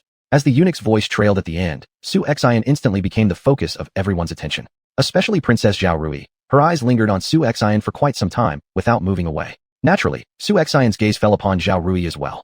To say the least, they grew up together, childhood sweethearts. However, since the death of the Northern King, Zhao Rui approached Su Xian and terminated their marriage arrangement. At that time, this act brought tremendous shame to the Su family. King Huang, come sit over here, said Li Guigang stepping forward, disregarding any taboos, pulling Su Xian to his position. He never expected that Su Xian, amidst the chaotic wastelands, not only survived but also achieved such great merit. Furthermore, he expanded the territory, instilling fear within the imperial court. Her Majesty the Empress arrives. Wu Jinzhong announced. At that moment, the dignified and awe-inspiring Empress entered gracefully. Her gaze immediately fixed on Su Xian as well, and Su Xian's eyes met hers without hesitation. Has this boy's demeanor truly changed so much? Zhao Wan'er looked away. Just then, she felt as if she saw a ferocious beast in Su Xian's eyes. Your Majesty, live 10,000 years. All the ministers bowed down. Su Xian merely continued drinking his wine. Su Xian, you are truly presumptuous. Zhao Wan'er was somewhat displeased. This man now seemed to disregard even her existence. Don't think that because you have led an army of 100,000 and earned some credit, you can be so arrogant. Su Xian rose slowly and deliberately said, I, naturally dare not. May I inquire, Your Majesty, where are the collateral branches of my Su family? This time returning to the capital, I wish for Your Majesty's grace to release my clan members. The Su family not only had direct descendants, but also many collateral branches. After the Hebei battle, before they were nearly wiped out, these younger members disappeared in just a few days. Who else could have caused it other than the Empress meddling secretly? Presumptuous. The revenge on your Su family from remnants of the previous dynasty naturally falls upon them. How is it related to Her Majesty? Are you questioning the Empress here with ill intent? Prime Minister Qin Hui angrily shouted. Do all of you really take me, this prince, for a fool or an idiot? How did the Northern King's army perish? You Qin Hui do not know? Does the entire court not know? You, does even Her Majesty not know? Upon Su Xian's words, Zhao Sinan and the others were shocked.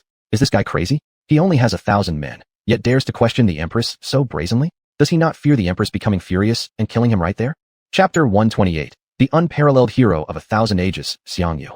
The Empress's face turned slightly sour. This matter has nothing to do with me or the court. You should ask Zhao Sinan. Why are you questioning me about something that happened to your father in Hebei? Naturally, the Empress would not admit her involvement, but her patience with Su Xian had reached its limit. This young man must die. Zhao Sinan, explain what you witnessed. Zhao Sinan gritted his teeth. This is common knowledge across the land. The late King Li Shizhong was killed by remnants of the previous dynasty. Do you think the court is lying? You are becoming increasingly presumptuous.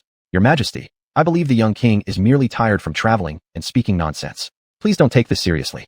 Su Xian was about to retort when Li Guigang pulled him back, signaling for restraint. Even though he commanded an army, outside the palace walls perhaps he might have some boldness, but this was the imperial palace, the Empress's domain. How could his 1,000 personal guards possibly match the strength of the palace guards? There will be no next time, roared the Empress furiously. Humph. But Su Xian merely smirked faintly, seemingly indifferent to the group around him.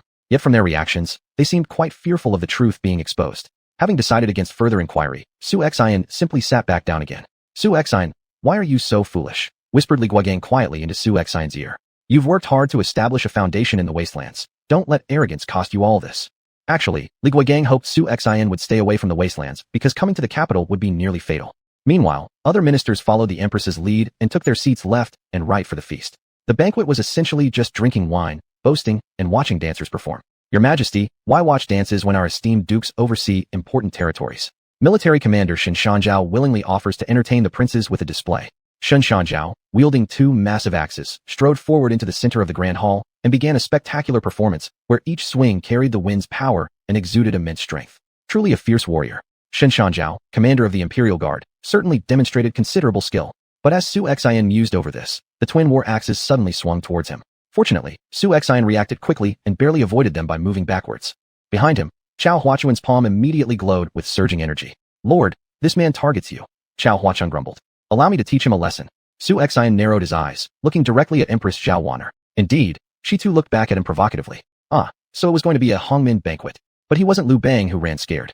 Without delay, he activated the general panel. Xiangyu, Overlord, Indomitable Spirit. Combat ability plus 40%. Defense plus 40%. Army boost plus 50%. Techniques. Blood Tears, Fury. Rampage increase 30%. Secret skills. Overlord Strength, Powerful Strikes. Exchange points. 2,400,000. If there was no discount, it would be 3 million points. Li Tsuanxiao was already formidable. If this guy activated his secret skills, he'd surely be unrivaled under heaven. Compared to him, even Xiangyu was insignificant. Exchange for Xiangyu, hurry up. Overlord Xiangyu exchange successful. Deducted 2,400,000 points. New memories implanted. Arranged in a remote area heading toward the host.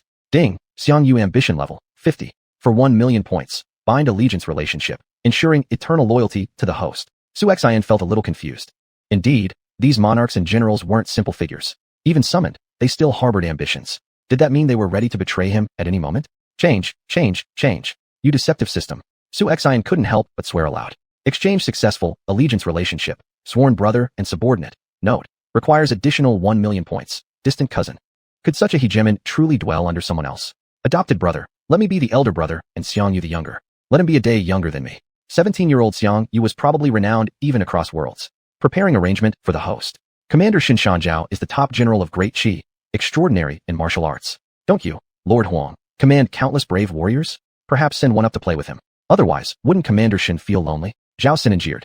The northern king Su Jian of old excelled in combat, once fighting solo in the northern steppe. But maybe the Huang prince himself should come up to dance. The prefecture king Li Debao mocked as well. Boom. As soon as their voices faded, an overwhelming aura erupted from Chao Huachuan. Why don't the two of you try? Zhao Sinan, how did you beg for mercy last year when beaten by our lord? Thundered Chao Huachuan angrily. And you, prefecture king, what about it? Do you want a beating too? Our lord would say that you're just barking dogs. Chao Huachuan couldn't stand to see his own lord humiliated like this. Su Xian, is this how you train your subordinates? How disrespectful. Zhao Sinan immediately flared with anger. How I teach my men is none of your business. But he is right in calling you fools who are only fit for barking like dogs. Su Xian smirked faintly. Since you want to fight so much, why don't each of you kings send out one man? Fine, if the Wasteland's king insists, we won't be shy then. Don't lose face later and feel utterly humiliated. Suppressing his anger, Zhao Sinan commanded. Taisher Hung, go give the Wasteland's king some entertainment. Understood. Taisher Hung saluted and stepped forward. Yuran, you go as well. Li Debao glanced back at the general behind him. The other feudal kings also sent their warriors in succession. Wasteland's king, where is your warrior? Surely you aren't going to let that eunuch behind you fight? Look at those spindly arms and legs. Does he think he can match our iron-blooded generals? Zhao Sinan continued to mock. Humph. Su Xian gave a cold chuckle. If Chao Huachuan went up there, aside from Shun Zhaoshan, all others were no concern. My lord, allow me to teach them a lesson. Chao Huachuan could no longer restrain himself. No rush, someone will deal with them soon enough, Su Xian said calmly. Dear kings, such a simple duel is a bit dull. Why not bet on something? The Empress suddenly interjected. Sounds good. Why not wager 100,000 taels of silver? Winner takes all. How's that sound? Zhao Seer proposed. I'm in, Li Debao responded. Will the Wasteland's king chicken out? Then let's bet. Su Xian continued. Well then, let me put down a priceless night pearl.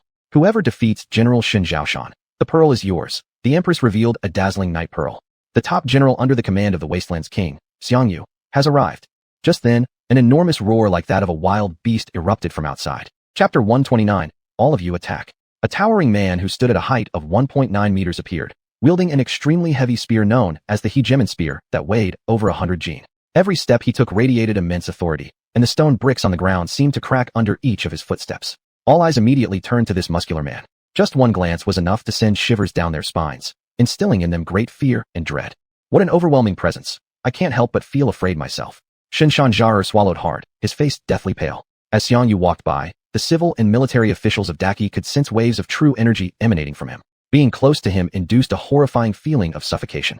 Brother, Xiangyu has arrived. Today, I shall see who dares to show disrespect towards you, said Xiangyu as he slammed his hegemon spear onto the ground with a resounding crack. Instantly, several cracks appeared on the ground, stones shattered and flew about. Following that was an enormous wave of powerful qi that overturned the dining tables of even the 4 feudal kings and some ministers. The generals present instinctively stepped back. Is there such a domineering and valiant warrior in the world? Taisher Hung frowned deeply. With the strength to uproot mountains and the air to conquer the world, yet misfortune befalls him now and his steed no longer gallops. Gentlemen, this is my sworn brother. Allow him to perform a dance for all of you on behalf of me. Second brother, do be cautious. Don't accidentally injure them too severely during the performance. After all, we wouldn't want this festive banquet turning sour due to 1 or 2 deaths, would we? Xuanhuan said mockingly. Big brother, rest assured. They are nothing more than a bunch of ants and dare to compete against me. Xiangyu, proud as ever, considered no one worthy besides Xuanhuan. Xuanhuan, you're far too arrogant. Do you respect Empress female or the various kings? Zhao Xinian exploded in rage. This was supposed to be a moment of united disdain toward the young lord's arrogance, but it appears all the bravado belongs to this fellow alone. I have never failed to hold the Empress in great respect and admiration. Xuanhuan replied as he left the capital with a vow to make the Empress kneel beneath him. Will you accept the challenge? If not, bring out the stakes for the bet. Do remember to admit defeat honorably. Xuanhuan continued provoking them. Big brother, in my view, let them all come together. It doesn't matter if more join in, I'll take care of them all. These useless insects, what reason do they have to act so arrogantly? Xiangyu sneered coldly. Very well. Xuanhuan nodded. Do any of you dare? If I lose, I will personally offer each of you 20 million taels. How rude. Extremely disrespectful. We thought North King, although a brave general on the battlefield, would at least abide by court etiquette. Such behavior disgraces our reputation as a land of propriety. The scholars witnessing the audacious pair couldn't help but denounce them angrily. How dare a mere prince behave so outrageously? Speak your mind. According to my perspective, everyone here today are trash. Xuanhuan laughed heartily before deliberately glancing at the Empress, adding, of course, except for your majesty. Empress Zhao Wanyao was furious. Halt your insolence. General Feng Yu of the Great Qi Dynasty is here. General Jing Kuang of the Great Qi Dynasty is present. 10 more generals appeared simultaneously. Second brother, are you confident? Xuanhuan looked at Xiangyu. No issue, let them all come. Xiangyu smirked again. Xuanhuan, don't regret this, Zhao Xinian grunted coldly. If you've dared speak these words, then agreeing is the only way to save face. Taisher Hung, go all out, Li Debao added. Begin. The Empress spoke coldly, albeit her curiosity piqued by Xiangyu's prowess. Should such a talent become hers to command, it would certainly serve the Great Qi well. Almost every type of weapon was seen on the field. Feng Yu wielded a double hammer straight toward Xiangyu. Clang. Xiangyu planted his foot firmly on the ground, leaving an indentation where it sunk. Before anyone knew it, Xiangyu met the assault head-on. With a thunderous clash of metal, shockwaves rippled through like receding tides.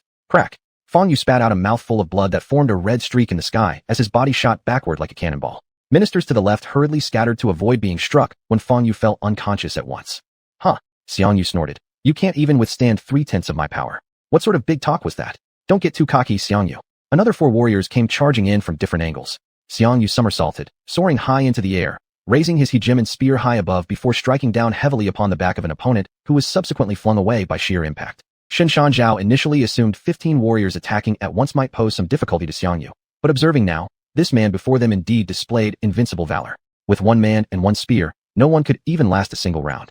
Moreover, each person was sent flying and immediately fainted after spitting blood. On the battlefield, they would have been just corpses by now. Xinshan Zhao, it's your turn. Xiangyu pointed his hegemon spear. Then let's see how good you are. Xinshan Zhao swung his 2 axes as his muscles tightened with power. With an overhead slash from midair, the cutting wind momentum made Xiangyu's eyes widen. Finally, things get interesting.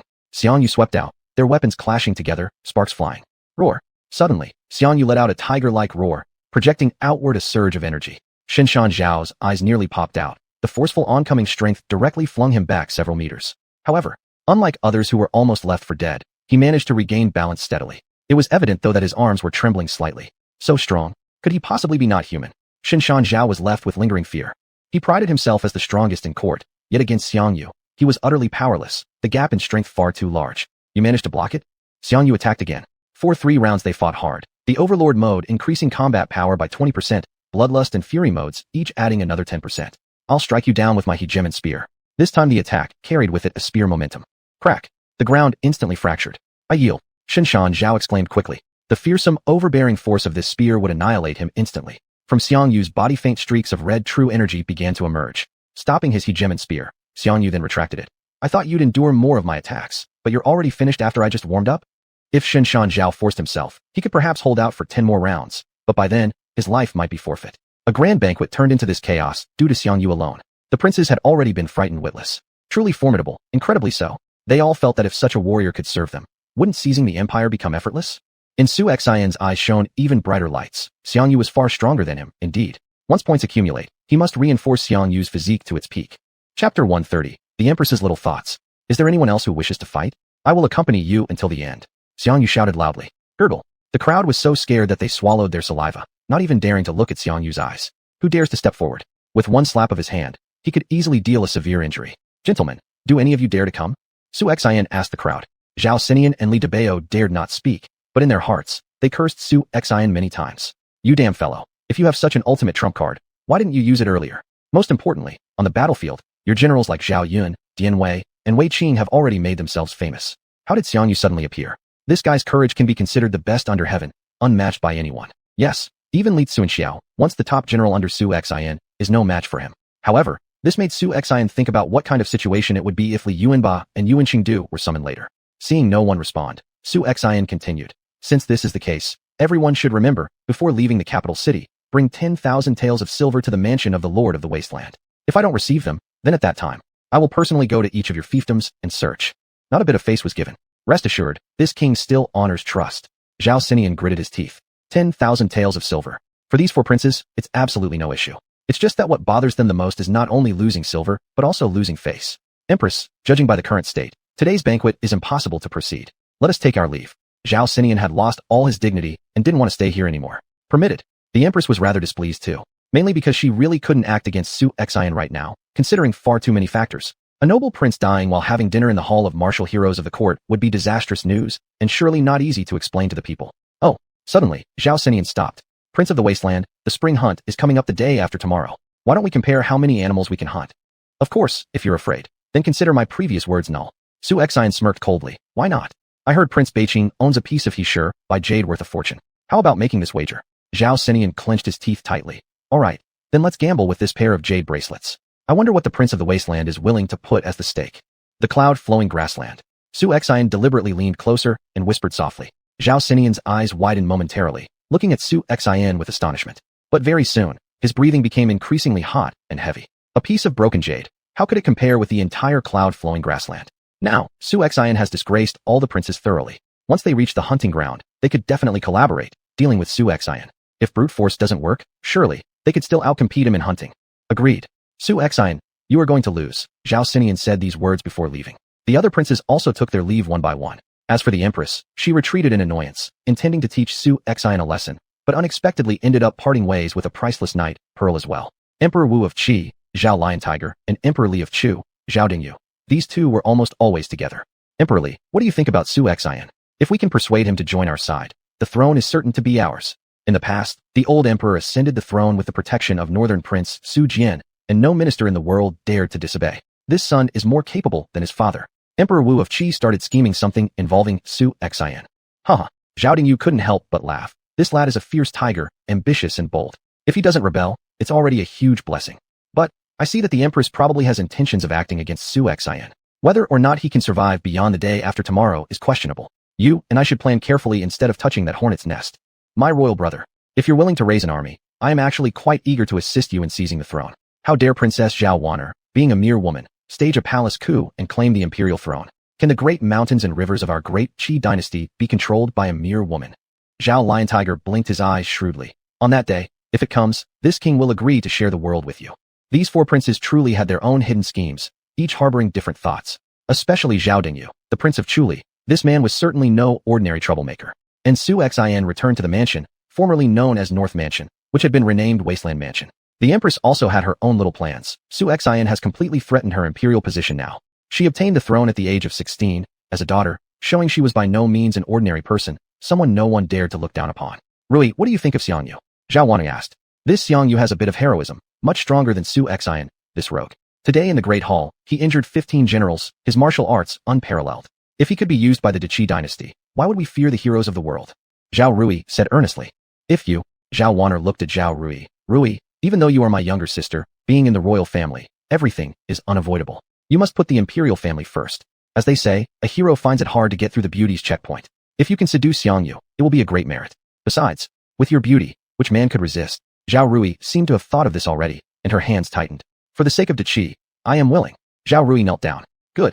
Zhao Wan'er smiled slightly. However, as an emperor, Zhao Wan'er had long placed family affection low. For the sake of Qi, anyone could be sacrificed. But for ordinary warriors, if they were chosen by Zhao Rui, they would certainly follow eagerly. Yet their plans against Su Xian and Xiangyu were bound to fail. Any summoned warrior would have absolute loyalty to Su Xian. Moreover, even without such constraints, since ancient times, the mighty Xiangyu has been known for valuing emotions and righteousness. How could he be constrained by trivial love affairs? They underestimated the true heroes under heaven. The Wasteland Mansion. In the dead of night, the servants and maids in the Wasteland Mansion were all equipped by the Empress. It was said that it was for Su Xian's benefit, but in fact, it was to monitor him. Of course, this didn't matter. The Imperial Guard spread throughout the Wasteland Mansion. Any slight movement fell within Su Xian's control, including Zhao Rui stealthily entering Xiangyu's room. How arrogant! How dare you, a mere woman, try to seduce me, Xiangyu?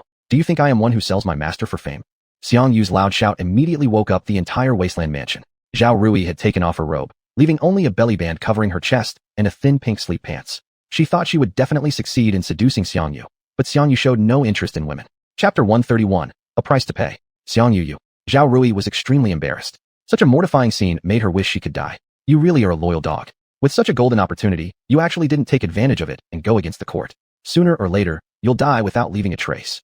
Zhao Rui had never expected that. Given her beauty, how many men would not fall for her charm? Now, she truly doubted that Xiangyu had only brute strength but lacked intelligence. Creak. When xuanhuan heard the noise, he rushed into Xiangyu's room with a squad of soldiers. Xiangyu's room was right next to Su Xian's.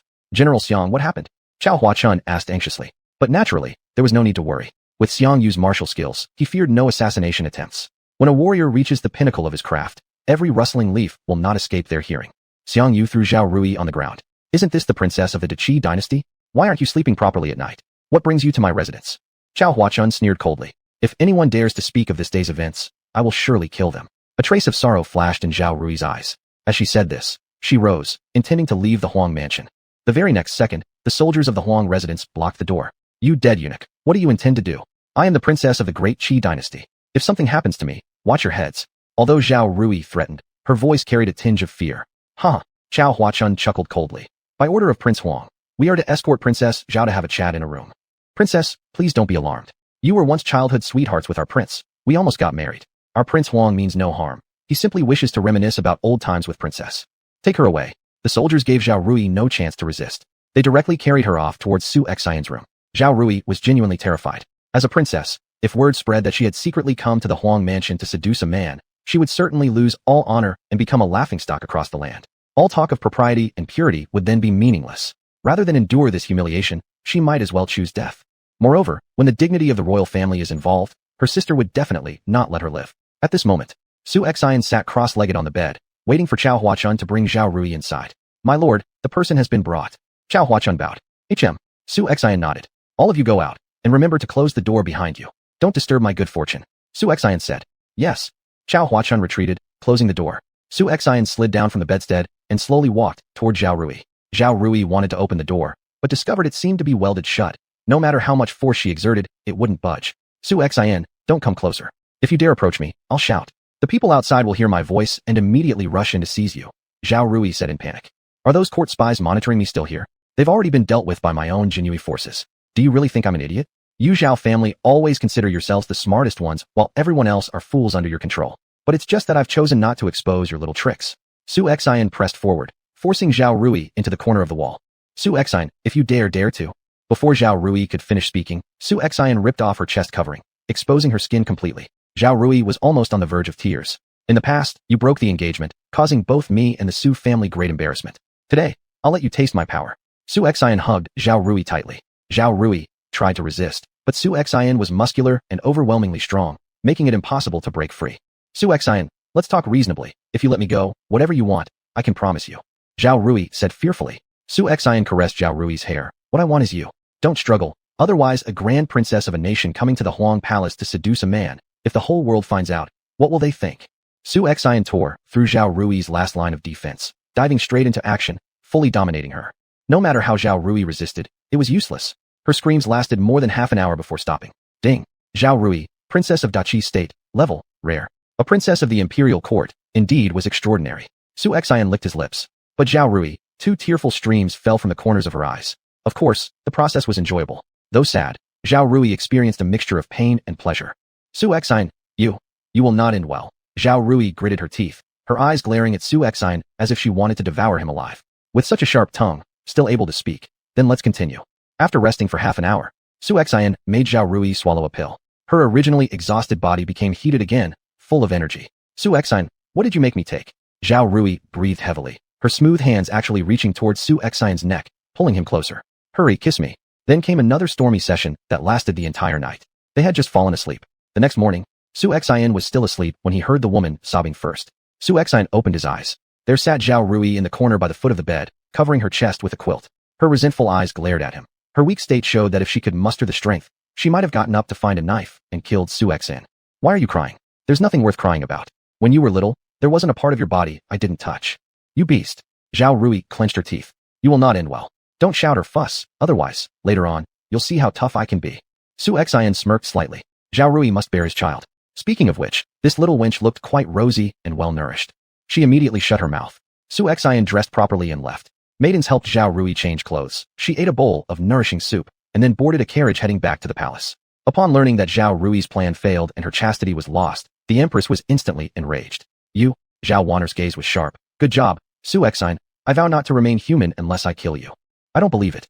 During tomorrow's spring hunt, can you possibly survive leaving the West Mountain? A mere 1,000 soldiers is no great threat. As for Xianyu and Su Xian, despite possessing the top martial arts skills in the world, so what? Could they break through with only 1,000 men against 10,000 soldiers surrounding them? Shen Shan Zhao and his 5 generals under command led the army to set an ambush at the West Mountain. Wu Jinzhong, go summon the 4 princes. I have important matters to entrust to them. Chapter 132, Capable Minister in Peace, Ruthless Hero in Chaos. The 3 kings of the Zhao family are all members of the same clan. The rise of a heteronymous king is not beneficial to them. As for Li Debao, this guy now regards himself as the king of Bashu and wants to re-establish his kingdom. A single-character king's title indeed carries more prestige than a double-character one. After all, Izhou King is only the king of Izhou, but Shu King could be the Shu King recognized by all under heaven. Moments later, the 4 kings were individually summoned by the Empress to discuss matters in the Grand Hall. Your Majesty, Empress. The 4 kings bowed down. Uncles, we're all family here. There's no need for such formality. Today is an exclusive family feast, and I wish to have a good reunion with the 4 uncles. Empress Zhao Wanner smiled and said. The 4 exchanged glances among themselves. This Empress may appear young, but her thoughts are by no means simple. Empress Majesty, if you've called us here, just state your purpose directly. Li Debao was quite blunt. While the old emperor was still alive, he would obey, but now that the old emperor has passed, his ambition is almost about to surface. He even wishes to raise a banner and proclaim himself emperor in the land of Shu. Alright then, let's cut to the chase. What do you all think of Su Xian? Upon hearing the Empress's words, the 4 major feudal princes directed their gazes at Zhao Wanner. In fact, this sentence might hold 2 possible meanings. The first possibility is that the Empress favors Su Xian and is intentionally testing the 4 kings. The second possibility is that she intends to join forces with the 4 kings to eliminate Su Xian. In this way, the act of killing meritorious officials cannot entirely rest on the shoulders of the court alone. If mistakes must be made, everyone will share responsibility for it. Needless to say, Wang Su Xian is a capable youth. Regardless of martial arts or military strategy, his talents in various aspects are undoubtedly exceptional. He is sure to become a pillar of our Great Qi Dynasty. Chu Liwang Zhao Dingyu praised deliberately. However, what Zhao Dingyu said was indeed commendable. If the Great Qi could retain Su Xian, it would surely enjoy 100 years of stability, leading the nation towards unprecedented prosperity. Unfortunately, treacherous ministers like Qin Hui exist within the imperial court, ensuring that any slightly capable official who poses a threat to these villains' interests is bound to meet an unfortunate end. A capable minister in peace, a ruthless hero in chaos. This young man is truly extraordinary. Qi Wuang Zhao Lianhu added. TSK, don't disgrace yourselves. Both of you are part of the royal family of the Great Qi Dynasty, yet you favor a disloyal rebel. From my perspective, this man deserves death, lest he bring disorder to the realm. Zhao Sinan said scornfully, his dignity and face having been shattered long ago on the Luiyun grassland during his battle with Su Xian. That's right. The Su family has long since ceased being loyal to the court. Take a look at what Su Xian has been up to in the wilderness. All he does is amass troops for his own purposes. Yesterday in the Grand Hall, he didn't even respect any of the dukes. Not only did he disregard the presence of your majesty, but it seems this man harbors ambitions of rebellion and should be killed immediately, Li Debao proposed. First, Li Debao's territory in Hanzhong borders Su Xian's domain in the wilderness. No matter if either side rebels, they are bound to clash sooner or later, and he doesn't want to encounter such a formidable opponent when the time comes. Second, Su Xian utterly humiliated him yesterday, so much so that now, Whenever the 4 dukes go out, the citizens of the capital mock them as useless individuals. Empress xuanhuan gave a slight smile at the corners of her mouth. These old fellows each harbored different intentions, something she already understands clearly. Zhao Sinan and Li Debao seek only personal revenge, whereas Zhao Lianhu and Zhao Dingyu aim to test her stance. A misstep could easily give someone leverage over them. Well, suddenly, Zhao Wan'er pulled out a handkerchief, pretending to wipe tears from her eyes and acting as if she were crying. "Why is your majesty sad? Has someone upset you?" Zhao Dingyu inquired. "I will not conceal this from fourth uncle. We believe that killing Beiwang Su Jian would disintegrate the Su clan and quiet their ambitions, so they wouldn't dare act recklessly. But who would have thought, after bestowing the title of Huang Wang upon Su Xian and allowing him dominion over 4 regions, instead of showing gratitude, this boy opposes the court. Just last night, this brute, forcibly." Zhao Wan'er feigned a highly convincing performance. He ravished the princess. Are you saying Princess Rui was defiled by Su Xian?" Zhao Sinan raged furiously, and Zhao Lianhu and Zhao Dingyu glanced at each other warily. Could Su Xian really be this kind of person? Why would he take such risks, leaving this sort of critical evidence in the hands of the Empress? It's important to know that even if Su Xian holds the title of Huang Wang, such acts are bound to come at some cost. This is exactly the moment to win public sympathy through clever manipulation of popular sentiment. However, the Empress' methods are far from righteous. To achieve her goal, she can even ignore her own younger sister's reputation. Empress Zhao Wan'er nodded solemnly afterward.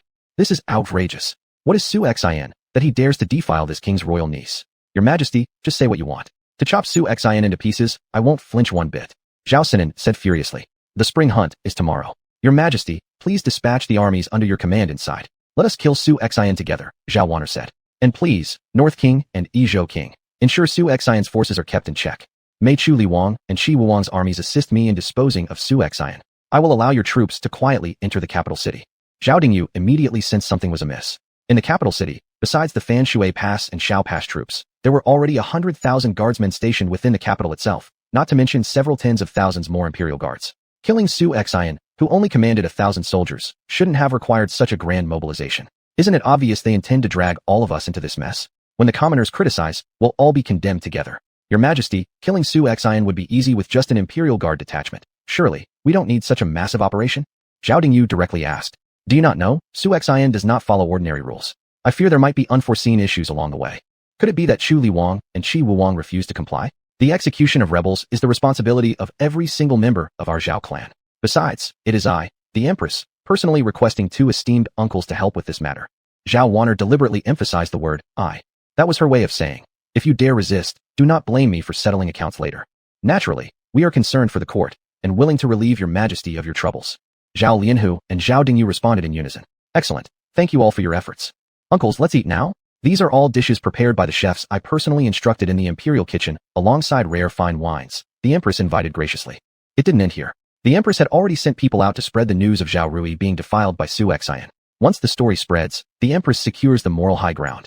From behind the scenes, she orchestrates scholars to condemn Su Xian through their writings. That way, killing Su Xian becomes completely justified. Chapter 133, Thick-skinned, no problem. Reputation seems to be very important for a person, and Empress Zhao Wan'er thought so too. But alas, she chose the wrong target. In the past, Su Xian might have valued his reputation greatly. After all, he too cared about face.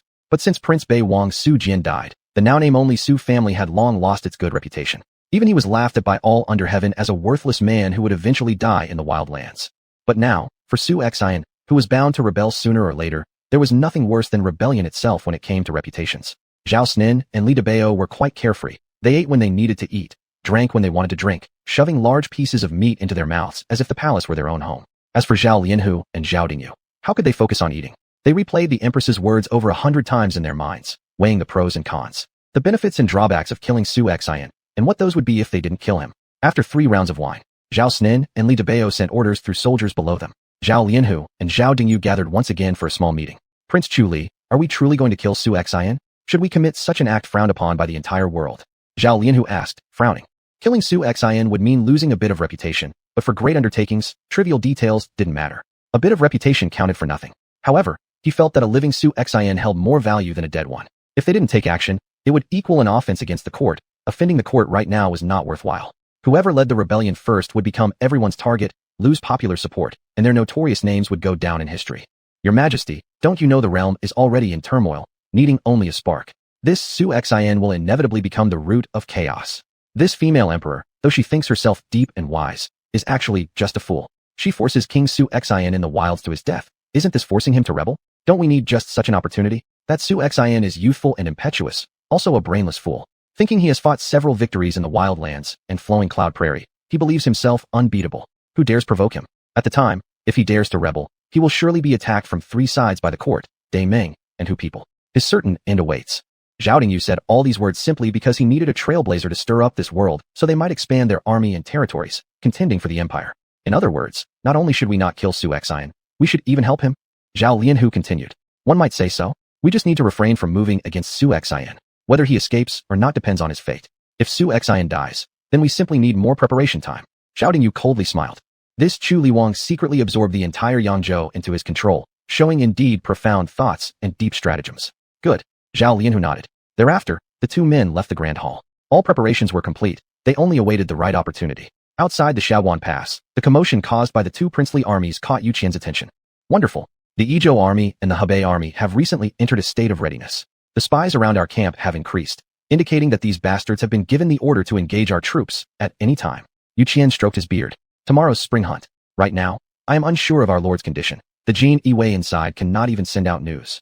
Yudong, let me break the Xuanhuan Pass and rescue our lord. Zhang Fei growled fiercely, his rugged voice loud like thunder. Haste is unwise. Attacking Xuanhuan Pass right now would mean our rebellion, and our lord's safety would certainly be threatened. But, all troops must prepare for battle. Load all the bed crossbows we brought with us. In addition, later I shall send 800 soldiers back to the wilds, to General Bai Qi, requesting another 50,000 troops to come and provide support, Yu Qian said. General Zhang Fei, you will lead an additional 10,000 soldiers up the mountain to chop wood. We shall build scaling ladders, stone throwers. Prepare for battle at any moment. Upon arriving at Xuanhuan, Yu Qian planned ahead, quietly instructing Zhang Fei to lead the soldiers to cut down trees in the mountains to construct siege weapons. Almost every time the Wild Army went into battle, they brought along engineering troops and medical troops, important guarantees for minimizing casualties in the battlefield. Order received. Zhang Fei accepted his mission and began counting the troops. Nothing happened throughout the night. Dawn came in a flash. xuanhuan also noticed the court's movements. However, without any substantive action from the court against him, he was powerless. Yet within one night, xuanhuan had become infamous throughout the realm. The Empress started her first move by spreading rumors about xuanhuan, claiming he had defiled Princess Zhao Rui. At that moment, the so-called noble scholars and literati of the capital united to denounce xuanhuan as an animal. Early in the morning, the 2 main streets of the capital were filled with people. The Empress's grand convoy made its way majestically toward the western mountain hunting grounds. Lord, the armies led by Zhao Lianhu and Zhao Dingyu have already passed through the customs checkpoint, but we haven't received any news. Do you think, will there be trouble today? Chao Huachan asked softly. This king would like to see what more tricks this female emperor is playing. xuanhuan clenched his fists tightly. xuanhuan, how dare you defile the princess and disgrace the royal family? You are a disgrace to our Great Qi kingdom. Why don't you commit suicide to atone for your sins? The Su clan has always been a family of loyal heroes. How could someone like you exist among them? You've disgraced the face of our Great Qi empire. Defiling the princess is a capital offense. Your Majesty, please sentence xuanhuan to death. The surrounding commoners went even further, calling for xuanhuan's execution. How dare you? Xiangyu exploded in fury. His qi surged forth like an explosive force, sending waves outward. The nobles who had just been jeering felt a heavy pressure on their chests and were sent flying by the energy wave. Not being skilled martial artists, they were knocked unconscious upon collision with Xiangyu's qi. If anyone dares to speak another word, I'll kill you right now.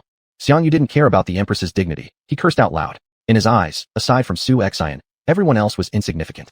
This intimidated some people into silence. Little brother, let them curse. It doesn't harm me personally, xuanhuan coldly laughed. The second prince of the Wildlands sure has thick skin. He doesn't react to all this cursing. The Empress suddenly commented from her carriage after pulling aside the curtain. She had intentionally placed xuanhuan beside her carriage, hoping to humiliate him, but she hadn't anticipated that xuanhuan wouldn't care. My face isn't half as thick as yours, Empress.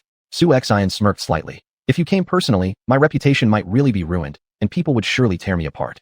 Chapter 134. Hunting in the Western Mountain, a complete rebellion. Or else, tonight I will open the main gate of my estate, and Empress can just come directly. Tomorrow, I will announce that I have defiled you, our revered Empress. Who knows? Perhaps tomorrow, many assassins will be sent to kill me. xuanhuan continued with mockery. The Empress's face had turned red instantly from embarrassment. xuanhuan, you are getting more and more outrageous, even daring to flirt with me. Are you not afraid that I might castrate you? The Empress Zhao Waner clenched her teeth and was furious enough to want to trample xuanhuan on the spot. Your Majesty, if you could kill me, you wouldn't need these disgraceful schemes to ruin my reputation. xuanhuan's lips curled slightly upward. But you truly are merciless. To kill me, you would disregard your own sister's reputation? Haha. After speaking, xuanhuan stepped forward, quickening his pace slightly. This woman's heart is too cruel. She's well suited to being an emperor, destined to be an isolated ruler without family or friends. You, Empress Zhao Waner's heart tightened. Could this guy have discovered something? However, Su Xian's army was still outside the Xia Pass, which reassured her somewhat. Fine, let you be arrogant for a while longer. When we reach the hunting grounds, I'll make sure you die without a grave. Xuanhuan's eyes flashed with murderous intent. Yet, everything seemed to be under Su Xian's control. Killing Su Xian wasn't going to be as easy as expected. Zhao Xinian and Li Debao stared at Su Xian's retreating back, gritting their teeth all the way. The Xishan hunting grounds were the imperial hunting fields where every 3 years, the emperors of the Qi Dynasty would allow hunting here.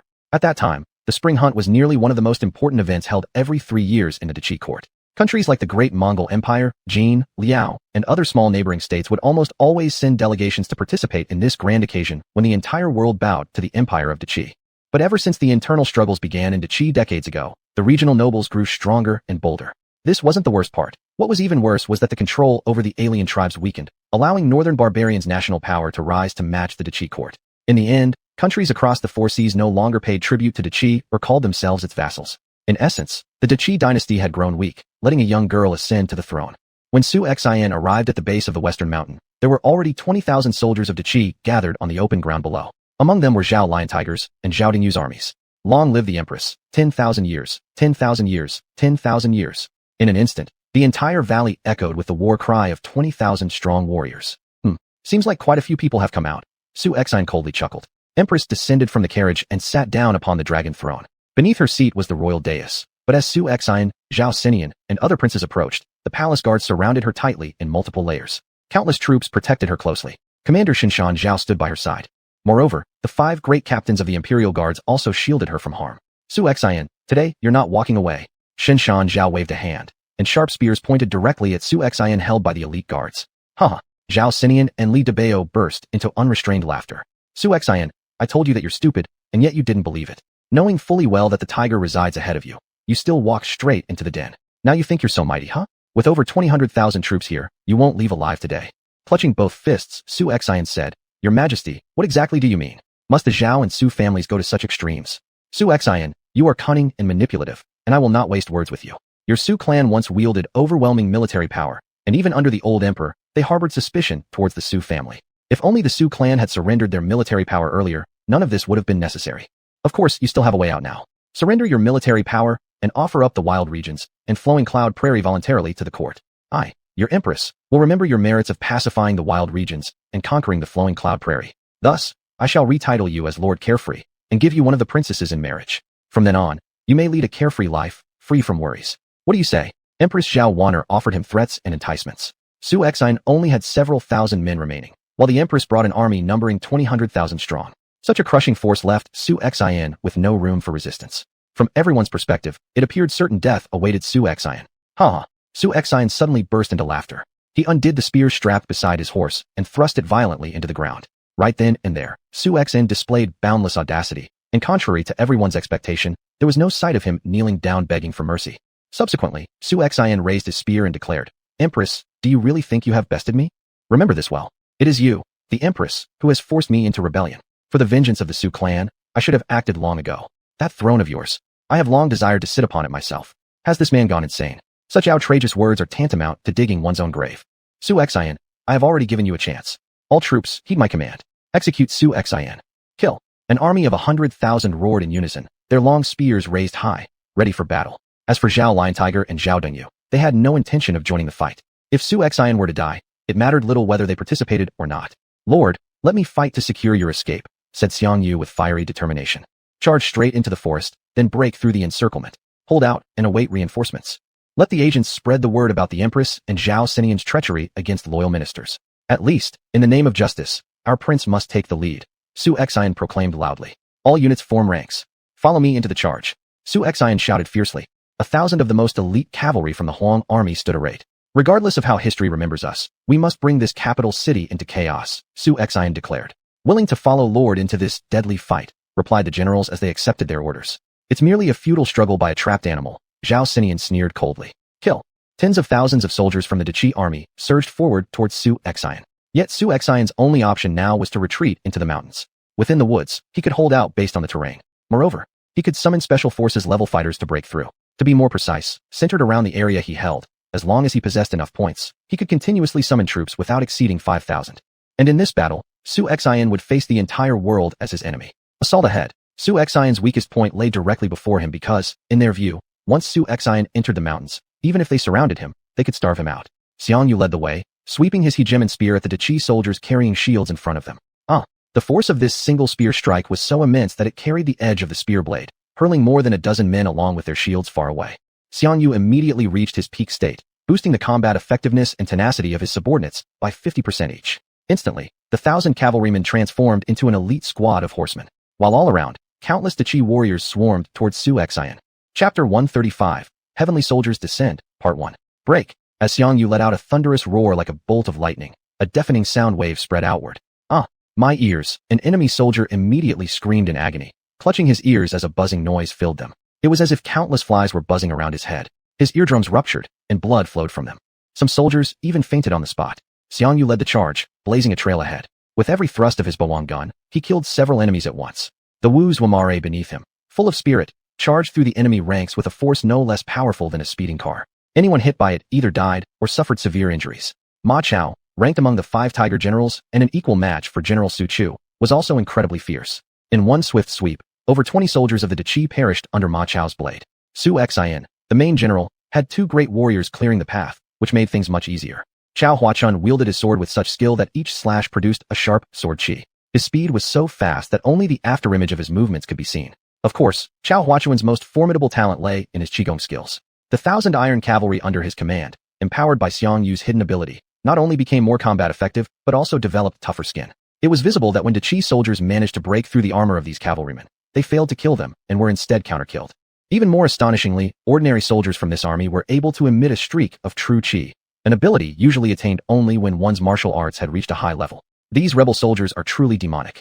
Their skins are tougher than those of beasts, one Qi soldier said just before retreating. In the next moment, a long spear plunged into his chest by a rebel soldier. Under Su Xian's command, this cavalry unit cut through the Qi forces like a sharp sword piercing through flesh, slaughtering mercilessly without obstruction. In a matter of moments, over 1,000 Qi soldiers were dead, their bodies littering the ground, and their blood pooling into streams.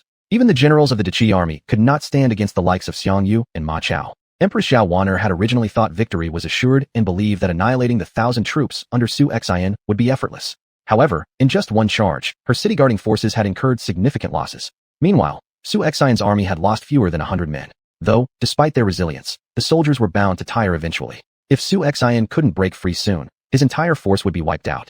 This was Empress xuanhuan's exact assessment. She recognized the grave threat Su Xian posed to the Qi court and decided that Su Xian must die today. Generals Li Hantian and Li Hanqiu, you both lead 10,000 cavalry each to scatter Su Xian's forces entirely. The Empress commanded. Hi, replied the 2 formidable generals, stepping forward. These 2 might even be slightly stronger than Shinshan Zhao. The empire of Qi had a vast array of talented individuals and capable commanders, especially since the Empress secretly accumulated loyal power bases, ensuring the armies were all personally loyal to her. With orders in hand, the 2 generals galloped out, ready to attack. This Su Xian's army is indeed remarkable. No wonder they can achieve victories with minimal cost while in the wilderness. But now, the entire western mountain is swarming with my men. Even if he grows wings, he won't escape. Zhao Wan'er glared fiercely. What shocked her more wasn't Xiangyu, but Su Xian himself. His martial skills might even surpass Shinshan Zhao. Your Majesty, observe. Princes Zhao Lianhu and Zhao Dongyu. Their armies don't seem inclined to help. Wu Jinzhong suddenly mentioned. Humph. Zhao Wan'er sneered coldly. These fools. What benefit do they gain from keeping Su Xian alive? Your Majesty, Su Xian has entered the forest. Wu Jinzhong exclaimed anxiously. Good, he's sealing his own doom. The surroundings of the hunting grounds have been fortified with sufficient personnel. Entering the forest means falling into a trap. He'll starve to death even if he tries to hide. The Empress spoke coldly. Transmit the order to Zhao Dingyu and Zhao Lianhu. They are here to capture rebels, not spectate. If they fail to act and allow Su Xian to escape, I will hold them accountable. Hi. On one side, the messenger, having received the order, immediately galloped towards Zhao Dongyu and Zhao Lianhu. His Majesty's orders are to be conveyed. If the armies of the 2 princes do not act swiftly and let Su Xian escape, they will face retribution. The 2 exchanged uneasy glances. They wondered privately whether the Empress had lost her mind. Even with Su Xian's remarkable army, it only amounted to around 1,000 men. With 10 legions pursuing and blockading, they would eventually exterminate Su Xian's forces. Their own 10 legions were merely crowding at the back, unable to penetrate and participate in the battle. We will inform Her Majesty that we are coming, Zhao Lianhu said. The messenger then retreated. Zhao Xingyuan, you take 1,000 cavalrymen and have some fun inside, Zhao Lianhu commanded. Xuanhuan, you go as well, Zhao Dingyu added on the side. Affirmative. The 2 generals accepted the order. Regardless of Su Xian's strength, They initially had no intention to deploy their forces today. At this point, Su Xuan's cavalry had already fought their way through the forest, but from all sides, more cavalry was encircling them. Particularly General Li Hantian and Li Hanxiu of the enemy led 20,000 cavalry. The combat effectiveness of these 20,000 cavalry proved significant, scattering what remained of Su Xuan's cavalry in disarray. However strong the wilderness soldiers' cavalry may be, real swords still caused real damage. Even as they fended off some enemy attacks, several cavalrymen fell after sustaining multiple sword slashes, dropping off their warhorses. Still, though the Qi cavalry outnumbered them, bringing down a single rider of Su Xuan's cavalry wasn't so easy. It often cost them 2 or 3 casualties. Master, our forces are almost gone. If this continues, we'll be annihilated soon, xuanhuan reported. Damn it, Su Xuan gritted his teeth. Su Xuan, surrender your life, roared Li Hantian and Li Hanxiu, their large blades raised as they charged straight for Su Xuan. Su Xuan noticed that the soldiers surrounding him had dwindled to only dozens. Thousands of cavalrymen from Qi now formed a circle, targeting him as their central focus. Chapter 136, Divine Troops Descend, Part 2. Xuanhuan and Zhao Xingyuan, each leading 1,000 cavalrymen, looked at the already surrounded Su Xuan and couldn't help but shake their heads. Truly unfortunate. This Su Xuan has just built some foundation in the north, but ultimately pays the price for his arrogance. If it were me, I would have quietly fled from the capital last night instead of waiting here to walk into a trap and come to die on Xishan. Xuanhuan could not help but feel sorry for him. A single mistake amidst hundreds of careful plans. Sometimes people's minds can get confused. Zhao Xingyuan smirked. Even Xiangyu, the mighty hero unmatched under heaven. What use is there for being number one? In front of him are Li Hantian and Li Hanxiu, 2 fierce generals. Even if it's Xiangyu, he probably couldn't withstand that. Moreover, as long as Xiangyu left Su Xuan's side, wouldn't Su Xuan then become like a lamb awaiting slaughter? Get out of my way, Xiangyu roared with rage. Ding! Xiangyu activates Hegeman Force. A striking crimson shadow appeared on Xiangyu's body. It was formed by the true qi condensing within him, exuding an overwhelming pressure. The trees around bent outward, indicating just how terrifying Xiangyu had become. Li Hantian and Li Hanxiu were about to step forward and taunt Xiangyu when they stopped immediately. The frightening amount of energy emanating from Xiangyu made them sense death. Phew! The Qi soldiers closer to Xiangyu couldn't endure it, spitting blood directly. Boom! Xiangyu swung his arm forward, and a roaring Kirin-shaped aura rushed toward the enemy troops. Run fast! Where had the Qi soldiers seen such a scene before? They turned their legs and ran, but the next moment, they were engulfed by sweeping sand and dust. Even surrounding trees were uprooted or snapped cleanly in half. After the dust settled, it became apparent that the ground was filled with fallen bodies. Countless people. There must have been over 200 casualties. Over 100 were dead outright, and another 100 odd, even if still alive, lay gravely injured in immense pain. So terrifying. Xiangyu is simply not human. Not far away, Zhao Xingyuan watched this scene, utterly stunned.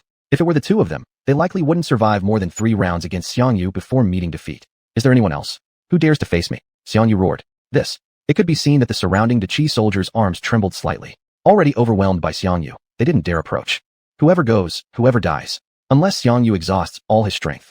Brother, Xiangyu might be nearing exhaustion now. Let's both go at once. We should be able to restrain Xiangyu together, Li Hanxiu said, looking at Li Hantian. Agreed. Li Hantian nodded. What are you all afraid of? Killing Xiangyu solves all our problems. Kill. The two took the lead, rushing straight at Xiangyu. Looking for death. Xiangyu shrugged. I've only just warmed up my hands and feet. Since you seek death, I'll take your lives. Though his fighting state wasn't at its peak, he certainly wasn't unable to fight further. Clang. However, Li Hantian and Li Hanxiu were no ordinary fighters. Simultaneously drawing their swords, they managed to resist one strike from Xiangyu's spear. But unleashing internal qi to cause heavy damage comes at the expense of considerable physical strain. As for the rest of the cavalry, they charged towards Su Xuan. Seeking death, Chao Huachun swung his long sword, producing several crescent-shaped blades of energy, which swept through the Qi soldiers. Boom. Chao Huachun clenched his fist momentarily, unleashing an invisible palm force that sent more than a dozen men, horse and rider alike, flying through the air. This is really a eunuch? Such powerful internal energy. Initially, dealing with just Xiangyu seemed daunting, but now with Chao Huachun added into the mix, the situation became even more complicated. Truly, Lord Su Xuan surrounded himself with remarkable individuals, including Ma Chao, who was already soaked in blood after dashing fiercely through the ranks. After holding out for some time with his tiger head gold spear, Su Xuan began to feel drained. Xiangyu and others slowly converged on him. My lord, it seems today we truly will meet our end here. The subordinate regrets not having been able to escort my lord to safety, Xiangyu gritted his teeth. Xiangyu might often act stubbornly, but he highly values righteousness. Rest assured, we won't die. Su Xuan slightly raised the corner of his mouth. At their central position alone, there were already thousands of stacked corpses. Su Xuan, surrender. Her Majesty the Empress said that if you confess publicly to raising rebellion and the Su family using military force for treasonous purposes, she will offer you a chance to live. You can be allowed to live out your life as a commoner peacefully. Such nonsense could only be believed by children. If he really gave up his military power and handed over the wild region and flowing cloud grassland to the court, then he would truly become a lamb awaiting slaughter. At that point, the Empress could kill him however she pleased. Is that so? If it weren't for xuanhuan, the Su family wouldn't have reached this stage. Su Xuan coldly chuckled. Su Xuan, don't be arrogant. Look how many people are still around you. 1,000 men thinking they can project the might of 10,000? You truly see yourselves as something important. The opportunity has already been given to you. If you refuse to seize it, do not blame me for showing no mercy, Li Hantian angrily declared. Archers, prepare. Behind him, ranks of archers encircled Su Xuan. Alas, what a pity. This time, Su Xuan is surely dead without a doubt. Zhao Xingyuan couldn't help but sigh and shake his head. A hero like this, if he were to survive, he really could pose a threat to the Great Qi Empire. Alas, he hasn't grown strong enough yet, and now. Xuanhuan also showed great regret. When everyone thought Su Xuan's group was about to perish, Su Xuan scanned the dense foliage overhead. The moment had come. Li Hantian, do you really think you've won against me? You lot are too arrogant. Su Xuan's words didn't make any huge waves in the hearts of those present. A trapped animal fighting back. It was nothing more than the foolish act of a coward. Any boastful talk was meaningless. Su Xuan, when 10,000 arrows pierce your heart shortly, will you still be as defiant? Li Hantian mocked with a cold laugh. But Su Xuan suddenly focused intently and said, let all of you see what divine troops descending look like. System, summon 5,000 black armor soldiers. And call forth General Qin Xiong to assist. Ding. Summoned 5,000 black armor soldiers successfully, deducted 3 million points. Note, the black armor soldiers are heavy cavalry and special operation warriors. One soldier equals 600 points. Ding. Summoned Qin Xiong successfully, deducted 960,000 points. Remaining points of host, 21,658,000.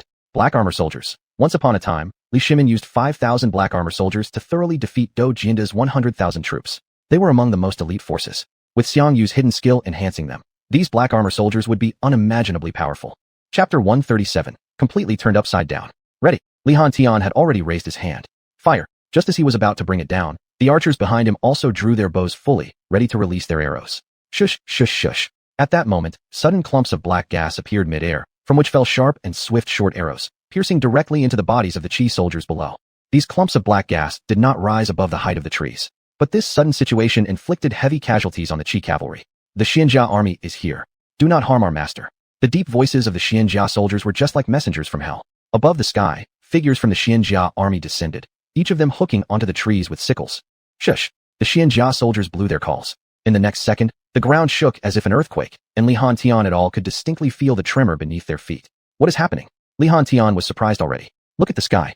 Everyone's eyes turned towards midair. They came from where? Why couldn't we see them before? Look, it's a mass of black clouds. They emerged from these clouds. Didn't you hear earlier? They are Su Xuan's troops.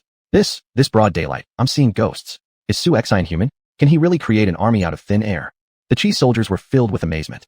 But upon seeing the uniforms of the Xianjia army, they became even more astonished. The Xianjia soldiers were completely covered in heavy armor, carrying 2 long swords on their backs, sleeve-mounted crossbows, small crossbows hanging at their waists, black long spears in their hands, and ghost head masks covering their faces. Every aspect gave off a bone-chilling feeling. Rumble, rumble, rumble. Right at that moment, while everyone hadn't recovered from their shock yet, sounds of neighing horses and galloping hooves echoed around them. Horses, war horses. The Qi soldiers were once again stunned by the approaching cavalry, which wasn't ordinary. These war horses were entirely wrapped in layers of sturdy armor, and moreover, these horses were incredibly robust, possessing formidable strength and a daunting presence. Their horse eyes sparkled with intelligence. To their astonishment, the surrounding Qi cavalry was literally thrown off by these horses. And the Xianjia soldiers descending from the air coincidentally landed right on the horses' backs. Slay. Thus began the true killing spree of the Xianjia army soldiers. The long spears surged forward, striking straight towards enemy troops. Even though their swings seemed slow, each one was lethal. At this moment, the Qi soldiers were utterly astounded. Faced with an unexpected army from the skies, all they felt was fear and dread, almost believing themselves to have offended celestial deities. My lord, General Qin Xiong has come for your protection. Qin Xiong, door god, soldier defense increased by 40%, double clubs. Own combat power increased by 20%. Holding the twin clubs tightly, Qin Xiong swept left and right, the heavily weighted clubs of dozens of pounds hammering against the Qi cavalry. Neither the horses nor the armored soldiers could withstand the crushing blows of the heavy clubs. Qin Xiong, though not considered the best martial artist in the Tang dynasty, was definitely among the top few, and the force of those club strikes would be hard for even thick-skinned wild beasts to endure. With another wave, streams of internal energy flowed through, flinging several cavalrymen into the air. Cutting through a path, no one dared oppose him. Another fierce general. How do these people even get here? Eek. In an instant, Su Xuan's command of the Xianjia army commenced a one-sided massacre. Ha ha ha. Li Hantian, Li Hanxiu, what else do you have to say? Come on, keep fighting. Su Xuan laughed maniacally. Damn, Li Hantian frowned tightly. This is truly like seeing ghosts. Li family brothers, how dare you lose focus while fighting me? Xiang Yu was greatly invigorated. The overlord spear fiercely struck out, as two Qi generals simultaneously moved to intercept. Buzz. Clang. That terrifying power instantly caused both Qi generals to pale in complexion. Their arms bent reflexively, and the weapons flew out of their grasp. How can he still be this powerful? Li Hanxiu couldn't comprehend. Yet his arms were shaking violently. As top-notch martial artists in their own rights, even against the first general of Great Ming, Yilu Wudi, Li Hantian and Li Hanxiu might not necessarily be defeated, yet now they were forced to this extent by Xiang Yu. Brother, let's withdraw for now, Li Hanxiu said. The terrifying Xianjiao army. It routed 20,000 cavalry. Retreat, quickly retreat. In an instant, the remaining Qi cavalry scattered chaotically. The Qi foot soldiers outside, upon witnessing the retreating Qi cavalry from within, looked puzzled. But the heavily armored Xianjia iron cavalry immediately formed a square array, for sides perfectly aligned, just like a wall made of copper or iron. All the Qi cavalry inside the array were slaughtered without mercy, none escaping with their lives. Chao Huachun, Xiang Yu, Ma Chao, and Qin Xiong stood behind Su Xian. At this point, they were already drenched in blood, looking utterly ferocious. Zhao Xingyuan and Xiu Xuanhuan, upon witnessing such a scene, had long fled on foot. What's wrong with you two? Who ordered you to retreat? Su Xian is surely about to die. Aren't the two of you even trying to earn any credit? Zhao Lianhu angrily reprimanded them. Your Majesty, something's not right. Out of nowhere, Su Xian summoned thousands of soldiers. They just appeared, out of thin air. Zhao Xingyuan's face still showed signs of terror. What nonsense are you talking about? Zhao Lianhu furrowed his brows. Appeared out of thin air? Do you think Su Xian is some kind of deity? The Qi troops ahead faced a catastrophic defeat. Trot, trot, trot. Thousands of Xianjia soldiers slowly advanced forward. Empress Zhao Wanner suddenly stood up. Whose army is this? Empress Zhao Wanner exclaimed in shock. You see, Su Xian only had about 1,000 soldiers. Even at a tenfold cost, they should have been able to capture him. What's more, they had 20,000 cavalrymen. Their advantages in numbers and fighting power made it even clearer that there was absolutely no way for the Huang forces to resist, with General Li Handianshan and General Li Hanxiu on their side. Your Majesty, look, Generals Li Handianshan and Li Hanxiu have also retreated in disarray, Wu Jinzhong said. It's an army of heavily armored black riders. How could there be a battalion of heavy black riders in these woods? Empress Zhao Wanner frowned deeply. Where did this force come from? Your Majesty, both Shaoguan and Sisui passes are under strict surveillance. There has been no news from Generals Su Long and Zhao Feng. Our spies have also found no signs of any Huang army entering the Western Mountain hunting grounds. Besides, the Western Mountain hunting grounds have been tightly controlled for layers and layers. Not just a battalion of thousands of soldiers, but even one suspicious person would find it impossible to get in, Wu Jinzhong continued. It's really bizarre. Did his army actually appear out of thin air? Otherwise, how can his army keep growing as they fight? Empress Zhao Wanner asked, confused. Chapter 138, Attack on Shaoguan. In ancient times, in the most feudal society, they had the greatest reverence and awe for heavenly gods and ghosts. Thinking about the troops under Su Xian's command appearing out of nowhere, it meant these soldiers were not ordinary ones, but celestial warriors. Humph. Empress Zhao Wanner let out a cold laugh. I do not care how these troops appeared. They are now surrounded by me, so I will not allow him to leave alive. The more she thought about this, the more certain she was that she could not let Su Xian go. The terrifying strength Su Xian had demonstrated would surely threaten the court if he was set free into the wilds, possibly becoming a root cause of chaos in the land. The prince's little calculations within their hearts, the empress understood quite well. However, fatally, while the Xuanjia army soldiers were formidable enough, what was truly problematic was that every time one of them died, they could be replaced from the rear. After an entire day of fierce battle, the Great Qi army didn't manage to subdue Su Xian, instead suffering over 10,000 casualties. Is this witchcraft? How can we not finish off Su Xian's forces? By evening, Zhao Wanner sat in her central military tent, thoroughly confused. Could it be that Su Xian is truly a divine being who can summon heavenly warriors? But if they were divine beings summoned by deities, wouldn't they be invincible? Meanwhile, news of the Empress leading her great army to trap Su Xian at the Western Mountain had completely spread throughout the capital city. Many noble offspring in the capital city, previously worried about retaliation from Su Xian, now took much delight in his downfall. In particular, those families who had previously offended Su Xian hurriedly sent gifts during the night, hoping to curry favor with him. They believed, considering Su Xian's accomplishments in the north, gaining countless merits, he was destined to become a highly ranked official. Yet, unexpectedly, the next day brought news of Su Xian's rebellion. However, given the thousands of soldiers Su Xian commanded in the capital, how could he dare rebel? Su Xian, who had secured territories in the wilderness and ruled the flowing cloud prairie, seemed too clever a man to suddenly act so foolishly. Ho ho! This Su Xian arrogantly defies the princes and insults his majesty in the grand hall. It is only fitting that his majesty seeks to execute him. As I see it, Su Xian deserves death. Look at his haughty demeanor. He even dared desecrate the princess. Now isn't this just getting what he deserves? This house of Su, all rebels, deserved annihilation long ago. And today, as his majesty purges the disloyal, this is done in the interest of all people under heaven. To justify her killing of Su Xian, The Empress even spread rumors in the capital, swaying public opinion to favor the court. Under pressure from the court, the commoners naturally dared not voice dissent or question the court's decision. A day's fighting had finally come to an end, and the loss of more than 10,000 elite soldiers left Empress xuanhuan unable to bear such heavy casualties. After all, the costs required to train such a powerful army, whether in terms of financial resources or material investments, were immense. Hence, xuanhuan decided to change her strategy entirely, swapping aggressive assaults for a surrounding siege, intending to starve Su Xian to death within the Xishan hunting ground. This gave Su Xian a rare chance to catch his breath. At this point, the imperial guards mingling among the capital city arrived at Xuanhuan Pass at dusk. Commander Yu Qian waited outside Xuanhuan with a 100,000-strong army ready. According to plans, after the spring hunt, Su Xian should have already sent someone out to relay safe tidings. Before entering Xuanhuan, Su Xian had noticed something strange and thus made a pact with Yu Qian. If no message came after the spring hunt, they were authorized to launch an attack on Xuanhuan. Indeed, the Empress did not foresee that even if she killed Su Xian, she could never hope to gain control over the flowing cloud prairie and the wilderness, nor would she be able to recruit the wilderness army. Once Su Xian fell, all the wilderness armies he had summoned would fight relentlessly against the Qi Empire. Below Xuanhuan, Yu Qian personally led his vast force overlooking General Su Long atop Xuanhuan. Across the wilderness army, preparations were underway. Crossbows, catapults, tower carriages, all were readied for deployment. Huang Zhong allocated 200,000 troops to guard the main camp, keeping a watchful eye on Zhao Xining's Hebei army and Li Debao's Yi-province army. Su Long, open the gates of Xuanhuan, or I shall not be lenient. Yu Qian roared. You rebellious wilderness army, you dare defy the Empress' direct order for all armies to camp outside the passes? Are you attempting treason? If you proceed like this, where does that place the king of the wilderness? Do you intend to doom your own king? Su Long sneered coldly. You old fool, Su Long, don't lecture me on these principles. My lord has already given orders. If there's no message after the spring hunt, we are to forcefully seize Xuanhuan. It's evening already. The spring hunt has ended, yet there's still no word from our lord. Besides, do you really think I Zhang Fei am some simpleton? The whole Xuanhuan gate remains closed, denying both entrance and exit. What sinister intent could the court harbor? In 15 minutes, open the Xuanhuan gate, or I, Zhang Fei, will personally lead the assault and puncture you with 10,000 holes. Zhang Fei's voice thundered like a clap of lightning, his loud roar causing all the soldiers stationed at Xuanhuan to tremble in fear. Uft! Aya! The battle general beside Su Long was so terrified that his eyes nearly bulged out. Immediately, he spat out a mouthful of bitter bile. General Liu, are you all right? The nearby generals rushed forward to support him. Checking for a pulse on his neck revealed that there was none left. Dead? He's dead. A living person was actually scared to death by Zhang Fei. This fiend. A group of battle generals began murmuring among themselves. Zhang Fei's deafening roar alone gave him an advantage, boosting the morale of the wild army. This Zhang Fei is simply a savage beast. Su Long marveled in astonishment.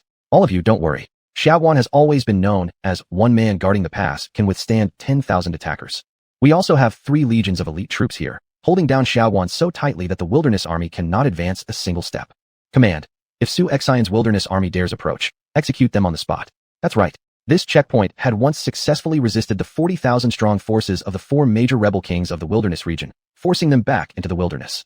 It had also repelled the invading armies of the flowing cloud prairie and deterred even the armies of Dameng and Jin countries from making a move when they saw this stronghold. They dared not approach. Now facing just 100,000 soldiers of the wilderness army, the fortress seemed impregnable, unable to be shaken even slightly. Seeing that Su Long no longer responded, and there was no signal coming from within, Yu Qian hesitated, unsure whether to attack. If the wilderness king Su Xian had truly been captured, an attack now would doom their king. Meanwhile, General Li Dating under the Izhou king and General Zhu Bang under the Beijing king watched with mocking laughter as the wilderness army struggled awkwardly. These fools. The wilderness king Su Xian must have already been torn apart by 5 horses. Li Dating sneered. Generally, do you think these 10,000 soldiers of the wilderness army dare to attack Xuanhuan? Zhu Bang stroked his chin with a sardonic smile. Attack Xuanhuan? To defy the court, you overestimate the wilderness army. Right now, they probably don't know what to do and are wandering around like headless flies. Watch them. They'll only sit and wait for their destruction. Just as Li Dating finished speaking, there came a sudden whoosh sound, and a signal flare shot skyward, momentarily illuminating the darkened heavens. Chapter 139, The Battle for Xuanhuan, Part 1. The signal flare of the brocade-clad guards ascended into the sky at just the right moment. Excellent. I knew it. That bunch from the court must be up to no good, and they've finally moved against our lord. Zhang Fei gritted his teeth, his grip on the 18-foot snake spear trembling with restrained fury. As for the commander guarding Xuanhuan, Su Long, he felt an unmistakable tightening in his chest upon seeing the flare rise within the city. What is going on? Su Long glanced towards where the flare had been set off. Report. We don't know who lit it, but it was likely Su Xian's men, reported one of the generals. Idiots. Do you think this general doesn't know it's Su Xian's doing? What have all of you been doing? Didn't I specifically order you to strictly guard and control access to Xuanhuan, ensuring no strangers approached? Su Long berated them furiously. He said, The general trembled with fright. Boom boom boom. Before Su Long could finish his sentence, a thunderous sound of war drums reverberated beneath Xuanhuan. Break through Xuanhuan and rescue our lord. Break through Xuanhuan and rescue our lord. Instantly, under Xuanhuan, a wave of fury swept through the wild army troops, their bloodlust surging like a turbulent ocean. Su Long had chosen the wrong adversaries. Even if there were only 10,000 wild army soldiers, none of the barbarian troops from the north would be their match. Su Long, do you have any more words to say on behalf of the court? You have 3 breaths to open the gates swiftly, or when we breach the city, the rivers inside and outside Xuanhuan will run red with blood. Zhang Fei continued threatening him. However, with Xuanhuan as a natural fortress behind him, Su Long didn't regard Yu Qian or Zhang Fei with the slightest bit of concern. Yu Qian, Zhang Fei, it's time you surrendered quickly. His Majesty has already set up a dragnet in the capital. Now that Su Xian has been dismembered by 5 horses, you should cease your futile resistance. Su Long yelled loudly. Indeed, in his view, even if Su Xian were killed now, what could they possibly do? Su Xian had no descendants to avenge him, and at most, the Empress regnant and the current administration would endure some curses. But those who aim for great accomplishments need not concern themselves with trifles. These verbal attacks were meaningless assaults. Most crucially, under Zhao Wan'er's rule, the people of the Qi Empire were still living relatively well. It wasn't like the era of great upheaval where someone would rebel just for a bowl of food and gain followers easily. Good, very good indeed. Then there's no room for negotiation. Yu Qian slightly narrowed his eyes and raised his hand. Command, prepare the chariot battalion. Prepare the bowing crossbow battalion. Prepare the infantry battalion. Prepare the assault battalion. Prepare the cavalry battalion. In an instant, the 8 armies numbering tens of thousands prepared fully, entering a combat-ready state. Advance. Thump thump thump. 800,000 strong advanced with resounding footsteps. As far as the eye could see, there was overwhelming might and murderous intent, especially as the array formations were impeccably precise. From afar, Zhu Beiying and Li Dating stared wide-eyed as the wild army approached Xuanhuan. Zhu Beiying, do you think the wild army truly dares to attack Xuanhuan? These people, are they not valuing their lives? Su Xian is probably dead already. Acting this way means certain doom, defying the entire imperial court for nothing. Li Dating could not understand, sensing an inexplicable vibe about the wild army. A group of lunatics, the wild army, are all lunatics, Zhu Beiying growled through clenched teeth. I can't believe they really dare to attack Xuanhuan. But the next second left them utterly stunned. Countless arrows shot toward Xuanhuan from the skies. Ready, fire. 300 trebuchets armed with fire thunder jars hurled projectiles at Xuanhuan. Fireballs ablaze also soared toward Xuanhuan. Hundreds of crossbows capable of firing 5 bolts at once, and 10,000 reinforced versions of Zhuge crossbowmen, stood ready. In a single instant, hundreds of thousands of arrows rained down on Xuanhuan. Load again. Fire again. After the first wave of attacks, another round followed immediately. Since Su Xian was in mortal peril, naturally, they, as loyal ministers and subordinates, would stop hiding their power. Gulp. Cold sweat drenched Su Long. Pay attention to cover. Su Long shouted. The next second, the sharp arrows fell. Tear. Ugh. An endless chorus of wailing filled Xuanhuan, both inside and out. Soldiers stationed on the wall became moving targets. With so many arrows raining down, there was no place to hide. Protect General Su Long. Dozens of shield-bearing soldiers quickly moved to encircle Su Long, shielding him with their bodies. This, quick protection, surrounding the Qi soldiers instantly lifted their shields. Those without shields couldn't escape fast enough. They witnessed one figure after another fall from the walls. The Qi soldiers riddled with dozens of arrows, even hundreds of arrows, became literal sieves. The reinforced bed crossbows and Zhuge crossbows almost flooded the inner city with arrows. Even the Qi soldiers on standby in the stairways couldn't escape unscathed. On the ground, corpses lay sprawled in disarray. Fresh red blood pooled everywhere, converging into tiny rivulets of crimson. Even with their shields, many Qi soldiers found themselves helpless against this barrage. What shocked Su Long most was that not only did the wild army's bows have astonishing range, but also, incredibly, their trebuchets could launch projectiles over a kilometer, something almost unimaginable. The soldiers stationed at the camps within the city were also under assault by fire thunder jars. With thousands of soldiers visible on the wall, nearly all had fallen to the ground, fierce flames blazing and churning dark smoke that spiraled skyward. Such a massive amount of firepower was unprecedented. Likely, only the wild army could be so wasteful with arrows. Equipped with engineers like Liu Ban and Ma Jun, their arsenal production speed doubled, each arrow originating from 4 separate factories. Moreover, the blacksmiths below were genuine masters, capable of producing arrows at great speed. Attack. Siege the city. With a roar like a tiger's, Zhang Fei led his infantry forward in an overwhelming offensive. The entire base of Xuanhuan swarmed with masses upon masses of soldiers, stretching beyond sight, heads impossible to count. Cloud ladders, siege towers, battering rams. All colossal siege weapons surged forward. By the time Su Long realized what was happening, the wild army was already at the foot of the walls. On the battlements, only those hiding behind wall projections remained alive. General, the enemy has reached the city gate, cried out a subordinate general. Su Long stood up and glanced behind him. At an open expanse where once his soldiers stood, they were now dead, all 4,000 or more bodies strewn about, leaving just 400 or 500 left. Behind the walls, too, there were more casualties. Clatter, clatter, clatter. Ladders began setting up along the city walls. Charge! Wild army soldiers held up their shields and surged upward toward the walls. By now, the Qi soldiers lacked the strength to mount even a feeble counteroffensive. Hurry, call the troops below the walls to ascend swiftly. As soon as Su Long finished speaking, Zhang Fei wielded his 18-foot snake spear and leapt atop the battlements. Chapter 140. The Xuanhuan Attack War, Part 2. Yaha. General Zhang Yida under the command of the Wasteland King. Zhang Fei glared with his tiger-like eyes as he thrust his 18-foot spear, the sharp tip piercing straight through the body of a soldier from the Great Qi army. With great force, he flung the body away. Kill him. A group of soldiers from the Great Qi army, armed with sharp blades, rushed forward to surround him. Perfect. Let Grandpa Zhang poke 10,000 holes in you. The 18-foot spear shot out with speed, and in a frenzied flurry of attacks, one after another the attacking Great Qi soldiers were impaled and died. He then forcefully tossed one of them upwards before slamming him back down to the ground, crushing him to death instantly. Tiger's roar. Zhang Fei let out a loud cry.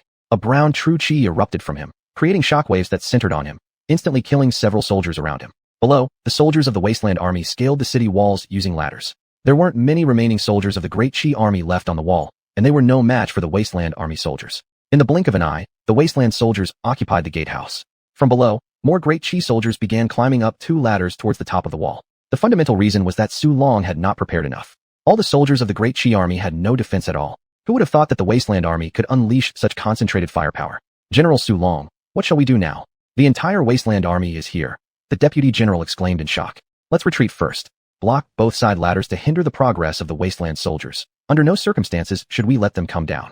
Su Long spoke and immediately turned to run down the city wall. I always wondered how capable the soldiers of the Great Qi were, never expected them to be such a disorganized mob. Zhang Fei roared with laughter. As arrogant as Su Long was earlier, so pitiful was his state now. Although Zhang Fei might seem rough, he had finesse. Furthermore, Zhang Fei wasn't a brainless general by any means. The accomplishments in his life indicated he was indeed a gifted commander. For example, cutting off water supplies by destroying bridges, setting free Yin Yin out of righteousness, thoroughly defeating Zhang He in the Battle of Wudu, among others. These achievements clearly showed Zhang Fei was no ordinary man. General Zhang Fei, they've blocked both sides of the scaling ladders. One of the generals by his side said. Zhang Fei chuckled with disdain. We've already captured the Xuanhuan Pass. These few remaining 10,000 Great Qi soldiers are not to be feared.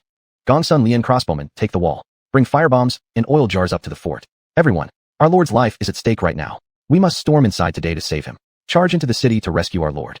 Eradicate the Great Qi army. Attack. On either side, Wasteland soldiers held their shields and charged downwards toward the enemies.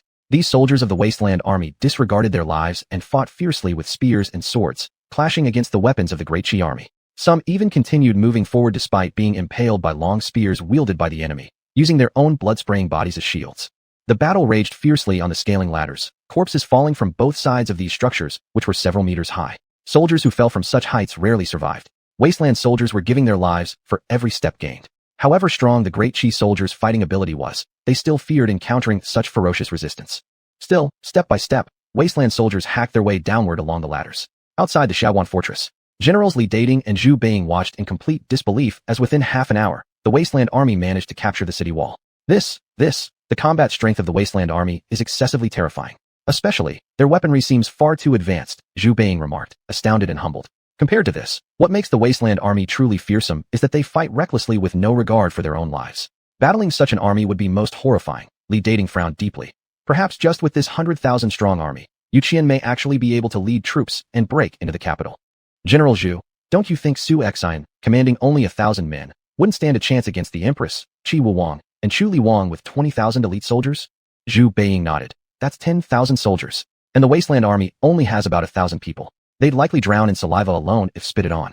But now, with the Wasteland army openly rebelling, His Majesty ordered us to keep close tabs on their movements. Once rebellion breaks out, there's no need to hold back. Although the Wasteland army is formidable, they're ultimately no match for the imperial court. If we can strike now and subdue General Yu Qian's main forces, it will certainly be an unprecedented achievement. A moment lost is a chance gone forever. Zhu Beiing was eager to act. Good. While the Wasteland army focuses on attacking the city, let's move our troops and attack their rear guard, ensuring they cannot defend themselves front and back, Li Dating said. Let's go. Zhu Beiing agreed. Subsequently, the two generals led their 10,000-strong armies heading towards Huangzhong. Huangzhong brandished his flaming broadsword, mounted his steed with its ornate bow, and behind him stood 20,000 cavalry, poised for battle, watching closely as the Shu and Hebei armies approached. All soldiers, prepare your formations and get ready to repel the enemy. Anyone who dares to take a step forward will be killed without mercy. Huangzhong roared. At the age of 30, Huang Zhong was at the peak of his fighting ability and archery skills. Roar! The cavalry of the Wasteland army bellowed like thunder as they dropped their shields onto the ground. Behind them stood the long spear soldiers in position, while the infantry and crossbowmen entered combat readiness. The gleam in their eyes was incredibly sharp, much like that of wolves. Li Dating and Zhu Beiying halted their armies and stepped forward from their formations. General Huang Zhong, what do you mean by this? Li Dating asked, pretending to be confused. According to their assumptions, actually, Yu Qian, Huang Zhong, and Zhang Fei did not know that they had followed orders from their lord and collaborated with the court to eliminate xuanhuan. Do not talk nonsense. Today, whoever dares to pass by me will die under my bow and arrow. Also, stop pretending here. Don't think I don't know what's on your minds. Huang Zhong's flaming broadsword quivered as a wave of fiery, true qi surged out from its blade. General Huang Zhong, in fact, we are here to help you. We are all part of the same group. Li Dating continued. Shut up. My business with the Wasteland army and the Great Qi court has nothing to do with you. We don't need anyone else's help. Just watching from outside is enough for you. Whoever takes another step forward will not be spared by me. I shall kill him. Huang Zhong angrily shouted. Huang Zhong, don't push your luck. I am still discussing with you, advising you to surrender early. Otherwise, the 10,000 troops behind me will completely annihilate all of you, leaving no survivors. Then come and try if you dare. Huang Zhong's eyes shot out piercing cold beams. Good. You wait and see. I will make you pay for it. Infantry clear the path. Archers provide cover. 20,000 archers. Will impale Huang Zhong even if we have to pin him down with arrows. Li Dating smirked. But as soon as his command was given, Huang Zhong, who was supposed to sit and await death, issued an order for a charge. Cavalry warriors, break through the enemy array. Chapter 141. A veteran of the Northern King's army, ready to follow the Wild King in rebellion. Hiya! The war horses neighed, loud and excited. Huang Zhong tightened his grip on the reins, squeezed his knees against the horse's flanks, and galloped forward like lightning. His blazing broadsword tore through the air, accompanied by a faint rumbling sound. Behind him, two 10,000-strong cavalry followed closely, sand flying as they surged forward like a monstrous wave of overwhelming might. Li Dating, Zhu Beiying, watch as I take your heads. Huang Zhong roared. Vigorous in old age, personal combat effectiveness increases by 25%. The Wild Army's fighting style is truly unique. If you're seeking death, do not blame us for our ruthlessness. Li Dating returned to his ranks. Charge with the cavalry. The archers weren't even in position yet when Huang Zhong attacked.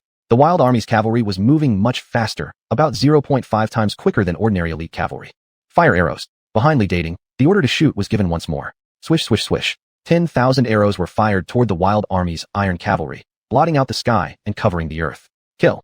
Huang Zhong showed no fear at all. Seeing this, the Wild Army cavalry quickly dodged left and right on their horsebacks, some even hanging off the sides of their mounts. Their horsemanship skills were displayed to their fullest extent, avoiding a large portion of the enemy's arrows.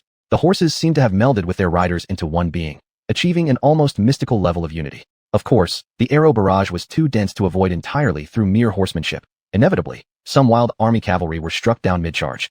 Huang Zhong glanced behind him at the fallen Wild Army cavalryman and grabbed the precious carved bow from his horse's side. In this world, only I, Huang Zhong, strike others. No one strikes me. Huang Zhong readied 3 arrows in front of his chest. Hidden skill. Arrow piercing 100 paces. Archery accuracy guaranteed 100%. Whoosh. Huang Zhong released the string, and 3 arrows flew simultaneously. Fu. The throats of the 3 foremost enemy soldiers were pierced immediately, but it didn't stop there. Another enemy soldier further back was killed next. With these 3 arrows, 6 soldiers were slain. Such a feat could only be achieved by someone with Huang Zhong's unparalleled marksmanship. After killing a few men, Huang Zhong turned his gaze to the enemy's battle flag. In the blink of an eye, he launched another arrow, severing the enemy banner directly. The standard bearer below looked at the severed banner and instinctively shrank back. This man has truly incredible archery. Li Dating behind Huang Zhong marveled at Huang Zhong's superb archery and unconsciously drew the surrounding soldiers closer, fearing that Huang Zhong might set his sights on him. Clang. The clash of the 2 cavalry units commenced formally. Huang Zhong began by killing over a dozen enemies with his bow. As the battlefield became chaotic in close-quarters combat, he wielded his flaming blade, cutting an enemy general cleanly in half. Among the 5 tiger generals, Huang Zhong had been a formidable warrior even in his youth. With the enhancement of his hidden skill, his combat capability far exceeded its original limits. Only then did blood splash around him, and Huang Zhong fought fiercer with each passing moment, wielding his sword left and right while slashing ferociously. Under his command, the cavalry under him had the upper hand during the first clash. Chaos reigned inside and outside the xuanhuan gate. Zhang Fei led the troops down the city ladder. To block the steps of the Wild Army soldiers, Su Long had no choice but to lead the Daqi soldiers to forcefully resist. Su Long was also a famous general of Daqi and a rare military commander. Under his leadership, the attacks of the Wild Army soldiers were effectively impeded. Even though the Wild Army soldiers were fierce, they were ultimately made of flesh and blood and could not break through easily for the time being. However, at the city gate, Yu Qian commanded the siege cart to ram the gate. Under attack from Zhang Fei's forces inside the city and the siege carts crashing outside, the city gate broke open forcibly. Charge inside. Yu Qian drew his sword. Do not retreat. None of you shall retreat. We fight the enemy to the death.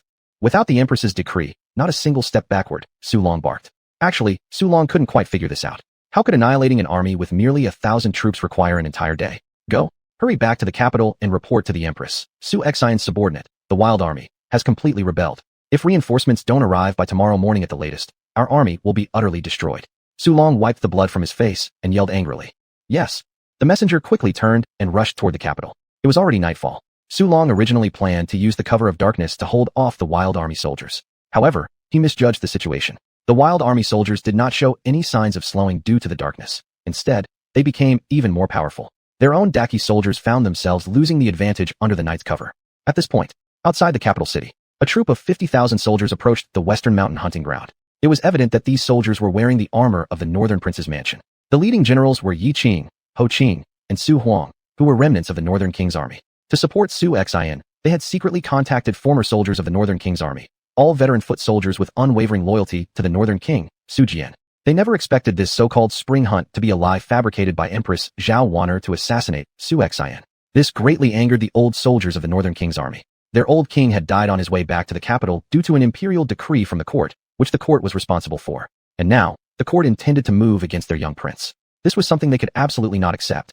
They had assumed that Su Xian only commanded 1,000 troops, and probably wouldn't survive before they could assemble a larger army. But to their surprise, the Empress's forces hadn't retreated. Instead, they had completely surrounded the Western Mountain hunting ground. Later, they discovered that Su Xian had somehow acquired another force, severely damaging the Empress's army. General Ho Qing, General Su Huang. Today we openly rebel. We will rescue Prince Hua and avenge our old prince. Yi Qing gritted his teeth. We've been thinking this for some time. The Empress killed our old prince, and now wants to kill our young prince. We won't allow it. Ho Qing and Su Huang declared in unison. Engage. Kill. In no time, the 50,000-strong army, under the leadership of the three generals, surged toward the Western Mountain hunting ground. Who dares to act recklessly? Lu Ming, one of the 5 commanding officers of the Imperial Guard, stationed at one of the exits of the Western Mountain hunting ground, heard the distant roar of battle and felt a jolt through his entire body. Under the cover of darkness, an overwhelming mass of people approached. The entire Western Mountain mine site could be considered a vast battlefield, perfectly suited for fighting. General, is that the banner of the old Northern King? Someone suddenly cried out. Lu Ming seemed to understand something. Previously, many soldiers from various state armies had voluntarily retired, being veterans of the Northern King. The various military camps had not given much thought to this matter. They didn't expect that within just one day and night, upon the summoning of the 3 generals, all these soldiers had gathered at the Western Mountain hunting ground. Chapter 142, Sudden Attack, Night Battle. Great. These bastards have really rebelled. Earlier, Her Majesty the Empress swept away the North Huangfu, which now seems to be a truly wise move. Lu Ming sneered coldly. Go. Tell Her Majesty that all remnants of the North Huangfu are here. Tonight, we will annihilate all the North Huang army and Su Xian's wild army. Affirmative. The soldiers quickly rushed toward Empress Xuanhuan's tent. All troops form up. Exterminate the rebels. Lu Ming shouted loudly. 1,000 troops were ready for battle, but compared to tens of thousands of North Huang army soldiers, 1,000 guards were clearly no match. Generals Yi Qing, Ho Qing, and Su Huang, once capable generals under North Huang, now led their tens of thousands of troops, surging forward like tidal waves, towards Lu Ming's defensive force. Lu Ming, step aside now, or do not blame me for ignoring past relations. Yi Qing roared furiously. Yi Qing, you are the biggest fool I have ever seen. You are currently a chariot general with unlimited power. After wiping out Su Xian, you could hold real authority. Why serve a man who is dying? Lu Ming asked perplexed. Ho ho, Yi Qing laughed aloud. You wouldn't understand. The loyalty and honor of the North Huangfu army cannot be trampled on by anyone. It seems today, you intend to stand against me. Then today, I will only have you killed. Kill Lu Ming. Tens of thousands of troops launched an overwhelming attack. That paltry number of 1,000 soldiers stood no chance against such forces, and soon they were swallowed up by the North Huang army. The 3 generals, Yi Qing, Ho Qing, and Su Huang, surrounded Lu Ming simultaneously. Lu Ming was the chief among the 5 great commanders, and his own capabilities were formidable as well. Of course, but taking on 3 at once was impossible. After fighting for a bit, he fled hastily. In less than 10 minutes, the outer perimeter of defenses was easily breached. Generals Yi Qing, Ho Qing, and Su Huang led 500,000 troops straight towards the main camp of Deqi's army. Generals Yi Qing, Ho Qing, and Su Huang, with tens of thousands of old troops from the North Huang, have revolted. By the time the messenger had entered the camp, the 3 generals were already leading their troops in pursuit. When the Deqi army soldiers inside the camp received this information, they instantly became alert. What is going on? General Shinshan Zhao intercepted the messenger upon hearing the noise. General Shinshan Zhao, these 3 generals, Yi Qing, Su Huang, and Ho Qing, have gathered their former comrades and are attacking. Humph. Shinshan Zhao gritted his teeth and snorted. Excellent. All these former troops of North Wang should have been eliminated after North Wang's death to prevent future problems. Her Majesty insisted on keeping these potential dangers around. Order all troops to prepare for battle. I will report to Her Majesty. Affirmative. Boom boom boom. The drums of enemy combat resounded across the entire camp. The camp soldiers woke up abruptly and ran towards the outside. Her Majesty did not dare to underestimate xuanhuan, so the entire Xishan hunting grounds were closely guarded, with patrols intensified. At this moment, Generals Li Han Tian and Li Han Xiu from both flanks noticed that countless arrows were flying towards them in the darkness. The Qi soldiers at the very periphery, directly facing the arrows, fell in great numbers within the blink of an eye. Taking advantage of this situation, Generals Yi Qing, Su Huang, and Ho Qing broke through and charged into the forward camp. Before them, there were only 50,000 troops in the camp defense zone. The rest were stationed defending on the other two sides. On the other side was a cliff precipice about 100 meters high. This confirms it then, Su's rebellion. With just 4 or 5 tens of thousands of troops, can they still stir up any big storm? Soldiers, follow me, let's destroy our enemies. General Li Han Tian and General Li Han Xiu then rallied some troops to charge forward, and the two armies instantly clashed. With the addition of these veteran troops from the North Wang army, the entire camp of Empress xuanhuan became chaotic. Empress xuanhuan herself, donning armor and wielding a long spear, rushed out. What has happened? Xuanhuan questioned. Your Majesty, it is Generals Yi Qing, Su Huang, and Ho Qing who have rebelled, and several tens of thousands of the old North Wang army have infiltrated our camp, General Xinshan Zhao declared loudly. How restless even after Su Jian has died. These remnants of the North Wang estate really show no gratitude. I have rewarded them without punishing them, thinking they would submit to my rule, yet they end up being ungrateful wolves. The delicate fists of Empress xuanhuan clenched tightly. Xinshan Zhao, you lead a detachment of soldiers to keep an eye on xuanhuan. If xuanhuan takes the opportunity to break out amidst the chaos, you must block him. Otherwise, all our carefully designed ambush plans would be wasted. I understand, my lord. General Xinshan Zhao saluted with a fist and accepted the command. However, the thought of Xiangyu filled him with trepidation. Deep in the forest, xuanhuan and his 5,000 black iron armored soldiers were already standing in full readiness. Today, he intended to create a legend. General Xiangyu, Qin Xiong, Ma Chao, Chao Huachun, and others were also prepared. Gentlemen, the breakout is today. Take advantage of the enemy's great chaos and follow me to fight our way out. Xuanhuan declared with great voice. May we follow his highness in breaking through. Kill. Xuanhuan roared as he led the 5,000 black iron armored cavalry charging into the disordered enemy camp. Prepare to repel the enemy. Xinshan Zhao immediately ordered. 10,000 troops immediately formed up. Xuanhuan showed no intention of stopping. Instead, he squeezed his horse's flanks and surged forward swiftly. Swoosh. A glint of cold light arrived first, followed by a spear thrust like a dragon. The tiger-headed golden spear in his hand was already at the front of the Qi soldiers' ranks. He swung it, revealing a streak of golden light, cutting down an entire row of Qi soldiers, sending them flying several meters back. Then, the 5,000 black iron armored soldiers crashed straight into the enemy formation. The Qi soldiers wildly swung their weapons, attempting to pierce the riders of the black iron army, but only sparks flew as their attacks were thwarted. Besides the armor on the outside, the black iron cavalry wore another layer of hard chain mail that could greatly resist slashing from swords, spears, axes, making it difficult to penetrate. One by one, the heavy armored cavalry forced their way through the Qi soldiers who were knocked to the ground. Xinshan Zhao faced simultaneous attacks from Xiangyu, Xuanhuan, Qin Xiong, and others. In Xiangyu's hands, Xinshan Zhao managed only 20 rounds before being overwhelmed. Now facing such a multitude of top generals attacking simultaneously, within a few rounds, he was unable to withstand the pressure and fled. How could 10,000 Qi soldiers block the black iron heavy cavalry? Across the battlefield, the black iron heavy cavalry was like a sharp blade piercing directly into the heart, trampling over the bodies of enemy soldiers, moving forward relentlessly. The entire ground was marked with a trail filled with bloodied flesh and broken bones created by the iron hooves of the black iron army. General Xinshan Zhao, Xuanhuan has escaped. Shall we pursue him? The deputy general asked. In just that short battle, 10,000 Qi soldiers were utterly routed by the black iron army, suffering more than half casualties, while the black iron army only lost around 500 or 600 men. Chapter 143, by Qi's arrival, escaping certain death. At this moment, Zhao Dingyu and Zhao Lianhu, who had been spectators all along, hearing the commotion, came out of their camp. They were shocked to see Xuanhuan leading the black armor army ruthlessly slaughtering through the ranks of the Qi soldiers' camp. Prince Chu Li, this Xuanhuan is no easy opponent.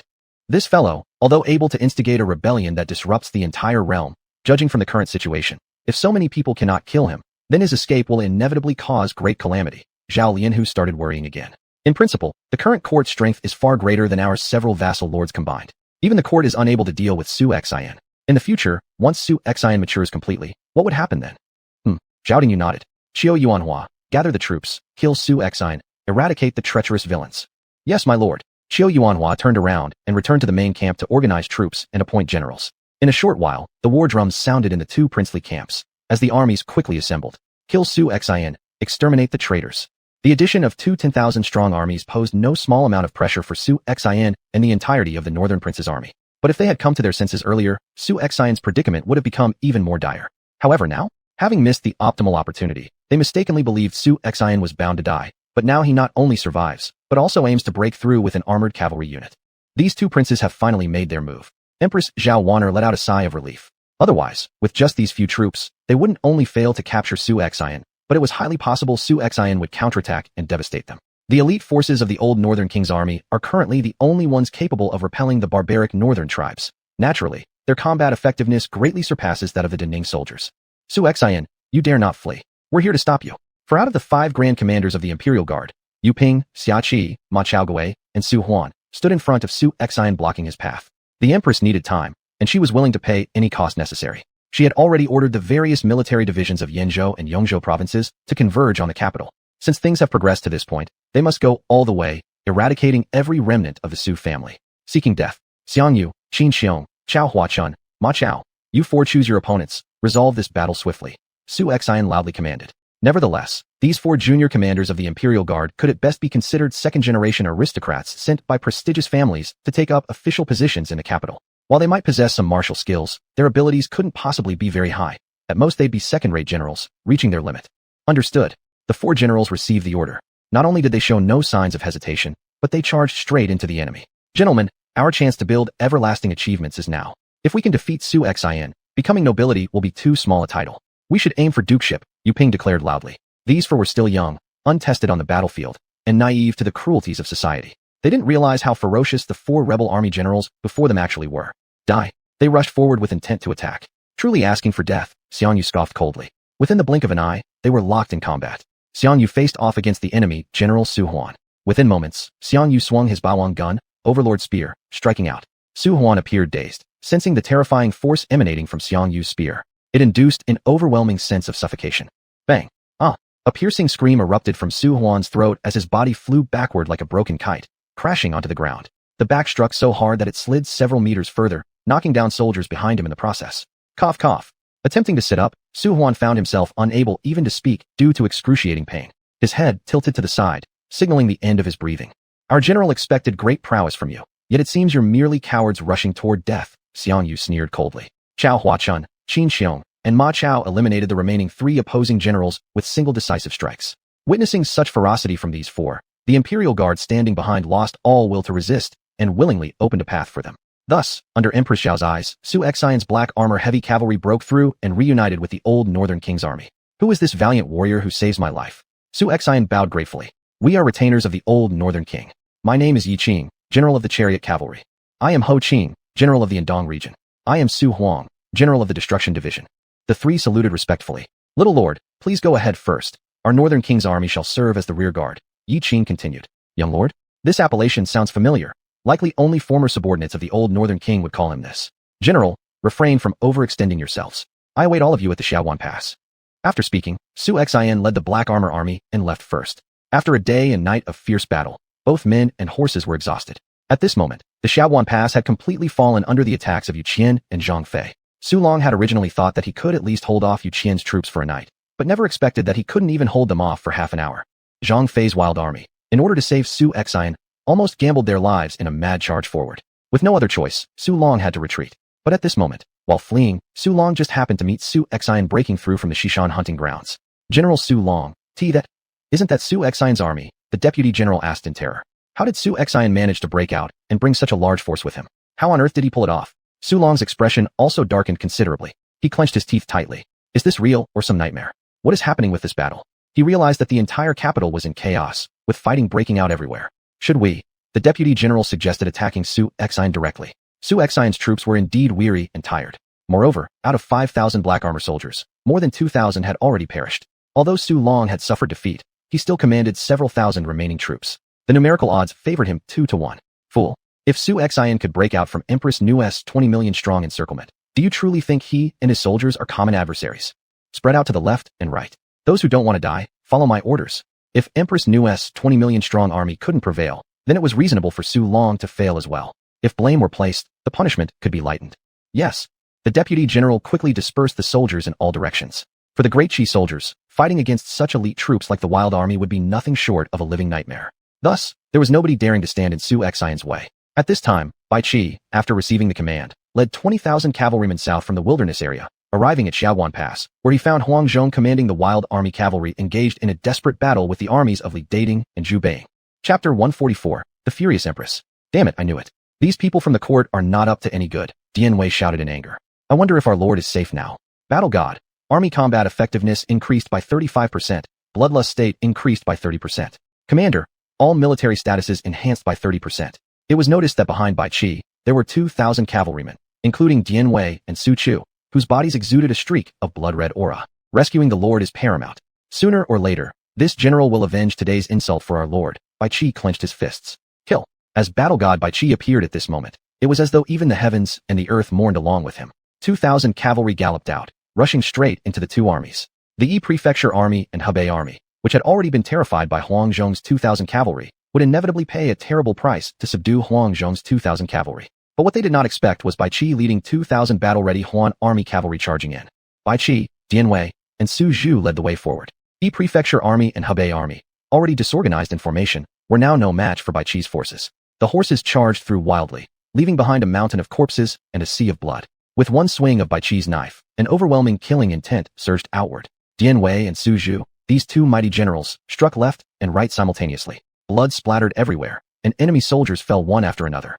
Bai Qi is here. Bai Qi roared. A wave of qi erupted, throwing several enemies away. Fantastic. Reinforcements led by General Bai Qi have arrived.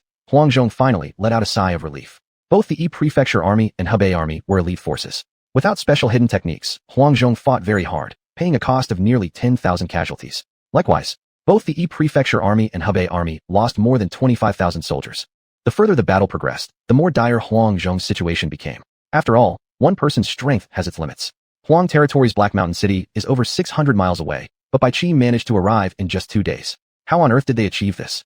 Zhu Beiing could not figure it out even if her head exploded. Moreover, Bai Qi's cavalry endured long-distance assaults and immediately engaged in combat upon reaching the battlefield, a testament to their indomitable spirit and iron constitution. At this time, Yuqian also led 3,000 troops back to support Huang Zhong's detachment. With the arrival of both contingents, the pressure on the Yi Prefecture Army and Hebei Army instantly increased. Li Dating, Su Long's 3,000 troops have failed. If we continue the fight, it will be a war to the death. Once all our troops are annihilated, should His Majesty blame us, we won't have anything to report. For now, let's retreat back to camp, Zhu Beiing said through gritted teeth. Huan Army was the hardest force they had ever encountered. Every soldier was made of steel. So be it. Li Dating nodded. Retreat to the main camp. Li Dating and Zhu Beiing shook off several enemies, then turned and fled. Instantly, the horns signaling the retreat of the large armies sounded across the battlefield. Although morale was somewhat shattered among the two royal armies, hearing the retreat horns lifted a weight off their shoulders as they orderly retreated back to camp. My grandma's ghost wants to run? Pursue them, General, Dian Wei shouted furiously. They had just arrived, yet the enemy had fled. Both Dian Wei and Su Zhu hadn't yet indulged fully in battle. General Dian Wei, do not chase retreating foes. Our mission this time is mainly to rescue our lord, Bai Qi reasonably stated. Besides, they had traveled fast, 2 days and 2 nights. Thankfully, the horses were sturdy enough to make it in such a short time. Yes, sir. The two saluted and obediently followed orders. Our lord has emerged safely.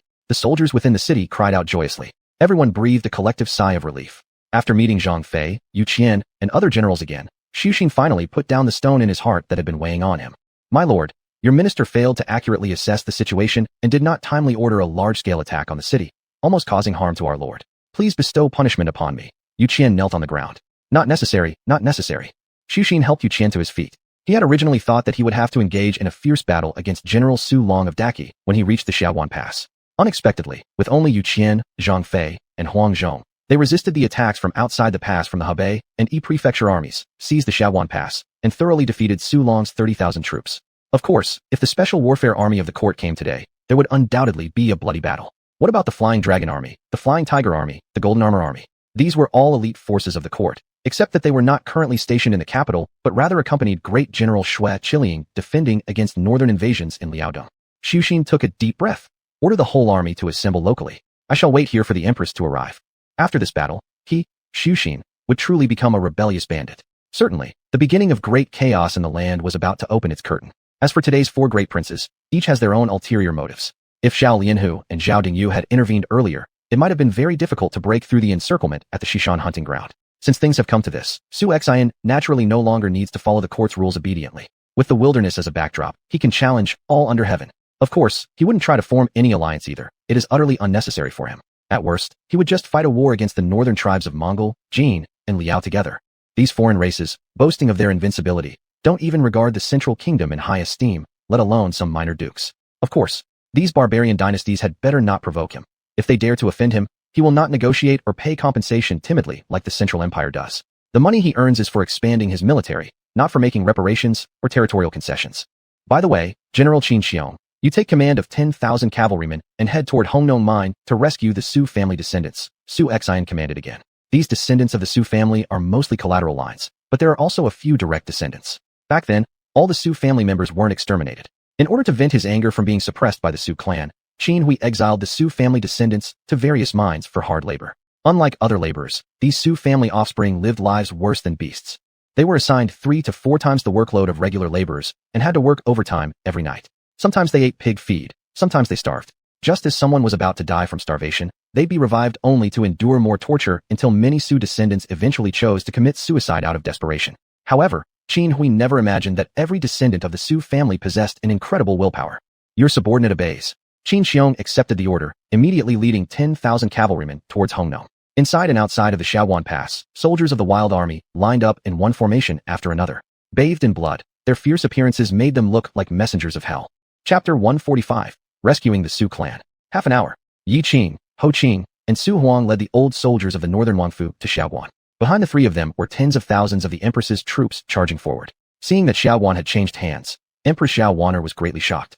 How is this possible? Xiaoguan, once thought to be impregnable, fell in less than 2 days? The Great Qi Empire had achieved countless glorious victories through this very pass. Stop! Empress Xiaohuaner raised her small hand, signaling the halt of hundreds of thousands of soldiers. Then Su Xian stepped out from the military formation and roared with anger. Empress, my Su family has been loyal for generations, waging wars far and wide, earning boundless merit, and never entertained a single rebellious thought. But how could we bear the humiliation of losing our home and kin? Today, even if you, the Empress, disregard the last remnants of amity between the Su and Zhao families, let me tell you, from today onward, I shall completely oppose the court. One day, I will lead my army here, break through Xiaoguan, and destroy your Zhao family lineage entirely. Destroying the Zhao family lineage? Zhao Sinan couldn't help but express his dissatisfaction. These words implied that he wanted to exterminate him as well. Arrogant fool. Su Xian, don't think that occupying the wastelands and conquering the cloud-flowing prairie grants you superiority. Let me remind you, both the wastelands and those foreign races on the cloud-flowing prairie are not worth my notice.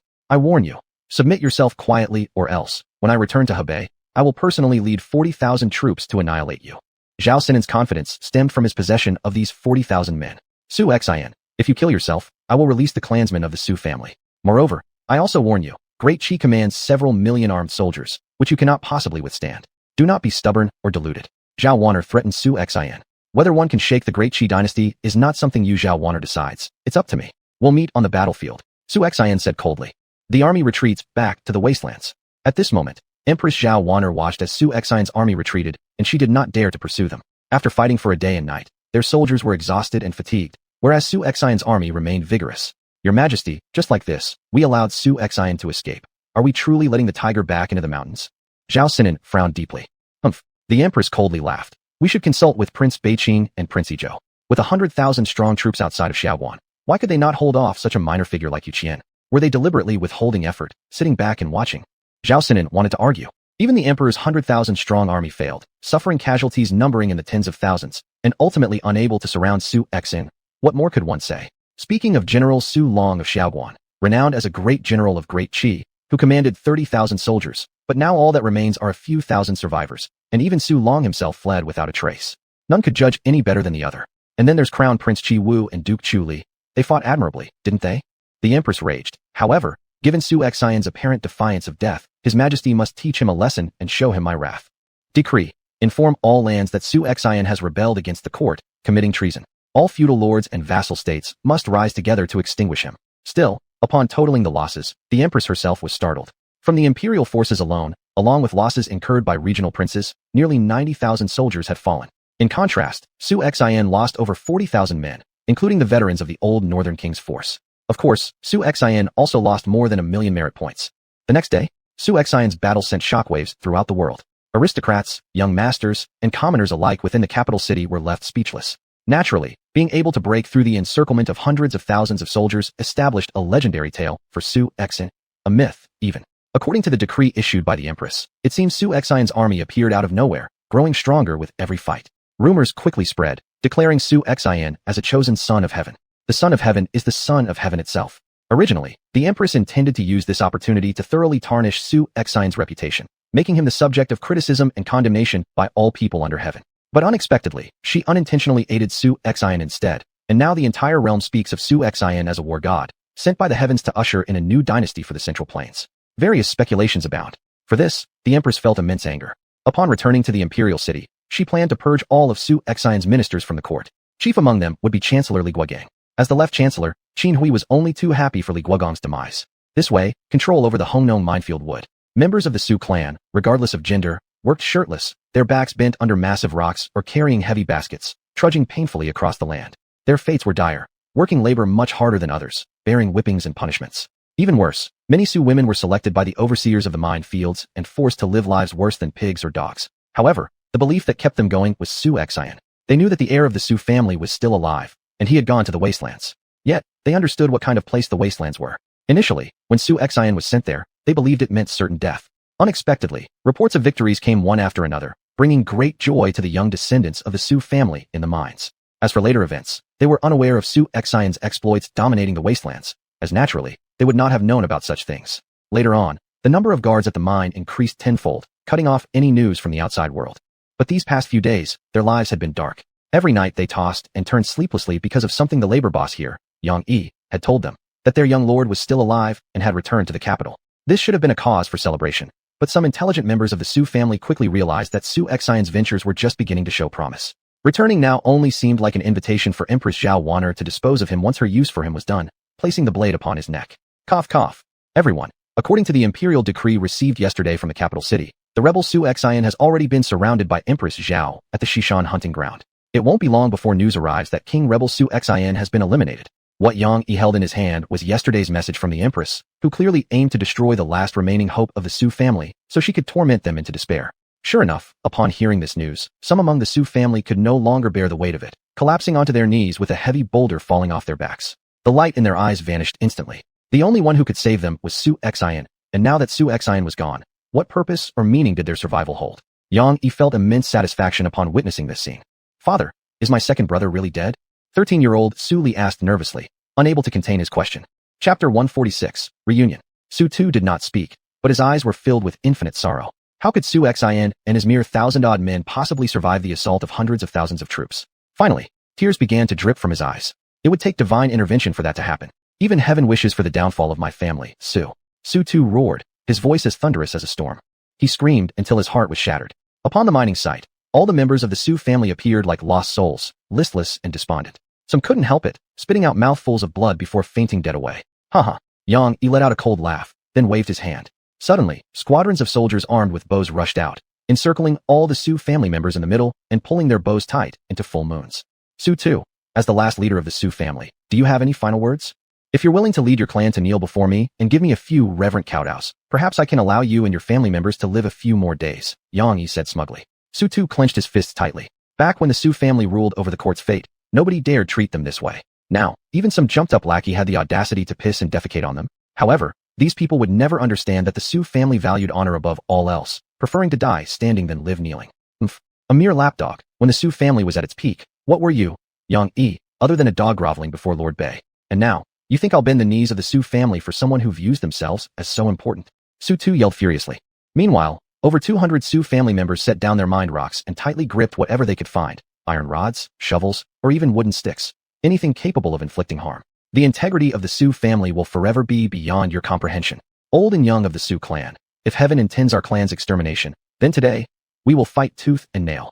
13-year-old Su Li shouted fervently amidst the heat of bloodthirsty youth. Seeking death, Yang Yi scoffed coldly. At his side stood an elite army of 1,000 men clad in gleaming armor, swords in hand. Could such a ragged bunch, akin to beggars, ever hope to defeat them? Archers, prepare. In Yang Yi's eyes, these members of the Su family were nothing but corpses waiting to happen. Yet unknown to him, xuanhuan hadn't died. Instead, he had managed a powerful escape and earned quite a reputation along the way. Whoosh. Just as things reached their most perilous moment, An arrow came flying in and killed one of the flag-bearing soldiers stationed on the main platform with one swift shot. Moments later, Qin Xiong led a cavalry of 10,000 troops who annihilated several dozens of guards stationed outside the mines, charging inside forcefully before spreading out to surround the mine premises. What is happening here? Whose troops are these? The Daqi soldiers stationed on the high platform immediately turned their arrows towards the threat. But before Yang Yi could even issue his orders, the archers belonging to the Huang army already loosed their volleys. Patter. Ugh. The Daqi soldiers didn't even have time to pull back their bows before being riddled with arrows. As for the infantry on the ground, their fates were the same. Crushed by galloping horses or cut down by Huang soldiers' swords. Within moments, half of the 1,000 Daqi soldiers were dead. The rest quickly formed a protective ring around Yang Yi, faces pale with fear, knowing they stood no chance against such a cavalry force. All Su family members halted their actions, staring intently at the Huang troops who suddenly arrived and positioned themselves defensively around them. Do you know that this is an official court mine? Yang Yi angrily rebuked. Right now, the court held ultimate power. No feudal lord would dare harm court soldiers. I am General Qin Xiong, under the command of King Huang. I've been ordered to rescue the Su clan. Which one of you is Su Tu? Qin Xiong scanned through the Su crowd. The Su members felt an immense sense of relief upon hearing this. These were the forces of King Huang, their own people. Even if Su Xuanhuan perished, they could return to the wildlands and establish a new ruler, ready to resist the court. Su Tu hesitated a bit, somewhat skeptical.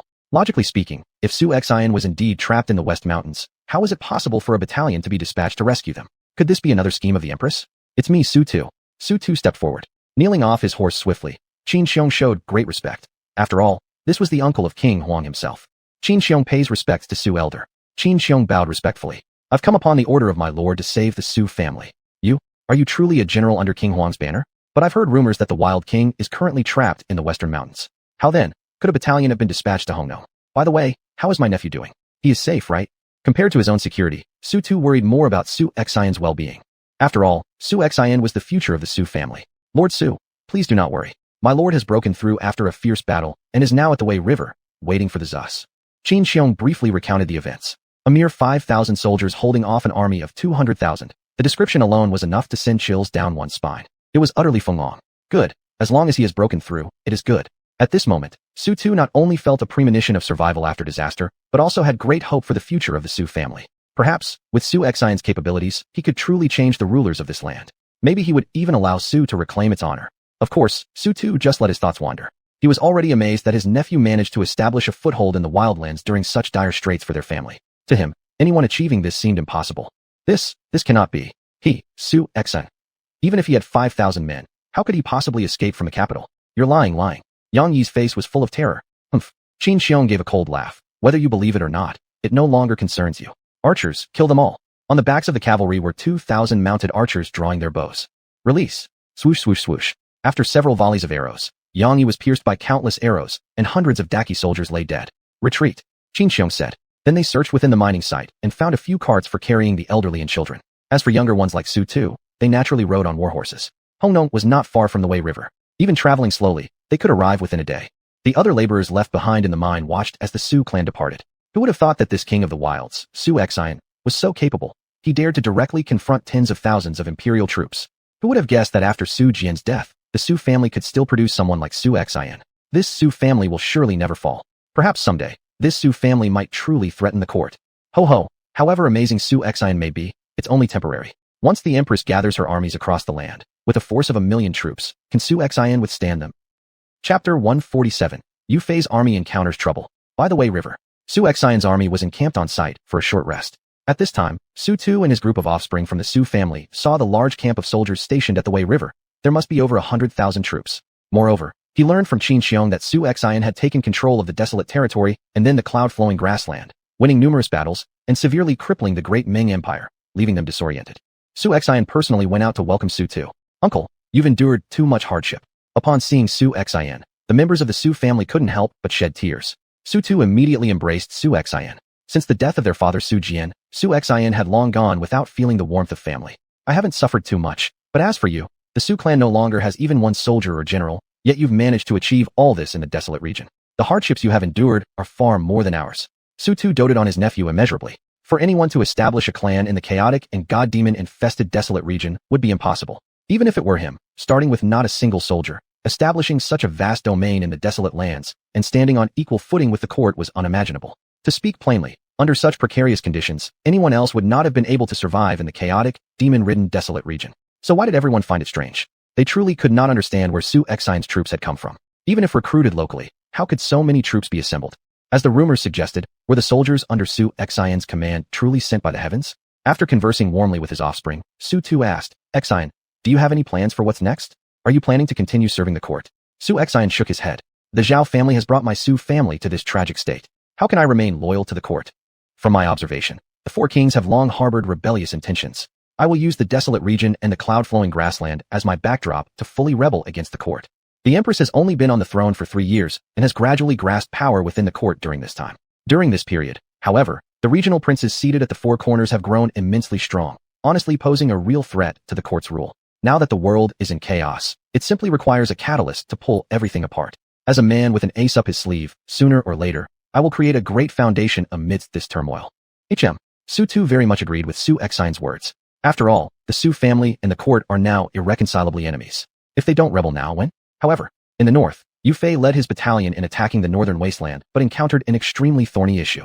Han Zhizhong, king of the northern wasteland, commanded all his subordinates, including generals Zhao Xing and Gong Chao. He also brought 20,000 soldiers from the Hu tribes, forming a total force of 30,000 soldiers, preparing to engage in a decisive battle against Yu Fei's 10,000-strong army. Even in a direct confrontation, the desolate army could win despite being outnumbered. What troubled Yu Fei was that among the Hu tribe forces, there was a sorcerer who could summon wind and rain, thunder and lightning, causing the desolate army thousands of casualties while preventing them from advancing a single step. Damn, strange indeed. In all my years, this is the first time I've ever seen something like this. Yu Fei gritted his teeth. Anyone capable of summoning wind and rain and commanding thunder and lightning must surely be divine. How could any mere mortal possess such abilities? General Yu, tomorrow, I will lead the men to try out the enemy's strength myself, Yang Zixing declared loudly. Yu Fei shook his head. Even though, that sorcerer may not always use magic, once they do, we're in for serious trouble. Just thinking about it made Yu Fei's head ache. If the enemy sorcerer, Gongsun Long, manages to seize the opportunity, their 10,000-strong army could fall into peril. Even if they aren't annihilated completely, heavy losses are inevitable. Our Lord did send us an extremely capable strategist, didn't he? He should be arriving soon, Yang Zixing continued. At that moment, a soldier rushed in from outside. Report to General Yu Fei. Outside, there is a man calling himself Zhuge Liang, our Lord's dispatch strategist, claiming to have strategies to defeat the enemy. A flicker of excitement lit up Yu Fei's face. Quickly, bring in the strategist. While Yu Fei was undoubtedly a renowned commander who excelled at every difficult battle, these encounters involving mystical attacks left him utterly baffled. Moments later, Zhuge Liang entered. With just one glance, Yu Fei felt this man was extraordinary. Zhuge Liang pays his respects to General Yu Fei. Zhuge Liang bowed deeply. Advisor, you have finally arrived. You've made me wait. Yu Fei supported Zhuge Liang and helped him sit down. Advisor, what is your strategy to defeat the enemy? Zhuge Liang gave a faint smile. What worries the general now is merely the enemy's sorcery. But if we can counter their sorcery, with our desolate army's combat prowess, victory is almost certain. Yu Fei's eyes brightened. Does Advisor have a way to break through their sorcery? Zhuge Liang nodded. Of course. My strategy is to use a forbidden art to counter their forbidden art. In fact, such forbidden arts are very damaging to one's body, either by draining one's energy and health or shortening one's lifespan. Perhaps Gongsun Long excels in this area with smaller costs, but now he faces Zhuge Liang who has mastered the mysterious Bagua and countless battle formations. Could Advisor also? How does your sorcery compare to Gongsun Long's? Yu Fei asked further. Gongsun Long, a mere puppet. Zhuge Liang slightly smiled, his lips curling upward. You will see how I make him vanish tomorrow. Zhuge Liang was utterly confident. Indeed, Zhuge Liang's summon now was at the peak of his power. With these words from the advisor, let us rest today. Tomorrow, General, we must claim the northern wasteland. Yu Fei said resolutely. And at this moment, Han Zhizhong, after having won a few small battles, grew increasingly arrogant. It seems this group of desolate army is indeed afraid. They keep shouting insults, yet dare not engage in battle. Han Zhizhong laughed loudly. General Han, please rest assured. I will summon another storm with thunder and lightning tomorrow, completely shattering the camp of the desolate army. Gongsun Long said confidently. These past few days were merely a small test of Gongsun Long's abilities. So the witch doctor shall be tasked with that. Thinking of Yu Fei being defeated, Han Zhizhong felt an immense sense of satisfaction. However, what he did not know was that on Yu Fei's side, there was an even more terrifying strategist named Zhuge Liang than Gongsun Long. Both sides were eagerly anticipating the decisive battle early the next morning. The following day, the two armies clashed in the northern wasteland, with tremendous momentum, and both military advisors had set up altars, ready to cast spells. At this time, Han Zhizhong was smug with arrogance. Yu Fei, surrender. In our northern wasteland, we have Gongsun Long, a great witch doctor. Your mere mortal bodies are no match for our witchcraft. Your king of desolation will eventually be defeated by me. Chapter 148, Zhuge Liang versus Gongsun Long. Is that so? Yu Fei coldly sneered. Then let's give it another try today. All troops, form the battle array. Prepare to meet the enemy. A cry went out. More than 9,000 of the wild army stood in perfect order, ready for combat, each one entering a state of readiness. Persistent to the point of finding death, Han Zhizhong was utterly disdainful. Go tell Wizard Gongsun Long to send down a thunderbolt and shatter the great military array of the wild army. Understood. The messenger took his command and immediately set off to deliver it. Full force attack, break through the military array of the wild army. Cavalry charge. 10,000 strong cavalry of the northern wild army surged out from both sides and directly charged at the left and right flanks of the wild army. This cavalry force was unlike any other before, as among them were 30,000 riders gathered from various Hu tribes. Facing the overwhelming surge of the northern wild army, Yu Fei's subordinates, numerous renowned generals, yearned to enter the fray. General Yu, we must mobilize our troops now. Even if we only have 30,000 cavalry, this general will still defeat their 50,000 strong enemy cavalry, exclaimed Yang Zixing with fervor. You remain in command of the central army. Send orders to Generals Niu Gao and Zhang Xian, 15,000 cavalry each, on the left and right. No matter how arduous, they must gnaw away at and bring down the 50,000 strong enemy cavalry. Yu Fei clenched his fists tightly. With their limited number of soldiers, their only strategy was an all-out assault relying on the elite forces of the wild army to achieve victory with fewer numbers against the more numerous foe. At present, all Yu Fei hoped was that Zhuge Liang wasn't just an amateur, but truly possessed real talent. Rumble. Just then, dark clouds suddenly gathered in the sky, lightning flashed, and thunder roared. Cluster after cluster of black cloud masses converged overhead, taking on a terrifying shape, a skull-like face, its maw gaping wide, eerie beyond measure. Damn, this is really cursed. Yu Fei gritted his teeth. Immortals had always existed only in fantasies, yet Yu Fei was experiencing such an extraordinary event for the first time. In the blink of an eye, fierce winds swept across the entire battlefield. In the middle of the battlefield, 3 colossal black tornadoes stretched up as though connected to the horizon, devouring everything toward the wild army. At this moment, throughout the ranks of the wild army, faces turned exceptionally grave, grips on their weapons tightened, and beads of sweat ran down their brows. They had fought countless battles, but had never before encountered such a scene. How could anyone not be unnerved? How, what should we do? Our flesh and blood bodies cannot contend with heaven itself. There is no way we can win this battle. Fear nothing. How can the wild army, who has fought from south to north, falling just short of unifying the wild lands for my lord, let alone perish without a fight? The summoned soldiers of the wild army had never once seen morale drop so low, affecting their war intent. They weren't afraid of death. What terrified them was dying without even touching the enemy. Ugh. Meanwhile, seeing the heavens favoring them, the northern wild and Hu armies were ecstatic, and their morale soared. Ha! The day of crushing the enemy is here today. I shall slay Su Exin and unify the wild domains, cried Han Zhizhong in madness, his ambition gradually revealed. Of course, this was a forbidden art which should be used sparingly at best. Although Gongsun Long the witch doctor had certain skills for everyday rituals, questioning the divine or fortune-telling, he was quite adept. At summoning the strength of heaven came at a cost. A more potent forbidden art required a sacrifice of life energy. After all, using human power to seek heavenly assistance naturally incurs some sort of price. Of course, these prices could offset each other, but the trade-off was exceedingly cruel. Child sacrifices, age 3, exchanged with the heavens, and so forth. Rumble. Confronted by such gales, Niu Gao and Zhang Xian struggled to advance further. As the winds blew fiercely, soldiers of the wild army were being carried away. Kill. When the enemy cavalry was about to strike hard, the tornado-like wind that had originally targeted the wild army soldiers suddenly changed direction and accelerated, becoming abnormally ferocious. Oh, this wind, why is it turning back? Some soldier shouted while both he and his horse were instantly swallowed by the typhoon. Countless enemies, numbering in the hundreds and thousands, were devoured by the hurricane. The most central vortex then surged towards Han Zhizhong's army. Scatter! Quick, scatter! The hurricane arrived, causing panic among the enemy ranks, who quickly dispersed. Those who got close to the hurricane were immediately lifted and hurled away, but fortunately, the several hurricanes halted abruptly. Han Zhizhong himself was also shocked. Shit, what is Gongsun Long doing again? Why is the wind blowing toward our side? Right at this moment, on the altar, Gongsun Long suffered backlash, unable to control the storm and thunder he himself had summoned. Great Witch Doctor, what is wrong with you? Seeing Gongsun Long's ghastly pale complexion as he spat out a mouthful of blood, the young sorcerer beside him was inexplicably concerned. This was the first time someone had caused their Great Witch Doctor to end up like this. I am fine, but an unknown person capable of performing spells has appeared on their side and injured me, said Gongsun Long. However, my magic ranks 5th in the entire realm. The opponent merely took advantage of a gap while I was casting the spell. Are the items I asked you to prepare already? Gongsun Long said with difficulty. 1,000 boys and girls under the age of 5 have all been prepared, said the young wizard. Quickly, kill them all around the altar. They are now the ones who will offer their lives for the king of the northern wilds, Gongsun Long continued. The young wizard hesitated somewhat, but still went down to prepare. This was Gongsun Long's final trump card. The children he abducted were all taken from the northern wild regions, children of the Qi kingdom. Previously, the common people of the north wilds revered Han Zhizhong, but at this moment, his lofty image in their hearts collapsed entirely. The young wizard flicked his fingers, prompting several soldiers to raise their swords. These soldiers were all locals of the northern wilds. To make them kill their own children at this moment, they hesitated, yet they didn't dare defy orders. Their blades fell, and thus 2,000 boys and girls had their throats slashed. In an instant, blood mist enveloped the area around the altar, the atmosphere grew thick with killing intent, and the sky darkened. Gongsun Long began his rituals. The power drawn from the children rapidly healed his injuries. Gongsun Long was overjoyed, jumping up and down on the altar. The bodies of the 2,000 dead children instantly shrank, dry as mummies. The blood that soaked the ground seemed to be sucked away by it. This horrifying scene caused everyone to retreat innumerable steps back, and what remained of the previous bodies had become dried corpses. Ha ha ha! Thunder God, Lord of the Underworld, please aid me. Gongsun Long's eyes had already turned blood red.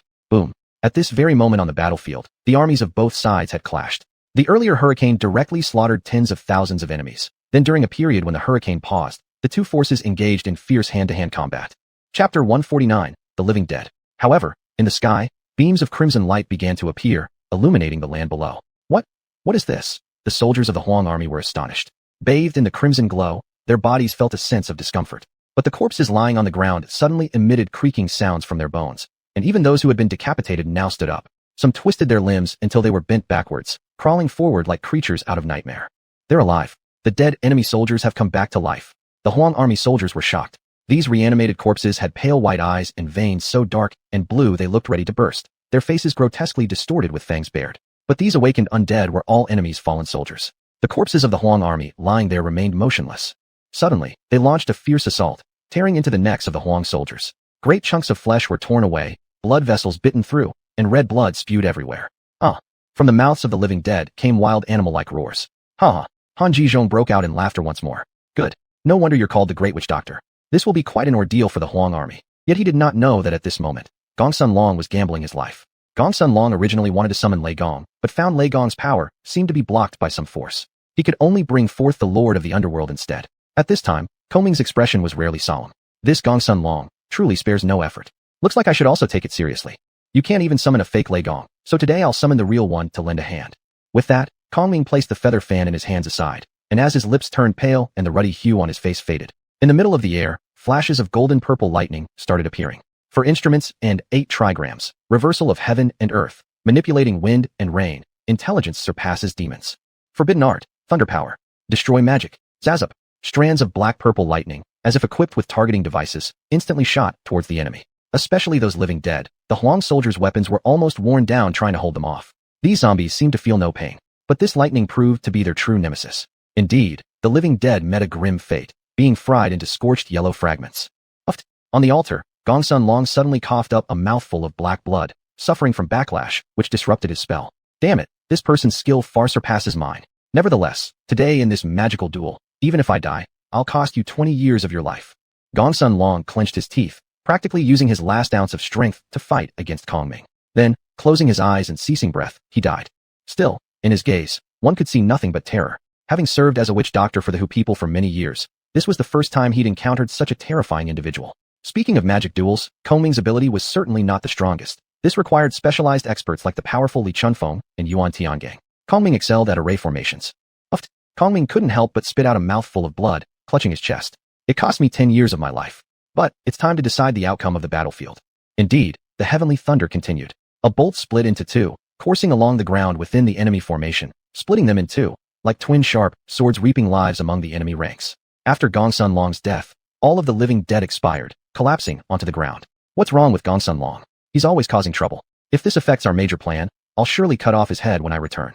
However, for the entire enemy force, these repeated sudden occurrences greatly demoralized them, especially the previous golden-purple thunder, which caused thousands of casualties.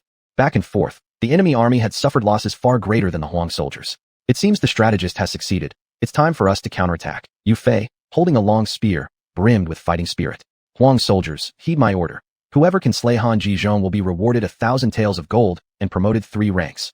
Although there was a small interlude of magical combat, the enemy army still maintained substantial strength without too much loss. Great reward calls for brave men. Under Yu Fei's rule, the whole army's combat efficiency increased by 15%, and after he activated his martial saint skill himself, the whole army's combat effectiveness reached up to 40%, while his personal martial arts enhanced by 20%. For a moment, all the Huang army soldiers began an overwhelming battle. Of course, the impact of the previous morale also affected Yu Fei's hidden skill performance, but such influence was not significant. Yu Fei held his long spear, sweeping horizontally, almost every thrust causing enemy soldiers to die. The bright red blood soaked his crimson armor, and his target was Han Jizhong, who was also fighting fiercely. Facing the powerful Huang army soldiers, Han Jizhong had great difficulty. However, there were more than 10 Huang soldiers at his hands, even with enhanced combat effectiveness, making this fight incredibly challenging. The Hu people soldiers they faced were at least of medium elite level, and some parts of the soldiers' ranks were higher.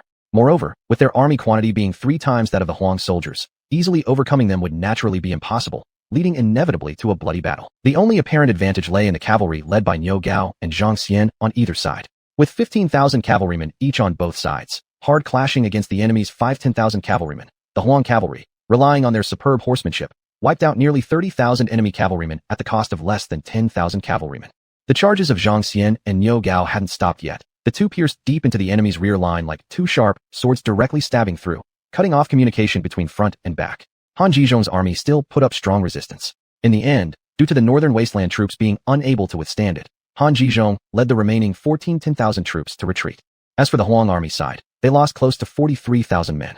Exchanging 43,000 soldiers for over 10,000 enemy casualties, the casualty cost was indeed quite high. Of course, before the decisive battle commenced, Yu Fei's forces had already lost several thousand soldiers. Hurt the enemy 1,000, lose 800 yourself. It was just like that.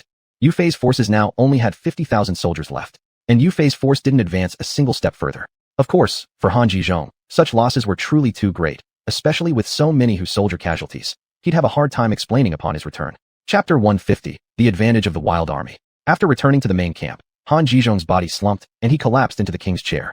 Generals Yu Zhaoxing, Gong Chao, Gong Sun Song, Gong Sun Yi, and others stood on either side.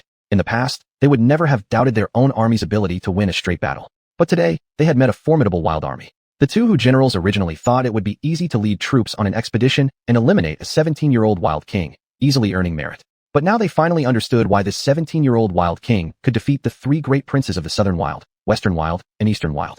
It was not due to luck, nor was it because the armies of the 3 great princes were not capable. It was that the combat power of the wild army was truly too terrifying. After all, the Northern Wild Army and the Hu forces cavalry could fully rival the powerful Great Ming Empire. And yet, in the end, they still suffered heavy defeats at the hands of the wild army. Han Jizhong took a deep breath and suddenly realized something. By the way, where's Gong Sun Long? Quickly find him. This major defeat should place Gong Sun Long as mainly responsible. Humph. General Gong Sun Song immediately spat on the ground and showed disdain for Han Jizhong. Han Jizhong, if it weren't for the great wizard, you would have lost long ago. If it weren't for your arrogant self-importance, we wouldn't have lost so many troops. If King Hu investigates responsibility, it should be placed squarely on your shoulders. Why blame our tribe's great wizard? General Gong Sun Yi also chimed in. Throughout the entire Hu tribe, no one dares to disrespect the great wizard. On what basis do you dare speak ill of the great wizard like this? Moreover, in this battle, nearly 10,000 of our Hu people have died. For the entire tribe, it is a catastrophic blow. I can't understand how, years ago, King Hu would choose someone like you to be his son-in-law. It's as if he were blind. What nonsense are you spouting? To disrespect my master this way will get you killed. Yu Zhaoxing and Gong Chao erupted in anger. If a lord is disgraced, the minister must die, just as such. Come on then, who's afraid of who? The Hu leaders and the northern desert generals immediately began arguing. The Hu people blamed Han Jizhong for being overconfident and not understanding the fighting strength of the wild army before initiating battle. In short, this crushing defeat was Han Jizhong's fault.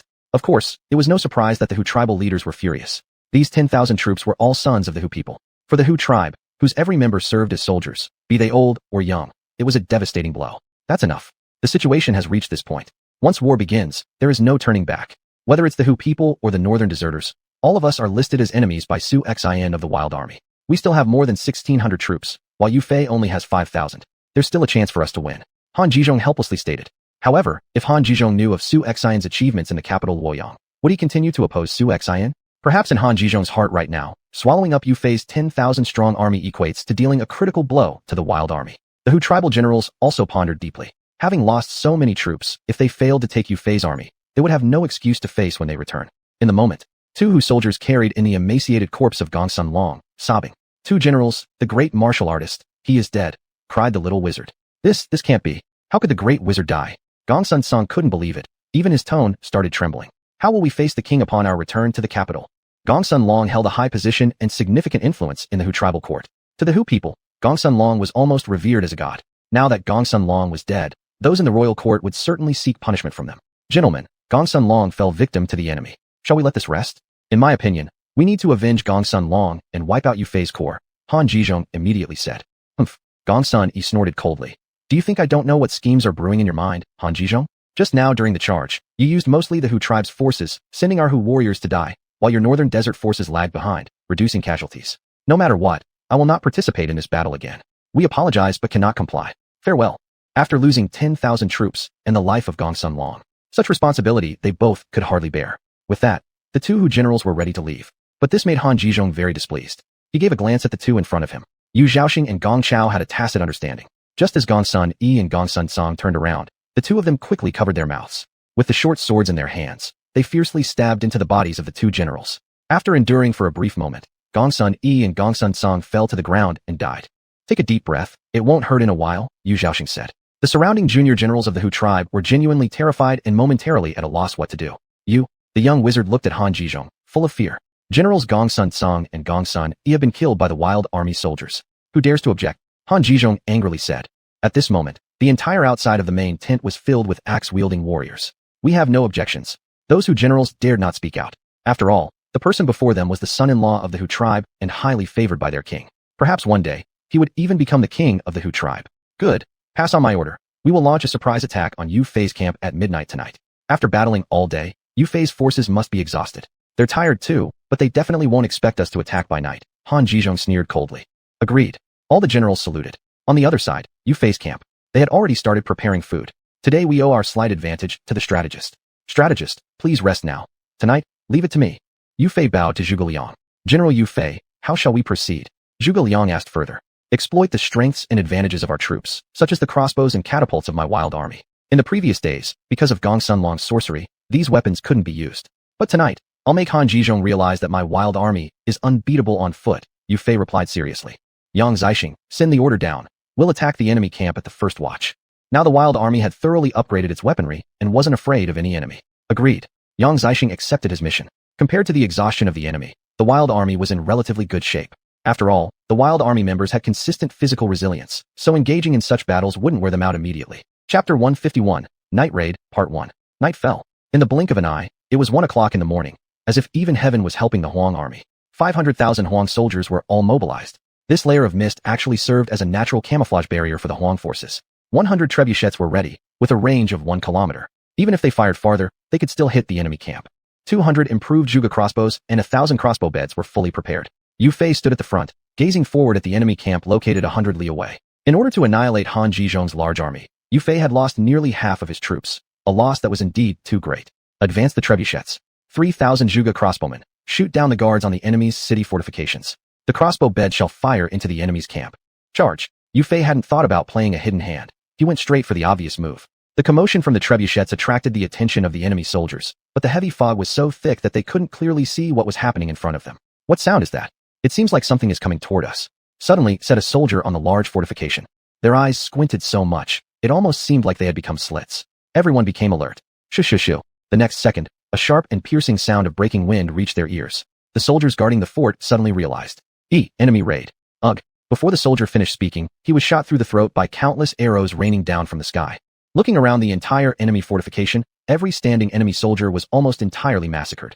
Even the enemy patrols within the camp didn't fare better. 30,000 arrows rained down at once. It was like nothing more than pouring rain. Every wooden fort was already bristling with countless sharp arrows. Trebuchet, fill the ammunition and fire. Release. 100 trebuchets immediately launched fire bombs toward the enemy's camp.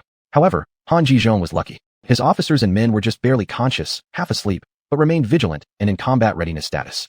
Boom. When the firebombs landed, they exploded instantly, creating enormous force that dug numerous craters in the ground. Especially within the main tent, the enemy soldiers who hadn't even opened their eyes were swallowed up by the shockwave produced by the firebombs. About 10 men inside a single tent would suffer at least half casualties. Throughout the entire enemy camp, there bloomed many fire lotuses, disorienting the enemy soldiers. Han Jizhong woke up startled by the explosion of the firebombs. Taking up his weapon, he dashed out of the main camp. Firebombs? From where do these come? Han Jizhong furrowed his brows deeply. The flying firebombs had already reached his main military encampment. That required at least 600 steps distance. Even the most advanced catapults from Qi couldn't possibly throw this far. These are the catapults of the Huang army. Their catapults can fire about 1,000 paces. Yu Zhaoxing led his troops forth. A catapult with a range of 1,000 paces? Han Jizhong couldn't quite grasp it. Who could craft such weapons? But Han Jizhong reconsidered. If only such catapults could be acquired, and the secrets within decoded for mass production of hundreds of units, it would be extraordinary. My king, what should we do? The Huang army has no intention of attacking, but has sealed off all 3 gates of our front camp. But our 2 million troops in the vanguard have been mostly killed by the enemy, suffering severe losses, Yu Zhaoxing reported. Blow the attack horns, beat the war drums, and charge out. Yes. Drums advance. Boom boom boom. Upon hearing the command, tens of thousands of soldiers lifted their weapons and surged out of the camp. Open the camp gates. Creak. The 3 gates of the wooden stronghold swung open. Endless enemy soldiers poured out from the camp. Kill. Nuclear crossbow cart ready. Zhuge crossbow soldiers prepare. Archers get ready. Giant crossbow cart ready. At once, all archers loaded their weapons. As more and more enemies charged out, Yu Fei became incredibly excited. Since the appearance of the 4 armories, their weapons had been supplemented extensively. Ready. Fire. Whoosh. The next second, clouds of arrows flew through the air. So dense were the arrows that they darkened the skies like a swarm of locusts passing by, terrifying beyond measure, making anyone who saw them involuntarily feel their scalp tingle. 100 giant crossbows were stationed right at the forefront of the army. The arrows mounted on these bows were as thick as arms, unleashing devastating power. Clang. Ah! The cries of the enemy soldiers followed. These giant arrows, thicker than arms, smashed the enemy shields until deformed and penetrated through the bodies of the enemy soldiers, continuing without stopping. They then struck dozens of people behind, hurling them into the air or killing them outright. 3,000 Zhuge repeating crossbows, coupled with 5,000 archers, amounted to 35,000 arrows. Combined with the power of the crossbow carts, the attacking enemy had no chance to react, falling in droves. Especially the force of the crossbow carts could penetrate 2 enemies at once. Damn it! Han Zhizhong still wanted to lead the charge, but in this pitch darkness, there was nowhere to dodge. He didn't know how many enemy soldiers lay ahead, struck down by the Huang army's arrows.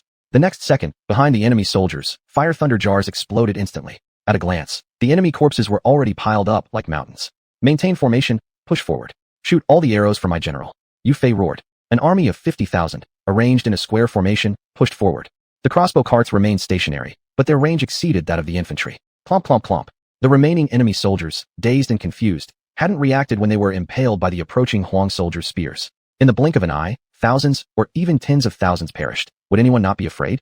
Han Zhizhong still wanted to fight, but due to his main camp's location, the soldiers inside were blocked behind the camp, unable to come out, making them sitting ducks. My king, something is wrong. The enemy has seized the initiative. If we continue like this, we will be ground down bit by bit, Yu Zhaoxing said anxiously. As the Huang soldiers drew closer, Han Zhizhong became increasingly agitated. Gong Chao, lead another charge. Han Zhizhong ordered. Yes, my lord. All soldiers, follow me to kill. Gong Chao personally led the charge. Seeing this, the soldiers gritted their teeth and rushed out. The Zhuge repeating crossbows were reloading. Stab. Just as the enemy soldiers approached the Huang formation, the soldiers behind the shields tightened their spears and thrust them out. The sharp spearheads pierced through the enemy bodies and quickly withdrew, keeping the enemies behind the heavy shields at bay. Front row, kneel down. The Huang soldiers immediately knelt, holding their heavy shields angled downward. The enemy's weapons swung and missed their marks. Before them were the fully loaded Zhuge repeating crossbowmen. Chapter 152, Night Raid, Part 2. Fire. Whoosh whoosh whoosh. In an instant, the attacking enemy soldiers became live targets for the Zhuge repeating crossbow troops, and a large number of them fell at once. Enemy commander Gong Chao, eager to break through the formation and earn merit, ended up with several arrows planted in his body, causing him to fall dead. Many more died shortly after. It wasn't until all the arrows from the Huang army were spent that the attack ceased. All out advance. Kill Han Zhizhong. Yu Fei pointed his spear, commanding the 50,000-strong Huang army to move forward. Yang Zixing led the charge, with 5,000 cavalrymen following directly toward the middle camp gate. Charge inside. The enemy forces gathered at the gate were still rushing out. It's the cavalry of the Huang army. The soldiers at the gate quickly formed ranks to stop Yang Zixing. But in the next second, Yang Zixing charged straight in. His long spear suddenly thrust out, killing with one stroke the main general guarding the fort's entrance. Then with another swift strike, he hurled the enemy general's body away, knocking down those behind. His warhorse showed no mercy as its hooves came crashing down, breaking the chest of an enemy soldier with immense force that no human strength could withstand. Subsequently, the 5,000 cavalry moved left and right, slaughtering their way uncontrollably into the heart of the enemy camp. Amidst the darkness, chaos ensued.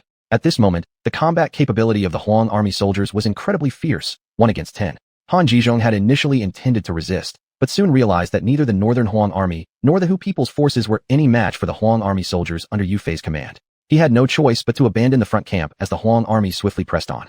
My goodness, these Huang soldiers are not even human. The Hu people grew fearful. Without Gong Sunlong's assistance, their fighting ability diminished further, and they were certainly no match for the Huang army. Especially within the Hu people's core, their 2 main generals disappeared mysteriously. The Hu people's army lost its leadership and didn't want to heed orders from a person from the Central Plains. Though Han Zhizhong was the son-in-law of the Hu tribes, the Hu tribe had never been too fond of this man from the Central Plains. Previously, when the northern plains were strong, they respected it somewhat due to the North's power, but now, dissatisfaction towards Han Zhizhong was evident. Moreover, The Hu tribal soldiers attributed their heavy losses entirely to Han Jizhong. Brothers, Han Jizhong killed generals Gong Sun Song and Gong Sun Yi. Should we continue to fight for Han Jizhong? Han Jizhong never treated us as one of his own. Why should we die for him? Haven't you seen just how powerful King Su xuanhuan army is? Ordinary soldiers cannot possibly withstand them. In my opinion, we need to preserve our strength first. Otherwise, if our 20,000-strong army gets annihilated here, how will we explain this to our king and our fellow villagers? Previously, in the Grand Tent, these few generals witnessed Han Jizhong kill the two generals Gong Sun Yi and Gong Sun Song, and thus bore resentment towards him. When other generals heard what they said, they were shocked. No wonder the two main commanders disappeared. They were killed by Han Jizhong. The cursed Han Jizhong. We, the Hu people, gave everything for him to beat Su xuanhuan, but he killed our leaders. This can never be forgiven. Yes, blow the retreat horn immediately. Let the Northern Plains army have a taste of its consequences. Woo! The sound of the Hu retreat horns echoed across the battlefield. The Hu army, which had been struggling bitterly against the Huang army, chose not to fight anymore after hearing the retreat signal and started retreating. This retreat seemed less organized and more like a rout. These Hu tribes clearly didn't wish to fight against the Huang army anymore. In all their years of warfare, they'd never encountered such a ferocious military force. With the Northern Plains army already on the verge of retreat before, the sight of the Hu forces starting their withdrawal made them even less inclined to fight. Great King, the Hu army has begun to flee. How can we win this battle? Yu Zhaoxing also felt disinclined to fight any longer. Han Jizhong, you won't escape. If you surrender, perhaps my lord might let you live out your days in prison. Otherwise, today is your last day. Niu Gao laughed heartily and led his army to surround him. Han Jizhong, there's nowhere for you to run. Zhang Xian also led an army to encircle him. As the troops of both Han Jizhong and Gong Sun Long began to annihilate the Northern Plains soldiers one by one and surround them, Han Jizhong's mind raced. Continuing to fight would result in a lose-lose situation, especially with the Hu army having already left. The odds were now against him. Alas, the Hu people have betrayed me. Break through their encirclement. Han Jizhong made his decision on the spot. The Huang army's barrage of arrows and catapult attacks had already cost them 10 or 20,000 soldiers, most of them from the Northern Plains forces. With fewer men remaining, Han Jizhong still harbored great ambitions. As long as I have some strength left, I can rebuild my power. General Yu Fei, Han Jizhong is retreating, Yang Zixing said. What are you waiting for? We've lost so many soldiers already. If we don't chase after him now, when will we? Yu Fei responded without hesitation. Pass the order to the entire army. Grit your teeth and charge forward, all the way to the walls of Beihuang City. Defeat the enemy once and for all, reclaim Beihuang, and recover the 3 passes. Understood. Take advantage of our victory to pursue the enemy. Don't let them escape, Yang Zixing shouted loudly. Where is the messenger? Yu Fei glanced around. I am here. Go to General Guan Yu in the Western Plains and request reinforcements. Also, return to the capital and ask General Bai Qi for more troops. My army needs help, Yu Fei stated. This was the first time he had requested reinforcements from the royal court. If this were any other weaker nation, the soldiers wouldn't be much of a challenge. But right now, Yu Fei was battling an elite force of 300,000 enemies. On flat terrain, holding out without external support was extremely difficult. What worried Yu Fei most was if they managed to capture the 3 passes but faced a counterattack from the Hu tribe's 200,000 remaining soldiers. Without preparation, it might put his own troops in grave danger. The battle raged from 1 a.m. until dawn. Retreating like this meant exposing their backs to the blades and spears of the Huang army. Essentially, it was leaving themselves wide open to slaughter. You run, I chase, and eventually, the morale of the Northern Plains forces was completely shattered. Even the fleeing Hu soldiers thought they could escape if only the Northern Plains forces kept them at bay behind. They had underestimated how relentless the Huang army was. These Huang soldiers acted like a group of aggressive bees. Once they set their sights on someone, they would relentlessly attack whoever was targeted. Chapter 153, Preparing to Establish a Kingdom. The two sides were neck and neck. In the end, the Hu people's troops and the Beihuang troops had no choice but to scatter and flee in different directions. Yang Zixing, under Yu Fei's orders, led the remaining more than 10,000 troops directly toward the enemy's Beihuang King City. Han Jizhong didn't dare to return to Beihuang anymore because he had provoked everyone's anger. He forcibly took 4,000 boys under the age of 5 to be used as sacrifices, which infuriated many. Especially while running away, some of his Beihuang army started to mutiny. This was a strategy taught by Zhuge Liang to Yu Fei. Attacking cities is secondary, conquering hearts is paramount, and that should be the righteous way. Zhuge Liang guessed that Gong Sun Long must have forcibly abducted young boys for forbidden rituals, an act that would certainly provoke public wrath. Moreover, among the soldiers forced into sacrificing young boys, there were even their own fathers and older brothers. When an army doesn't share the same heart with its commander, it becomes very easy to be defeated. In no time, Yu Fei effortlessly entered the city of Beihuang. But as for Han Jizhong, you couldn't help admiring him. This old fox indeed fled fast. Yu Fei chased him all the way but failed to catch him. Ultimately, Han Jizhong ended up in Xijing. This place was already very far to the west, at the true frontier region, sparsely populated, and bordering western regions. Reluctantly, Yu Fei could only retreat back to Beihuang, and then immediately reclaim the 3 key passes. Xijing was already considered part of the western regions and not under the jurisdiction of Beihuang, though historically, it used to belong to the Great Qi Dynasty. Unfortunately, over time, the emperors of Daji became inept and gave away such places like Xijing to the various Western countries without much fight. Nowadays, Xijing has become a venue for diplomatic exchanges among the Western countries, occupied by the 36 states of the West, creating a chaotic situation. Han Zhizhong did have some connections with the Western regions, so perhaps going to Xijing might change its current division. But it could also mark the start of hostilities. If Han Zhizhong wins over multiple Western nations and unites them with Hu tribes, another formidable force would arise. Upon entering Beihuang City, Yufei immediately issued notices to reassure and calm the residents. Most Beihuang citizens were of other ethnicities. Seeing the arrival of Yufei's army, they dared not leave their homes, especially those of Hu origin. Ever since their integration into Beihuang, their Hu bloodline had been diluted, yet they knew full well that just recently, Yufei's army fought a battle against the Hu tribe, and worried if they would face massacre out of retaliation. It wasn't until the pacification proclamation was released that the civilians let out a sigh of relief. Who would have thought that the Beihuang army treats everyone equally? This is the first time I've seen such fairness from an authority. Absolutely right.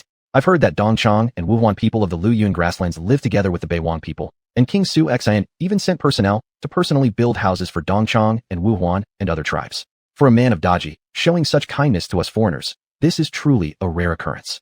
Not even the former northern king Su Jian had such an expansive mindset.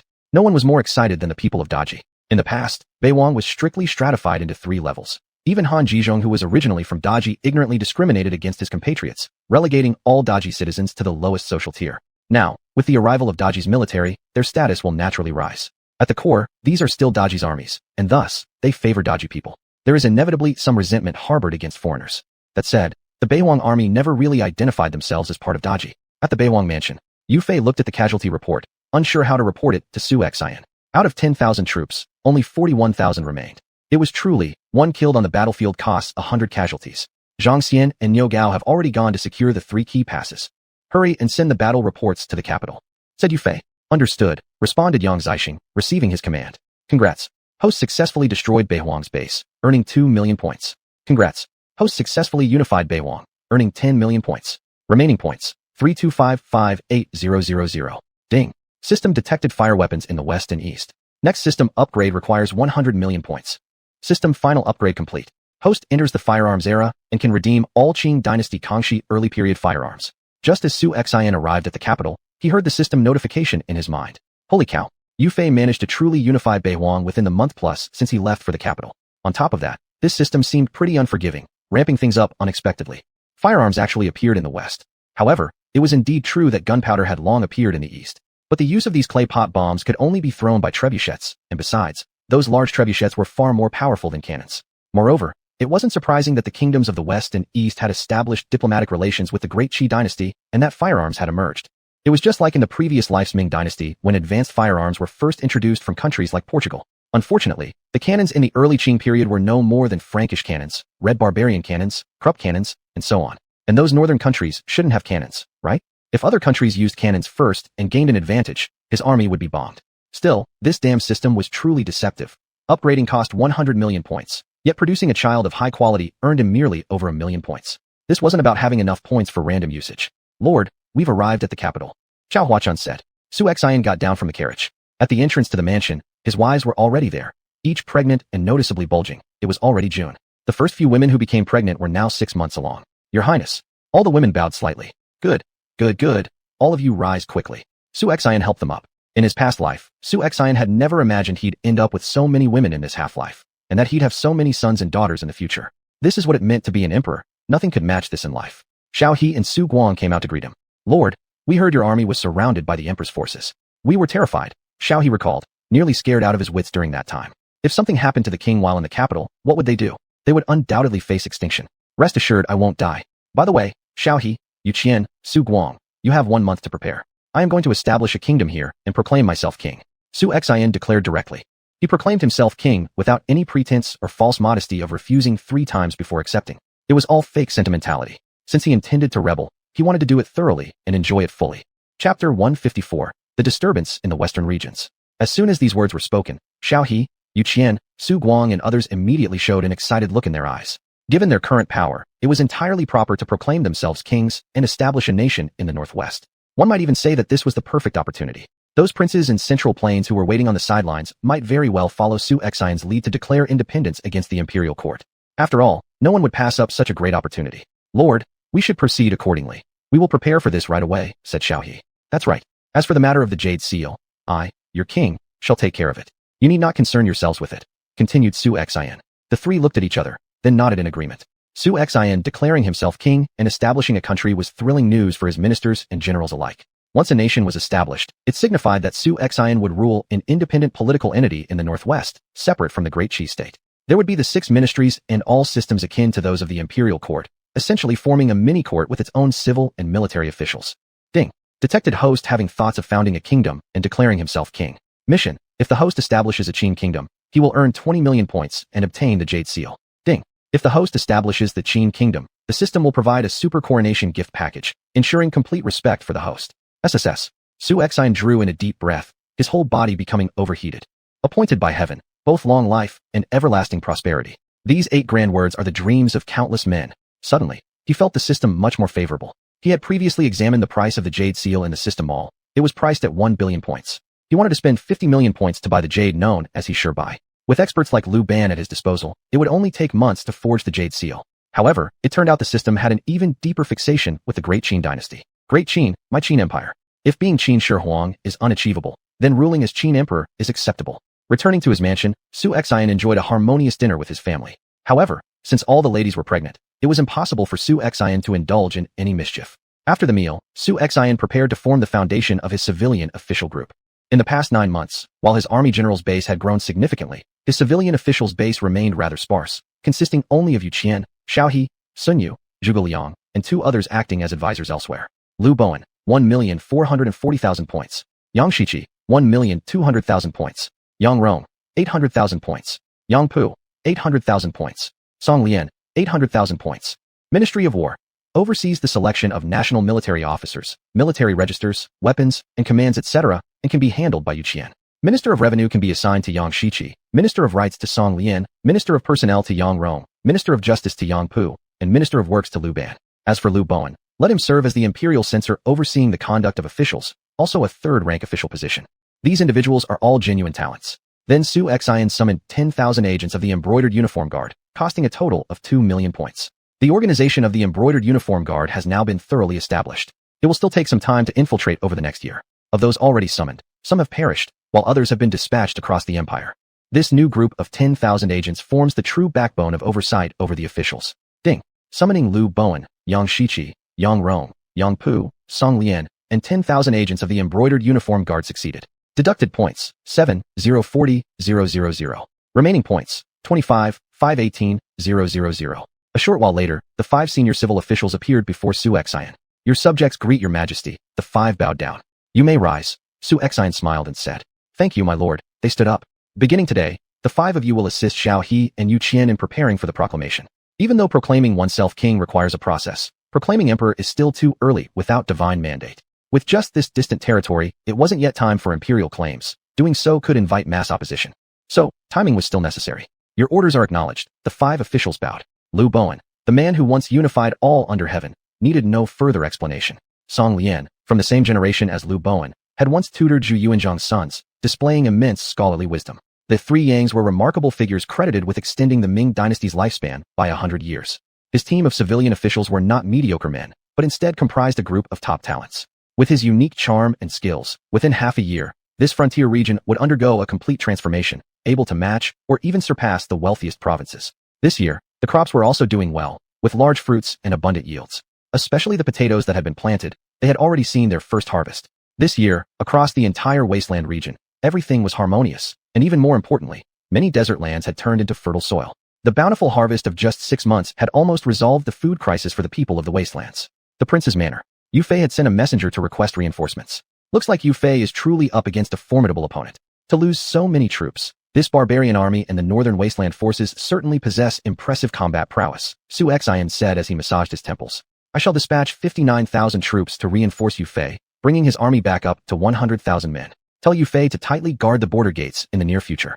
No matter how the barbarians provoke us, we must not leave the pass. All that's needed is to hold firm the 3 key gates. Once I officially ascend the throne and establish my nation, all neighboring foreign tribes surrounding us will be wiped out one by one.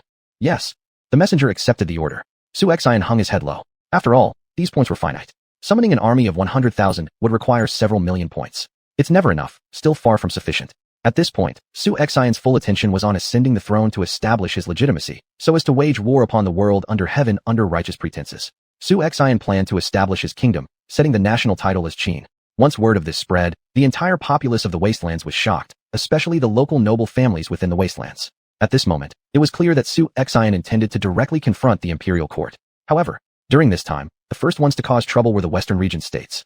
Especially recently, when the Wastelands sold some potatoes to the various tribes in the Western regions. After tasting these foods for the first time, the Western region peoples instantly fell in love with them. A novel grain, capable of being mass-produced, good-tasting, and filling, it quickly gave rise to malicious intentions among the Western region's tribes. Among the 36 countries in the Western regions, there was a small nation called Dabo. Its population numbered around 150,000, with roughly 10,000 soldiers, a modest power. Yet, they believed that with xuanhuan's recent ascension, he surely lacked defenses in the Western regions, leading them to have wicked thoughts. Moreover, this area separating the Western Wastelands from the Western regions only had the human pass protecting it. As a result, the civilians outside the pass suffered immensely. Chapter 155, The Arrogant Dabogwo People. Killing. In a village outside the border, Dabogwo people rode their big horses, gripping curved sabers in their hands. They killed anyone they saw, looted any treasure they found, and the women suffered even worse fates, bullying them to death without giving them a chance to fight back. You bastards will not meet a good end. An old man holding his family cursed these Dabogwo people intensely. Old thing, you're asking for death. A Dabogwo cavalryman directly raised his sharp knife and killed the old man. Do you not fear the Wasteland King coming to punish you? A mere Dabogwo country, do you actually think you can be stronger than Dongxiang and Wuhan? The Wasteland King will eventually lead troops to come and punish you, seeking vengeance for us. The surrounding common people expressed extremely strong protest. When the Western Wasteland King was around, although there were some battles fought with the Western regions, they only occurred around the human pass direction, defending against the tribes of the Western regions, never daring to venture beyond the pass. Although there were some victories, they also feared offending all 36 countries of the Western regions. These 36 nations, though small and seemingly unremarkable, in reality, whenever any one of them is endangered or harmed, they would unite. Once united, even if they cannot gather a million-strong army, 70 or 80,000 is still possible. Thus, the 36 nations of the Western regions could forcibly break free from the rule of the Daqi Empire and survive until now without being destroyed. Dabogwo's main general Tai sneered at this. This group of stubborn civilians still expects help from their own government. If Daqi's government cared about these stubborn civilians, our Western region nations wouldn't dare violate the borders anymore.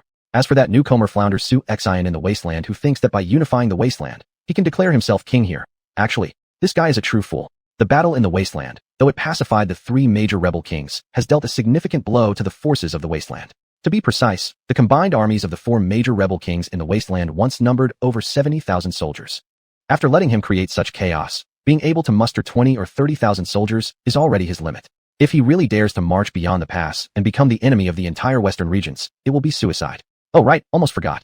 I've heard that Han Zhizhong and Huang have jointly mobilized 30,000 elite soldiers to attack the Wasteland army. By now, xuanhuan must be so preoccupied with northern issues that he's completely flustered. This Tai was full-bodied and brown-skinned. He looked foolish but had something going on in his head. His analysis indeed made sense. For other kings in the Wasteland, it might still be better to keep things peaceful with the Western regions, but he was facing none other than xuanhuan, who possessed the hanging wall system. Insufficient troops? That wasn't an issue. Upon hearing what Tai said, the crowd of common people became ashen-faced. I, Tai, am not an unreasonable person. Just hand over your grain and women from your homes, and my generalship can give you a chance to live. Otherwise, today, I shall ensure your extermination. Tai instantly tightened his gaze, appearing stern, allowing no room for rebuttal from the people. Never.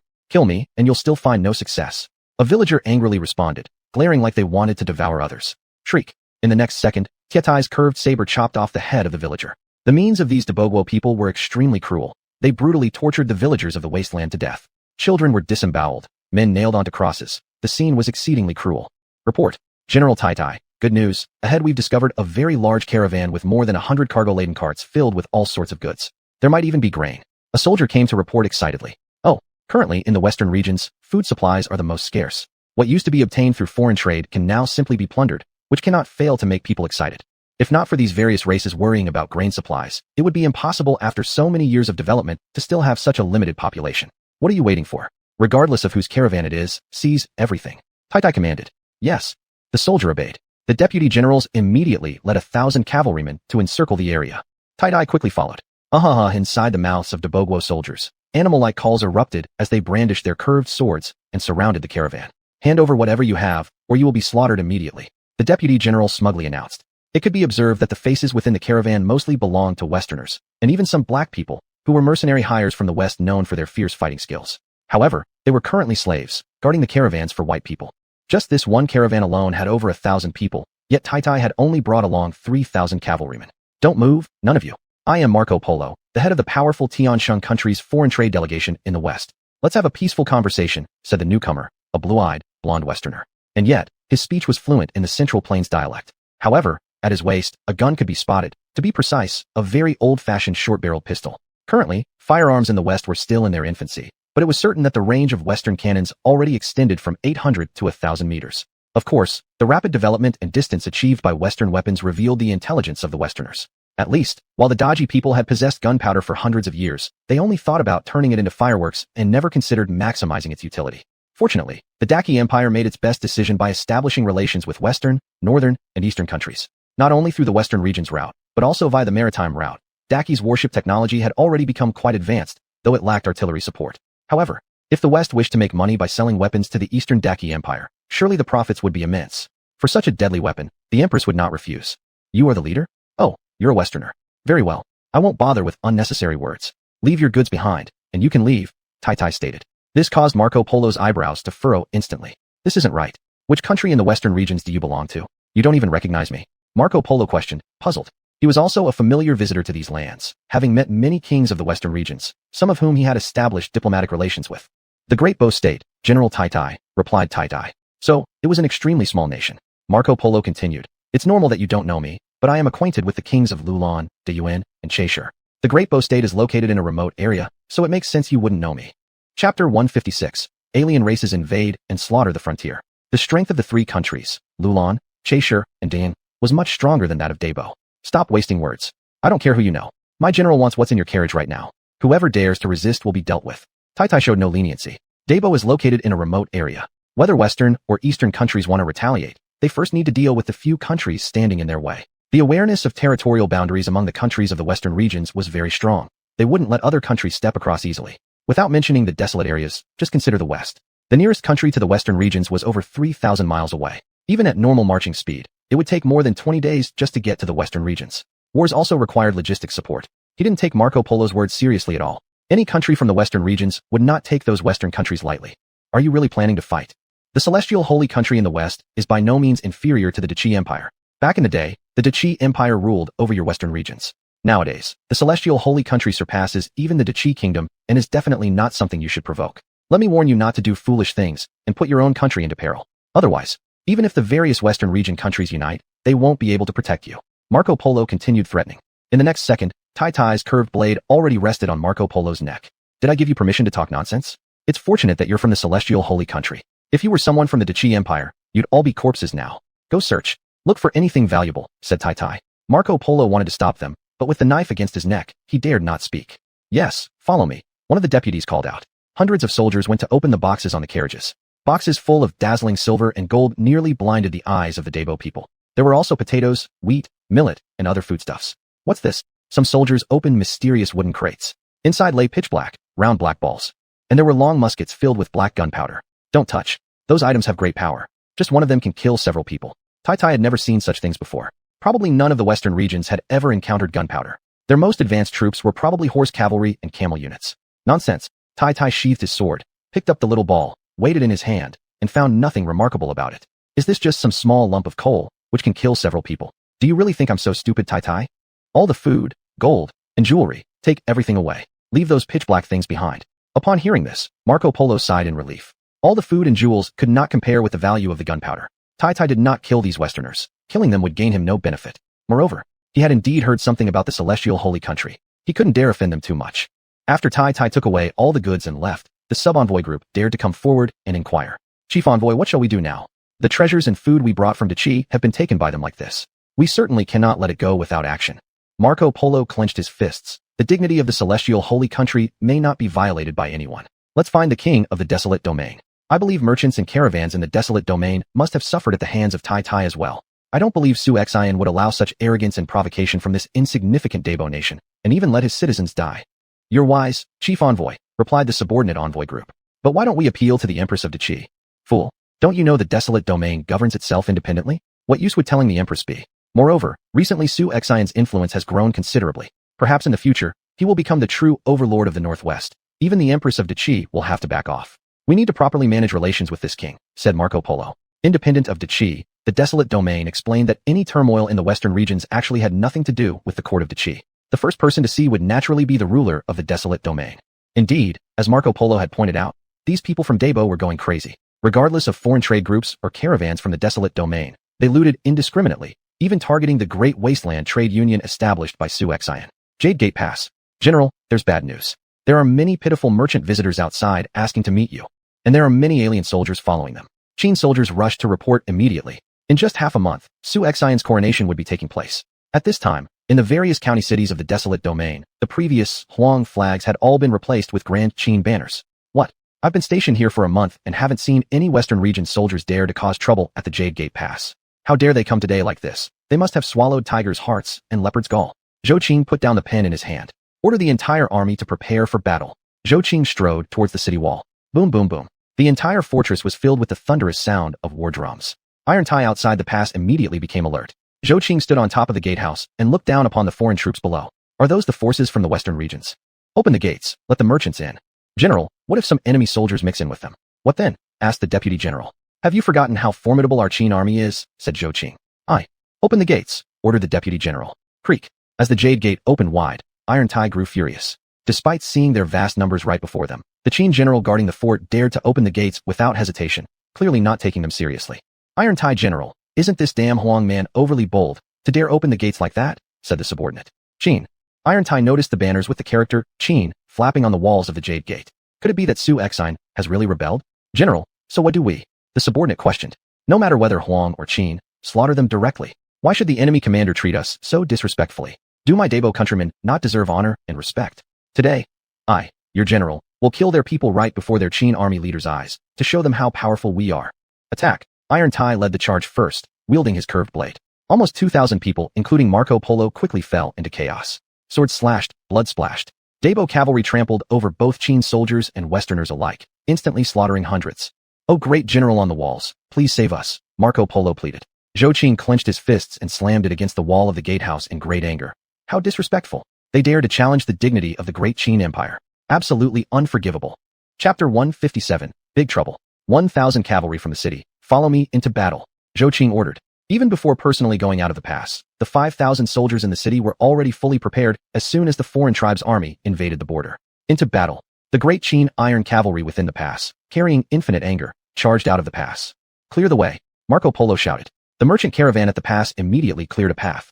Looking for death, Tai Tai sneered coldly. Let you all see the strength of my great cavalry. All troops attack, charge and form ranks. The great cavalry gathered its strength and countercharged towards Zhou Qing's cavalry. At this moment, Zhou Qing's army was still at the pass, with not all the cavalry having come out. Tai Tai's attack now was incredibly wise. However, to Zhou Qing, in a battle of 1,000 cavalry against 1,000, the Qin iron cavalry would never be at a disadvantage. Crash into them. Zhou Qing widened his eyes. The two cavalries collided like two planets colliding. Clang, clang. Countless weapons clashed.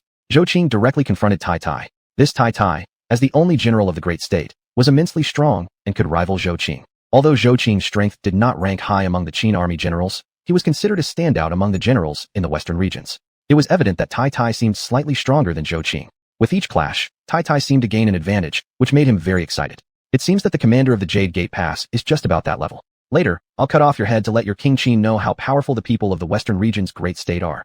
Tai Tai assumed that the general defending such an important pass must be one of Qin's best generals. But since his country was located on the border, even news seemed isolated. He had no idea that the general he fought against was actually one of the weakest among the Qin generals. You are too arrogant. Zhou Qing clenched his teeth and attacked again. Zhou Qing wasn't worried. Although he wasn't the enemy's match, he wouldn't lose completely either. But how could these cavalry from Great State possibly be a match for Qin's iron cavalry? Look across the battlefield, where Qin's cavalry started to exert force. When the two cavalry units were about to collide, the Qin cavalry pulled hard on their reins, causing the war horses to rise up. No, the cavalry from the Great State was terrified and shocked by the horsemanship of Qin's cavalry. As they looked up, they saw Qin soldiers' spears thrust down, seeming to allow no chance to dodge. A tearing sound could be heard as the spear pierced through the enemy soldier's head and then impaled the horse, giving it no chance to struggle. What shocked the soldiers of the Great State most was that when their swords struck the armor of Qin's cavalry, they found it necessary to use enormous force to even injure them. A regular strike wouldn't cut through. After just one round of collision, over half of the 1,000 cavalry from the Great State was lost. This cavalry of Qin is too strong. When the previous Wasteland king ruled, his soldiers weren't nearly this skilled. The surviving soldiers of the great state began to fear Qin's army more. It was almost a crushing attack. A deputy who barely escaped ran towards General Tai Tai. "You, Upper General, we can't fight this. The combat power of Qin's cavalry is unbelievable. In just one collision, we've lost half our forces. We should retreat first." Tai Tai pulled back away from Zhou Qing. Seeing the Qin army surround him now caused internal panic. "This is impossible. Our numbers may be less, but our soldiers are well trained. How can any ordinary army defeat us?" Now Tai Tai was frightened, realizing he had provoked an opponent beyond measure. "Retreat!" Tai Tai shouted. If they kept fighting, he was bound to lose. Since enough supplies had already been seized, there was no need to gamble everything on a single fort. Besides, the great state didn't have much in terms of manpower. Every loss was permanent, and the few thousand cavalry under his command simply weren't sufficient for large-scale battles. "Tai Tai, disturbing Qin will surely lead to the demise of your great state." Zhou Qing called out. "Ho ho, enough bragging. Behind great state lies the entire western region's nations. Will Qin dare cross two borders to challenge the great state?" Tai Tai dismissed the warning entirely. After all, once the Qin army entered the western regions, it would be a major international issue. Sun Tzu is also king of Qin now, meaning this would be a full-fledged war involving the western 36 nations pressuring Qin. Presumably, even King Qin wouldn't dare to make bold moves. However, Tai Tai didn't realize that his actions had provoked the hardest nation under heaven, one which imposes the harshest blows on alien races and is unmatched in scale. "You may choose not to provoke me, but if you dare cross me, I will annihilate you." After returning to the pass, Zhou Qing immediately sent a report regarding this matter to General Xuanhuan in the city. This situation involved an influential Western merchant, Marco Polo. Yet, Xuanhuan could not deploy troops easily. Naturally, he would have to report to King Qin before deciding whether or not to send reinforcements. At this moment, Tai Tai returned laden with spoils, glorying within his clan as never before. To the people of the Great Bo State, Tai Tai had become nothing less than a great hero for bringing back so much grain. Celebratory women gathered around him. The population of the Great Bo State actually consisted only of a single walled city. Many of its citizens even lived in tents. "General Tai Tai, we thank you. This journey was unexpectedly profitable. If only we'd known that raiding the border posts of the Great Qi Dynasty would yield such an abundance of grain, we should have done it long ago." The king, Tai Lang, was delighted. This food would last them all the way until next year. "The emperor honors me too highly.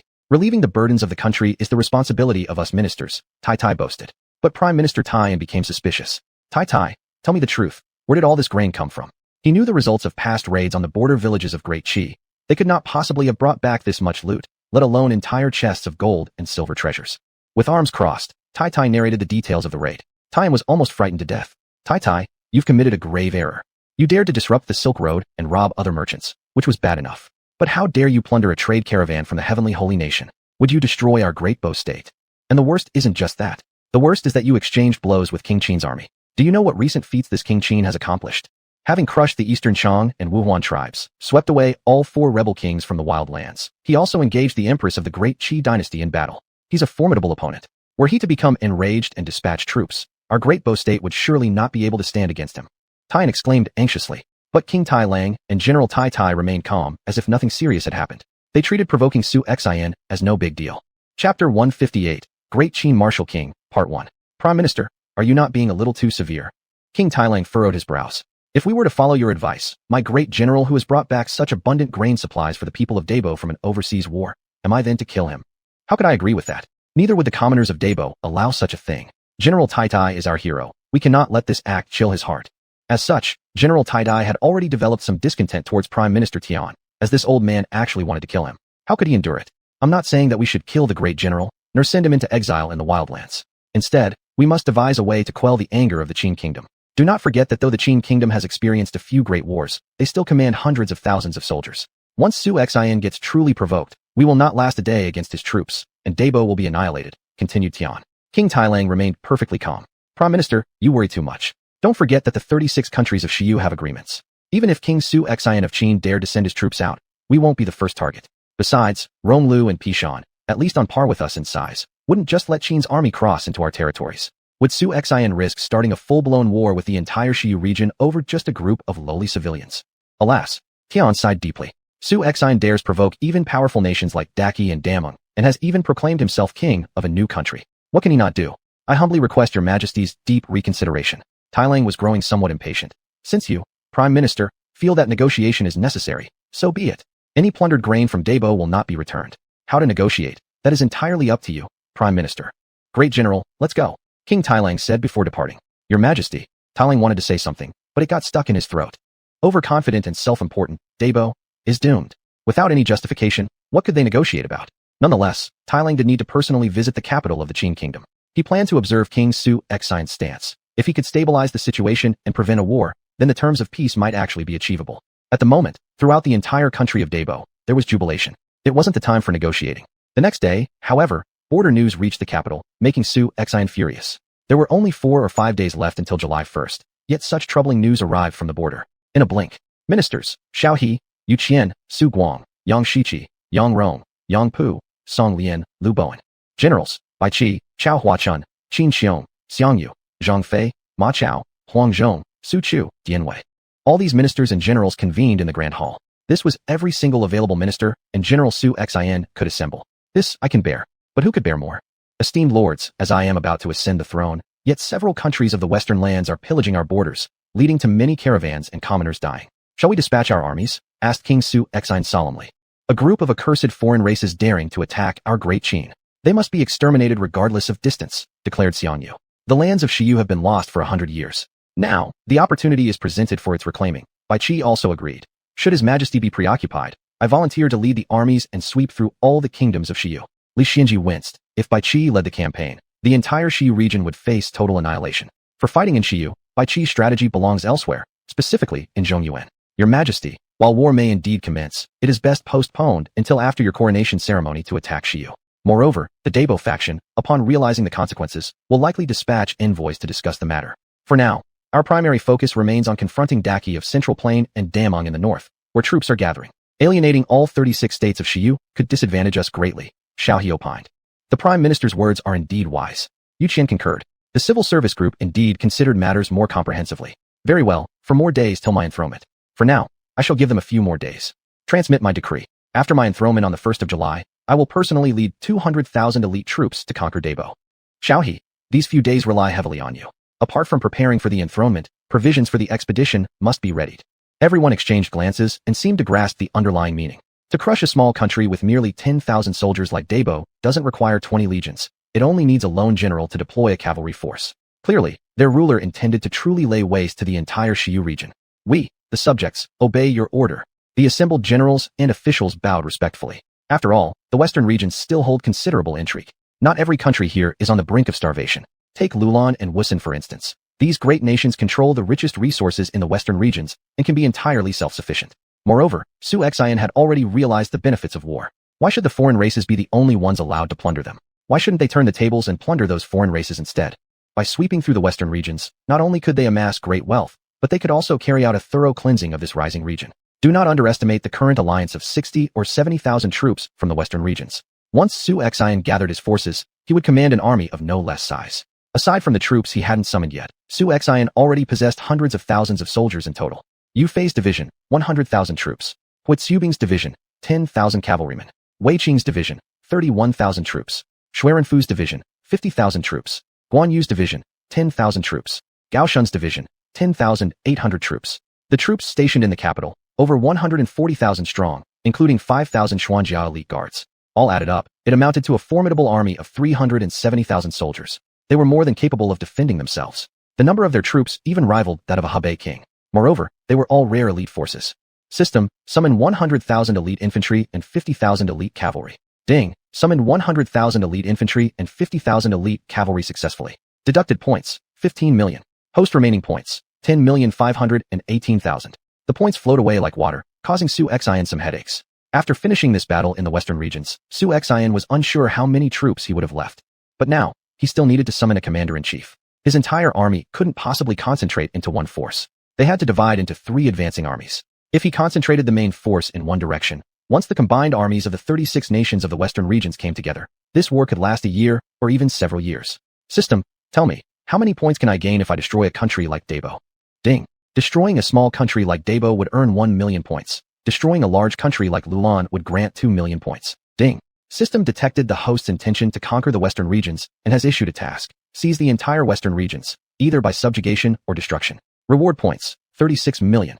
Chapter 159, Wu Wang of the Great Qi Middle. Su Xian's eyes lit up, and he suddenly became energetic. At present, when he returns from his military campaigns, his queen will definitely have given him sons and daughters. There are at least millions of points here. Capturing the entire western regions will net no less than 36 million points.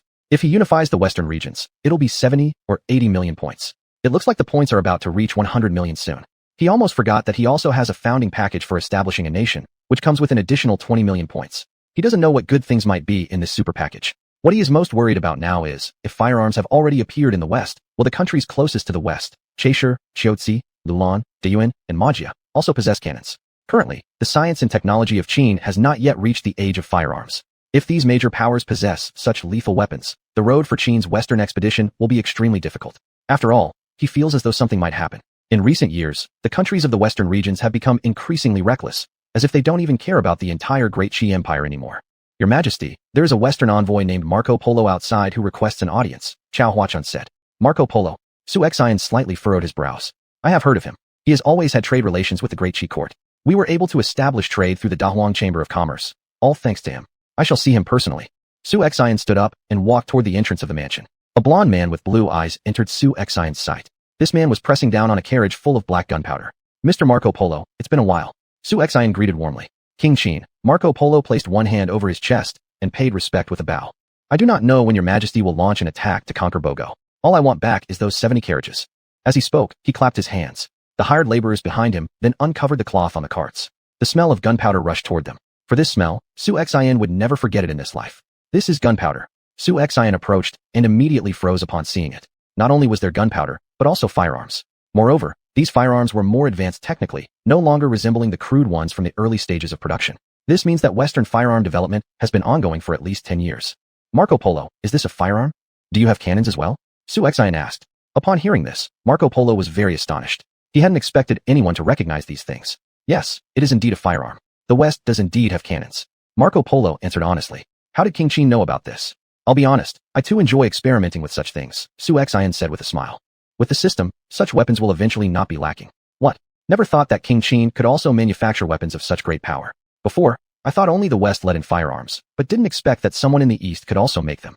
Marco Polo exclaimed. Since there was no need for any deliberate explanation, these kinds of items had already arrived at the court. Initially, the court didn't believe them, forcing several cannon tests until the Empress was shocked by these weapons. Later, the court spent a large amount of money purchasing these items, and even transported naval cannons through sea routes. This made Marco Polo rich beyond measure. You see, such weapons are already quite common in the West, but for the Great Qi court, firearms are still just getting started. Hence, for such lethal weapons, they are naturally very valuable. Empress xuanhuan quickly established the Academy of Science and invited Western experts to be deans of the academy. As long as one doesn't close borders or reject foreign advances in science, one can definitely keep up with the world. The same goes for Great Qi. Once the military industry starts, it will also enter the age of firearms. I offer these firearms and gunpowder to exchange for King Qin's troops to eliminate the Bogo kingdom. Marco Polo revealed his true thoughts.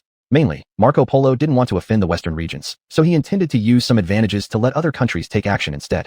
Such little tricks were visible to Xuanhuan. Firearms have just begun to be developed on the battlefield. Though they can play a terrifying role, their effects can be large or small, depending on circumstances. If encountering cavalry, people can flank from both sides, while your heavy cannons, weighing thousands of pounds, cannot easily be moved. Cannons are lethal when defending a city and equally deadly when attacking camps, cities, or forts. Summarizing everything, there are pros and cons.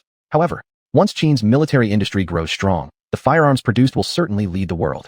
Marco Polo, you're a merchant, and I can be a merchant too. Therefore, instigating war among nations is something you already understand, Xuanhuan said. With just these carts of firearms and gunpowder, you want me to fight the entire western regions and even shang back your jewels and treasures? Isn't it a bit insufficient? Xuanhuan's face was filled with cunning. Then what does His Majesty Qin Huang mean? Marco Polo gritted his teeth. All firearms and gunpowder must be left behind. Otherwise, after seizing the Bogo kingdom, the gold, jewels, grain taken from your country will be forfeited to the national treasury of Qin. In addition, I need to know the extent of trade between Tianshan country and the Qi country. Xuanhuan continued. Marco Polo realized that this Xuanhuan before him, though he was of a feudal princely status, was sharper in cunning than he, a crafty merchant. His Majesty Qin Huang this? Marco Polo's face twitched. If the envoy refuses, then we shall revert to our original terms. All things seized by Qin are to belong to Qin. Xuanhuan gave a cold laugh. He wasn't short on a few trinkets at the moment. Fine, let's do as His Majesty Qin Huang says. Marco Polo gritted his teeth and nodded in agreement. Gunpowder and such things were not absent in the West anyway. Compared to these, Westerners favored shiny things like gold and jewels, while in matters of wealth, Easterners truly had more expertise, especially items like Eastern jewelry, headpieces, silk, etc., which were highly popular among Westerners. Afterward, Marco Polo revealed all the recent collaborations with the Qi court. Firearm technology had been introduced into the Qi Empire over a year ago and was already being mass-produced, albeit not fully equipped throughout the military yet. The Empress was also beginning preparations for such an army. Hearing this, xuanhuan suddenly felt a headache coming on. Had Marco Polo not informed him, he might have been at a disadvantage in any future wars against the court. His soldiers were certainly elite, but how could they possibly withstand cannons? From Marco Polo, xuanhuan also learned that some other Western countries, like the Luo, Persia, and Otto, seemed to be in contact with the feudal lords of the central plains of the Qi. Excellent. This was indeed convenient. In the blink of an eye, the whole world had escalated. Chapter 160, The Wu King of the Great Qi, Part 2. Yumen Pass. Heavily guarded, no one from the western regions is allowed to take a single step forward. Xuanhuan, as the commander defending the western wastelands and an important regional official, directly led his troops into the territory of the western regions. As a result, all civilians outside the pass were protected.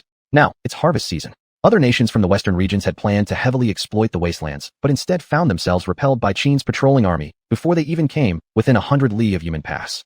They were thoroughly routed. Truly incredible. When did Qin soldiers extend their reach onto the territories of the western regions? Are these reckless fools trying to provoke a war between the western regions and the Qin? General, we should retreat first. The Qin army has pushed more than 100 li into the western regions, almost reaching the land of the Pai Mountain Kingdom. This completely violates the agreement signed between the western regions and the Great Qi Dynasty. They are invading and initiating conflict. We must return and report this matter truthfully. Moreover, our various states in the western regions now have strong armies and abundant supplies from central China after decades of accumulation. It's time for us to initiate a major war and let the people of the Great Qi know our power. Yes, King xuanhuan's actions have given us an opportunity. Let's retreat back to Dawan. To the people of the western regions, Dabo's provocation of the Qin was an opportunity, but for xuanhuan, wasn't it also an opportunity? A warmonger, his greatest joy in life was territorial expansion. And Taiyan of the Dabo kingdom, to quell xuanhuan's anger, brought an envoy to Yumen Pass, but was intercepted by Xuanhuan. July 1st, 20 li east of the Qin capital city. A simple altar had been erected already. On top of it sat a large bronze tripod. This wasn't a ceremony to proclaim himself emperor, but rather a king, specifically, the king of Wu of Qin, so the ceremony to worship heaven was naturally much simpler. Beneath the altar, which stood several meters tall, 200,000 Qin soldiers stood at attention, their eyes bright, emanating fierce killing intent. If observed by another nation, they would undoubtedly be called a pack of tigers and wolves. Flanked by his queens, xuanhuan was visibly moved as he prepared to establish his new country. Although it was just a domain on the western frontiers, once established, things would change. No matter what, history would record their names. Eastern Chang King Helian Gao, Wuhuan King Gu Li, and many other foreign leaders watched as xuanhuan ascended the throne as the king of the newly founded Qin state, looking back at the elite warriors behind him. Their emotions were complex, mixed with awe and respect. Helian Gao, you were right. King Qin. He truly is a born ruler destined to dominate the four directions. Gu Li smiled bitterly. Previously, he had deludedly thought about conquering such a person, a thought that turned out to be the most foolish decision of his life. Yeah, thankfully, we remained rational, Helian Gao replied. Truth be told, since the two relocated to Qin's capital, they lived carefree lives. Even their own citizens no longer had to endure hunger or cold. Both couldn't help but feel extremely satisfied. It was fortunate they hadn't let hatred cloud their judgment and fought against xuanhuan at the time. I, xuanhuan, obey the will of heaven above and the hearts of the people below.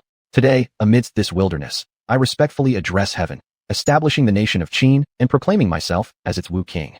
Today, the court lacks virtue, and the people suffer. I am sent by heaven to punish them, slaying across the realm. Xuanhuan followed ancient rites of imperial enthronement meticulously, imitating every gesture and act, including drinking 3 cups of wine as offerings. Every aspect of the sacrificial ritual had been prepared fully by Xiaohe, and thus, the ceremony concluded. Boom. At that moment, a thunderous rumble echoed through the skies, resembling the roar of a golden dragon. Suddenly, the previously cloudless sky filled with rolling clouds. What's happening? Look quickly. The heavens seem to have changed. In those clouds, there's something inside. All the civil and military officials looked upward, squinting intently at the dramatic change in the sky. Even the commoners within the city gazed upward toward the heavens. In an instant, they felt as if an invisible hand had grabbed them and pinned them to the ground. Quick, quick. Look, isn't that a golden dragon? Dragon. It really is a dragon. There's also golden light. Blinding golden light flooded the earth, blinding the eyes of the people. Especially that overwhelming heavenly pressure coming down from above forced every civilian in the Qin capital to kneel. Especially around the altar where spectators knelt. They saw golden rays swirling around xuanhuan. There, a colossal golden dragon coiled continuously around him. Heaven's son. This must be the true Heaven's son. The golden dragon has appeared. The great prosperity of the Qin dynasty. Long live Qin, long live Qin. Below, the civil and military ministers prostrated themselves with infinite reverence, their hands placed over their chests in solemn salutation. All 200,000 soldiers bent their heads slightly in respect. Golden dragons, golden lights. What did this symbolize? Did it need to be said? It was the sign of an emperor. Though merely a king, Xuanhuan's ascension was grander and more spectacular than that of any emperor. In ancient times, people, especially commoners, held great faith in these kinds of omens. The people had now fully come to revere Xuanhuan. Even the assassins lying in wait within the desolate domain seemed to feel as though their resolve to die was weakening. Just who was it they were trying to assassinate? He was someone protected by heaven. How could he be killed by them? Long live our king. 10,000 years for our king. Long live our king. 10,000 years for our king. The voices of 200,000 soldiers resounded through the heavens, lingering on and on without dissipating. Such anomalies in the sky and earth symbolized the mandate of heaven being fulfilled. This golden light illuminated the entire desolate domain, even half of the land under the Qi Dynasty. Yicheng in Jizhou, Hebei province. What's happening? That golden mist seems to have originated from the direction of the barren wasteland. I heard that Xuanhuan declared himself king and established a nation today. Could this be a celestial anomaly? Zhao Sinian stood on the watchtower of the capital city, breaking into cold sweat at the sight of the golden clouds spreading across the skies. The world is about to fall into chaos. A heavenly omen, an auspicious sign? This Xuanhuan has really stirred up trouble. Is he planning to oppose all of the realms? Even Zhao Sinian was afraid, almost losing confidence in subduing Xuanhuan. Luoyang, the central capital. Empress Wu had also ascended to the royal palace's platform. Divination pavilion, just what is going on? Calculate. You must calculate it out for me. Behind her stood an elder named Huang Tianji. If Gongsun Long previously ranked 5th among diviners, then this man was undoubtedly the first-ranked diviner known thus far. Huang Tianji immediately took his astrological instrument and began performing intricate calculations. However, the next second, there came a crack, a sudden sound, and the astrological instrument shattered directly in his hands. Ow, my eyes! So profound are the workings of fate, I cannot see through it. But this radiance originates from the wasteland. Weakened beyond measure, Huang Tianji collapsed right after finishing his prediction. Could it be Xuanhuan? Empress Xuanhuan bit her lips tightly. In this moment, even she felt immense tension. Was this celestial anomaly not steering public opinion toward favoring Xuanhuan? What Xuanhuan didn't know was that this gift from the system had nearly thrust him onto the peak of controversy. Chapter 161. No room for negotiation. Taish. That thing in the air, it seems like something is falling, flashing. What is this object? Xiao He and others were curious, only to see that object land directly in Xuanhuan's hand. Great King, what is this? Xiao He knelt on the ground and asked. Xuanhuan raised the object in his hand, which turned out to be the imperial jade seal the system had promised him. This is the imperial jade seal, since the Qin dynasty, through every generation, passed down through the ages.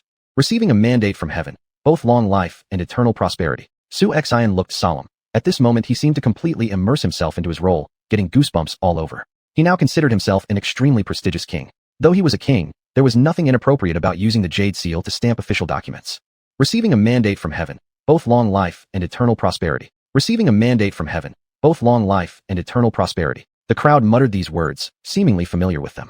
Only in Xuanhuan's world did these 8 characters exist. Only men would understand the value of these 8 characters. Our king lives 10,000 years. Our king lives 10,000 years.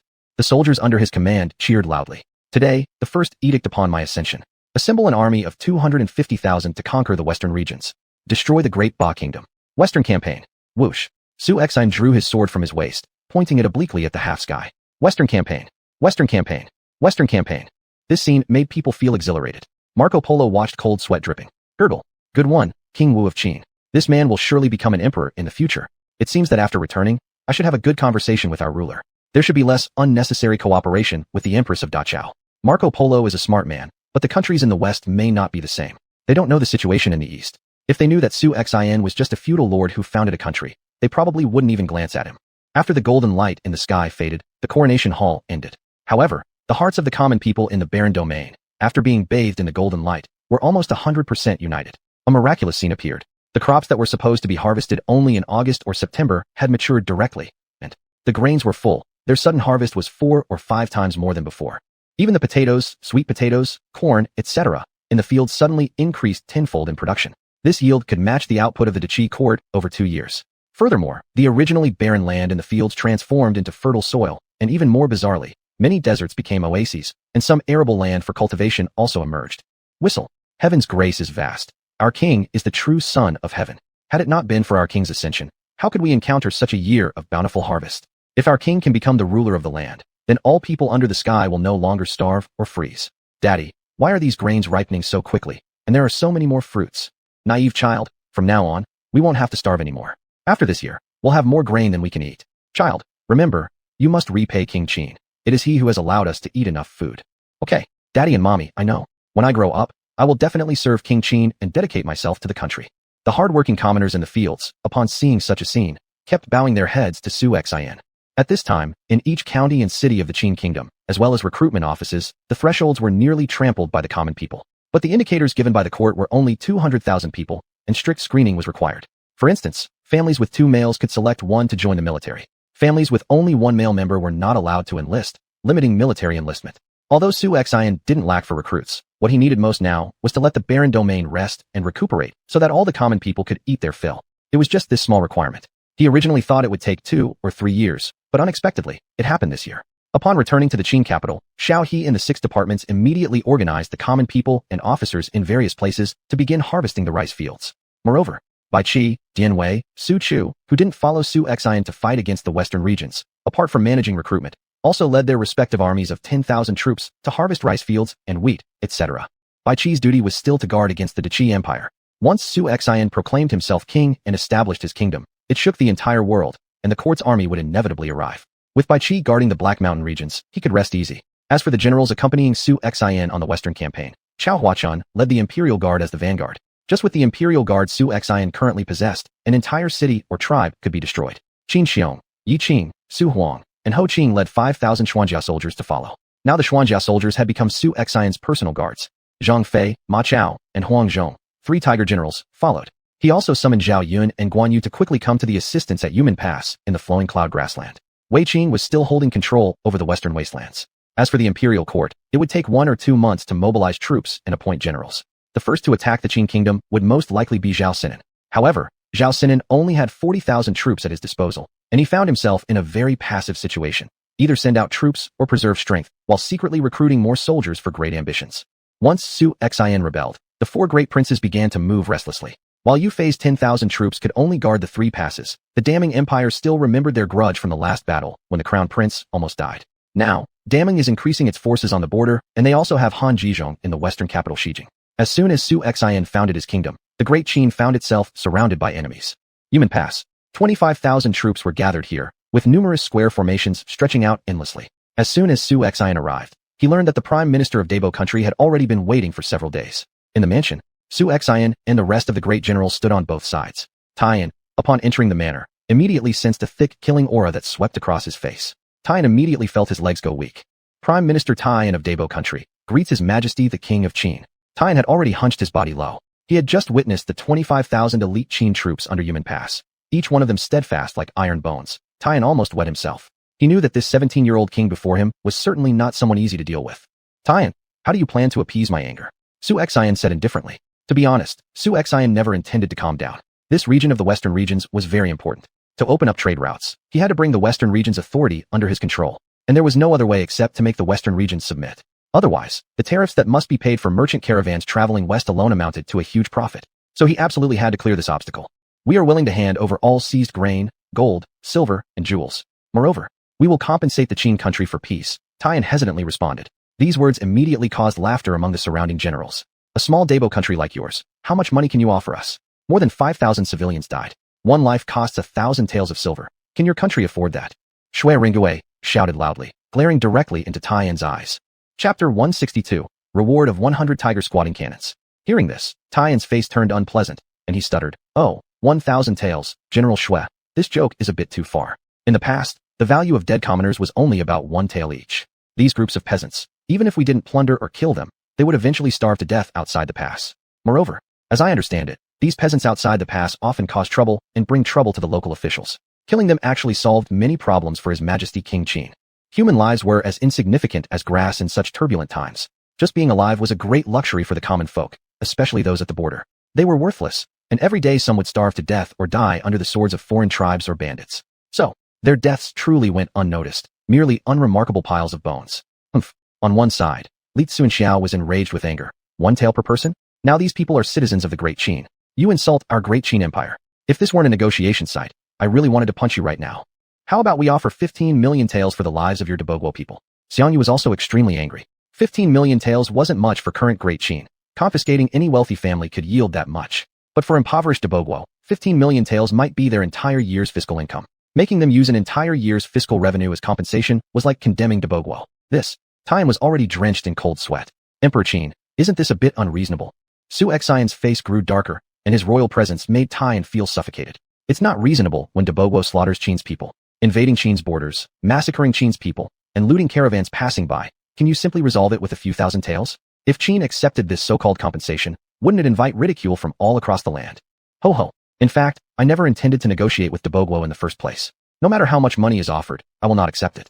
Have you seen the 25 million troops of Qin Kingdom stationed before the gate? I am determined not only to destroy your Debogwo, but also to conquer the western regions. The founding war of the Great Qi, since its establishment, aims to sweep through the 36 kingdoms of the western regions and incorporate these lands into Qin territory.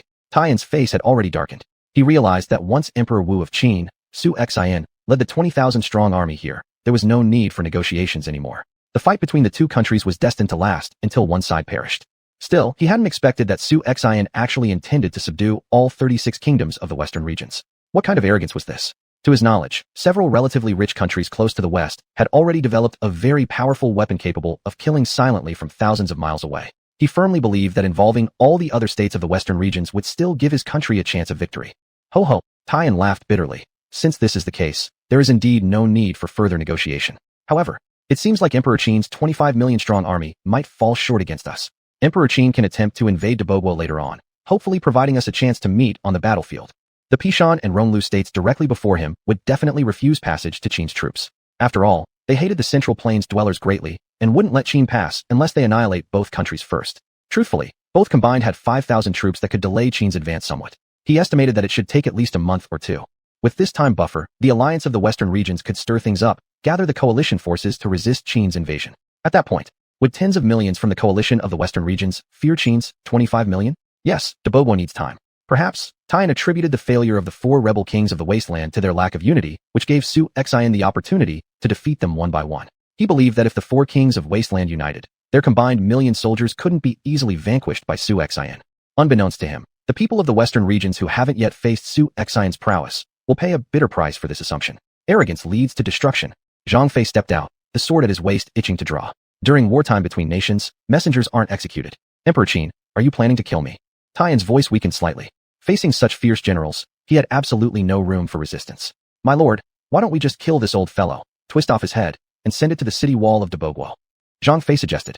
Xuanhuan shook his head. Zhang Fei, let him go. Let him return and tell the king of Debogwo that my army will reach the city of Debogwo in less than 10 days. Let them clean their necks and wait for me to come and cut. Goodbye. Taiyan bowed his fist, then left the main camp. For some reason, he felt uneasy, as if something major was about to happen. Pass my order. The troops shall rest for half a day, then depart at night. By tomorrow morning, my 25,000-strong army must appear under the capital of Pishan. Xuanhuan commanded. We obey your orders. All the generals bent down with a bow.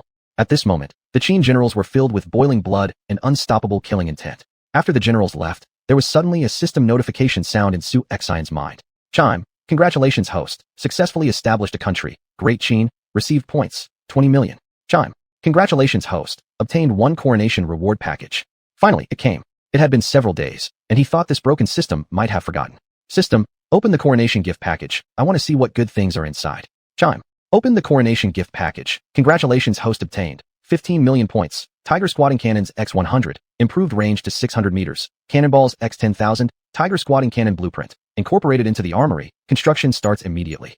Host remaining points. 455180000. Xuanhuan slouched his head, staring at the interface before him, feeling somewhat speechless. The Tiger squatting cannon was invented by Qi Jiguang in the Ming Dynasty. It was lightweight with decent power, suitable for mountain warfare. One person could carry it, much like the modern mortar. However, the maximum range of the Tiger squatting cannon was only 500 meters, and its effective range was probably 300 or 400 meters. But it was still sufficient. The dog system has finally proved reliable once. However, thinking about upgrading the system would require 100 million points. These 40+ million points were clearly not enough. Calling forth the army, summoning more warriors, going back and forth, the points wouldn't cover the costs. Dog system, you finally came through once. Nevertheless, with thoughts of upgrading looming ahead, this 40 million point balance wasn't nearly enough. Nonetheless, 100 Tiger squatting cannons certainly boosted his confidence. Chapter 162, Reward of 100 Tiger squatting cannons. Chapter 163, Western Campaign. By this time, the 1,000 crossbow beds delivered from the armory had all arrived, along with 10,000 Zhuge repeating crossbows and 500,000 arrows. The 4 major armories had been forging them nonstop for a month or two to produce these weapons. If only Qin could have had a year's time, its treasuries would truly be overflowing. Night fell. Taiyan arrived at the country of Pishan first, where King Lu Che of Pishan personally received the Prime Minister of Debo country. Pay my respects to the king of Pishan. Tian bowed. Prime Minister Tian, what brings you to Pishan? Said Lu Che. In recent days, rumors spread through the western regions that Qin was about to send troops to conquer Dabo country. Some of the western region countries were restless and tense. After all, King xuanhuan of Qin had once pacified the wild domain. At least it was clear he wasn't afraid of small western region nations. King xuanhuan of Qin has already prepared to send troops to campaign across the entire western region. This isn't just a matter for our Dabo country, but a concern for all the nations of the western regions. Exterminating Dabo country is nothing more than an excuse to provoke war. And as the vanguard resisting the Great Qin army, Pishan needs to prepare mentally, said Tian. But for the increasingly powerful countries in the western regions, they no longer feared the Great Qi court, let alone one of their feudal kingdoms. After all, even the smallest nation, if they raided along the border of the Great Qi but didn't cross the human pass, the court generally turned a blind eye. With the alliance of 36 countries in the western regions in place, the Great Qi Dynasty naturally had concerns. The king of Pishan, Lu Che, along with General Lu Sha and other ministers, wore completely unconcerned expressions. Prime Minister Tian, do you really think that the little fiefdom xuanhuan established dares challenge the entirety of the western region nations? Relax. He's probably just scaring you so that Dabo country will give back everything they plundered and compensate accordingly. Let me tell you, look at the current situation of the Great Qi court. Women are in charge there. What can a country like that achieve, much less a fiefdom in the wildlands? Honestly, there's nothing to worry about here. If I were in his shoes, I wouldn't even let you leave alive once you reach the human pass. King Lu Che of Pishan continued. Lu Che felt that xuanhuan would not dare to launch a war. No nation dared to ignore the Western Region Alliance regulations. To be honest, Tian started doubting whether xuanhuan really dared to invade westward. But then he thought about the 25,000 troops gathered in front of the human pass, and his heart began pounding with uncertainty. Please, Your Majesty of Pishan, make some preparations. Tian continued. Cough, cough.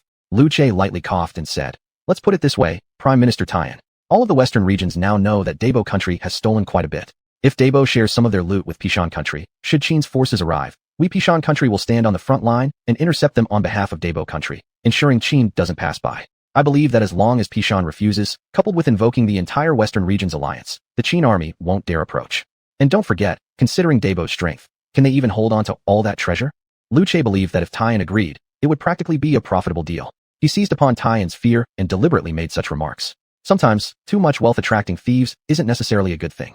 Tian gritted his teeth and said directly, all right, we Dabo country are willing to share 1/5 with Pishan country, provided King Pishan upholds his promise and prevents the Qin army from entering. Deal? Lu Che accepted. 1/5 of the benefits was not a negligible amount. General Lu Sha, go set up defenses. Pishan country had a population of 200,000, which allowed them to muster 200,000 soldiers if needed. But for these Western region countries, especially those with sparse populations, nearly every citizen could fight in times of invasion. It wasn't so much a state as it was clusters of tribes. Some countries with merely tens of thousands of people could only raise a few thousand troops. Yes, my lord. Lu Sha, looking somewhat dispirited, went off to organize the defense forces. This so-called deployment was mostly symbolic. After all, who would actually believe that a feudal kingdom would lead an army to challenge the entirety of the Western region countries? Tian left afterward. He felt a lot more relieved. Surely, xuanhuan couldn't possibly obliterate the entire Pishan country? After all, a war to destroy a nation would surely turn Pishan's populace into warriors, putting xuanhuan in quite a difficult spot. Surely, xuanhuan couldn't mean to spare no one, not even civilians? If he carried out a genocide, all the Western region countries would certainly rise in anger. Such wrath, as a king, xuanhuan should consider. What he didn't know was that under xuanhuan's command were many skilled killers. Throughout his life as a military campaigner, Bai Qi had killed an untold number of people. Then there was Xiangyu, who buried alive 20,000 Qin soldiers, and others. For these generals, the complete annihilation of a stubbornly resisting tribe would evoke no shred of mercy. On the contrary, it might even awaken the beastly nature within them. Around 4 o'clock in the morning, Xiangyu, as the vanguard general, led 30,000 troops and was the first to arrive at the country of Pishan. He was there to deliver the national letter. Clomp clomp clomp. The crisp sound of marching boots reverberated throughout the sky above Pishan country. At this moment, the western regions were still adorned with twinkling stars, their brilliance piercing through the night sky, occasionally catching the eyes of sleeping Pishan soldiers stationed on the walls of their king's fortress. What's going on? What's that noise? With simple armor and equipment, these Pishan soldiers looked down toward the city below. They saw beneath their city rows upon rows of banners emblazoned with the character Qin fluttering in the wind. Qin soldiers marched in perfect formation, advancing steadily in 6 arrays. From atop the city walls, the Pishan soldiers could already feel the vibrations of the Qin soldiers' rhythmic footsteps. The full moon high in the sky cast its silver light onto the Qin soldiers' armor, reflecting sharp glints of cold steel that sent shivers down their spines. In the air above, the clouds seemed darkened as if stained by the Qin army's arrival. A heavy cloud of killing intent gathered overhead, resembling a monstrous beast ready to consume the entire city of Pishan. An elite force, truly an elite. The Qin. Those are Qin soldiers. whispered the frightened soldiers from Pishan upon seeing the spectacle, their throats dry with fear. To be honest, when compared with the Qin troops, their own poorly equipped and ill-trained forces appeared nothing more than an amateur ragtag army. General, the Qin army has arrived. Upon hearing the commotion, Liu Sha hurried over to the city gate. Even seeing just 2 or 3 tens of thousands of Qin soldiers, Liu Sha assumed the main force responsible for annihilating Dabo country had come. The Qin army that destroyed Dabo country must all be here now. How dare such a small group provoke the entirety of the Western region nations? Chapter 164, Raise the Pi Mountain Kingdom, Spare No One, Part 1. Stand, Xuanhu bellowed. The army of 30,000 soldiers stood up almost simultaneously. At this moment, Xuanhu stood before the troops like a war god. The Pi Mountain Kingdom. Are all the cities in the western regions in such poor condition? When Xuanhu arrived at the first city, he discovered that the capital of the Pi Mountain Kingdom was extremely dilapidated. Under the moonlight, the walls of the Pi Mountain King's city were pockmarked with uneven surfaces. Moreover, the material used to construct the city wasn't stone, but rather looked more like an earthen fort. The walls weren't very tall, and as long as trebuchets were pushed forward or firebombs were dropped directly, it would be possible to blow several large holes into the walls of the Pi Mountain Kingdom.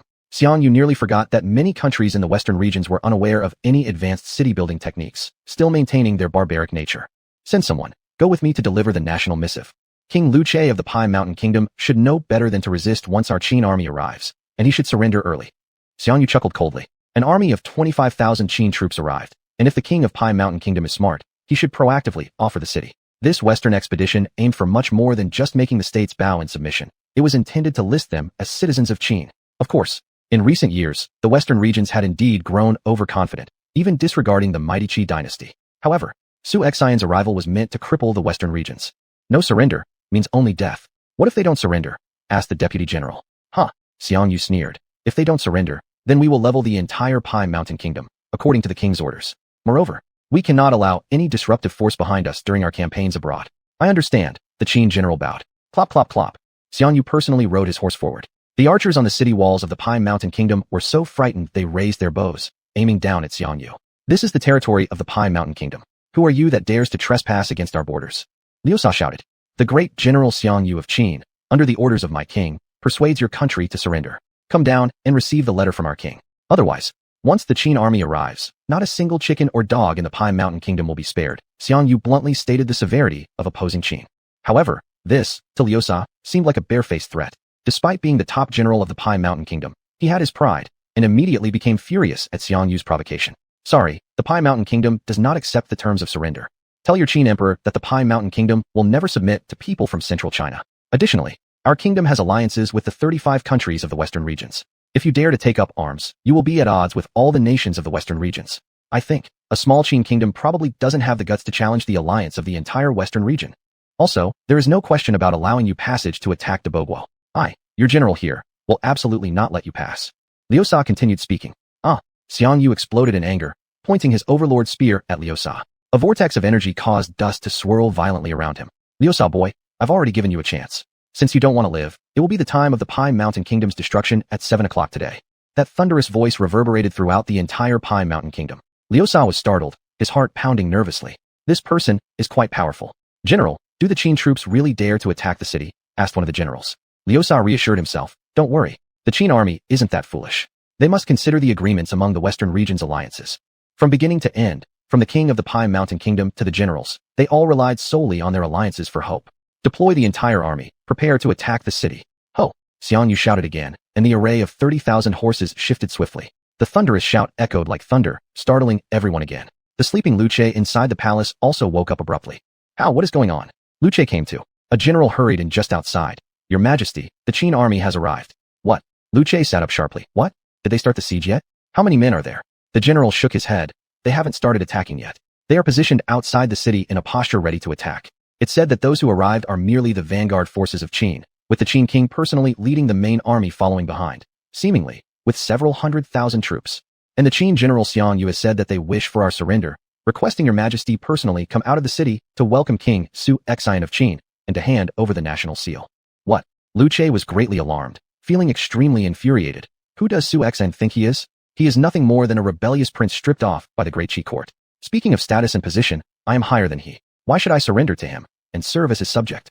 Our Pi Mountain Kingdom has stood here in the western regions for hundreds of years, and we've never faced such unreasonable demands. Just because someone declares themselves a king or establishes a nation does not make it recognized by all under heaven.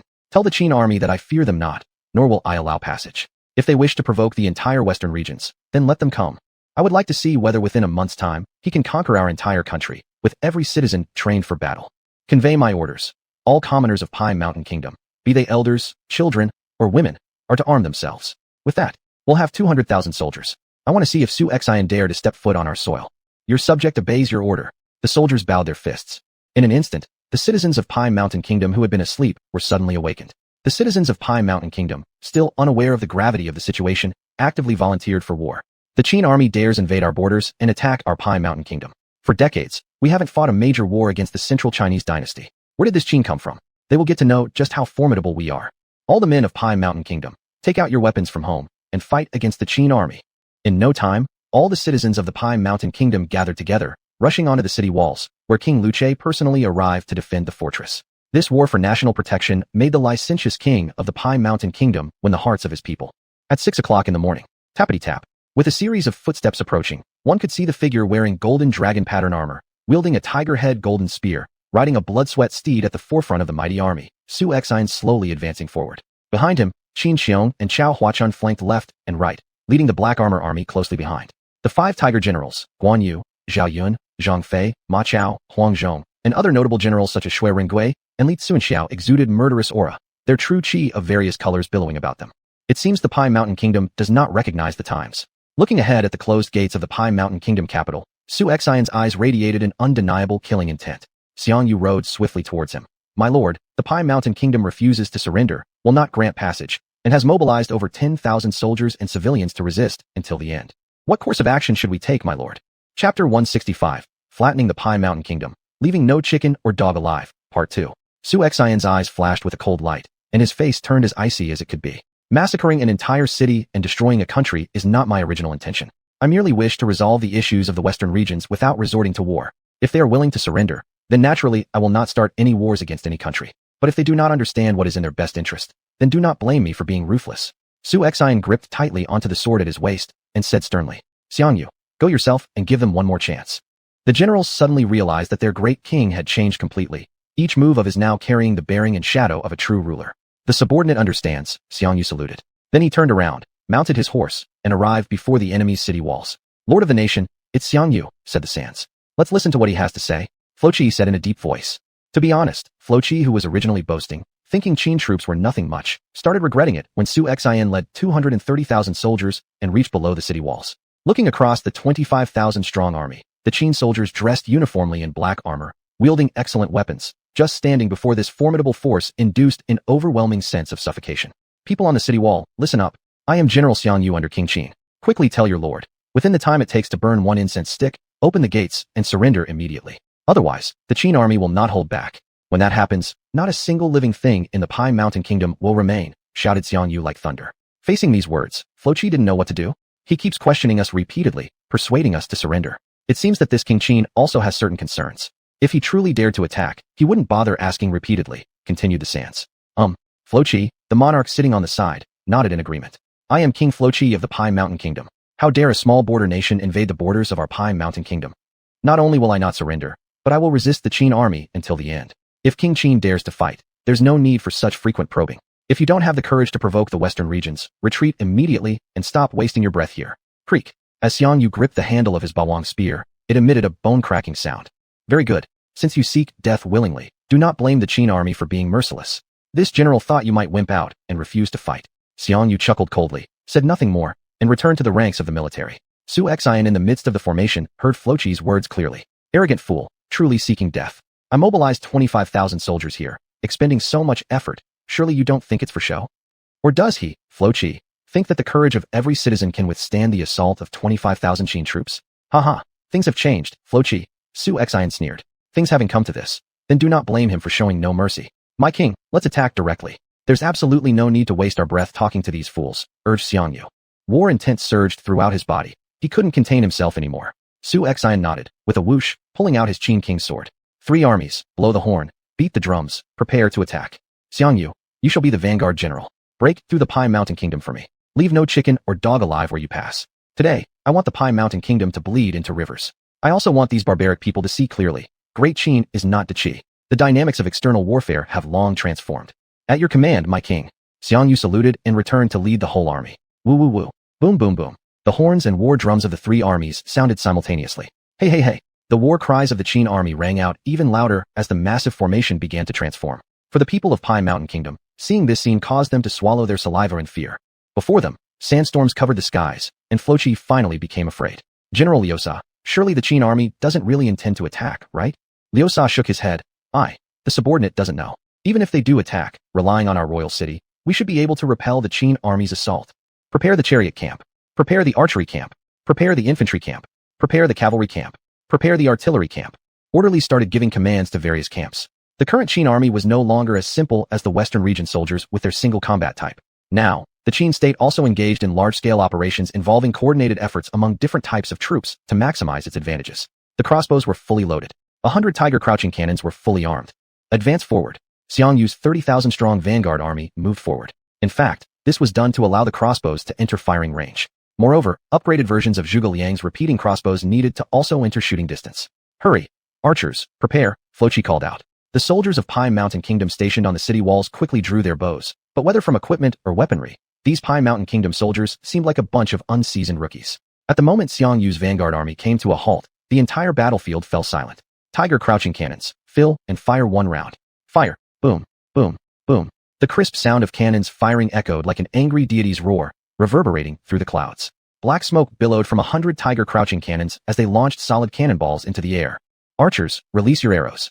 Crossbow machines, fire. 5,000 Zhuge crossbow soldiers paired with 5,000 archers, and 1,000 crossbow machines released tens of thousands of arrows into the sky. It darkened the heavens completely in an overwhelming rain of projectiles. Gulp. Flochi swallowed his saliva. At this moment, he had already deeply regretted his decision. Protect the king. Sans shouted loudly. Surrounding shield soldiers immediately gathered tightly around Flochi, encasing him like a well-protected dumpling. Bang. Cannonballs landed first. Though their power wasn't great, the explosion on the earthen walls instantly created large craters. Dust and dirt were thrown up high into the air. Meanwhile, fiery cannonballs landing among enemy ranks exploded suddenly, flinging 4 or 5 enemy soldiers into the air like rag dolls. The bursts of flames created by the explosions seemed like strange spectacles, with blood mist flying everywhere. Some unfortunate victims were even blown directly off the city walls. Right after the explosions, the deadly hail of arrows descended like rain, piercing deeply into the flesh of the enemy soldiers. The density of these arrow barges was nearly impenetrable, causing deaths both inside and outside the city wall. Due to the crowded positioning, a huge number of civilians and soldiers alike were massacred instantly. Corpses piled high like mountains. Fire again. Xiangyu gave another order, and the artillery barrage did not cease.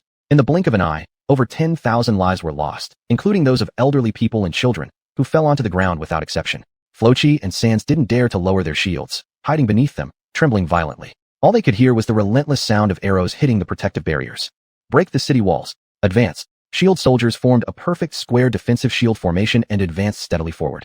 This resembled an invincible turtle shell, airtight and impenetrable. 10 groups of shield formations approached the base of the earth wall effortlessly. In their hands were massive explosive packages, filled with powerful gunpowder.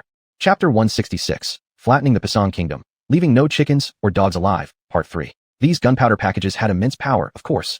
However, if they were up against the thick walls of a fortress from the Central Plains, it would be impossible to breach them. But before the Qin army stood an earthen citadel. The Qin soldiers dug large pits at the base of the earthen walls and planted explosives in them. The amount was indeed significant. Hundreds of pounds of gunpowder gathered together for detonation, producing immense force. Especially at the city gate, where hundreds of pounds of gunpowder were piled under an archway. If ignited, the blast would not be able to release fully and might split the entire city into 2 halves. Tree-eye. The moment the fuse was lit, all Qin soldiers withdrew. Lord of the nation, the Qin army's arrows seem ready, Liusa said. Go take a look. Lycate. As he opened a crack in the gate to peer out, he saw that Qin shield bearers were retreating one after another. Even more shockingly, when he looked around, he found that Pisang soldiers were rolling on the ground. Almost all were dead. Liusa, didn't you say the Qin army wouldn't attack? You've doomed us. Luce exploded with anger. Liusa's lips twitched. My lord, it was your decision to fight. Boom. A tremendous sound rang again. This time, the noise was even louder, stirring up sandstorms as though it were the end of the world. Nothing could be seen clearly around, and almost simultaneously, 10 places exploded. The explosive force from the gunpowder engulfed enemy soldiers on the walls, crushing them into minced flesh. At the city gate, the explosion's force was even more astonishing, sending fiery waves rushing outwards, blasting nearby enemy soldiers into the air, who fell dead immediately. Even hundreds of civilians behind them were flung by the force of the flames, resulting in countless casualties. Snap! Before the Pisang people could react, the 10-mile-long wall collapsed with a roar, revealing 10 gaping breaches. The situation within the city became entirely visible. This marked the beginning of true misfortune for Pisang. Attack! Slaughter the entire city, leave no one alive. Xiangyu shouted ferociously. Riding his horse Wuzhuai, he led his forces charging first, followed by 10,000 cavalry scattering across the 10 gaps. The remaining 20,000 troops also initiated the final assault. Kill! Kill! Kill! The war cries echoed through the sky, covering everything. Xiangyu entered the city first, commanding 10,000 cavalry to eliminate any remaining enemies. If anyone still had a breath of life left, death was inevitable. Stunned Pisang citizens could hardly think about defending their country unto death, for each round of artillery fire and arrow attacks had already taken away their loved ones within moments. Times have changed. The enemy nation still fought using primitive methods without proper tactical arrangement. They managed to gather many civilians, but foolishly concentrated them all in one place, presenting themselves as targets for the Qin army. For other powers, this strategy might have worked. Soldiers die, then civilians take over. But they never imagined that the Qin army could be so fierce. Kill! Leading the charge, Xiangyu swept his spear across, killing dozens of Pisang soldiers with one strike. Both horse and rider killed without mercy, sparing neither enemy soldiers nor civilians. 10,000 cavalry charged straight in, trampling over the corpses of their foes, moving forward. Iron hooves left nothing but blood and broken bones in their wake. The slaughter truly began. The Pisang soldiers barely had a chance to block. They weren't even one move worthy of the Qin army. At this moment, they finally experienced what a true elite military force felt like. Incessant wailing echoed throughout the Pisang kingdom, turning the city instantly into a hell on earth. A mountain of bodies and rivers of blood flowing everywhere. Run, escape fast, they are merciless demons. Beasts, sparing not even children and the elderly. Just moments ago, those civilians swore to fight to the death alongside Pisang, but facing such a powerful Qin army shattered their psychological resolve. After all, they were only human beings. They too knew fear and cowardice. Watching this scene, xuanhuan's expression turned grave. Such a vast kingdom of Pisang now blazed with fires all around. Frankly speaking, as a modern person who had been transported to this time, xuanhuan naturally had emotions. Witnessing such slaughter, how could he remain unaffected? But yet, a man must be ruthless and use iron-blooded tactics. Any thought of mercy would become the greatest weakness on the battlefield. My king, this is taking too long. Allow me to lead another contingent. Li Tsunxiao pleaded. Take 20,000 infantry and finish the battle quickly. Xuanhuan agreed. Yes. Withdrawing 2 armies from the left flank, Li Tsunxiao surrounded the city. Guanyu, Zhang, each of you lead 10,000 men and station yourselves around Pisang. Whether someone approaches or flees, kill them all, spare none. Xuanhuan continued giving orders. Yes. The 2 warriors went out to execute the command. The troops led by Guanyu and Zhang were scattered around the capital of the Pisang kingdom, forming a blockade. We are a Western trade caravan, and we have no conflict or ties with the Qin state. Please, General, give us a way out. The person in front of them was none other than General Zhang. By order of King Qin, anyone who comes out from Pisang will be left alive, and you Westerners, knowing our Qin army's approach, dare to collude with them, making you enemies of Qin. Kill them all, leave none behind. Zhang glared with eyes larger than an ox's. No, you can't kill us, we didn't know about this. And besides, the gates of Pisang were tightly shut. We had no way to surrender. Tear. Before these merchants could finish their words, the Qin soldiers' swords came down, splattering blood for yards. The battle lasted for 3 hours. The entire Pisang kingdom was reduced to ashes, with wisps of black smoke curling up into the sky. Only King Luche and General Liusa of Pisang remained, who, seeing the situation wasn't favorable, tried to escape. However, Guanyu and Zhang were on high alert, not even allowing a fly to pass through. Thus, during their escape attempt, they were caught red-handed by Guanyu. Among the citizens of Pisang, those within the royal capital were entirely wiped out except for some villagers in distant villages.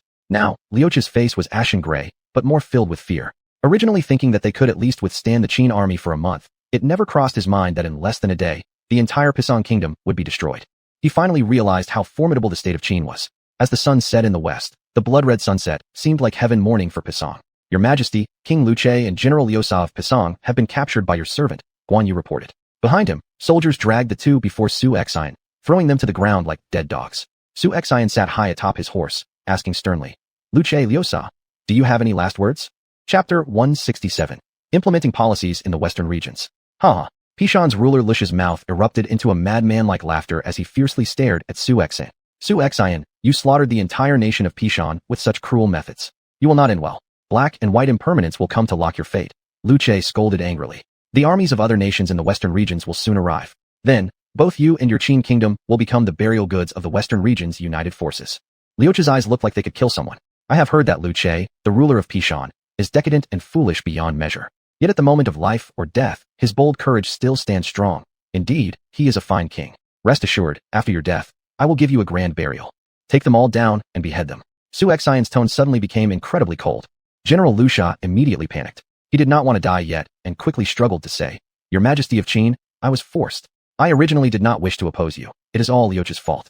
It was he who didn't know his place, offending heavenly authority. Liu Sha is willing to serve you forever, becoming your slave, running errands for you." Su Xuanhuan remained silent, but his gaze alone felt capable of killing. Dragged not far away, the Qin soldiers waved their war knives, striking swiftly and cleanly, decapitating both of them. Before them now lay ruins, and within these ruins, the corpses would become food for vultures. "The army will rest for one day and bury the dead bodies of Pishan," Su Xuanhuan said faintly. Agreed. The generals followed orders. At this time, spies observing the movements of Pishan were left speechless upon seeing its total destruction. Heaven! This Qin army is too formidable to destroy an entire nation of Pishan with just a few hundred casualties. Can the Western region countries withstand this level of combat power? These were comments from spies of smaller neighboring states. Countries such as Chaisher, Xinya, and Lulan among others near the west had still not given due consideration to Su Xuanhuan's Qin state, nor even truly taken it seriously. By evening, Su Xuanhuan sent out 34 letters of surrender to the courts of various kingdoms. As for Dabuo, annihilation was certain. Ding. Host has eliminated Pishan nation. Points obtained, 1,200,000. In no time, the surrounding nations around Pishan were utterly shocked. With over 10,000 troops, Pishan had fallen entirely under Su Xuanhuan's assault, leaving not even the elderly or children spared. The bodies of Pishan civilians who died were gathered by Su Xuanhuan and buried in a large pit on site. Having reached this level, Su Xuanhuan could claim he had shown great humanity. As for the remaining corpses, they were left for vultures and wolves in the western regions to feast upon. Early the next morning, Su Xuanhuan's army once again set forth on their campaign, the next target being the country of Dabuo. However, before reaching Dabuo, another nation awaited them, Ronglu. This country possessed slightly stronger forces than Pishan, but the Ronglu king balked when hearing about relinquishing the national seal and only retaining the title of chief. Determined, he refused outright and declared intent to fight against the Qin forces. And the result? Ronglu's population of over 100,000 were massacred, resulting in chaos and unrest within the city. The clan of Ronglu was wiped off the map of the western regions. For this battle, the Qin army paid the price of over 1,000 lives. Ding. Host erased Ronglu and gained points. 1,300,000. Great King. Outside, Gushi, Mozhan, Tsula, and 7 other western region countries await outside, saying they come to submit to Great King. Xuanhuan bowed. Su Xuanhuan's lips curved slightly upwards. It seems the brutal extermination of Pishan and Ronglu really had quite an intimidating effect on some western region countries. Please let them in. Su Xuanhuan adjusted his attire and sat upright on his royal throne, projecting an awe-inspiring dignity that naturally radiated kingly authority. Yes. Xuanhuan waved his hand. Just then, the 7 envoys from outside entered the tent. As they walked inside, they couldn't help but feel startled.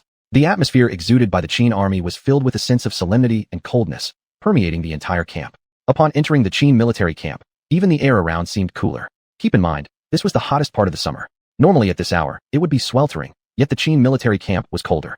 How could this not instill fear in anyone?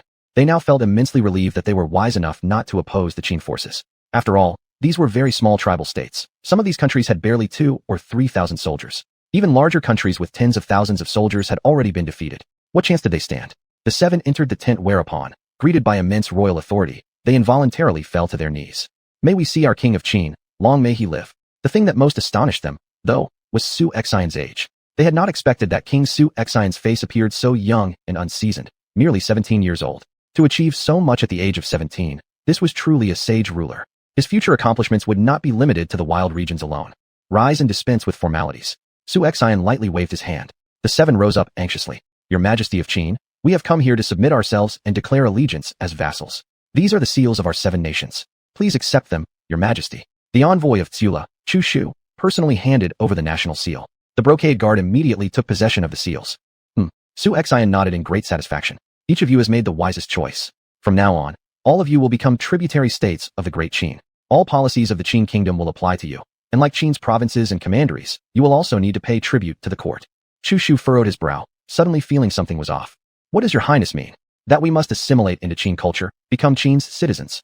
In that case, they would be thoroughly integrated." Su Xuanhuan nodded then shook his head. "Rest assured, I will not erase the cultures of each ethnicity, nor place any special demands upon you. But you must become citizens of the Qin kingdom. If you feel your homeland is unsuitable for living, I will find an appropriate place for your settlement. I will ensure that you have enough food and clothing. Private schools and public institutions will be established so that your children can receive education. You will no longer worry about meals every day. This is my promise to you." Su Xuanhuan spoke at length. Actually, it was all about ethnic integration. This set of thoughts of his was quite powerful. Most importantly, it would instill in these people from the western regions a sense of loyalty and belonging to the Qin state. The rule of the Qin dynasty succeeded by attaching various tribes, stabilizing its borders. Now, what Su Xuanhuan was doing was similar. Upon hearing this, the group felt it wasn't bad. Not removing their great chieftain status, and having food and warmth. This was precisely the kind of life they yearned for. Most importantly, being able to eat was what mattered most. Otherwise, they wouldn't invade Central Plains without cause. Chapter 168. Conquering the Great Bo State, Part 1. Upon hearing this, the 7 immediately knelt down again. If this is the case, we are willing to swear allegiance to King Qin and serve him with our lives. From now on, our 7 tribes will be subjects of His Majesty King Qin. Ding. Host conquers 7 states, earning points, 750,000. Host remaining points, 550,180,000. Xuanhuan was overjoyed. As long as the system recognizes their loyalty, it means these 7 tribes are sincerely surrendering. Now having over 50 million points, Xuanhuan still feels like the points are never enough. This system promised a discount for upgrades, but it seems to require more and more points as time goes on. Wasn't it hard for me to gather 100 million points? Very well. Remember your choice today. I shall never neglect you. Xuanhuan said with a slight smirk. King Qin, do you truly intend to crush all the Western region states? Chu Shu, the envoy from Chu Lu State, asked earnestly. This Chu Lu State takes its diplomatic mission to Qin very seriously, even sending its first general. Xuanhuan shook his head. If all of you behave, that is the greatest help you can offer. But, even without 10 countries in the Western regions, they can still assemble an army of 50 to 60,000 soldiers. King Qin must think carefully before declaring war on the whole Western region. After all, mutual destruction wouldn't be worthwhile. Perhaps, Chu Shu believed that what Xuanhuan had brought were the main forces of the entire Qin state. We have willingly submitted to King Qin and are ready to assist. Collectively, our 7 tribal states can muster 20 to 30,000 soldiers. If His Majesty needs us, we shall act without hesitation. The battle might have been won, but if they suffer heavy losses, the hard-won Qin state will be under threat by other nations. Chu Shu thought that since they had already joined the Qin state, if Qin loses its advantage, their tribes would also face annihilation. Helping King Qin meant helping themselves. Haha. Xuanhuan chuckled softly. All of you need not worry. I've said I'll take what I want, and I won't fail. After a brief conversation, the 7 envoys left. To be honest, the envoys of the 7 states, including Chu Shu, were extremely curious where Xuanhuan got his confidence from, to seem so relaxed while facing the vast 50-60,000 strong armies of the Western regions. The Qin army, after annihilating Ronglu State, took a 2-hour rest, then continued advancing toward the Great Bo State. News of Xuanhuan wiping out 2 states had almost reached the Chaser states, yet only Great Bo State remained ignorant. Right now, the Prime Minister of Great Bo State, Taiyan, had just returned. First he tried persuading the Pishan State, then the Ronglu State, striving for the future of Great Bo State. Though Taiyan managed to secure support from both nations, he cursed their ancestors multiple times for their excessive demands. In order to secure these benefits, Great Bo State practically bled profusely. Great Bo State had earned a notorious reputation for plundering border checkpoints. Hundreds of cavalrymen died during one such raid. The goods they looted were subsequently divided equally between the 2 supporting states. Half went to them, leaving Taiyan unsure whether King Tai Lang would agree to the deal. Inside the palace of Great Bo State, upon learning the situation, Tai Lang's face turned crimson with anger. Sigh. Taiyan, you are supposed to be an exceptionally clever Prime Minister of Great Bo State. Why were you so foolish this time? Even without your interference, those 2 states wouldn't have let the Qin forces through. You made unnecessary moves, wasting our efforts. To be honest, I've already sent someone to inform the alliance. How could this upstart from Central Plains dare to extend his hand into the Western regions when his internal problems haven't been resolved yet? Naturally, the various Western region states would find it unbearable and launch joint attacks against him. Xuanhuan isn't making much of a splash. It's you who gave half the loot our General Tai Tai worked so hard to seize to Ronglu and Pishan. Those states are small. What use does giving them anything serve? The reason Tai Lang was so angry was because he intended to seek assistance from the Western region's alliance, and naturally, he would have to symbolically offer some resources. Giving here, and there left Great Bo State with nothing tangible for this campaign. Your Highness, according to me, it looks like the Prime Minister has grown old and confused, unable to assess the situation anymore. It appears that the position of Prime Minister should be reconsidered. Tai Tai sneered. Could it be? I really messed up? Taiyan massaged his temples. After hearing these words, he started feeling that perhaps his actions were indeed unnecessary. Yes, once the troops of the Western region's alliance mobilize, the Qin army would no longer appear as formidable. Pata. Just at that moment, a soldier rushed inside clumsily, possibly running too hastily, knocking over a candle holder within the palace. This scared Tai Lang, prompting him to shout angrily, You fool! Do you wish to die? Don't you see I'm in the middle of discussions? Who allowed you to run in? The soldier was panting heavily. The distance from the city tower to the palace, over 3 li long, was a journey he dared not pause for a moment. It's not that, Your Majesty. The Qin army, there are so many Qin soldiers, masses of them, darkening the sky. The soldier said urgently. His voice trembled with evident fear. What? Tai Lang suddenly stood up. He exchanged a glance with Tai Tai and Taiyan. Tai Tai became angrier and grabbed the soldier by the collar. You mean, the main forces of the Qin have arrived? The soldier nodded furiously like a woodpecker. How many men came? Tai Tai continued to ask. Beyond the horizon, at least dozens of phalanxes, each probably having 5,000 men, all kinds of weapons, never seen before. The soldier replied. Your Majesty, General, you two had better take a look yourselves. King Tai Lang was already sweating profusely. According to this description, there must be over 200,000 troops. This is impossible. Prime Minister, didn't you say Ronglu and Pishan states would not let Qin's army through? How did they get here then? Could it be that both states gave in? This can't be possible. These two states share an enmity as deep as the ocean with the Central Plains dynasty. How could they surrender to such a small state as Qin? Are they out of their minds? Tai Lang couldn't make sense of it. After all, the territory of Qin is rather small, situated far away. Clearly, it does not seem reliable. If they wanted to surrender, it should have been to empires like the Qi. Taiyan shook his head, puzzled. This cannot be. I just returned home, yet Su Xian's Qin army followed me here. Could it be? Pishan and Ronglu really gave in. Let's go see. Tai Lang deliberately tried to appear less panicked. However, they didn't know that the Qin army, upon arrival, turned both Ronglu and Pishan into piles of ruins, leaving rivers of blood behind. When Tai Lang and his companions reached the city tower, they immediately felt an immense pressure. Suddenly, the entire Great Bo state experienced what it was like to be under a looming black cloud threatening to crush its very walls. Chapter 169, Conquering Dabo Country Middle. Gulyalu. The people of Dabo, upon seeing this scene, were immediately frightened and began swallowing their saliva. They had never seen so many troops before, especially ones with such an oppressive aura. Below, the Qin soldiers were arranged in various formations. Countless Qin flags covered the sky. King, what should we do now? Tai was at a loss. He prided himself on his martial arts skills, but facing such a formidable Qin cavalry force, there was nothing but being overwhelmed by its tidal wave. I have no idea. The countries Ronglu and Pishan promised to help under certain conditions, yet failed to deliver. After this battle ends, I will surely hold them accountable, said Taoyang furiously. His fists were tightly clenched, turning purple-blue. It's fine. As long as we defend our city, in less than a month, the great army of the Western Region's alliance will arrive. By then, this westward marching Qin army will have stretched its front too far for the logistical supplies to follow. They will face the danger of complete annihilation. Taoyang's thoughts were identical to those of the kings of Ronglu and Pishan. He believed that despite Qin's more than 200,000 troops, it would still take at least 10 days or half a month to conquer a country. Moreover, Dabo was located in a remote region, where every citizen from the king down was trained in warfare, which is how they managed to survive in the cruel and turbulent western regions.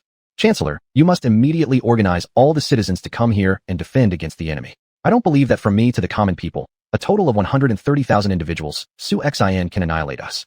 It's out of the question, said Taoyang, gripping his fists tightly. I understand. Tian quickly saluted.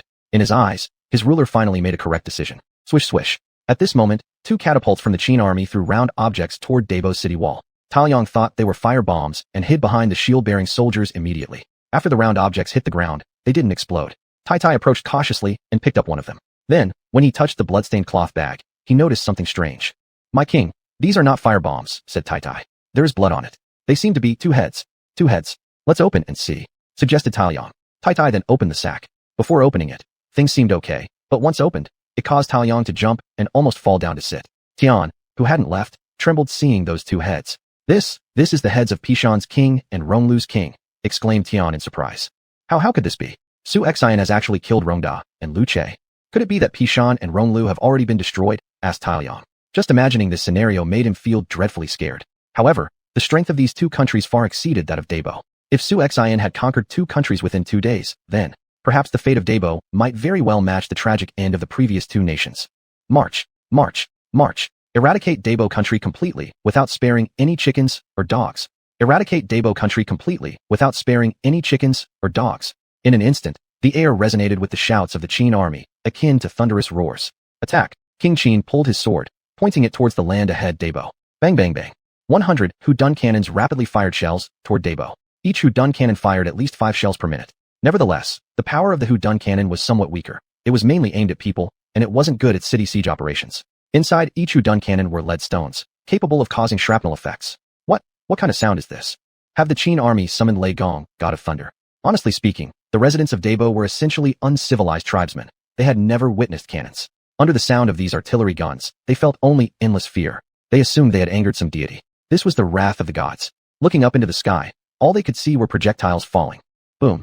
Cannon shells landed and exploded around them. Continuous screams of pain echoed everywhere. Those places where the shells landed gathered 2 to 3 people nearby who were hurled away by the explosion. Sharp shards penetrated their faces, piercing into the flesh.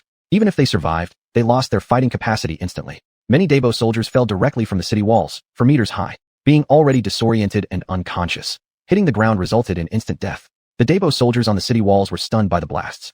Sparks flew in different directions, leaving them dazed and confused, as they had never experienced such a terrifying attack before. Compared to primitive barbaric attacks, the Dabo soldiers were entirely lost due to the bombardment. When did the times change so much? Tai Lang hid under the battlements, listening to the bombing sounds in his ears and the violent shaking coming from the ground. Even though these were just small cannons like the Hudun cannons, the Great Bow Country city walls were gradually showing cracks with each bombardment.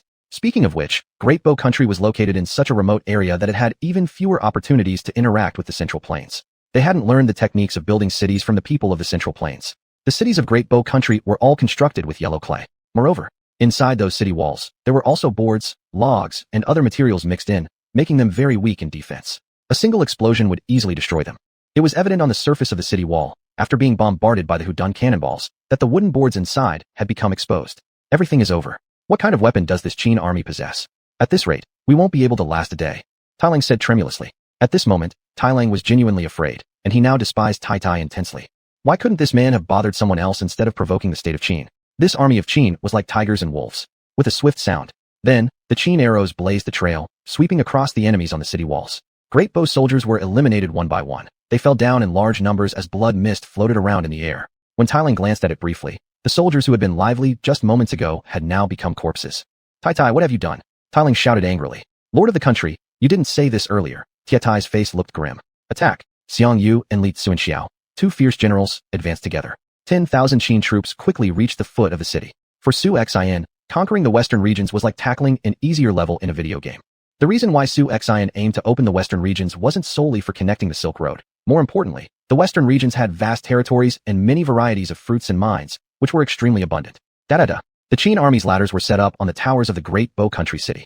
By now, there weren't many soldiers left on the city tower of Great Bow Country. The Qin soldiers advanced swiftly and directly killed their way onto the city walls. Chapter 170, The Annihilation of the Dabo Kingdom, Part 2. Xiang Yu and Li Xuanhuan took the lead, climbing onto the city tower first. The soldiers of the Dabo Kingdom crouching behind the battlements on the city wall looked up to see a mighty warrior standing right in front of them. Qin people. The Dabo soldiers wanted to flee, but it was too late. The man before them was Xiang Yu, the foremost general of the Great Qin. How could he let his target escape from under his nose? Rip! With just a casual swing of his spear of the hegemon, he pierced through the mouth of a Dabo soldier, then forcefully lifted him up and threw him at the other soldiers. Splash! In an instant, more than 10 Dabo soldiers who were trying to escape were slammed and flung several dozen meters away. It was evident that the corpse of the thrown Dabo soldier carried with it a powerful surge of energy that pulled others along as well. It was akin to being gripped by an invisible giant hand. Kill! Kill them all, leave not a single one alive. Holding the spear of the hegemon forward, Xiang Yu pressed on. These Dabo soldiers were no match for even a single move of his. All those who surrounded and tried to kill him met their ends at his hands. Aside from the blood of his enemies covering him, there wasn't a single wound on Xiang Yu's body. On the other side, Li Xuanhuan was even more terrifying. Like a mobile tank, he swung the large mace in his hand, crushing each Dabo soldier into mincemeat with just a strike. One on the left, the other on the right. The two warriors slaughtered the Dabo soldiers until they had nowhere to hide. The most fearsome foes they had ever faced couldn't possibly be anything less terrible. Those Dabo soldiers yet to come up to support were already bewildered as the upper walls ran red with blood. Just as they arrived on the ladder leading to the walls, Qin soldiers surged down. Zhuge repeating crossbows directly rained arrows downward, targeting the Dabo soldiers below. The vast disparity in weaponry left the Dabo troops completely shaken and terrified. Throughout the entire capital city of the Dabo kingdom, both soldiers and civilians alike fled in panic. Over, completely over. King, let's run, Tai Tai said. Boom. Just at that moment, the gates beneath their feet were shattered apart by the Qin siege vehicles, allowing the Qin army to flood inside. By order of His Majesty the Qin King, massacre all of Dabo's population, not leaving a single soul. Xuanhuan proclaimed. Leading the charge into the city, his gleaming green dragon crescent blade quickly locked onto two enemy targets. With a horizontal slash, streams of qi burst forth, emitting a cold radiance, a streak of a long rainbow cutting through the sky, resulting in two heads dropping to the ground. Run! Hurry, these demons! Where was the courage to resist in the hearts of the Dabo soldiers? However, they forgot that behind them lay their very homes. Even if they escaped, where could they truly run? These barbaric tribesmen, previously celebrating Tai Tai for looting grain supplies for them, glorifying him as the greatest hero of the Dabo kingdom, and mocking the unheard of Qin state as a land of useless fools, now cursed even Tai Tai's parents. The slaughter, thus, began in earnest. The Dabo soldiers fought back without strength or chance. At this moment, Tai Lang, protected by Tai Tai and Taiyan, was about to retreat when he suddenly stopped in his tracks. Tai Lang, where are you going? Xiang Yu strode toward him. Countless Qin soldiers immediately surrounded the group. Now, Tai Lang was finally frightened. He hadn't ascended to the throne easily. It had been only a few years, and he wasn't ready to die. General of the Qin state, please let me go. I swear, after I leave, I will never return, nor cause any trouble to the Qin state. Moreover, those responsible for killing the Qin people are they, precisely Tai Tai, unrelated to me. I am also a victim. Tai Lang trembled as he spoke. As long as he could survive, even slavery would do. Ha ha ha. Xianyu laughed loudly. If only you had thought of today earlier, why didn't you? From the moment your weapons were drawn against the Qin people, it was already too late. Rest assured, Dabo will meet the same fate as Ronglu and Pishan. None shall be spared. What? Have you massacred Ronglu and Pishan as well? Taiyan found it hard to believe. Only now did he realize how much trouble his sense of relief had brought to the state. Indeed, Xianyu sneered. In this world, it is not solely the peoples of the western regions who can randomly massacre the common folk of xuanhuan. Bring these three in, let them watch firsthand as the civilians of the Dabo kingdom perish. Surely, this will prove a visual feast. Xianyu laughed. Demons, you are demons. You will eventually suffer divine retribution. Taiyan screamed shrilly. Your Majesty, Prime Minister, do not be afraid of the Qin general's prowess. I have already had a taste of it once, and it's nothing extraordinary. Allow me to slay him and clear the way for you. Zhou Qing, who had previously fought with Tai Tai, wasn't particularly skilled. To say that if he were in Xianyu's presence, he would be wiped out instantly. Yet in front of Tai Tai, stationed as one of the border generals, he was certainly thought of as a remarkable warrior. However, he had clearly underestimated the true capabilities of the Qin military leaders. Looking for death, suddenly Tai Tai rushed in, unmeasurably arrogant. Xianyu showed disdain. This person in front of him was nothing more than a small toy. As Tai Tai swung his great blade down toward Xianyu, the latter simply raised his hegemon spear with ease, producing a clang as he effortlessly disarmed Tai Tai, sending his weapon flying from his hands. Tai Tai's body stumbled backward, falling clumsily onto the ground. How could this be? How can there be such a powerful man in the world? Tai Tai, being the first general of Dabo Kingdom, was highly confident in his martial arts. Within the entire Dabo Kingdom, no one was his match, and his rise to the rank of general had come entirely through his own hard work. Now though, he couldn't even withstand a single move by Xianyu. This completely overturned his understanding of reality. He could feel the bones in his arms, already broken, just from the other party's effortless strike. The Zhou Qing general you fought earlier is at the bottom rank among Qin army generals, and even so, your accomplishment against him was something you considered glorious? Truly laughable. And now, you can descend to hell. Upon finishing his sentence, Xianyu drove his spear directly through Tai Tai's heart. Cough cough, only now did Tai Tai finally regret on his deathbed. No, I don't want to die yet. Blood gushed out of Tai Tai's mouth in large spurts. Defending the Dabo kingdom truly turned out to be like living in a well watching the sky above. Gulping, Taiyan swallowed nervously. Such an formidable Tai Tai, killed off so easily? Qin general, spare me. I will serve as a slave if my life is spared. Please tell King of Qin. Chapter 171. The world is shocked again. Xianyu paid no attention to Tai Lang's plea for mercy. In Xianyu's eyes, such a cowardly display was not worth his sympathy. On the contrary, if Tai Lang had shown more backbone, Xianyu might have even respected him a little. The Qin soldiers immediately stepped forward and bound Tai Lang and Tai Tai with ropes. They were forced to face their soon-to-be destroyed nation. The Qin soldiers surrounded the entire Dabo kingdom so tightly that not even water could seep through. Those Dabo citizens who attempted to flee would face the arrows of the Qin army as soon as they stepped outside the city walls. For a time, the entire capital of the Dabo kingdom became like a hell on earth, filled with the terrifying cries of its people. It was as if evil ghosts were being captured by Yama in the underworld. The city had turned into a true inferno. Beasts, you are nothing but beasts. If you're going to kill, just do it already. What does this have to do with the civilians of Dabo kingdom? You show no mercy even to elders and children. Your time will come when heaven punishes you. Yama will drag your king down to the endless hell sooner or later. Taiyan screamed curses. Tai Lang feared death, yet Taiyan did not. After a fierce struggle, he broke free from the Qin soldiers' grasp and jumped directly off the city tower, landing headfirst and dying instantly. There are still a few hard bones in Dabo kingdom, Xianyu said calmly. It's your turn now. Tai Lang was still consumed with fear and panic. His pants had been wet from fear. General Xianyu, please show mercy and spare my life. I'll kneel before you. Tai Lang fell to his knees, showing absolutely no dignity. How did someone like you ever become the king of Dabo kingdom? With a courage like yours, killing you. It would be beneath me to soil my sword, Xianyu said dismissively, waving his hand. A muscular soldier beside him swiftly drew his blade and chopped off Tai Lang's head. This massacre lasted an entire day before it ended. In just 4 short days, xuanhuan had slaughtered 3 western regions' kingdoms, taking over 60,000 lives. When the news spread, the entire western regions were shocked. They compared xuanhuan to a butcher, a demon among resistors, a merciless executioner, a manslaughterer comparable to Bai Qi. Though Bai Qi had not yet earned this title, xuanhuan had taken it first. For a time, families in the western regions used xuanhuan, this great demon, to scare children into submission. The name of xuanhuan and his generals rang throughout the land. At this moment, Lulan, the largest kingdom in the western regions, was shaken. King Xiao Qiong's hands trembled. This man was Princess Xiao Qianxue of Qin's uncle, the one who had sold Xiao Qianxue to central China and imprisoned her father, the former king of Lulan. How absurd. This xuanhuan has far exceeded himself. In 4 days, he massacred more than 60,000 people from Ronglu, Dabo, and Pishan. Now this executioner has the audacity to send surrender demands to all western region nations, asking them to abolish the system of monarchs and accept him as emperor. Simply preposterous. For hundreds of years since the western regions became independent, the central Chinese dynasty always flattered us. Now, they expect us to bow instead? My lord thinks this is nothing but courting his own downfall. Xiao Qiong was furious. Lord of the country, let Su Xian know about Han Jizhong, the king of North Wasteland and Xijing, and invite the kings of the western regions to discuss how we shall jointly plan our strategy to suppress Su Xian, said the national master Xiao Ju. Humph. National Lord Xiao Qiong gave a cold snort. This Han Jizhong is nothing but trash. With 20,000 troops at his command, and support from the Hu people, how can he possibly lose to a 17-year-old child? Truly disgraced beyond repair. I disdain discussing matters with such incompetence, Xiao Qiong continued. The national master Xiao Ju interjected quickly. Han Jizhong still holds some merit. If he could join the battle, he would surely bring the Hu people into the fight, making our chances of defeating Su Xian much easier. Xiao Qiong coldly looked at the latter. What? National master, you believe the western region's alliance cannot match Su Xian? My lord has never regarded Su Xian seriously, despite his reputation across the lands. Xiao Ju continued. This battle must still be fought. Su Xian's disrespect towards the western regions must be stopped. However, given Su Xian's past achievements, caution should still be exercised. Any alliances that can be made ought to be considered wisely. Xiao Qiong massaged his temples. Fair enough. Our Lulan has only 80,000 troops. Alone against Qin would be futile indeed. Go, send letters to our allies, Chaisher, Xinya, Ding, Wusun, and Daiweizi, inviting their kings to the headquarters in Xijing to strategize against Qin. Yes, I shall go immediately. The national master Xiao Ju bowed and left.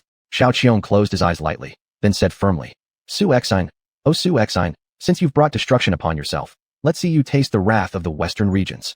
But Su Xian's single war caused shock across the realm. To be precise, Su Xian had enraged the masses. He was now encircled by enemies on all sides. Beyond the three passes, the Hu people had gathered an army of 100,000 soldiers, intent on invading the three passes to avenge themselves. In their eyes, Su Xian's main forces were in the western regions now, so surely there could not be many Qin soldiers left in the northern wastes. This was a fine opportunity for revenge. This time, Prince Gong Sundong of the Hu personally led the troops. As for the Great Ming Kingdom, although they stationed their armies at the border, it was merely the southern force of 100,000 soldiers. They had just expanded last year, and still had unresolved issues with Jin and Liao. They couldn't possibly sacrifice major affairs for a small country like Qin. Therefore, withdrawing the large armies temporarily was out of the question, but they could join forces with the Hu army. Once combined, they would have 200,000 elite soldiers.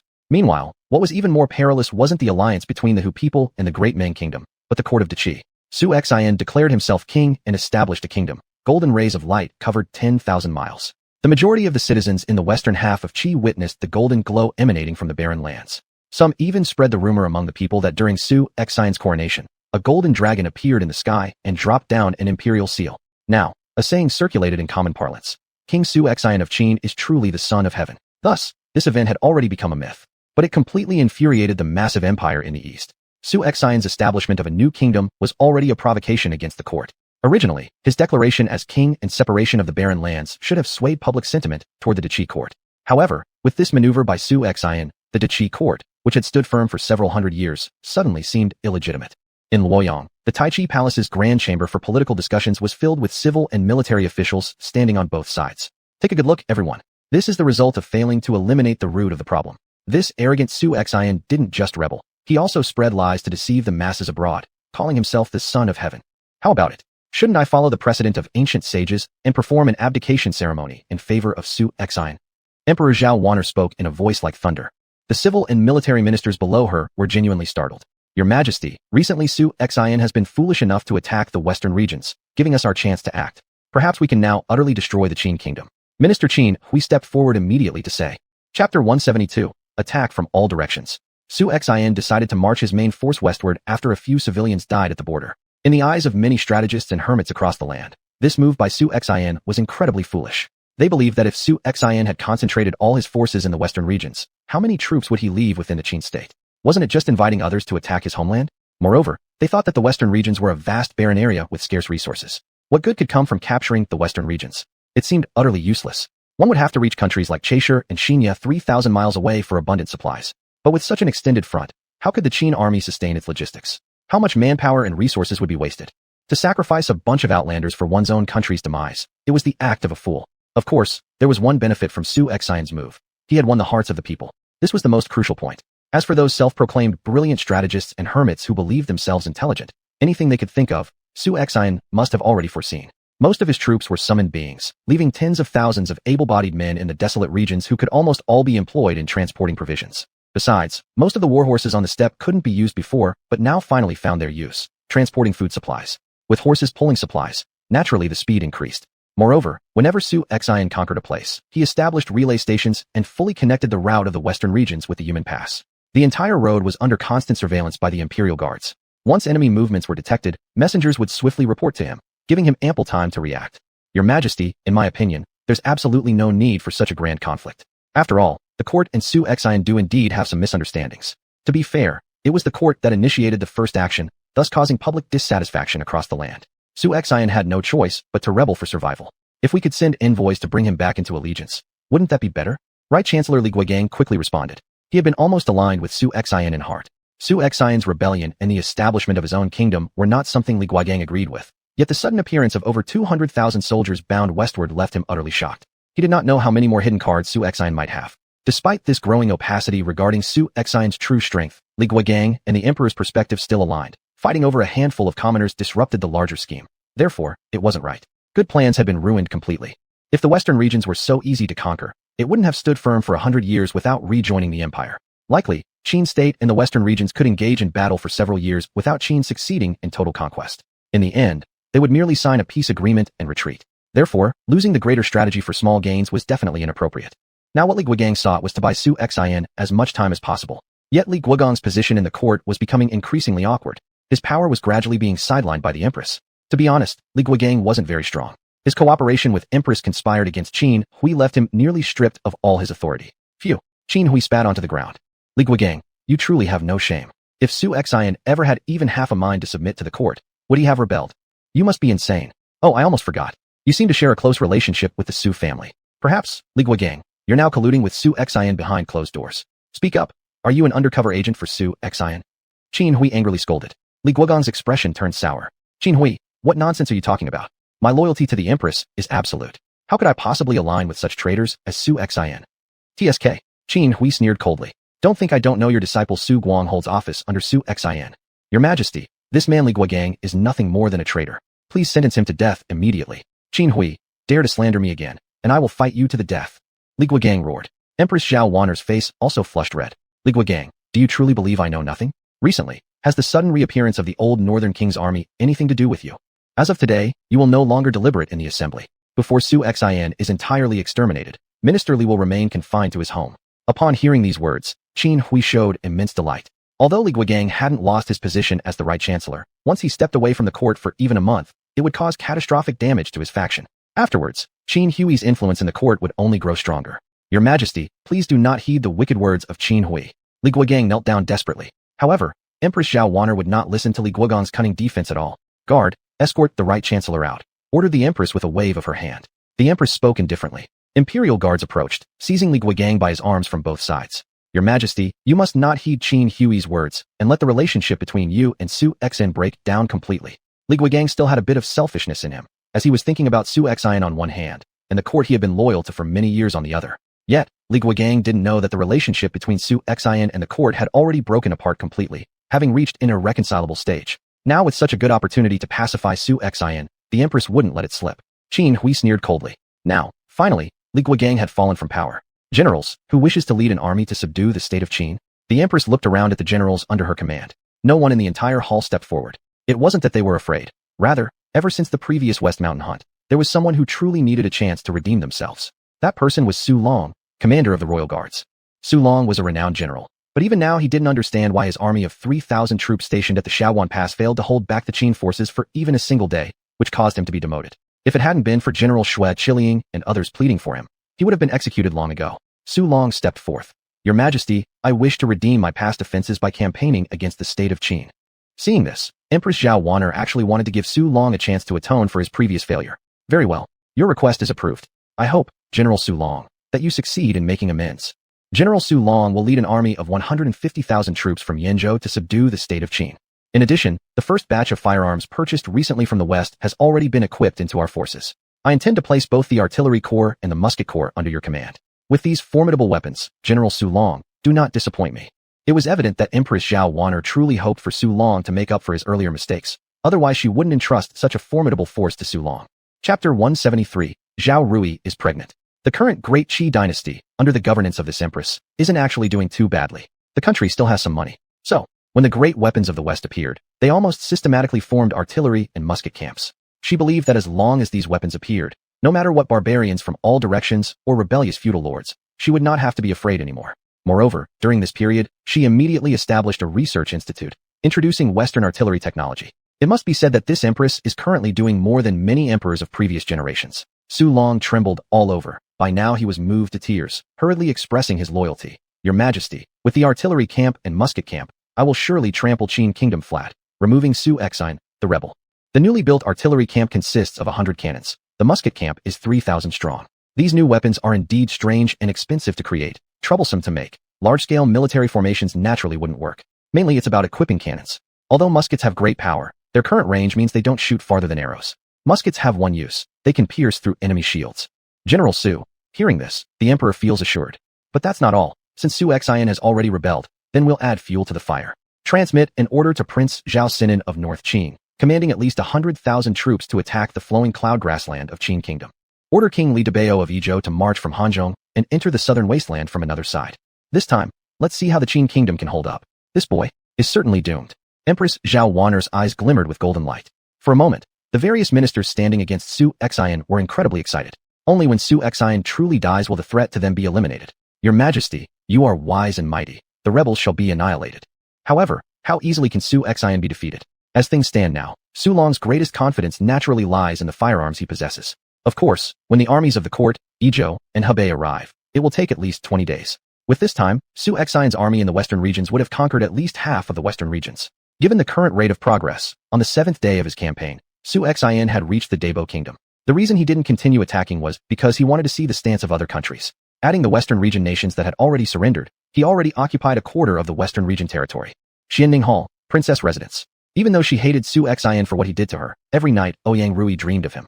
This made her doubt whether she had fallen in love with that man.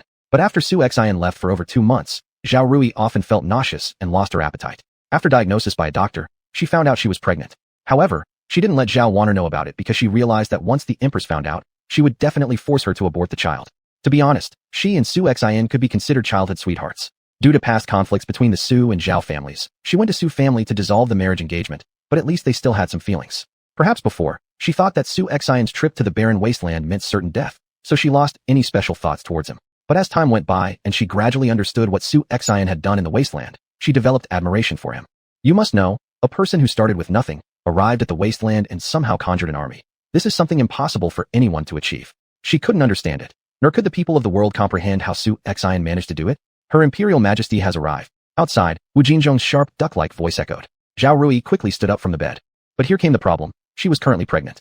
Her belly hadn't risen yet, so it wasn't noticeable. But in a few months, what will she do when it shows? Pregnancy cannot be hidden forever. Seeing Zhao Wanner, Zhao Rui now lacked the same feelings she once had. Or rather, she felt incredibly estranged from her sister who used to care deeply for her. Since ascending the throne, Zhao Wanner could resort to any means to achieve her goals, even using her own younger sister as political leverage. Previously, while in the desolate mansion, she asked her to seduce Xiang Yu, which caused her much indignation. As she was a princess, engaging in such despicable deeds greatly damaged her dignity and status. But as a sister, shouldn't she keep secret the shame endured by her sister? However, Zhao Wanner announced her scandalous affairs to the whole world, trampling her dignity harshly into the ground. Since then, she had no sentiment left for this cold palace. Even, she had thought about going directly to the Qin Kingdom to find the biological father of her child. Your Majesty, Zhao Rui bowed slightly. But Zhao Wanner's face turned black and ugly. Do you know why I summoned you today? The royal physician said that you're pregnant, with xuanhuan's child. Is that true or not? Zhao Rui shivered violently, as if she had been struck by lightning. She knelt down immediately. Sister, please spare my child. The child is innocent. As long as you don't harm the child, I'll do anything you ask. Zhao Wanner's face darkened further. For the sake of an illegitimate child, have our sisterly bond grown so distant? That beast's offspring cannot be allowed to live. I've already had the royal physician prepare an abortion drug. You'll drink it soon. The Zhao family has suffered enough disgrace already. No. Sister, Zhao Rui clutched her belly. Please spare me this one time. There can be no compromise. Zhao Wanner remained cold. If you get rid of this bastard, then you will represent the Qi and go to Liao Kingdom for a political marriage with the second prince of Liao, Gongsun Hu. No matter what Zhao Rui said, Zhao Wanner was as resolute as if she had swallowed a stone, refusing any possibility of turning back. Zhao Rui looked stricken, disbelief clearly written on her face. At this moment, she stood up defiantly for the first time and confronted Zhao Wanner directly. You? Are you really still my sister? We used to have such a close relationship, but now, Zhao Rui stepped back a few paces. Whoever dares to harm my child, I will smash my head against this pillar. For the marriage alliance. Find someone else for that marriage alliance. How dare you defy me? The Empress roared in anger. Smash your head. Dare you? Try me. Zhao Rui was dead serious. Seeing Zhao Rui's unwavering determination to die, xuanhuan loosened her fists and sighed deeply. All right, your child can be spared, but for the marriage alliance between De Qi and Liao, within 10 days, you must leave for Liao. Don't try to bargain with me. Even traveling to Liao takes 1 or 2 months. Just look at your belly. Chapter 174, Declarations of War from Various Countries. After she spoke, Zhao Yu left the Grand Hall. The power of De Qi was not weak, but there were still 4 vassal kings whose attitudes were uncertain. Now that xuanhuan had rebelled, it was natural for her to take up arms to quell the rebellion. The Qin state was adjacent to Liao, so it would inevitably have to deal with Liao in the future. This was just the first step in Empress's plan. The second step would be to join forces with Liao to contain the increasingly powerful Mongolian Empire. This world had developed for over 1,000 years. No ethnic minority from any dynasty in history could have developed as fast as they did now, threatening the stability of the Great Qi Dynasty, the Eastern Hegemon. Empress Zhao Yu's eyes suddenly became red. At this moment, she might feel like a pitiful woman. However, she understood xuanhuan's situation now, having rebelled and founded his own country, then leading more than 200,000 troops on an expedition to the western regions. Currently, there was a voice in the palace saying that xuanhuan's western expedition would result in his death. She didn't know how long her child's father would survive. She knew something about military affairs and naturally understood the downside for xuanhuan under his current circumstances to campaign in the western regions. Child, please bless your father with clear thinking and withdraw the army from the western regions early. At least, this way, he can hold out a little longer. Zhao Yu clasped her hands together and knelt down. In fact, everyone now believed that the newly established Qin state faced its biggest challenge since its founding. When the Empress issued a proclamation calling upon all feudal lords across the land to denounce xuanhuan, the entire capital was shaken. Well said. Xuanhuan is this traitor who declared himself king and established a new nation, committing a great act of treason. Now facing imperial punishment is certainly what he deserves. I heard that xuanhuan led 25,000 soldiers to invade the barren lands of the western regions, almost exposing his own flank to the enemy countries. Tell me, isn't xuanhuan foolish? Not only foolish, but incredibly stupid. The Mongols and the Hu people sent 20,000 soldiers into battle against the Western Regions Alliance, which consisted of at least 60,000 soldiers. If the court sends troops again, perhaps 30,000 will do. With 1 million soldiers attacking Qin, xuanhuan will undoubtedly die. But xuanhuan managed to bring all the countries in the world against him like this. Even if he dies, he'll be immortalized in history. For a time, the whole world referred to xuanhuan as a complete idiot in terms of military strategy, extremely foolish, for risking so much for the strategically worthless Western regions. However, one might argue that even if xuanhuan hadn't invaded the Western regions, he wouldn't be able to withstand the invasion of the million-strong armies of various factions anyway. After all, even if xuanhuan had more troops, they wouldn't help much without enough food supply. They believed that based on the storage capacity in the wilderness, the provisions would run out within half a year at most. Based on what they learned from the earlier management of the 4 rebel kings in the wilderness, without funds and supplies brought by foreign trade, they simply wouldn't last long. However, what they didn't know was that after a bumper harvest in Qin, they would have enough to feed their entire population for 2 years. Add to that the prosperous weather during his enthronement. Before the next bountiful harvest arrived, the surplus grain would already allow them to sustain themselves comfortably. Inside the royal palace of Qin, civil officials, Xiao He, Lu Bowen, Yu Qian, Yang Shiqi, Yang Pu, Yang Rong, Song Lian, Lu Ban, Ma Jun, Su Guang, Luo Xinji, Zhu Yu etc. Military generals, Bai Qi, Gao Shun, Dian Wei, Su Chu, Gao Dachong, etc. Even the 2 main commanders Yu Fei and Wei Qin from the northern and eastern borders returned. They all gathered in the grand hall of the king of Qin, arriving urgently after receiving Xiao He's order to travel day and night back to Qin's capital. On the sand table lay declarations of war from various countries. For the first time, Qin was facing such a severe crisis, and the atmosphere in the grand hall was unusually solemn.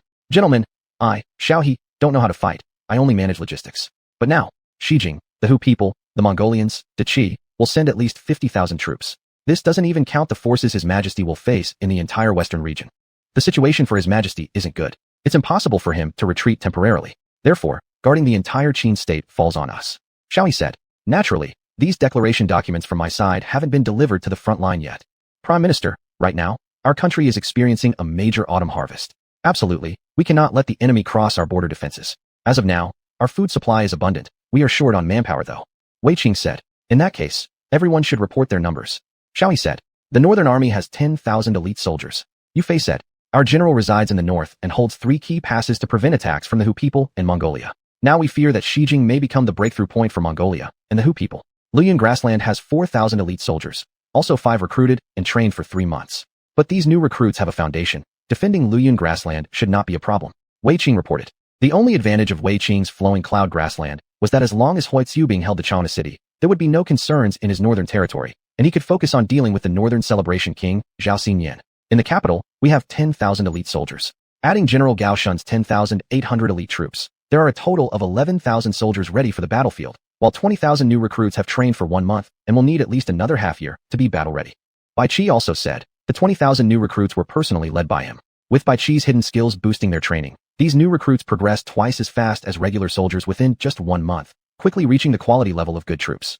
Good. Generals, please hold your own areas firmly. Defend yourselves against any enemies autonomously. But remember, we must remain stable. Breaking in one area leads to breaking everywhere. Supplies, weapons, etc. won't be an issue. With the 6 ministries operating efficiently, all of you can focus on the fighting without worrying. Shao, he continued. I will immediately write a letter to His Majesty, which should arrive tomorrow. Final commands must still come from His Majesty. As for the security of the royal capital, it is entrusted to General Bai Qi. Prime Minister, rest assured. By the time the enemy arrives, all defense lines will already be constructed, Bai Qi said. Currently, nobody knew what form the attack from the enemy would take. They could only defend carefully and seek opportunities to break through their opponents. After receiving orders, the generals went back to their respective jurisdictions right away. At this moment, the common people across the Qin state were not afraid but actively prepared for war. The civilian population had even organized their own militia forces. After finally waiting for a better life, they refused to let others trample and take it away from them. Young men came forward in large numbers asking to serve, and even elders aged 50 or 60, leaning on crutches, volunteered. If other countries witnessed such unity among the Qin people, would they feel fear? Would they regret having antagonized Qin? The next day, on the front line of the western regions, Xuanhuan stared at the declarations of war presented by various countries, revealing a cold and dangerous gaze. Below him, Xiangyu, Chao Huachun, Shui Rengui, Li Siyuan Xiao, Qin Xiong, Guan Yu, Zhang Fei, Zhao Yun, Ma Chao, Huang Zhong, and other generals attentively looked towards Xuanhuan. Your Majesty, whether to retreat or fight, please issue your combat orders. Xiangyu asked. Chapter 175, So Fight. Although the situation facing Qin was perilous, for the generals of Qin, it was both a challenge and immense excitement. The battle in the western regions would surely bring renown to all the Qin generals, establishing them as famous generals under heaven. Moreover, if Qin could survive this crisis, it would thereafter be invincible. Perhaps, in the eyes of other states, even if they couldn't destroy Qin completely, they believed they could deal a crippling blow. In terms of national strength, Qin could not compare with the combined forces of the others. Xuanhuan thought carefully. When the news of war declarations from various countries reached the frontline camp, countless possibilities sprang up in his mind. In truth, he believed that he could not lose. Calculating the numbers carefully, his troops amounted to at least 60 or 70,000. He walked over to the sand table and picked up the declaration of war from the Qi court in his hand. He actually found it hard to understand. Did these countries have no concerns back home? Why did they choose to target only his newly established state? How unreasonable was that? He wondered whether they weren't embarrassed about being ridiculed by others. Barbarians from the north are invading, and Qi also wants to jump into the fray, so let's fight. Order bearer, inform the Yufei army, Huizubing, and Wei Qing armies to form 2 major battlefields in the east and north. All battlefield matters will be entirely their responsibility. But via 800-mile express dispatches, they must update both the royal capital and the western region's frontline constantly on the warfare information. Additionally, appoint Bai Qi as the National Guard General, overseeing all affairs in the royal capital. Xiao He, Yu Qian, Yang Shiqi, and Lu Bowen will establish the Royal Capital General Command Room, coordinating across all battlegrounds. If other nations want to fight, I'll fight to the end with them. I want to see who's tougher, them or Qin. Xuanhuan gripped his fists tightly, pressing against the sand table. Outside, more than a dozen order bearers stood fully ready before rushing off in all directions. It's now mid-August, and I hope the war to reclaim the western regions can end before next year's spring festival. Generals, all gather around. Xuanhuan directly drew the Qin king, sword hanging from his waist, and began dividing the entire western regions into 3 sections on the tactical sand table. Your Majesty's meaning is, we'll advance with 3 armies? Xiangyu realized immediately. Yes. Xuanhuan nodded. 1 army will follow our current route. The central force will confront 12 countries including Lulan, Deyuan, and Shanghua, among others. The enemy troops here could exceed 200,000. The second army will attack 8 countries including Xia, Chaisher, and Daxia. But Chaisher and Daxia have strong capabilities, and their total military power probably isn't less than 200,000 either. The third army will cover 6 countries including Majia, Qiuzi, and Wusun, though their total troop numbers might only reach 10 million. Therefore, strategically speaking, the northern route presents an opening. It likely lacks weaponry like fire-based tools. Speed is key. Xuanhuan looked towards Xiangyu. General Xiangyu, I grant you 30,000 elite cavalry and 70,000 elite infantry, plus 5 capable generals. You have 5 months to sweep your path clean. Do you feel confident? Xuanhuan had given Xiangyu ample time. At normal speed, it would take at least 20 days to reach the furthest country, Gitsa. After removing that travel time, Xiangyu still has 4 months to capture and besiege cities. I needn't say 5 months, 3 months, and I'll conquer these 6 countries. Xiangyu bowed and accepted the command. Shui Rengui, heed my orders. Your troops shall be expanded to 150,000 for the southern expedition. As for how you conduct the battles, I leave it to you. Su Xuanhuan continued giving commands. Understood. Shui Ringgui saluted. My lord, with these 20,000 troops, what do you plan to do? I still have troops available. Proceed without worry. Su Xuanhuan said. Yes. The generals received their orders and left without further questions. Su Xuanhuan commanded the generals to set out with their respective armies the following day. At present, leaders of various states were still discussing alliance strategies in Xijing. However, the war declarations from Western region countries arrived first, indicating these Western region states had already rejected surrender. Hence, there was no need for civility anymore, and they should seize the initiative first. After the generals went to prepare, Su Xuanhuan reopened the panel again. He now needed to summon 5,000 elite cavalry, 10,000 infantrymen. Also, he required 5 top-ranking generals for Xiangyu. Long Ke, 10,400,000. Ingbu, 10,400,000. Zhongli Mei, 9,500,000.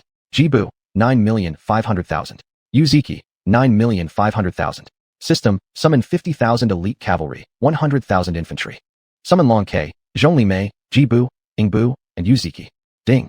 Summoning 50,000 elite cavalry, 100,000 elite infantry successful.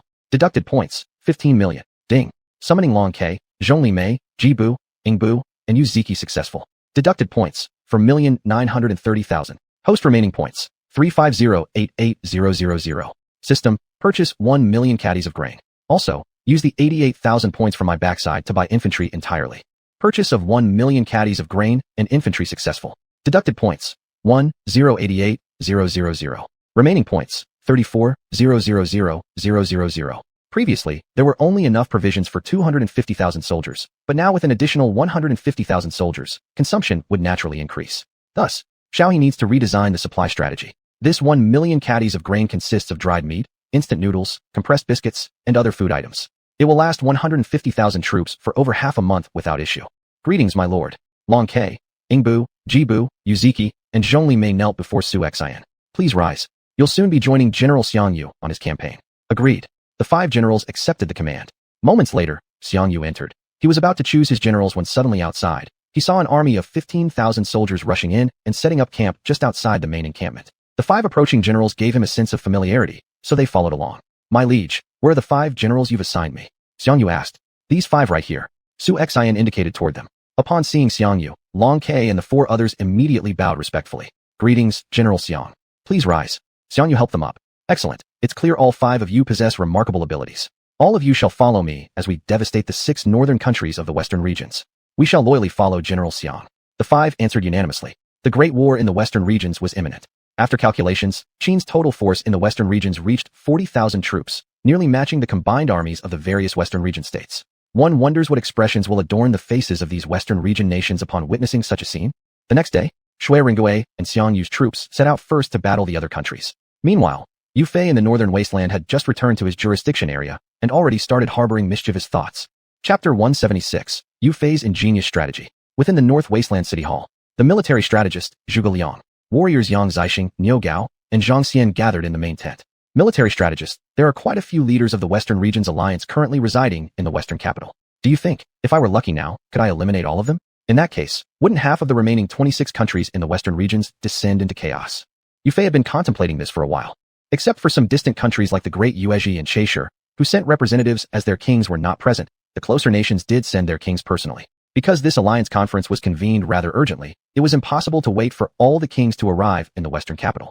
After all, those kings indulged in daily feasting and entertainment, occasionally showing interest in politics.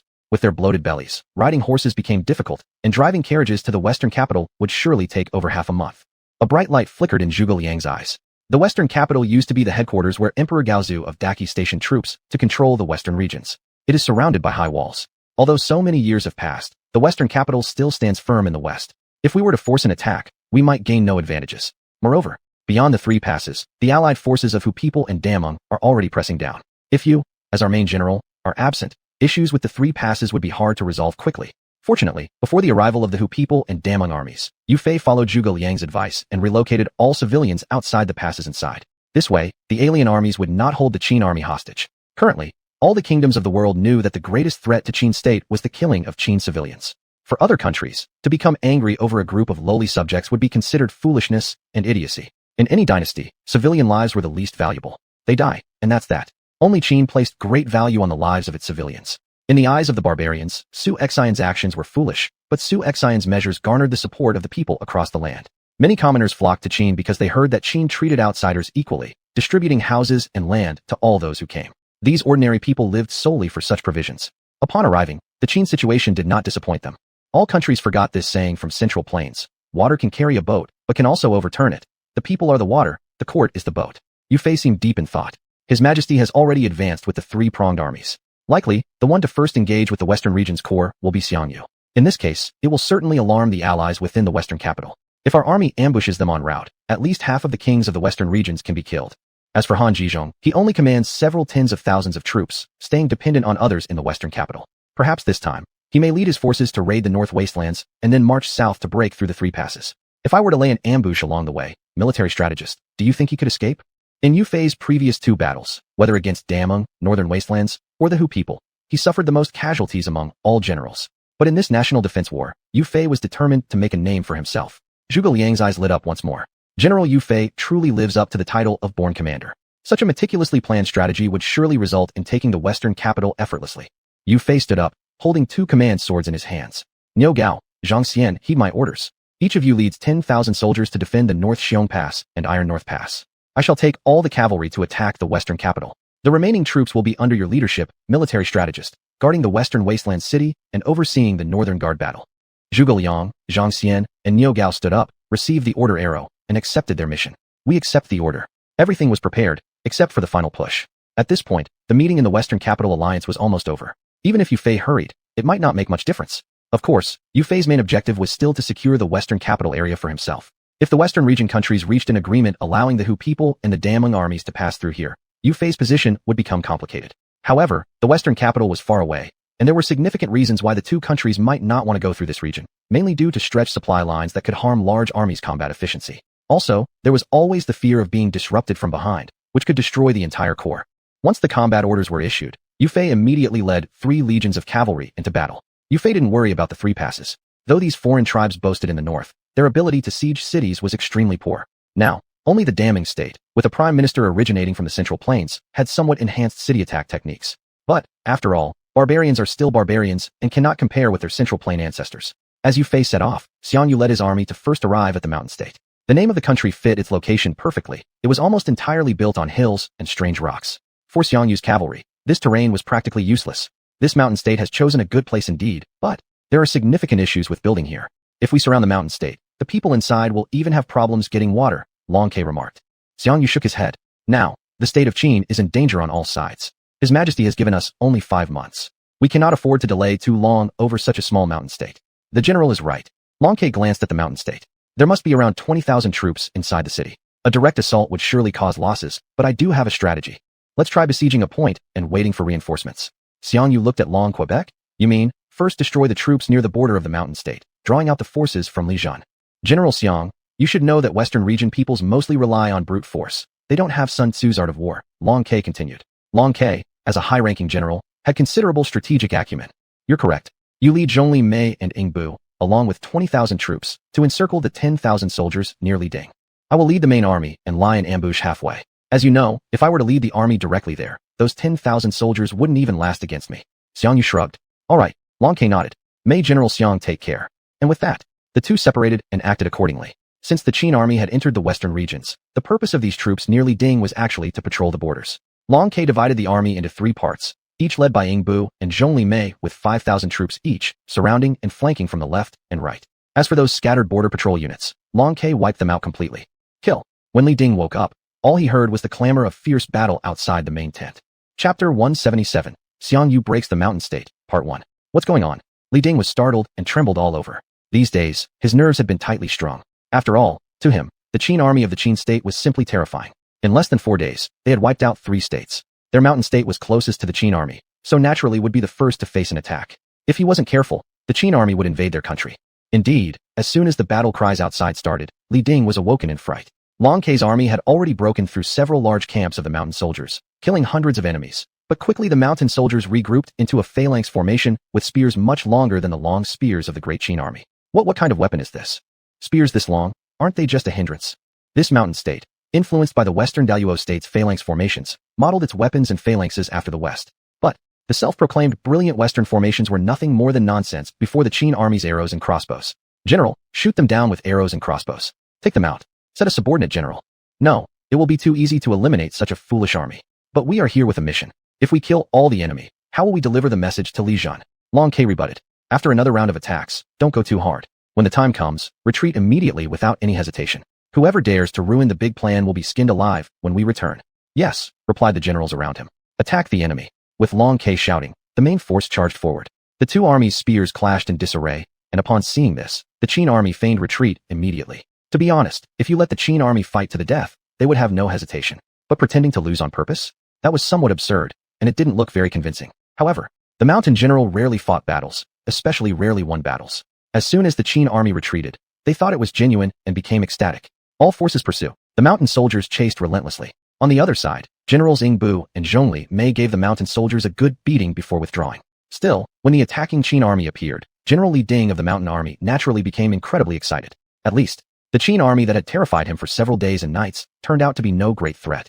Don't chase a fleeing enemy. Hold the fort. Li Ding shouted. General, this is the best opportunity to annihilate the Qin army, the deputy general expressed confusion. Fool. Idiot. We only have over 8,000 troops, while the Qin army has at least 20,000. Although they're weaker, once pressed too hard, if the Qin army fights to the death, both sides would likely end up injured or destroyed. Go. Request reinforcements from the capital. Ask General Lijian to lead 10,000 troops to support us. We will launch an internal and external assault together, wiping out the Qin army. Li Ding coldly stated. The ruling territory of the mountain state was actually not very large. It took only half a day to reach the capital. Yes, agreed the lieutenant, sending people forthwith.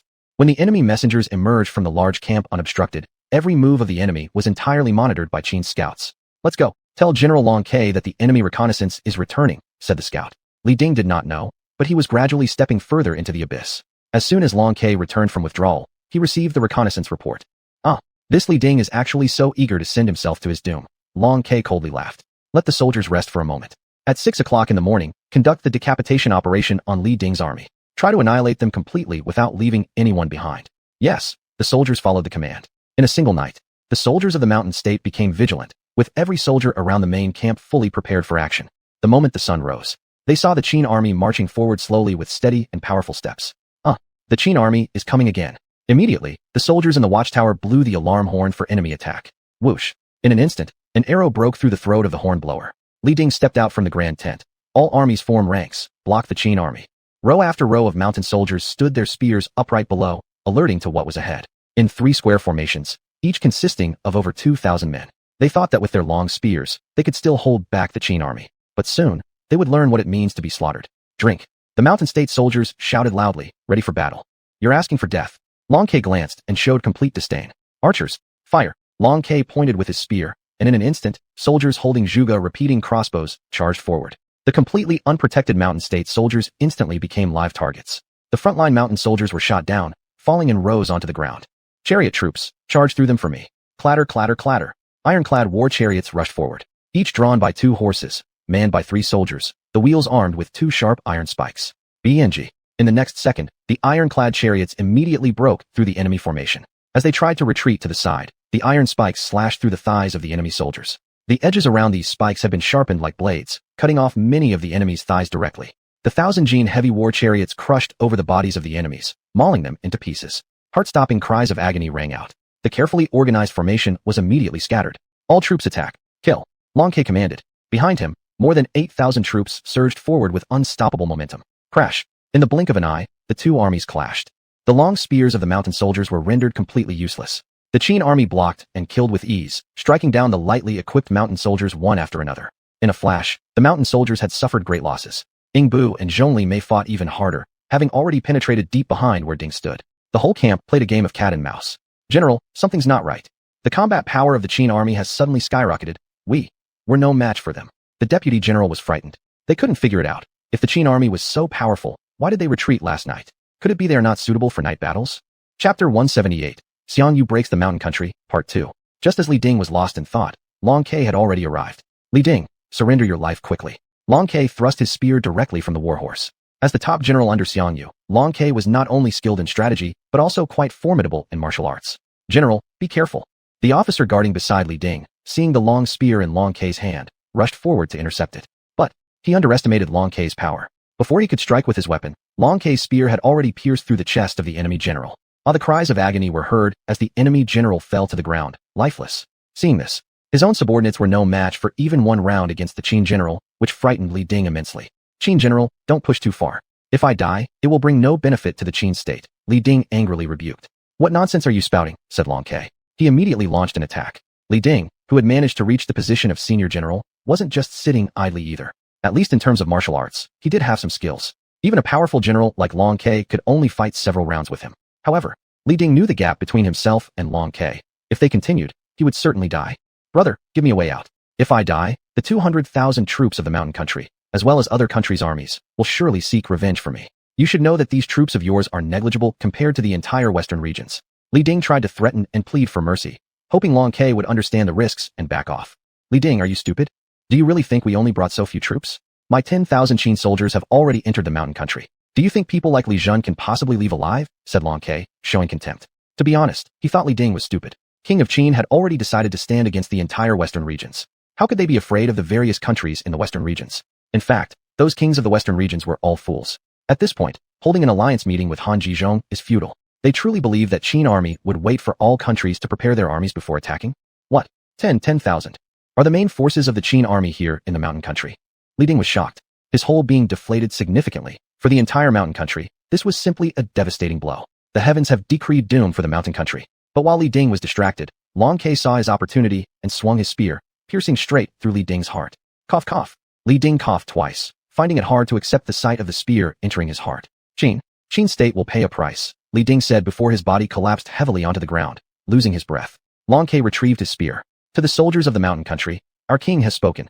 All those willing to surrender will be spared and allowed to return home to reunite with their families. As for those who refuse to surrender and resist stubbornly, none shall be left alive. Upon hearing this decree, the destitute soldiers of the mountain country felt a glimmer of hope for survival, and many knelt down in surrender. Regarding the customs of the western regions, where dying in battle was considered glorious, at this moment, it seemed completely forgotten. Glory cannot be eaten. Only by living on does one retain hope. Primarily because xuanhuan had already slaughtered 3 countries. Indeed, there had been too many killings. Should the entire western region's nations be annihilated, this would also seem inappropriate. A place without vitality, what use would it serve to occupy it?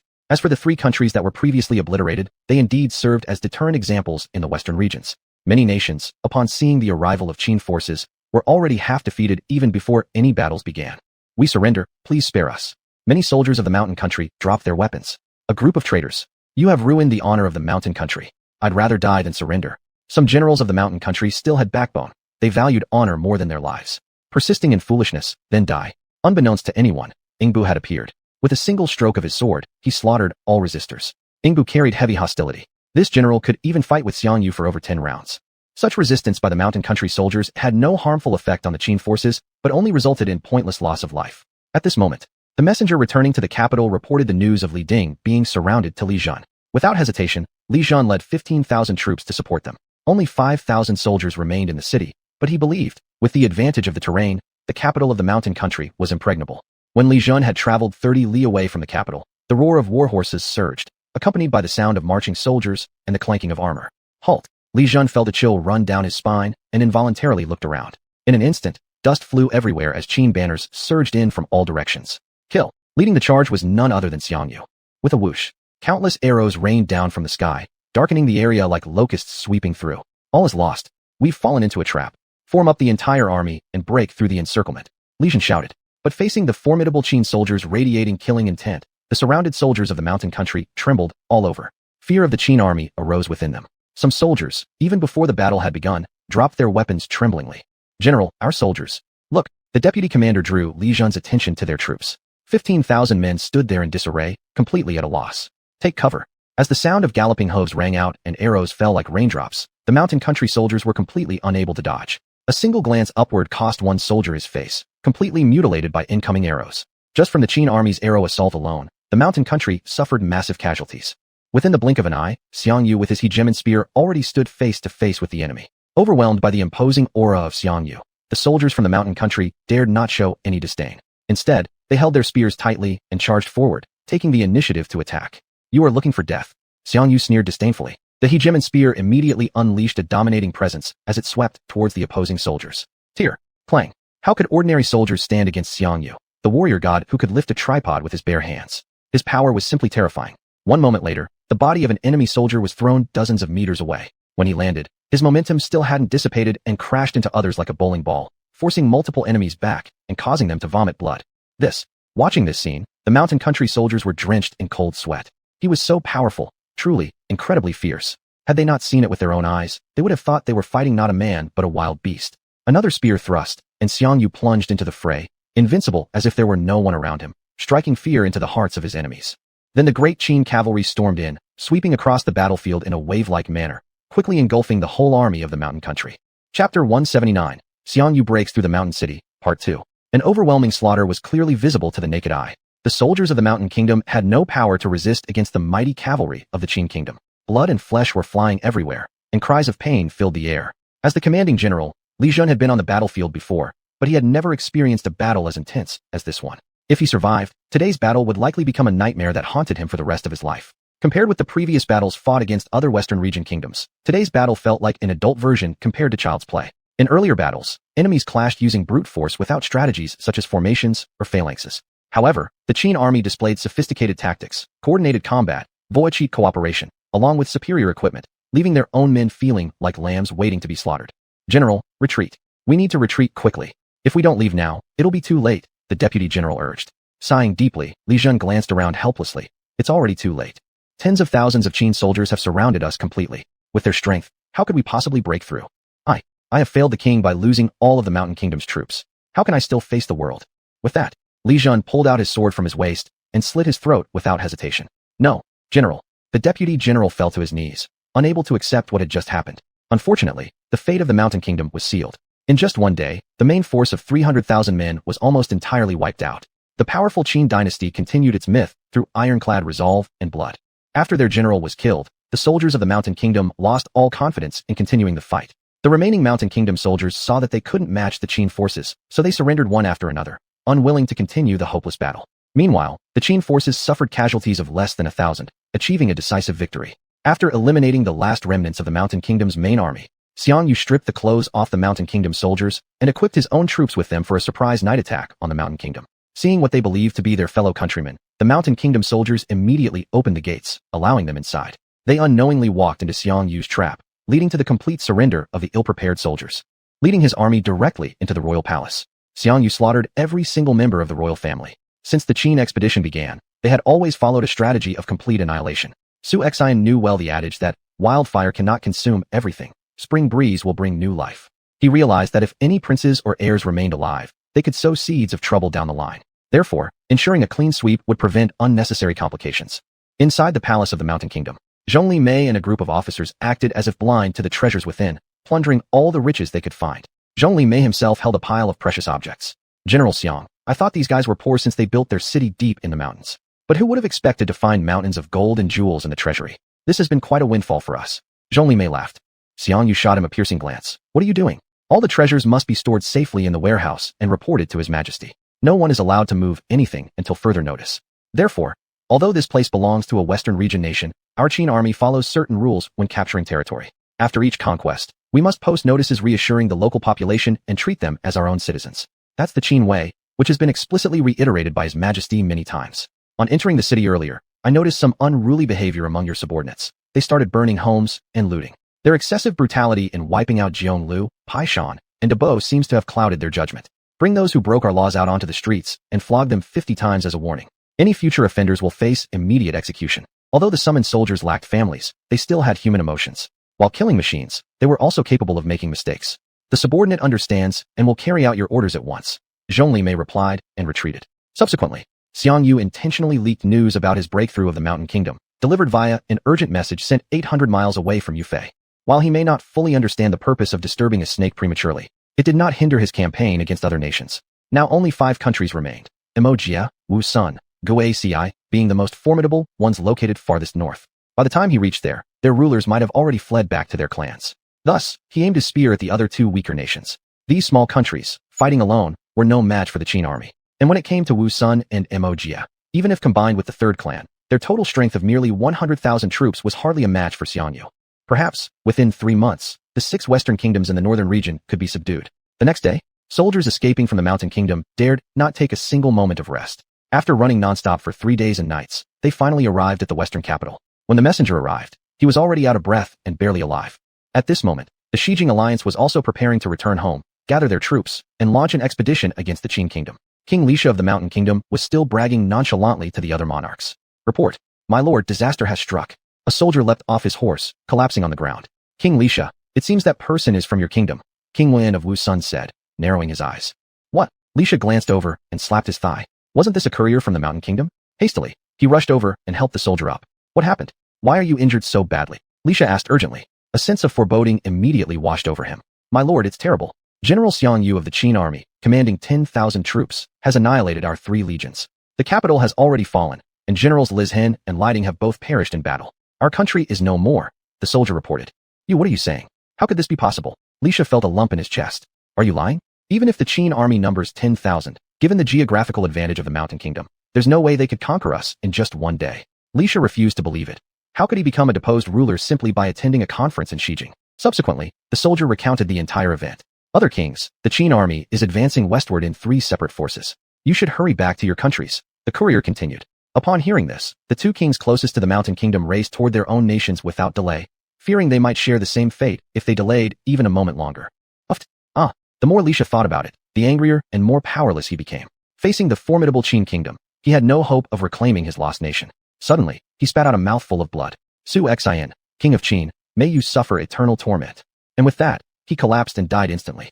Chapter 180, Ambush on the way. The soldiers of Mountain Country stepped forward and found that Lisha had already lost his breath. Beep. Host has pacified Mountain Country. Earn points. 1,500,000. Xuanhuan, who was heading west, heard the prompt tone ringing in his ears. Xianyu's speed of progress made him marvel. In just 7 or 8 days, Xianyu had conquered a country. It was estimated that it would not take long for news of other countries' destruction to come.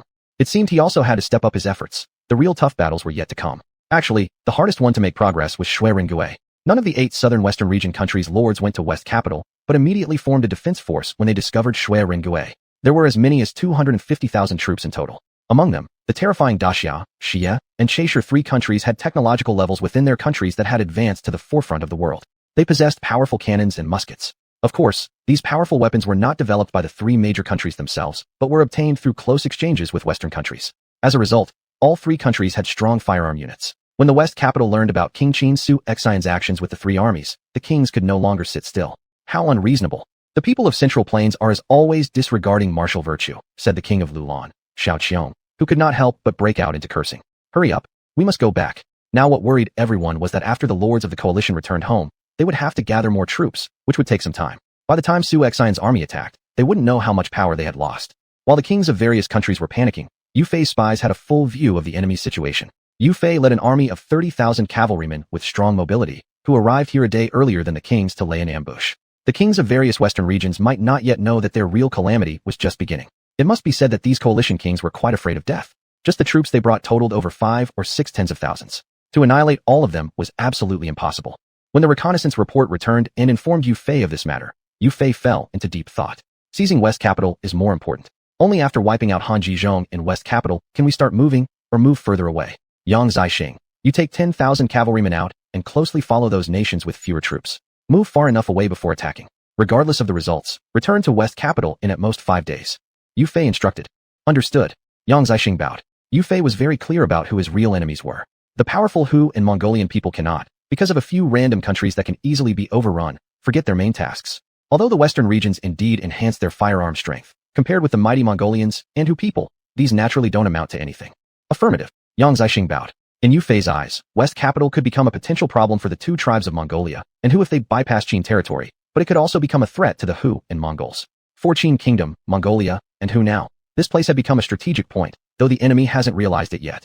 After all, traveling around here to get beyond the 3 passes would take cavalry 4 or 5 days even. After the numerous kings left, Han Jizhong's smile instantly disappeared. A bunch of fools and idiots. I've warned them already. This Xuanhuan isn't someone to be underestimated, yet they didn't believe me. They thought I was just staying in West Capital without leaving and harming their interests. Now, with Qin's 3 large armies advancing, a few nations being wiped out is deserved, Han Jizhong rebuked angrily. Father, then what should we do next? Asked Han Feng. Do I even need to say? We have 40,000 troops at our disposal. Naturally, we'll work inside-outside coordination with the Hu people in Mongolia, utterly destroying Yu Fei's army in the northern wasteland. Earlier, Yu Fei's forces were reduced to only 4 or 5 10,000 men by our forces. With only this number of soldiers, trying to guard against the 20 10,000-man armies from Hu people in Mongolia is extremely difficult, so it's almost impossible to split the forces to fight against us. We're going to the 3 passes. If we can seize any pass, it will become an opening where the 2 outer ethnic groups' armies can march into the Qin kingdom's interior, sweeping everything away. Han Zhizhong seemed to be dreaming still. For any power in the world, their biggest error is not knowing exactly how many troops the Qin army actually possesses. Everyone assumes that since xuanhuan led such a large army to the western regions, there couldn't possibly be many troops left guarding the Qin territories within its borders. But this time, this assumption is precisely the reason for their possible defeat. Affirmative. I will prepare immediately, Your Majesty, Han Feng said. This time, this king will make the entire Qin state perish completely. Han Zhizhong couldn't believe that the Qin state would still survive under the siege of 1,000,000 troops. This was absolutely impossible, no matter how one looked at it. Once again, Yu Fei waited in the cold night for a whole day. Even the weather in August meant that Xi Jing's temperature dropped sharply once midnight arrived. The next morning, Yu Fei finally saw Han Zhizhong's 40,000 troops leaving Xi Jing. It had to be admitted that if Han Zhizhong hadn't met an overpowered xuanhuan, the latter might indeed have become the person to unify the Wasteland region. 20,000 cavalry and 20,000 infantry slowly entered Yu Fei's ambush circle. Hiss. SSS. At this moment, the enemy's cavalry at the forefront, unable to break, directly charged into the pit dug by Yu Fei's army. The pit was large with sharp and huge wooden spikes beneath. The first row of fallen cavalry suffered the worst. Their horses' bellies were pierced. Even intestines spilled out from the horses' stomachs. Han Zhizhong heaved with labored breathing. Fortunately, his horsemanship was outstanding, and he managed to stop his horse immediately when the trap appeared. There's an ambush. Everyone, prepare for battle. Han Zhizhong suddenly realized. Long time no see, Han Zhizhong, do you miss your old friend? Yu Fei appeared on both sides of the hilltop riding his warhorse. 2 giant banners of Qin and Yu instantly came into view. Then, one after another cavalrymen drew their bows, stood on the hilltop overlooking Han Zhizhong below. Yu Fei. Han Zhizhong clenched his fists. In an instant, the northern wasteland soldiers who already harbored psychological fear toward the Qin army began to panic internally upon seeing the unknown numbers of Qin soldiers. Their originally organized formation quickly became disordered. Fire! As Yu Fei's longsword fell. Instantly, the arrows wrapped in pine oil were shot out from the hands of the cavalrymen. With a swift sound, a throat-piercing arrow instantly shot through the throat of a northern wasteland soldier, blood spurting forth. Chapter 181. Absolutely cannot let Han Zhizhong escape again. Defend. Pay attention to defense. Realizing the situation was not in their favor, Han Zhizhong immediately shouted towards the soldiers of Beihuang army. All soldiers from the Beihuang army promptly formed a defensive formation while Han Zhun, Han Feng, and Yu Zhaoxing tightly protected Han Zhizhong in the middle. What are you all standing there for? I don't believe that Yu Fei could have so many troops in Beihuang. Let's directly counterattack for our king.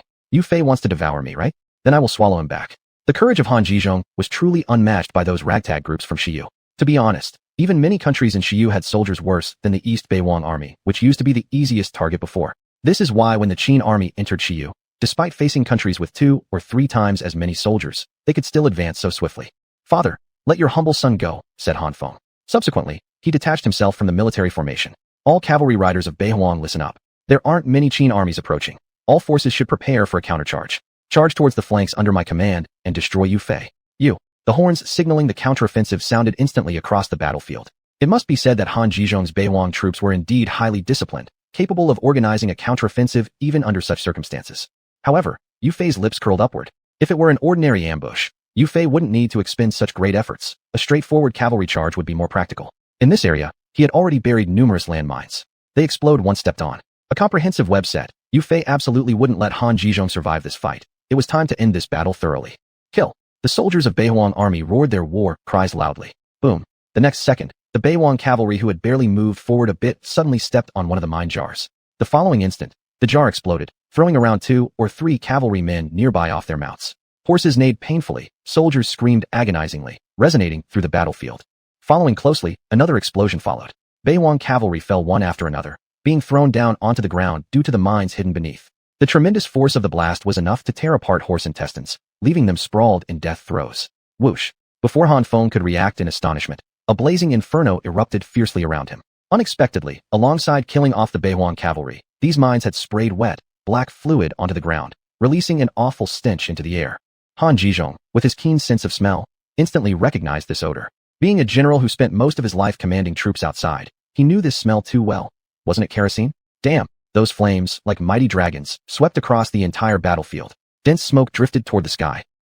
The fire, what huge flames! Beihuang soldiers screamed in terror. They tumbled from their horses and rolled on the ground. Yet with kerosene fueling the fire, how could they extinguish it so easily? On this kerosene-covered land, Beihuang soldiers tried to roll and suppress the flames on their bodies, but struggled fruitlessly, instead feeding the flames' intensity. Terrifying wails echoed like the laments of fiends from hell, soul-piercing sounds that caused one's hair to stand just hearing them. Stretching over tens of miles, flames engulfed the chaotic battlefield with countless dead and injured. Yu Fei watched calmly at the disorder below among enemy troops. Now, their only way out was breaking through the two peaks on either side. These slopes weren't very steep, so soldiers below could certainly charge upwards in a counterattack. The whole area near Shijing was desolate and barren with many such inclines, and all around lay endless deserts filled with wind-blown sands. Nevertheless, precisely because of this, Beihuang troops climbing uphill would be affected by the sand underfoot. Such short gradients also made for ideal defensive positions, and the arrows awaiting the Beihuang soldiers would be brutally merciless. Charge ahead, get moving.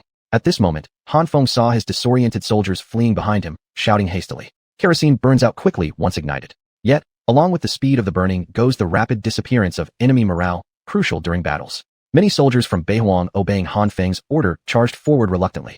Even some soldiers entirely ablaze with fire gritted their teeth and ran up the hill, knowing they were destined to die anyway, preparing to fight desperately against the Qin army. Prepare the Zhuge crossbows. In each of the four major desolate regions, east, south, west, north, there was a large-scale arms factory. The Beihuang region possessed absolute advantages in producing Zhuge crossbows because of Zhuge Liang, making technical blueprints unnecessary. ZZZ, ZHH, ZZH. Before even reaching the Qin army, soldiers from Beihuang army fell along their charge path under the assault of Zhuge repeating crossbows. Around 30 meters below, bodies were already lying there, spanning over a dozen miles. It was as if an uncrossable trench had been formed, stretching out a long line of blood. Kill! Han Feng roared, with several arrows piercing his body. Holding a large saber tightly in hand, gritting his teeth, he charged up the slope. Yu Fei, I will slay you.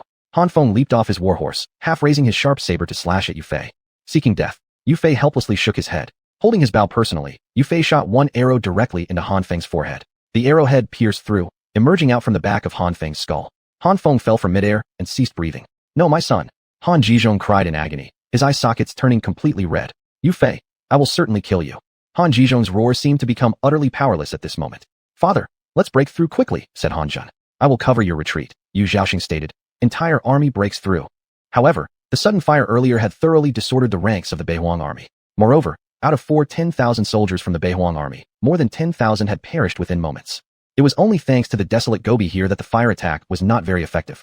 Had it been in a narrow valley, the previous fire would have burned all tens of thousands of Han Jizhong's troops to ashes. General Yu, is the enemy preparing to escape? Asked a military officer in shock. This day, we must kill Han Jizhong. If we leave him alive, he'll be a great disaster, Yu Fei declared.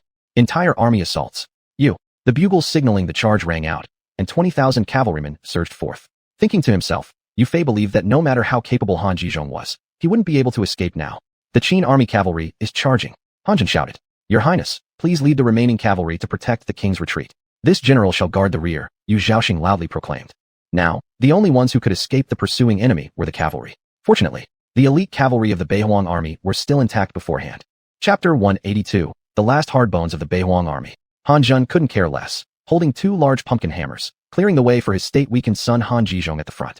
His father was a fierce general, and as the son of a fierce general, his martial arts were very strong. General Yu, be careful, this worldly prince will wait for you in Shijing, Han Zhen said through gritted teeth. And after a brief period of silence, Han Jizhong immediately regained his spirit. He could not die like this. Break out, fight your way out. Kill. Han Jizhong roared, and as a veteran battlefield general, the fire within him was instantly ignited. However, escaping in front of the powerful Qin iron cavalry seemed almost impossible. All army, fight to the death. Yu Zhaoxing decided not to flee anymore. He took off his armor, revealing a muscular upper body, readying himself for battle. At this moment, the remaining Beihuang army, which had been in disarray, gained solace. Whoosh whoosh whoosh. Yu Fei pulled out 3 arrows first, all hitting their marks, shooting directly into the faces of 3 enemy soldiers, and he led the charge into the enemy ranks with his spear piercing another mounted soldier. This soldier tried to meet him, but how could he possibly face General Yu Fei, known as the Martial Saint? In a single encounter, Yu Fei pierced his throat with one strike of his spear, and his body flew off the horse before heavily landing on the ground. Yu Fei retracted his spear thoughtfully and moved towards another enemy soldier. As a commander-in-chief leading the army, Yu Fei rarely engaged in direct combat. However, his mastery of martial arts was extremely high. He could serve both as the supreme commander and as an attacking general. His long spear transformed endlessly, moving with lightning speed that was almost illusory and difficult to perceive. Each thrust resulted in the doom of an enemy soldier. The surrounding enemy soldiers attempted to surround Yu Fei, the Qin army's main general, but even by himself, he made it impossible for them to approach. His prowess killed so many that it made them question their own lives.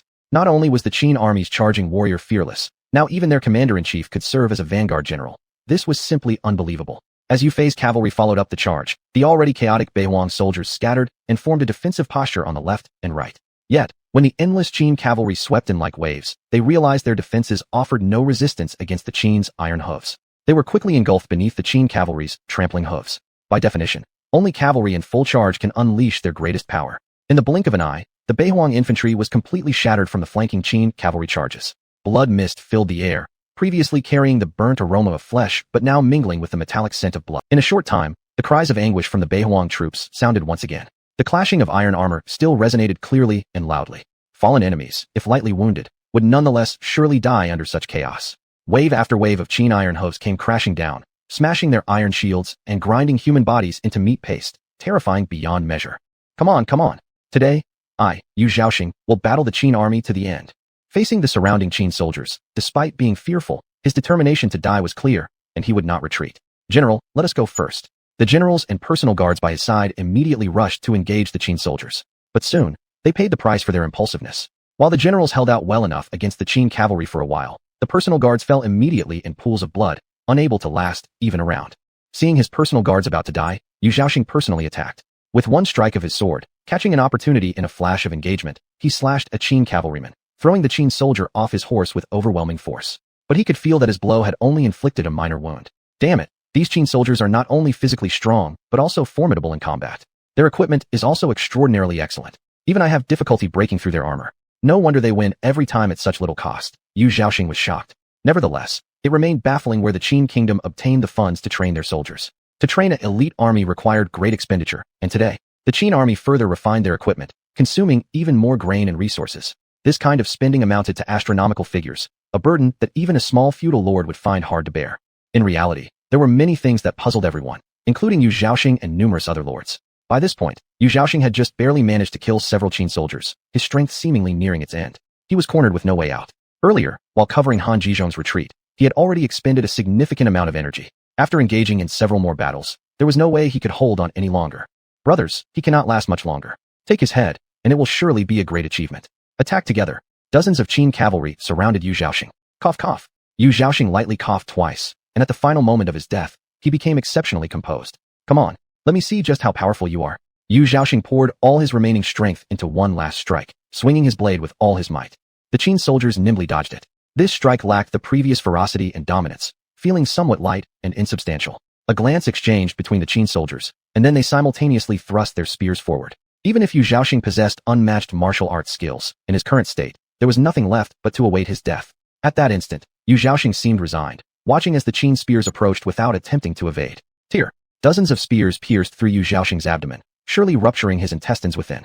At this moment, even a celestial being could not save him. Before dying, Yu Zhaoxing continued wildly swinging his large broadsword, until his very last breath, falling dead on horseback. The Beihuang army has a few truly respectable generals, some Qin soldiers couldn't help but comment. If xuanhuan were present, every one of these soldiers would choose death over fleeing, sacrificing themselves for their lord to forge a path ahead. After Yu Zhaoxing's death, some of the Beihuang soldiers were spurred into action by his sacrifice. It must be said that this group of Beihuang soldiers demonstrated considerable loyalty to Han Zhizhong, willing to die for him. Han Zhizhong forcibly charged through, and Yu Fei had originally intended to intercept him. However, some of the Beihuang soldiers were indeed formidable enough, fiercely protecting Han Zhizhong with their lives. They watched helplessly as Han Zhizhong led hundreds of cavalrymen bursting out, leaving them powerless to stop him. This is truly a miscalculation. If Yang Zai's cavalry had been here, Han Zhizhong would have been surely dead, Yu Fei sighed. Chapter 183, Capturing Shijing. However, even though Han Zhizhong had fled in defeat, there weren't many soldiers left under his command, merely a few hundred cavalrymen who were unable to stir up much of a rebellion. The main army was still on the battlefield. Next, Yu Fei would direct all his wrath towards the northern wasteland forces. Warriors of the northern wastelands, your king has abandoned you and fled. Why do you not surrender now? Yu Fei shouted across the battlefield. What little remained of the northern wasteland army no longer had any desire to continue fighting. They'd been deserted by their lord, so why should they fight on? We surrender. We won't fight anymore. I want to go home. Please spare our lives, General. Many of the northern wasteland soldiers dropped their weapons, but there were still many who were fiercely loyal to the northern wasteland king, choosing death over surrender, and continued blocking Yu Fei's path to Shijing with a desperate struggle. Yu Fei showed no mercy toward these men, killing every last one of them. Nevertheless, Yu Fei paid them the highest respect and honor of their courage. The battle lasted for over an hour before it ended. Yu Fei could only dispatch a cavalry of 5,000 to chase after Han Zhizhong's direction without rest, hoping fortune would smile upon him. In order to annihilate the northern army entirely, even the elite Qin iron cavalry suffered losses exceeding 2,000 men. And even these more than 2,000 cavalrymen, some of Qin's most elite horsemen, were unable to stop Han Zhizhong. Now, Yu Fei could only see Han Zhizhong's survival as dictated by fate. Through his familiarity with the terrain of Xijing, Han Zhizhong managed to shake off the Qin cavalry chasing him. For Han Zhizhong, this escape felt like divine favor. Let's go north, said Han Zhizhong. North? Isn't that where the Khitan Empire is? Father, are we not going to Xijing then? Asked Han Zhun, astonished. Fool. We massacred the people from the western regions when we occupied Xijing earlier. With our current numbers, going there again would be suicidal. Moreover, Yu Fei is exceedingly clever. If he made preparations, Xijing may already belong to him.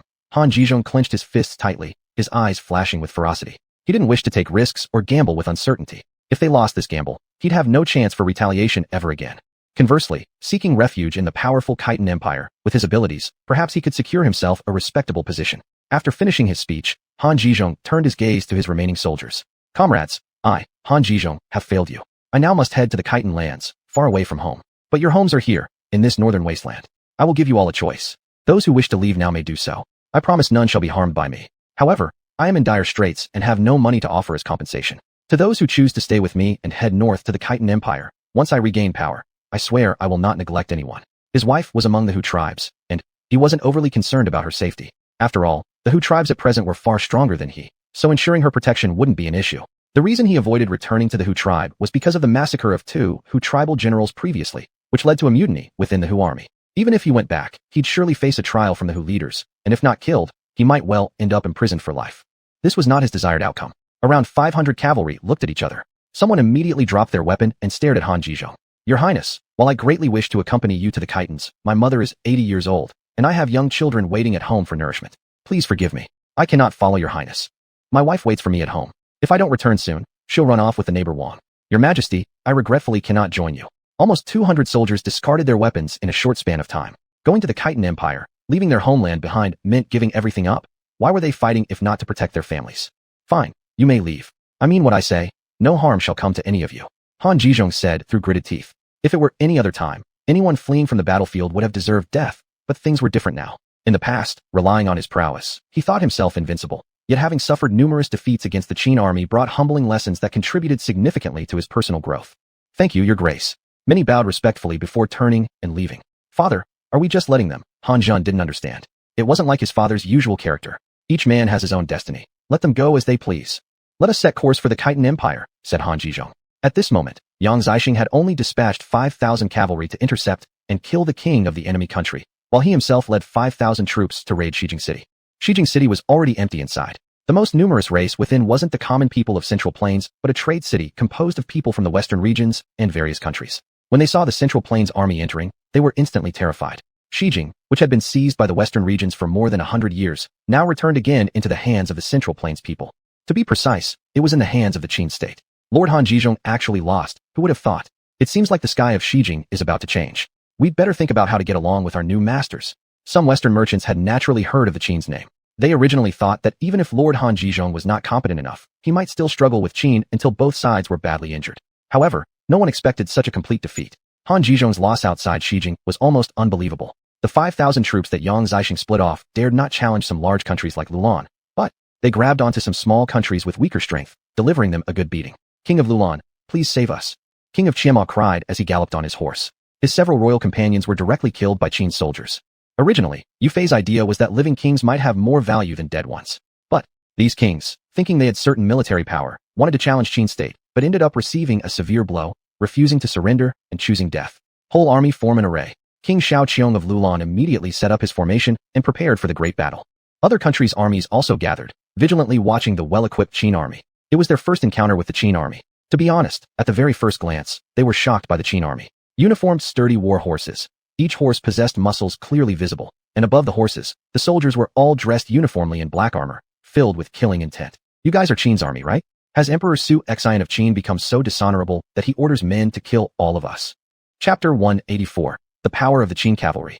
Enough nonsense. If it weren't for General Yu Fei leading the main army to annihilate Han Zhizhong, do you think you would be able to return alive to the western regions today? The leading Qin general snorted coldly. However, for the kings of the western regions, what the latter had said was nothing more than absurd nonsense. What did you say? Yu Fei went to eliminate Han Jizhong? That probably means your general you will have to fight a fierce battle. There's a good chance both sides will suffer heavily. Xiao Qiong responded with great disdain. He also had some understanding of Han Jizhong's forces. How could one describe them? Their combat ability was much higher than that of most soldiers from countries in the western regions. Especially Han Jizhong's current forces. They were pulled back from the northern wasteland after having experienced bloody battles and underwent complete transformation into powerful warriors. It wasn't easy to deal with such an army. But he was wrong. They hadn't experienced the might of the Qin forces and didn't know their true strength. Hadn't they thought carefully about why the northern wasteland army had been defeated back then? Without even needing General Yu's intervention, let you all see the true power of our Qin army. Qin cavalry charge. The Qin general bellowed. In no time, the 5,000 cavalrymen became filled with fighting spirit, radiating an aura of slaughter. Tap tap tap. They held their long spears at the forefront, charging straight forward. At this moment, the hooves of their war horses shook the earth itself. Xiao Qiong narrowed his eyes slightly. Actually, he couldn't understand why these guys, who only numbered 5,000 cavalry, dared to charge so boldly toward them. They're mad. Are these Qin troops heads filled with dung? We have 500,000 soldiers here. Are they actually daring to come? Xiao Qiong, who had forcefully seized control of the Lulan government, wasn't just any ordinary person. In fact, he was a warrior of extraordinary battlefield prowess. Charge over. Xiao Qiong commanded loudly. This time, 20,000 cavalry launched a countercharge against the Great Qin Iron Cavalry. These dozens of Western region kings, when they arrived, dispatched cavalry only to ensure speed, meaning that facing the Great Qin cavalry were 50,000 Western region cavalry. Yet, this still didn't faze the Qin cavalry. The Qin cavalry were like howling packs of wolves, their fangs sharp and dangerous. They had never regarded the current Western region army as opponents, only lambs they intended to capture. Soon, the Western region kings would experience firsthand the formidable power of the Qin cavalry. Ahaha! Charged directly through. The Qin army full of bloodthirsty warriors even accelerated their war horses to maximum speed. These were Qin cavalry without any enhanced secret techniques of war generals, yet they remained ferocious. Facing this group of fierce Qin cavalry, enemy cavalry started trembling in fear before even starting the battle. Sure, bang. A Qin warhorse collided directly with enemy cavalry. When two horses collide, it inevitably results in both parties suffering. But astonishingly, both the enemy horse and the Qin Iron Rider were hurled towards the enemy cavalry direction. Both steeds slid a few meters backwards, knocking down 5 or 6 enemy riders in the process. To wage war, you must throw away your life. The two armies' cavalry interwove instantly. 5,000 against 20,000, Qin soldiers fully exhibited their horsemanship on their mounts. One of the Western region's cavalry assumed that they could strike the Qin soldier perfectly. But unexpectedly, the Qin soldier lowered his body, evading the blade, and with a return spear thrust, pierced right through the enemy's body. Horseshoes clattered furiously. Boom. And again, a Qin warhorse directly rammed into the opposing rider's mount. Though the clash between two horses meant both suffered, what stunned everyone was the fact that both the enemy horse and the Qin Iron horse hurtled towards the enemy's side, sliding backward a few meters while knocking down several other riders along the way. War is fought by throwing everything on the line. Instantly, the cavalries clashed. Though outnumbered 5,000 against 20,000, the Qin soldiers demonstrated unparalleled horsemanship. An example showed where a Western region cavalryman aimed a blow believing it's certain, yet a Qin soldier dipped down to evade it before spinning around and piercing his opponent's body through with a swift spear stroke. It's impossible. The Western region cavalryman's last expression held pure terror, realizing he was powerless as his body got impaled. Thus fell that enemy rider off his mount. What shocked the Western region cavalry even more was their mistaken assumption that one stroke would suffice against Qin warriors. Instead, they found out the protective gear of Qin soldiers possessed incredible defense. Blades scraped harshly across Qin warriors with barely enough force to leave any mark. Meanwhile, within those very moments of hesitation, they were slain instead. This cannot be possible. Not only does this Qin cavalry possess exceptional military discipline, but their weapons and armor are of superior quality too. After just one initial engagement, 700 to 800 Qin soldiers perished, whereas nearly 3,000 from the Western region fell victim to their attack. That sight made Xiao Qiong's eyeballs almost pop out in astonishment. How is this possible? The casualty ratio is so disproportionate. Xiao Qiong looked as if he'd seen a ghost. Other kings were equally alarmed. The Qin cavalry, charging forward without any pause, directly headed towards Xiao Qiong's formation. The Qin army's iron cavalry is coming. An upper general behind Xiao Qiong shouted in alarm. Damn it, they really don't know life from death. I'll make them pay even if it costs me greatly today. All the cavalry, charge out and surround this cavalry unit to the death. I can't believe that our 50,000 iron cavalry can't surround their 5,000. Kill. Xiao Qiong was furious. Bows. The bows on the sides of war horses were immediately grabbed by the cavalry soldiers riding the horses. Many of these cavalrymen carried bows with them on their mounts. They weren't plentiful but sufficient for 10 shots. Among this 5,000-strong Qin cavalry group, at least 1,000 were equipped with bows and skilled in the powerful xuanhuan-style horse archery. Fire! Zip! Zip! Zip! These 1,000 horse archers didn't just shoot aimlessly. They shot precisely at the enemy army. Before the enemy cavalry even left the formation, many were slain by the arrows, some even hit by multiple shafts. There were indeed many arrows that missed their mark, yet those that struck found their target more often. Enemy cavalry fell in swathes. Even 1 or 2 kings, though not outright killed, had suffered arrow wounds. How are they capable of horse archery as well? Xiao Qiong's inner thoughts were now completely shocked. A strong cavalry force was already formidable, excelling in combat ability. Yet when combined with exceptional horsemanship and superior archery skills, such a cavalry force was simply unbelievable. The Western region cavalry once tried to learn the xuanhuan horse archery techniques, but met failure every time. It seemed the xuanhuan soldiers were born with these skills, naturally excelling, while they, perhaps, were destined as foolish and slow learners. No matter how hard they tried, they couldn't master it. It wasn't until clashing with the Great Qin cavalry that Xiao Qiong truly grasped how formidable the Qin cavalry was, especially the desperate Qin soldiers, who knew no defeat. Just after killing through a few battles, Xiao Qiong managed to slay several Qin iron cavalry riders. Lulan soldiers who fled from Shijing rushed on swift horses to report immediately. Lord of the country, something grave has happened. Shijing has fallen. Han Zhizhong's army of tens of thousands is utterly wiped out, and the Qin forces have taken the city. Chapter 185. Yu Fei's ingenious plan again. This news was, without a doubt, an absolute bombshell for these rulers from the western regions. In their eyes, even Han Zhizhong, who they thought relatively strong, was defeated by General Yu Fei's army within just a few hours after they left Shijing. Not only did they lose Han Zhizhong, but Shijing also fell into enemy hands. Perhaps before encountering the Qin army, one might have called Han Zhizhong a fool or a waste of space for not being able to defend even the city of Shijing. But now that they had personally experienced the power of the Qin army, no one dared to say such things. Damn it, this is madness. The Qin army is actually so powerful. Xiao Qiong, the ruler of Lulan, felt restless and utterly disbelieving. Lord, we can't stay any longer. We must retreat while the main Qin army has yet to arrive, urged a major general of Lulan. They didn't know how many Qin soldiers were coming, but at least right now, their tens of thousands strong army found it hard to deal with even 5,000 Qin cavalrymen. And heaven knows what kind of Qin army could obliterate Han Zhizhong's forces. Once the Qin army encircled them, escape would be impossible. Xiao Qiong valued his life, and with the western regions in peril, he naturally couldn't remain in Shijing. Retreat, quick retreat. When we return to Lulan, I will lead the Lulan army to completely destroy Qin. Xiao Qiong gritted his teeth, leaving harsh words, more as an excuse for his own embarrassment. When the sound of the retreat signal blew, all the rulers were shocked. For the previously powerful leader of the western regions to issue a retreat order was simply inconceivable to everyone. Let's retreat too. The other rulers looked around and then began retreating as well. Nevertheless, the fighting strength of the Qin cavalry was indeed absurdly high. Annihilating the Qin riders would require paying a tremendous price several times over. So, immediately after losing over 5,000 men, the tens of thousands of troops from the western regions quickly withdrew, whereas the Qin army also paid a heavy cost, losing over 1,500 soldiers. Even though the Qin army was powerful, there were limits to their abilities. Still, seeing so many rulers withdraw, they regretted the lost opportunities.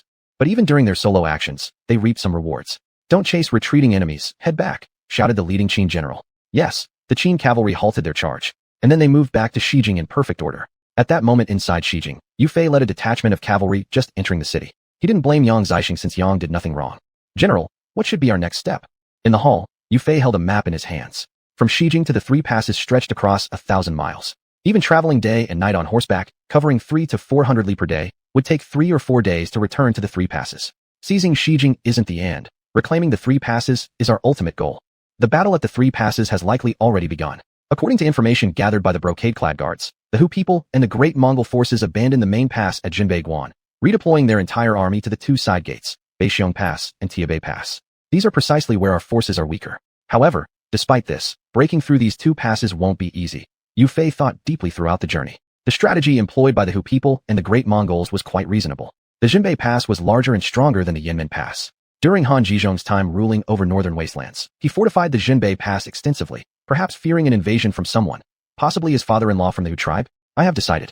I will personally lead 20,000 cavalry to deliver a great surprise to the Hu army. They certainly wouldn't expect that the Shijing city defended by Han Zhizhong would fall so quickly. I intend to launch an attack so swiftly that the Hu forces attacking Beixiong Pass collapse entirely. Yu Fei clenched his fists tightly against the table. General Yang Zixing, guarding Shijing falls to you. Still, neither the Hu people nor the great Mongols would have imagined that amidst such dire circumstances, with the Qin state surrounded by numerous countries, its general would still dare to make such a bold decision, dividing their troops. Yang Zixing bowed. Leave Shijing's defense to me. Please trust General Yu. Good. Let the cavalry rest for half a day, and we'll set off immediately to the 3 passes, Yu Fei said. Meanwhile, the battles at Beixiong Pass and Tiabei Pass had already started. With the advantage in numbers, the Hu forces and the great Mongols, unable to convince the defenders to surrender, resorted to brute force in trying to capture the 2 passes. Outside Beixiong Pass, leading the Hu forces was their great general Gong Sun Yin, supported by other renowned Hu generals, Gong Sun Su, Gong Sun Hu, and Gong Sun Long. These were known as the four great heroes of the Hu tribes. Defending Beixiong Pass was none other than Niu Gao, a formidable general under Yu Fei. What nonsense is this about Niu Gao? A mere 10,000 soldiers attempting to stop the Hu nation's 100,000-strong army.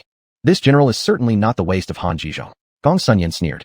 This Gong Sunyan, his reputation throughout the entire northern desert grasslands, was also very well known, a rare and distinguished general. Great commander, allow me to lead the army in an offensive. Gong Sun Su volunteered eagerly. Prince Wang, there's no need to use a big knife to kill a chicken. Let me handle it. Gong Sun, who stepped forward. His whole body was covered in muscles. He was a famous superior general of the Hu nation, especially renowned for his martial arts skills. Fine, Prince Wang can observe first how General Gong Sun who will breach the pass. Gong Sunyan felt that attacking Beixiong Pass, which was guarded by a nameless soldier, would be as easy as pie. Agreed. Gong Sun nodded. Woo. The war horn of the Hu people sounded across the battlefield almost instantly. Niu Gao stood on the city tower, looking seriously at the Hu army below. There are indeed many people, but without siege weapons, do they actually think it's that easy to tread over Beixiong Pass? Do they think I am a pig? Gong Zhuge crossbow soldiers mustn't act recklessly. Wait until the enemy gets closer before firing. Make these arrogant Hu people pay the price, Niu Gao said. After all, though the arms factory produced rapidly, weapon supplies were needed everywhere now. They had 500 Gong Zhuge crossbowmen, but their arrows were clearly insufficient. Understood. These treasures were well protected. Attack. Gong Sun who gave the command. In an instant, the army led by Gong Sun who began assaulting Beixiong Pass. However, they were still using the most primitive method, scaling ladders. Compared to Zhang Xian at Tiabei Pass, Niu Gao at Beixiong Pass was far more comfortable. Front shield soldiers, rear archers, this was a battle for national revenge. The Hu army's weaponry was adequately supplied. Stone-throwing catapults, prepare. Behind Beixiong Pass, 50 system technology improved catapults with artillery-like ranges had already been equipped with kerosene and were ready to fire. Chapter 186, Fighting Everywhere. Kill. At this moment, the troops commanded by Gong Sun who had already arrived at the city walls. This Niu Gao, what nonsense about being the first great general under Yu Fei. Our army has come to the city walls, and there is still no movement on the city wall. They must be scared out of their wits by our Khitan army. Gong Sun who laughed loudly. Archers, cover the army while we attack the city. Whoosh. 2,000 Khitan archers took their positions, holding their bows at an angle. Fire. Upon hearing the command, the archers let go of the strings, filling the sky with countless arrows as they headed toward the city walls. Defend. Swish. The Qin soldiers reacted quickly, immediately raising their shields above their heads. Soldiers without shields quickly hid behind those who held them. Tap tap tap. The arrows fell like rain, hitting arms and legs that were exposed, striking some soldiers as targets for enemy arrows, causing them to fall on the ground. However, compared to inexperienced defenders who were just stupid, the Qin army managed to dodge most of the first wave of arrows, minimizing the damage. As soon as the first round of arrows hit, the next one was shot over, forcing the Zhuge repeating crossbow soldiers to hide beneath the crenels, and heavy shields were erected atop the crenels. Most of the incoming arrows were blocked by these shields. The opposing general was utterly stunned. The Qin army could actually operate like this. Of course, regardless of everything, Gong Sun who was fighting the Qin army for the first time, still had immense confidence in himself. He thought his 3 rounds of arrows provided complete cover fire for the advancing forces. It seems that the Qin army isn't much after all, not as formidable as I imagined. Gong Sun who smirked. Han Jizhong, once my Khitan army invades the Qin Empire and takes over the northern wasteland, you'll see how I'll settle accounts with you. Tap tap tap. One by one, siege ladders rose up, placed against the Beixiong Pass as Khitan soldiers began climbing toward the gate. That's enough. Niu Gao chuckled coldly. A large number of enemy soldiers had gathered below the city wall, which was intentional on Niu Gao's part, allowing the enemy into a dense group so they could all be wiped out using the Qin army's specialized weapons. Open. Niu Gao issued the order. The shields split open, allowing the Zhuge repeating crossbows and 1,000 archers to counterattack the enemy. The Zhuge crossbows fired continuously, directly aiming at the enemy on the ladders as soon as the shields opened, each shot finding its mark on the enemy's head. Furthermore, the dense group of enemies below turned into living targets. When the repeating crossbows discharged their arrows, whole rows of Khitan soldiers collapsed. What is this? It can fire consecutively. The Khitan soldiers down below were completely confused. Catapults. Throw. In an instant, 50 catapults hurled oil-filled containers far and wide. This oil did have its uses, so xuanhuan had already planned to use it sparingly on the battlefield as a weapon. Once firearms became common, such traditional combat methods would need to be discarded. Plop. When the containers shattered upon hitting the ground, many Khitan soldiers were struck on the head and knocked unconscious. Some oil spilled onto the ground, even hitting their own archers. These enhanced catapults had an effective range of 700 meters, though their only drawback was their weight. Hence, xuanhuan's first choice was still artillery. This black stuff. Is it oil? The pungent smell was something they'd never forget in their entire lives. Not good. Retreat quickly. Just as the soldiers shouted this, flaming fireballs came flying through the air towards them. Whoosh. In an instant, these fireballs touched the oil, igniting it into a blaze. The roaring flames spread rapidly across a large area, like a volcanic eruption. Fire, quickly put out the fire. The Khitan soldier's armor, which contained fur, was highly flammable material. Touching the oil now meant kindling, catching fire instantly. Many soldiers frantically rolled on the ground, causing chaos everywhere, especially among the Khitan soldiers below Baixiong Pass, where the flames burned fiercely, leaving them disoriented. The mental torture of burning alive was truly unbearable. As for the Khitan soldiers on the siege ladders, they neither dared climb up nor down. When the ladders finally broke from the heat, they fell straight into the inferno below, sealing their doom in a fiery death. The remaining attacking Khitan army, witnessing this scene, were terrified and dared not approach. Gongsun who had been so arrogant moments ago, now wore a ghastly green face, looking terrible. Watching numerous soldiers engulfed in flames march toward the main force filled him with dread. Save the fire, quickly save the fire. Gongsun who repeatedly urged. What should have been an extremely fierce siege battle had instead instantly turned into a firefight scene. The Khitan soldiers who were further away from Baixiong Pass managed to survive. Their first attempt failing before achieving success, they fought such a shabby first battle. Wouldn't that be laughable? Damn, it seems this Qin army still has some skill. But, our general is curious. What kind of weapon could it be that throws burning oil so far? From within the city walls to outside? That distance must be at least 300 or 400 steps. Gongsun Yin analyzed immediately. A regular catapult would only reach around 300 steps, and moreover, it needed to shoot over Baixiong Pass, which would shorten the distance. General, we should withdraw the troops for now, said Gongsun Su. All right, sound the retreat. I don't believe the Qin army supplies are inexhaustible, said Gongsun Yin.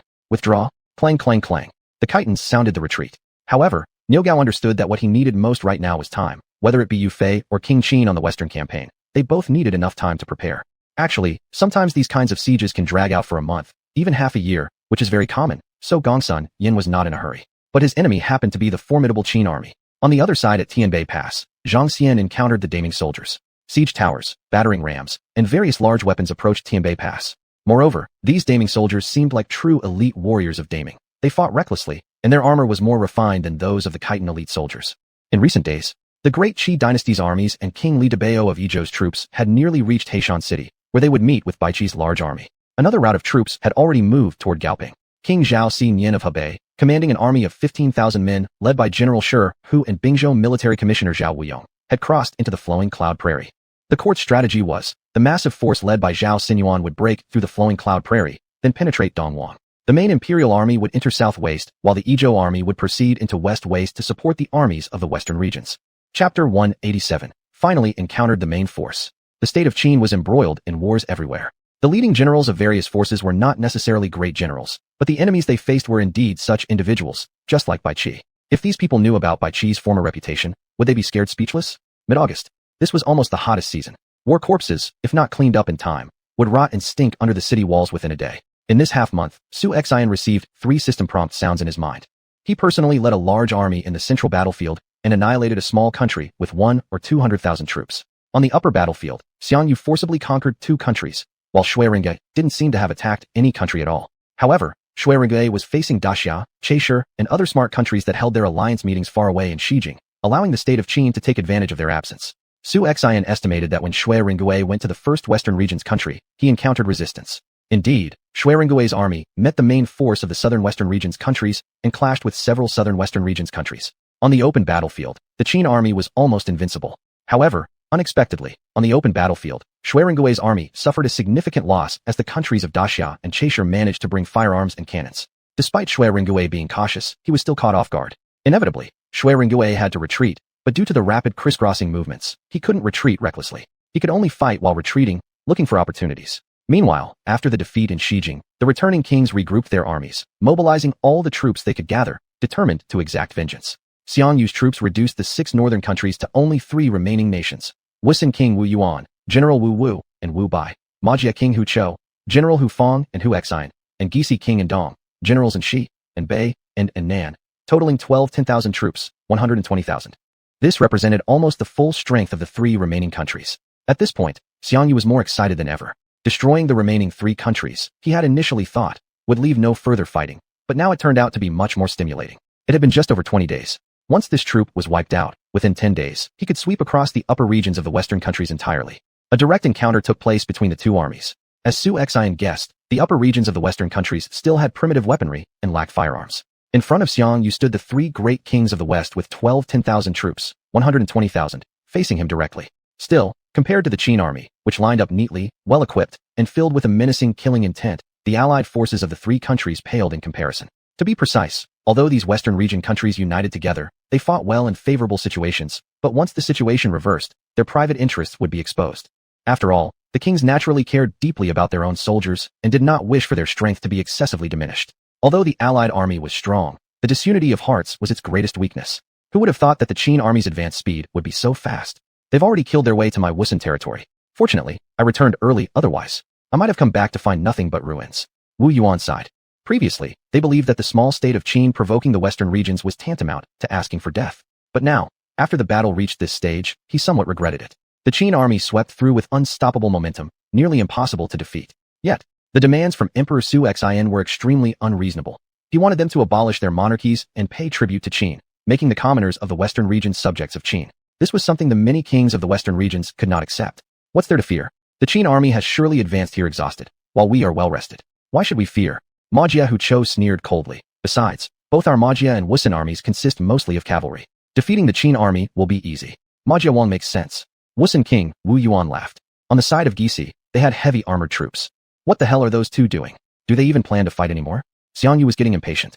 General Xiang, let's strike first and move our army closer. Long Ke suggested. Good idea. Infantry advance. Xiang Yu pointed with his overlord spear, and at this moment, an invisible power strengthened every aspect of the Qin army. Throughout their campaign, Xiang Yu's army had lost only 3,000 plus men. Trot, trot, trot. The Qin army marched forward with thunderous steps, instantly capturing the attention of the three kings of the western regions. You two, stop boasting. The Qin army is almost here. The cavalry of the two tribes is so powerful. Why don't we disrupt the enemy's formation entirely? Guaci King and Dong could hardly bear it. King Guaci, just watch. Our combined 40,000 cavalry. Let's see how the Qin army can withstand it. The cavalry of Wasteland and Ma Jia tribes were indeed formidable. The two kings had achieved many victories with their tribal cavalry in the past. And, throughout history, cavalry has always been a great weapon, especially on vast, endless grasslands where they held an even greater advantage. Wu Wu, follow my orders. Command you to lead 10,000 cavalry to attack the left flank of the Qin army. Hu Feng, follow my orders. Command you to lead 10,000 cavalry to attack the right flank of the Qin army. As for the front line, that will be led by our general, Hu Xian, commanding the other 20,000 cavalry to directly break through the Qin formation. King Ma Jia, what do you think? King Wasteland, Wu Yuan asked. Hu Chou nodded. It's a good plan, flanking both sides while breaking through from the front. General Xiang Yu of the Qin army, no matter how brave he is, he cannot resist this. Good, kings of the two great tribes, if you exert such force, then our state of Guaci cannot lag behind. Our heavy armor can protect the safety of our troops. Even the strong bows and hard crossbows of the Qin army cannot pierce through. And Dong said, although Guaci had fewer soldiers, in the western regions, no one dared to provoke them due to their tough battle armor, making them invincible wherever they went. Especially Guaci, which also mastered a special battle formation known as the tortoiseshell formation. Though slow-moving, this square formation, resembling a turtle shell, was impervious even to fire. In truth, it must be said that many troop types in the western regions each had their own characteristics, differing in combat effectiveness. Great, with our three tribes together, let's put an end to the unbeatable myth of the Qin army forever. Sound the horns, march out to battle. King Ma Jiahuqiu immediately issued the combat order. Woo woo, boom boom boom. The sound of horns and war drums instantly reverberated across the entire battlefield. Cry cry cry, kill. The Ma Jia and Wasteland troops roared like wild beasts, their 40,000 cavalry charging out from the military array. Chapter 188, A Godlike Army, Part 1. Ha ha ha, Xiang Yu suddenly burst into laughter. Faced with the charge of the three tribal armies, the Qin army, from its generals to its soldiers, showed no fear at all. They were filled only with boundless fighting spirit and an overwhelming aura of killing intent. At this very moment, they couldn't wait to clash swords with their enemies. The Qin army, whether in individual combat or teamwork, was unmatched by any other nation's forces. Xiang Yu, awaken indomitability, combat effectiveness increased by 40%, defense increased by 40%, entire army's combat effectiveness increases by 50%. It could be observed that on the bodies of the Qin soldiers, faint streaks of pale red energy emerged, even their eyes gradually turning blood red. Triggering hidden skill 5 Tiger Generals, Long Ke, Jibu, Ingbu, Yuziki, Zhonglime, the five's combat effectiveness increased by 30%. Triggering loyalty to Lord Xiang Yu, Long Ke, Jibu, Ingbu, Yuziki, Zhonglime, combat effectiveness increases cumulatively by 40%. In a moment, these five uppermost generals experienced a massive surge in power, authority, stamina, and defense. General Xiang Yu, I don't know why, but suddenly my whole body is brimming with strength, Long Ke said while shrugging, feeling as if his power was inexhaustible. It's because you follow me, Xiang Yu. To you, those ahead are nothing but a rabble. Even if I have only 10,000 troops, I can still defeat them. Xiang Yu was obstinate and arrogant, but it was rooted in an absolute confidence in his own ability. Whether military strategy, leadership, tactics, or battle array skills, Xiang Yu possessed supreme talents and was undoubtedly one of the top military leaders. Once upon a time, Xiang Yu's 30,000 men devastated Liu Bang's coalition force of over 520,000 soldiers. However, if he had followed some advice back then, the world might not have belonged to Liu Bang. Soldiers of Qin, let us make sure our Qin flags fly high in all the Western countries, and let the good news from North Xiu terrify the nations of the West. Long live King Qin. Glory to the Qin army. Long live King Qin. Glory to the Qin army. Suddenly, nearly 100,000 Qin soldiers shouted in unison, like thunder shaking the heavens, reverberating across the universe. The originally morale-high enemy was startled, almost scared by this roar. Just from this terrifying momentum, the Qin army was already frightening enough. Yingbu, Jibu, listen up. Each of you leads 10,000 cavalrymen. Attack left and right respectively and break through the western region's iron cavalry for me. If you can't win against 1-to-1 odds, don't come see me. Xiang Yu commanded loudly. Their martial arts skills ranked highest among the 5 tiger generals. Qin army, at a ratio of 1-to-1. We will never lose, said Yingbu. Thereupon, Yingbu and Jibu set off on both wings. Charge! Kill! Clatter, clatter, clatter. 10,000 cavalrymen charged forward from each wing, heading directly towards the cavalry of Wu and Hufang. The Qin cavalry has made its move, Hu Chou stated. Even though the Qin army's pre-battle pep talk frightened them, he remained highly confident in the abilities of his own soldiers. For now, Xiang Yu wasn't planning on deploying his main force so quickly. He wanted the greatest victory at the smallest cost, solving problems with advanced weaponry rather than human sacrifice, something King Su Xian of Qin had earlier emphasized to all his generals. Bowmen, crossbows ready. Xiang Yu pointed his overlord spear forward. But this was just one round of arrows, aimed to thin out the enemy. At 150 paces away, that would significantly reduce the number of enemy cavalry. Rush through, Hu Xian called out. Ram them, shouted aloud. The Qin soldiers immediately fixed sharp spears onto their shields' notches. Spear tips gleamed with menacing cold light. Fire! With a whooshing sound, 5,000 archers, 1,000 zhuge repeating crossbows, and more than 100 ballistae fired simultaneously. Arrows whizzed through the air, creating a piercing noise. Over 10,000 arrows flew in the direction of the enemy. Western region cavalries armed with small shields quickly raised their shields overhead. In an instant, the shields of enemy soldiers were pierced by countless arrows. Their warhorses became large targets, many receiving multiple arrows, falling down after being shot several times during the charge. Soldiers without shields started wildly swinging their blades, trying to cut through the incoming arrows. The arrows shot from the ballistae had the most power. They easily pierced through the horses in the front line. Once the first wave of arrows fell, the second one immediately followed. Because of their long range, many of the enemy cavalry fell before reaching the battlefield. Does the Qin kingdom's bow really have a maximum range 50 steps longer than ours? Hu Xian frowned deeply. Generally speaking, the range of most archers is about 150 steps. However, Qin's archers have increased their maximum range to 200 steps, an extra 50 steps. Such a distance places an enormous demand on a soldier's arm strength. Fortunately for the Western region's cavalry, there weren't too many arrows from the Qin army. Thus, the cavalry reached the Qin battle formation first. But the Qin soldiers, seemingly pumped with some sort of stimulating drug, showed no fear at all in the face of the charging cavalry. They held their heavy shields even tighter. As soon as the enemy cavalry came near, the Qin soldiers thrust out their long spears. Slurp! Before the cavalry could get closer, the Qin soldiers had already impaled their long spears deep into the enemy warhorses. With brute force, they halted the horses, which let out maddening cries of pain before collapsing, dragging their riders down with them, blood streaming profusely. However, some unstoppable horses still collided forcefully with the Qin shields. Yet the Qin soldiers found that even such powerful impacts failed to dislodge their shields. Behind, Hu Xian squinted his eyes, astonished. What the hell? Are all these Qin soldiers this strong? Charge through forcefully. Do not stop here. Hu Xian roared. The forward cavalry would undoubtedly die during this forced charge, but for the honor of the Western region warriors, they gritted their teeth and charged suicidally forward. Kill! The Qin soldiers went into a frenzy of stabs. Open the formations.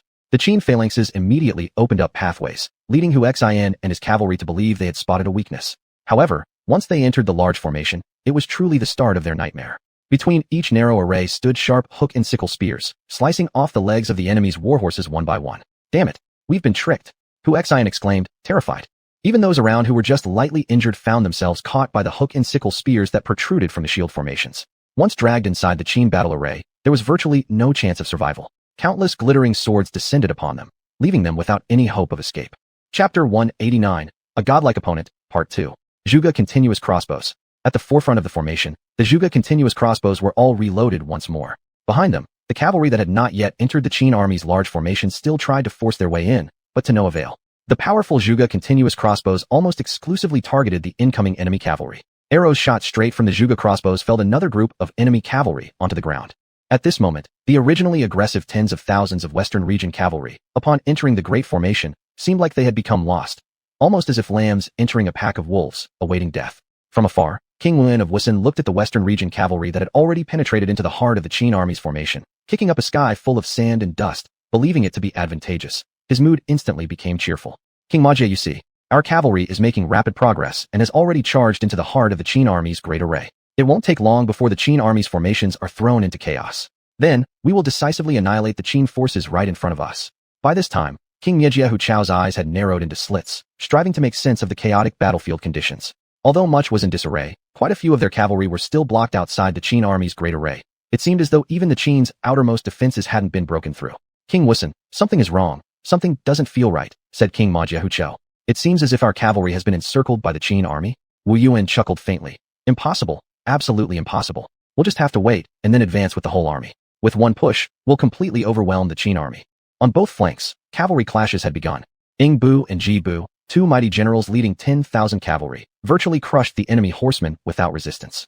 Yu Wu fought against General Ing Bu's army. This Ing Bu was an extremely fierce man who swept forward with a spear, directly targeting Yu Wu. In a past life, he had been able to battle Xian Yu for over a dozen rounds. Now, he was unleashing all his strength. Evil general, surrender your life. Ing Bu, having sighted Yu Wu, thrust his spear out toward him. That Yu Wu, seeing Ing Bu relentlessly charging forth, had already slain at least 30 or more Western region cavalry under his command. Fierce and unstoppable, the soldiers behind him were greatly encouraged. No one could withstand him. Are all cavalry equal? These Qin Kingdom horsemen possess an extraordinary fighting capacity. Beads of cold sweat broke out on Yu Wu's forehead. In a confrontation of 10,000 versus 10,000, the Western region cavalry had already lost half their forces on the battlefield, which did not align with what Xin had imagined beforehand. To him, his Wasteland cavalry should have routed the Qin cavalry within 15 minutes, but now, instead, they were the ones being pushed back step by step. Many Wasteland soldiers were now struck with fear. While Yu Wu was distracted, Ing Bu had suddenly arrived in front of him. General, watch out. Two war commanders noticed Ing Bu's spear aiming straight for Yu Wu's chest and rushed to attack simultaneously, hoping to block Ing Bu's spear with their weapons. You're courting death. Boom. Ing Bu bristled with energy. A sudden burst of sharp momentum emerged from his spear, aimed towards the two enemy commanders. Uffed. The two enemy commanders were astonished, immediately shattered internally by the wave-like force, their internal organs destroyed. Blood gushed out as the two commanders' bodies flew backward like kites whose strings had snapped. Damn, when I defeat you, the rest of these Qin riders will crumble. Yu Wu clenched his teeth tightly. He knew the only way to turn things around was to cut down General Ing Bu beneath his horse. As the first general of Wasteland, Yu Wu had absolute confidence in his own abilities. Before Ing Bu attacked, Yu Wu immediately seized an opportunity, striking swiftly with his spear. However, in Ing Bu's estimation, Yu Wu's martial skills were mediocre, ranked, at best, as a second-tier top warrior among martial artists, whereas he ranked among the elite warriors of the highest tier. How could Yu Wu be his match? Men from the Western countries are truly arrogant. My Qin state isn't Dei. They fear the states of the Western regions, but Qin moves relentlessly forward. All enemies are but stepping stones for Qin's rise. Ing Bu scoffed coldly. He laughed at Yu Wu's overestimation of himself. Clang. Suddenly, a crisp sound rang out, and Yu Wu's smile disappeared instantly. A surge of immense force struck his arm, tearing through his flesh. The sudden pain made his expression contort horribly as his weapon slipped from his grasp, flying out and spinning several times mid-air before embedding itself into the ground. Only at this point did Yu Wu, who had previously acted so self-assured, realize the enormous gap between himself and Ing Bu. How can this be possible? Yu Wu's face turned pale with shock. However, the next instant, a dangerous aura closed in on him. Laughable buffoon, descend into hell. Ing Bu sneered again and thrust his spear forward once more. No, general of the Qin army, let's settle this peacefully. Tear. Wu Wu wanted to back down, but Ing Bu would not give the latter any chance. The generals under Xian Yu's command were all fierce warriors. What they despised most were those who begged for mercy. The more you plead for your life, the less worthy you are of living. Cough, cough. Wu Wu coughed twice and immediately fell to the ground. Wu. General Wu Wu. Seeing Wu Wu die, the already weakened enemy cavalry immediately collapsed into chaos. Their main general is dead. The whole army must quickly defeat the enemy. In an instant, the Qin forces rallied their momentum, causing the remaining enemy cavalry to scatter and retreat in panic. Charge. Ing Bu's cavalry had already surged forward. On the other side, Ji Bu's cavalry also pursued the enemy. However, Hu Feng, the commander of the enemy cavalry, upon seeing the formidable Ji Bu, wasn't foolish enough to make the same mistake as Wu Wu, thus managing to escape with his life by sheer luck. How is this possible? How could our combined cavalry still be defeated? Wu Yuan couldn't help but feel uneasy. Of 20,000 cavalry, only a few thousand remained, which was an alarmingly fast rate of troop loss. General Guaci, can he hold out? Wu Yuan asked anxiously. Guaci's mouth twitched at the corners. Hadn't they both been boasting just moments ago about the invincibility of their cavalry? After just one clash with the Qin army's cavalry, they had retreated in such a disarray. Deep inside, he cursed the ancestors of Kings Wasteland and Majia, blaming them thoroughly. Rest assured, my heavy armor of Guaci ranks second in the entire world. with no one daring to claim first. All troops tightened the formation to resist the Qin cavalry from both flanks. Anxi, Anbei, each 5,000 strong on both sides, formed 4 phalanxes to directly assault Xiangyu's main force. King Guici had unshakable confidence in his own troops after all. After all, if it came to cavalry, didn't every surrounding nation have its own cavalry? This wasn't anything strange. Could anyone dare say that the cavalry of Wasteland and Majia could rival the cavalry of countries like Daliao or Daman? Chapter 190. The Turtle Formation of Kucha. Upon the command of King Guici, Anxi and Anbei, 2 great generals of Kucha, immediately opened 4 sides of a shield formation. For large square formations detached from the main array, moving forward at a very slow pace. However, these 4 formations were arranged like the shell of a turtle, with iron shields covering front, back, left, and right, and strong iron armor overhead, completely impenetrable. If the Qin army had met such an iron phalanx at the beginning, Zhuge's repeating crossbow would have been rendered useless. At this point, Yingbu and Jibu led the attack to the left and right wings of the enemy's large formation. There were heavy iron shields taller than humans deeply embedded in the ground, as sturdy as nails. One could observe that at the joint positions between these heavy shields, there were small openings. These small openings contained retractable long spears. The surface of the shields was covered with sharp spikes. If one touched those iron spikes, their body would be pierced through directly. Swish, swish, swish. As soon as Yingbu arrived at the front of the formation, sharp arrows shot out from within the large formation, wave after wave. Many Qin soldiers, who had just reached the front line, were shot off their horses by the chaotic arrows. The soldiers that approached the shields of the Guici soldiers were then attacked by spears thrusting outward, piercing directly into the bodies of the Qin cavalry. The war horses felt pain and collapsed, blocking the Qin cavalry. In a moment, beneath the shields lay numerous corpses of Qin cavalry, blood flowing like rivers. Ha ha ha. King Anton of Guici, upon seeing this scene, felt quite proud, seemingly deliberately boasting to Wu Yuan, the king of Wisan, and Hu Chou, the king of Emojia. These 2 people had previously boasted about their own cavalry being invincible in the world, but ended up being beaten badly by the Qin cavalry on the battlefield. Out of 20,000 cavalry, only a few thousand remained, and before they retreated into the main formation, they were slaughtered by Yingbu and Jibu, almost wiping them out. Consequently, their faces turned red with embarrassment, leaving them ashamed to see others. 2 kings, have you seen? Our country of Guici may have difficulties expanding its territory, but if it comes to defending our land, no one can be our match. Even the formidable Qin army is nothing. In half an hour, when the Qin army's morale wanes, we can launch a full assault and annihilate the Qin army. As for the front line, our Guici troops are unstoppable. These Qin troops will certainly fall under the might of our ghostly Gui iron armor and cold blades. King Guici laughed loudly. Wu Yuan and Hu Chou exchanged uneasy glances, not knowing what to say. Previously, they looked down on the Kucha because in the 36 kingdoms of the western regions, although Kucha was one of the strongest countries, in fact, they didn't have many troops. Even, they could only rival some smaller nations. Yet over all these years, not only were they never defeated by any enemy, but they managed to protect their own economy and population, growing stronger, proving their turtle army truly formidable. Capable of resisting all invading enemies, they were indeed a kind of special forces warriors. That leaves us to owe gratitude to King Kucha. Both men chuckled awkwardly. Faced with such a predicament now, both hoped that Kucha's army would defeat the Qin army, or otherwise, it would be them who would suffer defeat. On both flanks, the Qin cavalry faced the greatest resistance they'd ever encountered, temporarily unable to break through. All they could do was watch helplessly, circling outside the enemy's massive defensive line until they received orders to advance again. Damn it, it's cursed. Kucha's set of armored shields are airtight, impossible to breach. It's only resulting in heavy casualties, said Yingbu, his brow furrowed in frustration. On the other side, Jibu attempted 2 powerful assaults, charging with their war horses, but could not shake the Kucha military formations. Behind every shield stood an iron rod, bracing the shields firmly in place. Now, General Yingbu and his peers sorely missed the tiger squat cannons in the hands of King Qin. If they had several rounds aimed at the Kucha army formation, perhaps it could be bombarded open. But still, Kucha's shields were indeed robust. Even small cannons like tiger squat cannons might not work. They might need the mighty iron cannons like Frankish cannon, Red Barbarian cannon, or Great General cannon. However, Kucha soldiers had a significant weakness. The heavy armor they wore and the weapons made mostly of iron consumed immense strength. But currently, the Western region's army aimed to deplete the energy of the Qin cavalry, then counterattack out of the shield formation to finish them off. In the main battlefield, the combined force of Wisan and Mojia's 20,000-strong cavalry was almost entirely wiped out, unable to retreat in time. Xiangyu atop his black stallion stared with incredulity at the 2 stymied contingents of cavalry under generals Yingbu and Jibu. To be able to hold back 2 of my top generals, the soldiers of Kucha truly have some skills. This level of difficulty immediately ignited Xiangyu's battle spirit. General, are those the soldiers of Kucha? Zhongli Mei exclaimed in surprise. How about the cavalry of Wisan and Mojia? Xiangyu asked. They're almost all wiped out, Zhongli Mei replied. Haha, Xiangyu chuckled faintly, his hegemon spear already restless in his hands. As the first-ranked war general under heaven, was there anything Xiangyu feared? Even if it were walls of copper or iron, he would still pierce through them to make a huge hole. So what are we waiting for? Long K, I will lead the remaining 8,000 plus cavalry ahead first. You, Zhongli Mei, and you Ziki, take out the infantry later and follow up. Understood. The commanders accepted their orders. Sound the drums, full army attack. Boom boom boom. As soon as Xiang Yu finished speaking, the entire battlefield echoed with the sound of the Qin army's charging drums. Without hesitation, the Qin army dropped the heavy shields in their hands and advanced forward in perfect order.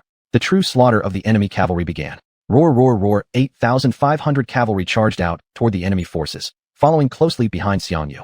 Under Xiang Yu's personal command, this cavalry force was like a pack of wolves starving for blood. With their main general leading from the front, every soldier was invigorated. The Qucha soldiers, upon seeing the approaching Qin cavalry, immediately became excited beyond measure. Good. They're coming just in time. Our chance to earn merit has come. Everyone prepare. Let the Qin army see the power of our Qucha shield formations.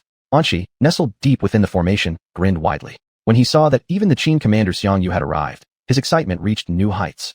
There was even a moment when he almost wanted to kill Xiang Yu outright. Such an unimaginable achievement would be absolutely magnificent. Clang clang clang. Just as Xiang Yu was about to charge in, iron spikes larger than fingers suddenly emerged from the enemy's shield armor. Now, the 4 iron shield formations were no longer just called turtles, they might as well be hedgehogs. Is this enough to stop me? You underestimate me, Xiang Yu, too much. Chapter 191, The Might of the Overlord. This Xiang Yu, how on earth did he become a commander? He's nothing but a reckless brute. Guaci King and Dong burst into laughter at once. He was waiting for Xiang Yu, this main general of the Great Qin, to be defeated. Wu Sun and Mo Jie could not accept that their 20,000 cavalrymen had just been annihilated. It felt like their hearts were bleeding. Cavalry. That was cavalry. In the blink of an eye, 20,000 cavalrymen were gone. Though the two countries were nomadic tribes where horse breeding was their main occupation, and grassland people were supposedly natural cavalrymen. This statement being both right and wrong, it was difficult to train a group of cavalrymen. The cost in food and supplies was also immense, requiring great effort. To lose so many cavalrymen in one strike meant a severe loss for the two tribes. Fine, all thanks to King Guaci, I see. The war horses of the Qin kingdom are actually more robust than those of our own grasslands. If we win this battle, all we want from Wu Sun and Mo Jie are the war horses of the Qin kingdom. The rest of the spoils of war can go to Guaci, Wu Yuan said. Indeed, the war horses under the Qin cavalry were clearly superior horses, all of them top-tier steeds. Such war horses placed on the grasslands would only amount to 1 among 100 ordinary war horses, which is why the two couldn't help but covet them. Even the dead Qin war horses made the two feel unbearably regretful. However, they would not have guessed that in the Qin kingdom, there would be no soldiers who surrendered or retreated, nor any war horses who would back down. To Guaci Wang, this kind of deal was excellent. Your Majesties need not worry. We're allied forces, so naturally, the spoils will be split according to merit. At present, Guaci's contribution was the greatest. Moreover, Guaci only had infantry, no cavalry, so having war horses served no purpose for them. Even Guaci Wang watching afar thought that Xiang Yu's cavalry would surely be wiped out by the 4 iron formations when, suddenly, something astonishing happened. Just as the cavalry was about to reach the front of Guaci's iron formation and crash into it with their horses' bodies, everyone felt sorry, not for Xiang Yu, but for his horse, Wu Zue, which was truly a divine horse. Should it perish in this battlefield, it would indeed be a waste of talent. Ya, hee-haw. Xiang Yu unleashed a thunderous roar that shook the heavens. His Wu Zue horse let out a sound resembling a tiger's growl and dragon's cry before rearing up. Xiang Yu tightened his grip on the overlord spear, bringing with him a terrifying presence, sweeping across. Seeking death, do you really think an iron spear will break my Guaci's iron armor formation? Isn't that underestimating the strength of the iron armor formation of Guaci country? And she was quite disdainful. After all, even the powerful chariots from Zhongyuan might not be able to shatter the shell of the iron armor formation. Boom. A crisp loud sound reverberated through the entire battlefield, a huge wave of sound nearly deafening the eardrums of Guaci's soldiers. From inside the iron armor formation, an agonizing scream echoed out. The soldier's body shot forward like a cannonball, crashing into other soldiers deep within the formation. With one impact, large numbers fell, more than 10 men dying instantly, ceasing to breathe. A large gap appeared in the front of the turtle shell array. What kind of turtle shell array is this? Is it so easy to penetrate? Xiang Yu smirked. Moving forward again, another thrust of his spear crushed an iron shield, denting it badly during the afternoon, a vortex of force passing through it and affecting the soldier behind, making him spew blood and be thrown outwards again. Man, horse, and spear forcefully plunged in, turning the worthless iron armor formation upside down. With extraordinary strength, akin to that of a heavenly deity, no one could stand against Xiang Yu. Immediately, the flaw in the Guaci soldiers became apparent. Whether moving or wielding swords and spears, they were restricted by the weight of their iron armor. Despite specialized training, over time, the exertion began to weigh on them. While Guaci focused heavily on the defensive qualities of their iron armor, they overlooked the flaws brought forth when the iron-armored troops were forced to fight. This was heavy iron, different from the xuanhuan heavy cavalry commanded by Su Xian. Gulping, seeing such invincible courage in Xiang Yu, and she, who had been arrogant just moments ago, broke into a cold sweat. Damn it, This is the first time Xiang Yu has appeared on the Western region's battlefield, and his martial prowess is unexpectedly so overwhelming. And she swallowed saliva continuously. One man dares to charge into an army formation consisting of 2,500 soldiers, such audacity. But, do you really think all of my Guai soldiers are good for nothings? Surround him, everyone, encircle Xiang Yu entirely. By killing Xiang Yu, they believed they would win the battle. But Xiang Yu, who had already killed 70 or 80 men in succession, frightened the Guai soldiers to such an extent that they dared not move forward anymore. They had never encountered anyone so courageous before, and almost every strike of the Overlord's spear proved lethal. As for the 8,500 cavalry behind Xiang Yu, they finally arrived at this moment. Xiang Yu's own Wuzue horse could travel 800 miles a day, making its speed incomparably fast, certainly not something the Qin cavalry could match. By the time the Qin cavalry charged in, they hurled canisters of oil from their hands directly onto the iron shields of Guai's troops. These shields were not completely impermeable. Some oil managed to seep through the cracks. Plop, plop. Can after can of oil shattered as they smashed against the iron shields, releasing a pungent smell that instantly alerted the Guai soldiers beneath. Oil, it's oil. An enemy soldier shouted in alarm. Stay calm, everyone. Push through faster. And Bei roared. However, the cavalry maneuvered swiftly, almost as if the Qin cavalry were deliberately wearing down the enemy's strength. Splash. Before the Guai soldiers could reach the Qin cavalry, arrows dipped in pine oil rained down and struck the enemy's iron shields. Fierce flames burst forth immediately, burning hot, with fire-laden resin dripping through the gaps. Any careless splash on one's face caused severe blistering. I can't take it anymore. Finally, one soldier tossed away his shield and stood up, only to meet a grim fate as he was promptly shot dead by a Qin archer. Break formation, full charge. Spread out, and Bei shouted loudly. The Guai formation broke open, revealing foot soldiers within who drew their sharp swords and charged at the Qin forces. Meanwhile, bowmen inside the Guai iron armor formation unleashed a chaotic volley of arrows toward the Qin cavalry the moment their ranks opened. Fight the Qin army to the death. 10,000 iron-armored soldiers clashed with over 8,000 Qin cavalry, sparks flying everywhere. It was clear to see. The Qin cavalry horses forcibly collided with enemy infantry and trampled right over them. Once Guai soldiers fell to the ground, the weight of their heavy iron armor made it nearly impossible for them to rise again. Their inevitable end came swiftly, crushed under the weight of the Qin cavalry's massive iron hooves. Yet, the resilience of Guai's soldiers proved even more challenging than annihilating Wusun or Maojia tribes. Chapter 192, Blood Battle. However, these Guai soldiers, though clumsy in their movements, had no fear of death in the ongoing battle. Since they could not attack the enemies directly, they chose to target the warhorses of Qin's army instead. Even the strongest warhorses would not be able to withstand dozens of cuts. The fierce fighting lasted for just a few minutes before Long Ke, Zhong Limei, and Yu Ziqi arrived with the main force of Qin's troops. This marked that the 20,000 cavalry from Xuanhuan and Maojia who had charged Qin's formation earlier were all killed by Qin soldiers. Countless Qin soldiers surged forward like an overwhelming flood, with no end in sight. In mere moments, they engaged in intense combat with the iron-armored troops of Guai. As time passed, more weaknesses of the Guai iron-armored soldiers were exposed. Their strength was almost entirely depleted. Even lifting their weapons became a challenge, let alone continue to fight against the Qin forces. Although they had undergone specific physical training, they couldn't endure endless exhaustion. Once the melee began, these iron-armored soldiers became nothing more than sitting ducks awaiting slaughter. However, the design of the armor of Guai soldiers was inherently flawed.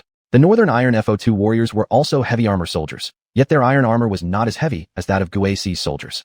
At this moment, Xiang Yu broke through the enemy ranks forcefully, covered in blood, resembling a god of war with surging blood vitality. Although it was indeed difficult to kill Guai soldiers, what did it matter if their whole body was made of iron? Xiang Yu managed to pierce through their iron armor multiple times, slaying the enemy. Charging forward relentlessly, no one could stand against the brilliance of Xiang Yu. He slaughtered enemies so ferociously that none dared to approach him or engage in combat. Kill. Mounted on his black warhorse Wu Jue, Xiang Yu galloped full speed toward the main formation of the allied forces of the Three Kingdoms. On the battlefield, every enemy soldier who caught sight of Xiang Yu's blood-streaked face was shocked speechless. Such ferocity might only be found in one person across the entire world. Damn it, something's off. Even our Guai soldiers can't withstand Qin's forces? King Guai looked at his own soldiers, unable to retreat, facing imminent slaughter by the Qin army. He finally understood the pain felt by the kings of Wusun and Maojia. These Qin soldiers are not human. Even our highly defensive Guai soldiers are no match. If this continues, our Three Kingdoms will surely fall under Xiang Yu's hands, worriedly said King Wu Yuan. What should we do now? Should we retreat? Hu Chou didn't want to fight anymore. He kept having nightmares whenever he thought about the Qin army. King Wu Yuan shook his head.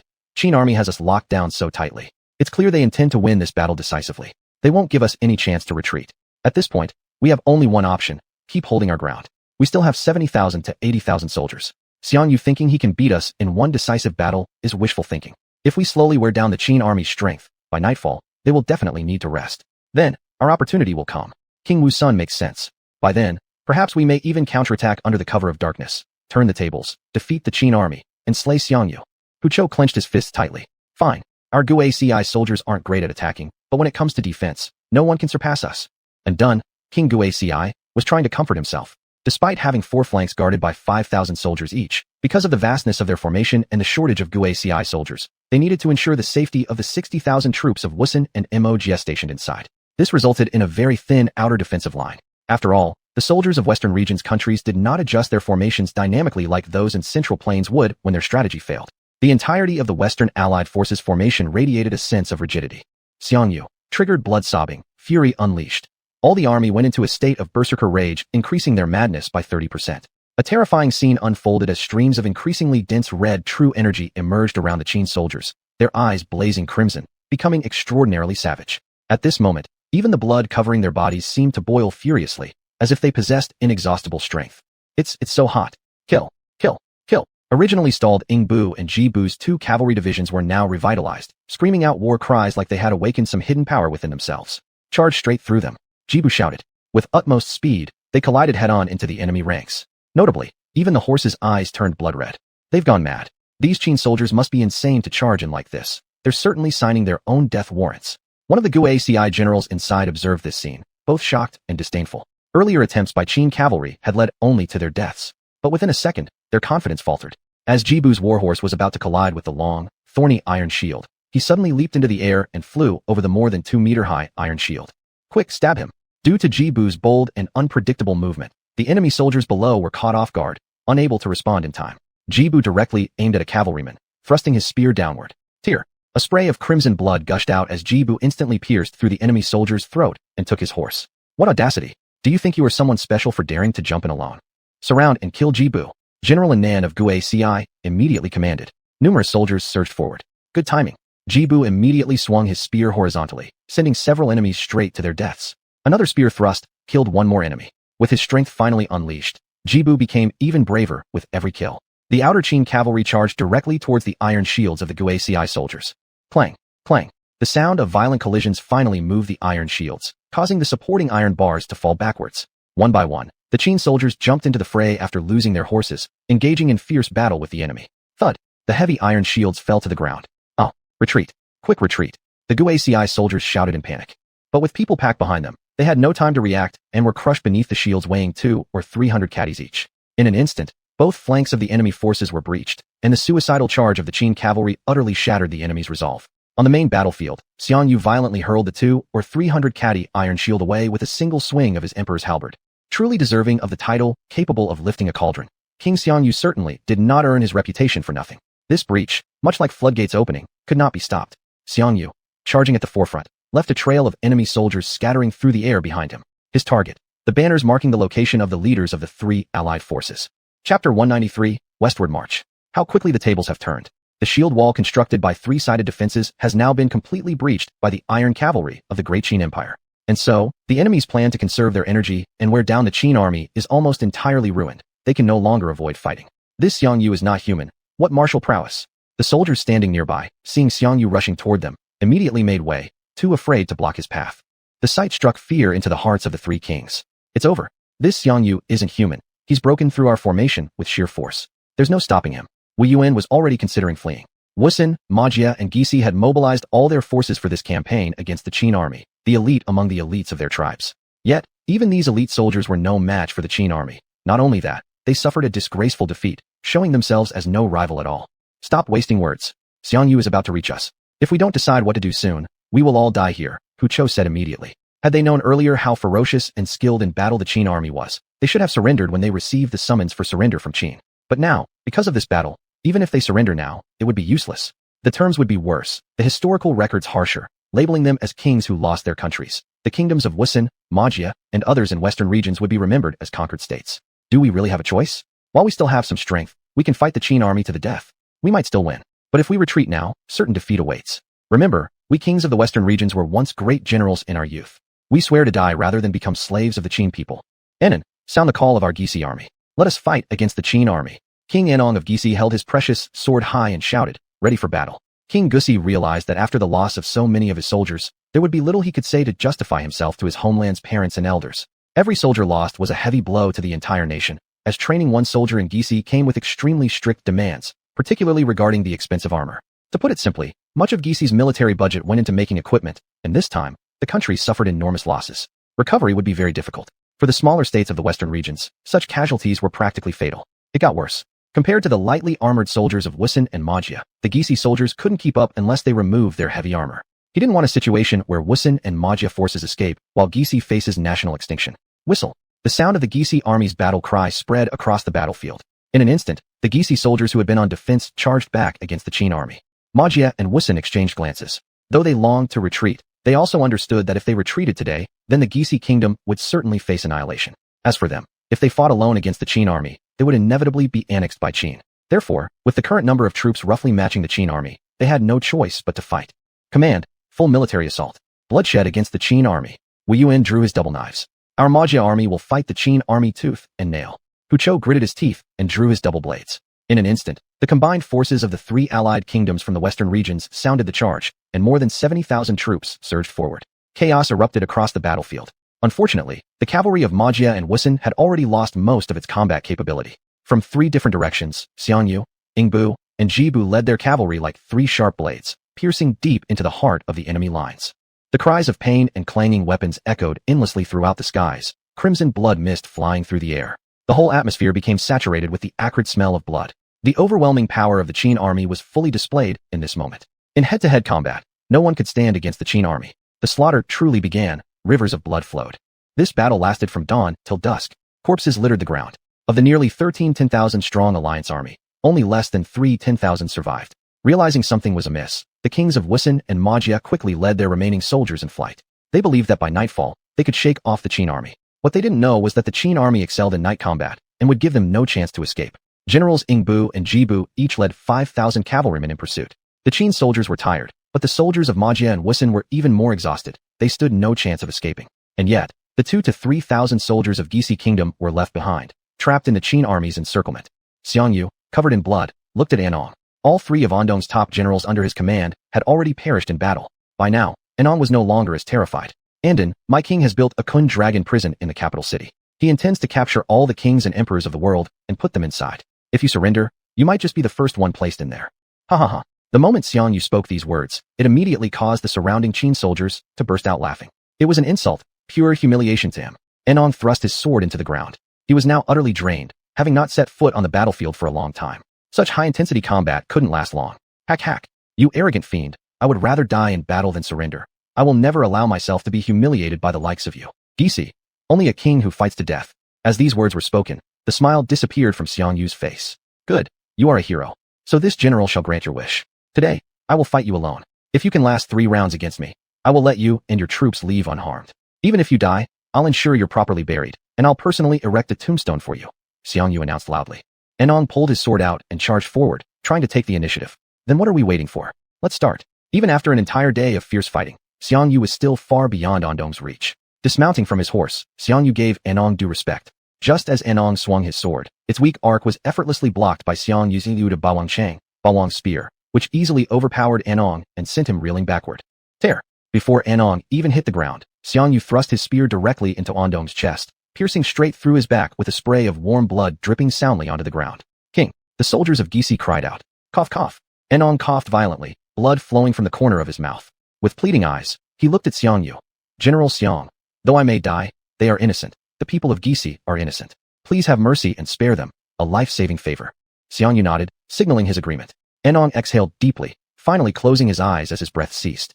King! A crowd of Gisi soldiers knelt on the ground, wailing sorrowfully. Chapter 194, what's one more? Anton is dead. Will you continue to resist? Xiangyu looked at the Gisi soldiers with a cold voice. With the defeat of the hundreds of thousands of troops, their resistance was futile, like beasts struggling in despair for nothing. The remaining soldiers of the Guizhi kingdom finally dropped their weapons and squatted on the ground to surrender. However, this battle dealt an extremely fatal blow to the entire western regions. The defeat of the northern western regions greatly diminished the strength of the whole region. The advantage in terms of manpower vanished. At this moment, Wu Yuan, king of Wusun, and Hu Chou, king of Magia, who had escaped, thought they could escape due to the speed of their war horses, but little did they know that the iron cavalry of Qin was chasing them closely behind. Wu Yuan, where can we go now? The Qin army will surely arrive at our two tribes, Hu Chou said. What's there to panic about? Though we lost this battle, we belong to the tribal nations in the north. If we can't fight, we flee. Wu Yuan gritted his teeth. The benefit of nomadic people is that their territories aren't fixed. If necessary, they can move their entire encampment to safer locations and settle there. But this time, both tribes had suffered significant losses. Even if they relocated to others' lands, it was likely that others wouldn't accept them either. Ta-ta-ta-ta. Just as they spoke, Ingbu's cavalry arrived first. And yet, Wu Yuan, who had always been so confident in the stamina of his war horse, discovered that even their war horses were completely exhausted. Wu Yuan, Hu Chou, do you have any place left to run? I advise you not to resist pointlessly. Perhaps there is still a way out. Otherwise, our Qin cavalry will charge again, and all of you will become corpses covered in blood, Ingbu shouted. Seeing two cavalry forces flanking them from both sides, Wu Yuan and Hu Chou tried to continue fighting, but their horses' legs were trembling with exhaustion. Having already experienced the prowess of the Qin army, fear now arose in their hearts. General Ingbu, General Jibu, please let us leave. One day, my tribes will surely thank the two of you immensely. Wu Yuan naturally knew the fate awaiting them should they surrender now. Surrendering before the battle would mean he might lose the title of king, but he could still be the chief leader of his tribe, managing the affairs. However, after their current defeat, they would only end up imprisoned forever in Qin's capital. The hell? You dare to bribe me? Cavalry of Qin, form ranks, charge ahead. Hold back nothing. Ingbu roared in anger. Bribing the generals of Qin was considered a grave insult to them. Hee-haw. As the Qin cavalry's horses neighed fiercely, they prepared to charge once more. Hearing the sound, the soldiers of Wasteland and Majia trembled uncontrollably, reaching the peak of their fear. The Qin army had now become their nightmare. General Ingbu, General Jibu, we surrender. We won't fight anymore. I want to go home. In an instant, the enemy soldiers leapt off their war horses, falling to their knees. For a battle that held no chance of victory, resisting further would only consume their lives uselessly. Cowards, a bunch of cowards. The honor of the western regions has been entirely thrown away by your kind, Wu Yuan scolded loudly. King of Majia, why don't we give one more round of battle, even if we die? Before Wu Yuan could finish his words, Hu Chou responded. I, Hu Chou, am willing to lead the Majia tribe to submit to the Great Qin Empire. Hu Chou knelt down on both knees, raising his sword above his head, pleading for surrender to the Qin army. Wu Yuan was shocked. Meanwhile, half of the people under his command had already laid down their weapons. Continuing the fight was simply inviting being crushed by the Qin army. Wu Yuan, what are you waiting for? Do you think you'll live if you return to the Wasteland clan? Do you truly believe Qin's iron cavalry can't catch up to Wasteland's war horses? Ingbu sneered. Wu Yuan paused for a moment, then collapsed from his war horse. Surrender. This king is willing to surrender. Please convey this to General Xiangyu, asking him to treat the people of Wasteland kindly. In an instant, several countries in the northern western regions were either wiped out or surrendered. In this battle, the united armies of the northern western regions were utterly annihilated, and the Qin army also lost over 19,000 men. After a night of rest, Xiangyu's army continued its westward advance, fully incorporating the three kingdoms of Wuxi, Majia, and Gizi into the territory of the Qin state. There was silence throughout the night. Dawn broke swiftly. Xuanhuan far away in the central western regions woke up, hearing the system notification. Ding. Congratulations to the host for destroying the three kingdoms of Gizi, Wuxi, and Majia. Earning points. 5,400,000 each. Remaining points for the host. 44,100,000. Xuanhuan blinked and muttered to himself. Goodness, I never expected that Xiangyu would advance so quickly. He's wiped out three kingdoms in such a short time. Within a month, his troops will be able to surround the enemy forces in central western regions. This battle is already half won. It was barely into September, honestly. If things continue like this, the entire western regions could be completely pacified before the New Year's Eve next year. Currently, the whole Qin state is on the offensive against the western regions while adopting a defensive posture toward other countries. This was originally the combat strategy. Main generals stationed across the land were given full autonomy over their military actions. Whether to attack or defend depended solely on the decisions of these commanders. As king, Xuanhuan placed complete trust in them. Ding. System detected Crown Princess Zhao Rui of Deqi carrying the host's offspring for months.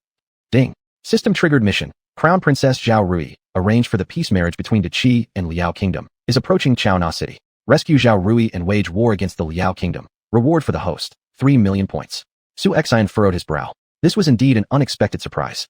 Xiao Huachun, send the Imperial Guards forthwith to Chaona City. Tell Hua Tsubing to intercept the peace envoy team from Deqi and Liao Kingdom on my behalf. The one within the group is my royal concubine. Xuanhuan suddenly ordered. Honestly, in the past few days, the combined armies of these nations in central western regions have only been testing each other. No major confrontation has happened yet. Xuanhuan was waiting for reinforcements from both flanks to arrive. Of course, even with just Xiangyu alone, it would be sufficient to defeat the united forces of central western region countries. The generals inside the tent exchanged glances as they looked at Xuanhuan. Your Majesty, how do you know that the envoy team from Deqi has reached Chaona City? Qin Xiong asked with a furrowed brow. I guessed. More than a month ago, Deqi had arranged a marriage alliance with Liao Kingdom. This news wasn't concealed. Everyone in Qi knew about it, Su Xian replied. At this point, Xuanhuan broke out in a cold sweat. Your Majesty, not only does everyone know, but now the entire world knows that Crown Princess Zhao Rui of Qi carries your child. This information was delivered by the Imperial Guards yesterday. Chapter 195, Diplomatic Tigers, Su Qin and Zhang Yi. Su Xian frowned, looking around at the people in the large tent. Why don't I know about this? Xiao Huachun immediately said, I was planning to report it to your Majesty last night, but seeing that you were so tired, hence, I did not report it in time. Never mind. This is not your fault. However, how did the people of the world come to know that Zhao Rui is carrying my child? Su Xian continued to ask. It's spread from the court. There are rumors that it was the Empress who released this news. Xiao Huachun continued.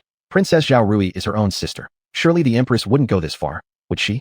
Years ago, the two sisters had an incredibly close relationship. Now, they have become sworn enemies. There's no way it's impossible. Back when your Majesty was in the capital, to achieve his purposes, the Empress didn't even give Princess Rui a shred of face. The Empress now is nothing more than a typical venomous snake, cold and merciless. Zhang Fei muttered angrily. Su Xian also agreed greatly. Nowadays, the Empress stops at nothing to reach her goals. The Empress timed this perfectly, spreading the news that Zhao Rui is pregnant with his child. This is done with the intention of dragging Liao into the vortex of this war in the western regions. Keep in mind, if a concubine princess is made pregnant by the king of Qin, this will certainly infuriate Liao, which values honor so highly, making them feel that the kingdom of Qin is intentionally challenging the dignity of the Liao state. Hence, the Empress treats Zhao Rui as a mere pawn. Now, in her heart, there's only the interest of the empire, having transformed completely into a cold-hearted and unfeeling woman. Yet, as much as that may be true, if we raid the Grand Qi envoys, we will inevitably offend Liao again. Liao is a major northern kingdom, able to stand against Great Ming. We're causing too many enmities everywhere right now, and this probably isn't a wise move.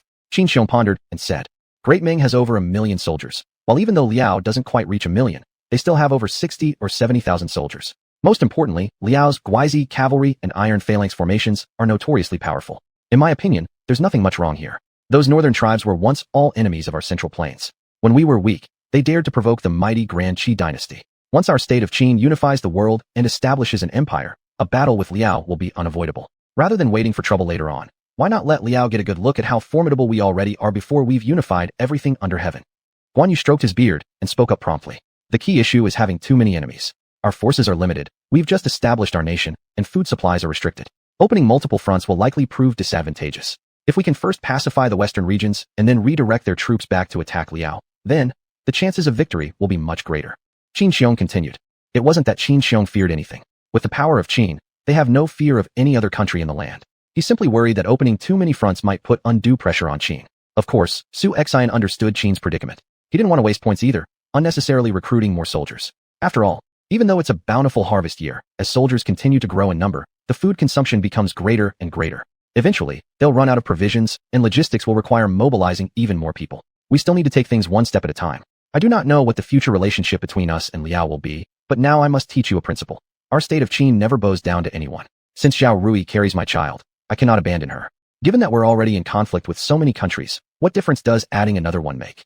Send the immediate command to Huatsubing. Without hesitation, no one shall bully my women.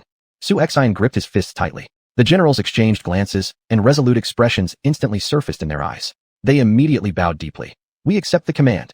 Still, despite his words, Su Xian remained rational. He opened the system again. Honestly, he was desperately short on points right now. If the system could upgrade to its top level, then firearms categories in the storehouse would be unlocked, along with 4 great armories, almost all automatically upgrading and strengthening themselves. Cannons like the Frankish artillery, red barbarian cannons, Krupp artillery, etc. On the battlefield, winning a war would become easier. Currently, he still needed to remain low-key because Liao Kingdom and King Yizhou, these two powers, are ones that do not necessarily need to participate in battle. Before the war fully erupts, he needs to resort to some tactics. Warfare involves not only battles on the battlefield but also political struggles. Politics requires mainly strategy and diplomacy, and today Su Xian needs capable diplomats who can ensure Liao participates in the war later, at least until he can pacify the western regions. Zhang Yi, 120-0000, hidden skill, steel mouth, over 80% success rate in diplomacy. Su Qin, 120-0000, hidden skill, deception, over 90% success rate in diplomacy, seductive persuasion. Zhang Yi may not have as high of a hidden skill in diplomacy as Su Qin, but this guy is more versatile. As the former prime minister of the state of Qin, he was instrumental in ensuring the continued rise of Qin's power. Under Zhang Yi's tenure, he made multiple diplomatic missions to the 6 states east of Mount Taiyang, successfully advocating for a horizontal alliance to counteract the vertical alliance that would have opposed Qin, thus convincing these states to serve Qin instead. In short, With Zhang Yi's iron tongue, even the dead could be brought back to life through his persuasion.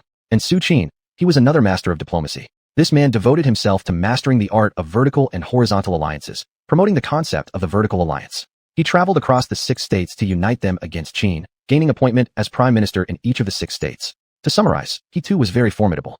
Both were famous diplomats. System, summoned Zhang Yi and Su Qin. The state of Qin wanted to remain standing firm in the Central Plains without relying solely on war's drain, so it also needed to leverage its powerful diplomatic abilities. Ding. Summoning Zhang Yi and Su Qin succeeded. Points consumed, 2,400,000. Host remaining points, 41,700,000. In a short while, Zhang Yi and Su Qin entered. As 2 literati walked in, they drew the attention of all present. Your humble servants, Zhang Yi, Su Qin. Pay our respects to your majesty. Both bowed low. My dear ministers, please rise immediately, Su Xuanhuan quickly said. Thank you, your majesty. They both rose. I am establishing the Honglu Temple, appointing Zhang Yi as Grand Secretary and Su Qin as Deputy Secretary of the Honglu Temple. The Honglu Temple has always been responsible for diplomacy and receiving foreign envoys. Of course, the Ministry of Rites could also handle these matters, but the establishment of the Honglu Temple focuses mainly on diplomacy, naturally reducing the authority of the Ministry of Rites. I am ordering you both, one to envoy to Liaozhou and the other to Yizhou. I believe that with your capabilities, you can surely convince both factions to end hostilities, Su Xuanhuan continued. They both nodded. Zhang Yi then said, this matter is in safe hands with us. Zhang Yi will envoy to Yizhou, and the mission to Liaozhou can be entrusted to Su Qin. Chapter 196, Yu Fei's Sudden Assault on the Hu People, Part 1. To be honest, it is more difficult to persuade King Yizhou than it is to persuade the Liao Kingdom. King Yizhou, Li Debao, has personal grudges with Su Xuanhuan and suffered the loss of several 10,000s of troops because of him. The Liao Kingdom? That's like a woman who was already pregnant, and perhaps these misfortunes might not even be counted on Su Xuanhuan's head. Isn't she, the Empress, fond of splashing water of misfortune onto the Qin Kingdom? Now Su Xuanhuan will redirect that water of misfortune back onto the Empress. She may think herself clever, but does she believe that all the officials in the Qin Kingdom are nothing but fools? Or does she think that the king of Qin, who managed to secure such a vast territory in the Wastelands, is a complete fool? Alright, then let's do it this way. If the matter is handled well, I shall reward you greatly. With a wave of his hand, Su Xuanhuan spoke. Agreed. Both men bowed respectfully. When it came to diplomacy, they were absolutely confident. In fact, if we're talking about diplomacy alone, there probably isn't anyone better in the whole world than them. The two would set out on their diplomatic missions to Liao and Yizhou. It would take at least 10 to 15 days. With express messages carried at full speed, it would take just a few days to return to xuanhuan City and report.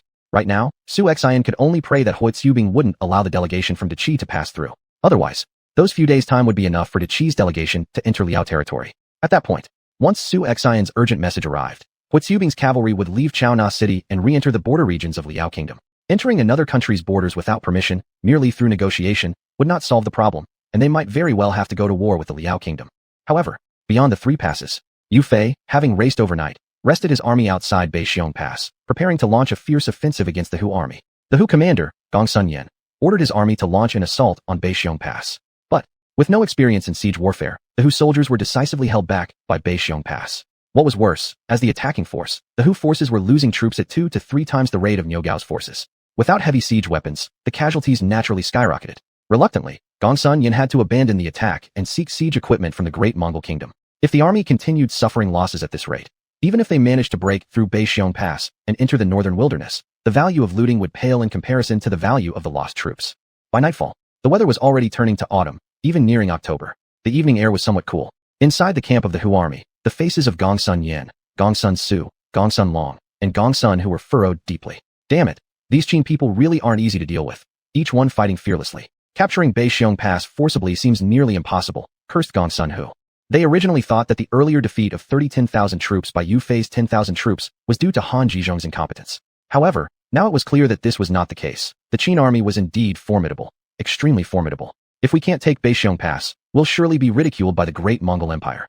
This must not happen, said Gongsun Su, clenching his fists tightly. By the way, what's going on with these past few days? Why haven't we heard any news from Han Zhizhong? That damn bastard should have taken control of Shi Jing and coordinated an inside-outside pincer movement. But right when it matters most, he disappears. Does he want to sit idly by and watch us who fight to our mutual destruction with the Qin Kingdom? Let's wait a little longer for news from Han Zhizhong. If he can launch an attack from behind Beixiong Pass, we'll face much lighter resistance on the front line, said Gongsun Yan. Don't worry. The newly established Qin Kingdom doesn't have much strength after all. Actually, we don't need to rush. Let's not forget, now Deqi and Western regions, these two massive powers, are enough to give Su Xuanhuan serious trouble. The Grand Commander is right, nodded everyone. Alright, all of you go rest. As soon as the siege equipment from the Great Mongol Empire arrives tomorrow, "We'll launch a ferocious assault on Beixiong Pass," said Gong Sun Yen, his fists clenched firmly. "Understood." The Hu generals saluted and received their orders. Unbeknownst to them, the Han Zhizhong they were waiting for had already fled to Liao and was lying low, with no possibility of returning to offer support. This piece of information, if it reached Gong Sun Yan's ears, would undoubtedly send shockwaves through him. After all, for Han Zhizhong, commanding tens of thousands of troops, to suffer such a rapid defeat clearly demonstrates the strength of the Qin army. But Gong Sun Yan never imagined that those appointed by xuanhuan as regional commanders in the Qin kingdom would all possess the abilities of great generals. In the early hours of the morning, 200,000 of Yu Fei's elite cavalry galloped across the vast grasslands. Before them lay the main camp of the Hu army. "General Yu, at this hour, the enemy troops must be asleep. With our 20,000 cavalry rushing in, we will certainly be able to slaughter the enemy multiple times over." The assembled battle commanders were already itching to get into action. 20,000 elite cavalry were sufficient to shake a Hu army of 100,000.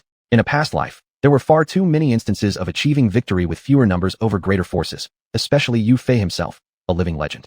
Many of his battles had seen him triumph with smaller forces. "Commanders, tonight we must achieve the greatest victory at the smallest cost. Do you see the enemy's commander flag?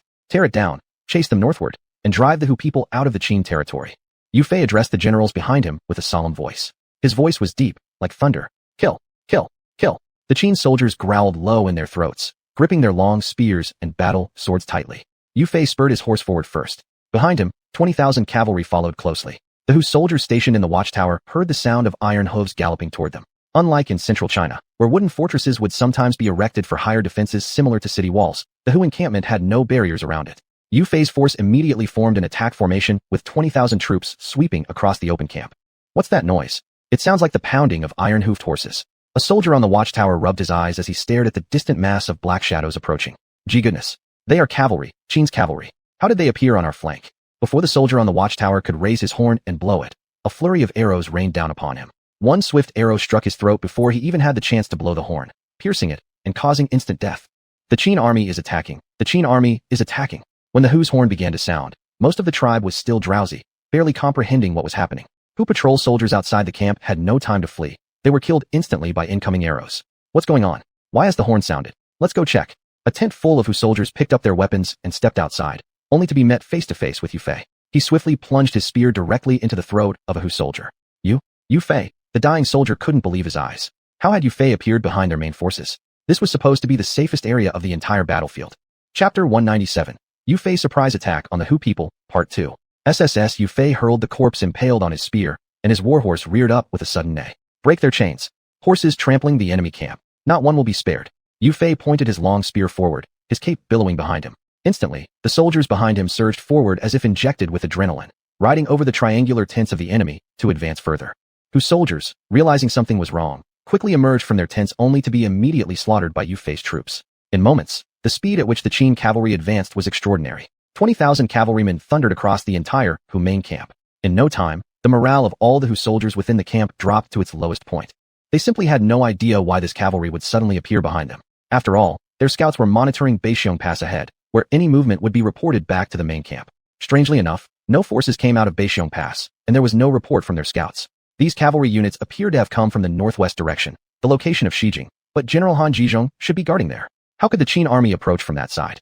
Unless Yu Fei led his Qin army to wipe out all of Han Zhizhong's troops within 10 days, then used the mobility of the cavalry to gallop swiftly and surprise attack their main camp without warning. However, for most people, this almost seemed impossible.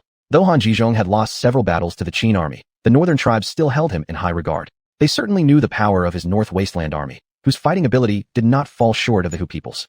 The piercing wails of the Hu soldiers filled the heavens, reverberating endlessly through the sky. Within such a short time, the ground was already littered with the corpses of Hu soldiers, fresh red blood turning the green landscape crimson. When Gong Sun Su, the prince of the Hu people, heard the commotion, he got up immediately. Even on campaigns, leaders like Gong Sun Su maintained vigilance.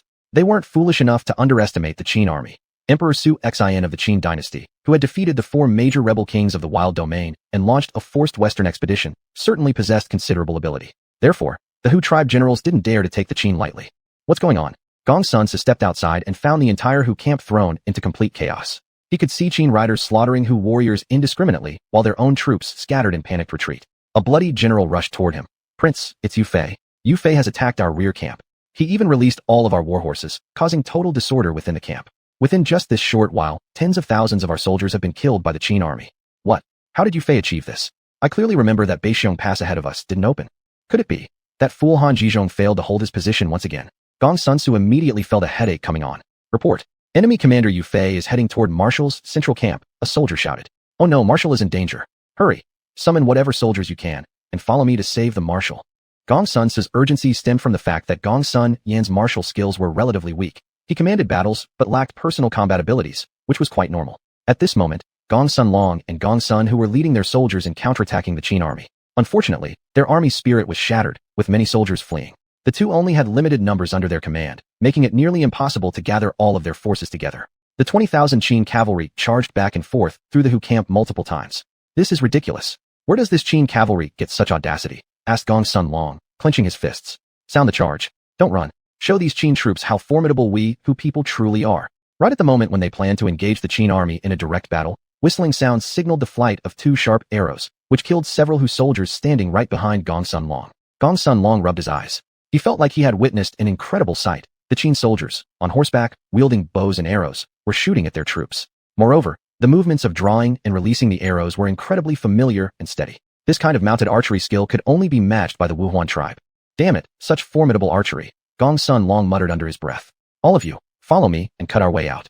However, as Gong Sun Long and Gong Sun Hu approached, they finally realized just how powerful these Qin cavalrymen truly were. Just as Gong Sun Long was about to reach one of the Qin cavalry soldiers with his long spear, the Qin soldier immediately altered his course, circling around from the side. Not only did this cavalryman dodge their attacks, but he turned to assault the Hu soldiers behind them. Clang! The clash of weapons and cries of pain echoed through the air as a Qin soldier's lance sent a weapon flying from the hands of a Hu soldier.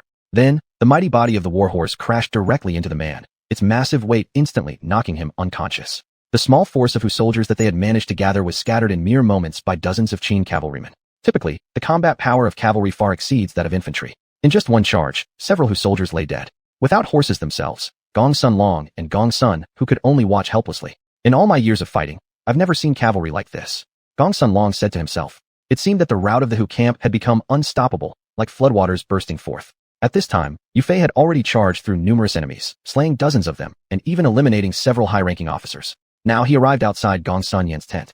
Upon hearing that Yu Fei's forces were here, Gong Sun Yan had already put on his armor and was preparing to flee. SSS Yu Fei's steed let out a loud neigh. I'm glad I arrived quickly, otherwise, today you, Gong Sun Yan, would have escaped. The timing is perfect.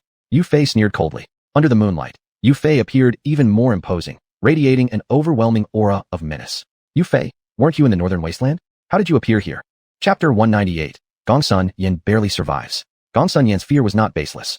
Jinbei Pass was the main checkpoint at the far north of the wilderness, highly defensible. Even though they abandoned the direct attack on this pass and instead chose to assault Beixiong Pass and Taibei Pass, it was a well-prepared plan.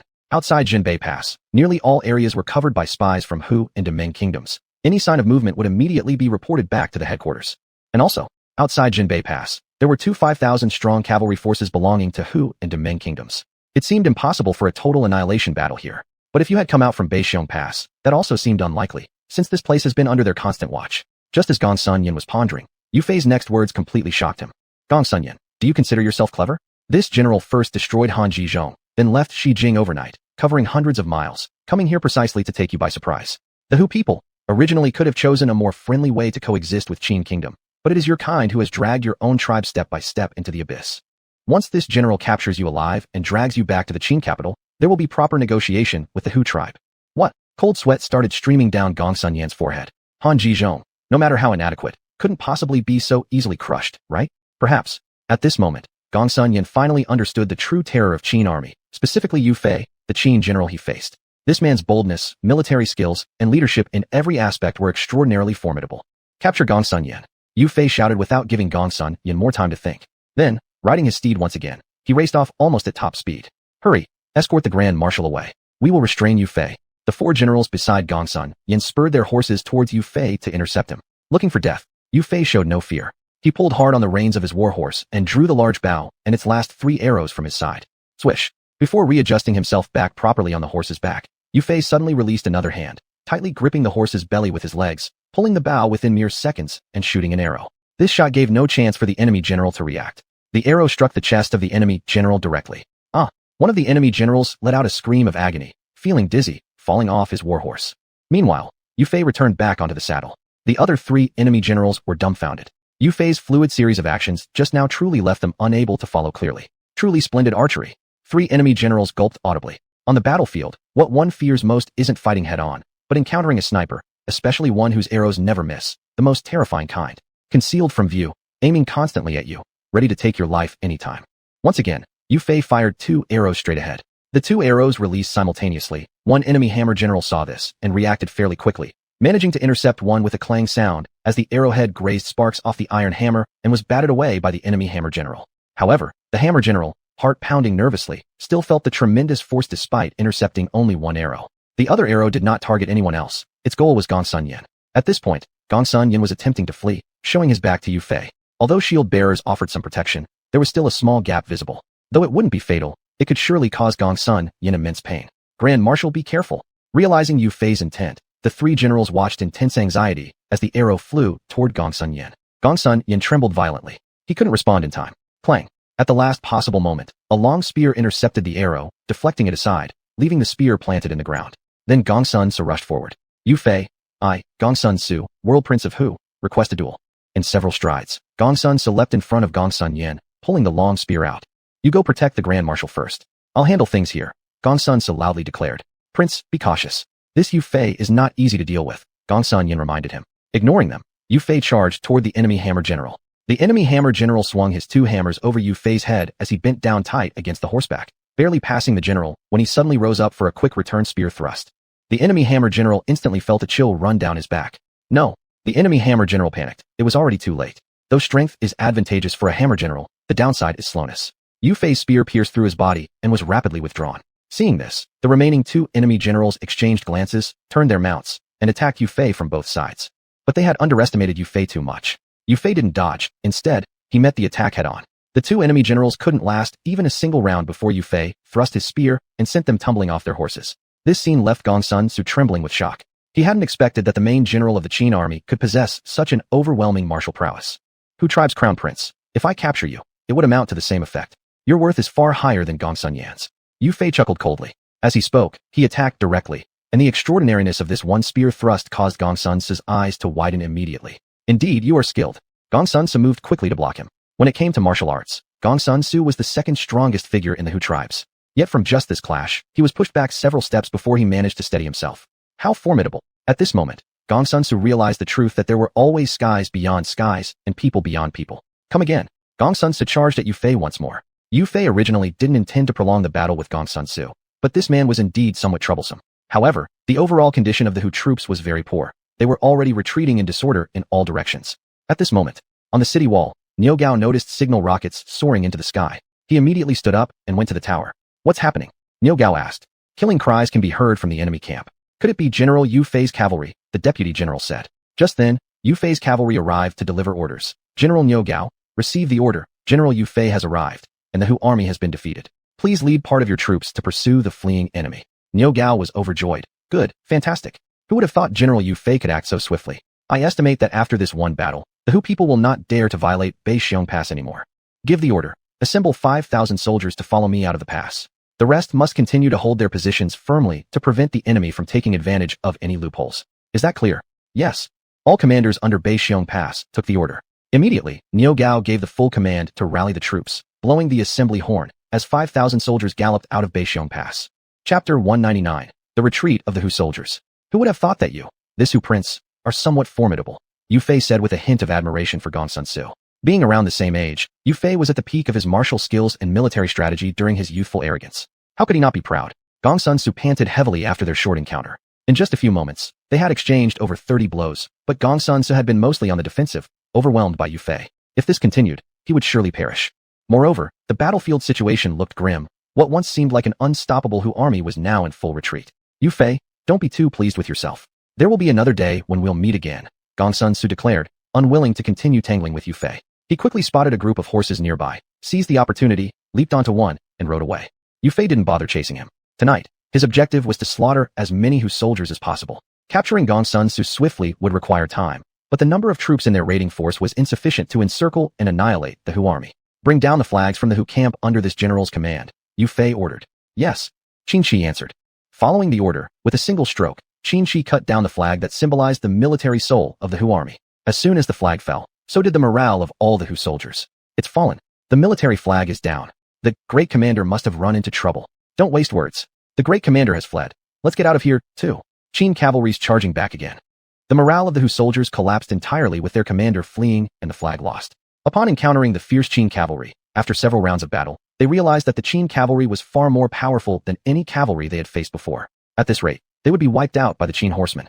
With Niu Gao's reinforcements arriving, there was nothing left for the Hu soldiers except flight. This battle lasted until dawn, not because of prolonged fighting against enemy forces, but due to the time spent hunting down fleeing Hu soldiers. Despite their efforts, these Hu soldiers still retained some combat strength, realizing escape was futile, and instead stood their ground to fight desperately against the Qin cavalry, leading to significant losses for the Qin horsemen. By dawn, all the remaining Hu soldiers retreated back towards the borders of Hu territory. General Yu, our success in this battle is tremendous. Based on estimates, we've decapitated at least 30,000 Hu soldiers, captured over 10,000, and the rest followed Gongsun Yin back to the Hu tribe, Niu Gao reported cheerfully. Most importantly, in this engagement, they captured enough provisions and equipment to sustain a Hu army of 100,000 for nearly 2 months, including countless furs and weapons. With winter approaching, the fur supplies were essentially a gift for the Qin people to use for winter warmth. The Hu tribe, our stirring rod of chaos, will ultimately pay its price, Yu Fei said coldly. General Yu, what shall our next steps be? Now that the Hu forces have been defeated, it leaves only the Dameng army beyond Taixingwen. If we could gather all troops from northern desolation, surely we can defeat the Dameng soldiers, suggested Niu Gao. True, news of the Hu army's defeat hadn't yet spread, presenting the perfect moment to catch the Dameng corps off guard. However, Yu Fei had different thoughts. His troops, coming from the western capital, were already fatigued. Though victorious tonight, even Yu Fei's main cavalry had suffered over 2,000 casualties. To march 300 li south to Taipei Pass would leave them without energy upon arrival. By morning, the Hu side might inform the Dameng about their troops' appearance outside the pass. Even if they reached the north gate, things wouldn't be simple. Just the 10,000-strong cavalry detachment between Dameng and the Hu army stationed outside the border gate could stall Yu Fei's cavalry for half a day. After reflecting for a moment, Yu Fei shook his head decisively. Bring the map. A detailed route map of the entire northern steppe region was retrieved from a wooden barrel. On it, Yu Fei located a place deep within the heart of the Hu tribe territories. Here it is, Yu Fei stated. What is? Niu Gao frowned slightly. I recall that prior to the campaign, the embroidered uniform guard had pretty much mapped out the Hu tribe's military deployments. Besides the southern expedition led by Gongsun Yin, the remaining Hu forces total no more than 15 or 16 legions. These forces are scattered between the east and north. Among them, 10 legions are stationed near the Hu capital. This means that in this location, there are only 1 or 2 legions, a garrison protecting grain reserves. Their combat effectiveness lags significantly behind the Hu's main regular forces. This general intends to take advantage of Gongsun Yan's absence, gather the troops, bypass the Hu border, and set fire to one of the Hu tribe's grain stores. If they lack sufficient winter provisions, the Hu tribe will naturally not assemble a large army to foolishly waste supplies in an attack on the Qin borders, Yu Fei declared with resolve. According to Gongsun Yan's expectations, perhaps it would be assumed that after this Qin victory, the entire Qin army would advance towards Taipei Pass. And that was indeed what might have been expected. Under normal circumstances, gathering all available forces and leveraging the strength of the Qin military, they would seek out a decisive battle with the Dameng army. However, there was a critical factor. Northern Hu forces still had the capability to continue advancing southward. Were they to unite with the Dameng kingdom, Yu Fei would only have 2 options, either hold fast to the city defenses or engage in a final confrontation, both undoubtedly leading to mutual destruction, a price the Qin military couldn't afford. Niu Gao voiced his concern. General Yu, is this not too risky? Penetrating deep into the heart of the Hu territory, once the Hu realize what is happening, we risk being surrounded. Moreover, this round trip will take at least 8 to 9 days. Food supplies could become an issue. How can General Yu Fei, the commander-in-chief of the Town North Army, take such a great risk? Do you know how General Hua Tsubing fought? He had a brilliant method for dealing with northern barbarian tribes. With light cavalry, fighting wherever they eat. As cavalry, we are swift and adaptable. Moreover, our Qin cavalry ranks as the best under heaven. Even if discovered by the Hu, what then? The horses of their tribal cavalry cannot keep up with this general. Well, the decision has been made. The dynamics of warfare dictate that no victory in any conflict comes from merely following rules. Without taking risks, where does victory come from? Yu Fei proclaimed firmly. Agreed. Niu Gao bowed in acknowledgement. Currently, though, Yu Fei's own contingent had already suffered over 10,000 casualties. If not for the constant influx of reinforcements, continuous combat against multiple nations would have been impossible. Chapter 200, Plenty of Chances. At this moment, the sky was about to dawn. Gongsun Yin did not rush back to the royal court, but stopped to gather the remnants of his army. As a famous general on the grasslands, Gongsun Yin had achieved glorious victories whether fighting against the great Mongol Empire or in battles with the 4 kings of the southern wasteland. Now, he had suffered defeat at the hands of Yu Fei, a general from Central Plains, which was something he could hardly accept. Moreover, he had lost more than 40,000 men in just one night, and he had no face to return and see the king of the Hu people. Hiss! In the distance, the sound of cavalry horses came echoing through the air as Gongsun so led a squadron of horsemen back. Those panicked warhorses were all found and reassembled into cavalry once again. However, the defeated Hu soldiers, having narrowly escaped death, now hung their heads in dejection, showing no vitality or spirit. The previous grandeur of marching to invade the Qin state had long vanished. They had never encountered such a powerful opponent even during the wars against the soldiers of the Great Mongol Empire. The strength of the Qin army had completely shattered their confidence. "Great Commander, are you all right?" Gongsun Se hurried over immediately upon seeing Gongsun Yin. Upon realizing it was Gongsun Se's forces, Gongsun Yin let out a sigh of relief, as he had feared the Qin cavalry would come chasing them. The Qin cavalry moved several times faster, and they might have ended up being wiped out completely. "My lord, your safety is truly a great relief." Gongsun Yin sighed. How about the casualty situation? If anything happened to Gongsun Su, he wouldn't be able to explain it back home. Gongsun Su quickly reported, "We're not entirely sure at the moment.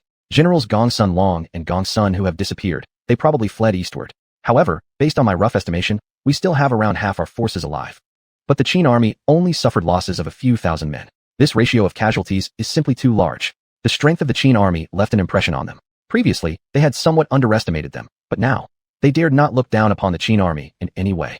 "It's all because of my poor decision-making that gave Yu Fei an opportunity." Gongsun Yin felt immense guilt. Gongsun Se hastily said, "No, Commander-in-Chief, it's not your fault. If anyone is to blame, it's Han Zhizhong. Who would have thought this guy would crumble so easily? He couldn't hold off even Yu Fei and willingly handed over the western capital to him. In my opinion, that guy Han Zhizhong should be sliced into 1,000 pieces.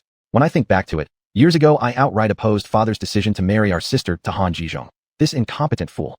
Saying that, Gongsun Yin suddenly seemed to realize something. "That reminds me, where's that man Han Zhizhong?" Gongsun Se shook his head. "We don't know yet, but he most likely met his end." However, they didn't know that Han Zhizhong was as tough as nails. He hadn't died, and instead had gone to Liao country. In fact, within a short time, he'd create trouble for the diplomatic negotiations between the Qin state and the Liao kingdom. Never mind. If he's dead, he'll still count as a hero and won't tarnish the reputation of us Hu people's son-in-law. Compared to surviving, I actually hope he perished honorably in battle, said Gongsun Yin. "Commander-in-Chief, what should we do next? Surely, we cannot return like this to the royal court. We've already lost several battles. To return this way will surely invite mockery from those people back in the tribe," said Gongsun Su. Unimaginably, this, his first southern expedition, turned out to be such an utter humiliation. "If we can't avenge this shame, it'd be better to die on the battlefield. It was due to my negligence and misplaced trust in Han Zhizhong that Yu Fei succeeded in defeating us. But I, Commander-in-Chief, swear here that from this moment on, I will never make such mistakes again. I will make Yu Fei pay a heavy price. We won't retreat. Instead, we'll ambush on the halfway point to Taibiguan, Iron North Pass. Right now, the Great Mongolian Empire doesn't know about our defeat. Thus, Yu Fei will very likely attempt a surprise attack, taking the Great Mongolian forces by surprise. And if I were in his position, I would do exactly the same thing. Yu Fei probably thinks that since our Hu forces have been defeated multiple times, we've lost the will to fight the Qin army. I will show him that we Hu people do not fear failure." Gongsun Se's eyes lit up, that Yu Fei must be exhausted by now, needing at least half a day of rest. And this half day gives us the perfect chance to lay an ambush. Even if troops from Zhenbaiguan, fortify North Pass, arrive, we can still use the element of surprise to gain victory. Gongsun Yin nodded. Even if we cannot severely damage the Qin army, killing Yu Fei would compensate for our losses of tens of thousands of soldiers. Then, this campaign wouldn't be considered a failure. As soon as possible, locate Generals Gongsun Long and Gongsun Hu and regroup our forces. We'll turn the tables on Yu Fei. Gongsun Yin clenched his fists tightly, almost picturing the scene of defeating Yu Fei. This time, he was determined to take revenge and restore his honor. However, as Gongsun Yin moved his army to the east, all of it was observed by the undercover agents of the Jin Wei. Gongsun Yin has gone to the east. Are these guys crazy? Our provisions are almost exhausted. Moving eastward probably means they have some issue with their brains. Stop laughing. Gongsun Yin is the first general of the Hu people's tribes. Perhaps this man is plotting something bad. Hurry back and report this to General Yu Fei. The undercover agents of the Jin Wei slid down from a high slope. They headed in the direction of Yu Fei. In no time, they located Yu Fei's troops. With the Jin Wei agents gathering intelligence outside and scouting the roads, Yu Fei's military marches indeed avoided quite a lot of trouble. He feared encountering Gongsun Yan's defeated forces and therefore wanted to take a detour. "General Yu, it's the men of the Jin Wei," said the deputy general. "It's likely they've found some situations. Let them come over quickly." Yu Fei halted his warhorse. The agents immediately ran up. Reporting to General Yu Fei, Gongsun Yin has gathered the remnants of his army and advanced to the east. "Right now, we can head straight to the borders of the Hu people," said the agent. "What?" Yu Fei blinked his eyes, somewhat confused. "That's strange. Gongsun Yin did not retreat to the border, but moved east instead. Is he planning to join forces with the Great Mongolian army, or to lay an ambush on me halfway?" Yu Fei shrugged his shoulders. Nevertheless, what occurred to him was that Gongsun Yin had acted in a way completely contrary to his expectations, giving Yu Fei an opportunity. Good. Then we will quickly march northward and seize the initiative, said Yu Fei. Subsequently, more than 10,000 cavalry accelerated their movement towards the north. In at most 3 days' time, they would reach the Hu people's grain depot in the west. But, at this moment, Hua Tsubing and Kanaking evidently hadn't received Su Xian's order yet. However, when passing by the front of Kanaking, suddenly a contingent of Qin soldiers appeared, which aroused much curiosity. To go north and ally with Liao country, the Qi dynasty needed to rely on the main traffic route, which was entirely blocked off by the Qin army. Thus, the Qi could only detour through the Great Mongolia to reach Liao country. Given the current relations between the Great Mongolia and the Qin state, it was absolutely impossible for the Great Mongolia to act against the envoys of the Qi. Chapter 201, The Intercepted Marriage Envoy. General, look, that envoy is flying the flag of our Qin kingdom. It seems to be a marriage alliance envoy, said the deputy general beside him. Hua Tsubing narrowed his eyes and carefully analyzed. Our Qin kingdom always advocates being strong externally and never compromising, let alone engaging in a marriage alliance. Moreover, where is this marriage envoy going? Judging by the direction, it should be heading to Liao kingdom. Our Qin kingdom has no diplomatic relations with the Liao kingdom. It's completely impossible for us to go there for a marriage alliance. Thus, this envoy claiming to be from Qin must be fake. Rumor has it that the current princess of Daqi is pregnant with our king's child, and she is exactly the one arranged to marry into the Liao kingdom. So, the envoy we see before us is probably Daqi princess's marriage delegation. After he spoke, all the generals guarding Kanaking exchanged uneasy glances. General Hua, what shall we do now? We can't possibly just let the envoy of Daqi pass through and head to Liao kingdom for a marriage alliance, can we? That's true. A marriage or alliance like this could have been done quietly, but the Empress of Daqi has intentionally spread this news, even deliberately choosing this route through Kanaking. There must be some ulterior motive. In my opinion, the Empress is probably scheming for our Qin kingdom to intervene and intercept the envoy, causing tension between our kingdom and Liao. Yes, our 4 territories are already at war. If we pull in another powerful Liao kingdom, will our Qin kingdom be able to withstand it? Alright, Daqi is already an enemy of ours. That Empress's intentions may already be guessed by our king. However, the princess of Daqi is currently the concubine of our king and also bears his offspring. In my view, under no circumstances can we let the Daqi envoy pass through. Hua Tsubing's meaning was clear, they were to attack. Before this decision, everyone couldn't help but admit that the Empress had gone as far as betraying her own younger sister repeatedly to achieve her goals. The news about the marriage alliance had spread even before Zhao Rui reached the Liao kingdom. This made it evident that the Empress of Daqi never intended an actual marriage alliance with the Liao kingdom, but instead sought to incite conflict among the major powers. Speaking of which, this Empress really had quite ruthless methods. General, given Qin kingdom's current situation, if we include Liao, this might. At least we should report back to the capital first, right? This situation, if disclosed, is more than we can handle, frowned the deputy general. Are you confused? Kanaking is hundreds of miles away from the capital, and the fastest round trip would take 2 days at minimum. By the time we send a fast horse messenger, it'll already be too late.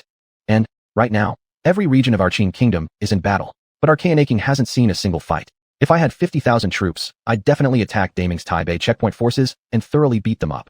Hua Tsubing muttered, clearly puzzled. Previously, King Qin assured him that in the future, he would lead large troop formations in battles. But now, not only did leading such armies seem like a distant dream, merely commanding a smaller unit to battle was already a significant luxury. He thought Kanaking was a strategic location between Qin and Mong, with plenty of opportunities for battles, but instead, the enemies bypassed this place and attacked from the south via the Hu people's territory. Even intercepting an envoy now seemed indecisive, which certainly wasn't his style. The other deputies exchanged a glance. Hua General is right, sir. I will prepare immediately. The generals immediately responded. Hold on, I will personally lead the mission. Hua Tsubing vented his frustrations fully before personally leading 1,000 cavalry troops out of Kanaking, heading towards the envoy from Daqi. Hearing the approaching hooves outside, Zhao Rui pulled open the curtain of the carriage. To be honest, after traveling for so many days, she didn't even know where she was anymore. Hoofbeats. Zhao Rui saw that from the side of their envoy, a group of cavalry was charging towards them. They were all elite soldiers in black armor and carried the flag of Qin army. Actually, ever since entering the grasslands, she assumed she had entered the territory of Daming, Great Mong, but this sudden appearance of Qin soldiers gave her a faint smile. Xiaozhu, where are we now? Zhao Rui asked. Princess, we're near Kanaking. Xiaozhu, her personal attendant, quickly replied. Kanaking? Isn't that the main fortress of Great Mong at the border? Zhao Rui exclaimed, her eyes wide in disbelief. I didn't expect that Qin has expanded its territory to this point. Perhaps now, she finally understood the strength of King Qin, Sun Tzu. The leader of the envoy named Zhao Chengdi opened the carriage door, then 2 soldiers entered with ropes, seizing Zhao Rui. Zhao Chengdi, how dare you bind me, a princess? Zhao Rui yelled, glaring at him. I apologize, Princess Rui, but I'm afraid you might cause trouble. You'll just have to endure this little display of force. Zhao Chengdi sneered with evident satisfaction. Tie the princess up properly and gag her mouth tightly. If there's even a sound later, I'll take your heads. What was once the revered princess, Zhao Rui now faced the humiliation that seemed fit for any wretched individual, brought low by circumstances. Such is human nature. Zhao Chengdi, you will pay for this. But before Zhao Rui finished her threat, two soldiers roughly silenced her by stuffing cloth into her mouth. Halt! Hua Zubing's cavalry encircled the several hundred members of the envoy entirely. Immediately, Zhao Chengdi signaled his men to stop. Then he chuckled politely and inquired, General, may I ask what's the matter? We are the delegation heading to the western regions. Delegation? Hua Zubing raised an eyebrow. What kind of delegation? How come I know nothing about it? Of course, naturally we're the diplomatic delegation. With so many enemies facing Qin at the moment, our mission comes from the Qin king himself to arrange a marriage alliance with the Liao kingdom, explained Zhao Chengdi. Ah, Hua Zubing nodded lightly. Then his gaze sharpened immediately. Release your mother's stinking fart. Since its founding, Qin has never arranged a marriage alliance, nor paid tribute. Moreover, our great Qin does not have a princess designated for such alliances. Clearly, you are actually from Daqi and serving as their marriage delegation. Truly wicked means attempting to tarnish the name of Qin. Attack. Restrain everyone here. Any who dare to resist will be killed. The cavalry dismounted and swiftly grabbed ropes. Fool, who do you think you are to restrain me? I warn you, don't act recklessly, or the Qin king will hold all of you responsible for this. Zhao Chengdi bluffed. Aren't you the general stationed near Kanaking? What's your name? Speak up. My name stands firm and unchanging. Hua Zubing, a senior general of Qin. Hua Zubing's eyes glinted like those of a wolf, sharp and ruthless. Upon hearing this name, those who had initially intended to resist immediately lost heart. The reputation of this man spread across the entire steppe. A master of surprise attacks and known for victories against overwhelming odds. Chapter 202. Princesses of Various Countries. A little trick naturally didn't escape Hua Zubing's eyes. Since you've guessed it, then I won't hide it anymore. I'll tell you, I am the cousin of the Empress of Qi, a royal relative. This Hemo's entourage for the marriage alliance is delivering the wife of Liao's crown prince, also known as Zhao Rui, the princess of Qi. If you rob me today, it will be equivalent to offending the Liao kingdom again. I believe that a newly established Qin kingdom can hardly protect itself, right? How could the Qin kingdom dare offend the Liao kingdom now? Zhao Chengdi was extremely smug. The Liao kingdom, its national strength was just slightly weaker than Qi's.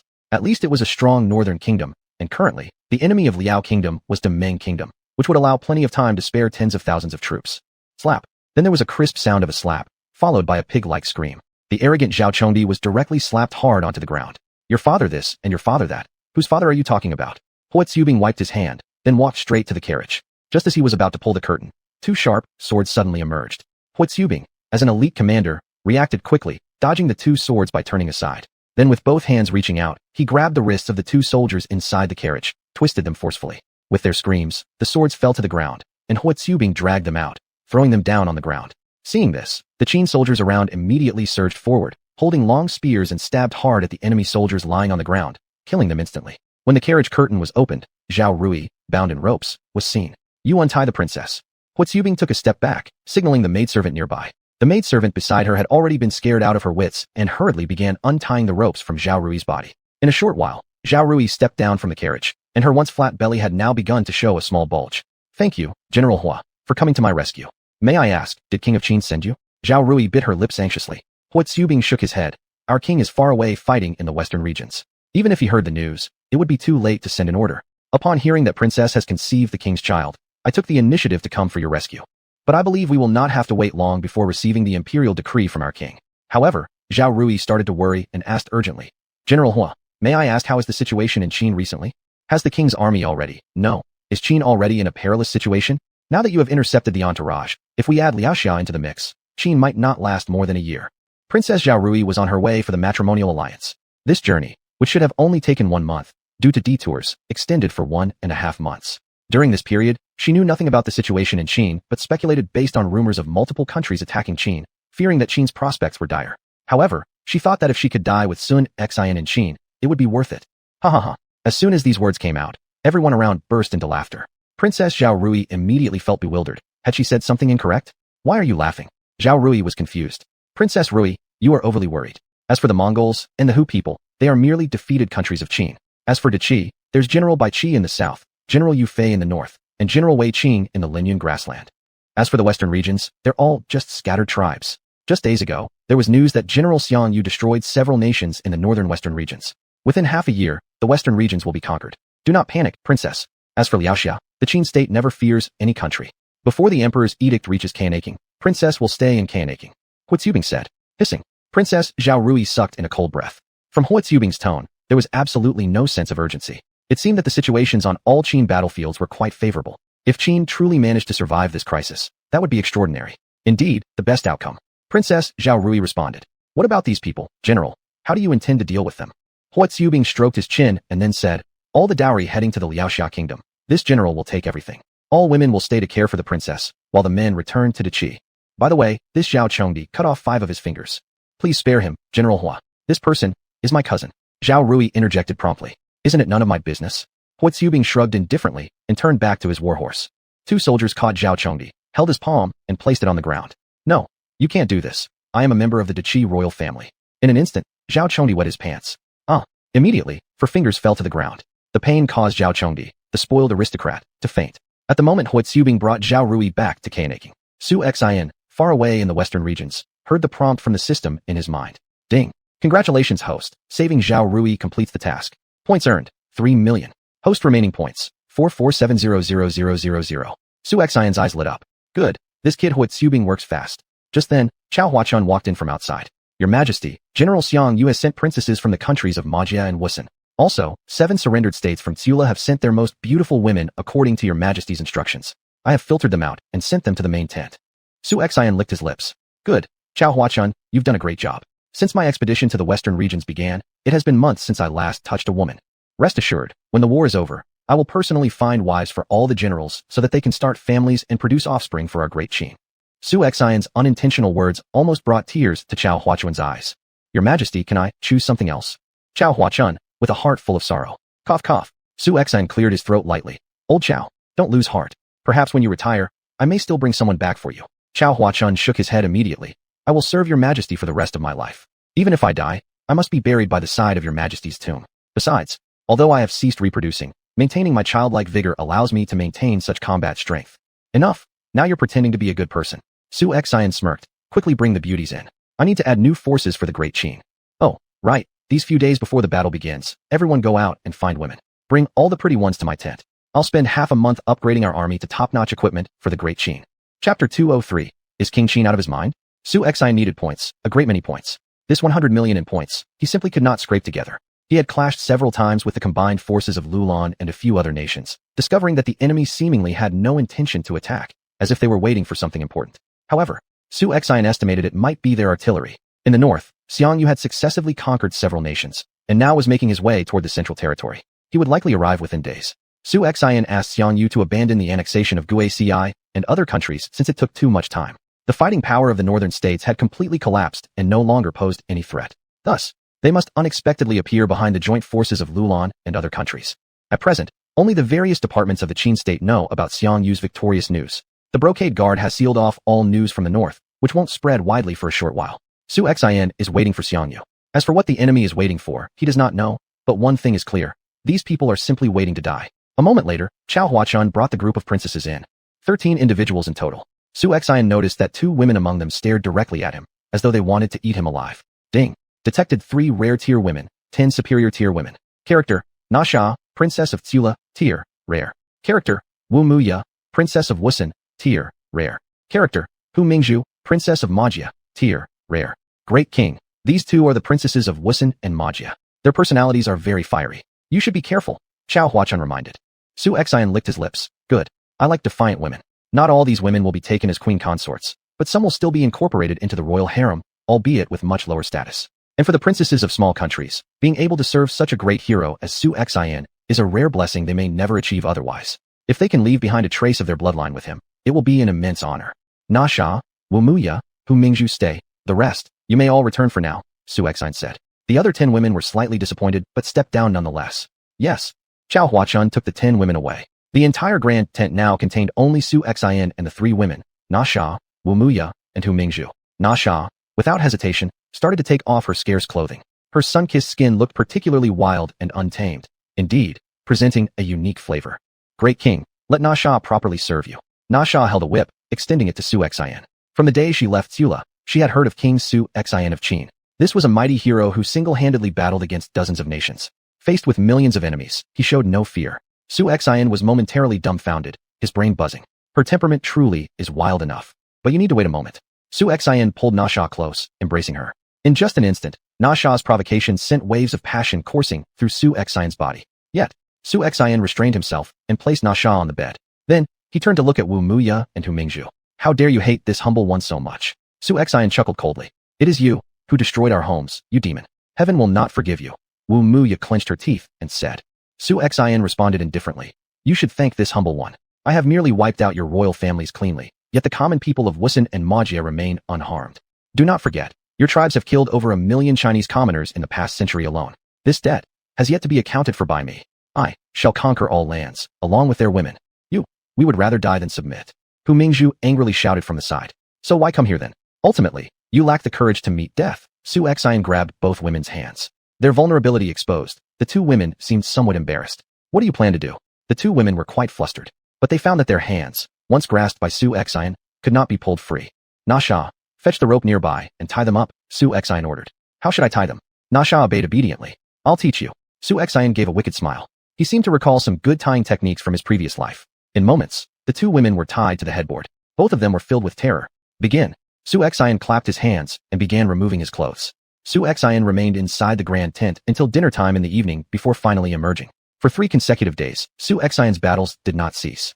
Even spies who were investigating Su Xian learned that he stayed in the tent for days on end, engaging repeatedly with more than a dozen women, causing those spies to instinctively touch their waists in disbelief. Is he some kind of beast? It's too ferocious. Only after taking the great supplement pill multiple times was Su Xian able to gain 24.8 million points. The total points have reached 69,500,000. It seems that firearms can't be made in a short time. There are only 2 months left, and it will soon be December.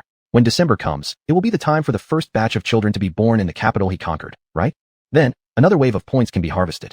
How much hope there is for them all to be born with supreme bloodlines. In the coalition camp of the western regions. What? The women Su Xian brought are all for his own use. Are so many women manageable by one person? Xiao Qiong, the king of Lulan, blinked his eyes.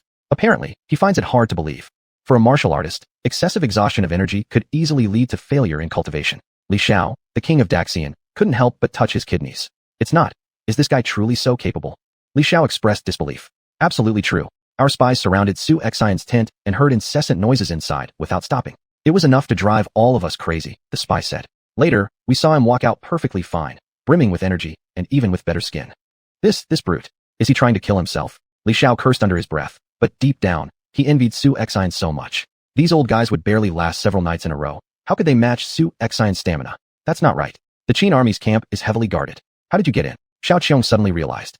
The spy shook his head. We don't know, but somehow, we managed to enter. When we left, Su Xian even smiled at us. Xiao Qiong's eyes widened as he slapped his hand on the table. Damn it, this Su Xian did it on purpose. He's mocking us. So, are the heavy cannons ready? Your Majesty, 200 heavy cannons should arrive tonight, General Xiao Bolei reported. Good, Su Xian has had a half-month break. Once the heavy cannons are deployed tomorrow, I'll reduce the Qin army to ashes. Xiao Qiong roared in anger. Chapter 204, Western Region's Decisive Battle, Part 1. The reason the enemy's marching speed was slow was due to the heavy artillery, weighing up to several tons, slowing down their advance. Each piece of heavy artillery weighed from 1,000 to 2,000 caddies, and pulling it required immense human effort. Fortunately, the western regions had vast open plains all around, making transportation easy. Thus, they were able to move the heavy artillery rather quickly. However, if faced with rugged mountain paths, transportation would be almost impossible. This cumbersome contraption would become a liability. Inclined slopes might even cause the artillery to turn into a lethal weapon against its own operators. Especially in the south, when fighting against the barbarian tribes, such heavy cannons could not be deployed effectively due to the uneven roads filled with pebbles. Moreover, these southern regions, being relatively backward, counteracted the use of heavy artillery. However, Xiao Qiong was unaware that behind them, Xiangyu's army had been waiting for quite some time. They had not moved prematurely simply because they had not yet received Su Xian's command for the final battle. An uneventful night passed, and dawn arrived swiftly. The following morning, the heavy artillery from Lulan and Dawan entered the designated bombardment area. There were few countries in the west capable of possessing powerful cannons. Among these 11 central nations, only Lulan and Dawan had heavy artillery. These two nations had good relations with Western countries. Their economies were decent enough to afford purchasing weapons and ammunition from the West. Of course, although Lulan and Dawan had established heavy artillery battalions, this did not mean they had mastered Western firearms technology. To tell the truth, Easterners were still the most intelligent ones. When Western cannons reached the Central Plains, it took less than half a year for them to master the cannon-making technology and even improve upon it. This is precisely why Western countries willingly engaged in intimate trade with the Great Qi Empire, even sending their scientific talents to help the Great Qi develop new weapons.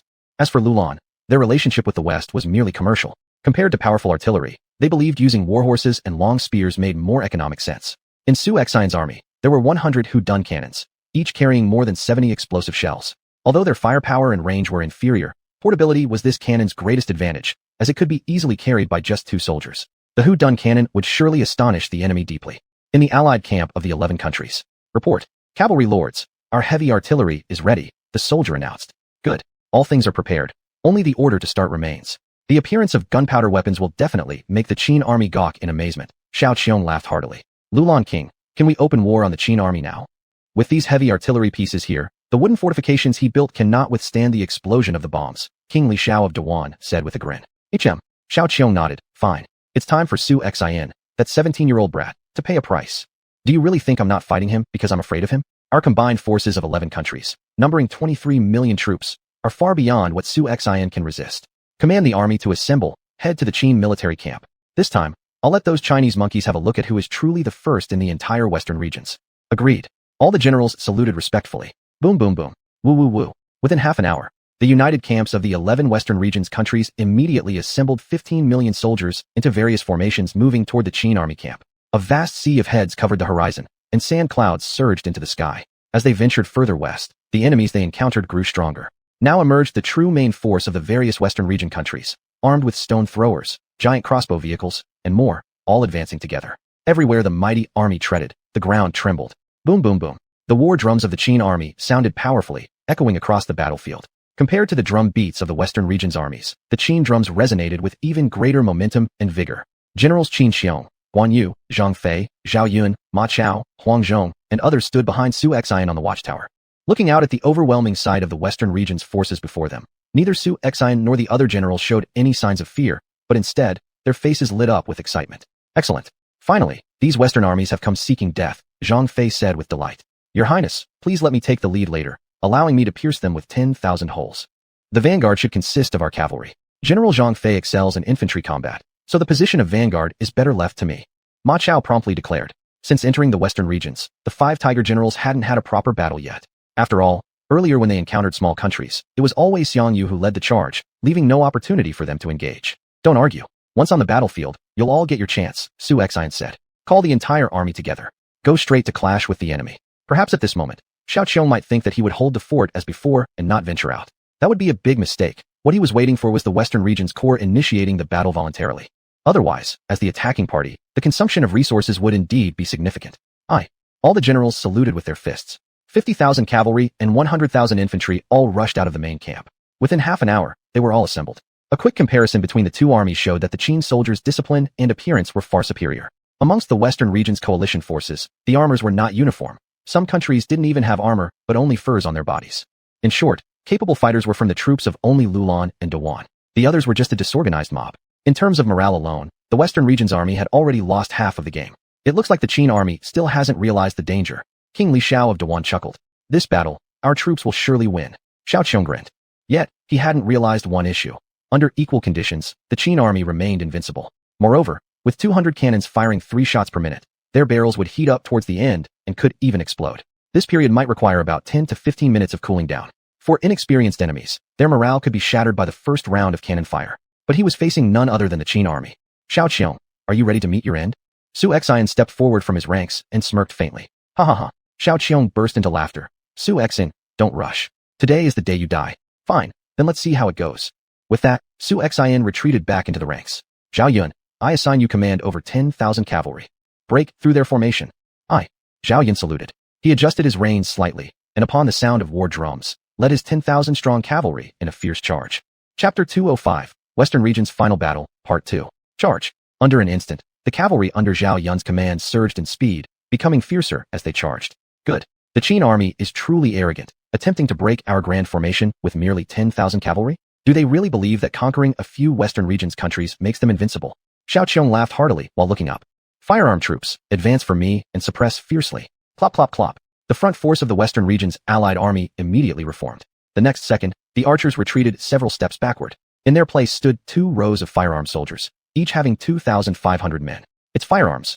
Su Xion's eyelid flickered slightly at this sight. I want to see just how powerful these new firearms are in this world. Though firearms had great power, reloading them with gunpowder required time, especially since the firing range was short, which could sometimes also be a fatal flaw. Moreover, the 200 heavy cannons of the Western Region's army had all reached their designated positions, placed within the ranks of the army. With a maximum range of about 1 kilometer and effective range of around 700 to 800 meters, Xiang Qiong deliberately moved the cannons to the forefront of the battlefield in order to shoot the cannonballs even further. Report. My king. The cannons are fully loaded and ready to fire at any moment. The messenger reported. Good. Fire the cannons at xuanhuan. Best if it hits right above his head, Xiao Qiong said with gritted teeth. The soldiers looked, hesitated somewhat, and then said, My king, it seems xuanhuan has calculated the range of our cannons. He is standing farther than the maximum range by perhaps 10 or more meters. Waste of food. Blockhead. If I tell you to fire, you fire. No nonsense. Today's battle will be about morale, and also letting the inexperienced xuanhuan know just how powerful our western region's firearms are. Xiao Qiong was filled with pride. This man was mainly showing off his new weapons. It was also a test for the might of the firearms. Agreed. The messenger left. Fire. Bang bang bang. 5,000 firearms from the western regions fired simultaneously, sounding like thunder on the plain, accompanied by arrows, shooting towards the charging Qin cavalry. Pay attention to defense, Zhao Yun shouted immediately upon seeing the situation. Then, he held onto his warhorse, pulling back sharply. As a result, the Qin cavalry rushing past him were caught in misfortune. Holes of blood immediately appeared on the warhorses, throwing riders off and falling to the ground.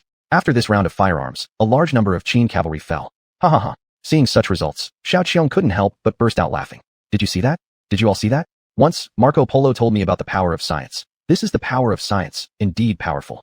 The Qin army wasn't so arrogant before, now why aren't they? From afar, generals like Qin Xiong saw this, and were also shocked by the power of firearms. This is the firearm, huh? Truly powerful indeed. If we have such weapons, the entire 4 seas and beyond would be ours alone, Qin Xiong said.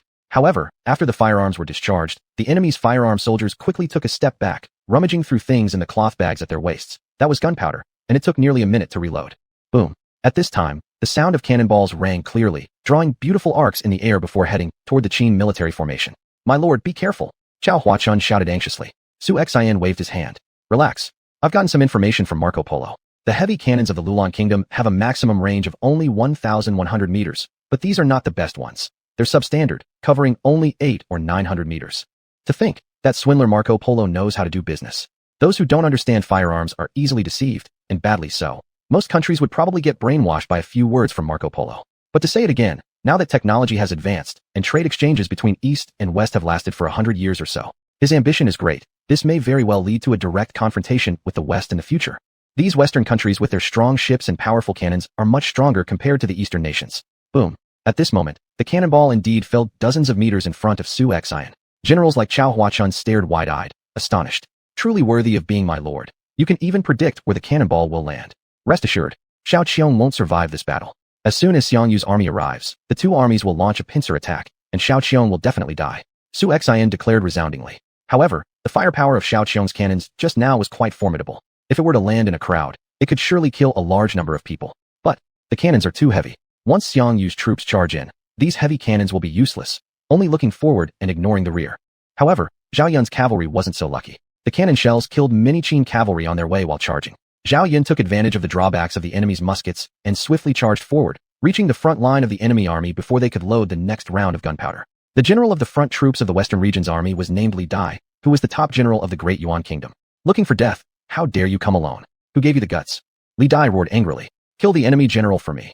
In an instant, the soldiers of the Western region's army, upon seeing Zhao Yun approaching, immediately extended their sharp spears towards him. They didn't know that this man could charge in and out 7 times through 10,000 enemy soldiers. Zhao Yun's name was well known. Looking for death, Zhao Yun's expression tightened. With his dragon spear, he slashed toward the enemies in front of him. Tear. The speed at which Zhao Yun wielded his dragon spear was too fast, leaving no time for reaction. Immediately, a splash of fresh red blood emerged as the 5 enemy soldiers in front of him had their throats pierced and fell to the ground. Musketeers, fire again. The second round of muskets was reloaded. Sometimes they pulled the trigger and fired a volley of bullets at the Qin army. Zhao Yun reacted very quickly, using his spear to deflect a shield from a Western region soldier. That shield flew up, then Zhao Yun struck it with his spear, sending it flying like a blade. It cleared away all the ammunition in front. Retreat quickly. 2 musketeers, upon seeing the shield spinning through the air towards them, froze in fear. Being hit by this thing would either result in death or severe injury. Bang. But retreating was basically too late. That shield directly smashed into the chests of the 2 men. The residual force on the shield forcibly crashed into the 2 enemy soldiers, causing them to spit blood and die. Chapter 206, The Western Region's Final Battle, Part 3. Break the formation. Zhao Yun shouted fiercely, thrusting his spear forward and piercing another enemy soldier's body. In an instant, the soldier impaled on his spear was like a shield of flesh, carried forward toward the enemy. Every time Zhao Yun thrust his spear, he would slay 1 enemy without fail, demonstrating extraordinary bravery. Bang. Meanwhile, the Qin cavalry outside the rebel army formation, upon contact with the enemy battle array, forcibly charged ahead, completely ignoring the enemy spears that protruded out to them. Swords pierced into horses, but the horses didn't stop, smashing through the erected shields, creating large fissures. These Qin cavalrymen, are they not afraid to die? The Qin riders, with all-out sprints, knocked several enemy soldiers to the ground as they fell, much like a collision between a person and a car. Those who hit the ground either died or were severely wounded, immediately losing combat ability. In a vast area, the defense line of the Western region's army was instantly trampled by the Qin cavalry. Large numbers of Qin cavalry forcefully entered the battlefield, disrupting the enemy formation. With their rampant charge and crash, it was impossible to stop them. Is this Qin general so brave? Seeing such a formidable xuanhuan, Li Dai couldn't help but feel a chill down his spine. The musket soldiers must retreat quickly. Seeing that Xuanhuan's cavalry was almost about to attack, Li Dai immediately ordered the musket soldiers to retreat. These musket soldiers were Xiao Qiong's treasures. If they were all lost, wouldn't Xiao Qiong chop off his head? Indeed, Western countries, typical profiteers, sold firearms to the Great Qi at prices far lower than those sold to the Western region states, clearly double-priced, aiming for more deception due to perceived ignorance in the Western region rulers. In just a few minutes, Xuanhuan's silver armor was already soaked in blood. However, the soldiers of the Western regions had some strength left, tightly trapping Xuanhuan's cavalry within the front lines, and even before the charge, Xuanhuan had already lost over 1,000 cavalry, dampening morale somewhat. Yet, to restrain Xuanhuan, this fierce tiger, the vanguard army of the Western regions had to pay a high price. Many soldiers lay dead on the ground. Flee not, you bandit general. Xuanhuan's target was Li Dai, the general leading the Western region's vanguard. Li Dai did not intend to flee. Armed with a long mace, riding his warhorse, he launched an attack. Qin general, watch me take your life. Li Dai swung his mace towards Xuanhuan's face. As a spear master, Xuanhuan reacted with lightning speed, ducking under the blow. As the two horses crossed paths, Xuanhuan quickly sat upright and lashed out with a counter-spear strike. Li Dai instantly felt a cold chill creep along his back. He never expected Xuanhuan's reaction to be so quick, surpassing all the generals he'd previously faced. Bang! Struck hard on the back, Li Dai cried out in pain, his body flying off the horse like a frog and landing heavily on the ground. Xuanhuan immediately turned his horse around, preparing to deliver the final blow while Li Dai was still getting up. General, be careful. Seeing this, nearby bodyguards rushed forward to protect Li Dai, but Xuanhuan's warhorse was too fast for them to respond in time. Qin general, please spare me my life. Tear. With one swift motion, the Dragonheart spear struck straight through Li Dai's chest. The general is dead. No one knew who yelled at first, but the surrounding soldiers became panicky. Without their leader, the vanguard army descended into chaos. The various kings observing from the central forces clenched their fists tight. King of Dawan, it seems your great general isn't much good after all, easily killed by the Qin general with just one spear stab, just talk and no action. The other kings couldn't resist mocking and laughing. Before the Qin army invaded the Western regions, these countries would deceive each other, laughing at each other's misfortunes. Don't rejoice prematurely. The death of General Li Dai is bad for all of us. Actually, Xiao Qiong was puzzled. Firearms, such new devices, should have terrified the enemy and made them half dead, yet the Qin army seemed familiar with cannons, as if recognizing them well. Send another general to command the vanguard. Actually, if the Qin cavalry could be held outside the Qin main formation, allowing them to fire several more cannon rounds, it would surely disrupt their ranks and cause severe casualties. But their cannons had barely completed 2 rounds when they stopped.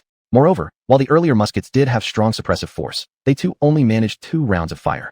Now that the Qin army was mixing in melee combat with theirs, the cannons and muskets had lost their advantage. The anticipated overwhelming situation did not materialize, leaving Xiao Qiong very irritated. Your Majesty, General Xuanhuan cannot push further into the enemy lines. Fresh troops must be sent to support immediately, Zhang Fei urged anxiously. Seeing Xuanhuan cutting down enemies with ease in the front, Zhang Fei was eager to join the fray, unable to contain himself any longer.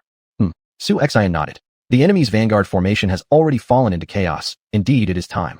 General Zhang Fei, listen carefully. You are to lead 20,000 infantry to crush forward.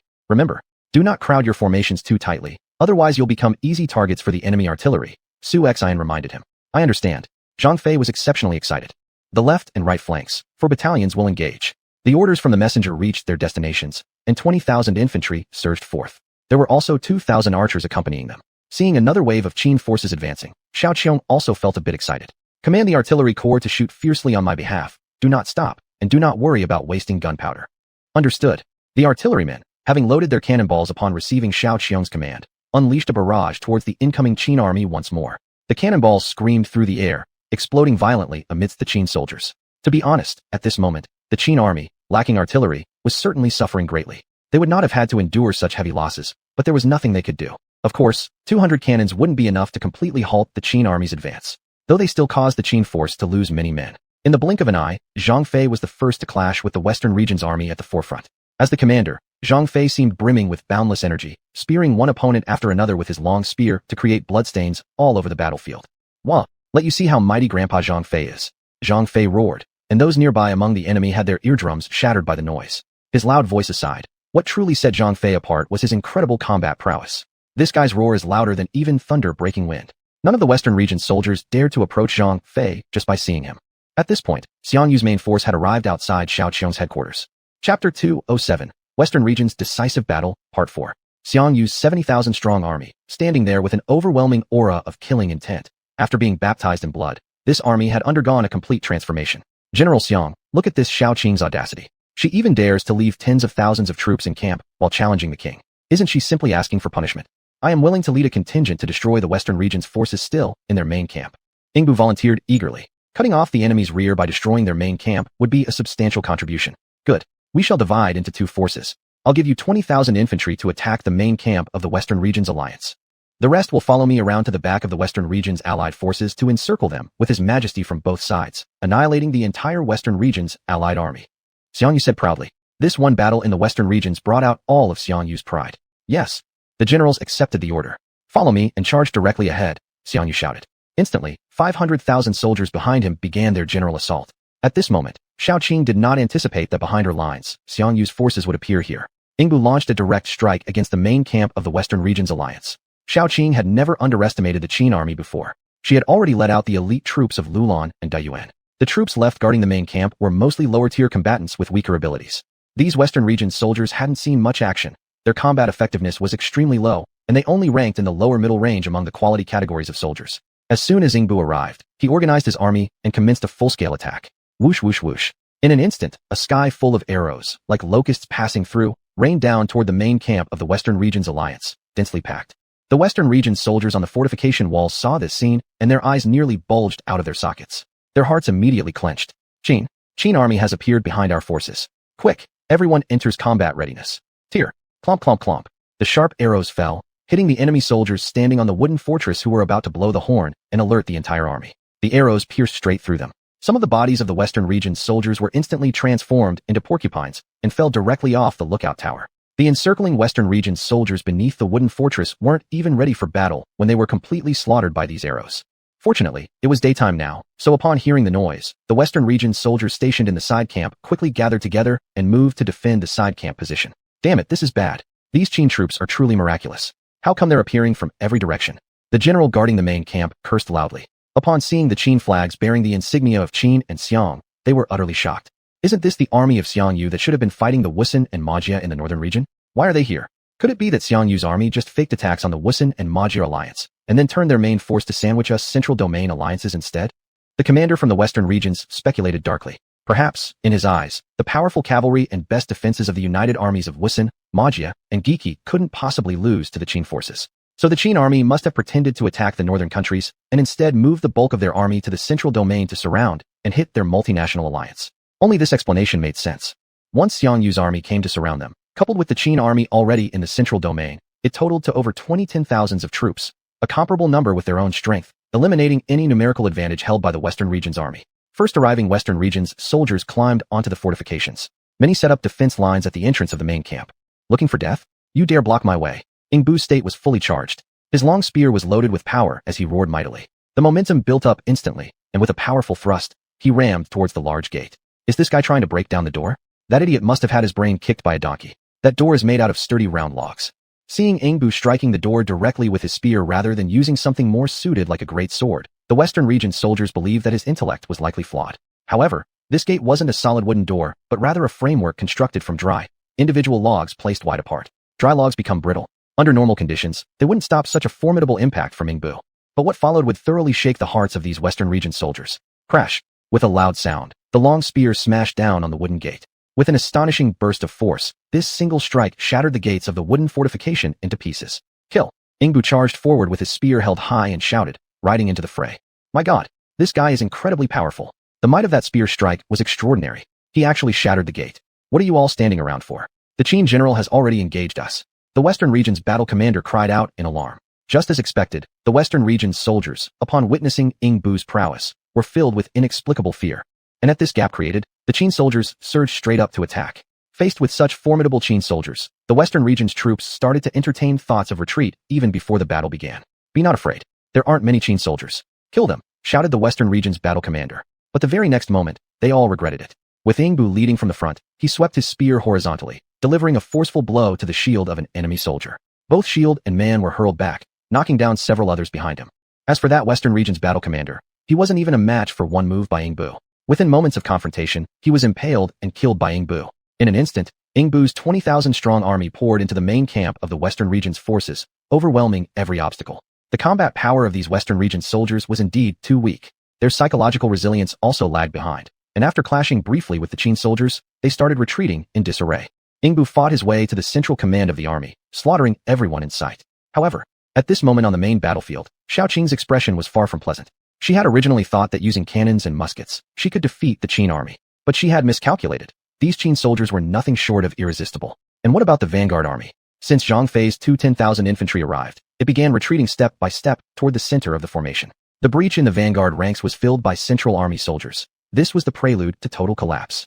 To be precise, xuanhuan only needed 3 10,000 soldiers to make the 10,000-strong Western Region's army fall into panic, showing clear signs of potential defeat. By the time tens of thousands of Qin soldiers launched their all-out assault, there would be no contest.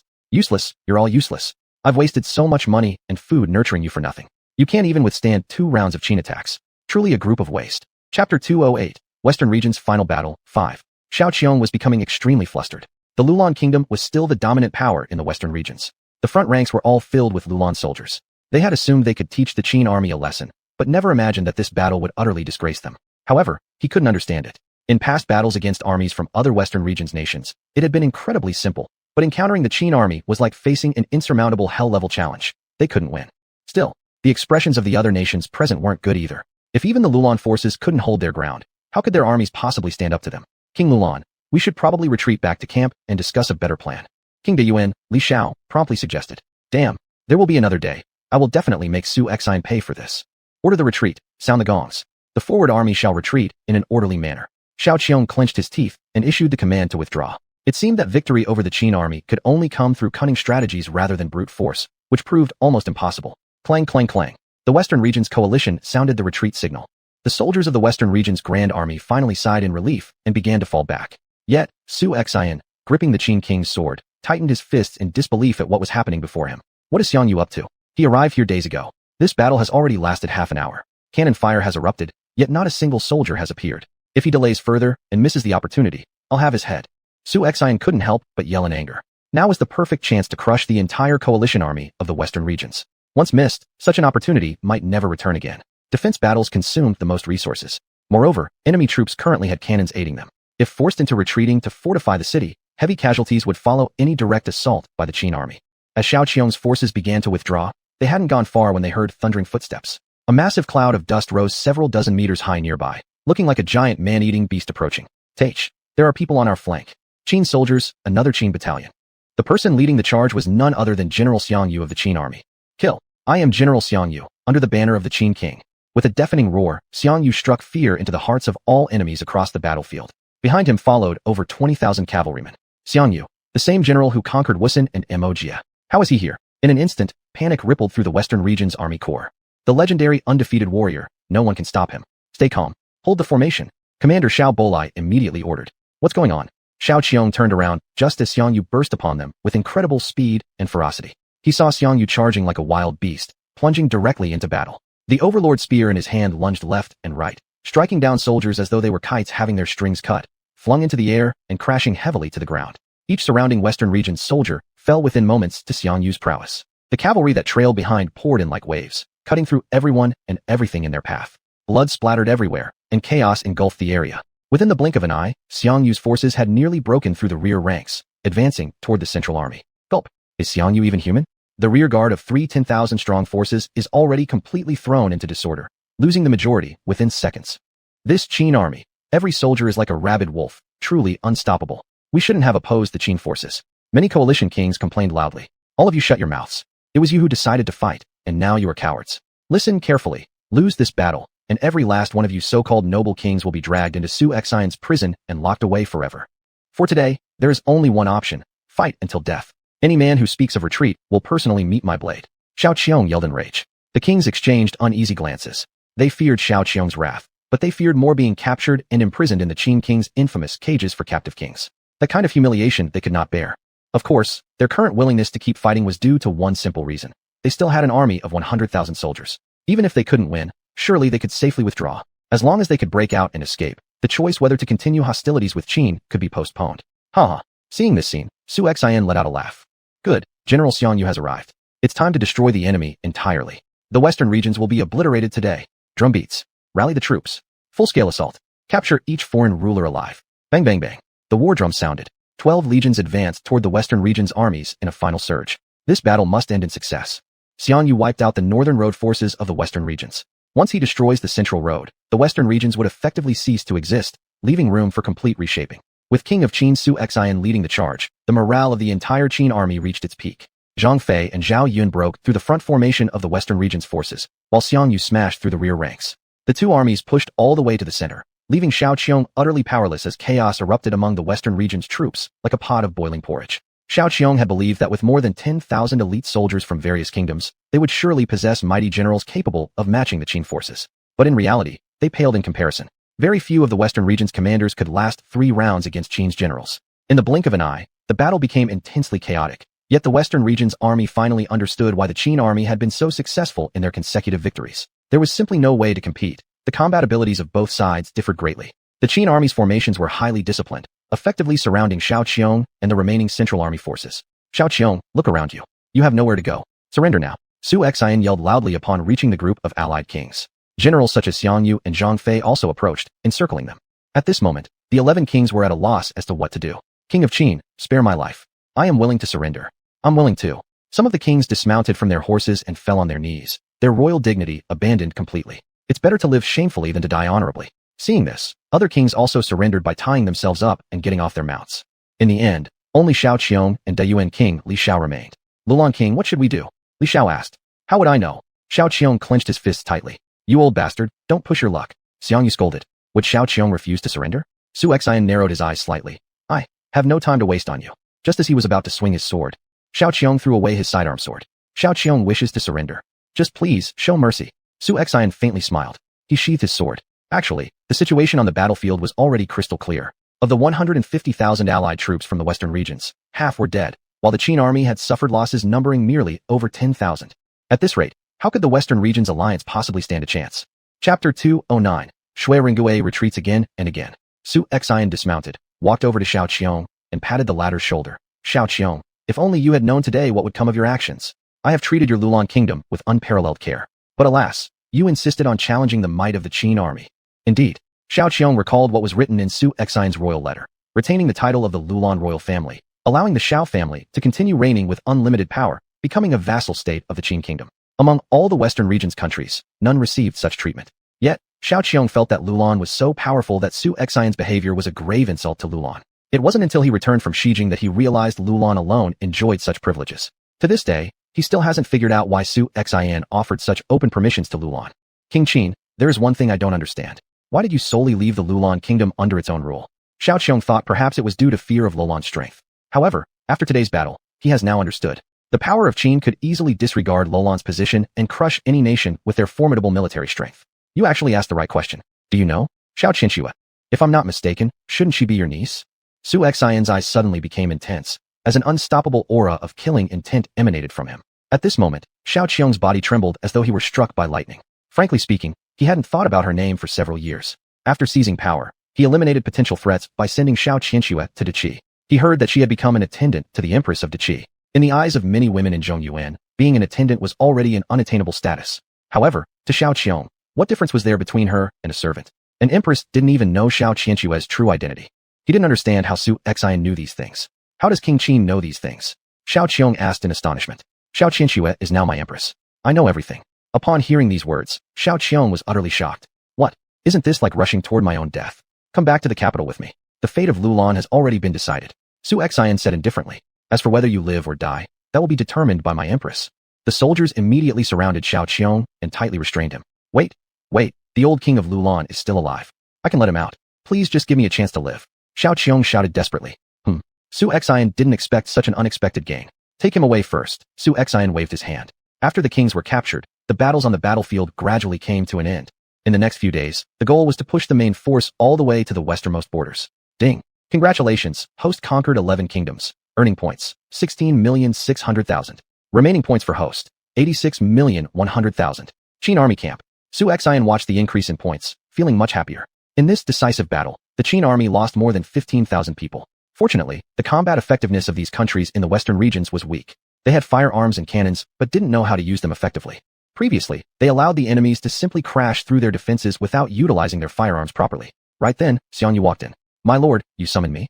Xuanhuan nodded. The western regions will soon be pacified. Now is the time to plan for the conquest of xuanhuan. I've already sent messengers back to inform Yufei and Bai Qi to proceed with their full force and do as they see fit. At present, we are sending you back to support Yufei's forces and aid Wei Qing's troops in the Luoyang grassland. Most of his soldiers were locally recruited and are weaker in terms of fighting capability. It's estimated that they must be facing significant difficulties. These top generals may have a natural talent for training armies, but turning them into elite forces takes at least a year. The only real fighters consist of 20,000 summoned soldiers, plus another 20,000 soldiers brought over from Dongchang and Wuhan. Even though the newly recruited 50,000 soldiers possess the fierce demeanor of northern tribes, new recruits are still new recruits. Soldiers under North Celebration King Zhao Sinan are all elite-level warriors at least. Even if Wei Qing employs strategies, it's difficult to win advantages across endless plains. I understand, Xianyu bowed respectfully. Truthfully, Xianyu wanted nothing more than to fight elsewhere. The situation in the western regions was nearly resolved, and there was no longer need for him. On the contrary, combating the Deqi court would be more challenging. Chao Huachun, do you have any news regarding General Shui Ringgui? Xuanhuan continued to ask. Chao Huachun looked quite distressed. My lord, General Shui Ringgui's current situation isn't good. According to recent reports, Shui Ringgui's army has been retreating again and again. They're almost near the territory of Dabo Kingdom, where they were previously annihilated. What's even more unbelievable is that General Shui Ringgui's troops suffered a loss of 20,000 men from the very start, and not a single country has been conquered yet. What?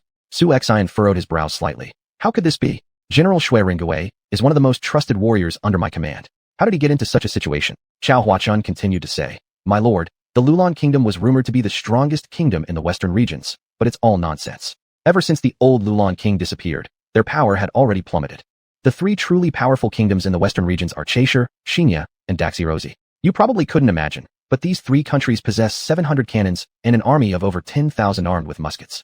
General Shui Ringgui underestimated them, and when the soldiers made their first charge, they suffered losses of 2,000 to 3,000 men almost immediately. By the time they tried to retreat, it was already too late. That Chaisher kingdom is even more terrifying. They have a type of war chariot fully armored on all sides. The square-shaped chariot bristles with long spears like an iron centipede. When it charges into the battlefield, soldiers fall in heaps. Moreover, each chariot also carries firearms. Once our soldiers approach, disaster ensues. Our armor can't protect us against their firepower. Xuanhuan frowned deeply. It seems the final campaign of the Western expedition will pose some challenges. We'll proceed according to the original plan. The main force will march southward as soon as possible to join forces with General Shui Ringgui. Based on Xuanhuan's impression of Shui Ringgui from historical records, the latter shouldn't be this weak. However, 700 cannons and over 10,000 musketeers were enough to form a formidable artillery force. Thus, Shui Ringgui's heavy losses indeed made sense. Still, Shui Ringgui's continuous retreats didn't mean that he was suffering a total rout or fleeing in disarray. Shui Ringgui still commanded an army of over 12,000 men. Every time he retreated, there would be fewer cooking pits left behind. This was part of Shui Ringgui's strategy to lure the enemy deeper. The kingdoms like Daxiaozi relentlessly pursued, placing full trust in the allied forces. Chapter 210. Su Qin's incomparable eloquence. To be precise, Shui Ringgui avoided direct confrontation with the enemy. Whenever the enemy pursued him fiercely, he would leave the supply units entirely behind the main force. However, this was exactly the effect that Shui Ringgui wanted. In this area of the western regions, there were many places unsuitable for habitation.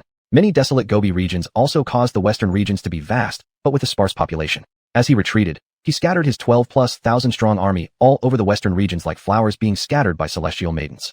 It was all in order to annihilate the supply units of the western region's army. Yet, when the combined armies of Daxia, Xia, Chaisher, and other countries gradually entered the trap laid out by Shui Ringgui, Liao Kingdom's Prince Gongsun Wenlong learned that his wife had been abducted and immediately flew into a rage. I'm so angry. I'm so angry. What a great audacity from the state of Qin to dare abduct my bride. I will have his head. Follow me to see his majesty. I want to lead troops personally to attack the state of Qin. Gongsun Wenlong thundered angrily. This letter was deliberately sent by Empress xuanhuan herself. She also spread this news widely. Now, the whole Liao kingdom knew that the crown prince Gongsun Wenlong's princess consort had been kidnapped by the state of Qin. This was an absolute disgrace. If His Highness the Crown Prince is willing to attack the state of Qin, then I am willing to serve as the vanguard, said none other than Han Jizhong, king of the northern wastelands, who should rightly be considered Qin's formidable opponent. Speaking of Han Zhizhong, it truly can't be denied that this guy has a reputation far and wide as the bravest in 3 armies. No matter which faction he went to, they would scramble to recruit him. After defeating Gongsun Wenlong's top general, Gongsun Dezhu, Han Zhizhong earned the admiration of Gongsun Wenlong and thus enjoyed an unparalleled status. Good. In that case, I'll go to the palace immediately, Gongsun Wenlong declared. He stormed off toward the palace with obvious agitation. At this time, naturally, the court of the Liao kingdom received this news too, forcing all civil and military officials to work overtime and gather in the imperial hall to deliberate on how to resolve this issue. Crown Prince has arrived, the eunuch outside announced. My Lord Emperor, began Gongsun Wenlong. What more is there to discuss? Our Liao kingdom used to be so mighty. Yet now, a small vassal kingdom dares to ride roughshod over our heads, relieving itself without fear of retribution. This behavior cannot be tolerated. I have even heard that currently the state of Qin is attacked on all sides. Attacking them now could add fuel to the fire and extinguish the Qin swiftly, with opportunity knocking twice never coming again. The gathered ministers exchanged looks silently. It wasn't that they didn't want to launch a campaign against Qin, but rather because there was little significance. Except venting some frustration, what real benefits would attacking Qin bring them? It would merely drain their national resources unnecessarily. The Liao kingdom itself was currently faced with a serious problem: Mongolian tribes. They'd engaged in several battles, resulting in at least a third of Liao's national strength being drained. Then, do we discard the dignity of our Liao kingdom? Asked Crown Prince Gongsun Wenlong with indignation. Prince, do not be impudent, scolded the Emperor Gongsun sternly. All of you, no matter how hard times may fall upon us, we must not lose face for our Liao kingdom. So, my decision stands. Mobilize 10,000 troops to subjugate the Qin state and restore our lost pride. Report. At this very moment, a soldier ran inside. I report, Your Majesty. Emissary Su Qin of Qin has arrived outside the palace. He says there's urgent business to discuss with our emperor. Once again, the court ministers exchanged puzzled glances. It's truly odd. News of the Great Qi embassy abduction just reached us, and already Qin's emissary is here. Likely, Qin planned the abduction of the Great Qi envoy precisely to humiliate us Liao. Regent King Gongsun Shu suspected immediately. In my view, suggested someone else, let's simply execute the Qin emissary and declare war directly against Qin. We West Liao haven't endured such humiliation since our founding. Moreover, eliminating Qin would be as effortless as stepping over a puddle. In the current eyes of Liao, they certainly didn't consider Qin an opponent. Having never engaged in battle with Qin before, they were unaware of its military prowess, hence why they believed annihilating the Qin would be effortless. After all, considering the current situation of Qin, a minor power besieged by larger forces, economically strained, lacking supplies and manpower, sooner or later they'd reach a breaking point, rendering the insignificant Qin unable to withstand. Fine, let's follow brother's plan. Kill that Qin messenger directly. The Liao Emperor said indifferently. Your Majesty, he claimed he had a way to resolve the current issues troubling our Liao nation. More importantly, it could help our Liao achieve a military victory over the Greater Mongolia Kingdom, turning our defeats into triumphs. The soldier continued reporting. Su Qin seemed to have foreseen that the Liao Emperor might take action against him. What? Hearing this unexpected claim, those who were initially nonchalant were instantly surprised, looking at the soldier curiously. Could Su Qin alone solve our kingdom's troubles? The Liao Emperor frowned. To be honest, when it came to the combat capabilities of the soldiers from Liao and Great Mongolia, they were essentially evenly matched. But why had the Liao army lost? It was entirely due to logistics, economics, and supplies. After undergoing reforms, Great Mongolia's national strength was unprecedentedly robust, hence enabling a continuous supply of logistics support. In contrast, Liaogua, as the battles continued, their logistics became overburdened, and their national strength steadily weakened. The Great Liao could not afford to drag this out. Father Emperor, how about seeing him? This Qin, a small rebellious vassal kingdom, standing alone has been able to fight with so many great nations for so long, and can still persist for 4 to 5 months. Surely, the state of Qin must have some extraordinary qualities. I think we should see him. What if Su Qin truly has a way? This person was the second crown prince of the Great Liao, Gongsun Wenxiang. This man, named after the wild and ferocious beast Xiang, though he might pass as a scholar, was also exceptionally wise and strategic in his thinking. Gongsun Wenxiang, it's not your wife whose wedding has been disrupted. Gongsun Wenlong angrily retorted. Enough, stop arguing. Let the Qin envoy enter. Gongsun scolded. Yes. The soldier retreated. Moments later, Su Qin entered confidently, walking tall and upright. The envoy Su Qin from Qin respectfully greets His Majesty the Emperor of Liao. Su Qin showed no fear. Neither arrogant nor submissive, Su Qin proved to be quite talented. Su Qin, your state of Qin, abducted the princess sent to form an alliance through marriage with Daxia, yet you dare to come here for peace talks? You certainly have big balls. And are you not afraid that I will order your execution? Upon hearing this, the hidden axe-wielding warriors around them deliberately made threatening noises. Ha ha ha. Su Qin laughed without fear. Why do you laugh? Emperor Liao frowned slightly. He felt offended. Were all these people from Qin this rude and disrespectful? I laugh at the entire court of the Liao for being incapable, and even more laughable is that the Liao Emperor lacks wisdom and decisiveness. Whoosh. The crown prince of Liao along with the whole court of officials immediately became enraged. How could these rugged men endure such insults? They all drew their swords. Su Qin, do you want to commit suicide? I'll make it happen right now. Bring this presumptuous fool down and cut him off. The crown prince of Liao roared with anger. Chapter 211, Liao Kingdom in shock. These northerners, most of them belong to an easily angered type. A little insult, and they cannot bear it. But sometimes, the national backbone is not a bad thing. Like the Qi Central Plains people, their bones are soft, yet many traitors who sell out the country have appeared. Wait, let's hear what he really means. Gongsun Wenxiang immediately shouted. Gongsun Wenlong could no longer hold back. He just couldn't stand Gongsun Wenxiang's attitude. What? Gongsun Wenxiang, after going to Central Plains to bow down to a teacher, you've come back with even your spine softened. Look at these Qin people riding roughshod over us. Can you still bear it? This is dignity, the dignity of Great Liao. From tomorrow onward, all those books in your palace will be thrown away by me. As your elder brother, I don't wish for our Great Liao Kingdom to produce someone as hypocritical as you, a pseudo-Confucian. The Great Liao was built through the sword in hand. But Gongsun Wenlong would never imagine that it was this younger brother he looked down upon who would lead the Great Liao to a new height not long in the future. Elder brother, nothing should be done recklessly. Force can't solve all problems, Gongsun Wenxiang advised. To be honest, with such a large figure, Gongsun Wenxiang doesn't seem like a scholar at all, speaking pretentiously but awkwardly. But although I'm giving this guy a temporary lifeline, if he can't give a satisfactory explanation, do not blame me for being impolite. Sus Qin, you had better offer an explanation, otherwise, I will let you know the consequence of insulting the Liao Kingdom. Sus Qin remained unfazed. Am I wrong about what I said? To go to war with the Qin Kingdom for the sake of a woman, isn't this too childish? Now everyone knows that the crown princess Zhao Rui of Qi has already conceived my king's child. She is my king's woman. However, this Empress of Qi still considers Rui princess as a princess for matrimonial alliance. Thus, the one playing games with Great Liao is not Qin, but Qi state. Even if a war needs to happen, Liao should declare war on Qi. Moreover, if the Liao Kingdom truly deploys troops, then we would truly become the laughingstock of all nations. After Sus Qin spoke these words, everyone looked at him thoughtfully and sheathed the swords that had been drawn. Because Sus Qin's words were reasonable, everyone clearly knows that Qi is playing tricks on them. If they still dispatch troops, does that mean all of them in Liao are fools? Moreover, how could sending the pregnant Zhao Rui not be seen as treating them as monkeys? Prince Gongsun Wenlong suddenly realized that Sus Qin was correct, but constrained by face-saving considerations, he retorted, "Still, she is my crown princess. Even though she's pregnant, I want her anyway." His roar-like angry response made all civil and military officials feel ashamed. When had their Liao ever lost its composure so much over a woman? Shut up, good for nothing, disgracing yourself. As crown prince of the Liao Kingdom, which woman wouldn't you have access to? Why must you covet another man's wife? Truly disgraceful. The emperor rebuked him furiously.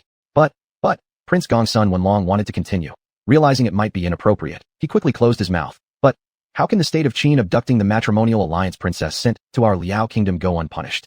We can't remain silent on this issue, or it would be too advantageous for the state of Qin.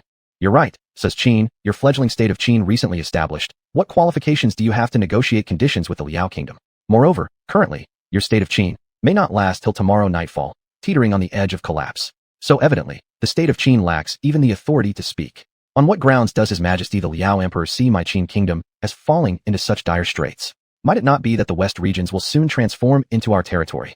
Sus Qin responded with resolute eyes. How audacious! That Zhu Xian only controls a small wasteland. What great upheaval can he possibly stir?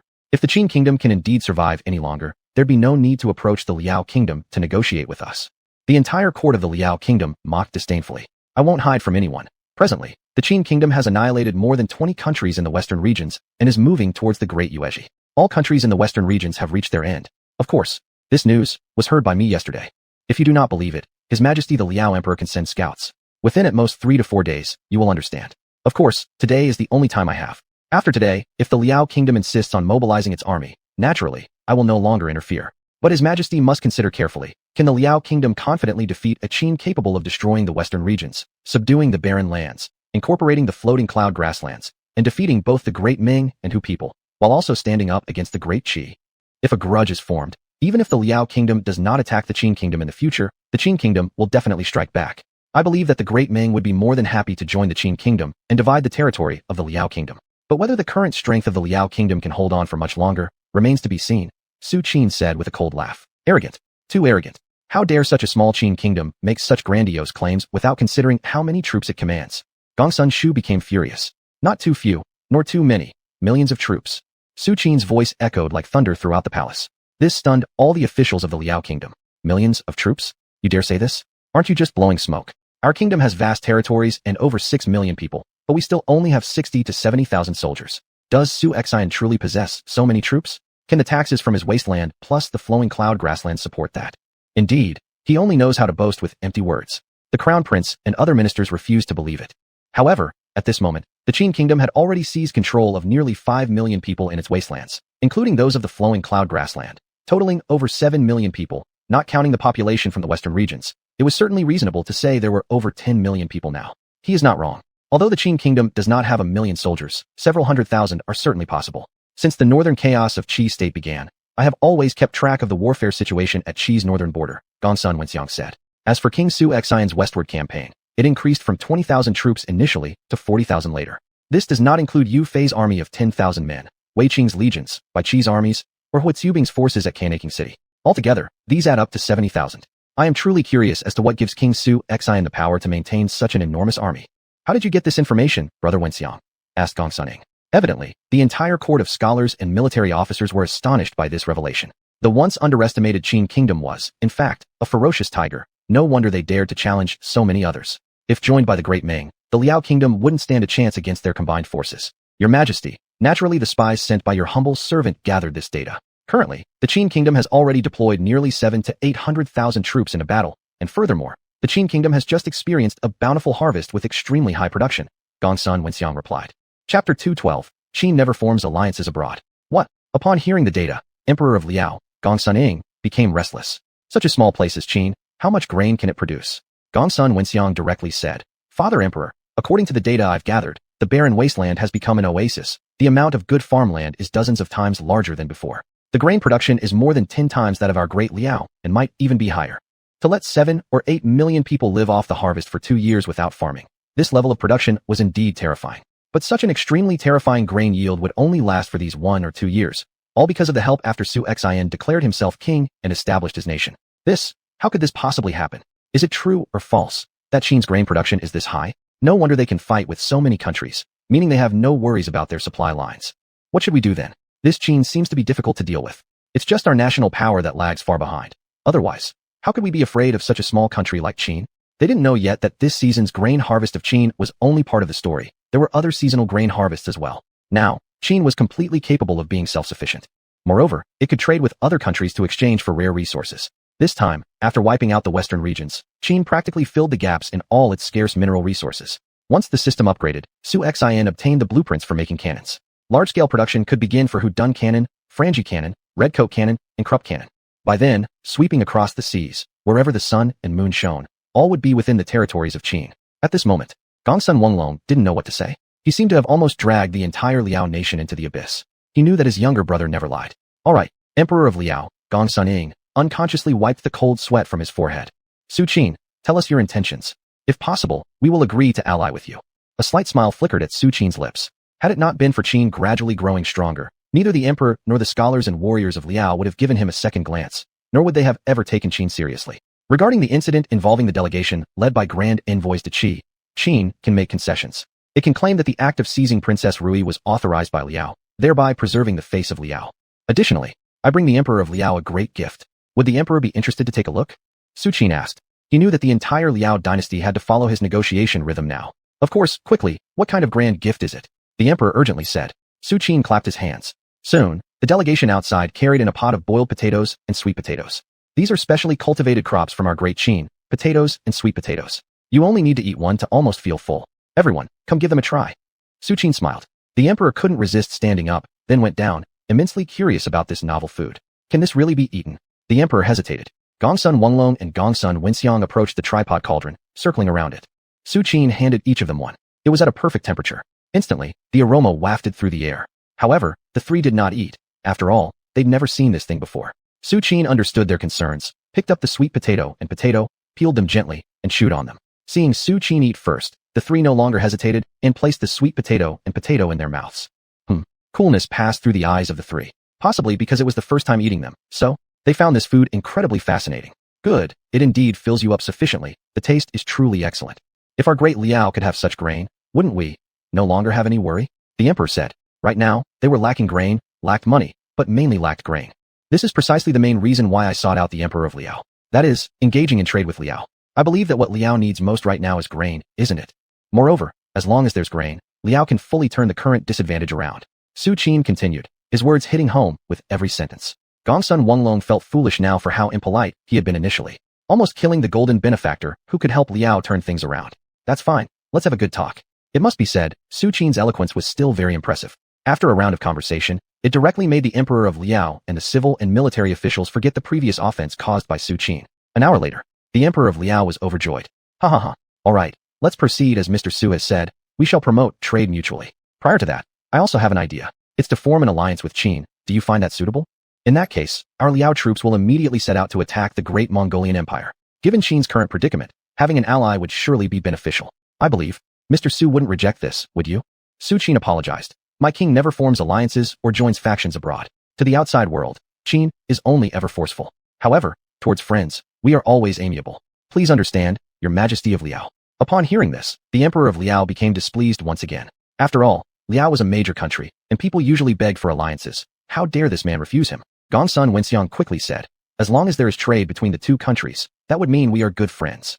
Rest assured, from today onwards, Liao will dispatch heavy troops to attack the Great Mongolian Empire in order to support Qin in battle.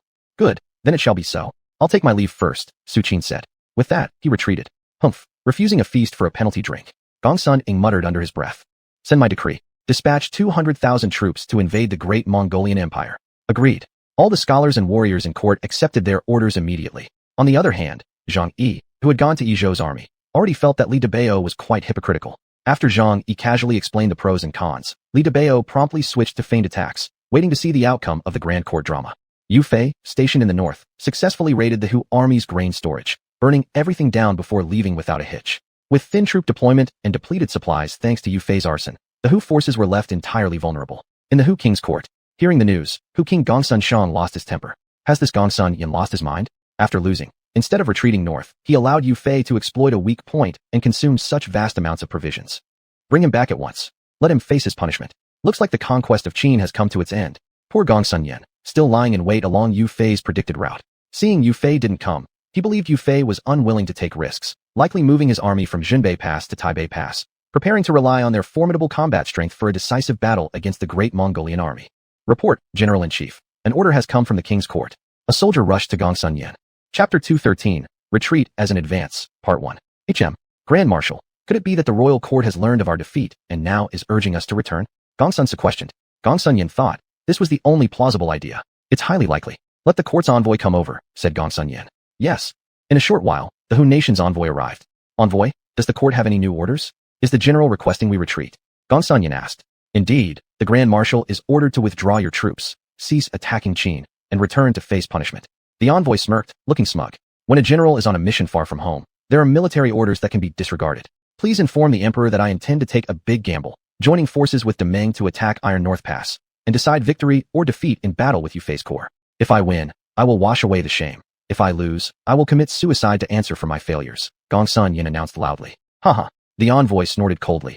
Engage in a decisive battle with Yu Fei's corps? Could the Grand Marshal possibly be joking? Do we even have enough food left to continue the war? What do you mean by that? Gongsun Su was itching to hit the envoy, who spoke in such a sarcastic tone. General, surely you don't know that just as you were heading to Zenorth Pass, Yu Fei led a cavalry force rapidly northward, raiding the western granaries of the Hu nation. And you, still wait here expecting Yu Fei. Considering the Great Marshal's previous reputation, how foolish it seems now. The envoy criticized outright. What? Gongsun Yin was shocked. Yu Fei's corps went north? How could that be? Yu Fei would dare such a thing? After the great battle at northern Xiong Pass, they still venture alone into deep enemy territory. Gongsun Yin realized the Qin warlords stationed in various regions possessed audacious courage. Things that others deemed impossible, these Qin generals chose to accomplish nonetheless. Gongsun Su was at a loss for words. They had thought this time they might turn things around, but Yu Fei didn't play by the rules at all. This Qin kingdom, if not destroyed now, will surely become a major threat. Gongsun Yin sighed. Moreover, he suspected that the Qin currently possessed more soldiers than any one of their own countries. All of them were elite warriors. No other country boasted such formidable fighting capacity. Their losses against the Hu people were immense. Should they fail to eliminate the Qin now, based on their current relationship, the Qin army would inevitably counterattack their Hu country. By then, when armies of various nations retreat, perhaps they would only be left awaiting their end. The most advantageous situation for the Hu right now is to retreat back to the royal court, conserve strength, and strengthen border defense, the envoy continued. Grand Marshal, what should we do now? Gongsun Su asked. There's no hope. With the 3 passes well fortified, given our present state, we cannot penetrate. Return to the tribe. Now, we can only wait to see how the military forces of Deqi and Demeng fare. At this point, Gongsun Yan hoped the two kingdoms of Demeng and Qi gained glory and thoroughly attacked Qin. But another question persisted. Where exactly did Qin's army come from? While troops from other countries dwindled as they fought, oddly enough, only Qin's forces grew stronger, becoming more numerous and ferocious. Gongsun Yan had already failed. What he faced now was being judged by King Hu. However, even after admitting defeat, he acknowledged that none of the northern countries, nor the western region's states, compared to the overwhelming power and supernatural advantage of Qin. Northern stability for the moment had been achieved, Demeng's army finding it hard to capture Iron North Pass. Also having received news of the Hu army retreating north, left them momentarily unsure what to do. During the Flowing Clouds Prairie period, Yaluingyi had already understood the might of the Great Qin army. Nevertheless, Liao dispatched a 20,000-strong army to invade Demeng's borders, forcing the Demeng emperor to call back all the troops sent to attack Qin. Outside Iron North Pass, Yaluingyi looked at the imperial decree delivered from the court and fell into deep thought. The difficult-to-crack bone of Qin kingdom. After settling the trouble with Liao, this general shall personally lead a massive army and level Qin completely. Demeng's million-strong army was busy consolidating its rule and hence couldn't spare the manpower. However, even so, the conflict with Qin had caused significant losses in Demeng's forces. With Demeng retreating north, it meant the northern front was temporarily peaceful, giving Qin a clear strategic advantage. Su Qin's diplomatic missions could be considered a great relief for Qin. Currently, the remaining challenge was by Qi confronting the army of Qi. Wei Qing, stationed at the Flowing Clouds Prairie, though leading freshly recruited soldiers, was still managing to engage Zhao Sinan's forces, with both sides exchanging blows back and forth. On the Flowing Clouds Prairie, it was a vast, open land, and any plot or cunning scheme seemed difficult to execute. Although the two armies were locked in a stalemate, it was clear that Zhao Sinan's forces were at a slight disadvantage. Wei Qing's hidden skills hadn't bridged the gap with Zhao Sinan's unit completely, but it was getting close. Therefore, Zhao Sinan was particularly annoyed. Wei Qing's troops were evidently not the main Qin army force, yet they were still able to hold their ground against him effectively. But Bai Qi's corps stationed at Black Mountain City endured over a month of artillery bombardment. It must be said that the Qi had built up some strength. After a series of state governance policies and bolstered by overseas trade, the Qi had accumulated a bit of wealth. 200 cannons bombarded ceaselessly, firing as if the ammunition would never run out. Thanks to the Qi's powerful munitions factories ensuring steady supplies for the frontline corps. Boom, boom, boom. Black Mountain City was engulfed in relentless cannon fire. Grand Commander, these Qin soldiers are truly like turtles hiding in their shells. We've attacked for more than a month now, insulted them for more than a month, and these guys have refused to engage in battle. Their shells are really tough. Deputy General Huang Yingjia mocked, then added, I think this Qin army is not as formidable as legend makes it out to be. Haha, Su Long chuckled coldly. Do not underestimate the combat power of the Qin army. Back at Xuanhuan Pass, the Qin forces showed great strength. You wonder how the Westerners came up with weapons so formidable. In over a month, Qin's army had lost more than 5,000 men, while the Qi's losses numbered less than 3,000. The 2-to-1 casualty ratio marked the first time Qin's army faced such balanced numbers after numerous battles. As soon as Qin soldiers showed their heads, a combination of muskets, cannons, and bowmen immediately annihilated them. The Westerners' minds are indeed clever, but our Easterners aren't inferior either. The cannons and muskets they brought, we improved upon them significantly, enhancing their power, Huang Yingjia said. Su Long nodded. That's fine. We'll gradually wear down the Qin army, with all of the Qi behind us, while the Qin army faces enemies on all sides. Right now, with the war situation worsening in both the north and the western regions, I fear the Qin army will soon face continuous defeats. Chapter 214, Retreat to Advance, Part 2. Su Long's idea was indeed impressive. In almost everyone's eyes, Qin state would drain its national strength by fighting against so many countries. With the number of soldiers mobilized from Qin, the daily consumption of food and fodder would be astronomical. And then, wouldn't you need manpower for war? Young men, adult males, all sent to the battlefield. In this way, Qin's labor force would surely be insufficient. After a year or so, in spring, with no one to till the land, even if they did not fight further, the Qin army would collapse on its own. Thinking long-term, it was a strategy of wearing down the enemy. It tested the power of each state. But they would never imagine that xuanhuan, who had the heaven-selected system, didn't need to worry about these problems at all. The population of Qin, xuanhuan barely touched. It was just a few 100,000 new recruits. Each household provided only one soldier, which was enough. This would not impact the rear line. The hardest hit right now should actually be other countries. However, within Heishan City, Dianwei and Su Chu, following by Qi in battle campaigns, were almost unable to hold back any longer. To them, presenting an advantage and yet holding a defensive posture felt like an outright insult to the Qin army. Hold. Ever since His Majesty ascended the throne, we've been holding up till October, and before we knew it, it is almost April already. When will this end? Dianwei complained. General Bai Qi, if you're scared, you can stay in the city. But look here. Now, you don't even allow us to engage in combat. That is absolutely unacceptable. Su Chu also said discontentedly. It's frustrating. You let the brothers have a proper, open fight as well. Listen, the enemy has already started cursing, even cursing at our parents. Any man wouldn't endure this. These two tiger generals grumbled every day and nagged General Bai Qi, hoping he'd agree to let them go into battle. However, what Qin army valued the most was discipline. Without the head general's approval, their subordinate warriors could not act arbitrarily. Generals, please do not rush. The emperor's orders are to stand firm in defense, not avoid deployment. But because the risk is too great, they have muskets, cannons. If we fall into an ambush, the enemy's cannon advantages will play out completely. If the gateway of Heishan is lost, the enemy will flood inside without any obstruction. Remember, our nation's Qin elite troops currently deployed are all here. Letting this Daqi army infiltrate deep inside will truly invite wolves into our home. Gao Shun advised. Gao Shun earlier fought off 5,000 strong forces with just 800 heavily armored cavalry. How come you never retreated? Dian Wei smirked slightly. From his heart, he respected Gao Shun deeply. But Bai Qi, without having substantial achievements, commanded over them directly. This made the generals very displeased. Gentlemen, I've summoned you here because the emperor has already given orders. The Western region's battle is nearly over. Our armies advance victoriously. General Xiang Yu's troops are heading to the capital already. This means we have backup troops now. Now, the real battle with Su Long begins. A murderous aura gleamed in Bai Qi's eyes. Good. I admire General Bai Qi's attitude now. Dian Wei instantly became exhilarated. General Bai Qi, just tell me, how do we attack?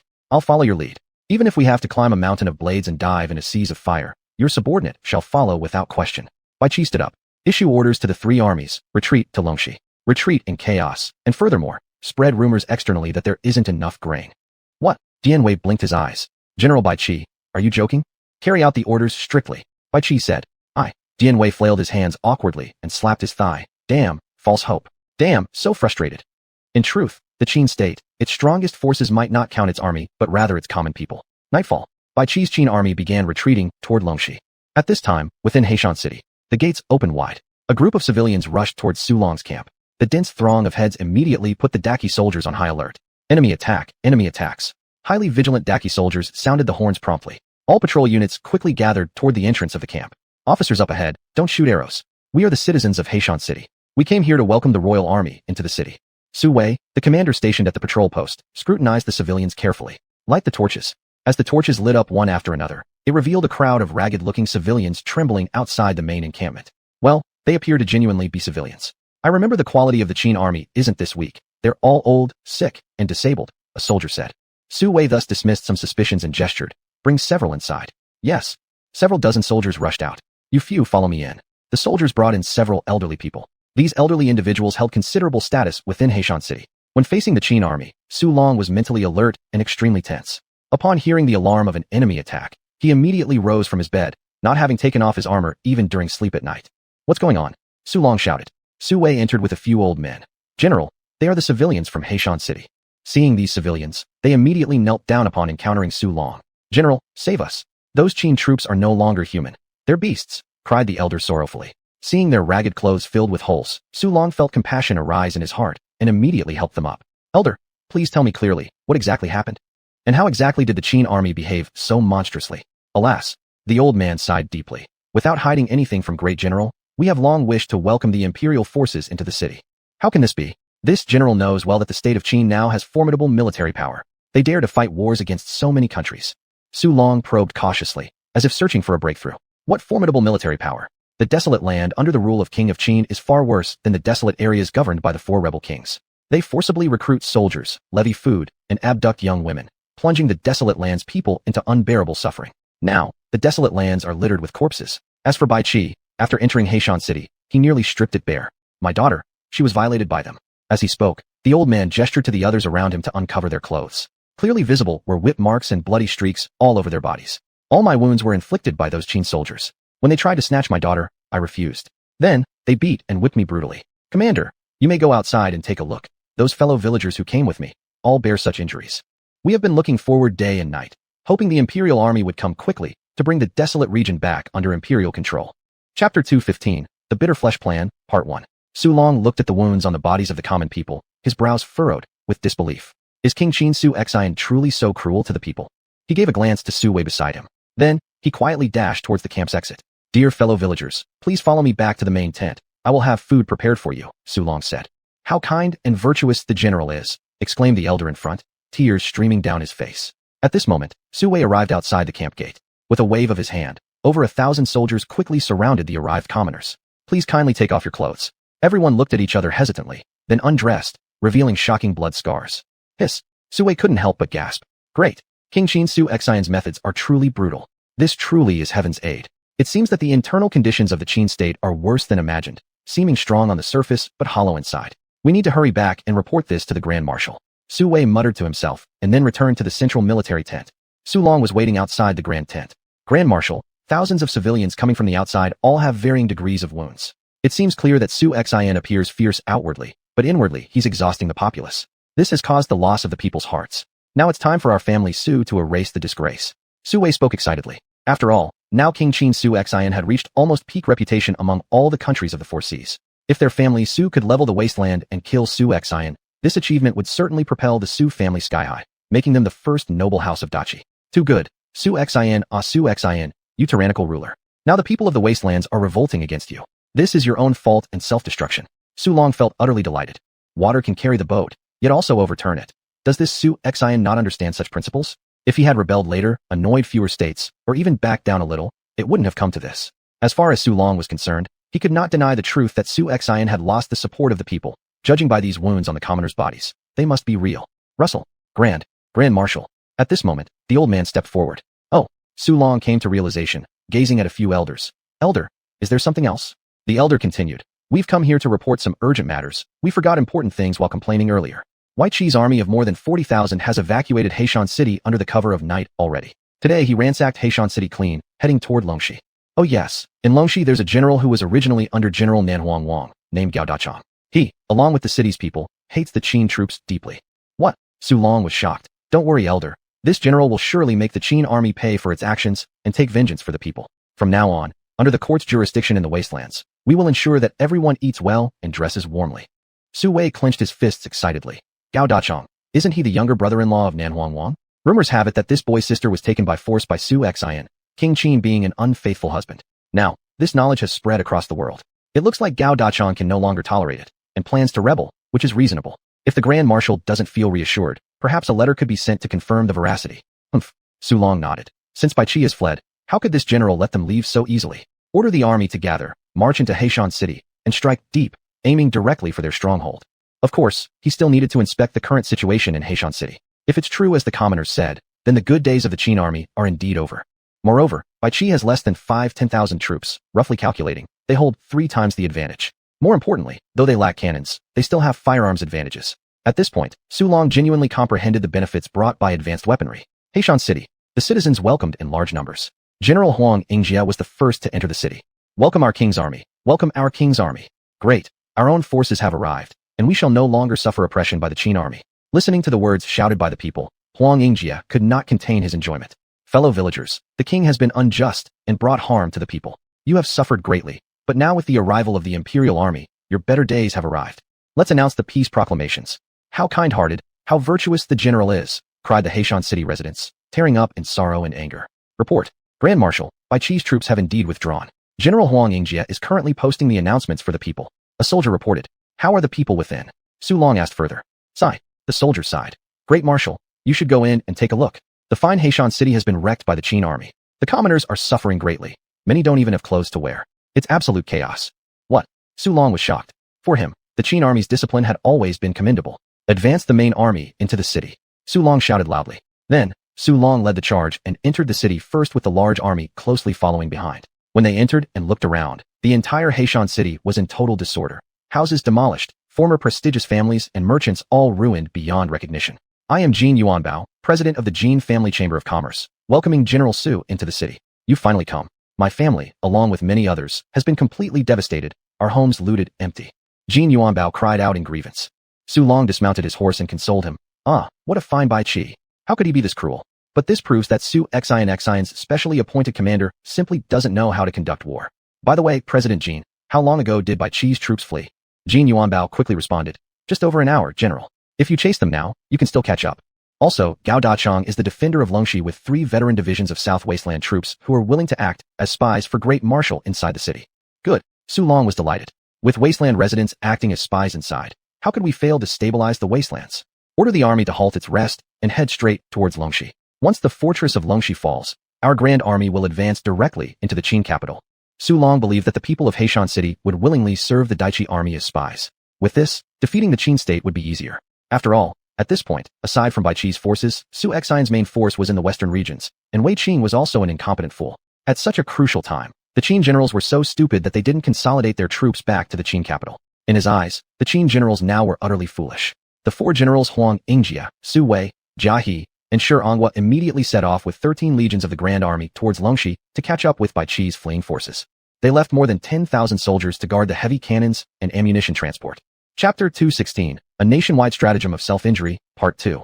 There was no way. If the Danji came, Su Long couldn't just wait for the heavy artillery to arrive at the front line before starting an action, could he? If that were the case, then this war wouldn't need to be fought. Dragging along heavy artillery to fight a war would work in a siege, but if it wasn't a siege battle, the heavy artillery was rather cumbersome. However, Su Long thought that with his 5,000 musket soldiers, there was absolutely no need to fear the Qin army. During these past couple of months, the Qin army had holed up inside the city, which once made Su Long's confidence swell up so much that he even started thinking that the combat effectiveness of the Qin army was probably not all that great. As Su Long led his massive army through He Mountain City, the local populace exhaled a sigh of relief. Hopefully, General Bai Qi will be able to destroy Su Long's troops, said the elder who had previously gone to the Daiqi military camp. Rest assured, our generals from the Qin state never fail. Another elder continued speaking. Now, it's our turn to step onto the stage. Su Long didn't yet know that in order to lure the Daiqi army into a trap, all the citizens of He Mountain City had voluntarily cooperated with Bai Qi to act out a stratagem of self-inflicted wounds. The injuries on their bodies were intentionally caused by Qin soldiers to portray the cruelty inflicted upon them by the Qin army. Furthermore, even the destruction of the citizens' houses within He Mountain City was voluntary. The people of the Qin state completely supported Emperor Sun, Su Xian. Ever since Su Xian came, they were able to eat their fill and wear warm clothing. A little injury meant nothing. Bai Qi promised that after this battle ended, he himself would personally build houses for the citizens of He Mountain City. Su Long's army was gradually stepping into the trap set by Bai Qi. In addition, Su Long hadn't anticipated another force, that being Xiao He, who recruited 20 new recruits. After all, they'd already been training for 4 or 5 months, and it was about time they returned to add to the army's strength. And Gao Dachong stationed in Longxi, leading 3 armies of 10,000 men each. These were the new recruits Xiao He recruited. The citizens of He Mountain City immediately pushed small carts out one after another. All of you brothers, you don't have to rush chasing General Su Long's troops here at the rear base. The commoners of He Mountain City willingly present the hidden grain, wine, and meat we've kept as a way to reward everyone. And please don't look down on our offering, Jin Yuanbao said. Marching and warring involved drinking alcohol. Zhang Xiaowu, the remaining commander of the Daiqi army in the rear, seemed hesitant.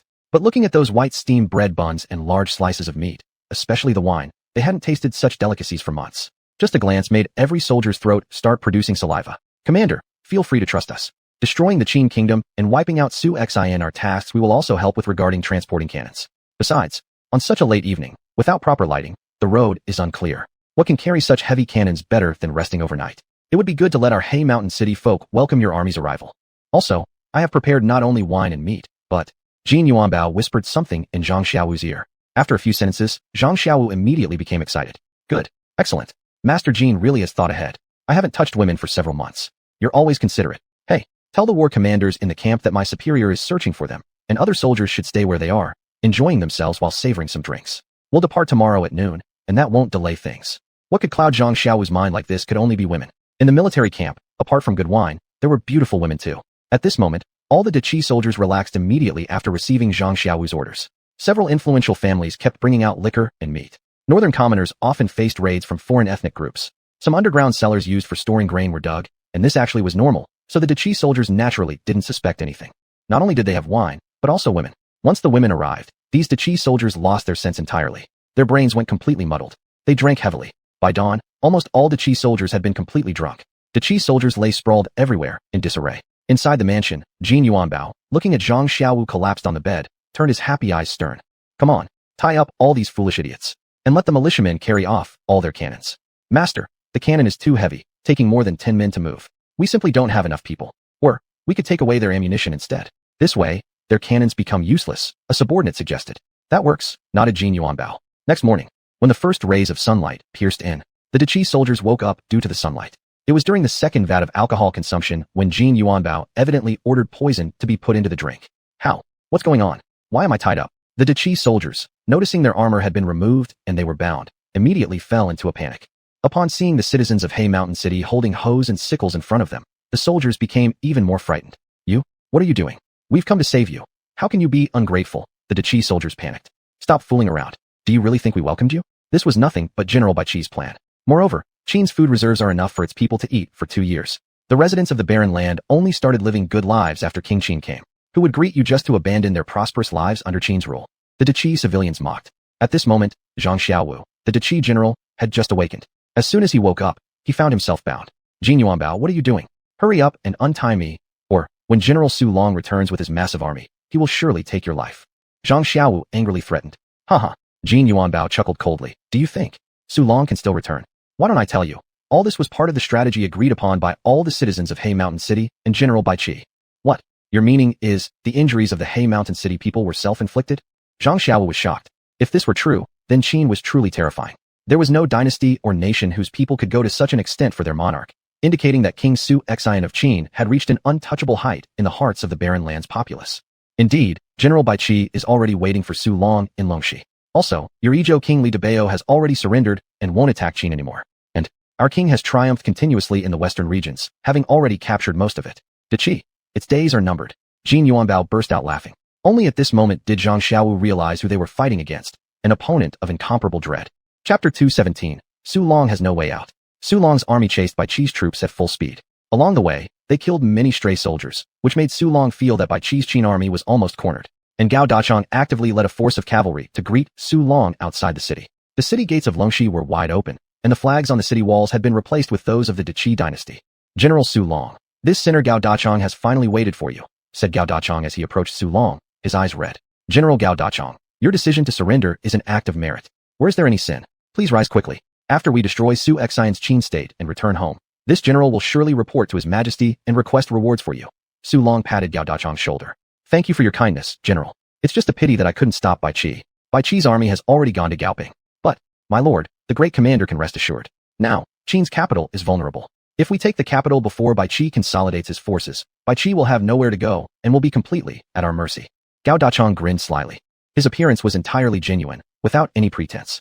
Ha ha ha. Su Long laughed. You have done an excellent job. On the contrary, it was you, General Gao, who suffered greatly. I didn't expect King Qin Su Xian to be so ruthless. This commander feels deep sympathy for General Gao. Su Long did not say it outright, but Gao Dachang clearly understood what was implied. Lord Su, let us enter the city quickly. Then, after half a day of rest, I will lead General Su Long toward the Qin capital. The people in the whole desolate region detest Su Xian deeply. They would gladly eat his flesh and sleep on his skin. Gao Dachang showed a truly hateful expression. Su Long nodded. Let the army march into the city.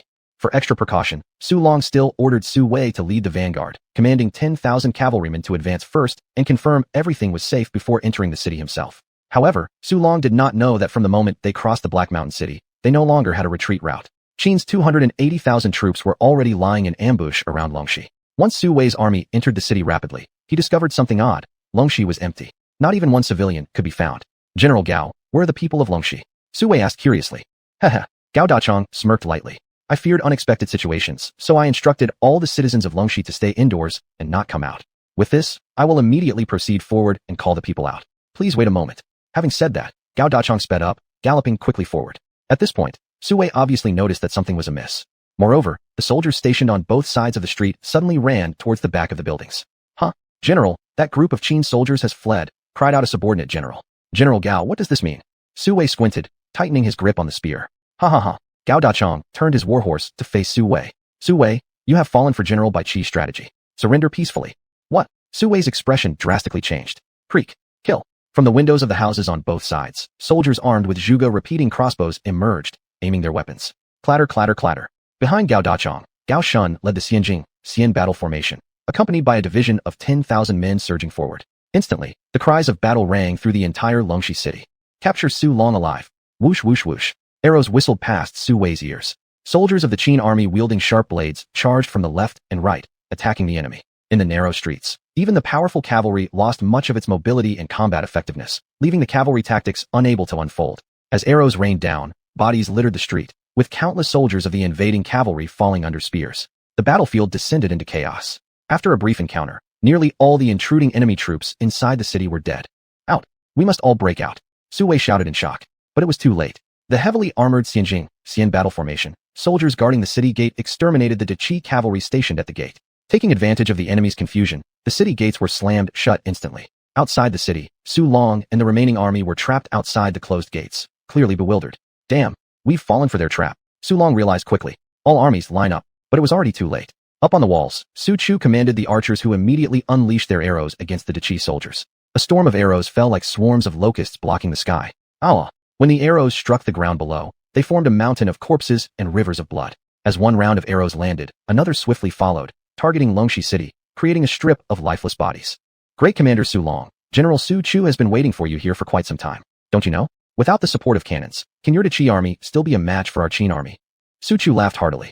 Su Chu. Su Long tightened the reins on his horse. This commander will flay your skin. Cannon troops, fire at him. The rest of the army, prepare to launch a strong attack on the city. Su Chu showed no sign of panic, and instead slightly curled his lips upward. Su Long, do you really think that with your bunch of cats and dogs, you could break through Heishan City? Do you really believe our Qin army is just eating plain rice? If it wasn't for intentionally letting you in, how could you have fallen into General Bai Qi's trap? What? Upon learning the truth, Su Long was somewhat incredulous. This is Bai Qi's trap? Just as the Qi cannon troops were getting ready, fiery balls from the sky suddenly rained down upon them. 5 fireballs. Could the enemy's trebuchets possibly throw this far? The Qi cannon troops attempted to scatter, but the fireballs had already landed. Boom. The explosion's force was not at all weaker than that of heavy artillery shells. At once, the Qi cannon corps scattered everywhere. All around the area, 500 trebuchets lay hidden, with a maximum range of 1 kilometer. Explosives covered the entire battlefield. However, though the morale of these Qi soldiers dropped, their formation was not entirely disordered yet. Dong dong dong. Drum beats and overwhelming cries of slaughter poured out from every direction like surging waves. Su Long, Dian Wei has been waiting for you.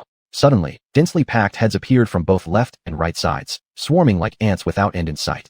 Listening to the commotion, there must be several 100,000 Qin troops. How? Where did so many Qin soldiers come from? At this moment, the Qi army completely fell into chaos. They knew the strength of the Qin forces, and now such an overwhelming number exceeded theirs, making them naturally afraid. It's over, it's over. The Qin army excels at winning with fewer numbers. Now they outnumber us too. There's no way we can win this battle. As arrows flew from all directions, another large number of Qi soldiers on the side fell. The Qi soldiers desperately fought back. Chapter 218. The complete annihilation of the Daji army. And Bai Qi, the legendary killing god, appeared with a force of 50,000 troops behind Su Long's army, cutting off their retreat. The autumn wind howled, fluttering Bai Qi's cloak. At this moment, the imposing demeanor of Bai Qi, commander of the great army, was fully displayed. Pass my orders, surround and annihilate all of Su Long's forces. Bai Qi said calmly. Yes. The battle commanders took their commands. At this moment, Su Long's army was surrounded on all sides with no way to retreat. Of course, the Daji soldiers wouldn't immediately surrender. Commanders like Su Long were still resisting fiercely.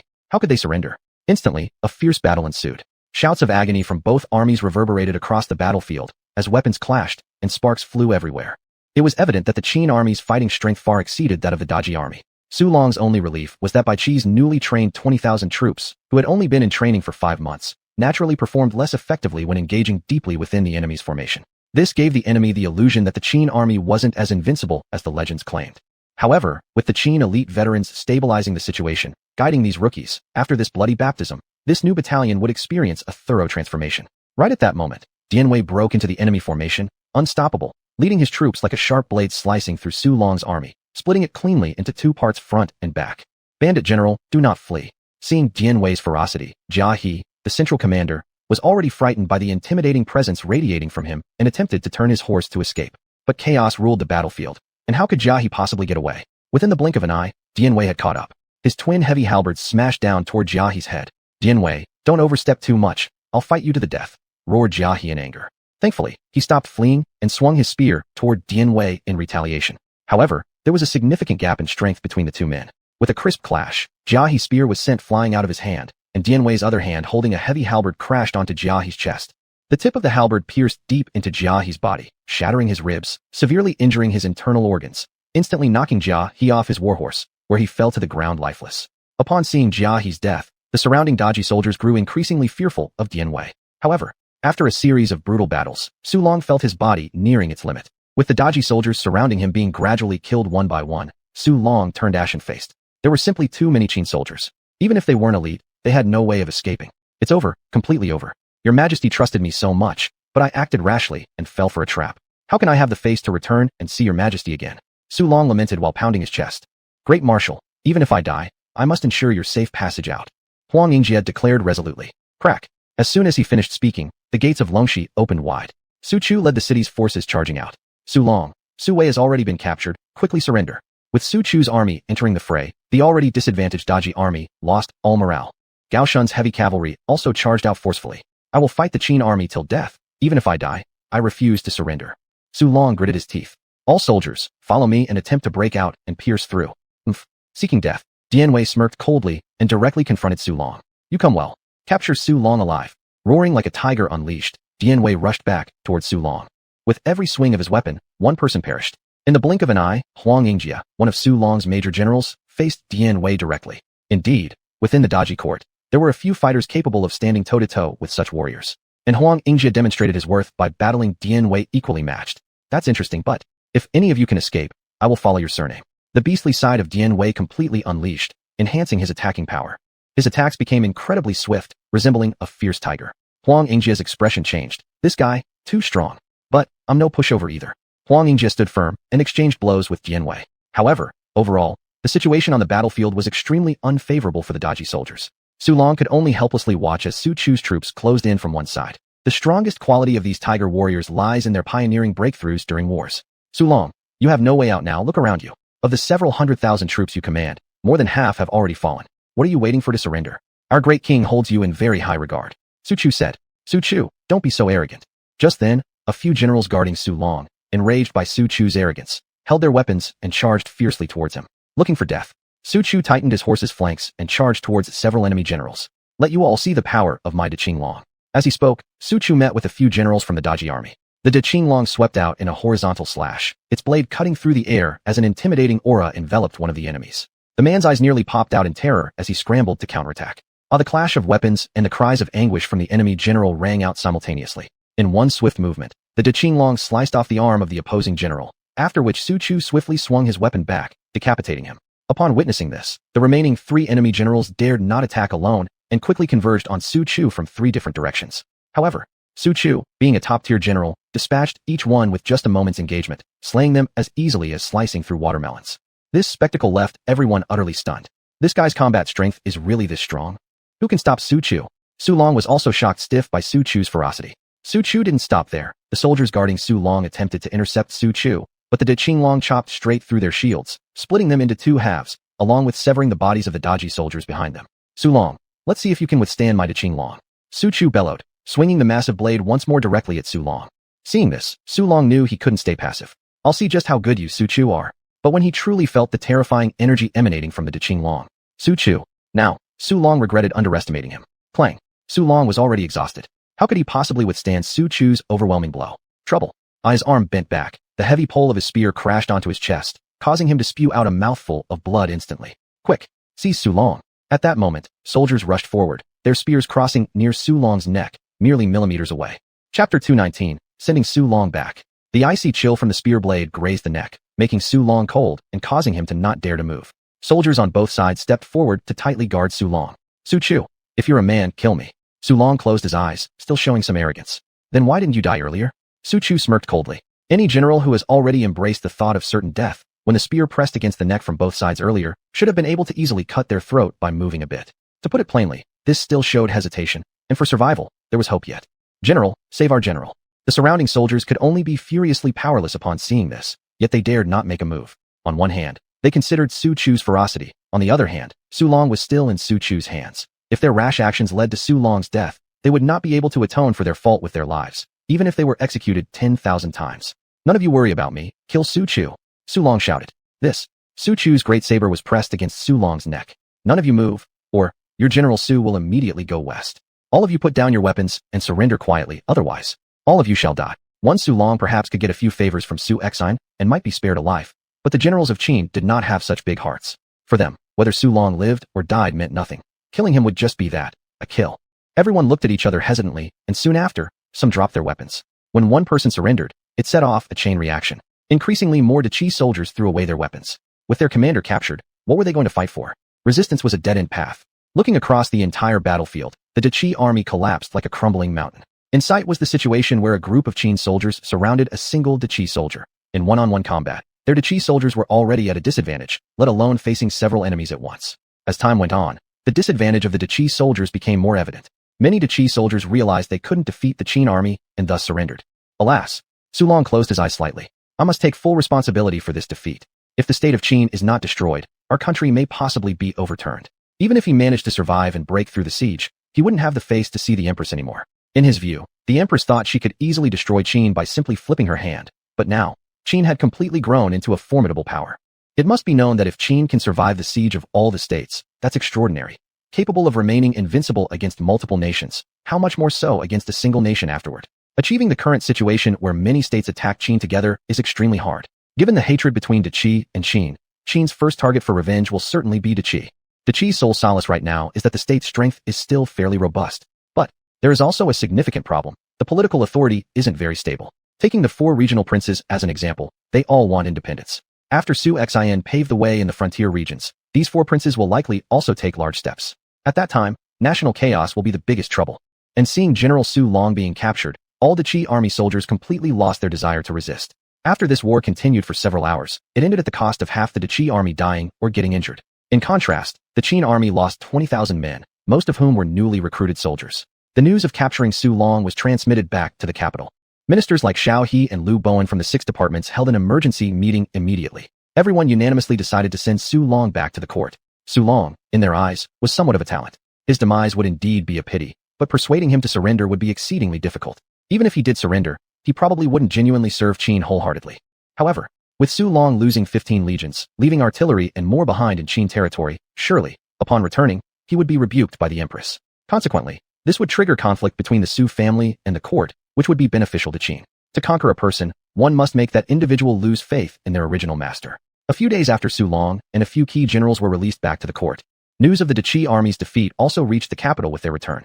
For a while, the entire city of Luoyang was filled with fear and dread, especially the noble families, who were now terrified.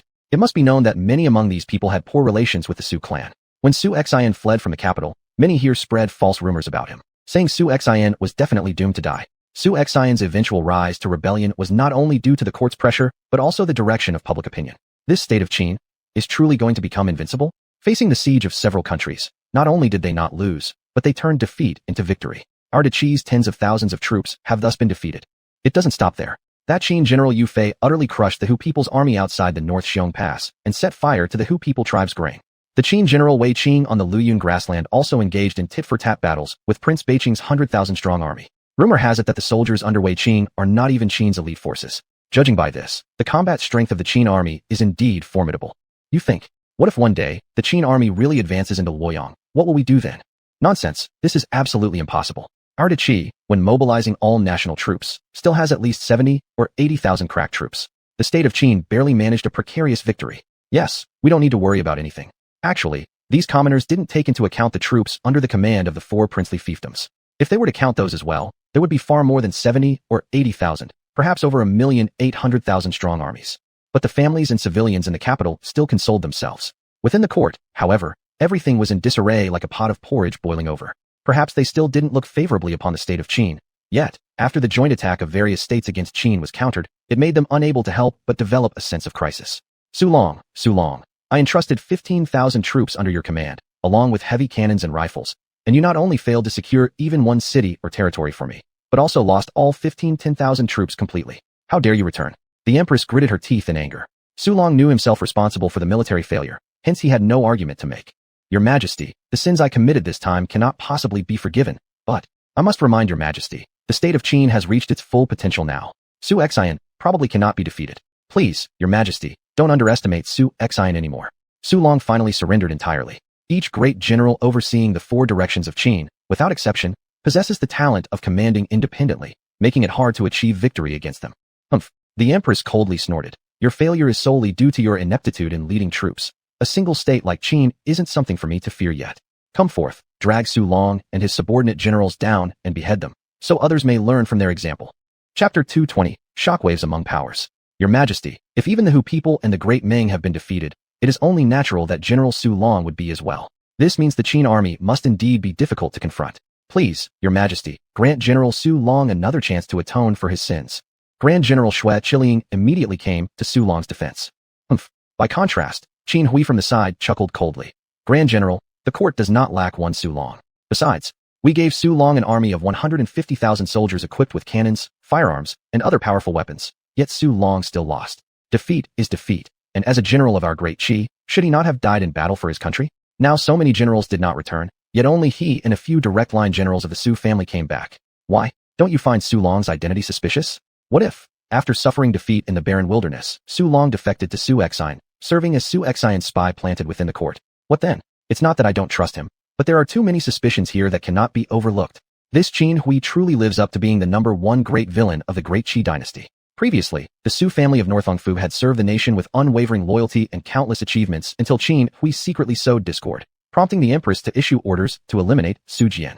Following this, Qin Hui seized the military powers and influence of the Su family step by step. The Su family held significant power in the court as well, though not as great as the former Su family. The sole reason the Su family survived until now was due to their service under the Empress' command, faithfully executing her tasks unlike the Su family, who stationed troops on the frontier and controlled forces independently.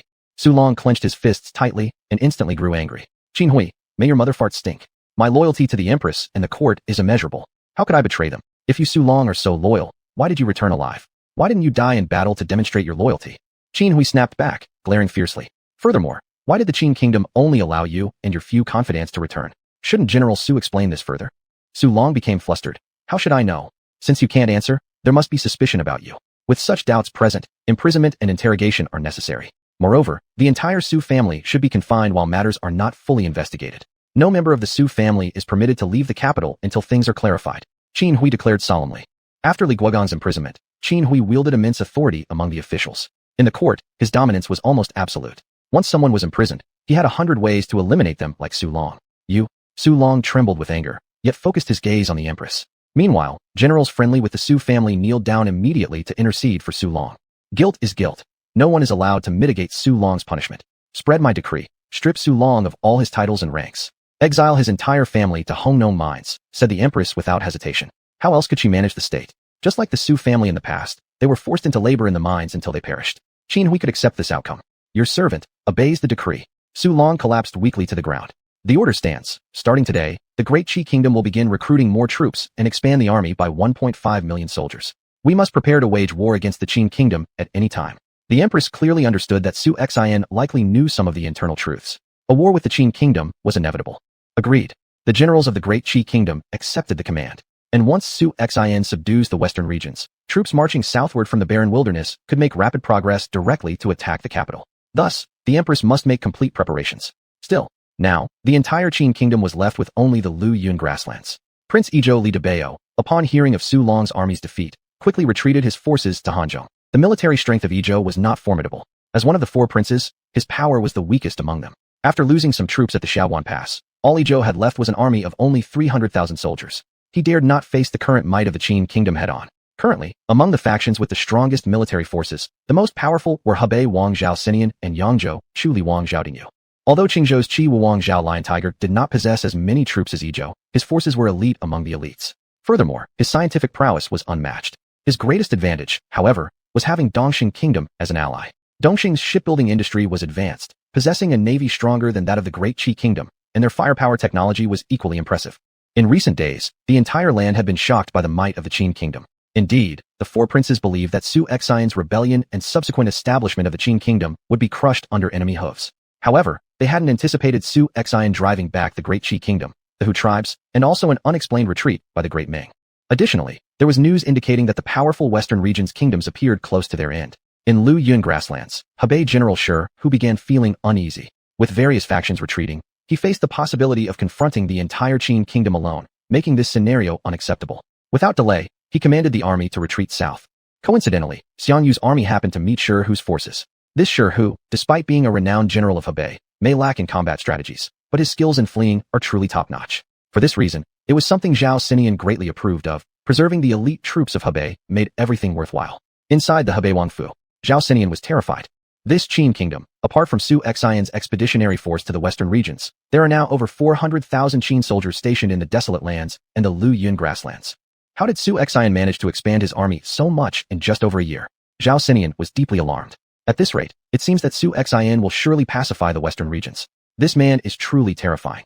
He has managed to reclaim the western regions that have been separated for 100 years. Everyone, speak up. What should we do now? Once Su Xuanhuan realizes this, the first ones he seeks to take revenge on will definitely be us from Hebei.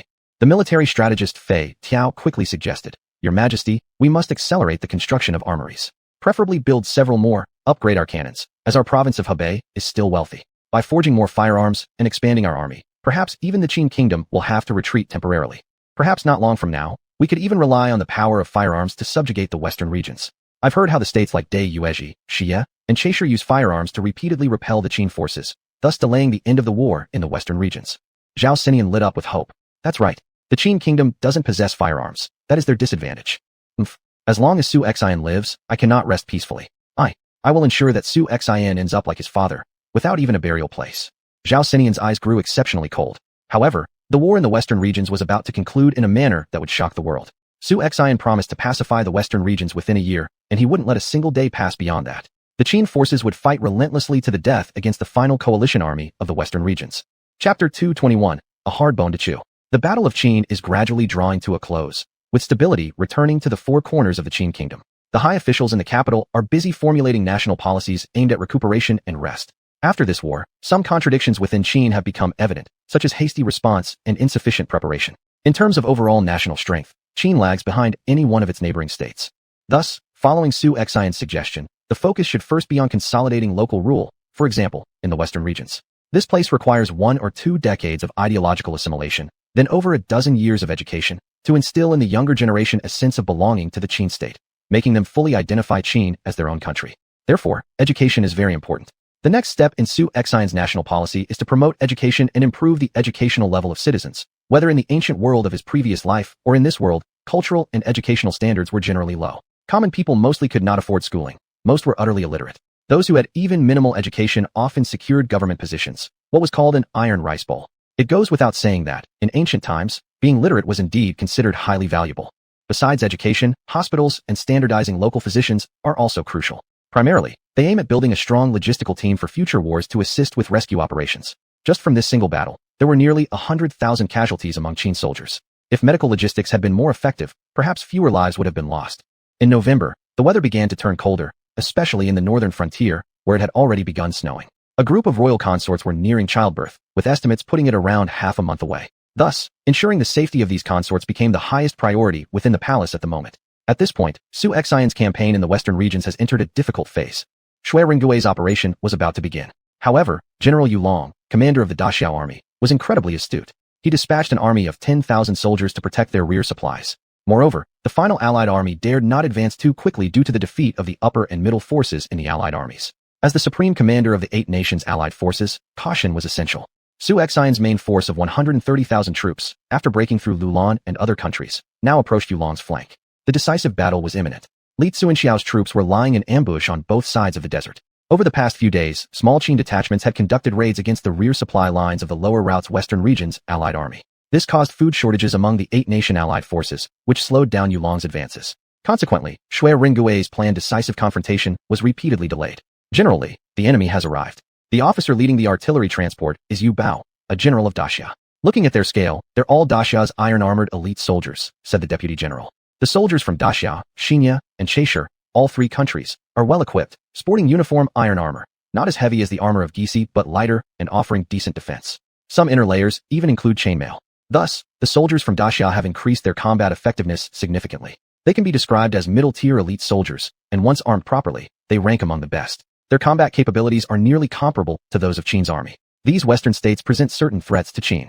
Once the western regions are conquered, the Qin army will face the proper western armies. So far, trade between them had gone smoothly, but a skirmish or clash would be catastrophic.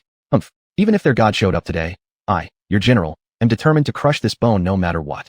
Li Xuanxiao declared loudly. All of you, listen to my commands. No rash actions.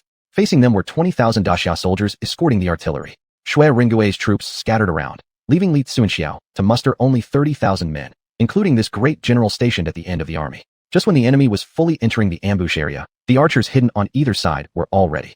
Archers, release. As Li Xuanxiao gave the order, the Qin archers hidden on both sides of the Gobi Desert immediately rose to their feet almost simultaneously, densely packed together stretching endlessly. In an instant, countless arrows shot forth.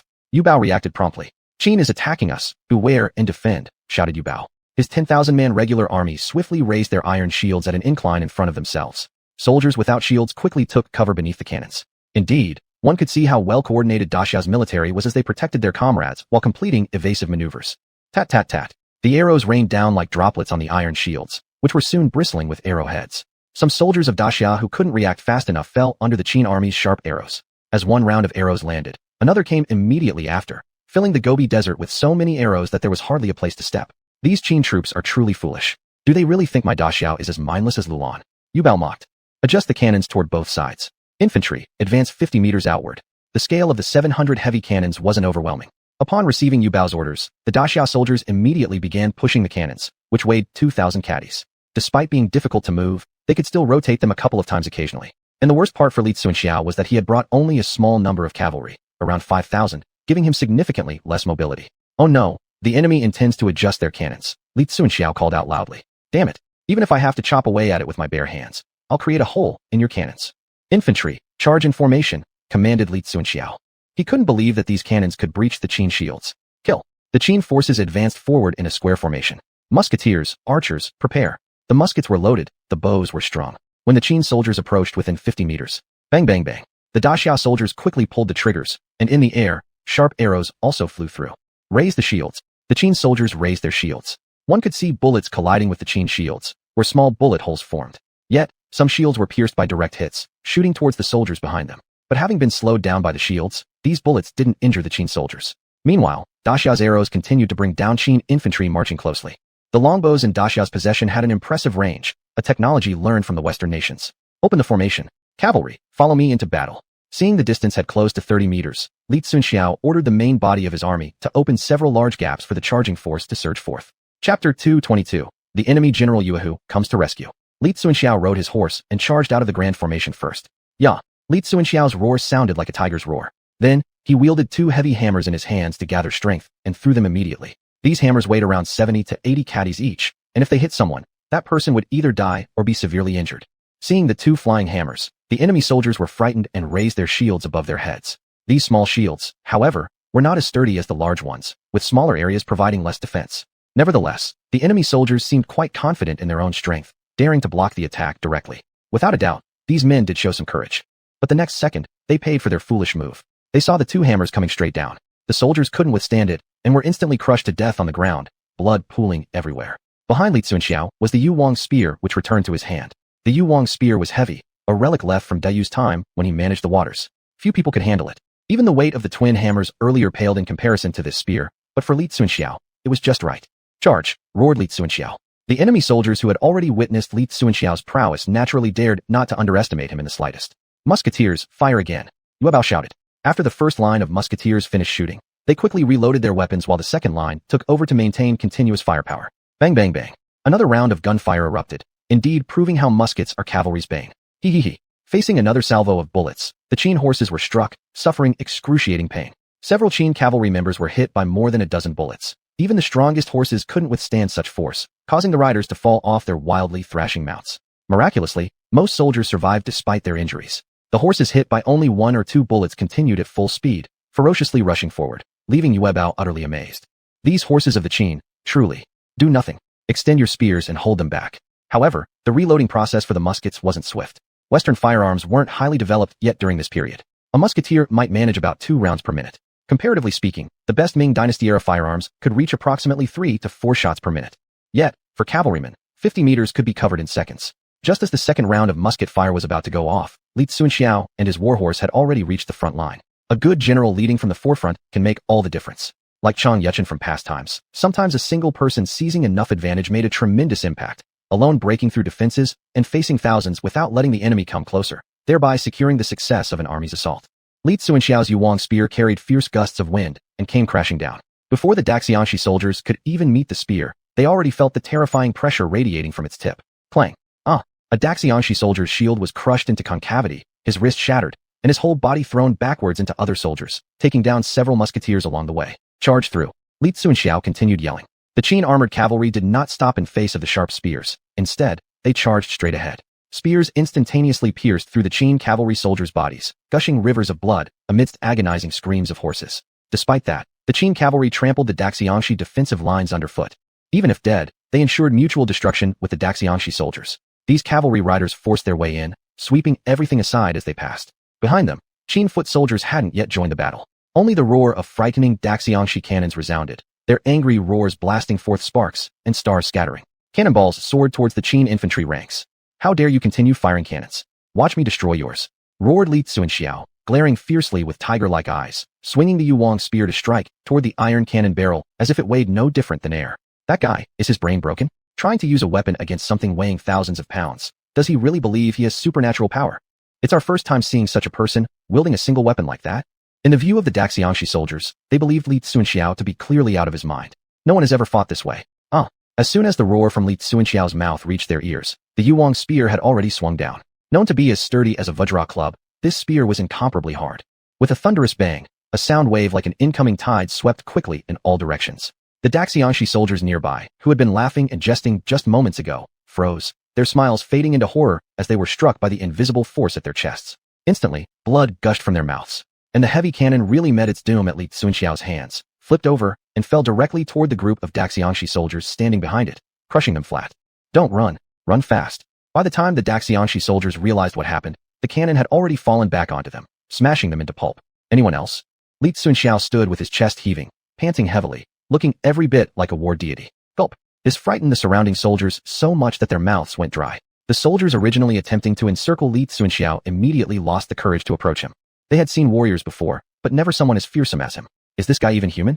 What tremendous strength. Whoever dares to step forward will die. The Daxianshi soldiers couldn't calm down from the shock. Even Yu Bao, who had thought Li Xuanxiao foolish before, now no longer dared to underestimate him. What kind of person was he fighting? An animal? General Yu Bao was so startled that he took several steps back. He did not want to fight such a man, knowing one strike from that spear would be enough to take him down. Despite Li Xuanxiao's impressive display, however, his arms trembled as well. Showboating could only go so far without exhausting oneself. At this moment, the Qin army charged in, both armies fiercely battling against each other. Determined to protect the explosives, the Daxianshi soldiers held firm, not retreating a single step. Yet despite their resistance, the Qin soldiers' combat effectiveness proved overwhelming. General, we may not be able to hold our ground today. Look, Li Xuanxiao is coming for us, the lieutenant exclaimed in alarm. Li Xuanxiao's target? Clearly, it was Yu Bao. There was no denying the Qin troops' formidable combat capabilities, combined with their numerical superiority. Though the Daxianshi soldiers fought valiantly, they still found themselves outmatched. General Yu Bao, don't panic. General Yu, who has arrived with reinforcements. Suddenly, General Yu, who leading 20,000 cavalry, came galloping rapidly onto the battlefield. Chapter 223. In terms of fighting to the death, no one can match the Qin army. Yu Bao, who originally intended to retreat, was now greatly boosted in morale and spirit upon seeing the 20,000 cavalry led by Yu Hu. Good, General Yu Hu has arrived just in time. All troops obey my command. Annihilate all Qin soldiers. Yu Bao shouted loudly. The entire Daxianshi army regained its confidence and prepared for a bloody battle with the Qin army. Even the artillerymen of Daxianshi grabbed their weapons to fight against the Qin army. To them, once the Daxianshi cavalry appeared, this war would already be an inevitable victory. Everyone understood how important cavalry was on the battlefield. Once they engaged in close combat, the cavalry would charge through like cars colliding. However, what restored their morale could only be attributed to Yu Hu. They knew that the Qin general Li Xuanxiao was unstoppable and incredibly fierce, but they had immense trust in their own general Yu Hu. The first most powerful warrior of Daxianshi, in their hearts, Li Xuanxiao was absolutely no match for Yu Hu. Nevertheless, they were blindly confident, possibly unaware of Li Xuanxiao's influence during the Huaxia period. The prestigious title as the foremost among the 13 protectors did not come without reason. It was earned from countless battles amidst piles of corpses and rivers of blood. Whoever kills Li Xuanxiao will be rewarded with 1,000 gold pieces and ennobled as the lord of 10,000 households. Yu Hu roared, "Kill Li Xuanxiao, rewarded with 1,000 gold pieces, ennobled as the lord of 10,000 households." In an instant, all the Daxianshi soldiers on the battlefield became excited and agitated. More and more troops gathered around Li Xuanxiao, all vying for this great merit. It was a universal truth that under generous rewards, brave men will emerge. Ha ha ha. At this moment, Li Xuanxiao burst into laughter, the laugh so arrogant. You want my head? Come then, let's see if any of you have the ability to take it. In a split second, Li Xuanxiao's battle intent surged, his whole body's muscles swelling up. Then two mounted generals rushed directly towards Li Xuanxiao. Li Xuanxiao, right? We've heard you've killed quite a number of people in the western regions. Today, the two of us, generals of Daxianshi, shall meet you. The two warriors stood side by side, each wielding a large gourd-shaped mace weighing roughly 20 jin. Idiots, don't be reckless. Li Xuanxiao is incredibly ferocious. Yu Bao hurriedly shouted. But before he finished, the two were already before Li Xuanxiao, too late to retreat. However, Yu Hu had immense confidence in these two mace generals under his command. General Yu Bao, do not panic. The outcome of this battle is still unknown. These two are my two most formidable generals, skilled beyond compare. On the western battlefields, they have slain many warriors of foreign countries. Yu Hu declared with great assurance. Hey, Yu Bao was stupefied.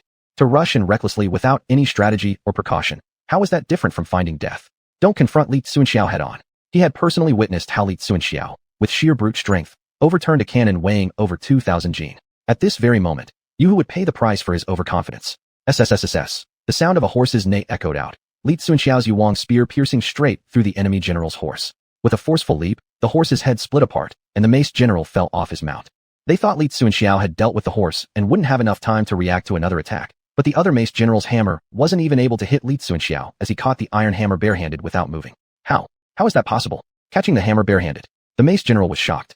As he tried to retreat, Li Xuanxiao pulled his Yuang spear back, using the end of it to pierce through the enemy general's body. A mere 20 jin hammer dares to be so boastful. Li Xuanxiao sneered coldly. Seeing the mace general fall, Li Xuanxiao felt that his two heavy hammers, weighing over 100 jin, paled in comparison to his much heavier Yuang spear. Two such small hammers were like wielding a big knife in front of Guan Yu. The other person, his face filled with terror, realized that this man slaughtered others with such ease, and even flipped his warhorse effortlessly. It's your turn. Li Xuanxiao's tiger-like figure trembled as he spurred his horse forward, landing another spear blow directly onto the enemy general's head, instantly smashing it into pieces. Yu Hu was startled and began to seriously consider Li Xuanxiao. His two most capable generals were thus easily defeated. The Daxiangshi soldiers also looked incredulous. Perhaps, in the eyes of those in the western regions and further west, Easterners mostly lean and not highly combative. However, the terror of this individual made everyone tremble with fear. Yu Hu, quit dilly-dallying and come challenge me quickly. Don't be a coward. Li Xuanxiao immediately started to provoke him. If he could eliminate Yu Hu, the morale of the Daxiangshi soldiers would drop dramatically, allowing the Qin army to secure victory at minimal cost. However, it has to be said, after playing so many low-level replicas for such a long time, Daxiangshi is considered a high-level replica. Arrogant fool, let me come and kill you. Yu Hu was instantly enraged. He who had killed countless enemies in the West, regarded no one as his equal. After speaking, just as he was about to move forward, Yu Bao stopped him with a firm grip. General Yu Hu, don't be reckless. What? Do you think I, General Yu Hu, will lose to him? Yu Hu shouted angrily. General, you don't know. This Li Xuanxiao just used sheer brute force to overturn a cannon weighing over 2,000 jin. This level of strength must not be underestimated, Yu Bao hurriedly explained. What? Yu Hu found it hard to believe. Upon glancing at the cannon lying on the ground, he felt shocked waves like storms inside his heart. Yu Hu understood his own strength. Despite having cut down so many Western war generals, even he couldn't have the strength to overturn a cannon weighing 2,000 jin by brute force alone. This was simply an impossible task. Encircle Li Xuanxiao, and under no circumstances allow him to escape. A warrior as powerful as this could not be allowed to live. Surely, he would become a major threat to the Daxiangshi Empire. Upon receiving the order, the cavalry surrounded Li Xuanxiao from all sides. But who could possibly stand up against the ferocity of Li Xuanxiao? Almost anyone who dared to approach him would fall before even engaging in combat.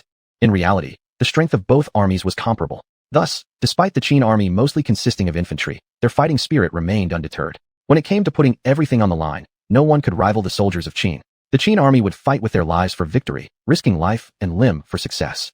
Even the enemy's advantage of horse-mounted warriors meant nothing. There was no fear in the eyes of the Qin soldiers. What chilled the hearts of the enemies the most was the sight of fallen Qin soldiers still resisting even in death. Without weapons, they actually bit into the horses' legs. It was incomprehensible. What kind of reincarnation were these Qin soldiers that they managed to bite through the legs of the horses? Those beasts too are made of flesh and blood. They feel pain. In panic, the horses would flip rider and all together. Chapter 224. Destroy all heavy artillery. The entire battlefield was in chaos. Even Yu Hu, a veteran of countless battles, had never seen such a terrifying army. Perhaps, he understood one thing. The Western region's army without heavy artillery simply wasn't a match for the Qin army. Ha ha ha. Long live the king of Qin. Long live the Qin kingdom. The Qin soldiers were almost driven to madness. Their expressions more grotesque than ever, like demons from hell. Battling such an army was a nightmare for Yu Hu. Crazy bastards, a group of lunatics. Yu Hu couldn't help but curse aloud. On the battlefield, their newly arrived reinforcements were actually frightened. Many Daiweizi soldiers fled at the sight of Qin soldiers, as if they had encountered ghosts. No retreat. Nobody retreats. Yu Hu shouted. Boom. Just as he finished speaking, a crisp explosion was heard. In front of Yu Hu, a mushroom cloud-like flame shot straight up into the sky. More than 10 Daiweizi soldiers were swallowed by the blast shockwave and died instantly. Naturally, several Qin soldiers didn't escape unscathed either, having held lit firebrands in their arms along with oil, originally hoping to drive away the Daiweizi soldiers. But the Daiweizi soldiers' ferocity exceeded the Qin soldiers' expectations, especially with the advantage of cavalry, causing significant losses to the Qin side. Thus, even in death, they must ignite the enemy's bombs, taking them down together. This explosion occurred in an orderly rhythm, continuously resonating. Gulping, Yu Hu's chest heaved wildly, breathing becoming difficult. Unconsciously, his forehead beaded with cold sweat. To battle against such an army is the greatest mistake made by Daiweizi. Yu Hu said involuntarily. This is an army even more fearsome than devils. Watch out, General Yu Hu. While Yu Hu's mind wandered, a sudden sense of immense terror washed over him. He saw Li Xuanxiao's Yuang spear charging towards him. Thankfully, Yu Hu reacted quickly, turning and narrowly avoiding it. From this, it was clear that Yu Hu's martial prowess was rather profound. It's interesting that you could dodge my spear. Li Tsunxiao also showed surprise. As a first-class general, Yu Hu clearly sensed the power of Li Tsunxiao's spear. If struck by it, even being protected by qi would be insufficient to withstand it. Even while Yu Hu still rejoiced, Li Tsunxiao thrust his spear again. Despite the lengthy battle, Li Tsunxiao still had strength to launch another full-strength attack on Yu Hu. How infuriating. Is this person's fighting capability so much stronger than mine? Shocked, Yu Hu immediately swung his wolf-tooth club to counteract the attack. Crash. The collision between their weapons emitted an intimidating energy that shook surrounding soldiers and caused them to scatter. Yu Hu felt as if his tiger's mouth might shatter, sending a sharp pain coursing through both his arms. What formidable strength. In just one round, Yu Hu already experienced great fear. Interesting, let's go again. Li Tsunxiao attacked furiously, each strike more terrifying than the last. According to Yu Hu's reasoning, ordinary generals at this point should have nearly exhausted their shoulder and arm strength. Yet Li Tsunxiao grew fiercer the longer they fought. Finally, after dozens of exchanges, a powerful strike by Li Tsunxiao proved too much for Yu Hu to handle. He was thrown off his warhorse, spitting blood from his mouth. Sigh. To the eyes of the Daiweizi soldiers, Yu Hu had been an undefeated myth, but now he'd been struck down by Li Tsunxiao with one spear strike. General, are you alright? Several soldiers helped Yu Hu stand back up. You still retain some level of skill. Li Tsunxiao looked high upon Yu Hu. Today, these cannons, you will not take. Before I decide to kill, you better get out of here quickly. Yu Hu took a look around at the unfavorable situation. The outcome had not turned in their favor as anticipated. Their forces crumbled entirely under the Qin army, proving no match. Li Tsunxiao, there will be time in the future to settle this debt. I will definitely seek revenge. Retreat, all troops. Yu Hu seized a warhorse and sped off rapidly. Other Daiweizi soldiers scrambled away hastily. At least half of the Daiweizi soldiers perished in the engagement. While in this battle, the Qin army suffered losses nearing 50% as well. Since entering the western regions, this was the first time the Qin army had incurred such great losses. Of course, during the initial charge, the enemy's muskets and arrows working in concert did indeed inflict heavy damage on the Qin army. In fact, if the artillery and infantry could coordinate effectively, this would certainly produce good results on the battlefield. Once Qin acquired cannons, xuanhuan intended to train the army in this very way. Phew. Seeing the enemy retreat, Li Tsunxiao finally exhaled in relief. Finally, they've withdrawn? Li Tsunxiao's arms were trembling. To be honest, lifting that cannon just now had strained his sinews and bones. General, what should we do now? The deputy general asked. What else can we do? Gather all the enemy's heavy cannons, pile their shells together, and destroy them completely without leaving a single one. Only then can we prevail against them on the open battlefield, Li Tsunxiao said. But today's battle. The deputy general was concerned. We didn't gain much advantage. These Daiweizi soldiers are indeed fierce and elite. Don't worry. There isn't any bone the Qin army can't gnaw on. Although Daiweizi troops fight fiercely, not every nation in their allied army is like this. Daiweizi is an exception. Clear the battlefield quickly to avoid a counterattack by the enemy, Li Tsunxiao reminded him. Understood. The deputy general received the order. 600 heavy cannons were gathered in one place, and all the bombs were piled together. If this exploded, it would be quite catastrophic. Li Tsunxiao specifically ordered a long fuse to be laid. Then he pulled the army far back. As a roar louder than thunder sounded, thick smoke rolled up, and a fiery blossom slowly ascended. Yu Hu, who had just retreated not too far away, was troubled by the deafening noise. General Yu Hu, that was 700 heavy cannons, and we let the Qin army destroy them while we fled. If the Grand Marshal finds out about this, you and I probably won't have much of an excuse to give. Yu Bao was fearful. Fear nothing. Isn't the Qin army reputed as the #1 for steppe warfare under heaven? But even so, we still managed to slay over 10,000 of them today. That's a great achievement. Yu Hu replied. Besides, the Grand Marshal is one of us. On military discipline, naturally, there will be more leniency. Though Yu Hu spoke like this, in his heart, he was thinking that he never wanted to face Li Tsunxiao again. That man was truly terrifying. Chapter 225, Unification. The only thing Yu Hu was glad about was that, even though the heavy artillery was gone, their musket troops were still intact and remained superior to Qin's army on the battlefield. When Yu Hu and Yu Bao returned leading the remaining forces, with the heavy artillery destroyed and tens of thousands of shells exploded, Yu Long almost fainted from anger. Damn bastards. How many times have I told you? Even if all of you died, you must not lose the artillery. Is this how you protect our ordnance and cannons? 4 against 3, losing half your men and still being chased away, the honor of the Dakshuishi soldiers has been completely thrown away by you. Yu Long couldn't help but feel utterly humiliated. Yu Hu, are hailed as Dakshuishi's greatest general, yet you couldn't kill Li Tsunxiao? Was the Qin army too strong that it scared you off? Yu Hu received a barrage of insults. Commander-in-Chief, it's not that I fear death, but General Li Tsunxiao of Qin is truly ferocious. However, he could only fight me to a draw. Yet, the Qin soldiers fight like there's no tomorrow. There are still tooth marks from Qin soldiers on the horses brought back. They're nothing but a bunch of madmen. Yu Hu didn't dare to mention that he had almost been killed by a severely weakened Li Tsunxiao. Yu Bao beside him was also at a loss. That's right, Yu Hu's voice rose in defense. General Yu Hu is correct. Commander-in-Chief, You can't underestimate the Qin army. But we did contribute significantly. Their infantry is said to be the best in battle, unbeatable head-on. Yet this time, we eliminated more than 10,000 of them.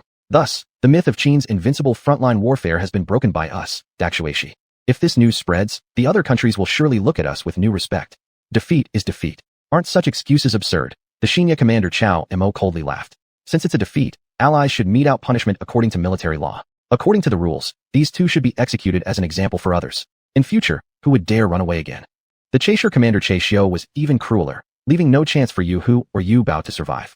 Although everyone knew the capabilities of Yu Hu and Yu Bao, both had earned their renown through countless battles. If they were dead, for the countries of Western region, eliminating these two adversaries would indeed remove potential threats. Yu Hu's face darkened, looking at Chao Mo and Che Xiu. All right then, are you suggesting to kill the horse once its use is over? Without xuanhuan, do you think the two of you alone could defeat the Qin army and chase them eastward for hundreds of miles? You better try your luck against the might of the Qin yourself. It was always you long in command, leading the army relying on superior weaponry to put some pressure on xuanhuan's army. Hence, the perception by Chaisher and Xinye was that even the invincible Qin army wasn't something special. They were still being chased around. Maybe they thought that without xuanhuan, defeating the Qin army wouldn't be that difficult. Chao Mo gave a cold laugh. From my perspective, the Qin army has lately been chased like rabbits, fleeing here and there, unwilling to fight us directly. They don't seem so tough after all. Even without xuanhuan, we will win anyway. General Che Xiu, what's your opinion? Che Xiu nodded. Exactly. Apparently, there were divisions within the 8 nations coalition.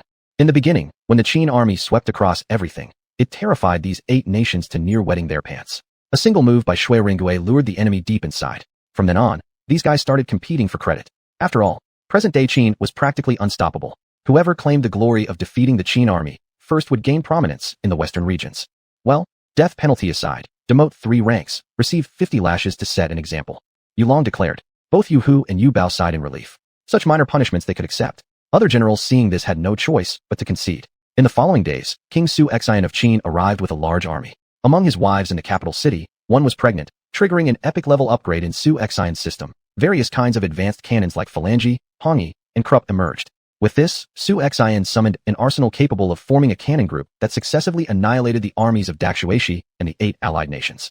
Xuanhuan achieved the unification of the western regions and led the massive army southward, initiating a fierce attack towards Central Plains. A million-strong army surged southward, launching an aggressive assault on the Central Plains.